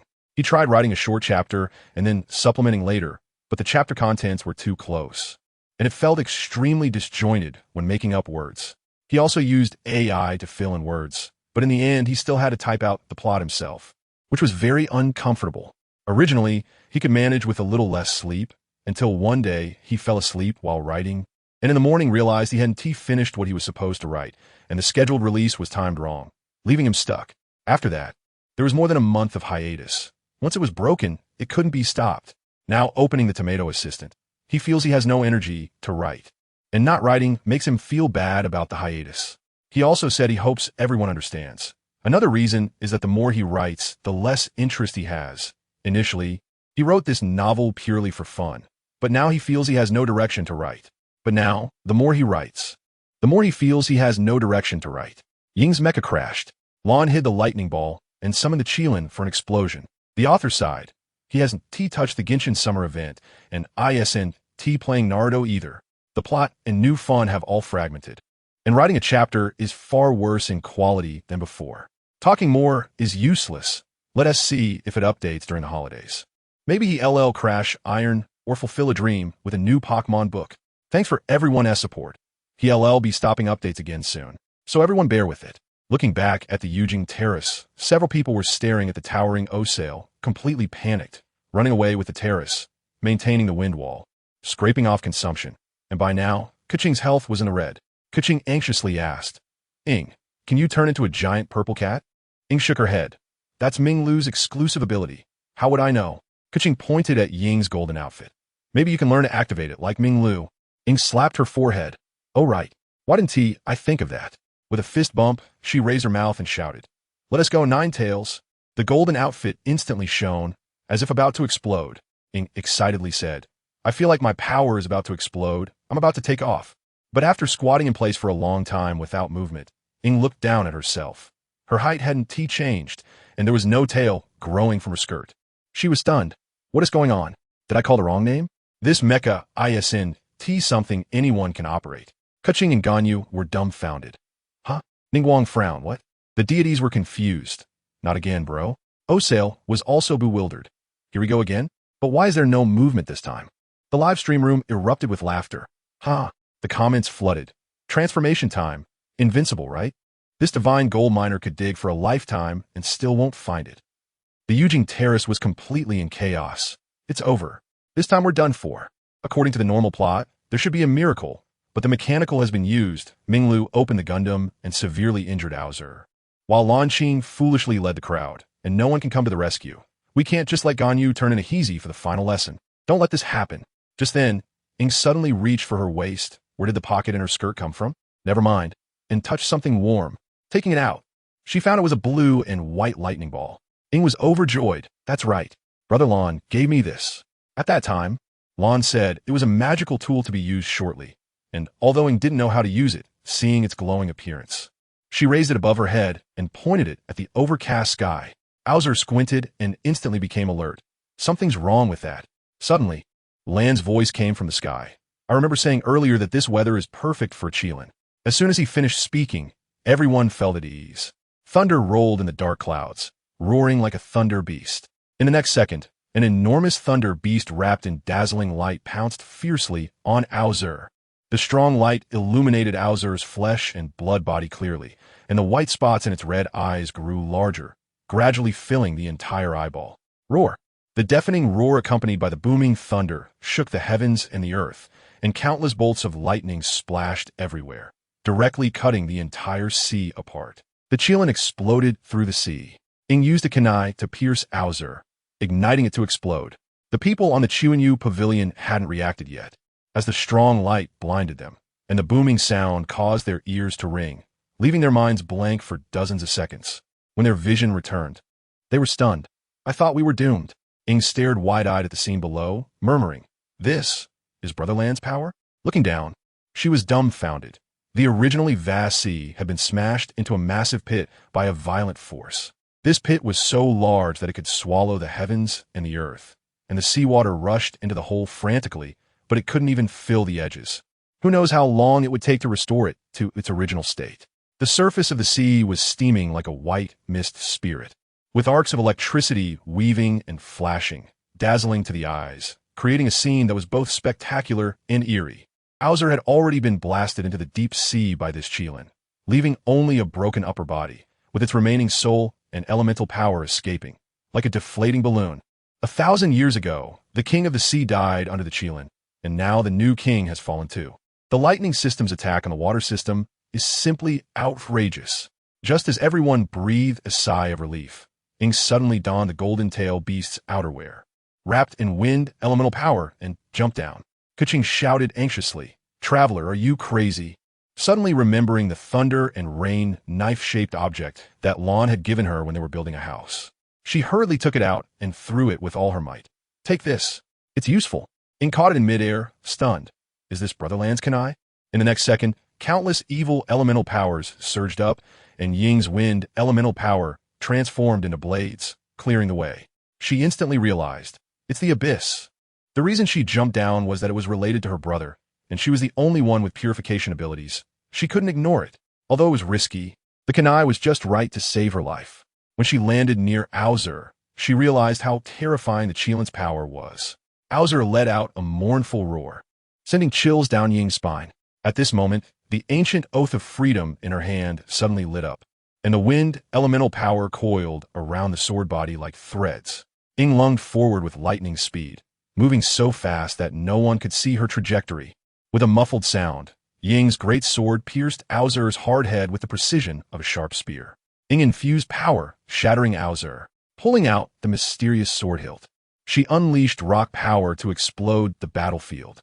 In an instant, the golden tail beast power and wind elemental power surged into Aozer's body like two frenzied dragons, churning him inside out, determined to erase him from this world. Aozer's once deafening roar was gradually strangled into weakness, finally reducing to mere gasps. Ing was completely unaffected by the remaining soul and elemental power, fiercely outputting energy, allowing the ancient oath of freedom to continue raging inside Aozer, not giving him a moment's respite. Aozer's vision blurred, his mind spinning, murmuring apologies, thinking of Baja, regretting not seeing you one last time before completely losing strength. But the demon god was about to self-destruct, and the restless elemental power was on the verge of exploding. Ing forcefully drove the sword into Aozer's body. with rock elemental power wrapping around the tail beast power, illuminating her like a little golden figure. Instantly, countless stone spikes grew wildly, drilling through the broken body. Ing shouted, "Drink!" Exhausting the elemental power, she was originally prepared to use Flying Thunder God to escape, but her body instinctively continued to fight. The kunai at her waist flashed with a Sharingan-like red light, but it was simply not enough on its own. At that moment, strands of golden light floated down from above, connecting to Ing like ribbons. She instantly felt her rock elemental power fully charged, a golden cylindrical shield enveloping her entire body, filling her with a sense of security. Ing angrily shouted, "Stay still." The rock spikes extended into rock ridges, creating shockwaves. The demon god's broken body gradually petrified. Even the raging elemental power was subdued. Not long after, Ing, panting, looked at the transformed giant stone body, holding a glowing golden small sphere. This is the power of the rock god. The vast and mysterious power flowed in her body like a hot stream, and countless starlight-like beams of light burst forth, weaving into a net of light, converging onto the massive stone that Auser had become. The light drew Ing forward, and as she approached, it condensed into a sword hilt adorned with ancient patterns, clearly urging her to pull it out. Ing gripped the sword hilt, and as soon as she touched it, a wave of ancient energy surged into her heart. She focused all her attention on sensing the power transmitted by the sword hilt, and with a sudden burst of strength, she attempted to pull it out. In that moment of effort, countless ancient rock elemental powers erupted from the sword body like a raging torrent, crashing around like monstrous waves. Ing initially thought she could handle it easily, but when the power truly surged, she nearly toppled to the ground. However, she gritted her teeth to steady herself, her feet firmly planted on the ground, as steady as a rock. Ing unleashed her power to pull the rock solid green. The Emperor, Brother Lan, watched the battle from the sky, igniting with excitement. Ing didn't retreat. Instead, she gritted her teeth and exerted force to pull the sword, her eyes filled with determination. "I will pull this sword out," I said. "Even Jesus can't stop me, no matter who Jesus is." She cast aside all distractions, using tail beast power, wind elemental power, wind god power, rock elemental power, and rock god power. It must come out. Her gaze was as hot as if she wanted to penetrate the stone wall. After enduring a long period of time, this extraordinary sword finally showed slight movement. This movement was like a tender sprout breaking through the earth in spring, weak yet full of life. Ing was instantly overjoyed, feeling like she had found a lighthouse in the darkness. Taking a deep breath, like a warrior about to charge, she tightened her grip on the sword hilt, nearly crushing it. "Lift!" Ing shouted in anger, exerting all her strength to pull, as if gathering the power of heaven and earth into this pull. The sword slowly emerged from the stone, its blade shimmering with an unusual light, like a rock that had slept for 1,000 years. Ing broke into a joyful smile, raised the sword aloft. The light dissipated, revealing its true form. Carved from pure jade, the patterns intricate as if crafted by an artist. Swinging it, the sword's wind brought a sigh, as if speaking of the vicissitudes of time. The emerald green was dazzling like a gem, exuding nobility, as if it came from a celestial realm. This is the rock solid green. When Liyue first rose, the emperor once wielded this sword across the land. The years have polished the sword's edge, still shining bright, the accumulated longing and resentment hard to erase. Yet it remains a gift from the emperor to Ing. Ing took out the ancient oath of freedom and instantly felt super powerful, but after she sheathed the sword, she was stunned. "How do I get up?" Suddenly remembering the kunai in her hand, she gripped it tightly and shouted, "Let me up." Instantly sensing the power above, it transformed into a purple flash. And when she opened her eyes, she was already in the Chuanyu Pavilion. She confirmed she hadn't reversed, excitedly shouting, "Hey everyone!" Keqing and Ganyu hurriedly surrounded her, checking if she was hurt, and Ing confidently replied, "Let's not talk about anything else. I can take a hit." The immortal smiled and sighed. "Finally done. It's even more exhausting than the Demon God War." In fact, they didn't do much at the time. Here, everyone was in high spirits, while in the distance, a tall man in a white hood appeared, showing golden gradient braids. It was the Geo Archon. He said solemnly, "This is also good." In the next second, another figure appeared, dressed in white feathers with black jade, long white hair, exuding an invincible aura. "What you wanted to see, isn't this it?" The Liyue battle comes to a close. Lan breaks into the Chuanyu Pavilion, leaving Ningguang dumbfounded. The most intense, and thrilling battle in Liyue has come to an end. The big-hearted contestants on the Chuanyu Pavilion immediately set sail for home, while Raiden Shogun the distance is still confused. What happened? As soon as Lumen returned to the Chuanyu Pavilion, she jumped straight into a soft chair, completely collapsing. While it's true that the travelers saved the country again, anyone with eyes knows it was all thanks to others carrying the weight. Keqing gets furious just thinking about the Fatui. They must be crushed. This is the perfect opportunity to deflate their arrogance. These beyond the pale guys not only unleashed the Archon, but also stole the body of the Emperor. Causing trouble in Liyue, which is filled with the Emperor's fans, is purely asking for the wrath of the entire Liyue, and the consequences will be terrifying. Although some still believe in the 6 paths of the sage, it's been too long since he showed his divinity, and no one remembers him anymore. Ningguang sits gracefully and takes a deep breath. I'll handle this. Ningguang's assistant, Minglu, directly undermines her. Don't pretend to be tired. There are no outsiders. The nearby spirits scratch their heads awkwardly. They originally wanted to settle accounts with the 7 stars, but were impressed by the courage of a mortal battling Ojal. Someone like this could lead Liyue too. But thinking of the Emperor, they are heartbroken. How can we live without you? Lu Yin quickly wipes away tears with her wings, dropping little pearls. Everyone. Paimon flutters anxiously in the air, and Lumen asks with concern, "What is wrong? Is your hand uncomfortable?" Paimon nervously explains, "It's nothing. Just got used to the swaying of the Chuanyu Pavilion, and now it's stable, so I'm not adapting." Ningguang thinks to herself, "You're just thinking about blowing up my Chuanyu Pavilion, right?" Keqing smiles as she sits beside Minglu, tilting her head and staring at her without saying a word. Minglu tilts her head back. "What is up?" The 2 little heads, one purple and one gold, meet. Keqing asks, "Why is the traveler's tail beast mode golden?" "We're all red," Minglu calmly replies. She can merge the power of the tailed beast with celestial arts, and that is how the gold comes about. Keqing is still dissatisfied, while Minglu appears dazed, and Lumen looks confused. The fighting and explosive Minglu is actually so spacey. So cute. A week later, after Ojal's matter has passed, Liyue has returned to its thriving state. Ningguang stands in the Chuanyu Pavilion, overlooking the land. From now on, let humans lead Liyue. The Emperor had already informed her through a dream, and she reflects. The Emperor is both strict and loving. At this moment, Baisha runs over. "Lady Ningguang, a guest requests to see you." Ningguang waves her hand. "Push it back. I don't want to see anyone." Baisha gets anxious. It's a distinguished guest, named by the Emperor. Ningguang is instantly stunned. Before long, Ningguang sees a white-haired man leisurely entering the pavilion, skillfully sitting in a chair and brewing expensive tea. Ningguang is bewildered. "How are you so familiar with this?" Lan doesn't even lift his head. "No worries. I know how to use it." Ningguang internally screams. "You've never been here, right? You're way too skilled at this. Mr. Lan is visiting today. Do you have something to discuss?" Lan then stops what he is doing, looking at Ningguang and her 3 little secretaries whispering behind her. Lan conveys the Emperor's order. Teleport to Tianxiao Valley to find the Sword God for a showdown. Lan opens his mouth. Call Keqing and Minglu over. Your Emperor has something to inform you. As soon as Ningguang hears about the Emperor, her earlier displeasure vanishes in an instant, and she quickly goes to notify the 2. While shopping, Keqing and Minglu receive the news. One hears that the Emperor has instructions, and the other hears that Lan is present, so they immediately zoom into the sky. Minglu goes in her 9-tailed mode, wrapping her arms around Keqing's waist and rushing off, leaving Keqing dazed when she is set down. What speed is this? When a few of them enter the pavilion, they see Lan sitting and Ningguang standing, instantly bewildered.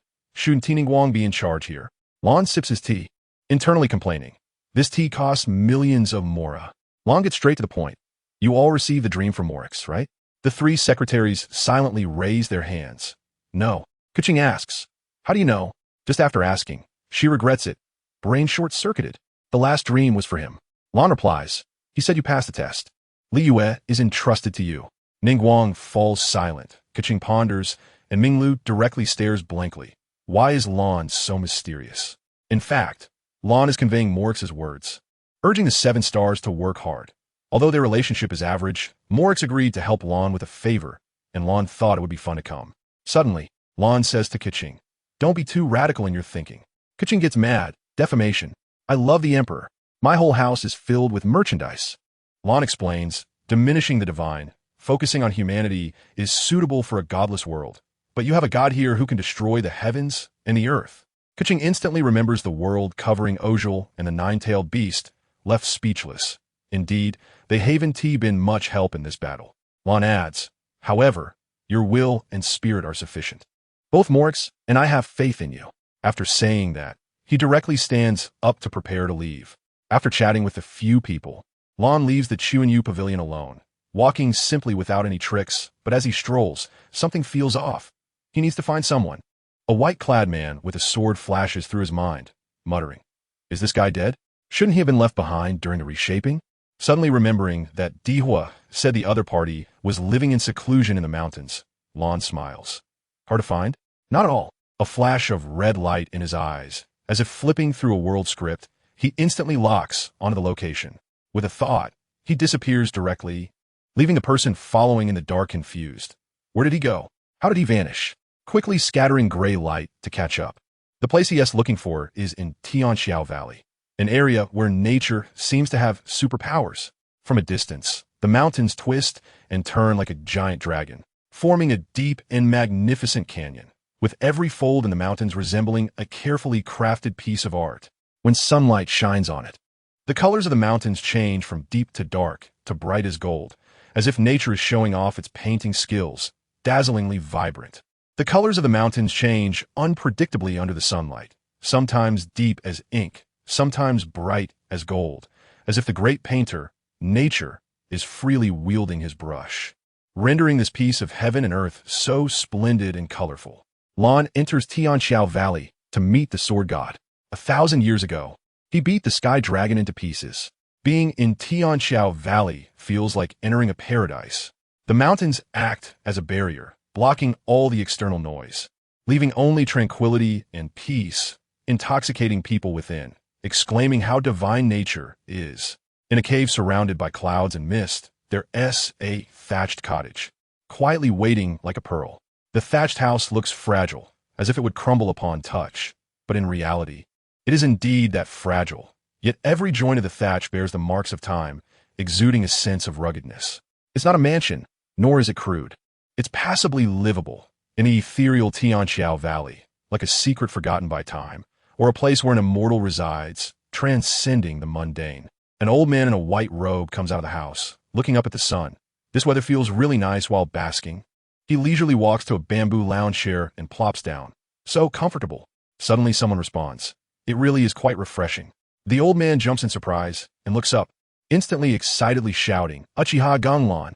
Lan smiles. It's been a while since anyone called me that name. Sir God, how have you been lately? The scene shifts back 1,000 years. The white-haired man, Gung Lan, sits alone on a meteorite. In front of him lies a gigantic corpse in ruins. An eyeball the size of a planet floats over, and Gung Lan glances at it. Sky Dragon? Just that? Deactivating the Six Paths mode, his hair turns black, and he changes back into purple clothes. He can breathe in this space-like environment, which is absurd. Rather, at this level of strength, it's normal to breathe here. At this moment, he has already left Teyvat, looking back at that planet. The world bubble-S fusion has revived the nearly shattered eggshell. He activates the Rinnegan, easily seeing infinitely far away. This fused world bubble has just been born. Currently only Teyvat is a planet, while other galaxies are even farther away. Gung Lan ponders. How about going on a trip? With a surge of power in his legs, the meteorite, capable of destroying planets, instantly crumbles into dust. He zips through the vacuum like a shooting star, surrounded by pitch black, without stars or a sun, feeling extremely empty. Before long, he sees light. Seconds later, he spots a living universe. This must be the fused world bubble, right? I wonder what's in there. His speed is ridiculously fast. Just as he sees a small dot, the next second he is in front of a massive fireball. Is this the sun? In an instant, he remembered the Ultraman he watched as a child, the part where it charged energy from the sun, and pondered. Is there a phoenix in the sun? Skipping over the sun, he quickly spotted a planet that was entirely golden. His terrifying vision allowed him to see the surface of the planet from afar. There were humanoid beings with golden skin. He flew towards the planet and, in the blink of an eye, arrived right in front of it, with a round golden sphere floating beside him. He flew over, gathered his strength, and knocked on the golden sphere to see what it was. As a result, the golden sphere spun instantly, and a red laser shot towards him. Gung Lan raised his hand and swatted the laser away. This is probably the planet's defense. It looks artificial. Gung Lan waited for the golden sphere to move again, but seemed to have received some instruction and suddenly took off. Gung Lan encountered a locust disaster in the star iron. The insect swarm was instantly cut down by the Aha mask explosion. Gung Lan stared at the direction the golden sphere flew off, full of confusion. What's going on? The camera immediately shifted to the golden planet, where a towering golden structure pierced the sky, and armored humanoid beings were intently staring at a large screen. Beep beep, General. There are unidentified creatures outside the planet. Beep beep beep. No threat. Set up the defense net. The universal locust disaster must not be missed. Beep beep, received. At this moment, Gung Lan activated his terrifying vision and saw countless golden spheres scattered across the area, with an insect swarm blocking out the sun further away. Gung Lan was instantly excited. Wow, the universal locust disaster. I've entered the star iron universe. He couldn't help but complain. The people of Teyvat are too weak. I can pierce through with the EternalEye, and now the reincarnation I can easily crush. The biological level of star iron is high, and there are star gods. His warlike factor ignited explosively. Just thinking about fighting strong opponents, Gung Lan rushed up in seconds. The insect swarm was still waiting for the Queen's command, and didn't notice him flying light years in just a few seconds. Even if they did, they couldn't dodge. Deep within the swarm, a giant, true hibernating insect was just finding a breeding ground when a blue meteor flew in, shining with a cross of light. Boom!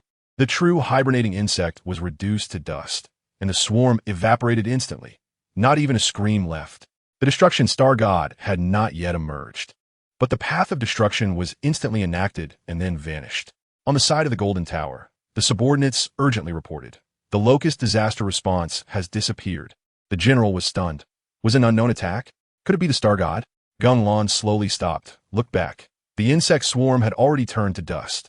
He looked at his hand, having a better grasp of his power, and chuckled, ignoring the flying golden sphere, transforming into a meteor and flying into outer space. Pondering, what era is it in Star Iron now?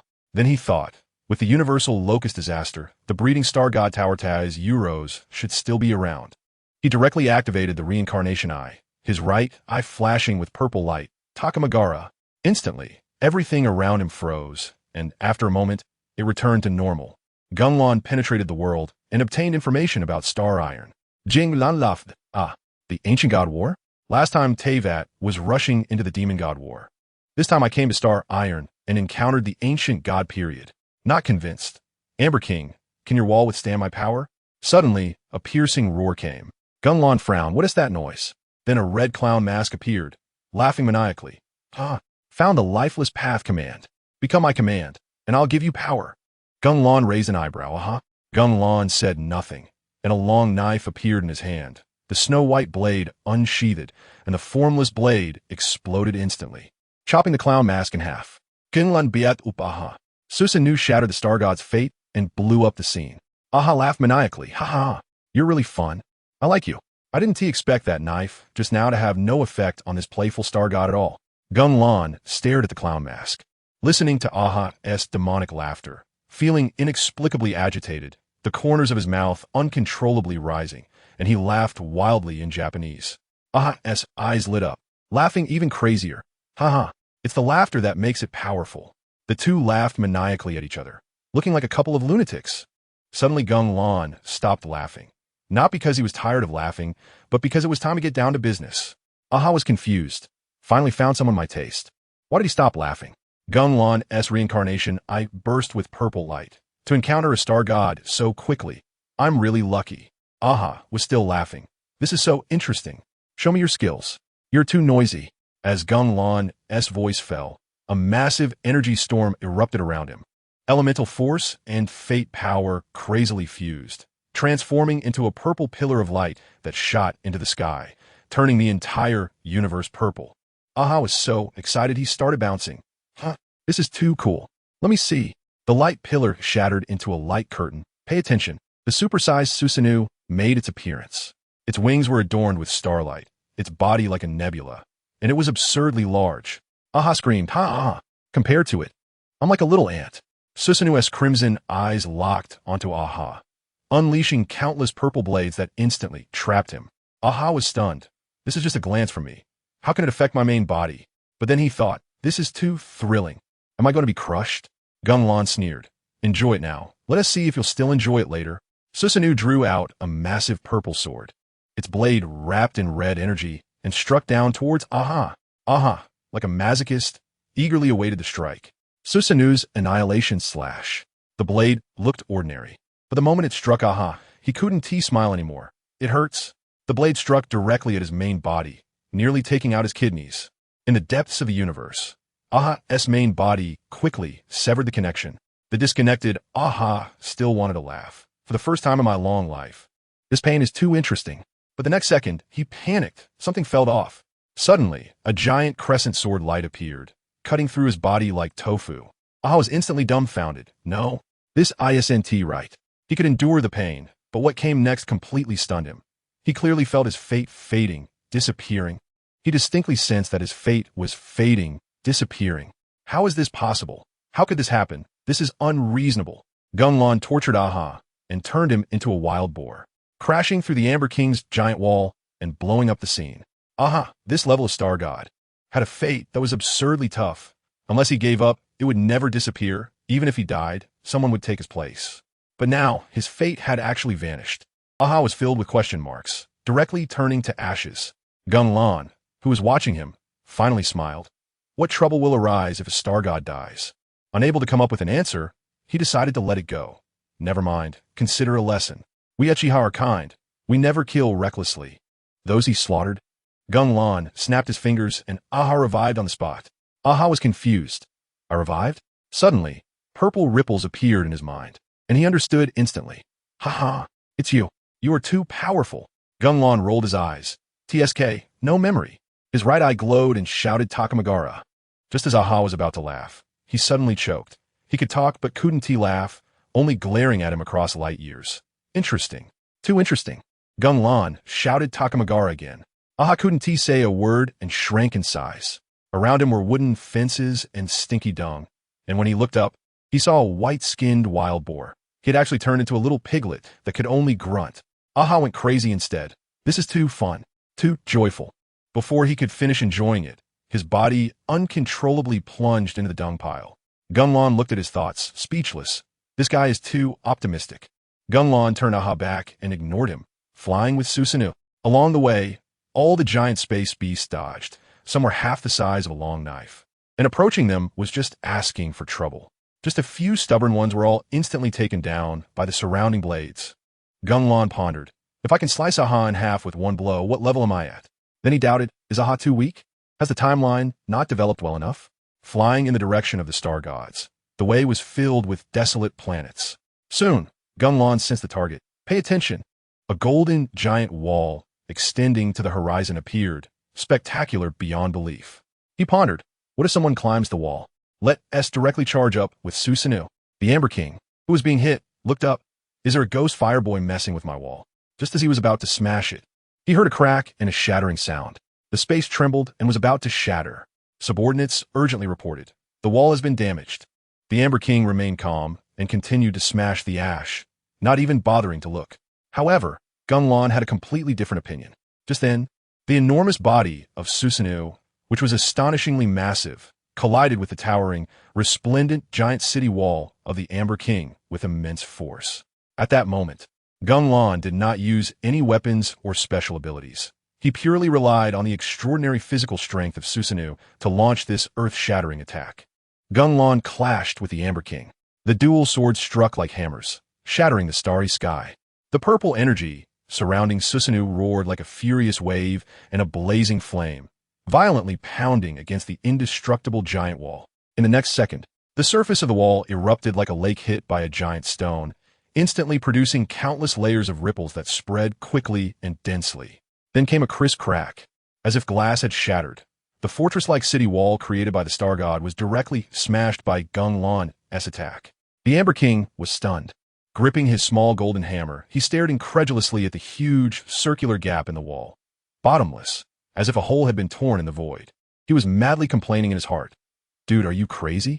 Gung Lan turned back after breaking through the wall and saw the Amber King, the stone man, dazed with his hammer, almost laughing out loud. This is a top-tier star god. How is he acting like a silly child whose sandcastle got kicked over? Before Gung Lan could finish laughing, the Amber King suddenly let out a deafening divine sound, moving at an unbelievable speed, picking up the big hammer and charging forward like a flaming meteor. The cold light on the hammer was intimidating, and the power was like a tsunami or volcano, capable of crushing an entire star system. But Gung Lan was not at all flustered. Instead, he was bursting with excitement. His eyes were filled with fervor. Finally, I can have a peak showdown. He laughed loudly, the sound echoing in the starry sky. And his reincarnation, I spun wildly, generating boundless ocular power. Susanoo instantly manifested, radiating deep purple light, resembling a demon god climbing out of hell, with both hands gripping two giant swords. The power of the swords was not inferior to the Amber King's hammer, even more domineering. Pay attention. At the critical moment, a loud bang shook the heavens. The hammer and the dual swords collided violently. The surrounding space cracked like glass, instantly filled with fine cracks, and then shattered completely. The shockwave generated by the collision swept across the entire star system in 1 second. The energy rampaged like a runaway wild horse. Stars trembled as if they would fall, and nebulae twisted into a mess, as if the universe was about to explode. This clash surprisingly ended in draw. Gung Lan took half a step back, and the dual swords launched a fierce attack. The Amber King struck one sword with his hammer, but the other could not be avoided, striking him with the power of shattered stars. But the Amber King was surrounded by golden light, like an invincible shield, bracing against this world-destroying blow. Gung Lan had anticipated this, as expected of the guardian star god, truly tough.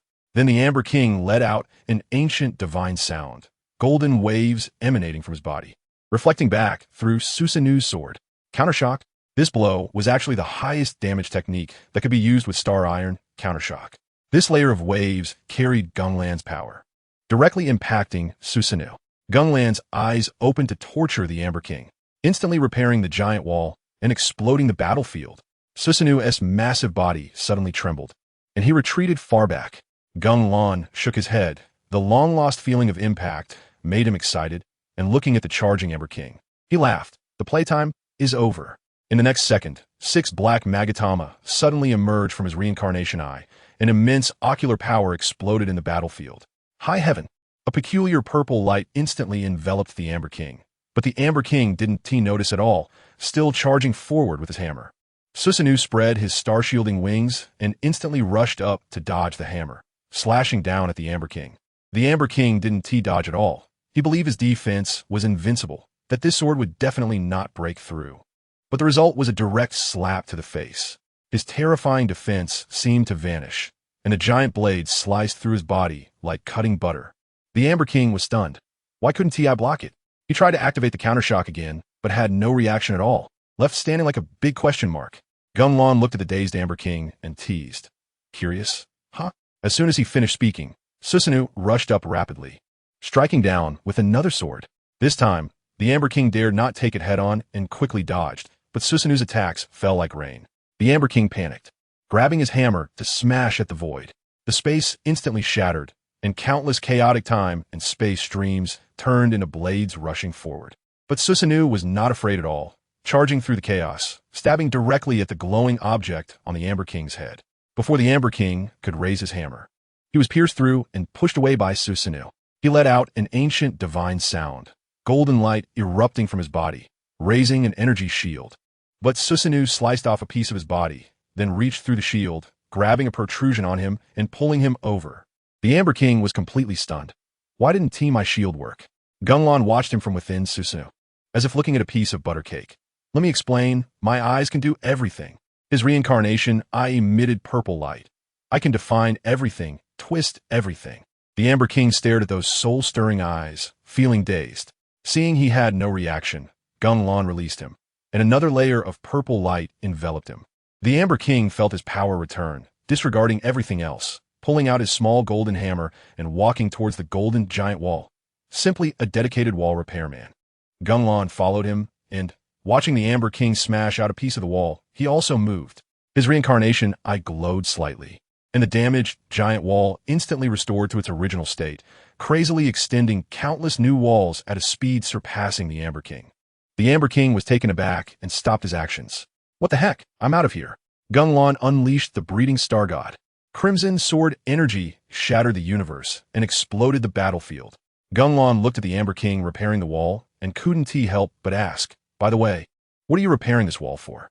The Amber King looked over but didn't speak. Gung Lan's eyes turned purple. "Is it for the gluttony star god?" Thinking of that little greedy cat, Gung Lan's memories were instantly awakened. He had only been through for a week, yet had already punched through Teyvat and reached other universes. He looked into the depths of the universe, across countless spaces, seeing a fair-skinned and beautiful figure. But the giant beast beneath was extremely hungry. Looking at another place, white skin wrapped in insect-like tissue, surrounded by swarms of insects, it was breeding in gluttony. Gung Lan caught sight of many formidable existences, and looking towards the distant horizon, countless eyes were staring at him. He sneered, sensing that the Amber King lost. "Are you scared?" As he spoke, Susanoo sheathed the purple giant sword, his crimson gaze piercing towards the figure surrounded by insects.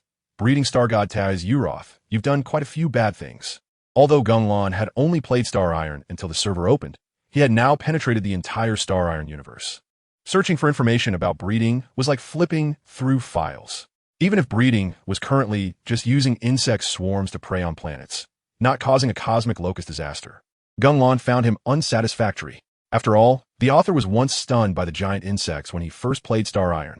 The moment Susanoo sheathed his sword, the dark sword body suddenly exploded with purple light, like the brightest star in the night sky, instantly illuminating the darkness.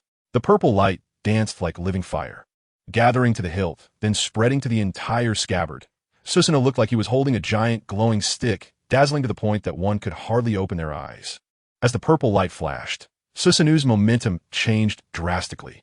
The previous steadiness vanished, replaced by a sharp and violent aura, the edge bursting forth from within, distorting the surrounding space. Even meteors and asteroids trembled under the pressure, and even the Amber King's wall couldn't withstand it. The Amber King was cursing internally. "You bastard." Faced with this terrifying power, Susanoo remained unperturbed, gripping the sword hilt tightly, his movements slow yet resolute, preparing to unleash the most horrifying and powerful strike. Finally, he leaned slightly back, assumed the posture for drawing the sword, and his eyes suddenly blazed with red light. Clang! With a deafening sound, the purple giant sword was drawn from its sheath like a gust of wind, slicing through the air with a piercing shriek, leaving behind a beautiful arc. Look closely. A scarlet crescent sword energy shot out from the sword tip, rushing forward with an overwhelming force, causing the space it passed through to tremble as if it were about to be torn apart. The sword energy resembled an indestructible blade, cutting through with the might of thunder, swiftly advancing. Wherever it passed, whether it was massive planets, countless meteors, or any other obstacles, they were instantly split in two. Even the seemingly ethereal space was not spared, emitting a chilling, cracking sound. Gung Lan's sword could obliterate. It tore through the universe, violently assaulting the star god. The scarlet sword energy surged forward, and the already fragile space could not withstand it, shattering with a loud bang. The sword energy unhesitatingly charged into the rift, like a frenzied dragon breaking free, heading straight for the distant end, despite the tens or hundreds of billions of light years between them. The sword energy directly ignored time and space, crossing all barriers in just 1 or 2 seconds, rushing like a glowing meteor towards the breeding star god. Moreover, this sword energy was still growing, expanding dozens of times the size of Susanoo, transforming into a vast red ocean that swept forward.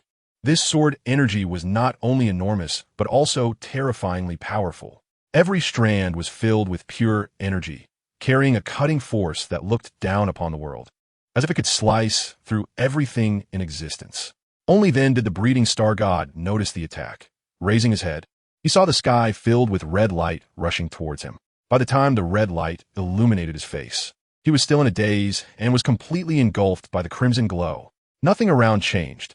Only the breeding star god, surrounded by swarms of insects, had vanished. Gung Lan coldly declared, "Susanoo time-space slash." A simple strike directly obliterating one of the strongest beings in the universe. This sword concealed the pure power of a Super 6 Paths level Susanoo, absurdly powerful, and almost no one in the universe could withstand it. It belonged to the level of rule erasure. Upon the death of the breeding star god, the surrounding insects all cried out mournfully, like ants without antennae bumping into each other. exploding into disgusting juices upon collision.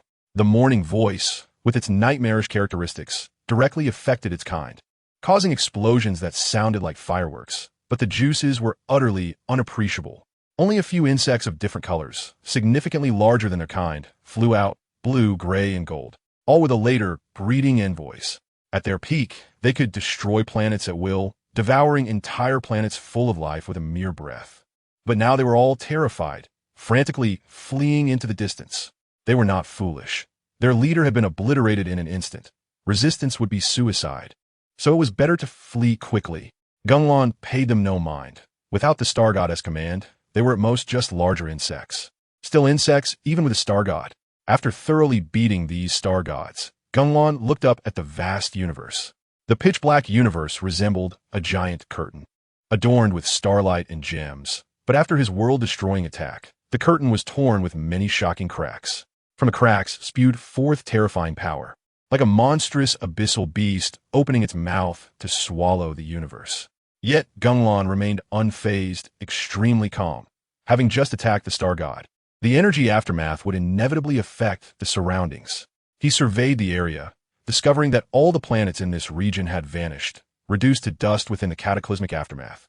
Drifting in the void, this illustrates just how terrifying and extraordinary the power Gung Lan displayed at this moment truly was, surpassing the limits of what ordinary people could imagine. Gung Lan clashed head-on with the Void Star God. The arrows of the stars exploded in the arena. Susanoo retracted its wings, floating in the pitch-black universe. Gung Lan gazed into the distance, a powerful aura instantly piquing his interest. His reincarnation peered through countless distances, finally locking onto a spot. A purple light flashing in his eyes, and he vanished in an instant. The next second, he appeared at the target location. This was his heavenly hand power. In the original plot, Sasuke could only swap places with objects and people, but with his terrifying ocular power, he could even swap spaces, combined with his cross-time surveillance vision. He could go wherever he wanted. Just as Gung Lan looked down, the calm black universe was suddenly torn open. The rift was a mysterious deep purple, like a giant scar in the universe. Countless nebulae began to spin wildly and intertwine, dancing a magnificent cosmic dance with a dazzling deep purple light that was blinding. Look closely. An enormous object emerged from the rift, like a giant purple tea egg, emanating an aura that could devour everything, making it daunting to behold. Upon closer inspection, there were two differently sized white spots on the tea egg, resembling two lively eyes watching the surroundings. The Void Star God was completely stunned. Zero. Oh, this was the most enigmatic Star God in the Star Iron, with its existence, formation, and power all being a mystery. Yet it undoubtedly sat atop the combat power throne of Star Iron, except for the tree above. Gung Lan looked at this adorable creature and directly released infinite pressure, the repulsive force transforming into an invisible barrier that crushed forward, turning everything it passed into dust. Six paths, divine, realm, heavenly pull. An unmatched power instantly crushed everything, charging towards the Void Star God. However, the Void Star God acted as if nothing was wrong, allowing the attack to land on him. The dark purple light flickered, and his body shivered slightly, making the divine realm heavenly pull completely miss him. Gung Lan's gaze sharpened. This ability of the Void is quite interesting. Then Gung Lan swung his arm, and a giant bow and arrow suddenly emerged from Susanoo's massive hand. The bow and arrow radiated a heart-stopping aura, with power surging outward like a tidal wave, forcing the space to distort, nearly stopping time. Susanoo's massive wings spread wide, large enough to block out the sun, with each energy feather shimmering in dazzling purple light.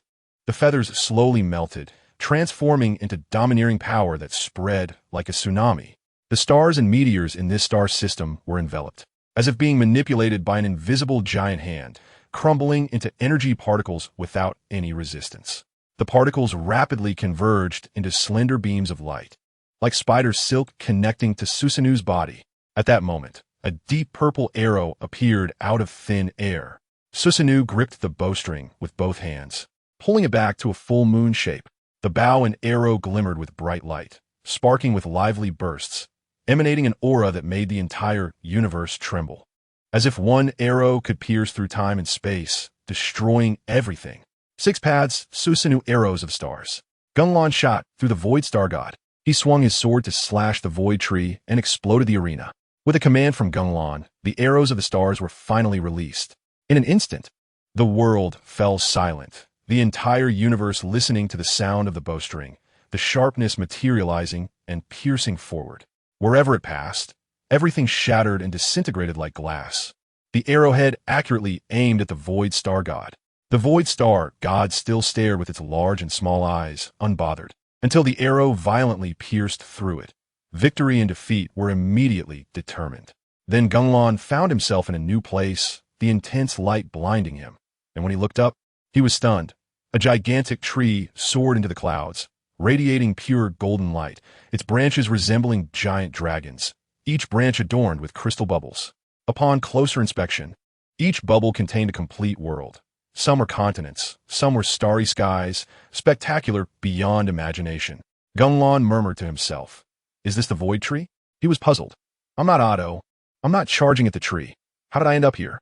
Suddenly, his mind went blank, unable to recall anything before crossing into the Star Iron universe. Not even an important person. He felt that it was the Void Tree's doing, and immediately summoned his complete Susanoo, surrounded by questing jade. "First, I'll cut you down." A vague, ethereal voice echoed. "Existence from another world. What is your future?" Gung Lan completely ignored it, drew the giant sword capable of slicing through countless planets, and with a flap of his wings, charged forward. Annihilation slash. The Void Tree immediately shot forth endless golden beams of light, but Gung Lan was not afraid at all. Susanoo charged through. With the Rinnegan, he has already stepped into the conceptual realm. Susanoo, said to be indestructible, truly cannot be broken by anyone, belonging to an invincible state of independence. The tree of imaginary numbers is the unity of rules and principles. But Gung Lan doesn't care. The annihilation slash can cut through anything, even if the tree claims it is not a thing. He can still use Takamagara to modify everything, turning the tree into something that can be cut. Susanoo charged forward under the beam of light. The massive blade aimed at the trunk. On the other side, after the Liyue journey, the traveler took Paimon to the Yujing Pavilion for a banquet. In reality, it was Friday. Ding Ding ended the live stream, went downstairs to buy milk tea from Mishu Benchung, completely unconcerned about gaining weight, holding the packaging printed with Little Snow King. She smiled. "It doesn't tea say it's 0 calories?" Sipping the sweet milk tea, Ding Ding browsed Bilibili and saw the official Genshin Impact announcement, instantly excited. "Wow. Tonight is the preview. It turns out the 2.0 version is coming soon. That's too fast." Ding Ding recalled her experiences during this time. Since she started playing this game, she has spent so much time on it. Ding Ding squatted for the Genshin preview. Those who knew everything blew up the scene. Ding Ding thought of the joys and sorrows of the Genshin journey, and what Vinny said about the meaning of travel. No matter how Genshin develops in the future, she is super happy now. Even though her strength is against the heavens, this feeling cannot be changed. She opened the official announcement, and the preview image had the big word for the Genshin preview livestream. Below were A version Lumen, Ether, Paimon, and a shadow with a question mark.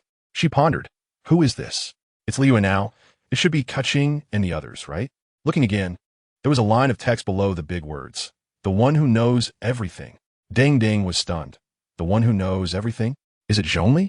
Thinking of Zhongli attending the funeral, she felt helpless.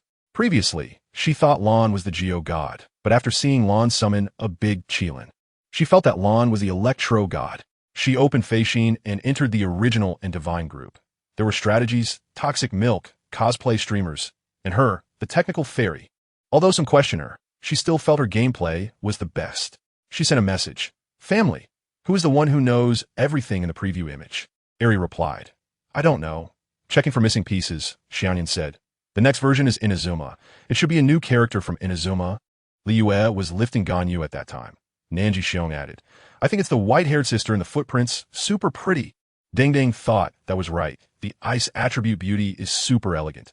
Many people are saving primo gems for her. She went to the supermarket to buy snacks, and by 8 o'clock, sat in an esports chair with chips and started the live stream. "Woohoo. Good evening, everyone. Missed me?" Ignoring the barrage, teasing her. She entered the preview live stream room.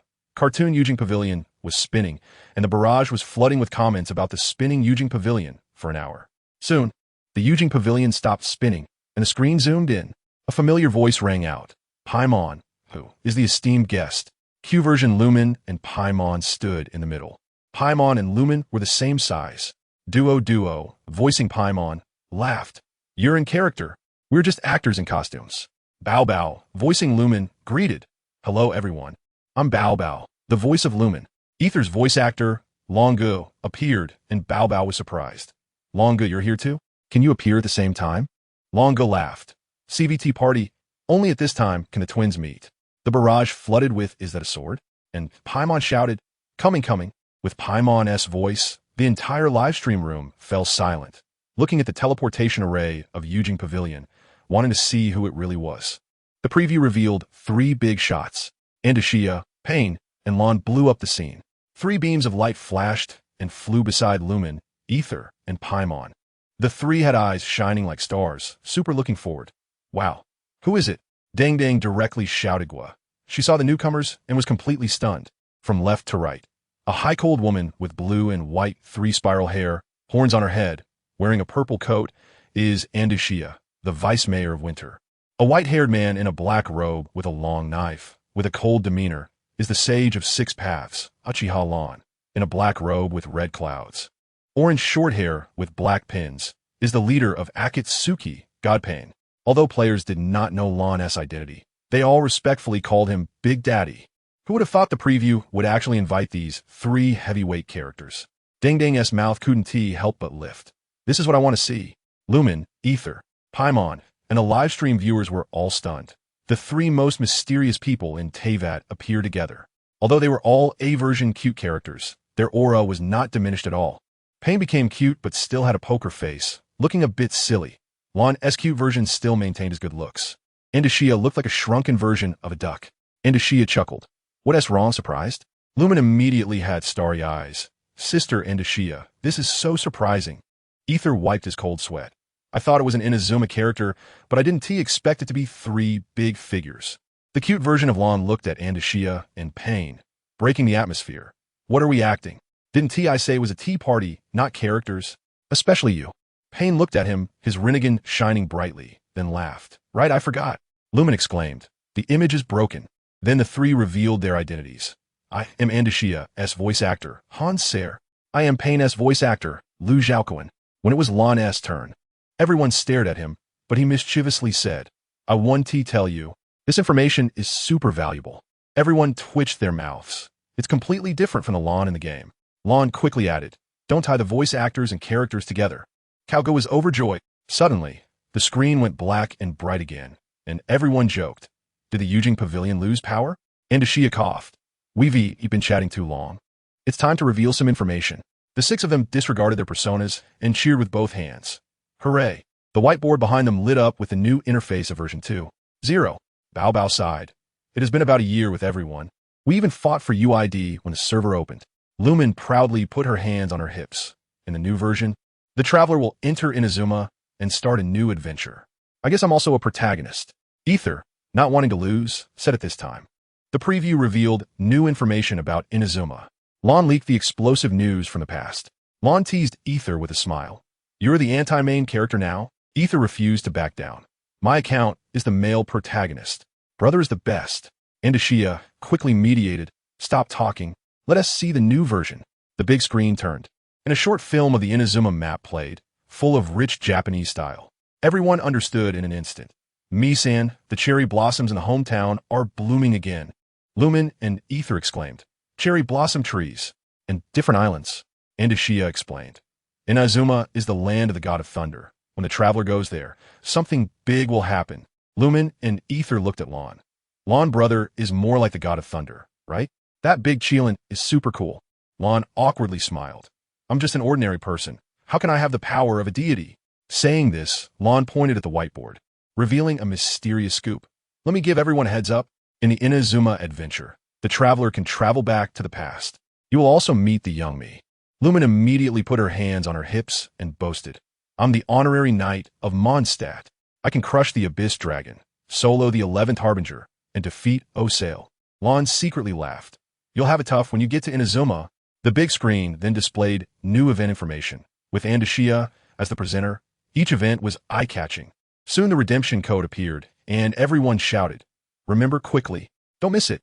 Finally, it was the character segment. The first half of the Zero Gacha Pool is Kamisato Ayaka, and the second half is Yoimiya. When Bao Bao saw Kamisato Ayaka, she exploded, "I'm Kamisato Ayaka's dog." As soon as the sentence came out, everyone turned into big-eyed beans. Even Pain was no exception. In the past 5 or 6 days of the preview, Teyvat Lan was studying things in his little shop, a purple-red arcade machine. He pressed the white button, and the arcade machine lit up the screen, first showing the big words Genshin Impact. Then flames appeared, being split in half by sword light, with the words Dual Field Super eye-catching. The arcade machine played a video. A divine eagle flew by, and the scene cut to Dialek, adjusting his gloves, with the wolf SN behind him, super domineering. Fiscal sat on the oversized Oz, shooting 3 arrows while performing the Knight of the Dark Waltz. Dialek shook his hand, waited for the arrows to get closer, and turned with Wolf's gravestone to block behind him. The lightning arrow collided with Wolf's gravestone, and red flames exploded instantly. Dialek flashed to Fiscal's side, his whole body engulfed in flames, his eyes turning fiery, and he swung down with a blade to finish. The screen froze, showing the Start Game button. Lan clicked in, and the new screen displayed a 3-way standoff. Dialek slashed at Kaching. Kaching threw a lightning arrow, and the dragon's pine spear emitted lightning, while Jean, the Grandmaster, descended with the Favonius Greatsword and a hurricane. On the right were the start and beginner level, and on the left were the Dual Arena Grand Dual Task Report Season Reward icons. Lan was playing Genshin Impact in the Naruto Dual Arena. Dialek was beating up Hilichurls in explosive fashion. The arcade interface at the bottom had summoning secret scroll characters, with the top left reading Dual Arena Season 0, officially online. Lan opened the summoning, and it was full of Genshin and Naruto creatures. Tartaglia, the Snowboard King, the Shoha, and pandas were all there. The secret scrolls were the same, and opening the character tab was a sight to behold. From Dialek to Susanoo, a dazzling array of Genshin characters was complete, but the system hadn't finished updating, so Lan decided to try it out first. Exiting to click Start, the Dual Arena's ancient sound effects rang out, directly entering the character selection phase. Lan chose Dialek for the first position with Scatter, Fiscal for the second position with 8 consecutive fires, and Susanoo for the third position with Chakra. He complained, "Playing Naruto and Genshin is just too dreamy." The opposing team was actually 3 Hilichurls: Fire Arrow, Lightning Arrow, Ice Arrow. As the scene began, Wolf's gravestone flew in from off-screen, spun around, and was caught steadily by Dialek. After a cool entrance, he took 2 steps. The program can run. It's stable.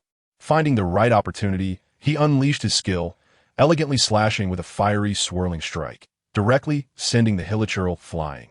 Then Dialek executed a 1-2-3 combo, turning the Hilichurl to ashes only for it to resurrect, and it immediately shot a fire arrow. Lan quickly activated the second skill. Dialek dodged with his sword, and at the moment the fire arrow hit, a flash of red flame passed by as he teleported beside the Hilichurl and struck 3 fierce blows. Perfect counterattack. The currently available characters range from Mondstadt to Susanoo, but the actual storyline had only reached Inazuma. First, let us take a look at Amber, the original Pyro Archery Queen, the former World's #1 Fire Archer. Normal attack for consecutive shots of Windborne Arrow, with the last shot infused with flames. I'm shooting, shooting, shooting. The first skill throws Baron Bunny for a dash explosion, and the second skill unleashes a rain of arrows that can also catch. The ultimate skill blows you away, throwing a gigantic Baron Bunny from the sky. Summarizing, isn't this just a reference to Itachi? Inch Punch becomes Inch Arrow. Next, let us look at Lisa, Mondstadt's Yang Yongshin, the Rose Witch. Normal attack consists of 4 arcs of electricity, with the second part retreating and being invincible. The first skill throws a lightning ball for continuous damage and traction, capable of storing 2. The second skill summons a lightning cloud to attract and strike lightning, and it can absorb lightning balls to increase damage. The ultimate skill punishes with a summoned lightning lamp plus 2 lightning balls. Summarizing, at the start throw a ball, jump in their face, and Raiden helps me. Finally, let us look at Kia, the cavalry captain without a horse, the little black peacock. Normal attacks consist of 4 segments, with the last segment being an ice spear that can catch. The first skill honestly releases an ice spear for a dash, and the second segment can teleport to strike ice. Yang Jian exclaims, "Go." The second skill throws 3 ice spears that explode, and the second segment can absorb ice spears for protective attacks. Isn't this just a propeller? Lan created an over-the-top dual arena character. Kamui Tankan absolutely dominates the arena. Kia's ultimate Ice Phoenix Blaze slash is ridiculously powerful. Dialect suddenly appeared beside him, and just as Kia was about to speak, he was ignored. Dialect charged up and unleashed a gigantic flame phoenix, knocking enemies away and dragging them along, while Kia immediately froze the phoenix into an ice phoenix. As a result, Dialect slashed and shattered the scene. Kia, full of complaints, "I froze it for so long, and you just decided to slash?" Next, let us look at Bennett, the real pyro god, the reverse luck king. Normal attacks consist of 4 segments, with the last segment infused with flames. The first skill opens a chest with extreme excitement, randomly producing 5 situations. A common chest gives cabbage tossed out. A refined chest throws a non-sharp sword as a trap. A precious chest spills more at enemies. A curious gift chest is a total waste. And a splendid chest is invincible for 10 seconds. The second skill slashes with flames and can be held down, ultimately exploding himself. The ultimate skill jumps up, gives a thumbs up, and slams the ground, dealing damage and healing but fearing interruption. Summarizing, what the hell Christmas?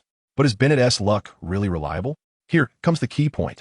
The most toxic and overpowered character in the duel arena, Uchiha Gung Lan Demon God War.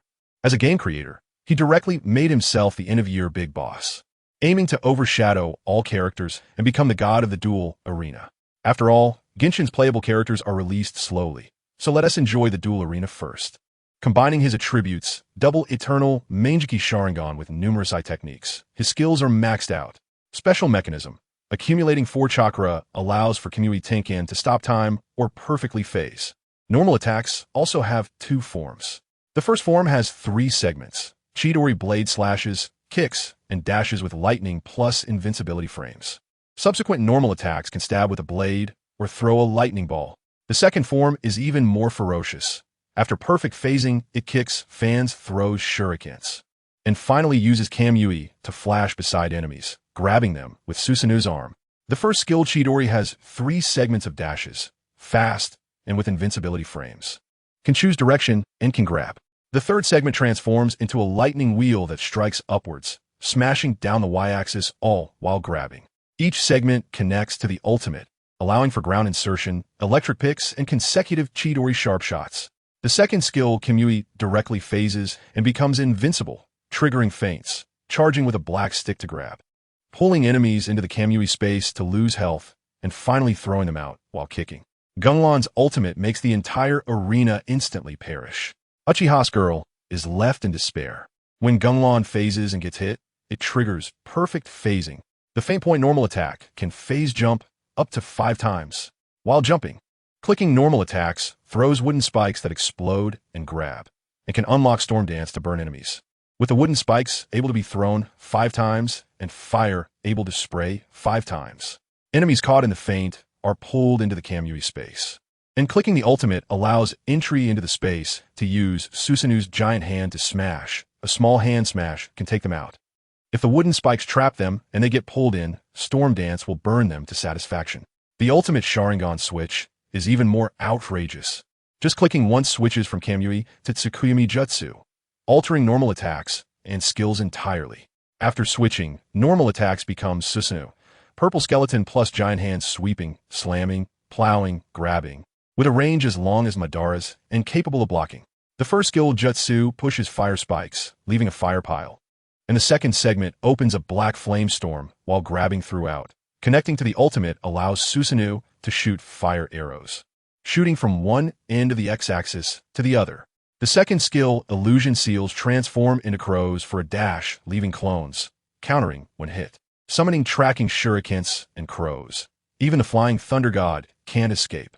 It can also turn against summoning, being completely immune to damage. Holding the ultimate is even more explosive. Kamui mode grabs midfield to enter space, completes Susanoo slashes at people Kamui's Tomo bombarding, stopping time for 3 seconds and dealing full 1 million damage.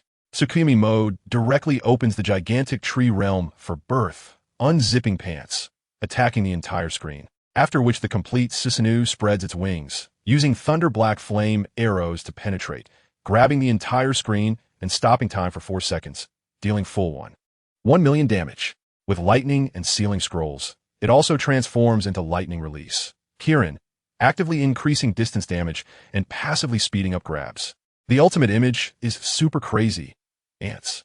Adults don't get angry with children. On the other side, the girl with Uchiha blood encounters Gung Lan.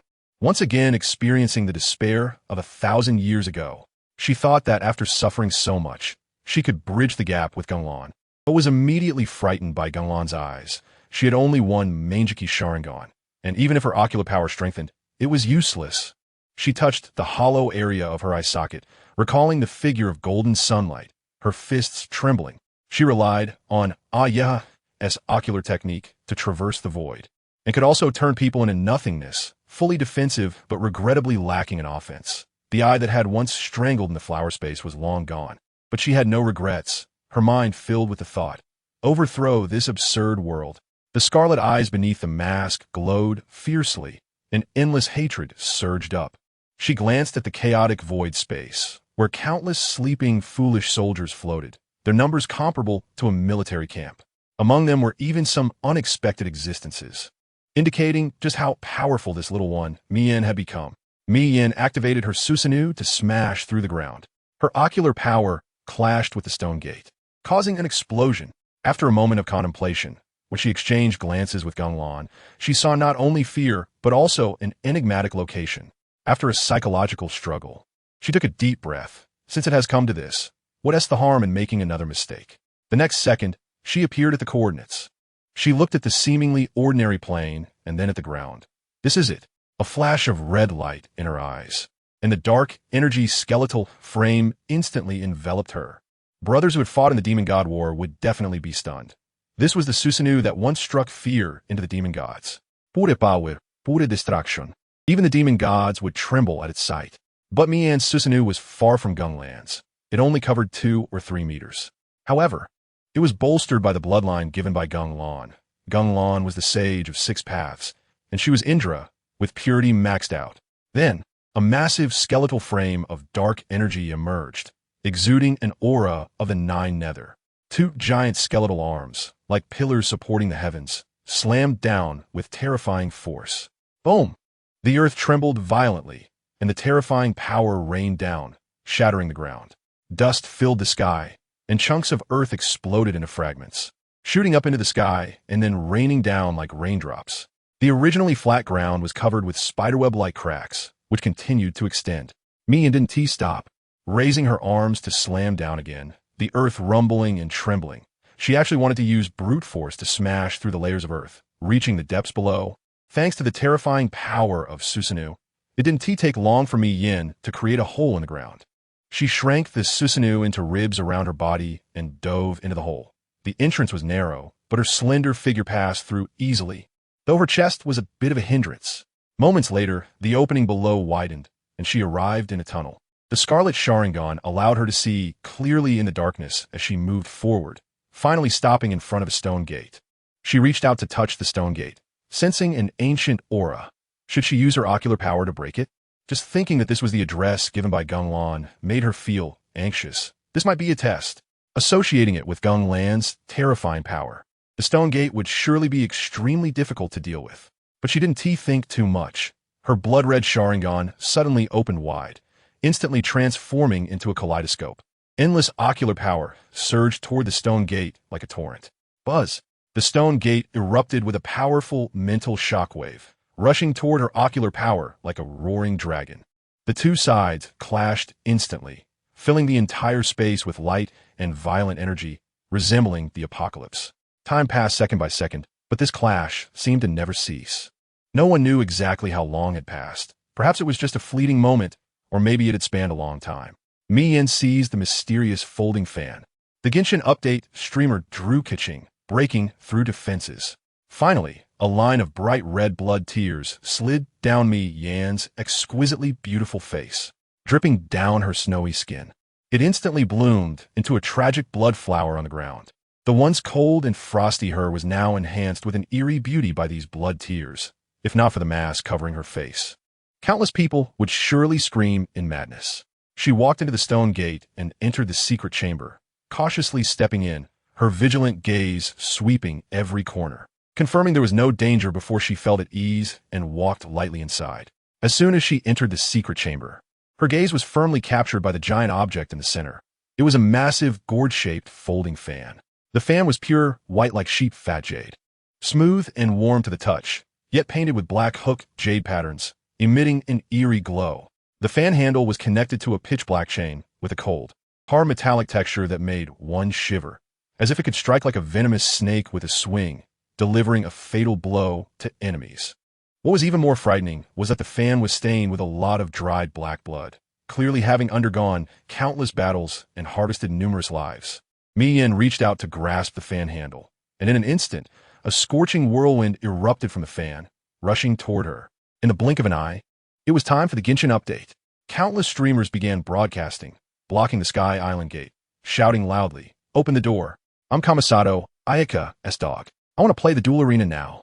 Outside the gate, it felt like countless players were anxiously blocking the door, and finally, under the seamless bombardment of clickers, the door opened.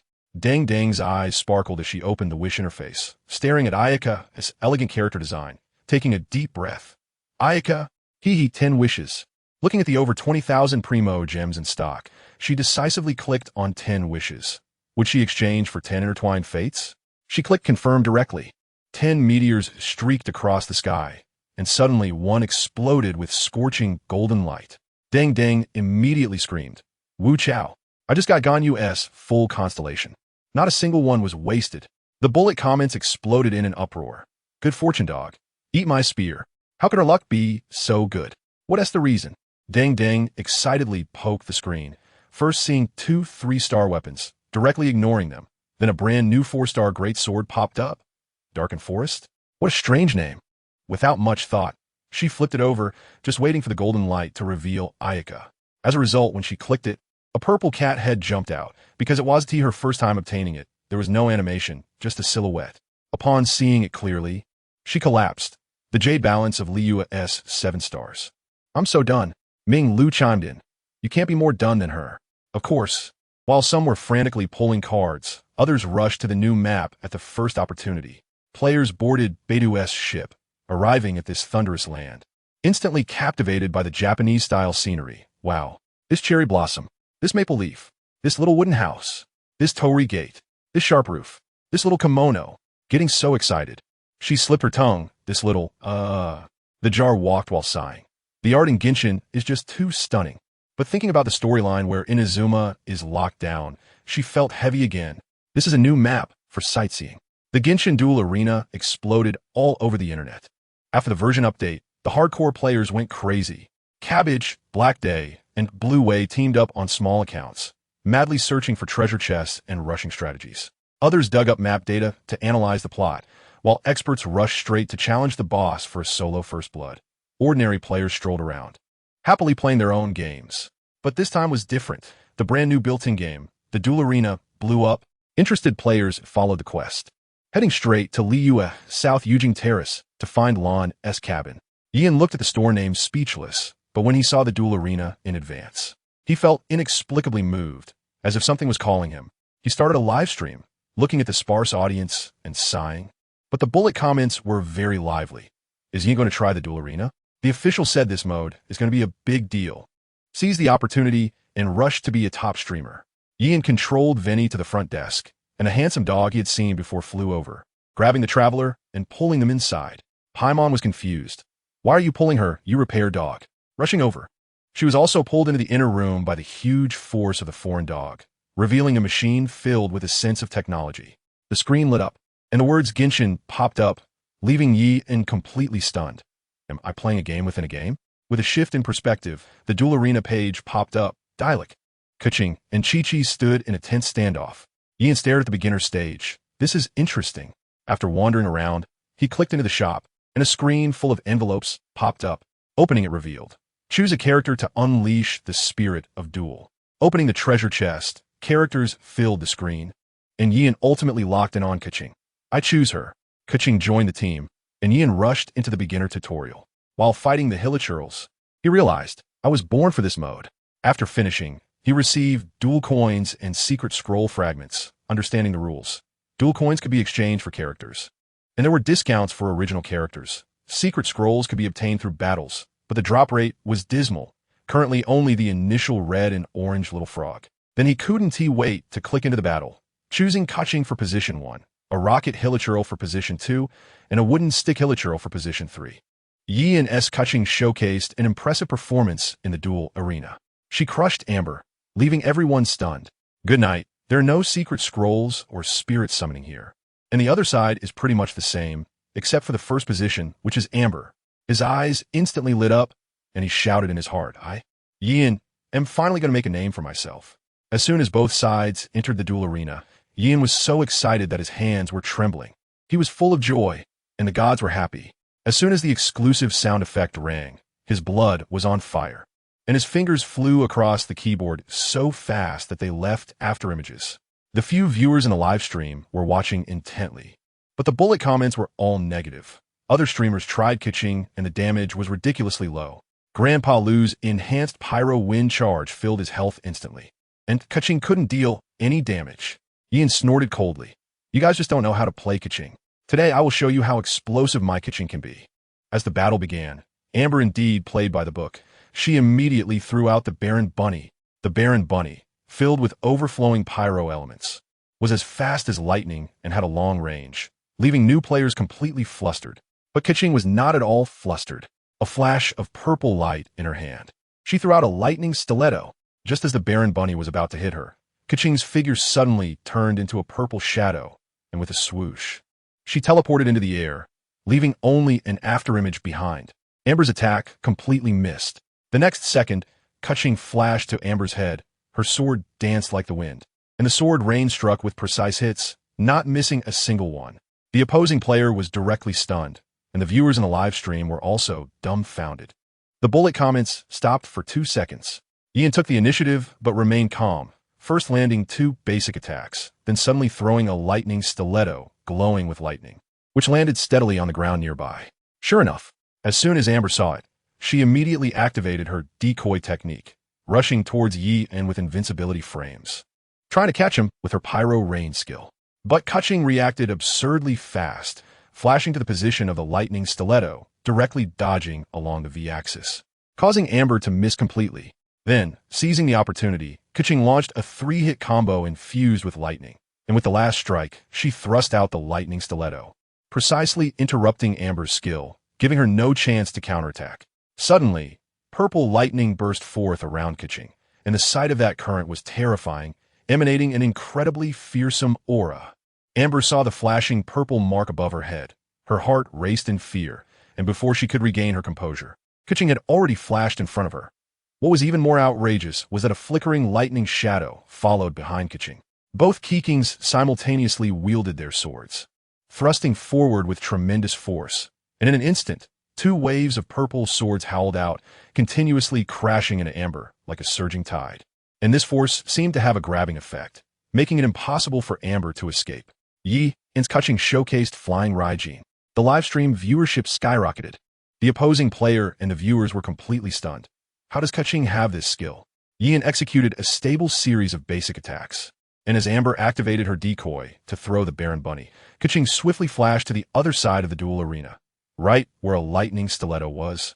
Amber learned to be smart and threw the Baron Bunny at Kaching. Let's see how you run.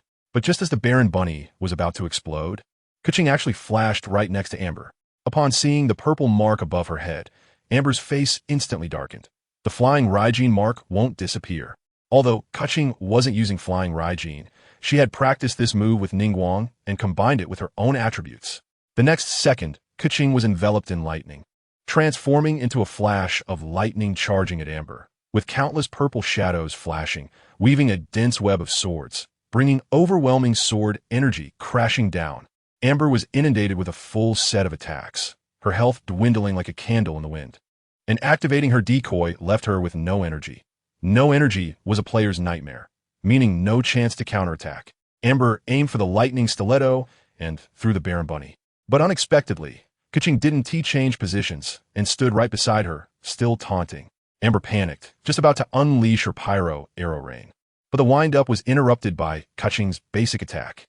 Amber froze, and Kaching directly unleashed her ultimate, countless sword shadows pouncing towards her, enveloping her inside. Kaching stood in the center of the ultimate, revealing her true face, glancing sideways at Amber amidst the sword rain, and then charged in.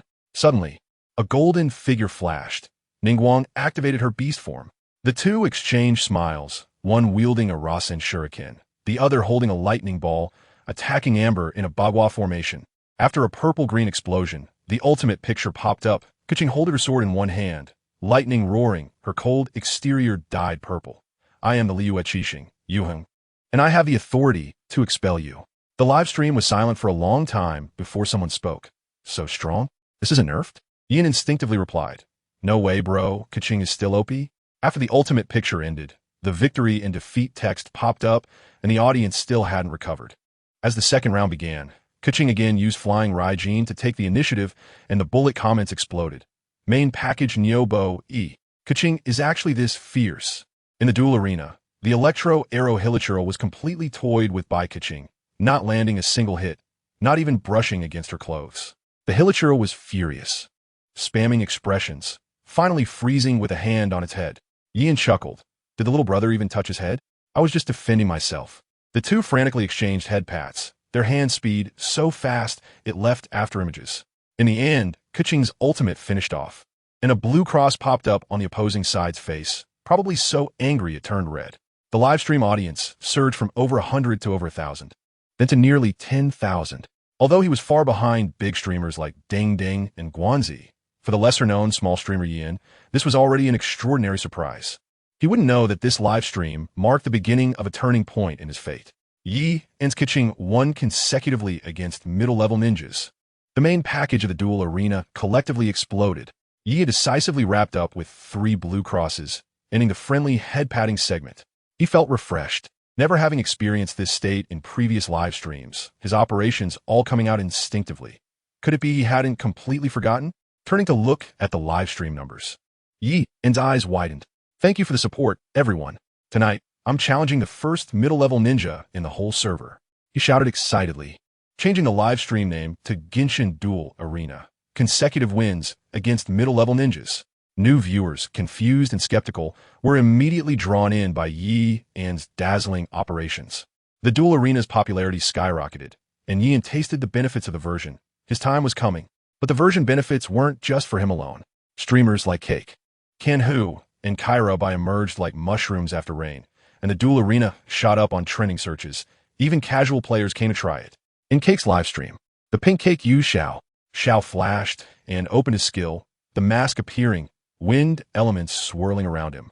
The opposing Noelle swung her giant sword fiercely, but Xiao didn't T-dodge and took it head-on. With 2 blocking opportunities left, Noelle attacked again, and Xiao hit a basic attack, instantly transforming into a deep green whirlwind that launched Noelle into the air. Xiao stopped steadily, wielding his spear to create a beautiful arc, incredibly charming. Little cat, little brother. Show everyone the double spear card. A white light appeared around Xiao, and Cake hit a basic attack, but due to a timing error, it turned into a basic attack. Cough misclicked. The duel arena main package each displayed their skills. Yin encountered a mysterious Hilichurl and panicked. The Cake live stream chat is going crazy. Haha. Ka Ling Miao. Karabi's stream is even more explosive. He controls Dialect's positioning, waiting for the opponent's Amber to strike. Amber throws the bunny Earl while hiding out of sight. And at the critical moment, Dialect unleashes a blazing flame from behind. Karabi excitedly shouts, "Perfect counterattack." This is what reaction looks like. The chat immediately starts having fun. The main pack has skills, just looks like a tall girl. The dueling arena's explosive popularity skyrockets Genshin's heat with rave reviews. But many players are complaining about getting wrecked by villagers. Since the setting is a student from the Hidden Leaf Village, everyone calls the dueling arena a village, while praising it as a harmonious big family, only to turn around and smash each other. The main pack, proficient in the dueling arena, is taking off, and the top main pack is on the verge of becoming a big streamer. But, dang dang, these early main packs didn't play. After all, she's ridiculously bad, but stubborn. And with her good looks, the audience loves to watch her. However, Dang Dang hasn't tried. She always has a feeling that there will be a super suitable character for her in the future. Yin, this 20-year-old boy, has finally made a name for himself after so long. Now, he's a Chunin, looking to become a Genin, staring at the #1 identifier in the whole server. Feeling it's unreal. Just a day ago, he was a small fry with few viewers, and overnight, he became a big shot in the dueling arena. He clicks to start the battle, selecting Dialect and Jean. Keqing is agile, Dialek is both offense and defense, and Jin can block and even eat spirit directly.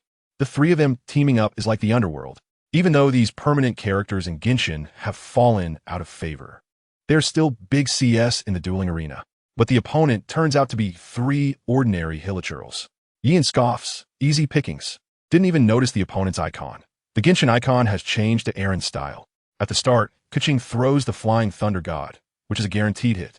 But the anticipated hit doesn't happen, and Yin is dumbfounded. How did this little hilichurl dodge? He sees the hilichurl moving vertically at the start, dodging the lottery skill, then shooting lightning arrows. Keqing moves up to dodge the attack, briefly presses the lightning sword wave forward.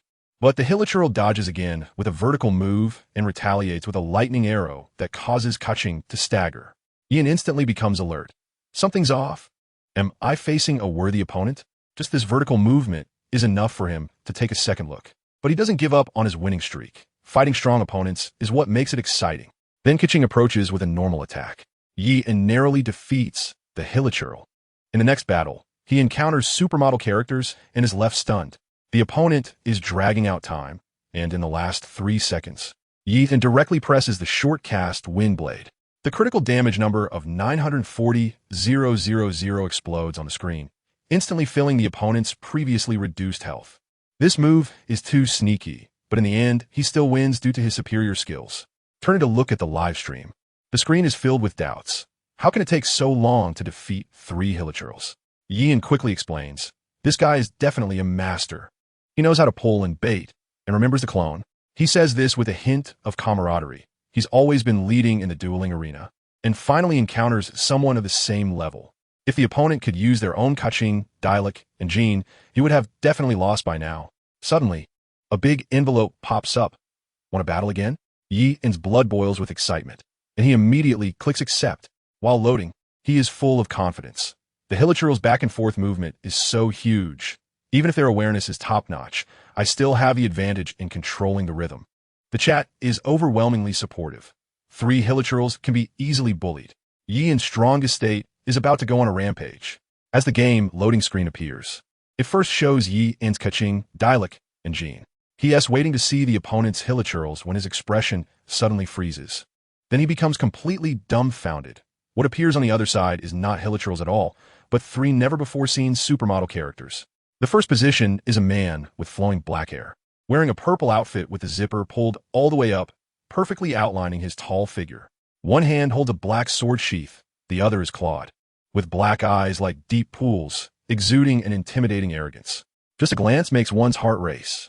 The second position is an orange-haired man with an exceptional outline, a black tattoo on his face that looks extremely charming, purple crystal-like eyes like the Rinnegan, his upper body bare, with explosive muscle lines, one hand in a grabbing position, ready to deliver a fatal blow at any moment.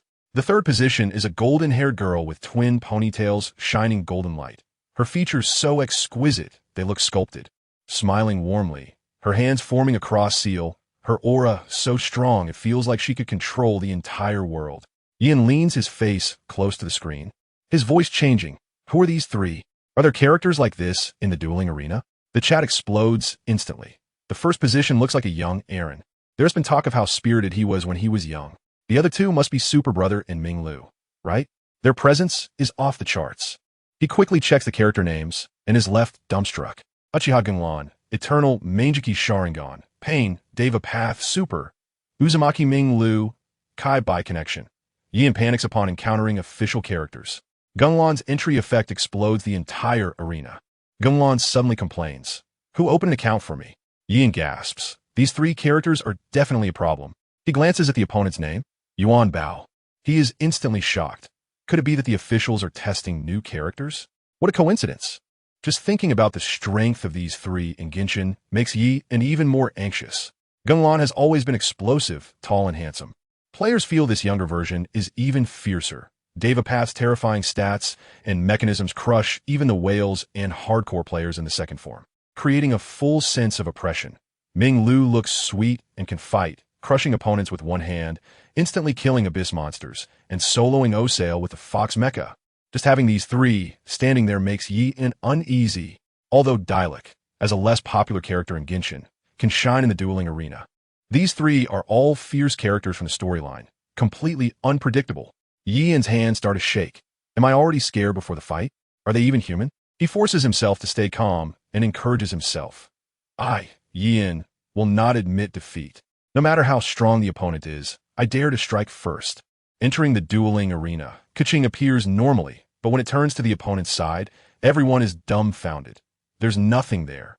Suddenly, a spatial vortex appears, distorting the surrounding space. Gung Lan flashes out from the vortex, and the entry effect explodes directly. Two giant purple blades wrapped in flowing light slash towards the ground, with the crimson, eternal Mangeki Sharingan appearing above, then disappearing in the next second. Yian and the audience are left stunned. What kind of effect is this? No one has mentioned it before. Yian remains calm, slowly reaching for the flying Thunder God lottery button, his mind racing. Should I maneuver around their strengths? Or should I go for the lottery to seize the initiative? In less than a second, he decides. I'll go for the lottery right at the start. Images of Gung Lan's skills flash through his mind, and he can't help but think. This man is just too cool. But cool or not, I can't hold back when I'm about to get hit. Yian reassures himself. This is the young version of Gung Lan. Maybe he is not as strong as when he had white hair. However, fondness aside, when he is about to hit himself, he still has to let some things go. But this black-haired Gung Lan clearly looks like his younger self. Maybe he is not as strong as when he had white hair. Black Gung Lan takes out his sword and instantly kills. Yian gets caught and can't substitute out at all. Yian waits, half believing as the game starts, feeling cheerful. The divine sound effect just finished, the start text just appeared, and the timer hasn't even started yet. A bolt of lightning suddenly strikes, carrying a violent arc that directly pierces Keqing. Keqing doesn't even have the chance to raise her hand to use a skill, instantly electrocuted into blue and white. Paralyzed on the spot. After the lightning explodes, everyone notices the timer finally dropped from 60 to 59. The live stream explodes. This speed is too terrifying. Someone exclaims, Amber, Ganyu, and Dialect's fast skills can't interrupt the flying thunder god. This Black Gung Lan is simply a head start. Yian's also dumbfounded. What is this? Mihoyo, are you going to destroy the dueling arena? Just as he wants to substitute and escape, Black Gung Lan draws out a snow-white long sword, and with a single slash, there's a dense array of white blade lights that envelop Keqing, exploding at the center. Yian is left in despair. This sword light and shadow capture the entire time. There's no way to substitute out. Before he could react, Hylan charged forward with lightning, pinning Keqing down, and unleashed another flurry of sword strikes. Yian was completely dumbfounded. Can he hit twice more? Looking at the health bar, he was even more confused. Within just 4 or 5 seconds, nearly 900,000 health points were gone. A hard control of 4 or 5 seconds. Who can withstand that? Then, Keqing was swept up into the sky by the lightning wheel, with lightning transforming into arms that grabbed her and slammed her down to the ground. A yellow critical hit number of 610,000 exploded on the screen. Yian's eyes widened. Is this a combo dealing 1 million damage? There's no way to counter it. He still didn't know that this was just Hylan's first skill in his first form. Hylan thrust his long sword into the ground, violently sending Keqing flying with raging lightning. And the sound of countless birds crying out filled the air as a light spear pierced through Keqing. With a small text popping up, mute the world and listen to the cries of 1,000 birds. Yian watched as Keqing lost 1/3 of her health, his mind going blank. Is there no end to this? Finally, he activated his substitute and quickly used the lightning sword wave to try to counterattack during the invincibility frames. But after Hylan unleashed the 1,000 birds, he stood still like a statue, his gaze fixed ahead, just as the lightning sword wave was about to hit Hylan. A terrifying scene unfolded. Blood-red giant eyes suddenly appear behind him, emitting a strange aura. The air around Hylan began to distort, as if he were about to vanish into space. Kawaii. The space distortion dodged the skill. Keqing was left dumbfounded by the divine might. Kawaii. The excited shout exploded across the arena, the deafening roar nearly stopping hearts. But the next second, everyone was stunned. Keqing's lightning sword wave passed right through Hylan, as if he didn't exist at all. Yian stared at the screen, seeing the enormous kaleidoscope Sharingan, and suddenly felt a chill run down his spine, an ominous premonition filling him. A word danger inexplicably popped into his mind. The mysterious posture of Hylan made his scalp tingle. He gasped, and then saw Hylan make a move. Space fluctuations suddenly erupted around him, like ripples spreading out. And the next second, he was swallowed by an invisible force and vanished in an instant. But moments later, a shadow flashed in midair. It was Hylan. Immediately after, he threw a glimmering wooden spike from the point of space fluctuation, tracing an arc in the air, accurately piercing toward Keqing. Keqing didn't even react. The wooden spike drilled straight into her body. Then came the more terrifying part. Keqing let out a shrill scream as countless wooden spikes grew wildly from her body, intertwining into a massive thorn ball that completely pierced her through. The aura radiating from that thorn ball made everyone feel a chill. Hylan didn't stop. The shadow flashed, and he held a pitch-black long stick, its top edge incredibly sharp, gleaming with cold light. His gaze sharpened, transforming into lightning as he charged. The black stick lunging towards Keqing like a black dragon with a fierce momentum. With a thud, the black stick easily pierced through Keqing, and Hylan's arm exerted force, directly tossing her into the air, shattering the wooden spikes. Then he wiped his eye with his left hand, and an immense power of space surged from his eyes. The surrounding air twisted as Keqing began to tremble violently. The space fluctuations suddenly contracted, like an invisible giant hand grabbing her. Before Keqing could react, she was swallowed by the space fluctuations and thrown into the divine might space. The scene shifted to a mysterious space. The sky was covered in darkness, without a single ray of light. Beneath her were countless gray rectangular prisms, resembling a massive stone forest, arranged into high and low platforms. Just then, a figure suddenly appeared from the sky, accompanied by a strong wave of spatial fluctuations, being violently thrown out. Upon closer inspection, it was Keqing. She felt like a lost meteor, plummeting downwards. Faced with such an unexpected situation, Keqing was clearly unprepared, unable to muster even a bit of resistance. Hylan unleashed a fire escape to obliterate Keqing. 1,000,000 damage instantly cleared her health. Keqing could only let her body fall rapidly, while Yin and she were filled with fear and helplessness. Why is it all grabs? Did they grow a character on the grabs? The next second, Hylan's figure flashed, appearing in the sky like lightning. He quickly formed complex hand seals, his mouth puffed, and power surged within him. A slender fire tongue erupted from his mouth, flying like an arrow. In the blink of an eye, the fire tongue expanded into a sea of flames that blotted out the sky, roaring fiercely as if it would swallow the world. The power of space also lent its strength, twisting the sea of flames like an invisible giant hand, eventually coalescing into a massive fire dragon. The fire dragon, exuding terrifying heat and pressure, lunged toward Keqing, the air sizzling with crackling sounds. Hylan shouted, "Fire escape, storm dance." The fire dragon's momentum surged, carrying the destructive force to drown Keqing in flames. Yin watched as Keqing's health plummeted, his jaw dropping in shock. Forget it. It's too over the top. The terrifying fire dragon scorched Keqing, and moments later, she was released from the divine might space, with Hylan landing a few more basic attacks. Yin stared at the remaining 3 seconds of substitute time, counting down in his heart, pondering how to counterattack. But Hylan had already gathered 4 chakra beans. The golden beans exceptionally eye-catching. Before Yin could take action, a red light flashed from Hylan. Perfect phasing actually triggered. Yin was stunned. Perfect phasing should trigger when attacked. Who hit you? Paranoid delusions.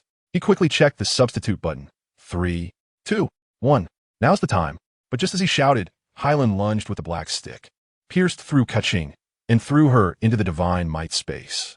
This time, Keqing appeared alone in the mysterious space, but Hylan did not show up.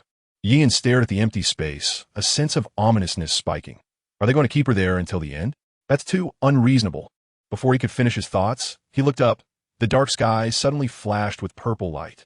A gigantic purple skeletal hand appeared out of nowhere, descending with a world-destroying force, as if the deafening sound of collision could be heard. Then, numbers that made the audience's eyes widen and caused Yi An's heart to stop jumped out. 1, 450, 000. A full 1,000,000 damage, unbelievable. After this critical hit, Keqing's health was completely zeroed out. An ancient secret technique diagram popped up, focusing on Hylan's sculpted features. The eternal kaleidoscope Sharingan like burning flames, exuding an eerie aura. They flickered with a heart-stopping glow, revealing an indescribable eerie aura. Hylan's lines killed the fanbase. Yi An's dialect faced off against the supermodel character.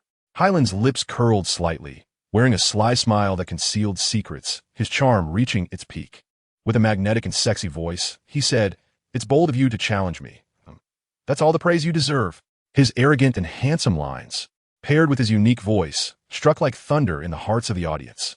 The live chat instantly erupted, a huge wave of people completely captivated.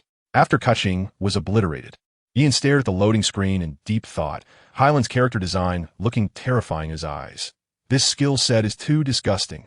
Fighting my Kuching is like fighting a baby, just one chance for a substitute. High damage and invincible flexibility, purely outrageous. But then he thought, in the Genshin narrative, Hyland's status is already high, rescuing the traveler from the hands of the Heavenly Way, instantly defeating Mondstadt's dragon, and with just a small thunderball, he can take down Osale. His strength is abnormal in the plot, and the dueling intensity is explosive. Ian complained, could it be that Mihoyo is all about Hyland fans? The second match began. Dialect caught the incoming wolf's end, and although the entrance animation was rare, it paled in comparison to Hyland's grandeur. Ian wiped his sweaty palms, feeling that Hyland had affected reality, took a deep breath, and focused intently on the screen. The barrage was filled with praise for Hyland. Hyland is so handsome. Mommy loves you. Hurry up and release Hyland. I can't wait. Uchiha Hyland looks invincible. Indeed, Hyland is handsome, gentle, powerful, high status, and rich. He has the perfect male lead configuration. Looking at the player using the little yellow-haired character, it all depends on teammates.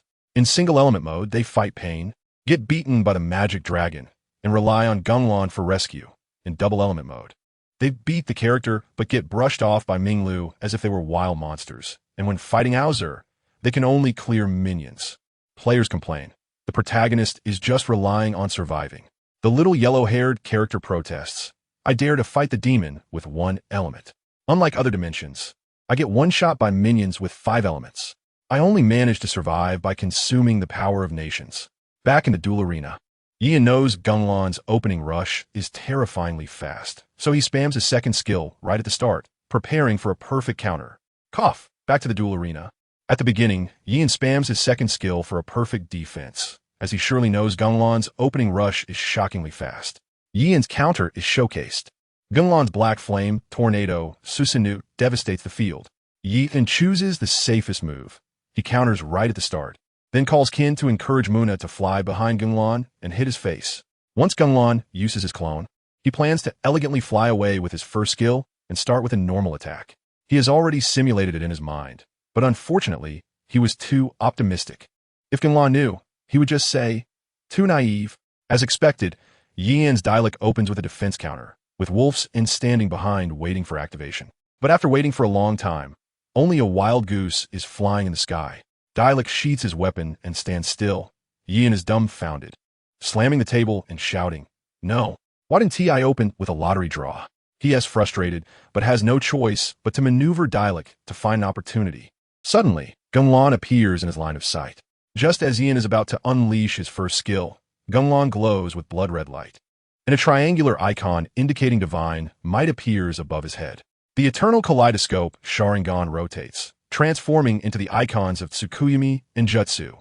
Dialect's attack is already upon him, and Ian thinks it should hit, right? But at the critical moment, Gung Lan swings his arm, and a torrent of blazing black flames erupts, crashing violently into Dialect. Dialect is sent flying as if hit by a cannonball. Gung Lan doesn't stop, reaching out to wipe his eyes and shouting, Amaterasu, with a thunderous boom. The temperature skyrockets where the black flames land, and even more terrifying black flames erupt, forming a massive black tornado that ascends into the sky, incinerating everything with its destructive power. Ethan is dumbfounded. This fire tornado can grab throughout the whole process. Am I playing you? Dialect is continuously losing health due to the flames. Ian numbly points for a clone, and finally manages to create one. But Dialect has no energy left. His first skill is on cooldown, and only his second skill remains. Dialect lifts Wolf's end, and the ground's black flames trigger a perfect defense counter. After all, taking 20,000 damage in a few seconds is too terrifying. The perfect counter erupts in flames, and Dialect transforms into a Dark Knight hero, becoming invisible, instantly flashing behind Gung Lan as the tip of Wolf's end almost touches him. Ian stares at the screen. This should hit, right? In the next second, a massive purple energy surrounds Gung Lan, instantly coalescing into a towering purple giant. This giant wears a magnificent hunting outfit, fluttering in the wind, making a rustling sound. Beneath the mask, a pair of eyes glimmer with crimson light, exuding endless authority and murderous intent. One hand tightly grips a long black flame bow, burning with fierce black flames that emanate a chilling aura. The other hand bears a colossal great bow, its string taut, seemingly ready to unleash world-destroying power at any moment. Gung Lan's Susanoo torments Dialek. Yi bets on Qin to counter 3. The giant instantly places the black flame arrow on the great bow, drawing the bowstring to its full extent. The black flame arrow flies like a streak of dark light, shooting towards Dialek with the force of thunder. Gung Lan shouts, "Susanoo!" Dialek has just finished his invincibility from the clone, and the counter has triggered, unable to be interrupted, but his reaction is still slow, and he gets hit by the streak of light. Fortunately, the counter slash is a super armor and isn't interrupted. Yin just breathes a sigh of relief. But the next second, he is dumbfounded. Dialek slashes several times. Each slash should have overwhelming power, but the damage numbers only show 421. Yin completely loses it. Absolute defense? Before he can recover, Gung Lan roars. His half-Susanoo instantly rises, donning sturdy armor. The Yatagarasu Susanoo makes its appearance. Then, the Yatagarasu Susanoo grabs the massive Jutsu sword, aiming downwards and smashing it down. Gung Lan unleashes a storm frenzy, directly emptying Dialek's health bar. The ultimate move graphic appears. Gung Lan turns his back. As he tilts his head, the crimson Sharingan glimmers with a deadly crosslight, surrounded by purple mist. Looking down like a king, he coldly utters 2 words, "Ants." Yi's scalp tingles and his blood pressure rises. This ultimate graphics attack power is too high. He frantically expresses his frustration with a head-scratching emoji, while the opponent responds with an arrogant little group emoji, shaking a finger as if to say, "Too naive, kid." Yin is furious and distressed. He has never felt so stifled since the start of the stream. In the next round, seeing Gung Lan at full health, he feels despair. 2 characters are being brushed aside like bountiful harvests, and he hasn't even touched the opponent. It's only been 30 seconds. But seeing the last character, Qin, Yin rekindles hope. Qin relies on stats and blocking, can survive skills, and with a fully charged Gale Blade, can deal high critical hits. He secretly resolves, "I absolutely cannot be swept 3. At least take down 1. The barrage questions, "Is the main package okay?" Others chime in, "Gung Lan is too outrageous." Yin ignores the barrage, takes a deep breath, and shouts, "Today's win streak will be broken, but I won't be swept 3. I figure out their skills. The advantage is mine." He further declares, "If I can counter 3, I want applause filling the screen." Amidst the cheers, the game begins. Qin starts by moving upwards, then tightly grips the Gale Blade, beginning to charge, with a violent hurricane gently swirling around her. Yin's charge counter fails. Gung Lan refuses to fight after hanging the hammer. Yin stares at the screen and shouts, "He didn't T-rush at the start. The situation is great. If he dares to come over, I'll stab him immediately." Gung Lan indeed approaches with a normal attack. When the 3rd hit turns to stab Qin with Chidori Blade, Yin shouts, "Hit!" Suddenly a sound of kawaii rings out, and the next second, Gung Lan's voice echoes, "Ants." Yin's eyes are bloodshot as he stares at the mocking ultimate graphic filled with taunts, clenches fists, and shouts, "Let's fight again. Dare to accept." The invitation to fight again pops up, and the timer starts counting down. After several seconds without anyone accepting, Yin instantly understands. The opponent must be off brushing TikTok. He transforms into an angry child on the spot, grabs an expensive keyboard, and goes completely berserk, smashing it to pieces. Then he pulls out a new keyboard from the box, tears off the packaging, and connects it in one go. Faster than a race car, changing tires. The audience is left dumbfounded. The camera cuts to Teyvat, where Gung Lan stretches as he looks at the rematch invitation, puts down the controller, and glances at the excited little yellow-haired and white-haired characters nearby. Andujia suddenly speaks. Why not accept the rematch? The little yellow-haired and white-haired characters are confused. Why is the vice mayor of Winter here? Gung Lan's expression remains calm. It's interesting to toy with him. After saying that, he turns and leans back in his ergonomic chair, having changed from a black robe to a tight black shirt that perfectly outlines his broad shoulders, chest, and arms, making Ying's eyes widen instantly. Paimon, puzzled, asks, "Traveler, what's wrong?" Ying hurriedly explains, "I'm just curious about Gung Lan's character," reluctantly tearing her eyes away. In truth, she is already smitten. Having only played as Hilichurls before, she has never seen such a cool character. Andujia raises a plate of snacks. Want to eat some snacks? Paymon's eyes light up as she flies over. Wow. Sister Andujia, this looks delicious. She picks up a small cake and takes a bite, the flavor exploding on her taste buds, and Paimon closes her eyes in ecstasy. Oh my god. This is too delicious. Paimon gives a thumbs up. Sister Andujia, did you make this? Andujia smiles. Just a little skill. Feel free to find me whenever you want some. Who would have thought that the vice mayor of winter, who is as cold as ice, would have a smile like a spring breeze at this moment? However, the reason for this huge transformation is just one, the man she admires and longs for. Whenever she thought of this, a sweet warmth surged in her heart. Andujia was infatuated with Gung Lan. Ing saw the character warehouse and was stunned. Andujia thought to herself, only by being beside Gung Lan can I become that innocent little girl again. No longer having to be a busy vice mayor, all my pressures and worries could disappear. Paimon came over to hug her. Whoever marries you, sister, is truly blessed. Andujia gently hugged Paimon, her eyes filled with love as she looked at Gung Lan. Gung Lan smiled, but said nothing. And Ing noticed something was off. What should I do if I want both of them? The more Ing thought about it, the more she smiled foolishly. Gung Lan looked at her, a flash of purple light in his eyes, and after reading her memory, he felt uncomfortable. This little girl seems to be quite extravagant. He picked up a small cake and tasted it, generously praising. The craftsmanship is amazing. Andujia softly responded, and Ying's gaze towards her was almost sizzling. Damn, why am I the third wheel? Feeling unhappy, she reached for the cake, took a bite, and shouted, 5 ants. This is too delicious. Gung Lan wiped his hands and opened the duel arena. Andujia, Paimon, Ing, and even the external demon dog gathered around. This is the #1 gaming machine in Teyvat.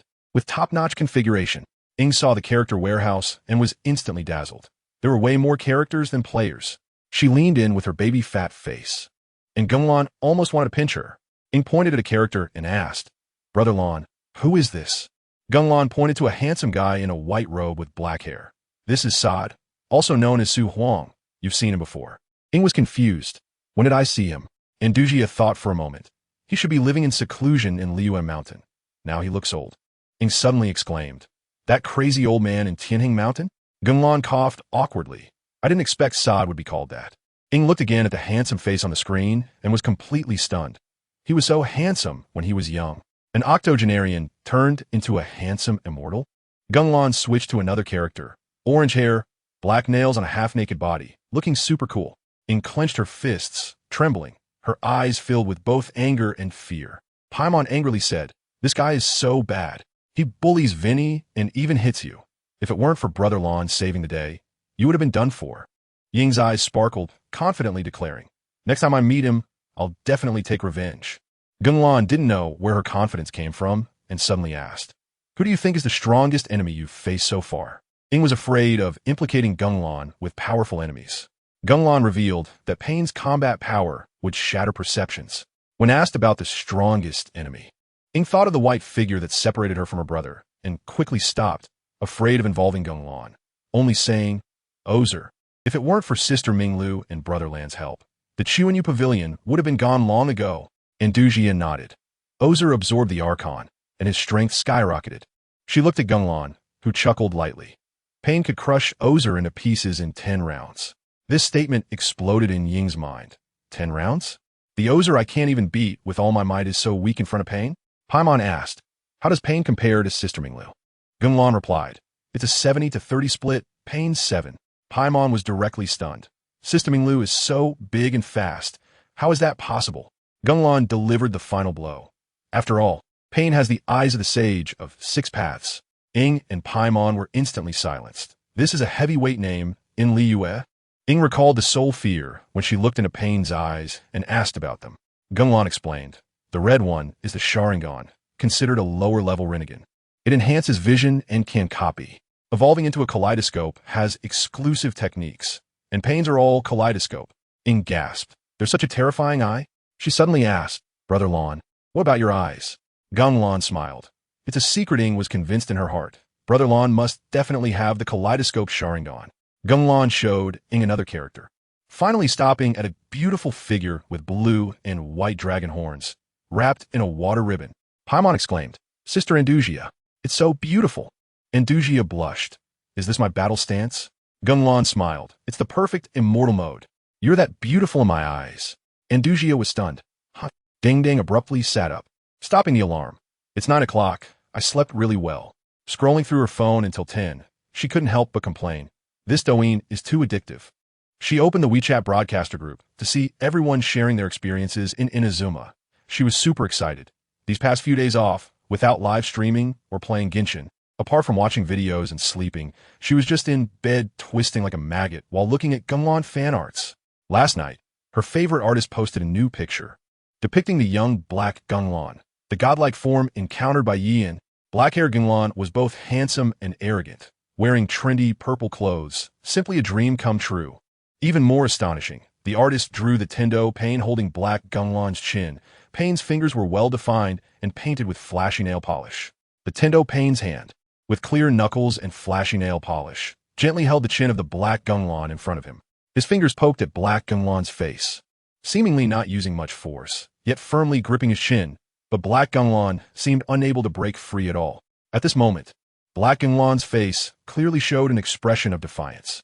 His beautifully sharp crimson eyes fiercely glared at Tendo Pain, as if ready to spit fire. However, despite looking very angry, filled with rage and unwillingness, he seemed to be wary of Tendo Pain, involuntarily shrinking back slightly. Even more striking was that the cold face of black Gung Lan, which appeared extremely cool to countless players, now had a hint of blush. This flush was like the evening glow at the horizon, adding a touch of shyness to his originally cold and stunning visage. Perhaps it was because he was being held by Tendo Pain so closely that he felt an unprecedented embarrassment and awkwardness, but it could also be for other reasons. Gung Lan, no bro, what is this? You guys shouldn't be so outrageous. Ding Ding saw this picture and turned into a maggot, writhing on the bed and constantly grinning lewdly. The artist is amazing. I love it so much. I'm going to tip heavily. Gifts were sent without hesitation. She looked at Gung Lan in the picture, her cheeks turning red.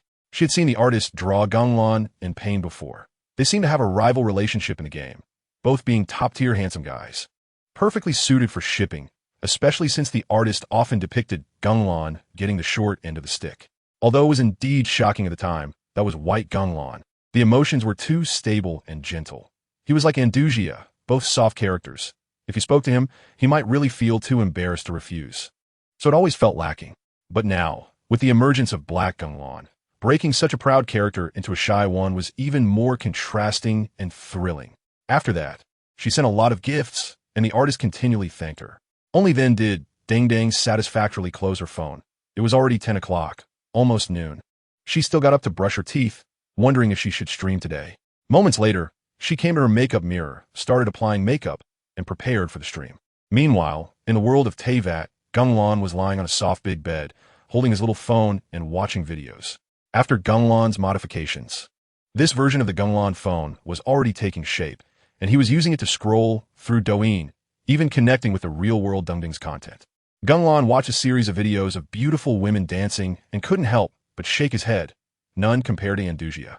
After a moment, he came across an image. His expression gradually froze, just like an old man's phone on the subway. That image was exactly the same one Ding Ding had seen in the morning. Gung Lan observed carefully and realized that this was just him and Diwuduo, right? What's wrong with this? As he looked at the image, he felt like a tsundere girl being trampled by the heavenly path, and it felt like the sky was falling down. Damn it, being cursed by a Fujoshi. Isn't the character setting collapsing? He stared at the picture, and for some reason, he always felt uncomfortable. After all, anyone who browses the internet and comes across their own lewd pictures would fall silent, right? When he opened the comments, Gung Lan's expression darkened even more. It was all praise for the artist, everyone saying it was amazing, celestial quality, and so on. Gung Lan felt a wave of confusion. Why was he tied to the heavenly path? Two big men, and he was the submissive.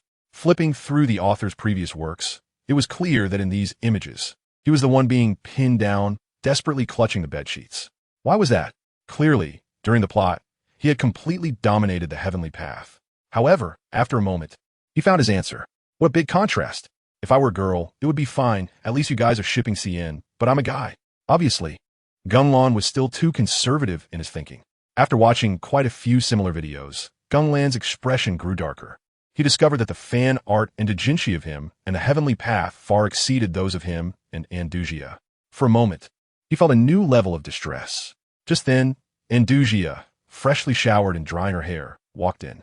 As soon as she entered, she saw Gung Lan sitting on the bed with a dark expression, silent. What's wrong?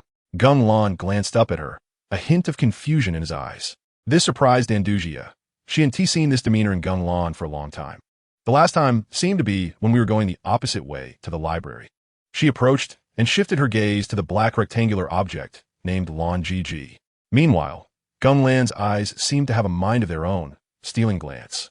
Gung Lan, defamation, defamation. He sought himself. Andujia noticed and smiled. What, are you anxious? Just wait a little longer. Ing and the others are sleeping next door, and it wouldn't be good if they heard. Her tone was gentle, like a spring breeze, but something fell off. Andujia's gaze towards the Lan GG shifted from surprise to anger and then to amusement. Soon, the beautiful smile on Andujia's face, which she had tried to suppress, could no longer be contained like a flooding river. She decided to stop holding back and let her laughter spill out from her cherry-like lips. Her laughter was crisp and pleasant, like a warbler leaving the valley, and as sweet as silver bells swaying in the air, penetrating deep into people's hearts and making them feel joyful too. You're still laughing? This is me. Of course I know. It's beautifully drawn. This one here is Diwuduo, and this is our picture. Don't you feel anything? What's wrong? I think it's pretty good. Whether it's Diwuduo or anyone else, my gaze will only stay on you. I've never seen you so shy. It looks great. Gung Lan looked at Andujia, who was smiling sweetly. Chapter 107, Untitled. If there are no surprises, then there are no surprises. Dang Dang finally returned to work after a 2-week break. I can't get a bit of this B class. The heat in the live broadcast room is still the same as before, with a slight increase, but it's nothing serious.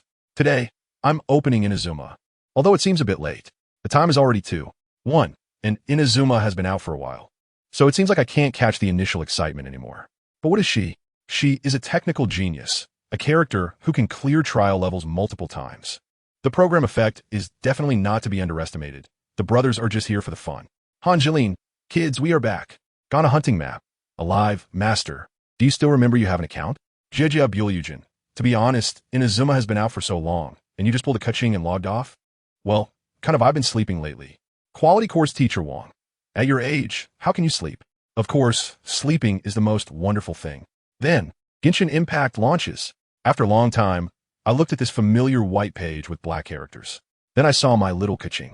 At that time, I got a single pull and accidentally got kaching, and in a fit of rage, I charged a lot of power 648, also getting a fully leveled Ayaka, and saved some primo gems. Now I have a total of 71, 520 primo gems. When Ayaka comes out, she can pull out her underwear. Correspondingly, after so many days of not playing, I don't know where the story has reached. I'll find out once I do a bit. Then I opened the task list and looked at so many tasks, feeling quite chaotic for a moment. I clicked on the task leader and then went to Liyue's Ganyu Pavilion. Just like in the original story, I went there to find Beidou, want to take a boat, and participate in the martial arts tournament. Moreover, the current Lumen is a super enhanced version with the left hand of the ancient and the right hand of the rock. Naturally, she easily knocked the opponents away. I made it to the finals effortlessly.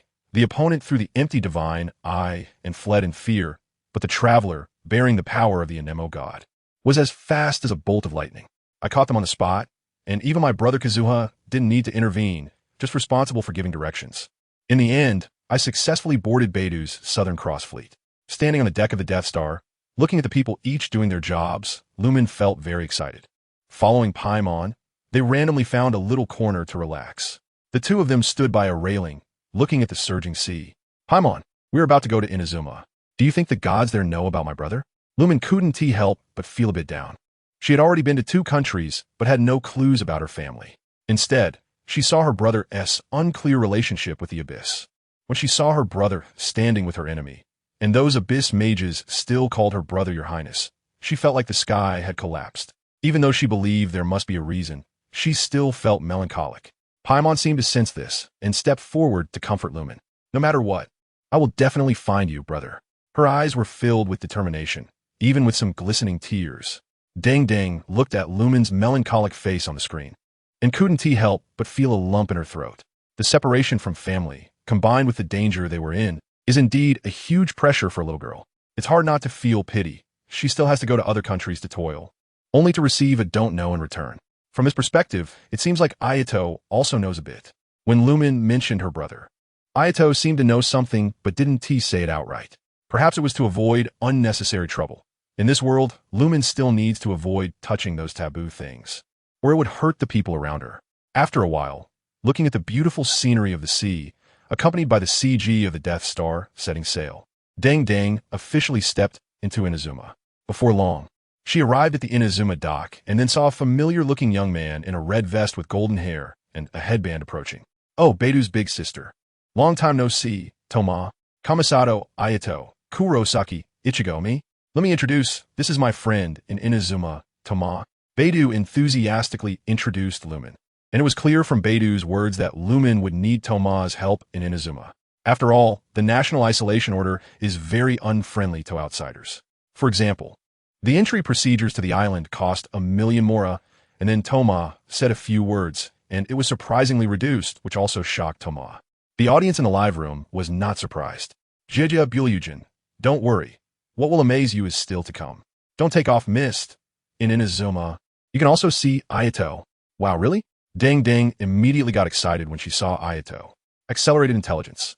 However, he is not the Ayato you are familiar with. Beigeding, trust me, you will definitely be blown away by his handsomeness. The later part is simply divine. Saying this, Deng's interest became even stronger.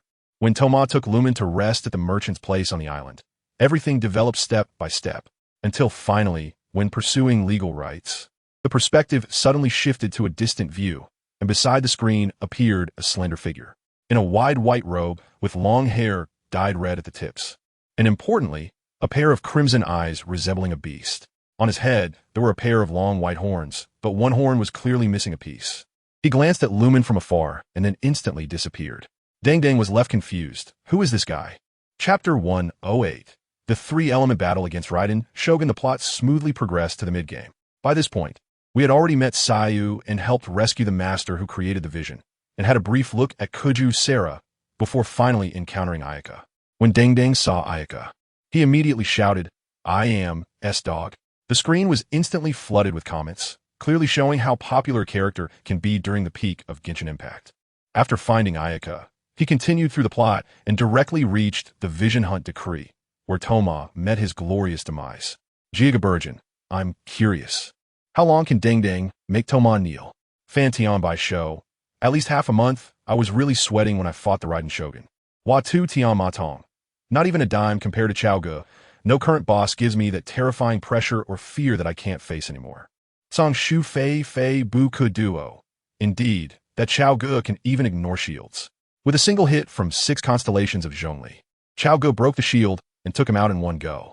Here, the black stick thrust refers to Chao Ge's charged attack after holding down the elemental skill, which changes color and then explodes upon returning. Deng looked at the barrage and immediately pouted. Who are you looking down on? I clear in one go, so show me your skills. Deng said with an expression of defiance. Hanji Li. When Deng said this, he probably had to fight dozens of times. Bukawe do. Definitely, you must lose. Buddy is waiting for dinner. Where's the admin? Where's the admin? Silence him for me. After a moment, Deng returned his attention to the game. He saw Lumen, upon hearing that Toma had been captured, immediately transform into a whirlwind and fly towards the so-called Vision Hunt decree ceremony. To everyone's surprise, the Raiden Shogun herself appeared to collect the last vision for the decree, and the person publicly executing this was none other than the Shogun herself. This news spread like wildfire, drawing many citizens from Inazuma City to come and watch. In an instant, the scene was crowded with people shoulder to shoulder as the flow of the crowd surged like a tide, completely surrounding the area and making it impossible to move. The sheer size of the crowd raised concerns that if any sudden events occurred, the consequences would be unimaginable. These people could easily perish in a sudden incident or be trampled by the frenzied crowd.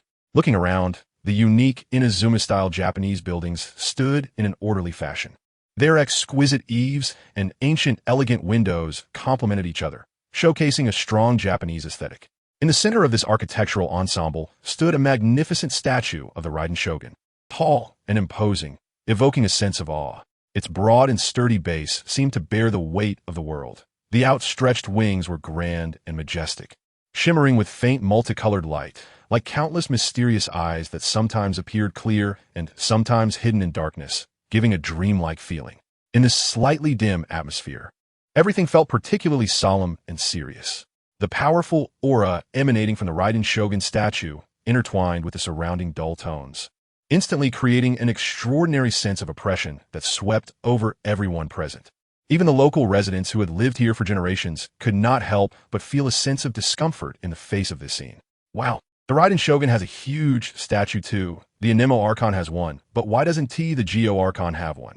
Dang thought back to the enormous statue of the Anemo Archon in front of the church, vaguely recalling how many times she had fallen trying to get a better view.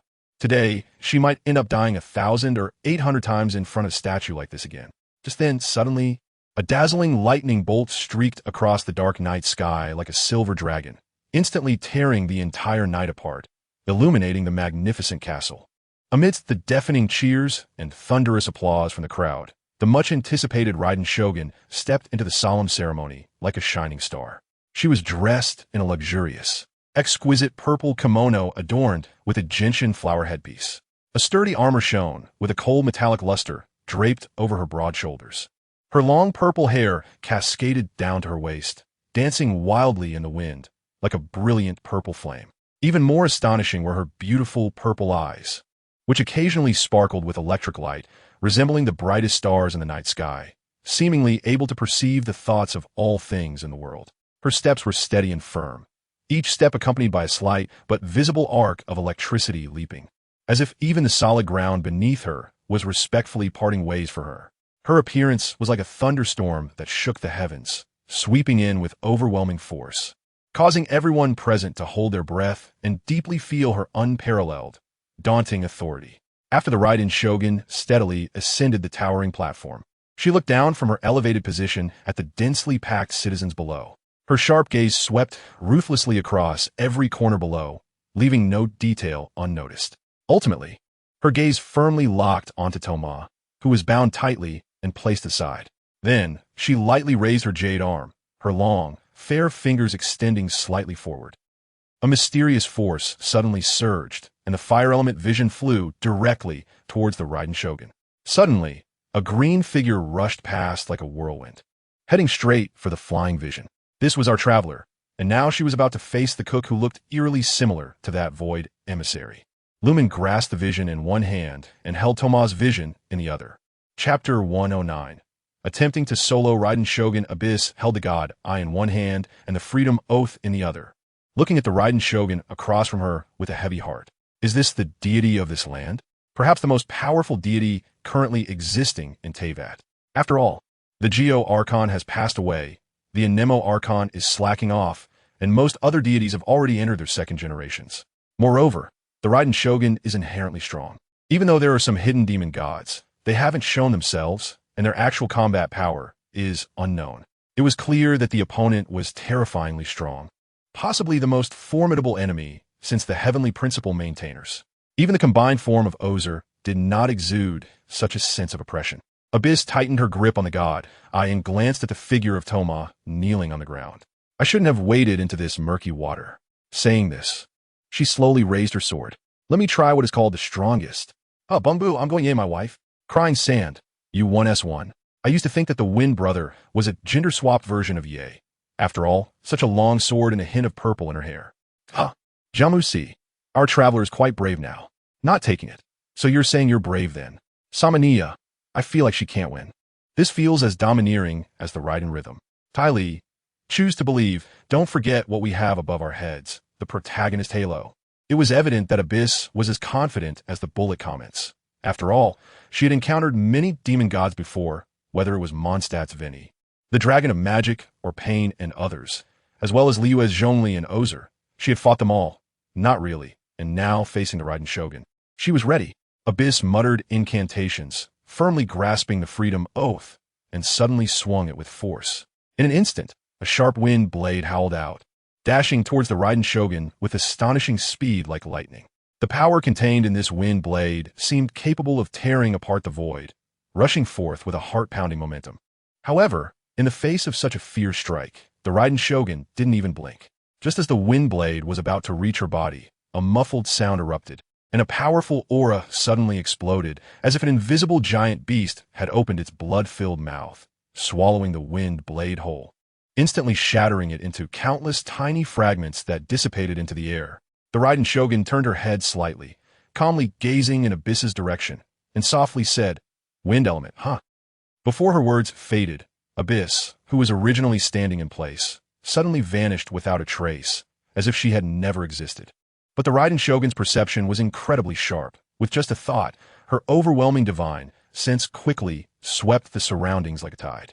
In the blink of an eye, she sensed Abyss transforming into a whirlwind, silently charging from behind her at high speed. Just as she reacted, the Raiden Shogun swiftly turned her Naginata, drawing a brilliant arc in the air. A loud clang resonated as the Naginata collided fiercely with Abyss's attack. In that moment, sparks flew, and the force surged forth, causing the entire space to tremble. Despite Abyss's rapid assault, the Raiden Shogun's strength ultimately surpassed hers. With a slight shake of her arm, an unstoppable force surged from the Naginata, pressing down on Abyss like a mountain. Abyss immediately felt her breath catch. Her body involuntarily flew backward. However, her reaction was remarkably quick. She executed a beautiful flip in mid-air, barely stabilizing her form, and immediately adjusted her stance to prepare for the next attack. But before she could catch her breath, a dazzling lightning sword energy slashed toward her. This lightning sword energy was several zhang long, and the terrifying energy it contained sent chills down her spine.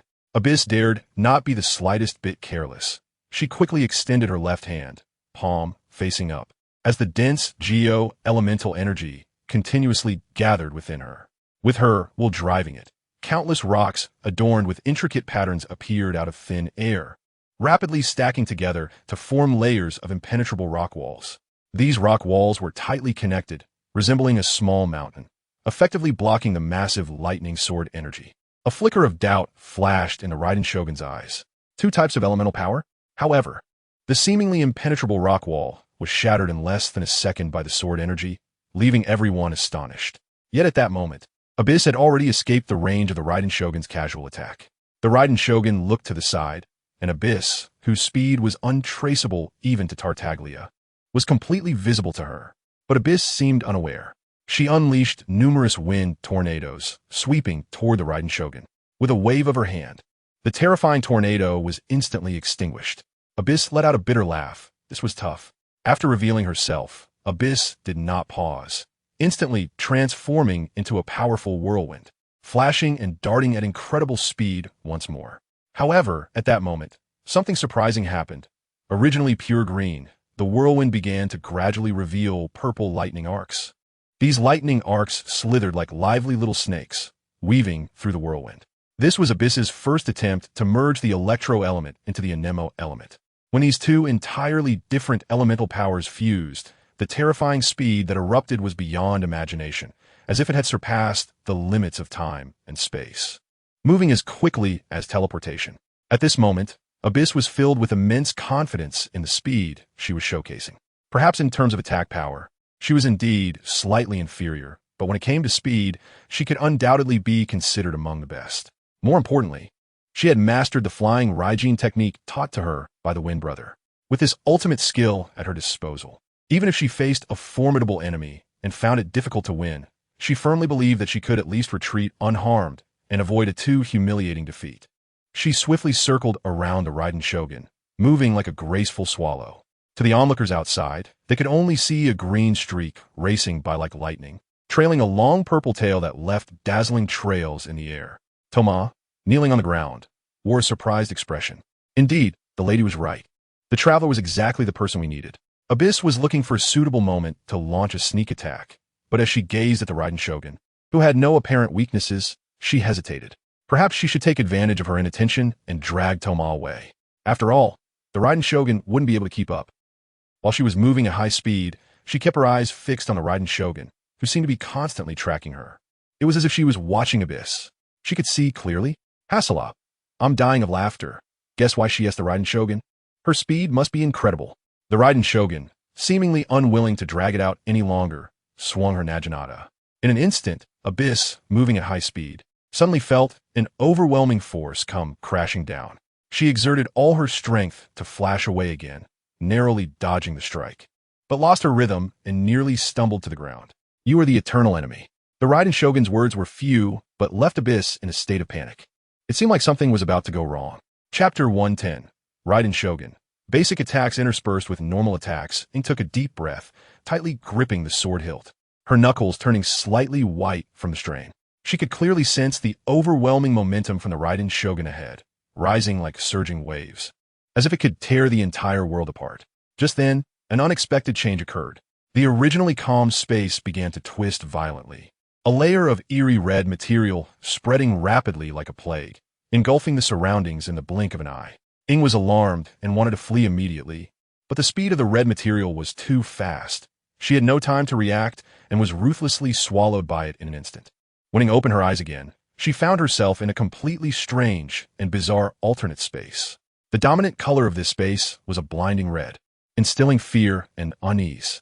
Ruined torii gates were everywhere, teetering on the brink of collapse. Houses had long since crumbled, leaving only broken walls. Various shattered weapons lay scattered on the ground, as if telling tales of the fierce battles that had taken place. At that moment, Ing stood in the center of this alternate space on a circular arena. This arena seemed to be a designated place for duels, filled with a thick atmosphere of slaughter. Ing swallowed hard, a strong sense of foreboding surging in her heart. She cautiously scanned her surroundings, but suddenly realized something terrible. Paimon, who had been by her side, was nowhere to be found. Oh no! Ing couldn't help but gasp, but then thought to herself, never mind, having that little guy around wouldn't help much anyway. Perhaps getting lost would actually make her safer. Just then, a dazzling bolt of lightning streaked across the sky, and the Raiden Shogun appeared in the arena like a descending deity. She wielded the renowned Naginata, surrounded by a more intense glow of lightning than ever before, as if enveloping the entire world in thunder. Despite the terrifying sight before her, one couldn't help but admit that the Raiden Shogun was breathtakingly beautiful at that moment. Her stern face, tall figure, and the violent lightning swirling around her created a striking image, resembling a war god from ancient times, exuding unmatched majesty and allure. However, facing such a powerful opponent, Ing showed no signs of retreat. She knew she couldn't adopt the close combat strategy she had used before, so she decisively waved her hand and began to chant. Wall of stone. In an instant, the ground began to tremble violently, and countless massive rocks erupted from the earth, quickly gathering into towering stone pillars that reached the clouds. These pillars grew and extended at an astonishing speed, forming an impregnable line of defense in the blink of an eye, attempting to trap the Raiden Shogun within. But the Raiden Shogun was not an ordinary being. She lightly swung her Naginata, and several purple beams shot through the air like lightning.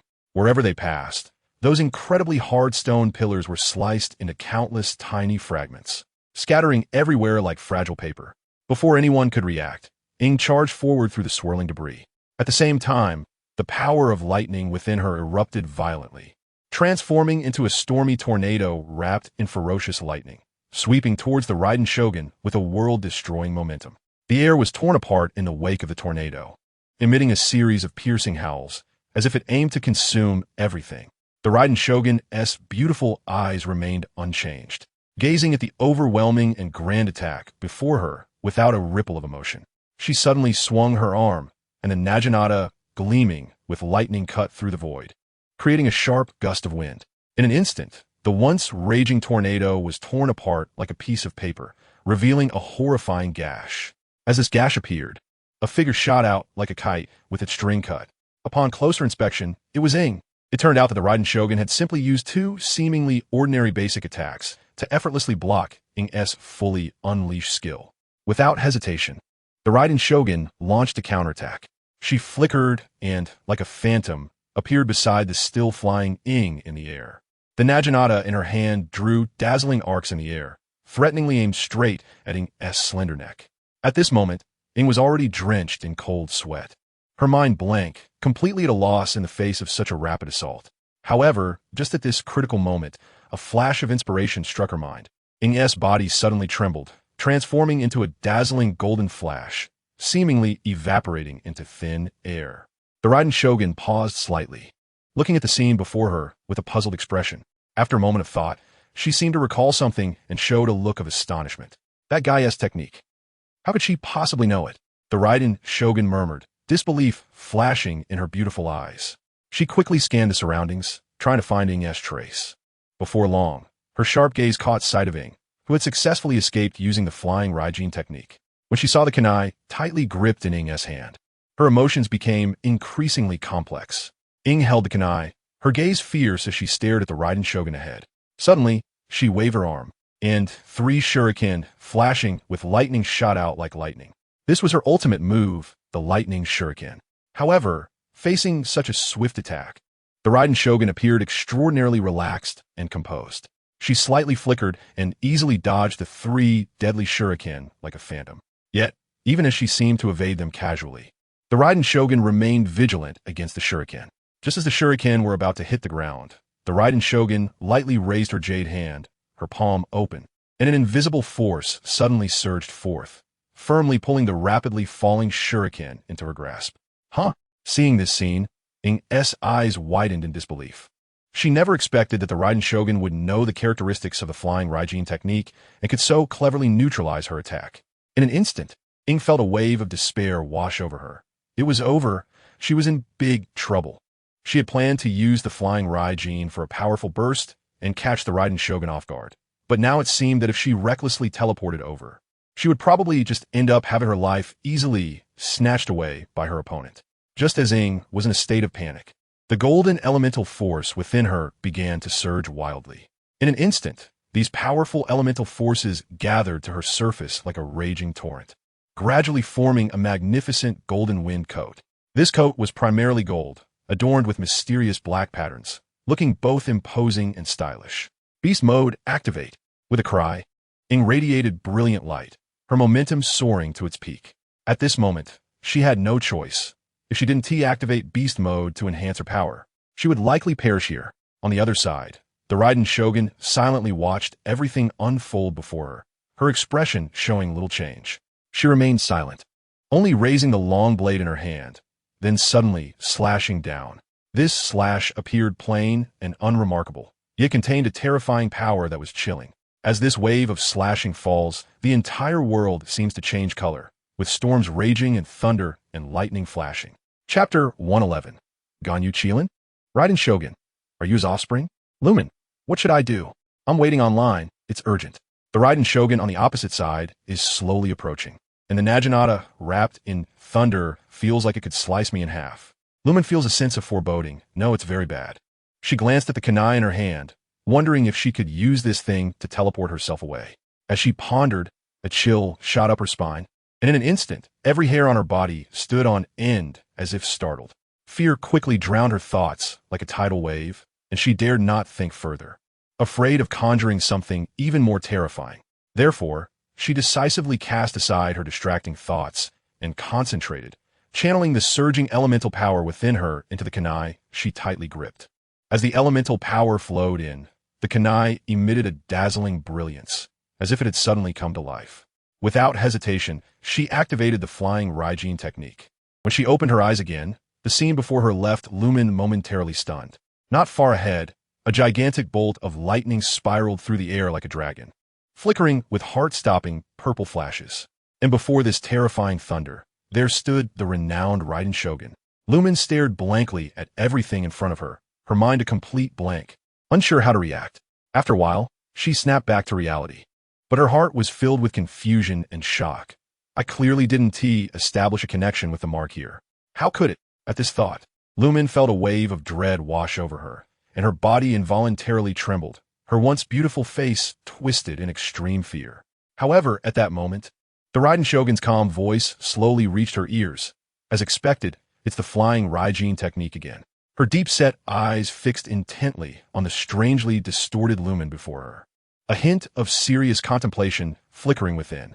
Clearly, the Raiden Shogun was no stranger to this miraculous ninjutsu that could instantaneously traverse space.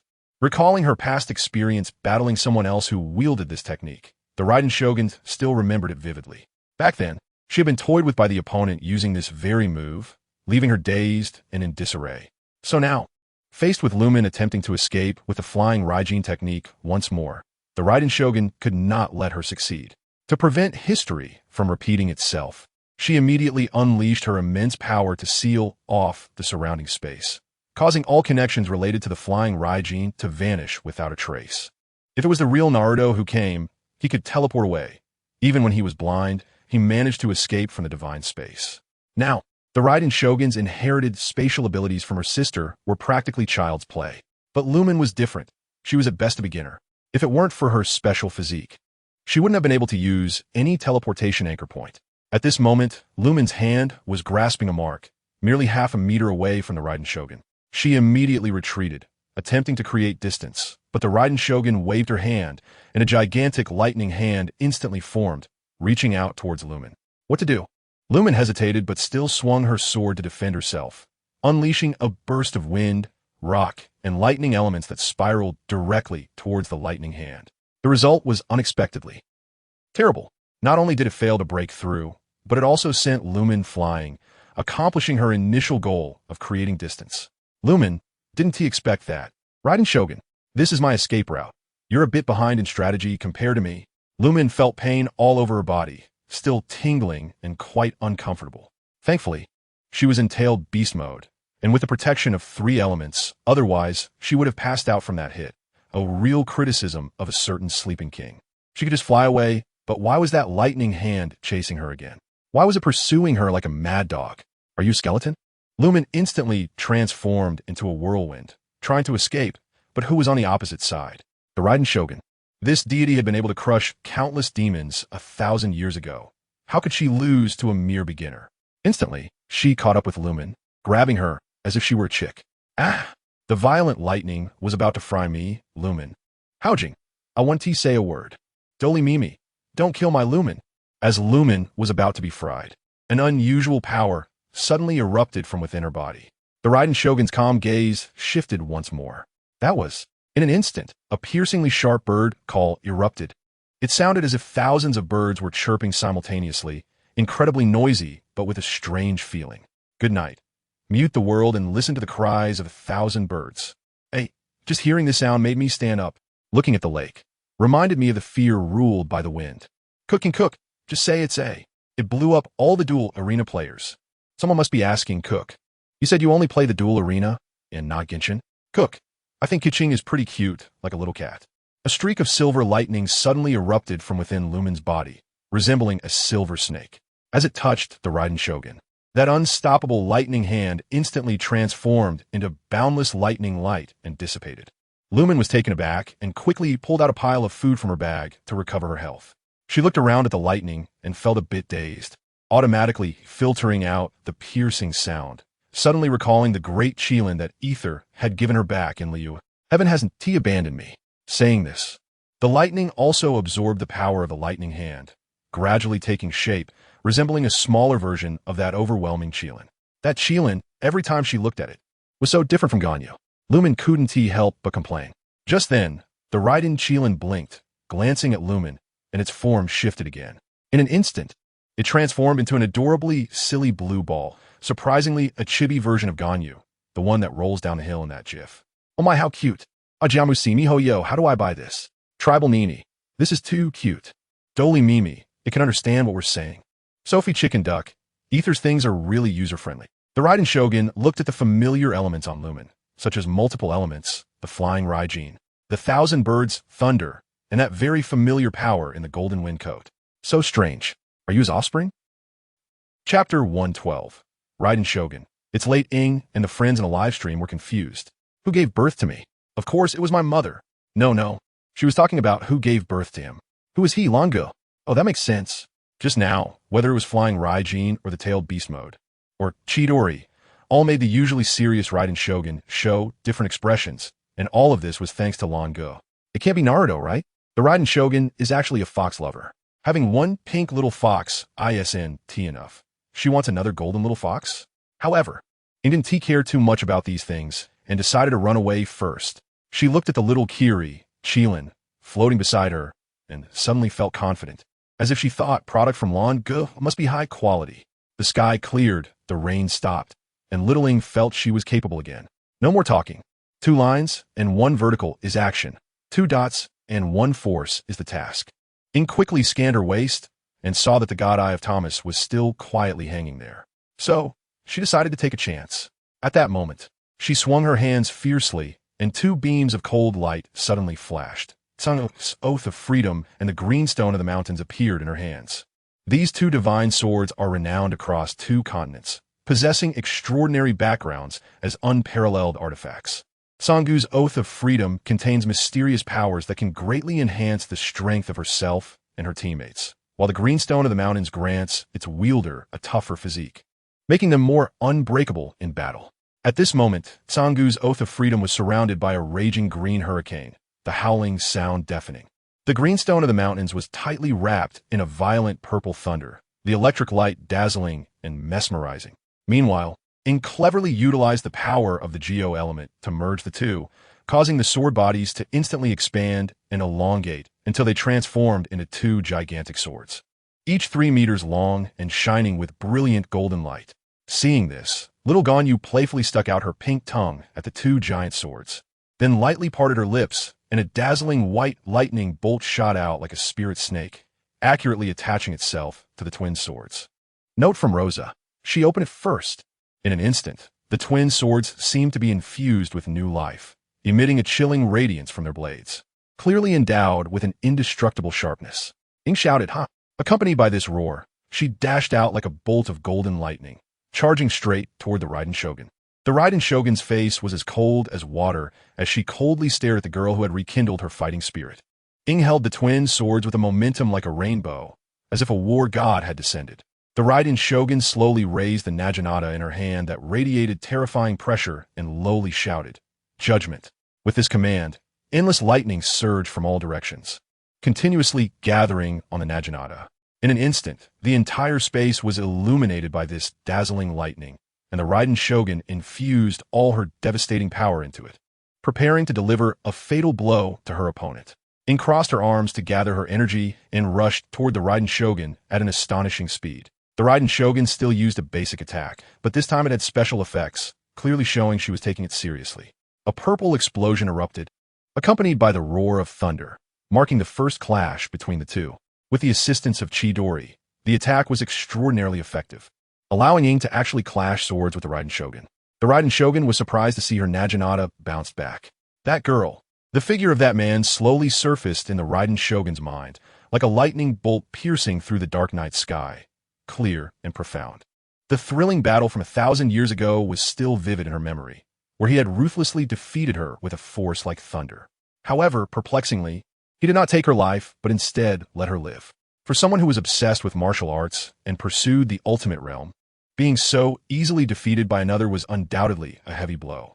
That feeling of defeat surged like a tide, drowning all her pride and confidence. But she did not let it defeat her. Instead, she chose to silently endure this humiliation and vowed to surpass him. Hence, from that day on, she embarked on a long and arduous path of cultivation.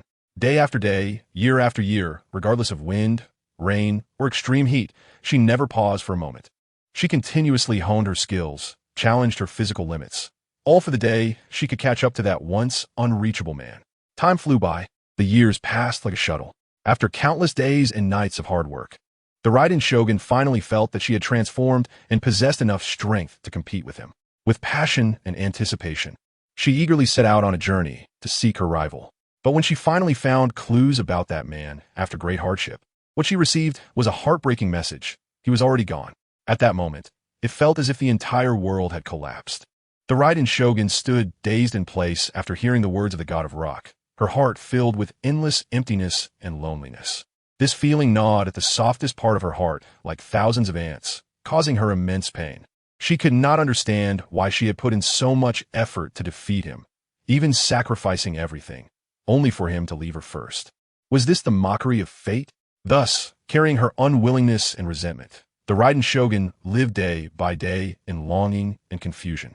In the blink of an eye, 1,000 years passed. During this time, she remained haunted by that defeat, unable to let it go. However, just a few days ago, as if a miracle had occurred, that long-lost man actually appeared, even standing right in front of her. At that moment, she felt both the joy of reunion and the tension of facing her nemesis. Both memories of past grievances and the anxiety of an unknown outcome. She realized that he had changed, and so had she. She found herself enjoying the time spent with him, clearly remembering that brief half hour, the taste of the various sweets he fed her. As she ate those irresistible snacks, looking into his deep eyes, she found herself wanting to continue like this forever. Andujia, no, something's wrong. What are you doing? Now, she encountered this eternal enemy. Even more astonishingly, this girl exuded many similar auras and traits to him. Just a single glance made even someone as powerful as the Raiden Shogun feel a momentary shake within her heart. She gazed at the girl before her, and an involuntary question surfaced in her mind. Could it be that this is his child? Once this thought emerged, it spread like wildfire. He even passed on some of his unique techniques to her. Those techniques were executed with such skill and ease in this unfamiliar girl's hands. As her thoughts drifted, the Raiden Shogun recalled a memory from 1,000 years ago. At that time, she had also encountered a fox girl with golden hair. That girl had also been inquiring about him. Now, as she reassessed this girl before her, she noticed that she too had dazzling golden hair. For some reason, upon seeing this, the Raiden Shogun's originally bright and beautiful purple eyes gradually dimmed. An indescribable feeling surged in her heart, making her chest feel heavy and her mind restless. But he didn't take this blade. The Raiden Shogun blocked Ying's attack and sent her flying. The difference in skill was vast. She felt nothing when facing Ying, as if she were battling a cub. But during the fight with him, the sense of oppression was undeniable. The terrifying skeletal defense that even the powerful Thunder Demon couldn't break, unable to even create a crack. His monstrous learning speed meant that his swordsmanship, which wasn't very refined at first, quickly surpassed her own in just a short exchange. The horrifying destructive power and attack strength. Lightning stronger than herself and the Thunder Demon. The deadly black flames that guaranteed death upon contact. The elusive spatial abilities that could split the Inazuma continent into several islands. And the ability to manipulate people's hearts, which controlled her Fox Shy Palace with just a glance, even putting her in that purple armor. Lastly, the terrifying giant Buddha that instilled hopelessness. Even if she gathered all the strength and hope of everyone, the explosive mind wouldn't be able to contend with him. It was too terrifying. Just thinking about it was frightening. But the little yellow-haired figure before her was too underwhelming. If he were his offspring, he definitely wouldn't be like this. Chapter 113, Creamy Slash. Ing looked down at her two big swords and thought, no, brother, the atmosphere has reached this point. How am I supposed to go up and compete with her? It still feels like there's no difference. The values on the opposite side are so outrageous. She glanced at the chest area of the Thunder God. Very outrageous indeed. Ing furrowed her brows slightly, pondering for a moment before suddenly spinning her body around violently, as if she were a whirlwind, swiftly turning back. She tightly gripped the two shurikens glowing with mysterious purple light, her arm muscles tensed, and then she used all her strength to throw them out.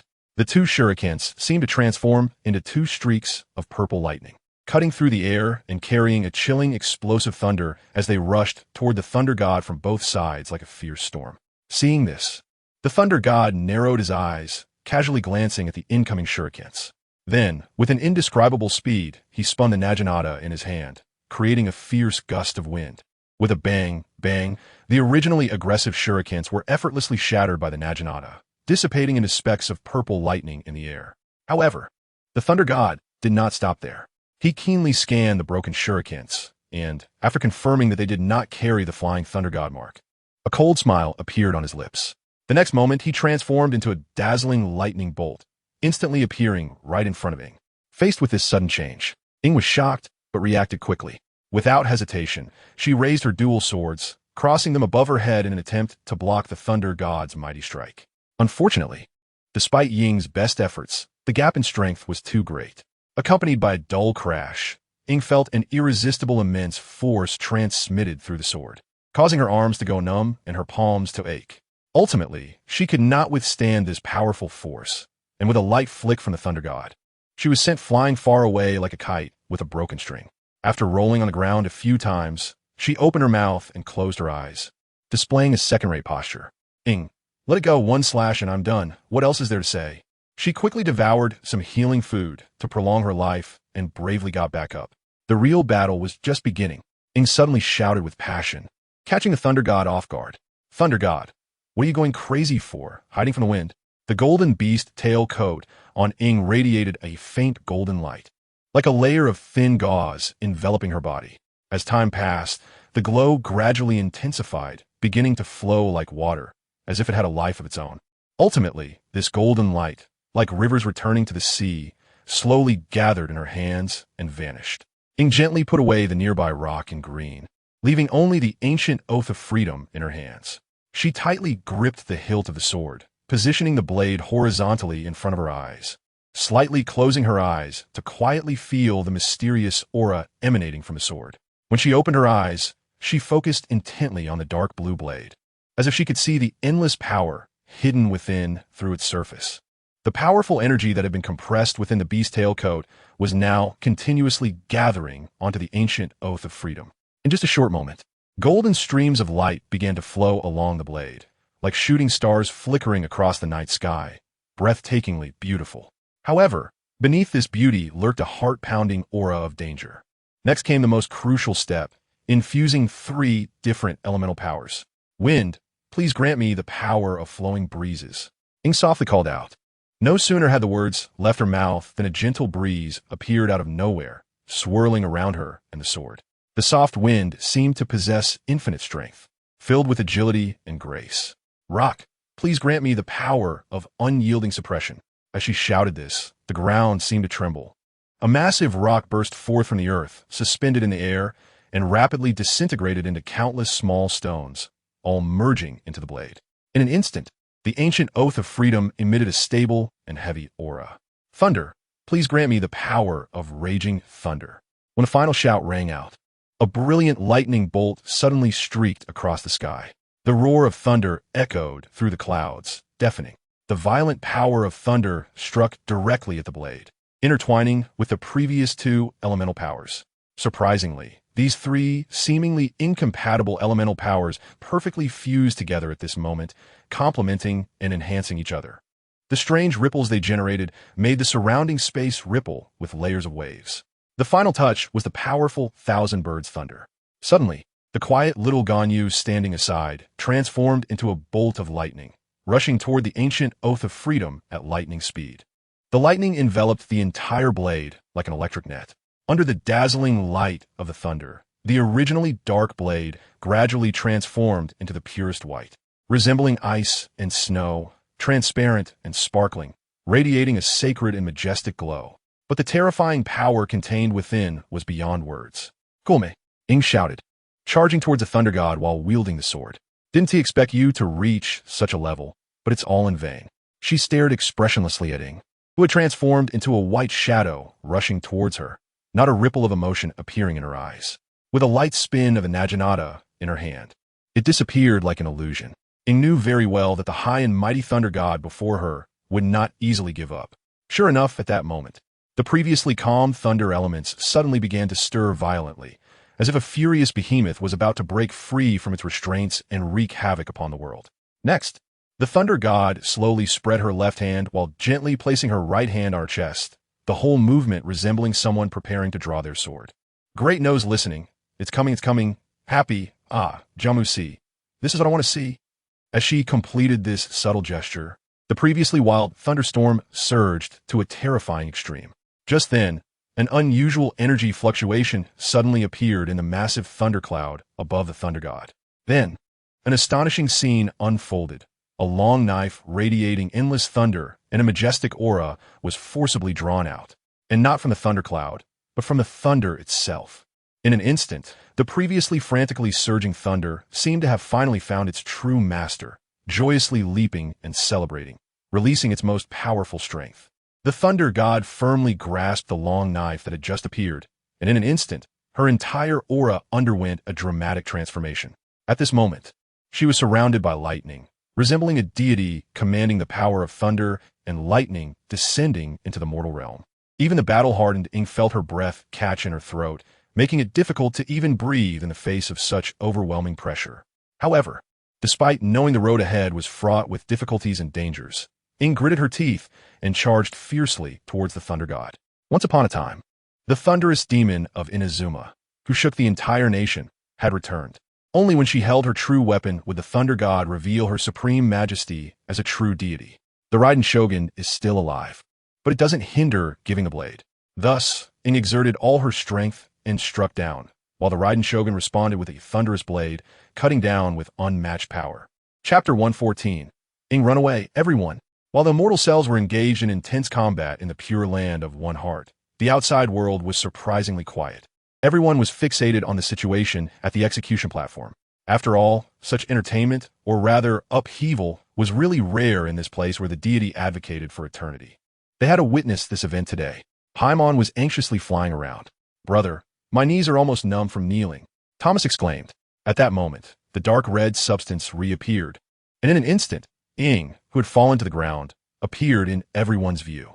The crowd erupted into intense cheers, clearly showing their admiration for their deity. "Traveler!"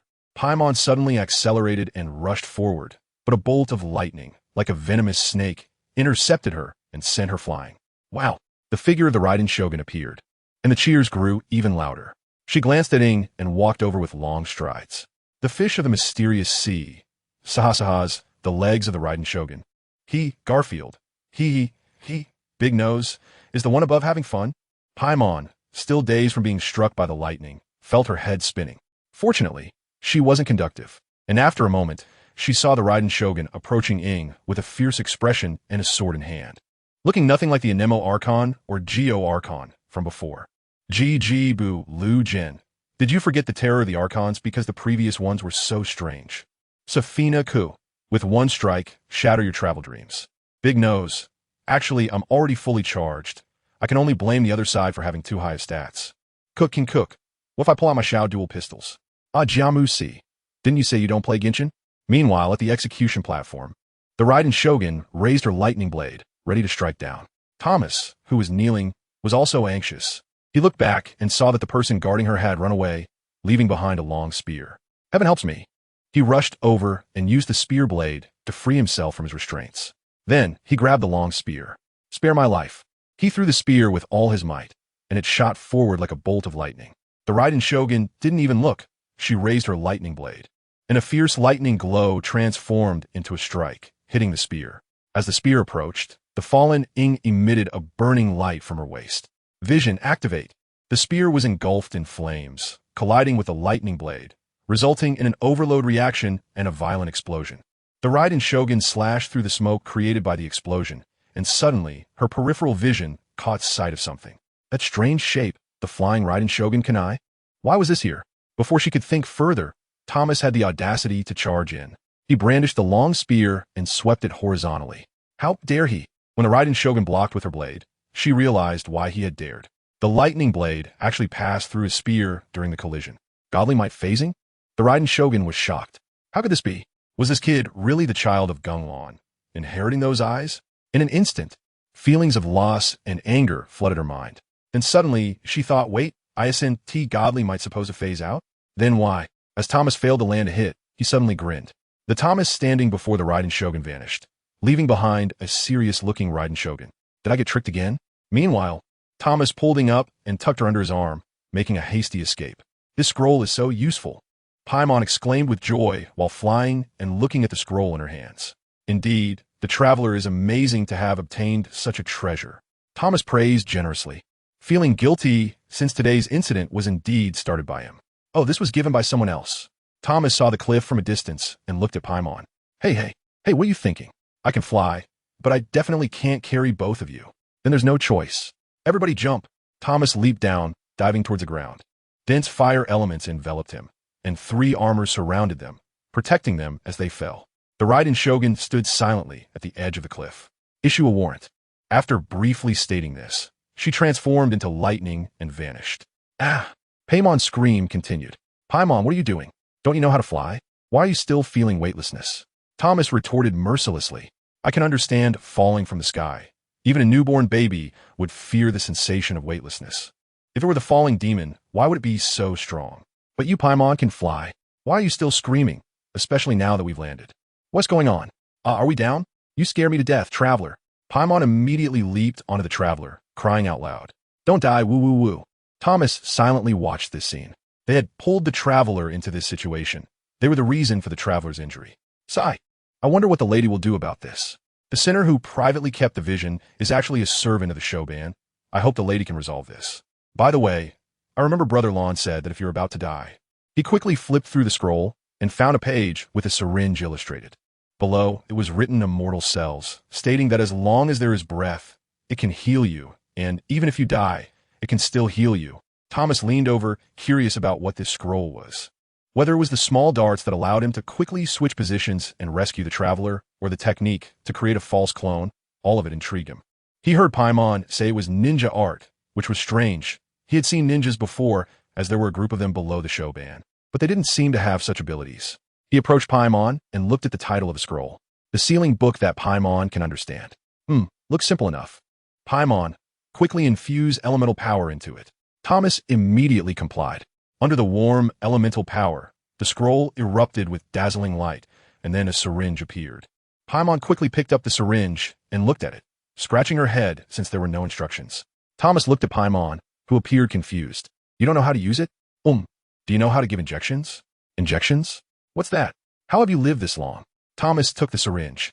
He knew how to give injections. After all, as a servant of the Shoban, he had learned a bit of everything. His technique was praised by the young lady and the master. Ayanami, Ayaka, quick and accurate, it hurts a lot. Chapter 115. Heading to Sea Prayer Island after receiving the celestial cell, Ing slowly opened her eyes, her consciousness gradually waking from chaos. When she fully regained her senses, she found herself being led by Toma, looking bewildered as she hurriedly followed his steps towards the seaside. Finally, they arrived at the shore, where a small and exquisite boat was quietly docked. The sea breeze gently brushed over, creating layers of fine waves that crashed against the rocks on the shore, producing a crisp and pleasant sound. Toma stopped, turned around, and looked at Ing with a serious and solemn expression. He took a deep breath and said earnestly, "Take care, traveler. Leave the matters here to us. You can depart without worry." After saying this, he carefully helped Ing onto the boat and steadied her. Paimon stood by, constantly waving at Toma while casting a concerned glance at the still somewhat dazed traveler beside her. She pondered to herself, what is going on? Did the activation fail? Why does the traveler look so dazed? Could it be that the mysterious celestial cell has some unknown side effects? At that moment, Ing suddenly asked, Paimon, do we get struck by the Raiden Shogun? Her voice revealed a trace of confusion and bewilderment. Paimon quickly shook her head and explained, "No, it was Toma who saved you. The situation was very critical at the time, and we managed to escape the pursuit thanks to the magical scroll provided by Kitahara Kazuha. Later, we injected you with Kazuha's celestial cell, which allowed you to recover from your injuries quickly." Hearing Paimon's detailed and vivid account, Ing frowned slightly and fell in a deep thought. She silently stared at her hands, as if trying to find some answers there. Then, she gently pulled down her sleeve and was surprised to find that a patch of skin on her arm had turned exceptionally fair. Although her original skin tone was already considered tender and fair compared to the surrounding areas, this patch of skin was as white as snow, standing out remarkably. She felt anxious and was unable to judge whether her current situation was a blessing or a curse. However, a voice deep within her told her, Kazuha would never deceive me. This unwavering trust felt like an indestructible fortress, supporting her to move forward courageously. If Kazuha could hear this at this moment, he would probably only smile slightly, wondering if this silly girl would still be so steadfast in her belief in the future. At this moment, they were sailing on the vast and boundless sea. Ing was fully focused on the map in her hands, pondering which route could lead to the mysterious Sea Prayer Island. Time passed minute by minute, and, after a long while, they still felt like headless flies, lost in the vast ocean. In the end, they could only choose a seemingly feasible direction to continue forward based on instinct. After sailing for a considerable distance, Ing inadvertently caught sight of Paimon floating in the air, leisurely enjoying the beautiful sea view. Suddenly, as if struck by lightning, she jolted and stood up from her seat. "Traveler, what's wrong?" Paimon was startled by Ying's sudden movement and hurriedly asked with concern. "Paimon, I think I can fly." Ying's eyes widened, her face filled with confusion. "All right," Paimon exclaimed as if waking from a dream, slapping her own head. "If that's the case, why are we still sitting in the boat?" Ing looked at Paimon helplessly, inwardly complaining about the little scatterbrain. In the blink of an eye, Ing transformed into a fierce whirlwind, shooting up into the sky at lightning speed. The poor little boat was left abandoned on the choppy sea, swaying with the waves. Speaking of which, didn't you all know that in Inazuma, if a boat sails beyond a certain range, it will automatically return to port? All the while, Ing sped through the air like lightning, her speed astonishing. The wild wind howled past her ears, as if trying to tear everything apart. Yet Ing was completely unaffected. She exerted her full strength, flying forward at breakneck speed. As time passed, Ying was surprised to discover that her stamina seemed to have greatly improved. Originally, such a high-intensity, high-consuming way of traveling would have left her exhausted quickly, but at this moment, she only felt a little tired. This change was truly unbelievable, and even she couldn't help but exclaim, "It's so amazing, brother, Kazuha really didn't deceive me." Thus, Ying flew tirelessly, unaware of how much time had passed. Finally, in the distance, a vague outline of an island gradually emerged. That was their destination, Sea Prayer Island. Since the entire Inazuma was currently hunting for them, they dared not linger even for a moment, nor rest in other seas, but flew straight towards Sea Prayer Island. Below, people heard rumbling sounds from above and curiously looked up. They saw a green streak of light shooting across the sky like a meteor, disappearing into the distance in the blink of an eye. People marveled and whispered about this strange sight. However, they did not know that the green light was actually the wanted Ying and her emergency food. Thinking back thousands of years ago, a purple streak of light also appeared in Inazuma's sky. At that time, the mysterious figure caused a stir throughout the entire nation.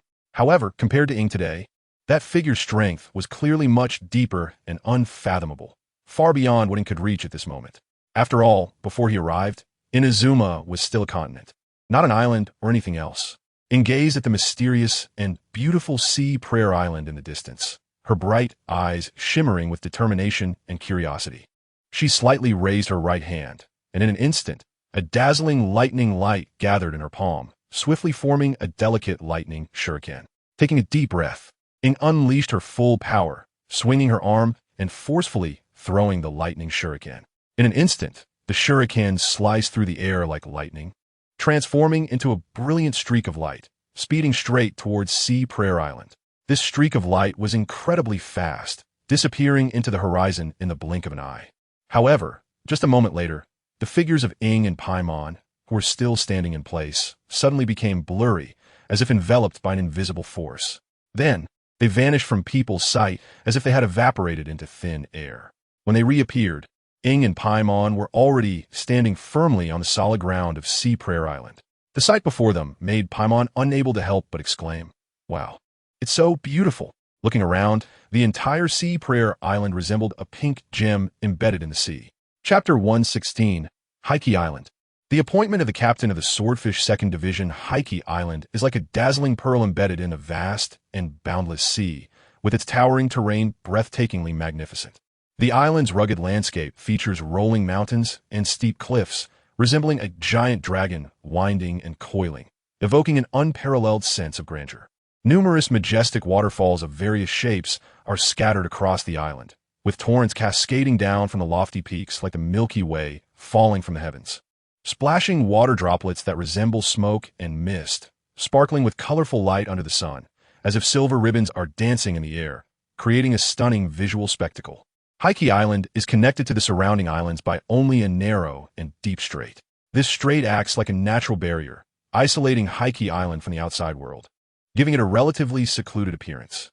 However, it is precisely this state of isolation that drapes a veil of mystery over the island, filling one with endless imagination and a desire to explore. The vegetation on the island is unique, displaying not the common emerald or deep green, but a captivating and distinctive shade of purple. These purple plants intertwine and sway with the wind, resembling a vibrant purple ocean, creating a strong exotic atmosphere across the entire island. Moreover, a thick, persistent fog envelopes the skies of Heike Island, gently shrouding the land like a diaphanous veil. Under the influence of the mist, everything appears dreamlike and ethereal, obscured and revealed. The massive and ornate shell-like buildings intermittently emerge from the fog, resembling scenes from a fairy tale, adding a touch of mystery and fantasy to the island. At this moment, two individuals began to speak strange words in unison, and if someone were nearby, they would surely wonder if this was the language of Teyvat.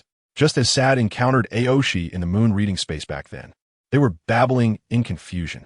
Meanwhile, Ying was leisurely wandering around the outskirts, her lively eyes curiously scanning the unfamiliar surroundings.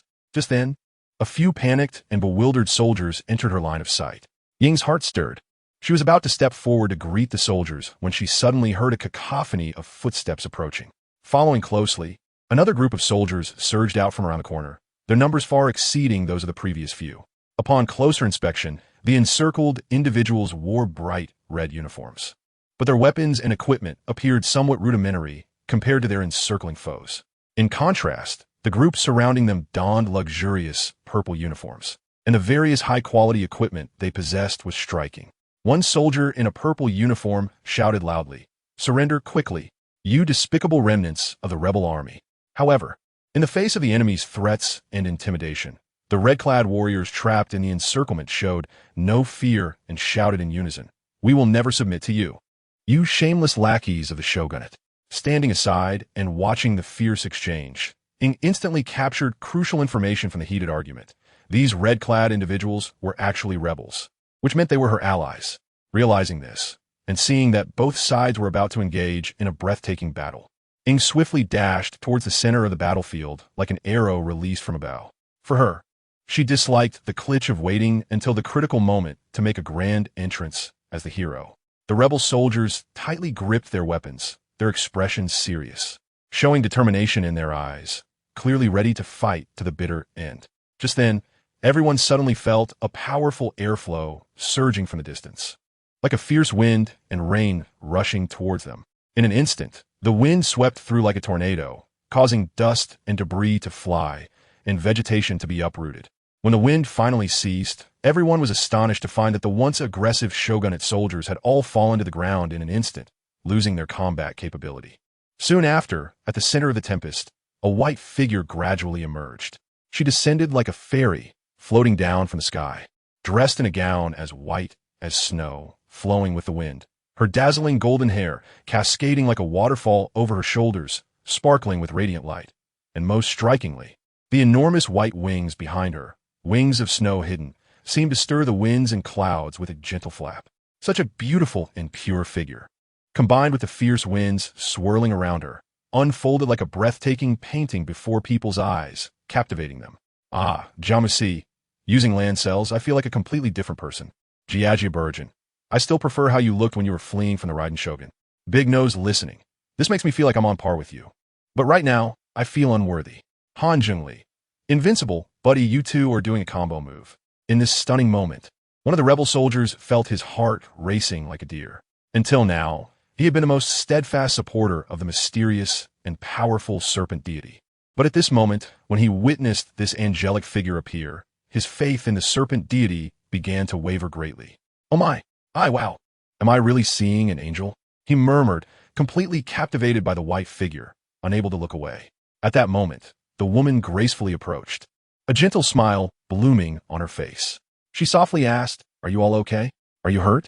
Ing tried her best to make her smile appear warmer and friendlier, fearing she might frighten the bewildered people before her. The soldiers could hardly contain their excitement, nearly jumping up in joy. She smiled. She smiled. "Oh my gosh, she's so beautiful." Loving Ing. "Kids, your taste is excellent." Zabuarin. "Wow, this entrance, this beauty, it's hard not to fall in love." Toby. Ying's door. Chapter 117. Goru, Kokomi, and the mysterious cave of Sairai Island. A few rebels led Ing to the headquarters of the resistance, and Ing looked around. The huge shell was particularly eye-catching. Looking at the lake, "Kids, I want to talk about a game where you replace the gods and others crazily feed you seafood. Cook. I use shells first. I replace with shells. I have a spirit connection with shells. I have secret scrolls with shells. Without spirit connection or secret scrolls, I still use shells. I have skills with shells. Even in a vacuum period, I use shells. I F-King use shells. Shells. Good night once good night. Feel strong. Already been started. Alabi. Then how can I react to shells? Jiamu-si. Can Genshin official give shells a skin? I think pink is also nice. Xing'anli-Da. Still too pink. As long as it is somewhat related, dual arena players will gather around, making them the strongest group among Genshin players currently. Because they are abstract enough, being bullied, have a good mentality, being bullied, and are innovative, being bullied. If a normal new Genshin player enters the game, the big shot helps you fight monsters and farm materials.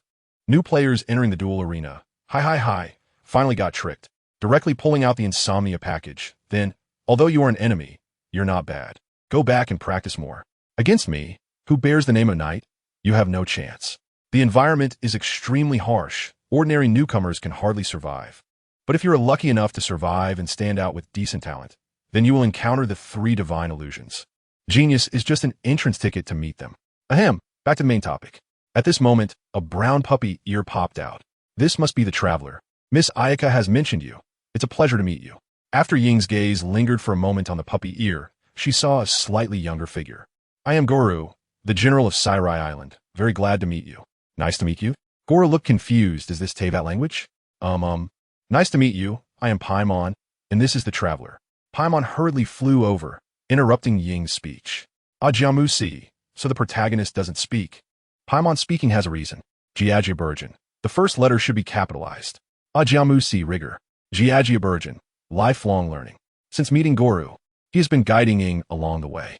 Finally, they arrived in front of an incredibly huge shell. However, at this moment, Ying did not notice the affectionate gazes of the soldiers behind her. These soldiers silently watched the traveler, Ying's gradually receding figure, secretly making up their minds. They must spread the name of this traveler throughout Sairai Island. Not only that, but they also want her fame to resonate throughout Inazuma. Completely unaware that she has already gained a few loyal fans, Ying stepped lightly up the stairs. Just then, a pink figure caught her eye. The woman had long pink hair, flowing like a waterfall, seemingly the legendary mermaid princess come to life. The luxurious clothing she wore was dazzling and dreamlike, with every detail showcasing elegance and extravagance. Looking further down, her long, beautiful legs wrapped in white stockings were even more captivating. Sakura flower, hee, Kokomi my Kokomi. Rohu fish roe. Finally waited for you. Good thing I didn't give up. Hello, traveler, I already know your great name. I admire your courage in facing the thunder. Just lucky. Accompany Wong Wong for New Year. Lucky sister, I'm going. Tua Fei. Saying it's just luck. This group of muggles really believe it. Then Kokomi rambled on. Actually, it's been too long since I went through the plot. I forgot everything. And I don't want to waste words, so I want to say more. Hi. Didn't expect that when you see this sentence, I've already wasted dozens of words. Compared to my strategy, yours still too weak. Iwio. In short, when I become a captain of the Swordfish second team, tada, keep touching and touching. Ying walked lightly toward her barracks, with a gentle breeze brushing through her silky long hair. The moment she stepped into the barracks, the originally noisy scene instantly fell silent, and all the soldiers' gazes unconsciously focused on this new officer. Before this, these soldiers had already heard that they were about to welcome a new officer with outstanding appearance. But no one could accurately describe the extent of her beauty. At this moment, when they saw Ying's true appearance with their own eyes, their hearts couldn't help but surge with admiration. Ying was dressed in a white dress, her figure graceful and tall, her curves beautiful and moving. Her exquisite face was like a finely crafted artwork. Her fair skin was as smooth and delicate as sheep fat jade, with a high nose and slightly upturned lips revealing a confident and charming smile. Her bright eyes, like stars, were deep and lively, as if they could see through everything. In an instant, the entire barracks was immersed in amazement. The soldiers were dumbfounded, and some even couldn't help but whisper in admiration. This is not a person. It's clearly a fairy descending from the heavens. Such a breathtaking beauty, truly rare in the world. If it were a male protagonist, then he would be too handsome, simply a man among men. Ajiamusi. The fairy cells are said to be good. Jiajia Burjin. This wouldn't be a succubus cell, right? Why the sudden charm? Loving, what are you talking about? The succubus type of training can't compare to me. I am sacred and pure. Big Nose listening. Publish a book. Loving, what are you saying? Shut up. Classmate Big Nose shook his head, then saw a private message. It was from Loving. Loving, brother, there are many people outside. I spoke loudly. Please send me a copy. Haha, you made me laugh. Nevertheless, in any military camp, there will always be a few rebellious and unruly characters. Such character settings have long become a common trope in many novels. These rebels are usually proud and arrogant, relying on their abilities to look down on everything. The previous officer might have been strong enough to suppress their arrogance, so these people could temporarily endure. However, today, this newly appointed officer is a seemingly weak young girl, and her delicate and fair skin doesn't look like someone who could charge into battle. Therefore, they immediately harbored malicious intentions, deciding to provoke this new officer. One bold soldier was the first to shout, "Hey, Captain, your legs are very white." He said this with a malicious smile on his face. However, in the face of such frivolous and rude words, Ying seemed to be oblivious, showing no response at all. She walked to the weapon rack, gently picked up a spear. Then, something unexpected happened. Ying's arm slightly shook, and with a swing of the spear, a sharp wave of energy shot out. instantly slicing through the air for several meters. The wave had an unparalleled force, cutting through the enormous stones in its path with ease. The soldiers who had intended to provoke her were immediately stunned, especially the one who had just spoken rudely. He couldn't help but gasp, cold sweat breaking out on his forehead. All of them were completely dumbfounded. For a moment, the entire scene fell into silence, as everyone was shocked by the incredible power displayed by Ying. After a while, her cold voice slowly rang out. "Everyone listen up, run 10 laps around Sairai Island." As soon as she finished speaking, all the soldiers shouted in unison, "Yes, sir," and quickly sprang into action to carry out the order. Ying looked at everyone and found it very amusing, and Paimon beside her felt the same way. After giving the order, Ying turned to the young man beside her. "Hello, I am Hipping. I have a strange premonition," she thought.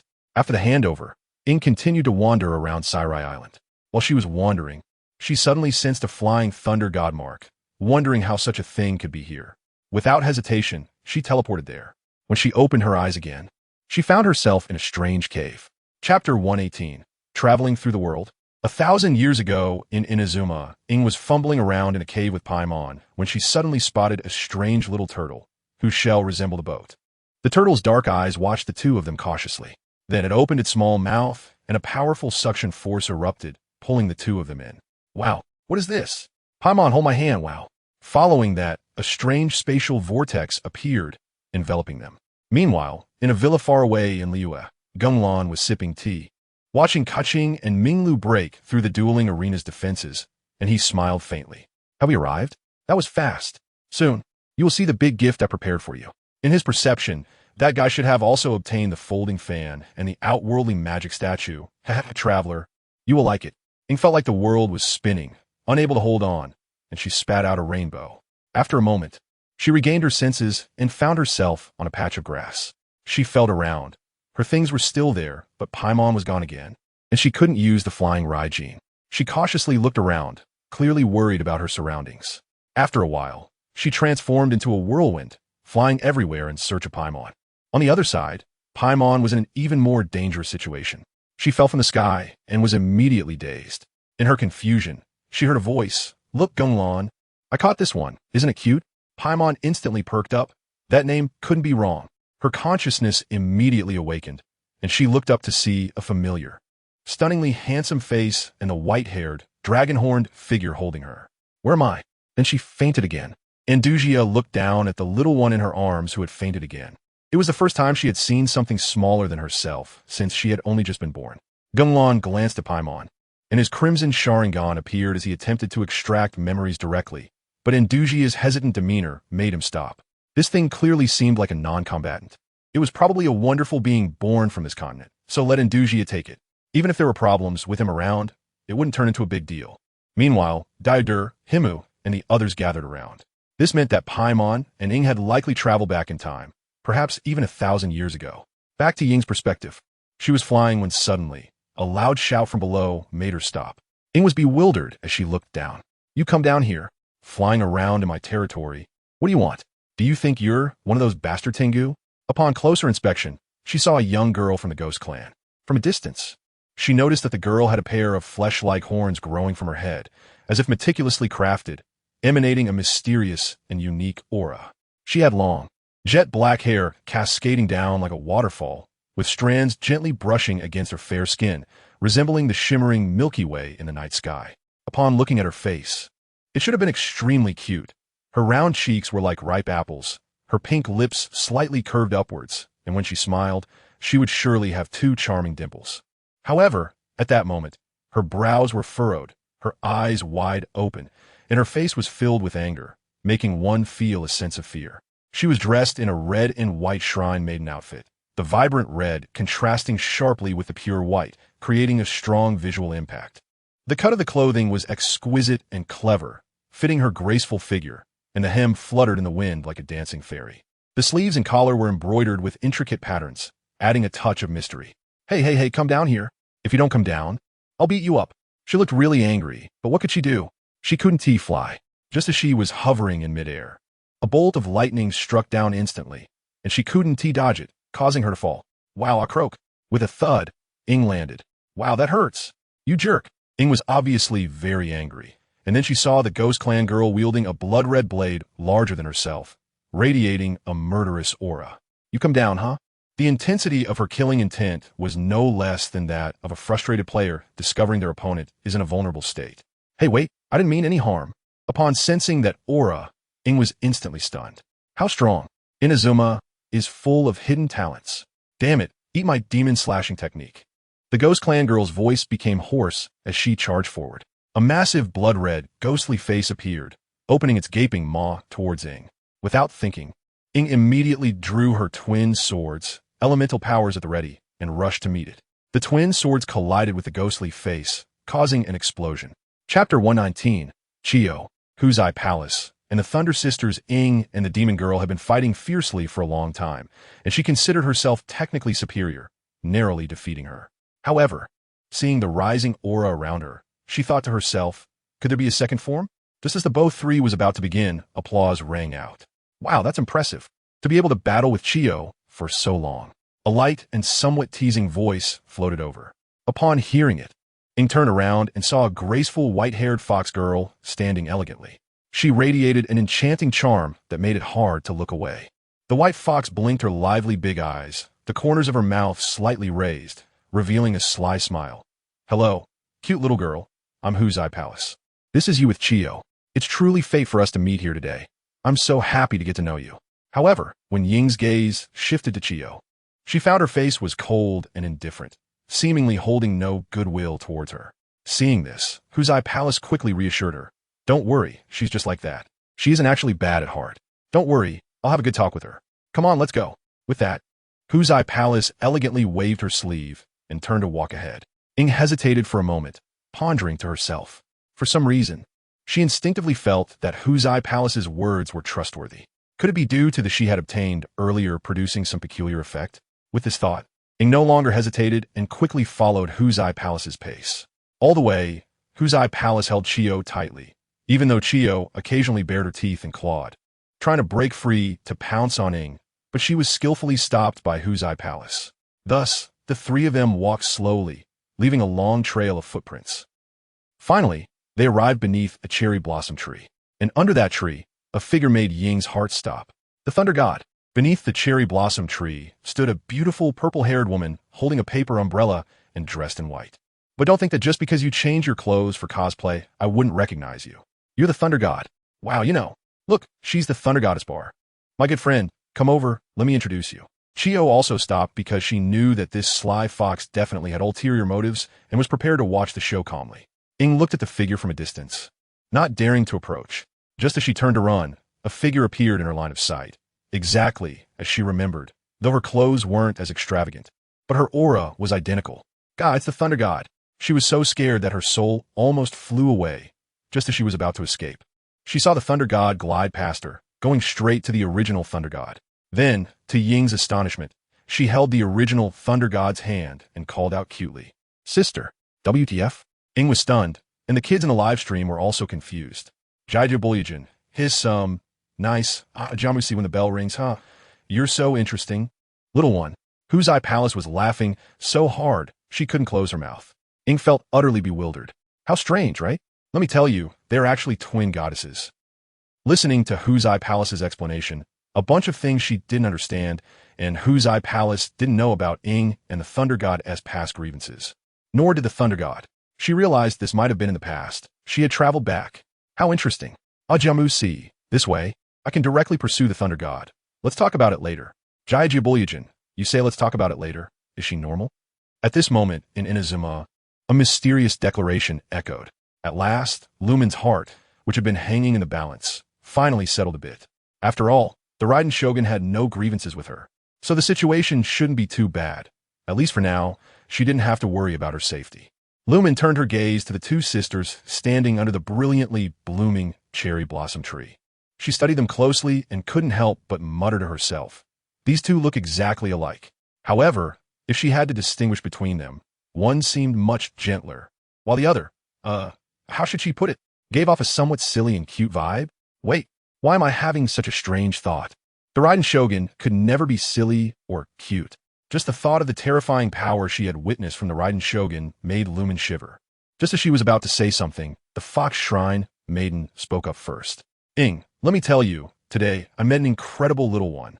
You absolutely must see her. She can actually hold her own against Chiyo, and she might even be better. Upon hearing this, the previously calm Ye became intrigued and let out a soft "oh." However, Lumen's heart suddenly dropped, feeling a chill run down her spine. Oh dear, Ye, look. You've scared her. At this moment, Shin quickly reached out to stop Ye, who was about to draw her blade, and gently tapped Ye's cute little nose with her finger, smiling at Lumen as she said, "Don't be afraid, little one. Hello, I'm Ball, but you can also call me Raiden Shin. This is my sister, Ball Zeeble, and she is also the Raiden Shogun."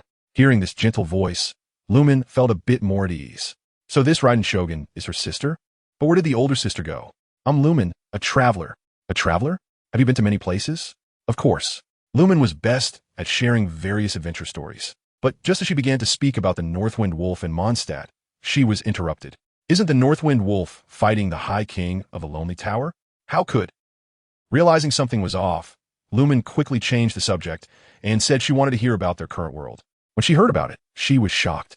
It seemed she had crossed into an era called the Archon War, a time of countless Archons vying for power and fraught with danger. Lumen immediately felt a bit panicked. How was she supposed to fight in this era? She had some strength in her own time, but here, what could she do? However, if she could cling to the Raiden Shogun's leg for survival, that should work, especially since the Raiden Shogun's legs looked so fair and long. While they were chatting, a green shuriken suddenly flew over. Lumen froze, thinking, am I going to die? Ye picked up the shuriken, and Lumen was stunned to see it was the Raiden Shogun's shuriken.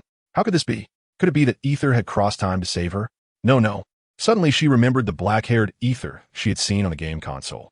No way. Ether couldn't have looked this young during the Archon War. Lumen looked at Ye, who wore a serious expression. What is it? It's a declaration of war. An Archon declaring war on all Archons here. Chapter 121. Heading to the Central Island. The other gods followed her without hesitation, but a sense of unease began to stir in their hearts. Building a good relationship with the Raiden Shogun was fine, but if it came to a confrontation with her, the situation would become tricky. After all, once the relationship with the Raiden Shogun deteriorated, the consequences would be unimaginable. At this thought, Ing couldn't help but reach out to her body, wanting to confirm whether a certain item was still with her. However, upon touching, her expression changed drastically, and she exclaimed, "Oh no, this is bad." It turned out that the crucial Book of Seals was not on her, but had been entrusted to Paimon for safekeeping earlier. Meanwhile, let's switch our perspective to Paimon. Paimon was facing a person who looked strikingly similar to the Raiden Shogun, but had a completely different personality. That person stared intently at Paimon and asked, "Do you really not know where this book comes from?" Paimon hurriedly nodded in response, uh-huh. At that moment, Paimon was fixated on the person before her, secretly thinking, although this person looks just like the Raiden Shogun, their personality is completely different. Just then, the person suddenly said, "I know most of the contents recorded in this book." Before the words fell, his blood-red Sharingan locked onto Paimon. In an instant, Paimon felt an indescribable terrifying power wrap around her like a giant python. An overwhelming sense of suffocation surged forth. She was terrified, even finding it hard to breathe. However, this dreadful feeling lasted only a moment before the chilling sense of suffocation vanished without a trace. Having survived this ordeal, Paimon dared not delay and quickly took deep breaths, as if trying to reclaim the air she had just lost. That was so scary, Paimon murmured, still shaken. What's wrong? Can I keep her? Andujia ran over, grabbing Paimon, her big eyes sparkling as she stared at Gung Lan. Just don't let her die. Gung Lan didn't say much, but looked at the nearby Duo, who pointed at herself in a daze. Gung Lan was speechless. Fine, I'm hungry. Let's do it this way. Yay, little one, I'll give you a name. You look so white, so from now on, you'll be called Little Black. Paimon was stunned. What does that even mean? Why call something white Little Black? Besides, I already have a name. Immediately correcting the mistake, Andujia agreed to the name, happily hugging Paimon and spinning around. When being hugged, Paimon could only feel so flat, so uncomfortable, not very well developed. This is so sci-fi. Here, this cold Raiden Shogun. And then there's this cute and petite Andujia. And over there, if I'm not mistaken, that should be the heavenly path without any black decorations. This is so sci-fi. Where on earth am I? On Ying's side. She was running along with Raiden EI and the others. Remember, we must not separate later.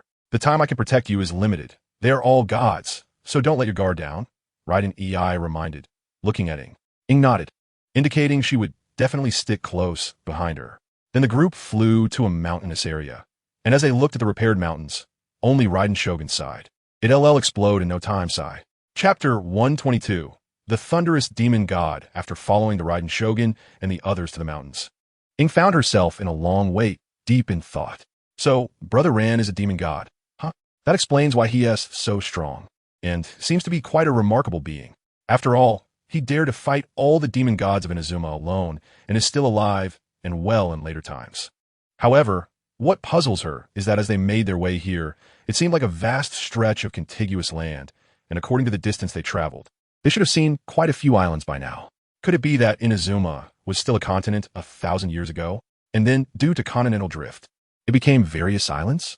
Thinking about it this way seems plausible. It can't just be that these demon gods fought and created the situation, right? Ing gazed at the mountain range, contemplating other demon gods, realizing that they might not be as friendly as Shad. So, she needed to be cautious. After all, she had no idea how strong the demon gods from 1,000 years ago were. She could only hold her own against the subordinate of the rice god, Uchiyo. And the rice god, who was stronger than Shio, would probably be a death sentence if she encountered him. This made her wonder what those demon god levels in later times were like. She instinctively shrank closer to the Raiden Shogun, as if it would give her a bit more sense of security, and glanced at Shad, who appeared calm and was looking in a certain direction. Following her gaze, Ing saw a figure. No, wait, she remembered there was no one else when she came up. From a distance, she saw a slightly slender young girl standing there gracefully. Her complexion was pale as paper, as if she had just recovered from serious illness, evoking a sense of pity. The grayish-white robe she wore fluttered gently, as if a light breeze had passed by. Even more striking were the purple wings folded behind her, quivering slightly and emanating a mysterious glow. Upon closer inspection, the wings were adorned with exquisite sharp purple feathers, shining like splendid decorations. The girl stood quietly, and everything around her seemed to serve as a backdrop. She appeared to blend seamlessly with the surroundings, making it hard to tell whether she was part of the environment or if the environment had become extraordinary due to her presence. This mysterious and elusive aura made her resemble an elf emerging from a dreamlike world. Looking at her face, which should have been quite cute, it was now expressionless, as if sculpted from 1,000 years of frozen ice. Even in her coldness, her natural beauty couldn't be concealed, especially those light purple eyes resembling deep lakes. When they gazed at the hurriedly approaching Shad and the others, it felt as if they could see right through their hearts, causing an involuntary tightening in their chests. The Thunderous Demon God. Huh? I've heard that you are a twin demon god. The Blue Flower Demon God was killed by you, right? Her voice was ethereal and pleasant. Raiden Shogun glanced at the girl, just about to say something when her sister stepped in first, smiling and starting a conversation. You are the Skyward Demon God. I've heard your feather dance is quite remarkable. Seeing it today, indeed. Ing carefully looked at the girl, thinking she was quite pretty, and hearing she could dance made her even more enchanting. Atabligan, I truly like this. Ajamu si. Why do I feel like I'm sending too many bullet comments? Hanjingly. There is a bit of problem. To eight and at assure. You little lowly. What are you pretending to be a mature woman for? However, before Raiden Shogun could finish her words, a hearty laugh suddenly rang out. Ha ha, just this little broken bird. And you say she is the most beautiful? Not even as good as my bugs. This is truly laughable. Upon hearing that voice, everyone turned to look in the direction it came from. In an instant, their gazes were drawn to a figure. A tall and imposing man appeared before them, like a moving fortress of steel. He was entirely enveloped in heavy armor as dark as ink, the thick armor seeming to merge with his robust physique, exuding an overwhelming aura. Wow! The layers of heavy armor gleamed with a cold metallic sheen, evoking a sense of awe. The most remarkable feature was the uniquely designed armor that physically elevated his already tall frame to over 4 meters. Such an astonishing height made him stand out in the crowd, undoubtedly becoming the focal point. Looking at the helmet on his head, it was extraordinarily peculiar. A massive horn resembling that of a rhinoceros beetle grew from it, dark brown in color, covered with hard textures and protruding spikes, resembling a naturally formed legendary weapon. It towered high, pointing towards the sky, emanating a chilling presence. Senior Tokusatsu fan. Digga says he is coming. Ajamusi, brother with such big horns. What do you want? Dabai Ting. With such big horns, let us see which good brother can break it off. The heavy armor demon god. Huh? Such thick armor, I wonder if it can withstand my blade. Uchiyo and Kuzigami whispered softly, their voices not too loud, as if afraid of being overheard, yet also wanted to be heard by others. Ing, however, was fixated on the heavy-armored demon god S-Horn. What a big bug. Yet, the heavy-armored demon god seemed to possess extraordinary hearing. His gaze suddenly shifted toward them. It seems like some bugs are chattering, he said, his tone carrying a hint of threat, his eyes sharp enough to seem like they could pierce through one's soul. However, he seemed completely unaware that he was the real massive bug. Facing the provocation of the heavy-armored demon god, Yuchio showed no signs of fear. She met his gaze steadily, slowly drawing her large blade from behind, her movements steady and resolute. Ing also drew her twin swords. In an instant, the tense atmosphere in the air escalated, as if an intense battle was about to break out. Fortunately, Kuzaigami quickly noticed the change in the situation and swiftly intervened to stop Chiyo. Although Chiyo was reluctant, she obediently sheathed her sword. At the same time, Kuzaigami conveyed a message to Chiyo with her eyes. Now is not the time. Chiyo understood Kuzaigami's meaning and had to temporarily abandon her action. Then Kuzaigami signaled to Ing with her gaze. If you want to get yourself killed, go ahead. Ing felt a bit disheartened, thinking, damn it. However, the heavy armor demon god didn't seem willing to let it go. He wanted to continue provoking. Just then, he suddenly felt a chill run down his back, followed by an indescribable numbness spreading throughout his body. He looked around and finally found Raiden Shogun standing next to Ing. Raiden Shogun's beautiful eyes sparkled with a faint purple light, and a powerful aura emanated from her. You got some skills, kid. The heavy armor demon god gritted his teeth, a hint of wariness flashing in his eyes. Despite his lingering dissatisfaction, he knew this opponent was not to be trifled with, so he had no choice but to relent. However, the skyward demon god beside him seemed dissatisfied with all of this. She marched straight toward the heavy armor demon god, visibly angry, and stared at him intently. The 4-meter-tall heavy armor demon god and the less than 1.5-meter-tall skyward formed a peculiar scene, the stark height difference making it hard not to chuckle. What's the matter, little one? Do you want to fight? Ing looked at the adorable little girl, pondering the odds for both sides. The tense standoff was soon broken by a voice. A calm voice emerged as a figure with a human body and a serpent's head appeared, sounding slightly apologetic. Sorry, I'm late. The serpent fighting demon god. Who is the remaining one? Is it Thunder Roar or Poison Shadow? Thunderbolt was deep in thought. Ing leaned close to Hu Zhaigong and whispered, Who is this? This is the serpent fighting demon god, Orobas. Wait, who? Upon hearing this name, Ing realized this was the giant serpent god from Heartsea Island. Oh no, have they encountered the boss of Heartsea? If they end up fighting him, will it affect the others? Will Heartsea remember her for a lifetime? Just then, a wild laugh interrupted her thoughts. Suddenly, a deafening thunderclap struck the ground, kicking up a large cloud of dust. As the dust settled, a towering and mighty creature appeared before everyone. It was covered in snow-white fur, each strand smooth and silky, making one want to reach out and touch it. Its muscular body exuded a sense of power, as if it could easily tear apart steel or even the earth itself. It were only a simple pair of pants, which did not diminish its majesty and dominance, resembling a green giant. This creature resembled a lion, but had a distinctly human torso.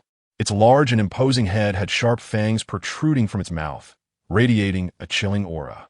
Its eyes sparkled with a sharp light, as if it could see through everything. At this moment, arcs of dazzling electricity flickered around its body, enhancing its unique appearance and showcasing an extraordinary aura. These arcs seemed to symbolize its power, actively dancing around. Fallen Honeybud, a measure, lion dog. Ajamusi. Me? Are you still pulling a fast one? Euro Medea. Don't say this thing is really imposing. It seems everyone has arrived. The voice of this demon god was rough and powerful, very penetrating. It seems this is the conference initiated by the Thunder Roar demon god. Thunderbolt had already realized, from his words, that these were the people he had summoned. Hu Zhaigong quietly told Ing, the Thunder Roar demon god is almost the strongest demon god in this area. Before those two sisters were born, he was already the overlord. I just don't know what his purpose is, if he directly initiates war. Thunderbolt felt a bit worried. She wasn't sure if they could win, even though they had already moved their followers to a safe area. But a chaotic battle among 5 demon gods, she couldn't imagine how terrifying that would be. Ing also felt a bit embarrassed. Unlike the other 3 demon gods, this big lion immediately displayed a terrifying aura, similar to Ing, but more ferocious. Earlier, she could rely on Shadow's protection to be immune to some demon god's pressure, But she didn't expect this guy before her to seem on par with Shadow. Is this the me God war? However, Thunder Roar's next words stunned Thunderbolt and the others. Who sent me here? You little long bug? He looked at the serpent-fighting demon god with burning eyes, full of battle intent. The serpent-fighting demon god appeared confused, and so did everyone else. So it's not you? Thunderbolt asked, and Thunder Roar turned to look at her. I indeed could, but there's no need yet. I'm curious who is so bold. His gaze swept over everyone, finally landing on Ing. Ing looked into those lantern-like blue eyes, which sparkled like sapphires, but when she saw a hint of a smile on his lips, she sensed something was off. This little brat is quite interesting. Shadow silently moved to shield Ing behind him, and when Ing noticed Shadow's action, her heart warmed. She felt, I have someone. Stay a bit further back, Shadow reminded. Okay, I'm the best at running away. Bit is not going to sleep anymore. It's time to run away, right? Little Thunder, it's time for you to know who the real overlord here is, just a juvenile brat. In an instant, a violent surge of thunder erupted from his body, the lightning shooting out like a giant dragon, and his smooth fur instantly bristled. The immense power shattered the ground. Shadow remained silent, and lightning erupted from his body as well. Seeing this, Ing immediately took 2 steps back. As soon as her feet landed, a deadly aura appeared behind her, and before she could react, the sound of clashing metal rang in her ears. She hurriedly turned to look, only to see the giant paw of the Thunder Roar demon god coming down hard, while Shadow held a Naginata with both hands to block the attack. So fast, she couldn't react at all. Ing was astonished and distanced herself from the 2 most powerful bolts of lightning. Oomph! The Thunder Roar demon god sneered, and the terrifying thunder descended like a heavy hammer. Shadow slashed fiercely, cutting through the astonishing lightning, then transformed into a purple lightning bolt, instantly charging towards the Thunder Roar demon god. The Thunder Roar demon god also launched another attack, turning into a blue-white lightning bolt, and in an instant, they collided countless times. The flickering lightning and fierce momentum shattered the mountaintop. Yes, sir. What terrifying speed. Even the little yellow-haired one didn't react in time. Ajamusi. Don't say. I couldn't see clearly either. Sadu looming. Little balls colliding. Is this what being strong means? Cook can cook. Why not have Black Storm start with a lightning knife charge? If it hasn't gone down in 60 seconds, just attack directly? Alabi. Can you react, Lao, D? Ing watched this shocking scene, not expecting that when Shadow had hit her before, he had held back. She thought that was Shadow's technique. Unbeknownst to her, when the Thunder God looked at Ing, his mind was filled with, no wonder she has the appearance of an old acquaintance. It turns out to be the visage of an old friend. Be careful. It's so uncomfortable. Naturally, I held back a lot. But what lay before her was full firepower mode. Even so, the Thunder Roar demon god was still evenly matched. This is a true demon god. Is this what the battles of the predecessors are like? Chapter 123. The celestial, soaring demon god Ing quickly retreated a considerable distance, watching the 2 gods fade away, feeling a bit scared. Damn it. Even after visiting 2 countries, she still felt powerless in the face of such strength. As she thought of that white figure, who had kept her and her brother apart from a high vantage point, she clenched her fists tightly, the feeling of helplessness. Meanwhile, as the 2 gods clashed, another battle unfolded on the other side.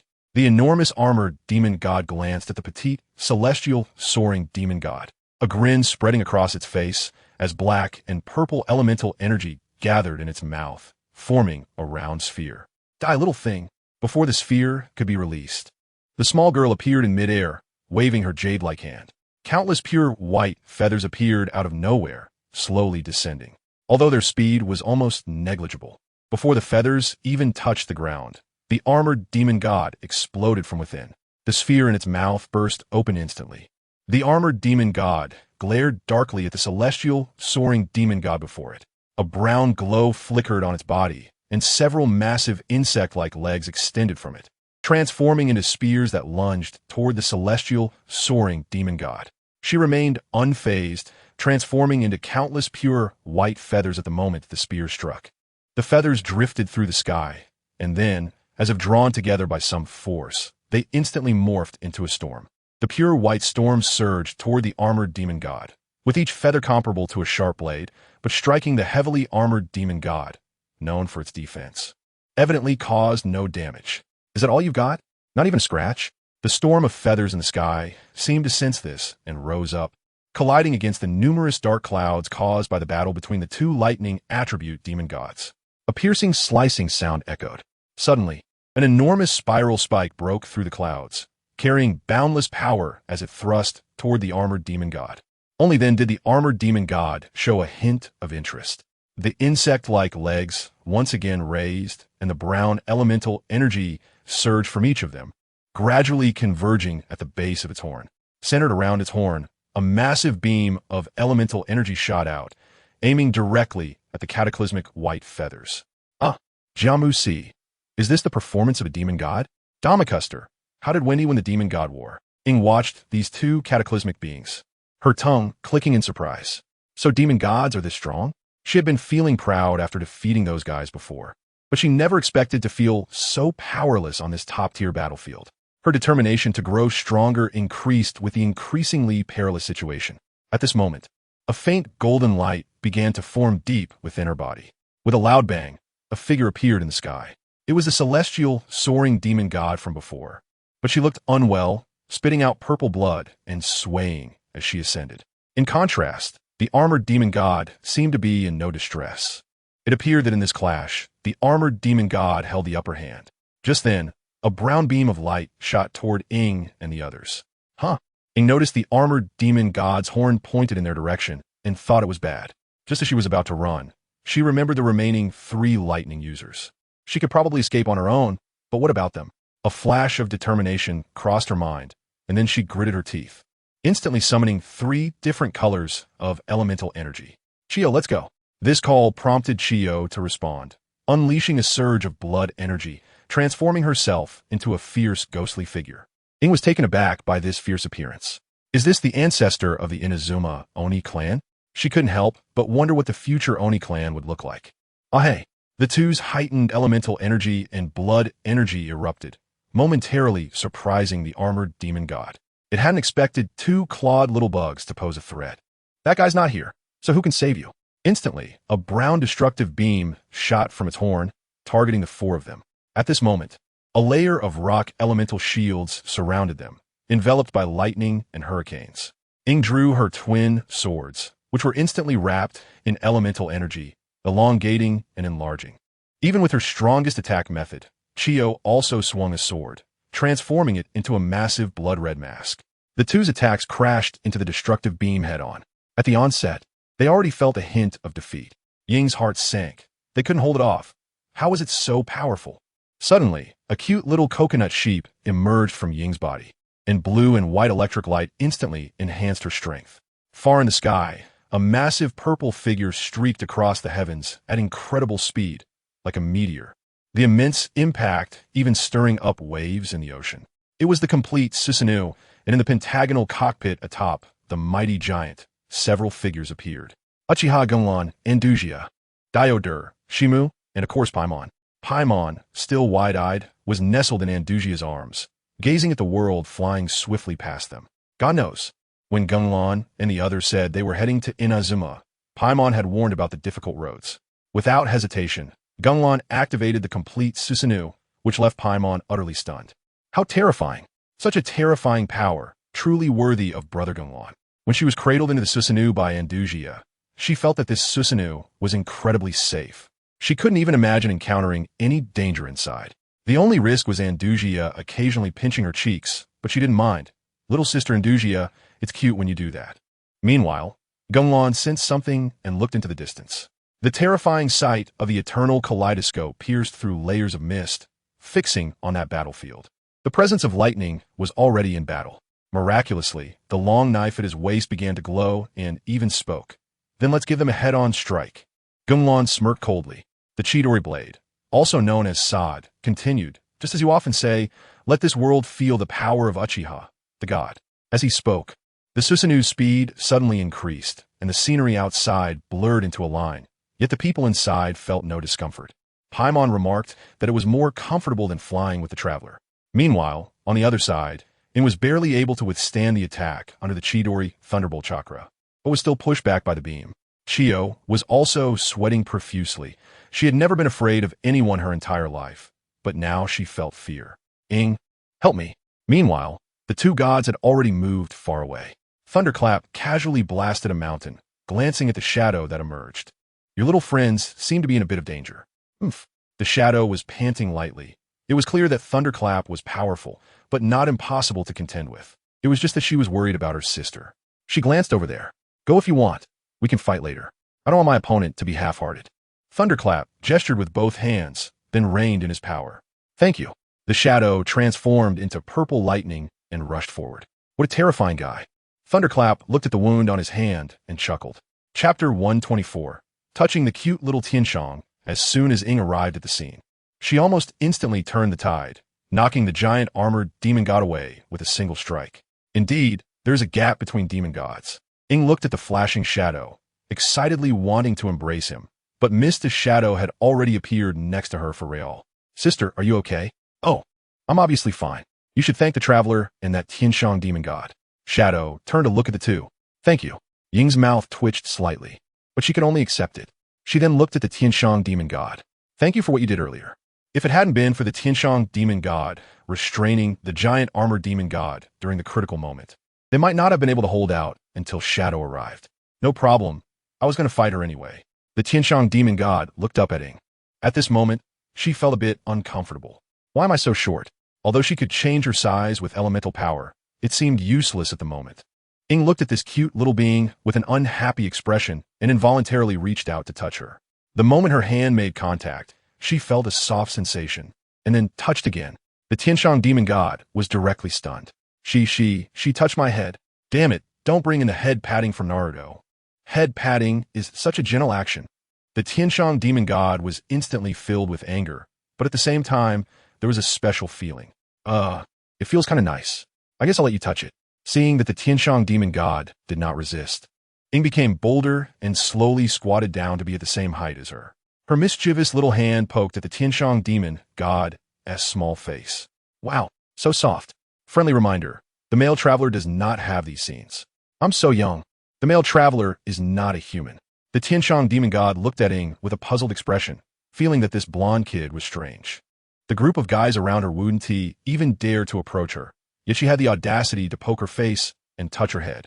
Moreover, this person had a special aura about her that was very strange and attractive. She couldn't help but lean closer to Ing, wanting to see what was so peculiar about her. This action was extraordinary in Ying's eyes. She lets people touch. Then, she went even further and started to rub her little face. Later, she directly hugged the small Tianshong demon god, and the moment she was embraced, the Tianshong demon god felt her mind go blank, and her face couldn't help but turn red. Jamu Si. Wow, am I a succubus? Can't be dragged. The celestial cells are kicking in. Chun Jing. These cells can't really be succubus cells, can they? Did I turn into a succubus in Teyvat? What is your name? E.M. Moerna. She stammered out her words in Ying's arms. Seeing her like this made Ing like her even more. Little kids are so adorable. The nearby Kuzai Palace and Shinya exchanged glances, wondering what had happened. In just a short while, a demon god had been embraced. Watching this, Kuzai Palace immediately gave Ing a thumbs up, indicating she had skill. Ing couldn't help but feel both amused and embarrassed. Finally calming down and feeling a chill at the impulsive act she had just made. She didn't expect the little one to not resist. She thought she was quite charming, but hadn't felt this way before. She couldn't help but wonder if it was due to those cells. No wonder it for Brother Ran. So useful. Chapter 126 Little Duck Duck. The shocking Susanoo, the giant armored demon god, trembled as it crawled up from the ground. It was clear that the wound from that strike was no small matter, with numerous cracks appearing all over its armor. It cried out in alarm, realizing that the opponents had united against it, which posed a serious problem. It couldn't fight back. Initially, just one heavenly soaring demon god was already tough enough, and now another thunder-roaring demon god joined in, radiating intense killing intent. This was bad. It was time to flee. At that moment, the typically silent serpent fighting demon god suddenly raised its head, looking gravely into the distance. Hey, Longworm, let's join forces. No, something big is coming. Hui and the others also looked in that direction, puzzled. What is it? Suddenly, a light and agile voice whispered in the giant armored demon god's ear, Hey, did you eat yet? The giant armored demon god was taken aback. What is this? Not eaten? Take this. In an instant, a gigantic fist appeared before the giant armored demon god. The fist was entirely water blue, clearly formed from condensed water elements. What is this junk? Watch me smash it.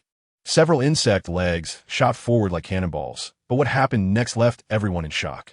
The enormous and impressively defensive giant armor demon god was sent flying by that water fist, evidently suffering significant damage. As the dust settled, a small figure emerged in the arena. She wore a blue and white dress, her blue and white hair styled into 3 spirals. Her delicate and cute face, with sparkling blue and white eyes like jewels, was complemented by a pair of light blue horns, making her all the more adorable. In her arms, she held Paimon. Paimon, traveler. Paimon immediately struggled to break free from Andujia's embrace, but Andujia's grip was a bit too strong. Ah, Jamusi, wow, little duck. Zawa Kulu Su. So beautiful, Mahoyo. Give me one. Euro mint. Looks very lively, not like a 3-no lowly. Duck Gate, trust us. You are Sister Andujia? Hui recognized her familiar appearance, even though she had shrunk. Instantly, her eyes were filled with the image of Andujia. So cute. Hey, do you recognize me? Andujia pointed at herself, staring at the blonde figure in the distance, and Paimon immediately looked up. Andujia, that's my friend, the traveler. Oh, so she's the traveler. Gung Lan really wanted to meet her. Andujia thought, then hugged Paimon tighter. Paimon quack. When Hui heard the name Gung Lan, she suddenly recalled how Gung Lan looked when they were playing games. Uchiha Gung Lan. She thought it was a name from the old Gung Lan, but she didn't expect that was actually his name when he was younger. By the way, he's coming. Andujia looked up at the sky. Everyone else was a bit confused, but they followed her gaze. Suddenly, the dark clouds in the sky began to tremble. The vast expanse of dark clouds in the distance swiftly parted as if cut by something, a purple line slicing through the heavens. In an instant, a massive figure flew in from the distance, leaving everyone with their mouths agape in shock. Above in the sky, an incredibly gigantic deity appeared. In the far-off horizon, a breathtaking and soul-shaking figure slowly emerged. It stretched out a pair of gigantic wings that could block out the sun, each feather shimmering with mysterious and dazzling light, as if it could envelop the entire world. It was clad in an incredibly sturdy purple armor, the material as hard as iron and stone, evoking no thoughts of resistance. The exquisite patterns and runes on the armor pulsed with strange energy fluctuations, emanating an unmatched aura of majesty.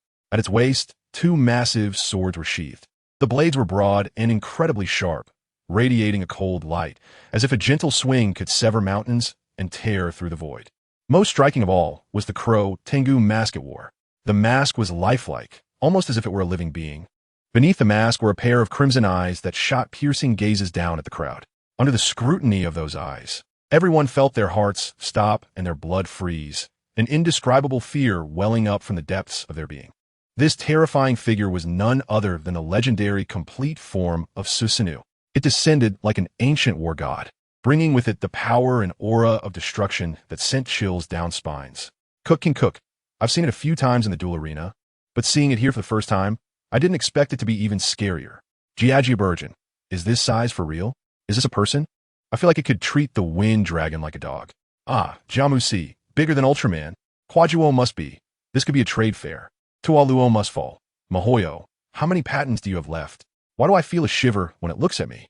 I'm a player. It was clear that the arrival of Susanoo stirred up a wave of excitement.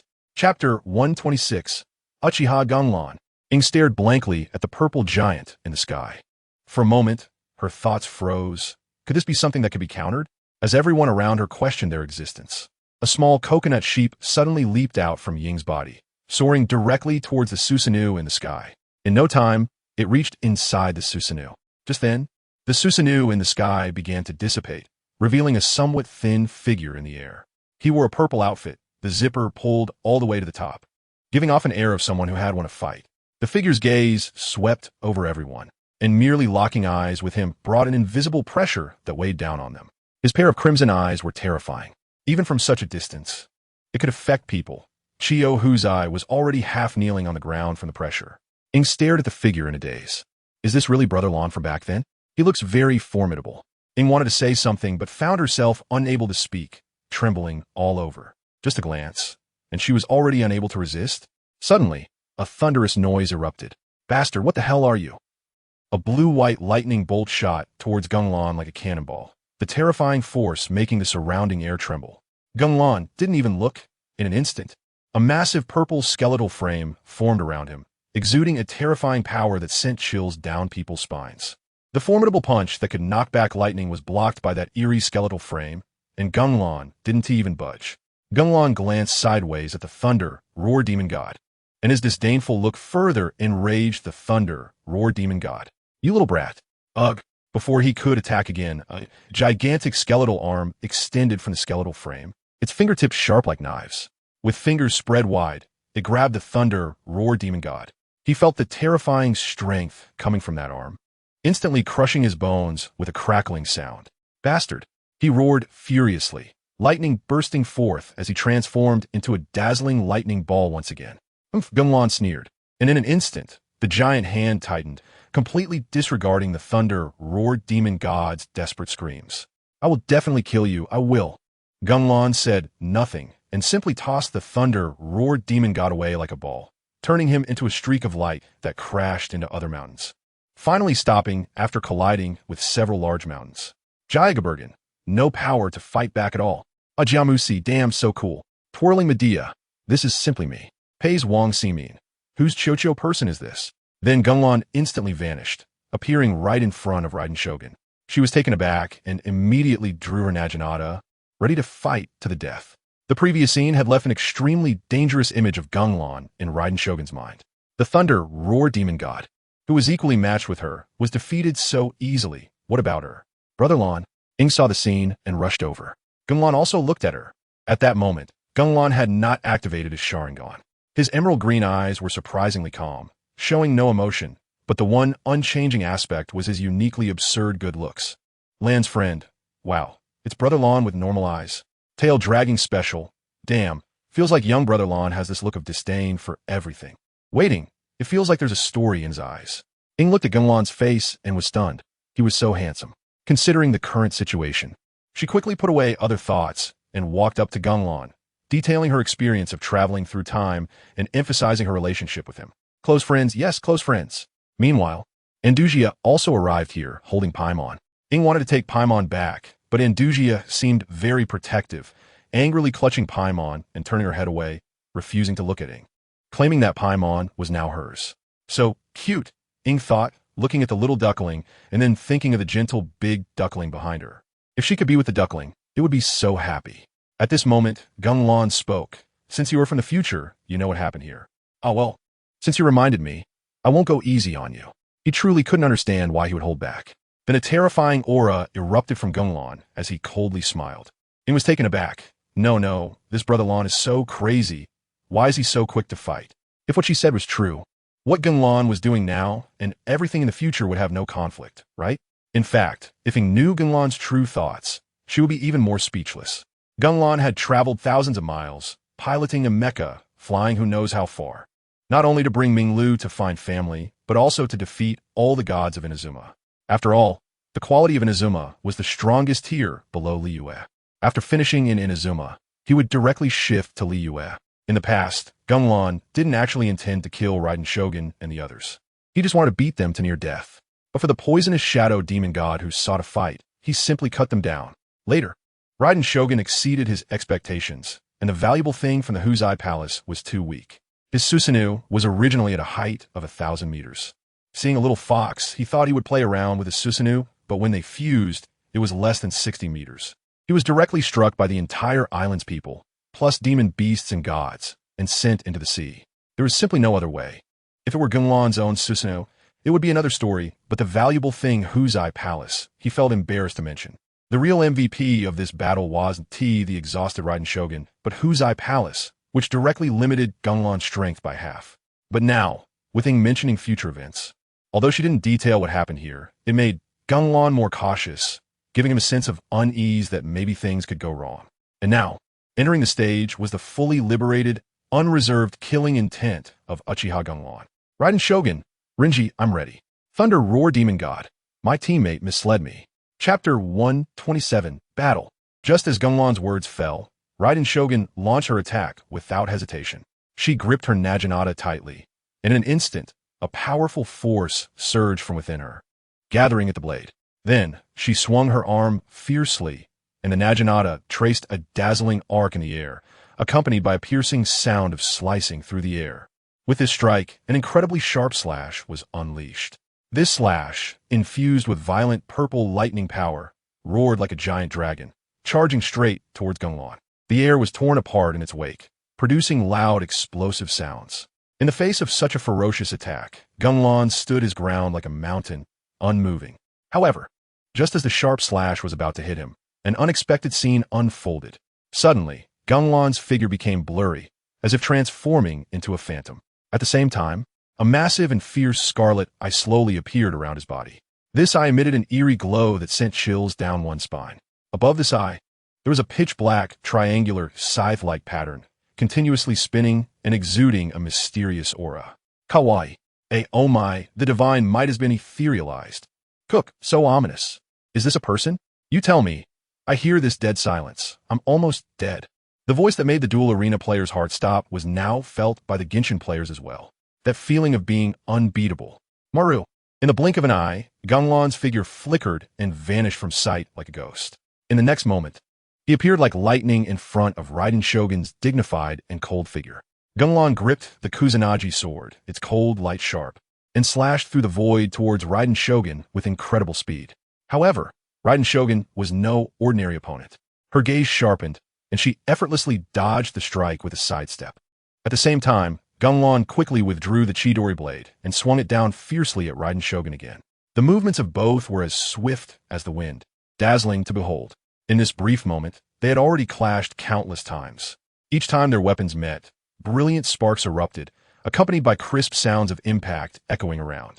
As the fierce confrontation continued, waves of unmatched, powerful energy surged out in all directions like a raging tide. Where this energy passed, the already damaged ground was further cut into pieces, leaving a sight of devastation. Ye, who was watching from distance, was astonished, feeling the terrifying momentum continuously emanating from the battlefield, secretly marveling. So strong. She never expected that the usually gentle and humble Gung Lan would have such a ferocious side. It turned out that the previous Gung Lan was so wild. Ye muttered to herself, comparing it to Gung Lan's youthful, spirited, and reckless demeanor. Compared to the current mature, composed, and gentle image, it was like two different people. Thinking of this, Ye couldn't help but wonder what kind of experiences had transformed the once youthful and reckless Gung Lan into the calm and steady person he was now. However, this was not the time to ponder such questions. Watching the battle between Gung Lan and Raiden Shogun escalate with no signs of stopping, Ye felt anxious. If she didn't find a way to stop this fight, the consequences could be unimaginable. What was worse, her earlier desperate shout had not only failed to make them stop, but seemed to have angered Gung Lan, causing him to become even more ruthless. But she gazed at her seemingly helpless hands, secretly contemplating. With someone like me, even if I rush forward, what can I do? Even the sharp sword energy scattering around. I could only dodge awkwardly. If I rashly charged in, I would probably be mercilessly cut to pieces in no time. How nice would it be if I had powerful strength? If only I were no longer so weak. In her mind, that white figure appeared once again, her long-lost brother. Every time she recalled the moment they were forced to separate, and when she faced strong enemies helplessly, her heart felt as if pierced by countless fine needles at once. At this moment, she tightly clenched her fists, her nails digging deep into her palms, blood slowly oozing out. However, it seemed she felt no pain, still gripping her fists tightly, as if wanting to gather all her unwillingness and anger into this power. Meanwhile, waves of strong air currents generated by the clash of swords swept in like a storm. These air currents became extremely sharp winds, mercilessly cutting into Ye's body, instantly leaving shocking scars on her delicate skin. Moans. The celestial demon god watched Ye, who stood firm in the center of the storm, filled with confusion and disbelief. It simply couldn't understand why Ye, who had run away the fastest earlier, did not choose to flee to save her life. Just then, a shadow appeared silently not far from Ye, like a ghost. The celestial demon god turned abruptly, and upon recognizing the visitor, it couldn't help but shudder. It was him. The person in front of her was none other than Uchiha Gung Lan. That handsome face and unique cold demeanor could not be mistaken. But if Gung Lan was here, then who was the one fiercely battling Raiden Shogun? Gung Lan instantly appeared in front of Ye, bringing down his Kusanagi sword. Ye snapped back to her senses. No, brother. Even I will fight. Ye hurriedly drew her oath of freedom and the green stone of Panshur, and the two swords clashed with the Kusanagi sword. In an instant, Ye was sent flying like a broken bag. Wow! Ye struggled to rise from the ground, spitting out a mouthful of blood. Such overwhelming strength. Ye looked in terror at Gung Lan, who was stepping closer, still maintaining that icy demeanor, dragging the Kusanagi sword across the ground with a piercing sound. Wow, Gung Lan's legs are so long and thin. Yay, why are you just standing there? Go hug his leg. You guys really are unyielding. After traveling through 2 countries, thinking you have defeated many strong enemies, now facing the top existence on this continent, what will you think? Despair? Helplessness? Ye slowly got up, looking at the figure she admired. He had saved her countless times from danger, leaving an indelible mark on her heart. Yet the person before her, no matter how much she thought, the raised long sword proved that this was not the gentle version of him. Ye gritted her teeth. The long sword in her hand was already a bit unsteady, and it seemed that blow had truly hurt her deeply. Just then, the slowly approaching Gung Lan suddenly burst into a cloud of white mist. Just like that, he disappeared. Meanwhile, the situation on Raiden Shogun's side was getting increasingly heated. Chapter 128, Defeated in a Second.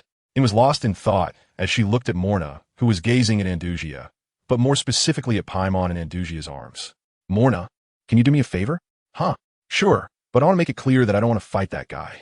Morna pointed at Gung Lan, looking quite scared. Hearing this, Ing felt a bit awkward. Sister, you're a god of magic after all. Why are you so timid? Morna replied, if you have the guts, you fight him. Ing glanced over at Ing and became increasingly anxious. Originally, Ing and Raiden had already engaged in a fierce battle, and after such a long struggle, her stamina was already in poor condition. However, at that moment, a more powerful and ferocious enemy, Uchiha Gung Lan, appeared to fight her. When the battle began, Ing still felt optimistic. The opponent's swordsmanship seemed somewhat inexperienced and clumsy, which was difficult for her, who was battle-hardened and skilled. But as those eerie crimson eyes suddenly opened, the entire situation changed dramatically. For some reason, from that moment on, no matter how exquisite her techniques were, they were effortlessly countered as if her opponent had foreseen them. Not only that, but to her shock, Uchiha Gung Lan's swordsmanship was improving at an astonishing rate as time passed. Gradually, the situation began to shift unfavorably for Ing. The opponent's sword techniques became increasingly fierce and aggressive, gradually forcing her into a disadvantageous position and establishing a complete suppression. It should be noted that Raiden has always pursued ultimate martial arts, so how could she not be astonished by the current situation? What the hell?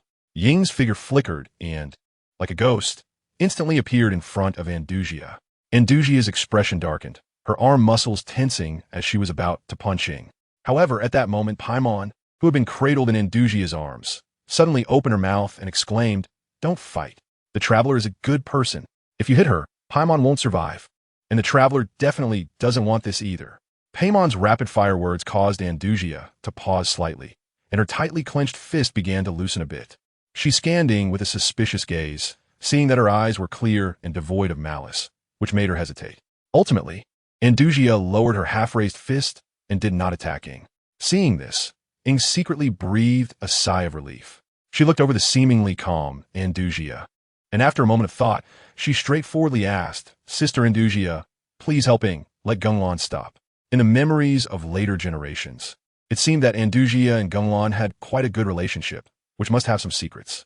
Upon hearing Ying's question, Andujia shook her head gently, not mentioning why this person who looked taller than herself called her sister. She replied firmly, "No, once Gung Lan makes a decision, he will carry it out resolutely. I will unconditionally support everything he does." As she said this, Andujia's gaze unconsciously drifted towards Gung Lan, who was fighting in the distance, her eyes sparkling with an indescribable light, as if that light contained endless trust and dependence. Ing was taken aback. Wow, you really like him at this moment. Chapter 129, Death at this moment. Ing was burning with anxiety, her heart racing like ants on a hot pan. She absolutely could not just stand by and watch as Raiden was brutally killed by Gung Lan. Although at first she had some reservations about certain gods in this world due to past experiences, after spending several days with Shadow, she deeply felt Shadow's care and concern for her. Ing knew she was not the kind of person who would be ungrateful or betray trust. So no matter what, she had to find a way to rescue Raiden from this life and death crisis. But what could she do? Watching Shadow gradually fall into a disadvantage, even showing obvious signs of decline, Ing felt her mind go blank, completely at a loss for how to handle this difficult situation. Was it possible that only by entering the tailed beast mode and fighting desperately could there be a glimmer of hope? Ing couldn't help but ponder this possibility in her heart. Just when she was hesitating, a dull thud suddenly echoed, Raiden was violently knocked away by Gung Lan, crashing heavily to the ground. Seeing this scene, Ing no longer hesitated for a moment. She clenched her teeth, her gaze resolute, deciding to immediately activate her tailed beast mode. Even if it meant paying a great price, she would fight to protect Raiden. All right, I'm going in. With that, Ing bit down hard on her silver teeth, and the tailed beast chakra within her surged forth like a torrent, instantly condensing into a magnificent cloak shimmering with brilliant golden light. She tightly gripped her dual swords, forcefully merging them into one, while the powerful elemental forces of wind, rock, and thunder tightly entwined around the sword body like a spirited dragon. At this moment, Ing unleashed the strongest move she could muster, a technique that contained her endless power and determination. However, Gung Lan was completely unprepared for this. He never expected Ing would dare to throw herself into such an intense battle with such resolve. Nevertheless, Gung Lan did not take Ing seriously. To him, her strength was utterly insignificant, like an ant that could be easily crushed. Facing Ying's imposing, roaring giant sword strike, Gung Lan didn't even glance at it, casually swinging his blade. With a crisp snap, what seemed to be an indestructible giant sword was effortlessly severed in half by the sharp blade in Gung Lan's hand, as if it were a fragile twig.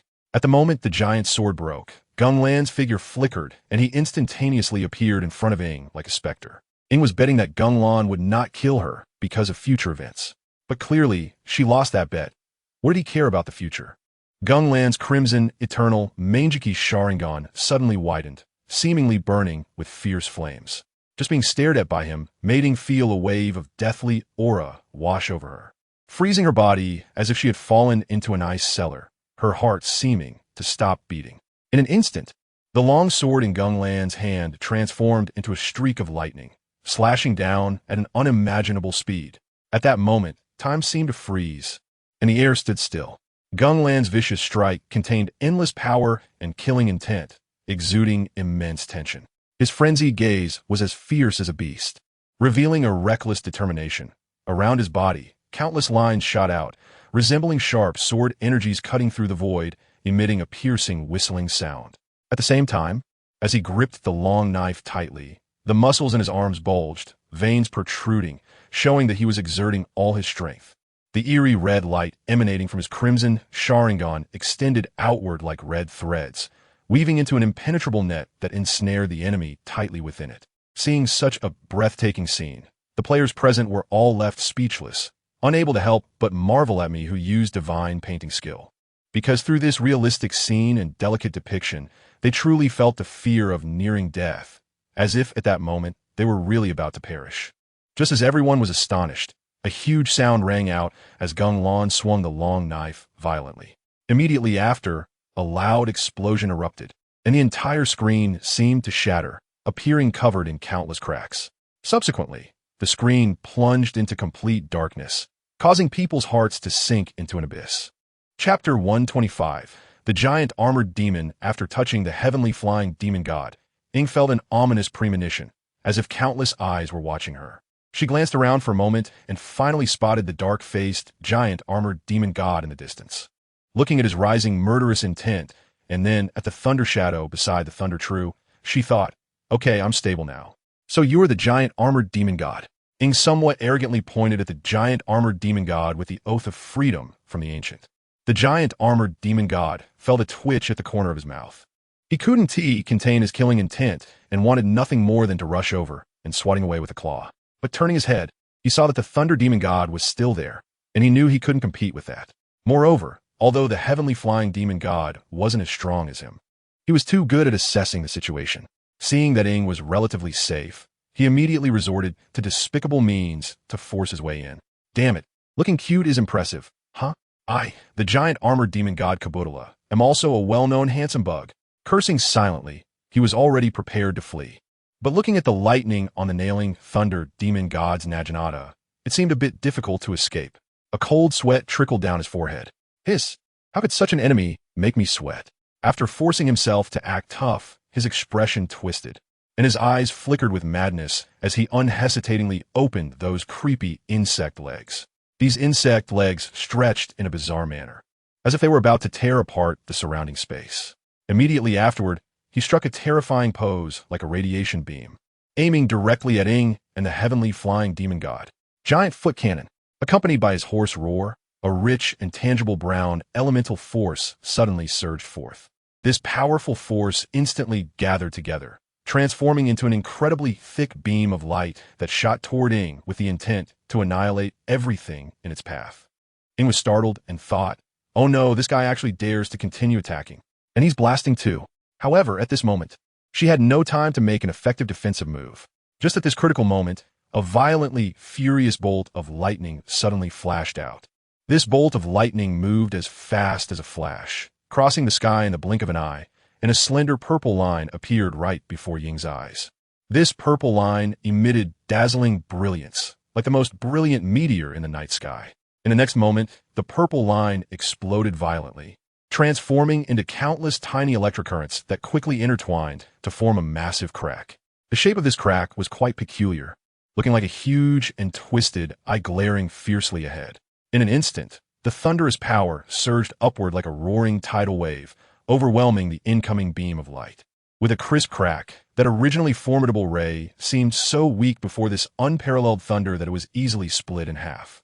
As the light gradually faded, a purple figure slowly emerged. She was graceful and elegant, standing tall, with long purple hair flowing in the wind. She raised her hand and gently waved it. Her delicate hand adorned with half a pair of exquisite gloves radiating a faint purple glow, tightly shielding Ying behind her. Ying's face immediately flushed. Damn, why does she always use the second creation image for Ying? Actually, it's a player character, Where did this bug come from? Raiden's cold words were like a sharp blade, piercing straight into the heart of the giant armored demon god. Each word carried a bone-chilling coldness and deep contempt, making the giant armored demon god shiver. You dare to call me a bug? You little brat who doesn't know the heights of heaven and depths of the earth. Back in the day, when I dominated this continent, you probably weren't even a shadow yet. Although he didn't show weakness verbally, the giant armored demon god felt a bit uneasy in his heart. After all, facing the renowned Raiden god, he felt some trepidation. However, he couldn't lose face, so he could only grit his teeth and throw out harsh words. That said, the giant armored demon god's actions were not slow at all. Suddenly, 3 pairs of rapidly vibrating membranous wings spread out behind him, and with a sharp buzzing sound, he shot into the sky like an arrow. In the blink of an eye, he had already flown quite a distance. But just then, an accident occurred. With a loud bang, the giant armored demon god, who was flying swiftly, suddenly stopped as if he had crashed into an indestructible wall. Due to inertia, he nearly fell to the ground. After stabilizing himself, he looked up in shock to see countless pure white feathers swirling in the air, densely woven together to form an impenetrable wall, completely blocking his path forward. Damn it! The giant armored demon god roared in anger, his voice echoing through the skies. He widened his eyes, his arms bulging with veins, using all his strength to try to tear apart the feather wall. However, no matter how hard he tried, those feathers were, as if enchanted, remaining completely still. Just when the giant armored demon god was furious and humiliated, a calm, yet authoritative voice suddenly floated into his ears. Sever. These 2 words were like a death warrant, sending a shock through the giant armored demon god's heart. In the next moment, he was horrified to find himself engulfed by a thick, unresolvable purple lightning. Boom! With a deafening roar, the massive lightning suddenly exploded in the air. The dazzling light was nearly blinding, and the wildly raging energy surged like a torrential flood, sweeping in all directions with overwhelming force. The powerful shock wave surged out, sending everything nearby flying far away, disappearing from sight. Giant armored demon god. The plane has crashed, kids. Chapter 126. 5 of Andujia, as the first ray of sunlight pierced through the curtain of night and gently spread over the earth. The entire world gradually awakened from its slumber, once again enveloped in warm light that dispelled the darkness and chill of the night. However, the ice god palace located on the ice field still appeared particularly desolate. This magnificent palace had an interior temperature so low that it could instantly freeze a massive elephant into a beautiful ice sculpture. At this moment, despite its seemingly solemn and magnificent exterior, the originally peaceful atmosphere began to change quietly due to some unexpected events. Entering the hall of the ice god palace, one was greeted by an astonishing sight. All the decorations seemed to be carved from crystal-clear ice blocks, resembling exquisite works of art. Being in it felt as if one could sense a serene and mysterious aura enveloping them. Just then, a blue figure darted past like lightning, instantly breaking the tranquility. Upon closer inspection, it turned out to be a petite woman. Despite her small stature, her speed was as swift as the wind, and in the blink of an eye, she transformed into a brilliant blue streak, rushing straight towards the enormous palace gate made of ice crystals, evidently eager to leave this place. As the streak of light was about to burst out of the palace, suddenly, a gigantic cross-shaped ice spike fell from the sky with a fierce momentum, plunging straight into the hard ground with a dull thud, causing the surrounding air to tremble violently. This sudden turn of events successfully intercepted the streak of light attempting to escape. However, the woman did not give up. She swiftly adjusted her direction and attempted to maneuver around the massive ice crystal to continue forward. Suddenly, a graceful and enchanting figure appeared like a ghost. She was dressed in an elegant gown of blue and white, her luxurious skirt swaying like waves, seemingly merging with the surrounding air. From a distance, she looked like a queen emerging from the icy wilderness, cold and majestic. She casually extended her delicate hand, and with an effortless grasp, she precisely caught the streak of light firmly in her palm. However, at that moment, a delicate voice came through. Oh no. It turned out to be the streak of light, sounding somewhat pained. Clearly, that earlier grasp was not as easy and comfortable as it seemed. As everyone focused their gaze, they saw that the ice-like woman was holding a very cute little girl. This little girl was also dressed in blue and white, with a pair of blue horns growing from her head, her unique hairstyle resembling blue and white spirals cascading down both sides of her shoulders. At this moment, the little girl had a face full of reluctance, her small mouth pouting high, and her big watery eyes were filled with anger. Let me go. Let me go. I want to find Gung Lan. The little girl struggled vigorously in the woman's grip while shouting loudly. But no matter how much she squirmed, the ice-like woman remained as steady as a mountain, her expression unchanged, even her grip not loosening in the slightest. Oh dear, I promised him I would take good care of you, so you can't just run out like this. It's too dangerous outside. The woman spoke gently to the little one in a soft tone.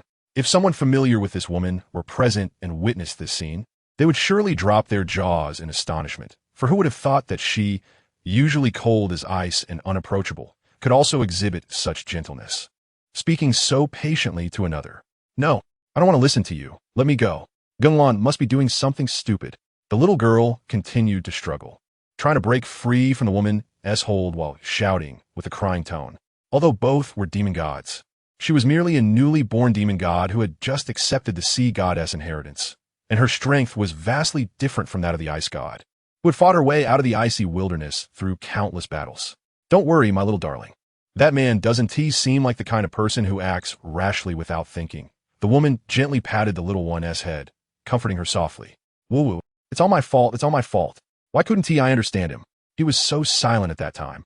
How painful must it have been for him? Now no one can truly understand him, not even me. Whenever Andujia thought of Gung Lan's lonely and desolate appearance back then, her heart felt as if it were tightly gripped by an invisible hand, causing her to almost be unable to breathe. She remembered staring quietly at the peaceful scene of Liyue, her longing for peace igniting like a burning flame. In that moment, her strong desire for a peaceful life made her completely overlook Gung Lan's deep feelings. At that time, she had no idea of the immense pain Gung Lan was enduring. In Gung Lan's eyes, she and others like Diwuduo were undoubtedly crucial figures, but once they had tasted even a bit of the beauty that peace brought, they cast Gung Lan aside and began to speak up for others instead. Such behavior was nothing short of a complete betrayal to Gung Lan. Moreover, it seemed that even the formidable Morix had acted in a way that was unworthy of Gung Lan, leading to Gung Lan's uncontrollable anger. However, when Gung Lan was most helpless and in urgent need of assistance, they all chose to remain silent at the same time, even ruthlessly rebutting him. At this moment, a vision of Gung Lan standing alone by the sea appeared in her mind, his figure looking incredibly lonely, as if he were the only person left in the world, shrouded in endless sorrow and solitude.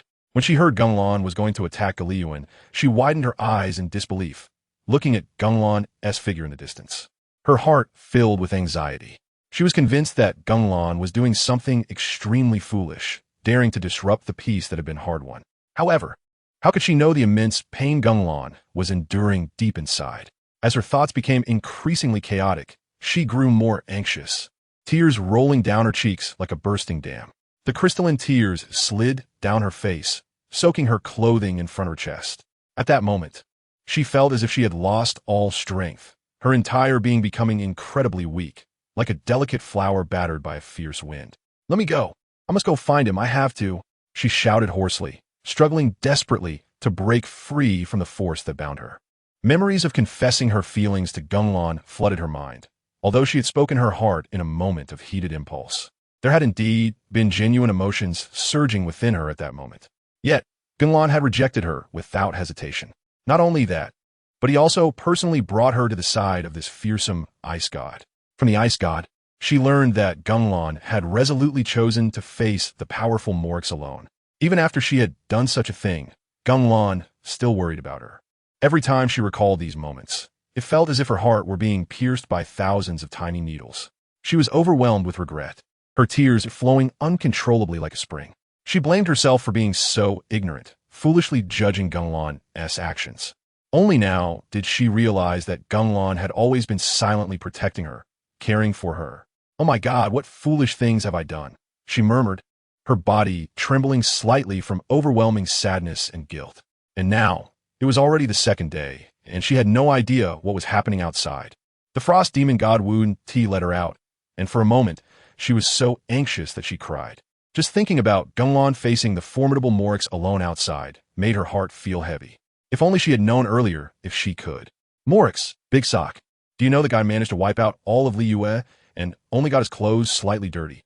After being stopped by Kokorita once again, Andujia stood silently in her room, not knowing what to think. Gung Lan, her tears flowed uncontrollably again. Meanwhile, Kokorita, who was observing from the shadows, also looked troubled. This girl cried all day, gasping for breath each time, making her feel a bit heartbroken. After all, she had the same face as her daughter, and she was the one left here. Just thinking about Gung Lan made Kokorita's feelings complicated. Was she facing Morix alone? What was the reason? While Kokorita was lost in thought, a golden figure slowly appeared next to Andujia. "Sister." The golden figure gradually revealed itself to be Zimiu. "Zimiu, great. How'd you get here?" Andujia's voice was a bit hoarse, but it was clear that she was genuinely happy to see Zimiu. "Gung Lan pointed the way for me to come and take care of you. Are you all right?" She looked at Andujia's pale face and reddened eyes with concern. Upon hearing that name, Andujia became even more agitated. "Where is he? Where is Gung Lan?" She grabbed Zimiu's shoulders, causing Zimiu to be taken aback. "A few hours ago, I saw him heading towards Liyue. He pointed the direction for me. A few hours, there was still time. Her consciousness connected with her bloodline, where she could directly see the seals guarded by the 8 demon gods in the distant deep sea. The enormous Susanoo had plunged its blade into the seal array, continuously suppressing the force beneath. In her perception, the form of Susanoo was gradually fading. Her complexion grew even paler, her legs went weak, and she almost fainted. Zimiu was startled and immediately supported her. Kokorita also reappeared in front of her. "Another cute little one has come." Kokorita looked at Zimiu, who appeared vigilant. It seemed Kokorita quite liked children. "Zimiu, can you help me stop her?" Zimiu glanced at Kokorita, the bone-chilling cold making her a bit fearful. But she still let go of Andujia's hand. "I will always follow you, sister." Saying this, a burst of golden light erupted, and a huge golden ring appeared behind Zimiu, extending 18 golden spider spears, intricately carved with mysterious patterns, their tips transforming into fierce dragon heads. "Oh dear, such a cute little girl. I really can't bear to hurt you." Though she said that, the long spear forged from extreme ice had already appeared in her hand, and even the unmelting ice, which could once freeze Susanoo, was hidden behind her. Man-eating tree, the tongue-teaching method. "Don't worry, she won't kill you." Andujia seemed to comfort Zimiu, whose mouth twitched. Saying this, Andujia immediately transformed into a blue streak of light and rushed towards the door. Kokorita also charged towards the door, and at that moment, a massive golden sphere suddenly appeared in front of Kokorita. "Huh?" Kokorita was stunned by the blast, looking up at Zimiu, flying in the sky with a dirty face. "Oh dear." Kokorita swung her spear, and countless ice crystals condensed into a huge ice beast, roaring and charging towards Zimiu. "I won't let you disturb sister." Saying this, Zimiu conjured a golden spear in her hand and threw it with all her might. Meanwhile, Andujia was channeling all her power towards the door, Gung Lan's figure flashing through her mind. You must wait for me. You must wait for me. I will apologize, whatever you request, as long as you can forgive me. As she neared the door, a figure resembling her appeared. It was Kokorita's daughter. Bologna stood with her arms crossed, her overwhelming aura even blocking Andujia's full-speed charge. She looked at the face almost identical to her own. Get out of the way. Bologna simply watched Andujia quietly. She could tell that Andujia's emotions were very intense. Why was that? What could make her so agitated?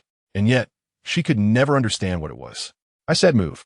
Andujia charged again, this time even transforming into a perfect sage mode. What is it? Why are you the same as me, yet different? Bologna pondered, and miraculously, she lowered her hands. Andujia successfully burst through the door, and, at high speed, she glanced back at Bologna. Bologna still looked at her calmly. All right then, when you come back, you must tell me all about it. From then on, Bologna never had to deal with anything concerning the ice god. It was all Andujia's responsibility. Bologna, investment kid. Andujia finally burst out of the palace. The annoying perception barrier had disappeared. She eagerly expanded her perception to the maximum, which still covered most of the continent, including Liyue. But after a moment, her heart sank. Why isn't he here? Where's Gung Lan? Why isn't he here? She frantically released her perception, even exhausting her mental energy. But she couldn't find that sun-like presence. Meanwhile, in the Liyue land remade by mysterious forces, Morix looked towards the sky, slightly dazed. He vaguely sensed that the long-standing suppression that had constrained Teyvat for countless years had been lifted. Is this what you meant? Morix thought of Gung Lan in his white robe, who had spoken to him before leaving. Your worries are meaningless. If you think I will bring disaster to this world, then I will change this world to show you. He really did it. He actually believed the words of the Sky Island and doubted Gung Lan. His guilt towards Gung Lan deepened even more. At that moment, he noticed the frantic perception. It was the little girl next to Gung Lan. At this moment, Morix was rarely silent. Should he tell Andujia about Gung Lan? Mondstadt.The. A blue and white giant dragon sped towards Morix. This frightened the people of Liyue greatly. Only Sad watched the dragon with a complex expression. Morix. The almost roaring voice created a wave of sound. Morix was taken aback. It was strikingly similar to Gung Lan. Where's Gung Lan? When it came to Gung Lan, the tone even softened a bit. He is no longer in this world. Andujia's enormous dragon-like eyes suddenly contracted, those eyes seeming to hold the stars and the sea, glaring at Morix. I want you to pay with your life. In an instant, the entire Teyvat ocean surged with monstrous waves. Egeria sat by the sea with little Fugalos in her arms, her expression grave. As someone affiliated with the Sky Island, even though she had been demoted, she could clearly perceive that the Teyvat continent had just been destroyed once. Although I don't know what that huge circular flying object is, I, along with all my followers, did my utmost and turned to ashes beneath it. And now, the sea has become extremely turbulent. The little Fugalos is somewhat scared and has shrunk into Egeria's embrace. She has witnessed quite a lot today. It's okay, Fufu. When the Canrio War starts, you won't be able to comfortably hide in her arms anymore over in Liyue. Morix looked at Andujia, whose eyes had turned crimson, feeling somewhat ashamed. Liyue is flourishing and not suitable for further conflict. Morix was already pondering how to resolve Gung Lan's matter. When Andujia first arrived, a phrase flashed through his mind. Don't tell her, I can't come back anymore. Morix felt the weight of those words. He clearly knew the relationship between Andujia and Gung Lan, and now, if he hadn't believed the lies of the Sky Island, things wouldn't have turned out this way. He felt unworthy to face Andujia. Saad was quietly watching Andujia from his original position, while Sadmira stood awkwardly beside him. Brother, Saad seemed not to hear. Gung Lan. Andujia opened her mouth wide, a vast elemental force gathering within, forming a massive beam that directly engulfed Morix. The jade shield appeared around Morix, but it flickered under the overwhelming attack. At that moment, a figure resembling a mountain appeared in the distance. That hefty body resembled a dragon, but looked like it had indulged too much.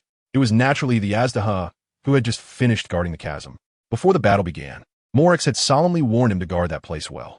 In the end, after everything was done, he saw nothing but a flash of white light. Upon returning to Liyue, he saw his good brother being bullied by a dragon. Although from his elemental dragon's aesthetic viewpoint, that dragon was indeed goddess level, he didn't care about that. The Sigma dragon was fearless. It roared and charged forward, its massive body accompanied by infinite power. Andujia glanced at Azdaha. Get lost. An enraged voice accompanied a massive torrent of water, and Andujia struck Azdaha hard with her tail. Azdaha, with a body so heavy that even Morix couldn't move it, was actually sent flying by a single tail strike. He crashed heavily into the ocean, causing a giant wave 1,000 meters high. Countless tsunamis seemed to have a mind of their own, swallowing Azdaha and numerous sea beasts rushing towards him with crimson eyes. The people of Liyue stared dumbfounded at the scene before them. Under the fierce beam of light, Morix stepped forward first. He floated in front of Andujia and then flew away from Liyue. Andujia wanted to follow, but looked back at the people of Liyue, immortal or human. That had once been the life she longed for, free from fighting and scheming, everything in peace, just staying by Gung Lan's side, spending every day happily. However, this peace took Gung Lan away. The crimson in her eyes seemed to flicker with dark flames. The black flames that had swallowed Gung Lan upon their first meeting now echoed Andujia's fury. She charged her power again, but this time, fierce black flames burned above her. Morix turned to look back, shocked. No, this girl wasn't supposed to be so gentle. How did she become like this? If it were the old Andujia, she would indeed challenge Morix one-on-one and later feel guilty for breaking something. But the current Andujia was different. She had lost her most important person. At this moment, she was no less fierce than Ashura. Both were madmen. Morix thought Andujia now resembled the former beauty Gung Lan. Did she become like her after he left? Such a way of living was not acceptable. Dragon Wrath. The terrifying elemental power seemed to carry an infinite intent of destruction. It was unleashed directly at Liyue. Seeing this, Sod immediately grabbed the dazed Sadmira beside him and quickly fled. He understood Andujia's feelings well. He too had once been a helpless existence until he met his sister. He deeply understood the pain of losing someone important. I want you to pay for his life. Andujia's roar echoed through the heavens and the earth, as well as the resting Istru and Asmodeus on the Sky Island. These two maintainers lay on the floor without any Leda-like demeanor. They had sensed that the sword hanging over Teyvat had disappeared. These beings, who embodied their master's beliefs, had misjudged the situation this time. Unexpectedly, he accomplished what their master could not. Asmodeus pondered, her golden eyes glistening with tears. Teyvat is finally safe. The two high-ranking maintainers, such exalted beings, now showed a vulnerability akin to little girls. They didn't know how long it had been since their master created them, bestowing upon them the task of guarding Teyvat. They had carried this burden for an unknowable amount of time, and now, but the massive elemental reaction beneath the Sky Island shattered their sentimentality. Were the demons fighting again? Probably. Andujia unleashed a devastating blow, and Morix instantly appeared. Countless rock spires rising from the ground to block the attack. But the beam of light swept through the rock spires effortlessly, charging towards Liyue. Morix knew that if he held back any longer, Liyue would truly be doomed. This time, Gung Lan wouldn't take cover for him. Morix fully unleashed his power, a massive shield blocking the attack. But the laser continued to pour down incessantly. Everyone, can we stop? At that moment, a sweet female voice emerged. Morix turned around and saw a stunning woman in light gauze with pink hair and horn-like decorations appearing in the air, alongside a woman in green clothing with snow-white hair. But Andujia seemed to hear nothing, even increasing her power. Oh no, Bair, what should we do? She won't listen. I'll handle it. Andujia, look into my eyes. Andujia was momentarily stunned. Who was this? And how did she know her name? Her eyes involuntarily glanced over. She was shocked to see that the woman in green had one purple-ringed eye. But what did that matter? No one could stop me, except Gung Lan. But Gung Lan was no longer here. The firepower intensified. Morix was taken aback. Who were these two? Hey, why isn't it working? Bair clearly didn't know that Andujia had never seen the reincarnation eye. At that time, when she transformed and told Gung Lan that prophecy, Gung Lan had cast the transcription seal on Bair's eyes. With Gung Lan's evolution, the seal also evolved. Although it didn't do much for Bair, if it didn't trigger, it was just a decorative contact lens. Gung Lan had said back then, if anything really happened to him, a little blue and white creature would come over, and, using that eye to look at her, she would understand. At that time, Bair easily read Gung Lan's completely different attitude when he spoke. But now, why was it working? She thought for a moment, can be adjusted? Bair fiddled with it. And then the reincarnation eye transformed into the appearance of the eternal kaleidoscope Sharingan, the familiar six-pointed star. I'm going to be the god of wisdom. Look at my eyes. Andujia looked at Bair and the others with some irritation. She had made up her mind to spray this noisy one to death. Andujia, Those eyes, it can't be wrong. Andujia immediately ended the light and then appeared in front of Bayer in an instant. It's hard to imagine how that massive figure could move so quickly. Bayer was also startled. "That why is it with you?" Andujia's voice was still filled with rage. Bayer then recounted everything about Gung Lan's arrival at the World Tree. So it was because of the prophecy. Andujia glanced at Morix, realizing why everything had been developing positively at that time, but Gung Lan insisted on starting a war. Was it Morix's betrayal? Saying this, Andujia's anger surged even higher. Bayer seemed to sense that something was still off and immediately aimed at Andujia. He said, "Let me look into your eyes." Andujia looked at that familiar eye. If it were Gung Lan's eye from before, she would have found it beautiful, lovely, but on Bayer, she found it unremarkable. In that moment of looking at the eye, Andujia's mind was transported to another place. There was a world of pure white, only white, nothing else. Andujia felt a bit dazed. It felt very unreal. And as she was lost in thought, that figure appeared. When Andujia saw that figure, she wanted to cry, but the tears had long since dried up. "Gung Lan." Andujia lunged at Gung Lan, but found she had grasped nothing. She fearfully stood up, trembling as she reached towards Gung Lan. Gung Lan would never use divine power against her. As he had said, that meant this wasn't him. Sure enough, her hand passed through his body once again. "If you see this, it means I've already left." Gung Lan suddenly began to speak, and Andujia listened quietly. "I'm sorry I didn't explain clearly. It's my stubbornness." No, it's my fault, Gung Lan. I didn't believe you." Andujia charged forward again, saying incessantly, but Gung Lan seemed like a pre-recorded video. "I went to a very distant place. Although I won't die, it's still no different from death. Where are you? I will find you. I will definitely find you. Beyond this world, far beyond imagination. Then I will go back to find you. No matter how far it is, I will." Gung Lan didn't stop. "Don't come looking for me. Don't wait for me. Just be happy. Be that silly self every day. I don't want to. Without you, I should. By the way, at the beach where we met, I built a small house there. Inside are some things you said you liked: the feathers of the god of flower forest, white angel flowers, and the crown made of ice by Cocolia. Don't forget, you are the princess of the sea." Oh, and Andujia listened as Gung Lan slowly spoke, unable to hide her inner pain any longer. Everything she had casually mentioned, Gung Lan remembered. "You can choose to stay with Cocolia. Her intentions are not bad. She will take good care of you. I'm also a clumsy person. Although I seem indifferent and heartless, you are the first person in my life." I didn't know what to say when we parted. "Andujia, I know you love sweets, but don't eat too much. It's bad for your teeth. Don't be picky. Eat enough every day. Don't starve yourself, and grow strong. Don't stay up late. Make sure to sleep well every day.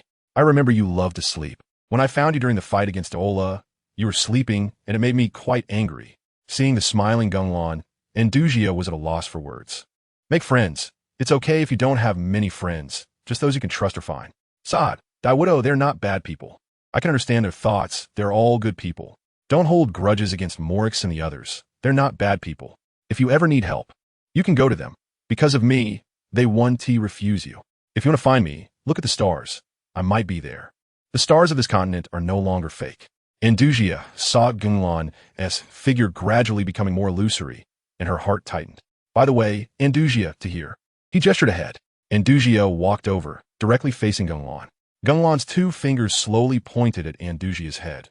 Although they passed through, his own dissipation was becoming faster. And Andujia, in this brief time together, having you by my side. Andujia hurriedly tried to grasp those rays of light with her hands, but found it utterly useless. "It's really great." After Gung Lan's words were finished, he completely dissipated, and Andujia felt as if all her strength had been drained, collapsing onto the ground. When a person is in extreme sadness, they cannot speak. The pure white space ended, and Andujia appeared back at the original spot. She had exited her dragon transformation mode. Sitting there in a daze, her gaze hollow. No one understood why Andujia loved Gung Lan so much. If Andujia were to speak, she would say, "Because he is Gung Lan. If I were the earth, then Gung Lan would naturally be my son. The earth will always revolve around the sun time passed with the alternation of day and night." On a beach in Liyue, a quaint little house sat on the shore. The waves crashed against the sandy beach. A fairy-like girl sat quietly on a stool in front of the little house. She stared silently at the vast sea. Her stunning blue eyes showed no emotion at that moment. Although her figure was still small, it was clear she would be an extraordinarily beautiful existence in the future. "Sister." On a distant mountain peak, a girl in a black robe gazed at the coastline. This was Ximiao. Behind her stood a girl with white hair, dressed in a white dress. Sister Shimiao, does Andujia come here every day? It's you, Nanning. Shimiao glanced in the direction of Andujia. Since that day, my sister has come here every day, sitting for most of the day, even finishing her work in advance. Is Andujia waiting for that person? Yes, it is him. Thanks to the newcomer Xiaobai for the gift. I didn't have time back then. Now I'm making up for it. Although it wasn't intimate, there will be. Chapter 130. The sealed power. As the gaze entered the endless darkness, Ying's consciousness still existed. Am I dead? Ying's voice echoed in the darkness.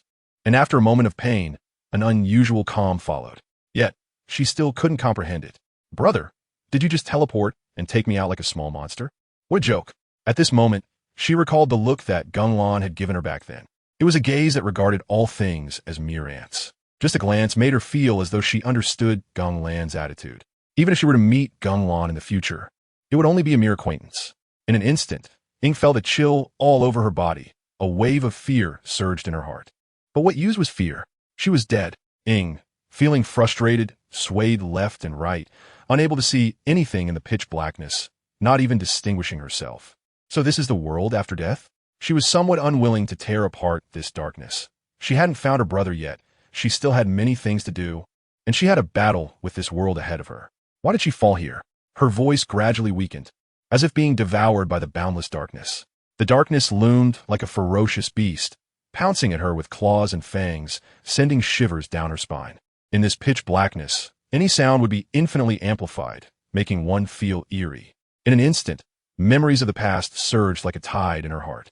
She recalled the days when she set out on an adventure with her brother, traversing countless worlds and experiencing numerous strange landscapes.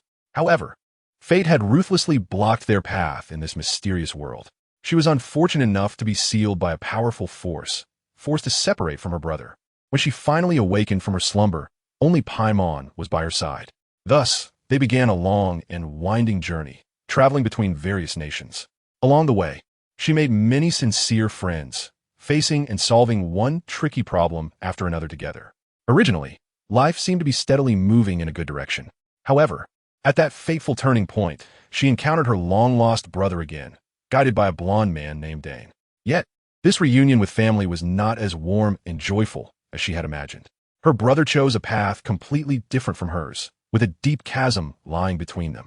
Despite this, she still firmly told herself, no matter what, she must find her brother. Even if the road ahead was fraught with danger and difficulties, she would never give up. But everything was ruined. She stepped into this legendary ancient battlefield, where countless earth-shattering battles had taken place, and every inch of land was soaked in blood and glory. Yet, standing here now, she was just an ordinary mortal woman. Alone, she faced the terrifying demons, who possessed world-destroying power, as if a simple wave of their sleeve could turn the entire world to ashes. Although she had extraordinary skills and mastered many mysterious techniques, everything seemed insignificant and unworthy in the face of such an absolute power gap. All along, she believed that after enduring countless hardships, she could still secure a place for herself in this fantastical land of Teyvat. She looked forward to finding her long-lost brother soon and questioning him face to face why he resolutely plunged into the dark abyss. However, when she truly witnessed the true forms of those demons, she awoke from her dream, deeply realizing how naive, childish, and absurd her previous thoughts were. These demons were terrifyingly strong, exuding endless pressure, and their mere existence made it hard to breathe. At that moment, she gripped the sword in her hand, trying to keep calm, but that hand trembled uncontrollably. Various chaotic thoughts flashed rapidly in her mind, leaving her unsettled and hesitant. Her heart raced like a wild horse, nearly bursting from her chest. In that moment, she felt as insignificant as dust, her previous passion and ambition instantly evaporating, shattered by the cruel reality into a pile of remnants. Amidst the endless darkness, Ying felt the torment of loneliness and panic. She was somewhat on the verge of a breakdown. The repeated blows and the crushing darkness had overwhelmed this spirited girl. Her heart shattered. Ying cried like a defenseless child. In this terrifying silence of darkness, cries echoed as Ying vented her emotions. She released the pent-up frustration that she had endured from various pressures. Uncertain of how long it had been, Ying stopped making sounds. At that moment, a faint golden light appeared in the darkness. Like a golden thread, it radiated light, reflecting on Ying's tear-streaked face. Her eyes looked somewhat vacant, with traces of tears, making her appear particularly pitiful as she knelt on the ground without moving. The golden thread began to wrap around her body. Ying felt a warm power flowing into her body, and she sensed everything within her with confusion. She felt her spirit being comforted, lightened considerably. Slowly, she stood up and looked at the thread around her. Behind her, a golden diamond-shaped lens formed out of thin air, resembling wings. Chapter 131. Golden mist, with styling, felt the faint glow, how warm and reassuring it was. She felt a warm sensation all over her body, and the torment she had suffered in the darkness seemed to fade away. In an instant, the dim golden light suddenly brightened, and the sudden burst of light made Ying instinctively blink. When she opened her eyes again, the surrounding darkness had vanished, replaced by a place bathed in golden light with countless shimmering rays. Ying was overjoyed. It was wonderful to finally be free from the darkness. Heaven knows how despairing it was in such a confined environment. However, something felt off about the scene before her. Had she been detected for the good deeds she did in her life and brought to heaven? Moments later, as Ying was still pondering, a golden branch emerged from a corner of the sky. The branch was adorned with mysterious patterns that spoke of its extraordinary nature. It was enormous, making Ying feel like a grain of sand in its presence. Here comes the 5 branches. Originally, throwing a zero-frame branch was already disgusting. Not only does it not let you grab it, but it can also throw 5 times in a row. What kind of trick is this? This is terrifying. Bro. Ying took a hesitant step back. The massive branch suddenly emitted a dazzling light. Ying, on my eyes. When Ying regained her composure and opened her eyes, she saw a pair of strange eyes before her. They were golden, wave-like eyes, adorned with 9 evenly spaced comma-shaped marks, filled with a power and mystery that took her breath away. Ying shifted her gaze away from those eyes and was momentarily stunned. What did she see? Uchiha Kengan? The being before her was actually Uchiha Kengan. No. As Ying looked closely at the figure, she saw that the person stood there quietly, like a sculpture. His long golden hair cascaded down to his waist like a waterfall, gently swaying in the breeze, shimmering with the brilliance of sunlight. His white robe was spotless, pure as freshly fallen snow. The robe loosely wrapped around his tall frame, swaying slightly with his movements, adding a touch of ethereal grace. But most striking were his bare arms, which were covered in densely packed, mysterious runes that emitted a dazzling golden light. These runes were like twinkling stars in the night sky, resembling magical markings from ancient legends, each containing boundless power and secrets. They intertwined and echoed, forming a breathtaking pattern that enveloped him, making him appear as if he were a sacred angel descending from the heavens. Ying was left speechless, her mouth agape. Wait, are you a guy or a girl? What is this? Oh my, oh my, oh my. An angelic form of Kengan. So beautiful, bro. Your boy. It's out, the most comfortable one yet. So sacred, so compassionate, completely different from the dark Kengan and white Kengan. How many faces do you have, Kengan? Ying was dumbfounded until the golden Kengan slowly extended his arm, raising the arm covered in golden runes. Traveler, the performance of the divine will have you as the protagonist. Kengan's voice was exceptionally ethereal, but to Ying's ears, it sounded very puzzling. This is not the time for a curtain call. Take up your sword and charge once more toward the pinnacle of this world. Only then will you know everything. At the same time, Kengan slowly spoke, and then a beam of golden light appeared from his palm, instantly reaching Ying's eyes, followed by another flash of strong light. Ying, I must buy anti-glare glasses in the future. Meanwhile, the player's perspective shifted to the battlefield in Inazuma. Morna looked at Ying, who had been utterly defeated by Kengan's blade, her pupils constricting. Is she dead? A wave of ominous emotion surged within her. That human, is she really dead? She glanced at Kengan, who appeared completely indifferent, and an inexplicable anger surged within her. She didn't know why, nor did she want to know why. All she wanted was to give that guy a good beating. Wait, did that little girl fall for the protagonist just from hug? She's simply a succubus. In an instant, countless white feathers transformed into a storm, sweeping across the land.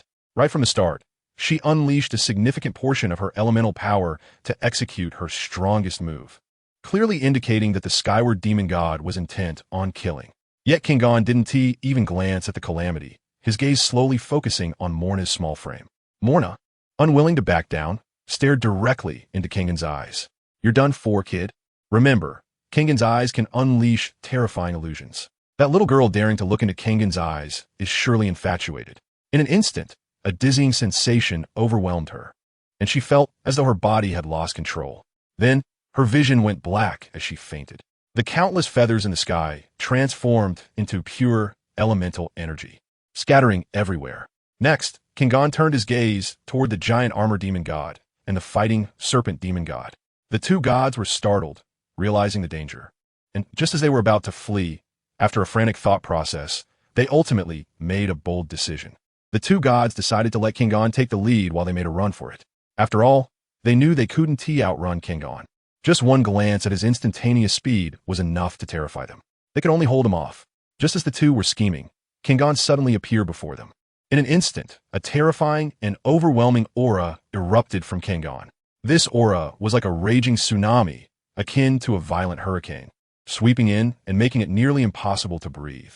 The extreme sense of oppression felt as though it had become a tangible weight, pressing down heavily on the two gods. They felt as if they were bearing an immense burden, their legs weak and bodies trembling uncontrollably. At that moment, Kingan stood there quietly, yet he gave off the impression of a Shura emerging from the depths of hell.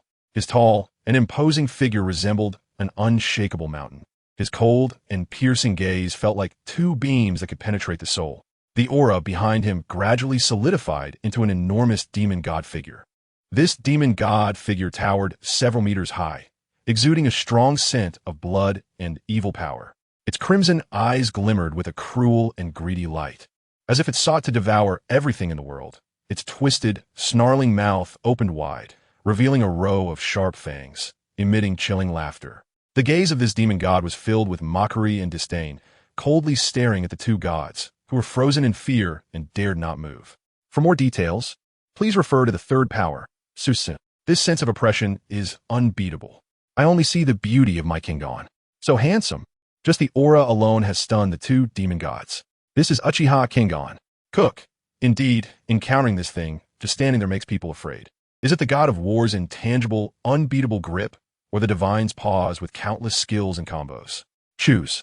At that moment, on another part of the battlefield, Raiden Makoto finally managed to get up from the ground. She spat out a mouthful of blood, her whole body aching, making it difficult for her to stand. She raised her head, her beautiful purple eyes filled with exhaustion. Looking towards Gung Lan, a complex mix of emotions surged within her. It was the first time she had encountered someone whose martial arts were on par with, or even surpassed, her own. Although she admired such a strong opponent, their positions made it impossible for them to unite, to discuss martial arts. If Gung Lan attacked again, she would have no choice but to use that move. Even if it might still be insufficient, as long as she could ensure her sister and the others escaped, that would be enough. Suddenly, a golden light appeared in front of her, and then a figure slowly materialized. A traveler? Raiden Mei was taken aback. How could she suddenly appear beside her? Was it the flying thunder god? Before Raiden Mei could think too much, Ing immediately turned and lunged at her. Just as Raiden Mei was about to counterattack, she was knocked away, and the two were sent flying. Then a gigantic, sharp rock broke through the ground, targeting the very spot where they had been moments before. Following that, a massive gray rock crocodile, hundreds of meters tall, appeared before them. It swung its enormous blade without hesitation towards the two who had dodged. Zulfust. Ing gritted her teeth and extended her arm, channeling the strange power that had suddenly awakened within her. That strange power flowed throughout her body and then infused into the ground. Boom! The giant crocodile's blade struck with a tremendous noise, but the creature frowned. Raiden Mei looked at Ing with a puzzled expression. Did this guy master another element? The grass element? Looking at the massive trees that emerged from the ground around Ing, they rose up like shields to block the giant crocodile's attack. Would release, would force defense technique. This phrase suddenly popped into Ying's mind, followed by an influx of countless pieces of knowledge. After absorbing it, Ing smiled excitedly. Would release? Truly, what a powerful ability. Chapter 132. Is that what you call would release, the birth of the tree realm? Ing was digesting the knowledge in her mind, and at this moment, she was greatly shocked by this brand new power. What a powerful ability would release combines attack, control, defense, and healing all in one. Just now, she couldn't understand where this came from, but after acquiring would release, her perception ability also improved, and she could clearly sense that it was the sage cells from earlier. Ing couldn't help but smile. Family, we've made it. Brother Ran is still Brother Ran, casually giving such powerful cells. Tech Library Cumidor. No way. Is my new ability the same as Brother Ran's little branch? Kasaya Defense. I remember Brother Ran's big move had something that looked like a sea of trees, right? Safina, I have an ominous premonition. At this moment, facing the enormous crocodile demon god in front of her, although she was still suppressed by that terrifying pressure, the sage cells in her body were constantly exerting power, making her appear calm and composed. Ing felt that she was completely transformed now. She still owed a debt of gratitude to Brother Ran. White Ran was her favorite. Although Brother Ran had black, gold, and white variants, White Ran was definitely her favorite. Don't ask, just know that Black Ran had been defeated once, Gold Ran was sacred and inviolable, and White Ran was suddenly approachable. Miniature beauty, hiss. I need to think of a way to climb into Brother Ran's bed. Wood release, insertion technique. Ing stopped her imagination, immediately raised her arm, and several wooden spikes burst forth from her body, shooting out at an incredible speed. Sasiki Eye's machine. Diwuduo, the granite demon god who shook the world, coldly stared at the wooden spikes shooting towards him like arrows. He suddenly swung the large knife in his hand, creating a fierce gust of wind that slammed against those wooden spikes. In an instant, there was a series of crackling sounds, and several extremely hard wooden spikes burst apart, turning into countless tiny wooden shards that flew everywhere. However, these seemingly ordinary wooden shards did not stop there. They flickered with a chilling light in mid-air, as if they had a life of their own, rushing towards Diwuduo at high speed. Faced with such a dangerous attack, Diwuduo showed no intention of dodging, standing firmly in place, allowing the flying wooden shards to scatter behind him. Just then, those wooden shards, like a dense swarm of needles, mercilessly pierced into Diwuduo's body. Each shard acted like a greedy vampire, frantically draining the elemental power from within him. As time passed, Diwuduo could feel his strength being drawn out little by little. It was small, but for Ing it was a lot. Feeling the feedback from the elemental power, Ing became even more excited. This is so useful. Then Diwuduo's attack came again. Ing seemed unable to dodge and was smashed apart by Diwuduo's knife. Under Raiden Mei's bewildered gaze, Ing slowly appeared beside her. The smashed Ing turned into a lump of wood. Wood release, wood clone technique. The more she used her abilities, the more powerful she found wood release to be. With strong power, diverse functions, capable of absorbing without fear of exhaustion. In a protracted battle, it was simply invincible. However, it lacked large-scale destructive skills. After all, with her beginner's understanding, she couldn't deeply explore the full scope of wood release knowledge in her mind. If that knowledge were a book, Ing had only read up to the part about building houses, which was the wood release, column family technique. A few pages further, she would reach wood release, all bag technique, wood release, wood dragon technique, and wood release, birth of the tree realm. But these few pages were difficult to turn. For Ing at this point, she still needed to accumulate a lot of proficiency. Ing looked at Diwuduo and then used the insertion technique again, sending countless wooden spikes flying towards him. Diwuduo opened his gigantic mouth, shooting out elemental power condensed like a stone machine gun, instantly shattering the wooden spikes, which then shot towards Ing. Without hesitation, Ing clapped her hands again. Wood release, wood block wall, wood release, tree realm wall. After casting 2 wood releases in quick succession, Ing almost forgot how to recognize the character for wood, and so did I. The wood block wall was a row of wooden pillars bending from the ground to form an arch wall standing in front. The tree realm wall was a shield formed by rapidly growing wooden vines protecting her. After casting both, Ing felt a bit flustered, took a big step back, grabbed Raiden Mei's hand, and cast again. Wood release, Fang shield technique. Instantly, a wooden shield shaped like a toothy ghost face appeared around Ing and Raiden Mei. The ghost face seemingly mocking Diwuduo. Diwuduo's stone spikes instantly shattered the first 2 layers of defense, violently crashing into the Fang shield technique. Inside, Ing and Raiden Mei immediately felt a tremendous impact. It felt like a car accident, but fortunately, the car was sturdy, comparable to a Xiaomi Su7, blocking this fierce attack. Raiden Mei glanced at Ing again, and at this moment, Ying's eyes sparkled with a light called confidence. Although she didn't know how her abilities came about this way, she could protect herself and her sister. All she needed to do was fight with all her strength. As the Fang shield technique made contact, Raiden Mei looked towards the direction of Gung Lan. Gung Lan almost instantaneously killed the 2 gods. With a glance, Amaterasu's black flames instantly engulfed Kabudala, and then a divine might sucked Oroba into it. Oroba looked puzzled at everything in the divine might space, falling into deep thought. Before him, a little girl held a golden spear, calmly gazing at him. From that elemental power, it was on par with him. But most importantly, Behind the little girl was a gigantic monster nearly 10,000 meters tall. Its entire body was the color of wood, with protrusions on its back resembling wooden stakes, adorned with strange multicolored flames, resembling a human, but its hideous face unmistakably revealed it to be a terrifying monster. Oroba's entire body became numb. All right, there's also a golden little fox on one side, but Oroba just hadn't noticed.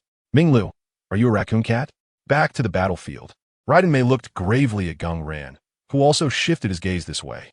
Seeing Ing, Gung Lan quickly understood. Interesting. He then looked up at Diwuduo, using divine might to suck Diwuduo in before instantly appearing in front of Ing. Oroba, I'm playing reverse horse. Ing immediately went on alert. Although the face in front of her looked just like Brother Ran's handsome face, this guy was not the Brother Ran she knew. She had to teach him a harsh lesson. After gaining wood release, Ing regained her confidence to challenge. She squared her shoulders and looked eagerly at Gung Lan. Oh, daring to challenge me is quite good, but the only thing I can praise you for is this. With a flick of her hand, a wind element kunai swiftly flew out, and without a second thought, Ing clapped her hands. Wood release, tree root explosion. Ing instantly created a giant tree with her right arm, charging fiercely towards Gung Lan. Oomph. Gung Lan sneered, not even switching places with Flying Thunder God. This can be called wood release? Ridiculous. Gung Lan extended both hands forward. Some science, unzip your pants. Wood release. Birth of the Tree Realm. Chapter 133 tells you that wood release is like this. Gung Lan stretched out his hands, and Ing felt that something terrible was about to happen. Huh? Does Lan Ji also know wood release? Before she could process it, the entire ground began to tremble. Wood release. Birth of the Tree Realm. Accompanied by a deafening roar that echoed through the skies. A powerful force that made one's heart race suddenly erupted from deep within the earth. The entire ground started to shake violently, with countless terrifying cracks spreading like spiderwebs. Then, massive roots, thicker than one could imagine, burst forth from the ground, growing rapidly towards the sky in a nearly frenzied manner. The might of these enormous roots was as if the apocalypse was upon them, leaving both Raiden Mei and Ing dumbfounded. Each root resembled a roaring dragon, rushing upward with a destructive momentum. In the midst of it all, Ing appeared so small and fragile. The small grove she created with wood release was nothing but a trivial joke compared to these overwhelming roots. What is this? The massive roots descended like a vast net, bearing down on Ing with an unstoppable force. Knowing the characteristics of wood release, Ying's heart sank. She realized that if she didn't escape quickly, if these roots touched her body, she would likely be turned into a mere husk in an instant. At that moment, Raiden Mei next to her unsheathed her Naginata without hesitation. In a flash, she dashed out like lightning, and in the blink of an eye, she unleashed 3 fierce bolts of lightning that struck down hard on the expanding tree realm. Raiden Mei's combat power was already extremely high, and the terrifying lethality contained within the lightning was not to be underestimated. With a loud crash, several massive roots snapped in response, with wisps of black smoke rising from the broken ends. However, unexpectedly, the severed roots almost instantly regrew, and their assault became even more ferocious, as if they had been thoroughly enraged. Ing, things are not looking good. We must escape immediately. Ing didn't dare to delay for a moment. She made a quick decision, using all her strength to transform into a rapidly spinning whirlwind, the wind howling, interspersed with flickering lightning. Thus, she harnessed the power of wind and thunder, sprinting away from the realm of the tree birth at an astonishing speed. Wasteland AI. Kids just got new powers, didn't even have time to celebrate, and then got overshadowed. Who is the real protagonist here? Fake Cry. Do you like my Longi's mid-screen full-on attack? Death Robble. Damn, these roots are like a giant bulldozer, so powerful. After witnessing this scene, Raiden Mei did not hesitate at all, her form instantly transforming into a dazzling bolt of lightning, dashing out like a flash. However, things were far from as easy as they imagined. The Tree Realm's technique had many notable advantages, one of which was its extremely vast coverage. At this moment, Ing was rushing through the air like a gust of wind, nimbly dodging left and right, desperately avoiding the massive roots that struck like giant pythons. These roots were not only terrifying in size, but they also slammed down with astonishing speed, and the impact was undeniable. If struck, Ing would likely be turned into a puddle of mush. Even more troublesome was that these roots possessed the ability to absorb elemental energy, making Ying's already difficult situation even worse. Ying wiped the cold sweat from her forehead and suddenly felt an unusual sensation rise in her heart. She couldn't help but wonder, I've already run so far. Why are there still so many roots appearing around me? Just how extensive is the range of this skill? Thinking of this, Ying couldn't help but silently complain while feeling indignant. Why can others' wood release be so powerful, while my own is so small and weak? At a Burgeon, I'm laughing. Buddy, you should check where your ability comes from. Raiden Mei's situation wasn't optimistic either. At first, she could slice through some roots, but when she realized that the roots she was cutting down absorbed the elemental energy from her attacks and regrew, she understood that she couldn't fight head-on. If she used her technique now and didn't destroy all of them in one go, it would only make the roots stronger. Raiden Mei had to choose to evade. Who would have thought that the once fearless Thunder God would now be desperately dodging? While the two were avoiding attacks, those who had already retreated to a safe distance, like the Fox Shrine, were now staring blankly at this scene. Well, they looked. The area that had been shattered and scarred from the fierce battle between the Thunder God and Raiden Mei had undergone astonishing changes in the blink of an eye. Countless thick roots burst forth from the cracks in the mountains like bamboo shoots after a rain, spreading rapidly. Following that, towering trees rose from the ground, their dense branches and leaves intertwining to form a green sea. In just an instant, the once devastated mountain range was revitalized, as if it had never experienced that earth-shattering battle. Moreover, the newly sprouted trees were visibly growing faster, threatening to cover the surrounding area as well. Watching this incredible scene, the Fox Shrine was completely stunned. She murmured, "The gods, they really are monsters." It was only at this moment that she deeply realized that in the face of absolute power, the little cleverness she prided herself on was utterly useless. But isn't the real older sister also a god? Why haven't you used it? Yu and Chiyo looked at the worried Raiden Mei and asked in confusion. Raiden Mei said nothing, only gazing in the direction of Ying. "Ying, please don't get hurt." Uchiha Gung Lan crossed his arms, his Sharingan clearly seeing through the countless roots towards the constantly dodging Ying and Mei. "Let's add a little more flavor." Clapping his hands, he called forth what he desired. Would release, would dragon technique. Ying's form flickered as she narrowly dodged a fierce strike from a thick root. She was panting, beads of sweat dotting her forehead, and was secretly astonished. For some reason, the attack speed of these roots seemed to be increasing. It was as if they were empowered by some mysterious force. Each strike carried more power and speed, making it increasingly difficult for Ying to cope. Just then, a deafening, earth-shattering roar resounded through the skies. The sound was like 1,000 thunders, reminiscent of a landslide or tsunami, shaking Ying's eardrums and making her heart tremble. Among the countless intertwining roots, a massive, fearsome wooden dragon suddenly emerged. Its body was covered with wood-like scales as hard as iron, shimmering with an eerie light. Its sharp claws resembled steel hooks, radiating a chilling glare. When its cavernous mouth opened, it seemed capable of swallowing the heavens and the earth, sending chills down one's spine. This wooden dragon raised its head to the sky and let out a roar that shook the heavens. Its elongated body continued to stretch, seemingly endless. Then, it charged down with the force of thunder, like a giant missile hurtling towards Ying, carrying destructive energy that crashed down fiercely. What is this again?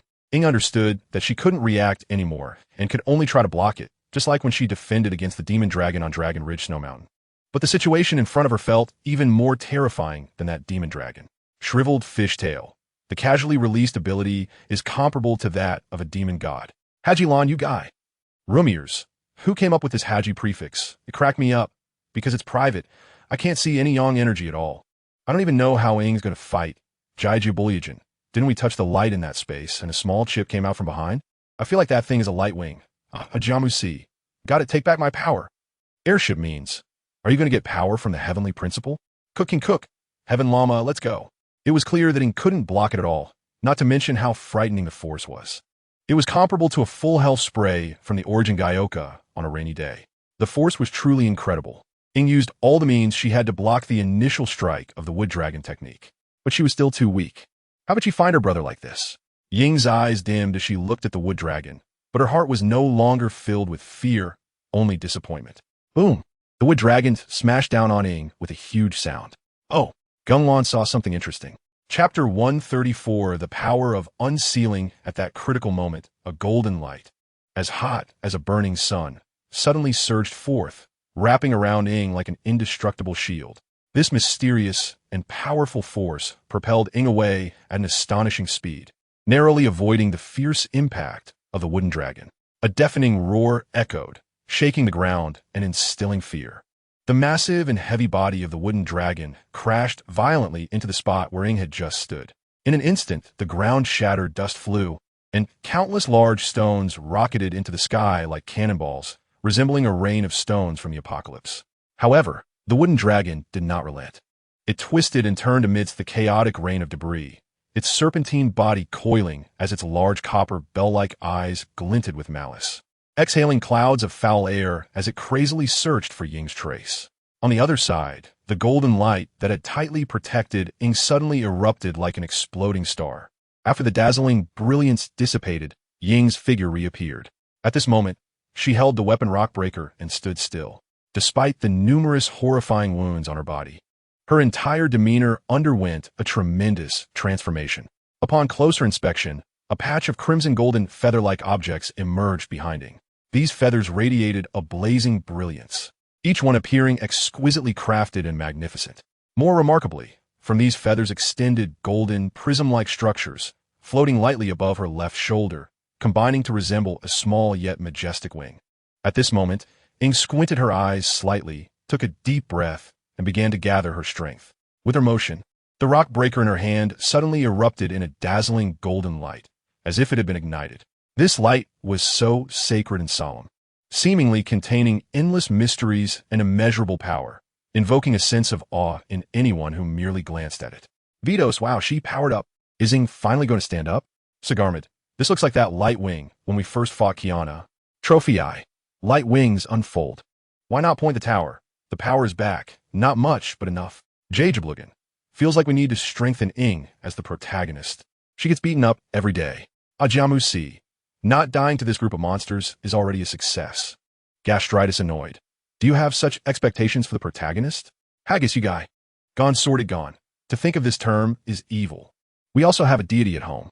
Ing now felt her body brimming with power. It was a familiar sensation, reminiscent of the times she traveled with her brother. But now there was something different. She tightened her grip on the sword, glowing faintly with crimson gold. It feels doable. In the blink of an eye, the wooden dragon roared and charged at her again. Ing swung her long sword, striking with the speed of lightning, slicing a massive gap into the wooden dragon's slender body. The wooden dragon felt no pain and continued to rush forward. Ing transformed into a beam of golden light, instantly appearing above the wooden dragon, and plunged her sword down fiercely. The already sharp rock breaker, under the dazzling golden light, pierced toward the wooden dragon's head like a bolt of lightning. In an instant, a muffled sound echoed as the long sword sank deep into the wooden dragon. But that wasn't the end. Holding the long sword, Ing did not hesitate to exert her strength again. She tightly grasped the hilt and fiercely slashed down along the wooden dragon's head. This strike was like breaking bamboo, with shavings flying everywhere, as if tearing apart the very space. In the blink of an eye, the long sword had cut from the wooden dragon's head down its massive body, leaving a shocking deep gash.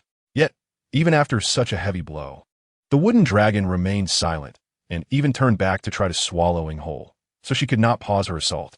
Immediately, she flickered and appeared behind the wooden dragon like a specter. Then she leaped high, raising the long sword with all her might and bringing it crashing down onto the wooden dragon's back. Another loud bang resounded, and the wooden dragon's hard back was caved in by this strike, with countless wooden pieces flying everywhere. After throwing away the rock breaker, another weapon, Oath of Freedom, appeared in her hand. She wiped the blade, and the crimson golden light reappeared. Ing swung it with all her strength, unleashing a massive crimson golden sword light that cleaved the already severely damaged wooden dragon in half. The wooden dragon then disintegrated into countless wood shavings, and trees began to sprout from the ground. The wood escapability was truly a terrifying power. Before Ing could think further, a piercing sound rang out. The cacophony was like the screeching of 1,000 birds, sharp enough to pierce her eardrums. Without a second thought, it was 1,000 birds. Gung Lan appeared behind Ing in an instant, wielding the 1,000 birds engulfed in dark flames. Gung Lan's eyes, like an eternal kaleidoscope, flashed with crimson light. Ing involuntarily made eye contact, and in an instant, her mind spun, but from somewhere, a golden light emerged, purifying the illusion and restoring Ing. But it was too late. Gung Lan was also puzzled as to why Ing woke up so quickly, but he could vaguely sense a familiar aura from her. Was it my cells? No, it was more than that. Gung Lan thrust the 1,000 birds fiercely toward Ying's chest. Puchi! The sound of flesh being pierced echoed as Ying was directly impaled by Gung Lan. She looked at Gung Lan in horror, seemingly still in disbelief. It was too fast. She couldn't react at all. Flanking Bailing Palace. No way. Are you saying our little blonde just showcased a move and got taken out by Gung Lan? Away Private Special. Should rename him to Original Gung Lan. My Gung Lan is the protagonist. Little blonde is a sidekick. Rumeyer. With this wave, no matter who came, it wouldn't work. Flying Thunder God, Illusion, Pressure, 1,000 birds. I don't know how to dodge. Arabi. He even used Kimui. I can't forget those eyes. Cook. Wow, that is powerful. Ing wanted to say something, but her chest was already a bloody mess from Gung Lan's attack, only able to stare at Gung Lan's cold, blood-red eyes. Why Messiah suddenly feels like Gung Lan is the big villain. Jamusi. Just say what difference it makes for him to be here with the villain. Night good and good night. Naturally evil Uchiha, old ghost. Gung Lan looked at Ing, whose life force was rapidly waning, seemingly still pondering something. Then, a purple Susanoo skeletal arm appeared, looking like he wanted to crush Ing into blood. Stop! Raiden Shogun rushed over in a hurry. She had just broken free from the tree world and arrived to see her little blonde being slaughtered. Slaughtered? Return my little blonde. During their time, together and through life and death, Raiden Shogun had come to regard Ing as a true friend. But now she could only watch her friend die before her eyes. The 1,000 birds continued to screech, and Raiden Shogun's eyes were about to burst, almost giving birth to a Sharingan. Gung Lan sensed something was off. Suddenly, his entire body became ethereal, and he activated Kamui. What triggered this ability? A white-haired figure slowly emerged from the vortex. At the same time, a golden-haired figure withdrew from meditation, glanced at the immensely powerful golden energy tree behind him, and then vanished. Chapter 135. Past, Present, Future in an instant. Gung Lan, who was in a state of divine might, felt a sense of unreality. Then, his scarlet Sharingan appeared, and he suddenly looked in a certain direction. There, the same temporal and spatial fluctuations appeared. Ah, Jamusi Misaka, could it be? House Rabbit Destruction. Did I come too late? Majestic Lightning. I'm his strongest support. When the figure with white hair emerged from the spatial fluctuations, everyone was in an uproar. White-haired Uchiha Gung Lan, it's you again. Again and again. Looking at the suddenly appeared white-haired Gung Lan, Raiden Mei and the others were all dumbfounded. Unfamiliar. Did the opponent use a shadow clone again? To distinguish, the hair color and clothes have changed. How shady. But before Raiden Mei and the others could prepare, the white-haired Gung Lan looked at Ing, who was lying in a pool of blood, and frowned. No. Has she fallen asleep again? The white-haired Gung Lan was somewhat speechless. With the Book of Seals and Flying Thunder God, why is she still so unmotivated? Ing, you are amazing, you are noble, you are really strong. Just a single strike, and I'm done for. Meanwhile, the black-haired Gung Lan had been paying attention to the white-haired Gung Lan. Let's call them White Gung Lan and Black Gung Lan from now on. Such a mysterious aura and the overwhelming sense of terror. Yes, it's my future self.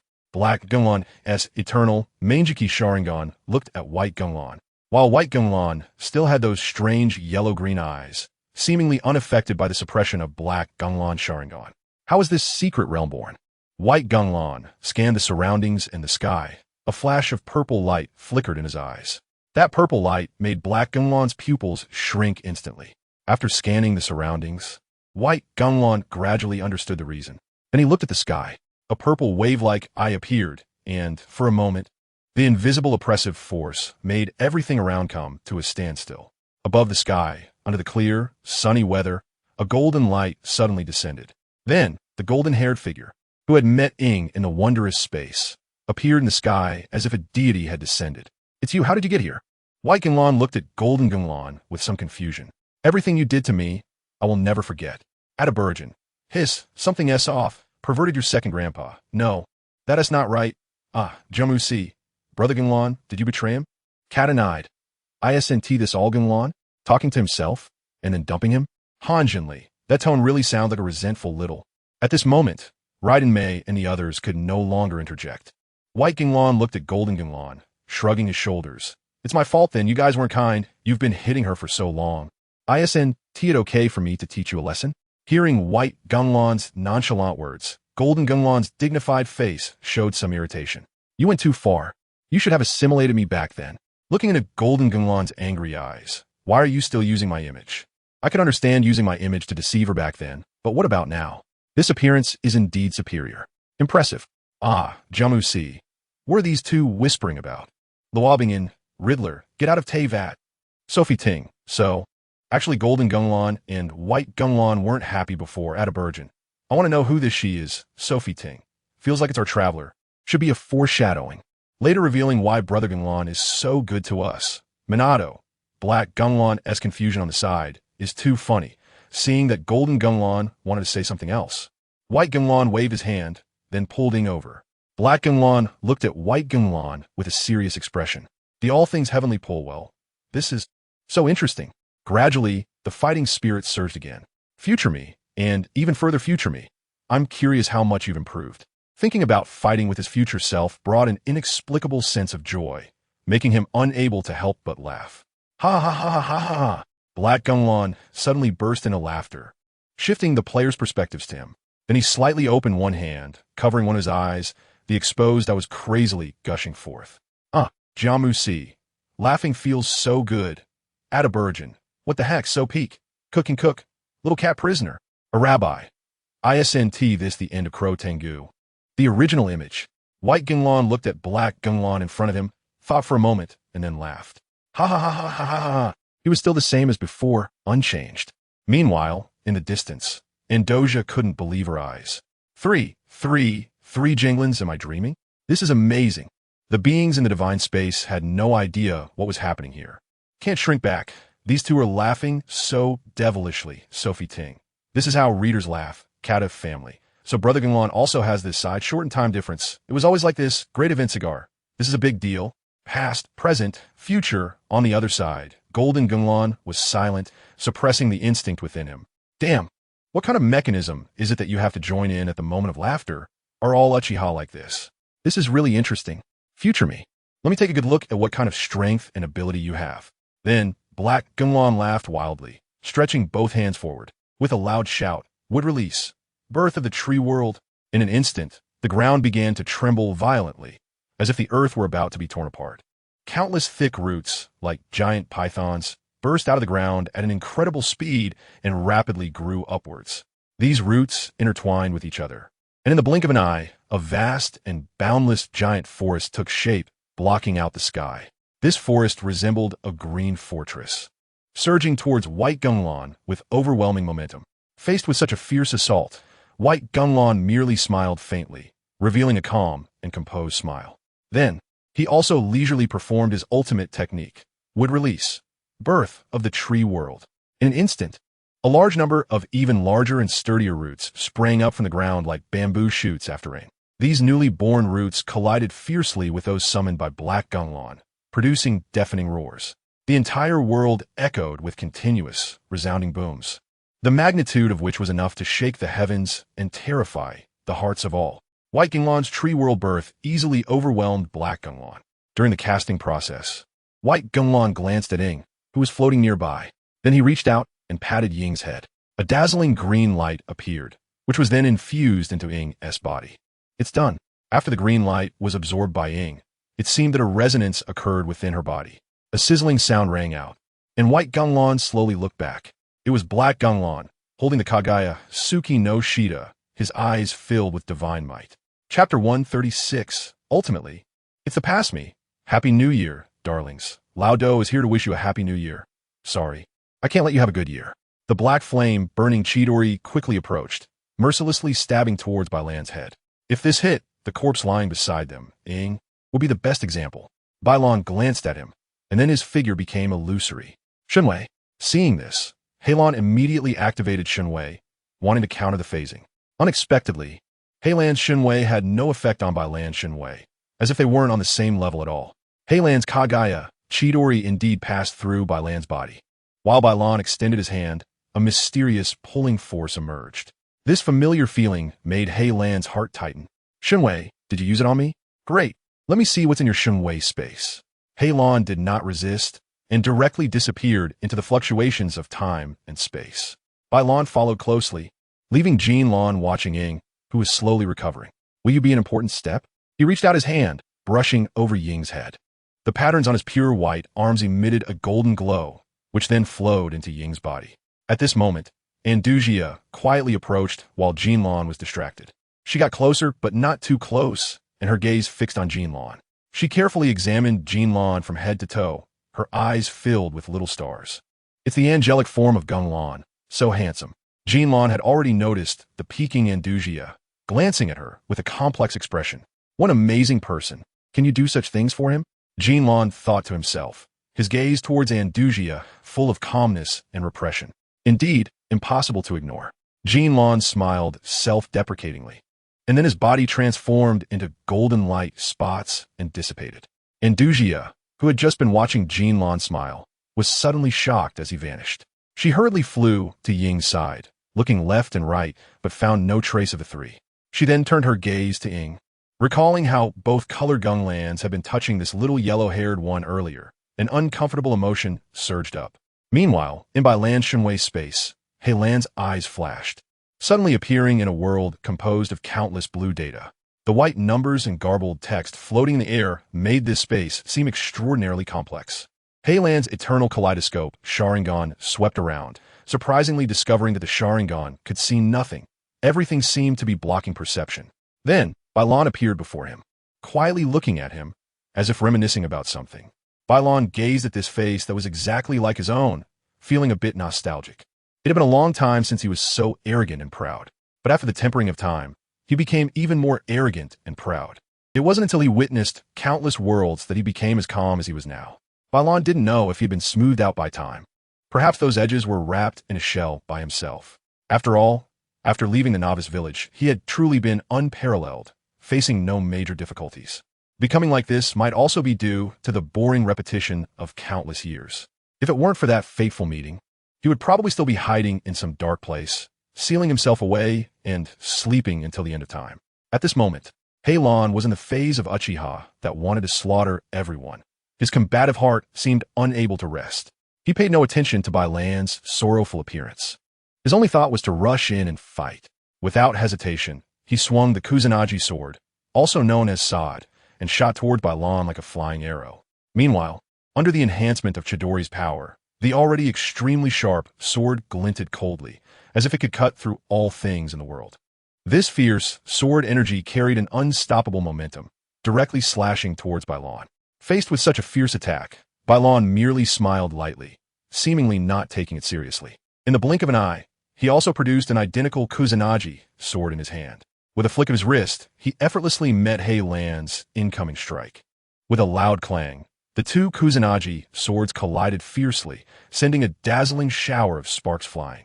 Following that, a series of crisp clinking sounds echoed around, as the two had already exchanged several blows in an instant.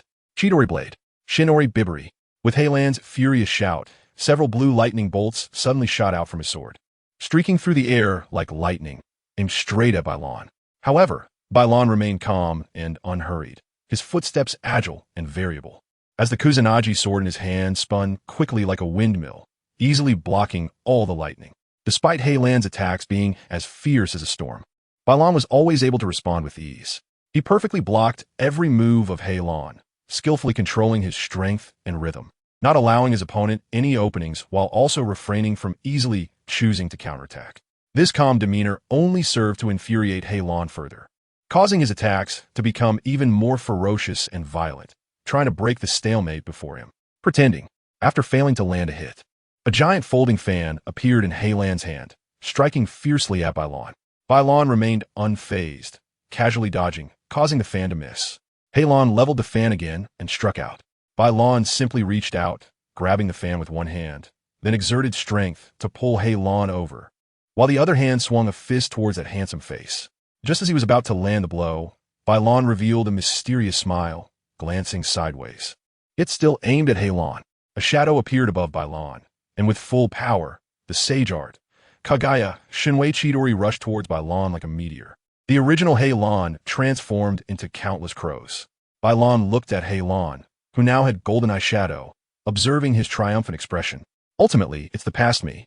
But what you don't know is that my evolution is faster than the speed of light.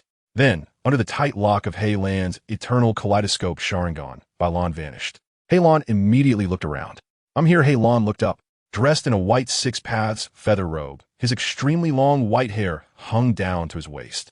The tips a beautiful purple. A pair of purple six-tomo Rinnegan displayed dominance, and in the middle of his forehead was a Rinne Sharingan with 9 tomo. At this moment, Bailan looked entirely like its suit Suki.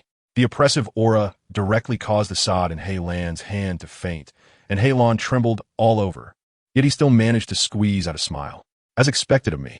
Saying this, Bailan approached GengLan's side. Silently watching him, he gently patted his shoulder. You shouldn't lose now. Humph. Heilan let out a light snort and then vanished. Bailan had already stayed in this space. What Heilan didn't expect was that the six paths mode was not the end, but the beginning. After all, in an instant, a massive golden light shone down as a gigantic golden tree appeared, and on that giant tree's trunk was a massive Rinne Sharingan. Chapter 137. Returning to Inazuma, Bailan didn't glance back. With a wave of his hand, everything behind him vanished. He then left the Kamui space. On the battlefield, Geng was already standing next to Ing, observing her changes. In the distance, there was a puffed-up Andujia. As if sensing Bailan's return, Geng looked to the side. The two exchanged glances. It's not good to casually probe into someone else's memories, Geng said lightly, his golden gem-like eyes calmly looking at Bailan. Do you think it's useful? Bailan's tone was somewhat flippant. Geng remained silent. Moments later, Ing, who was lying below, suddenly moved. She abruptly opened her eyes, gasping for air as if she hadn't breathed for years. Am I still alive? Upon opening her eyes, she saw 2 GengLan's, 2 of them, and neither had black hair. Geng glanced at her and then slowly stepped back. We will not let you go, Geng said in a low voice before transforming into golden light and disappearing. Muda, useless. Geng then looked at Ing and reached out to touch her golden hair. Very healthy. It seems the treatment worked well. Brother Lan, did you save me? Probably, mainly due to the cells you transplanted. They just got activated. Oh, no wonder I feel so energetic now. Ing looked around.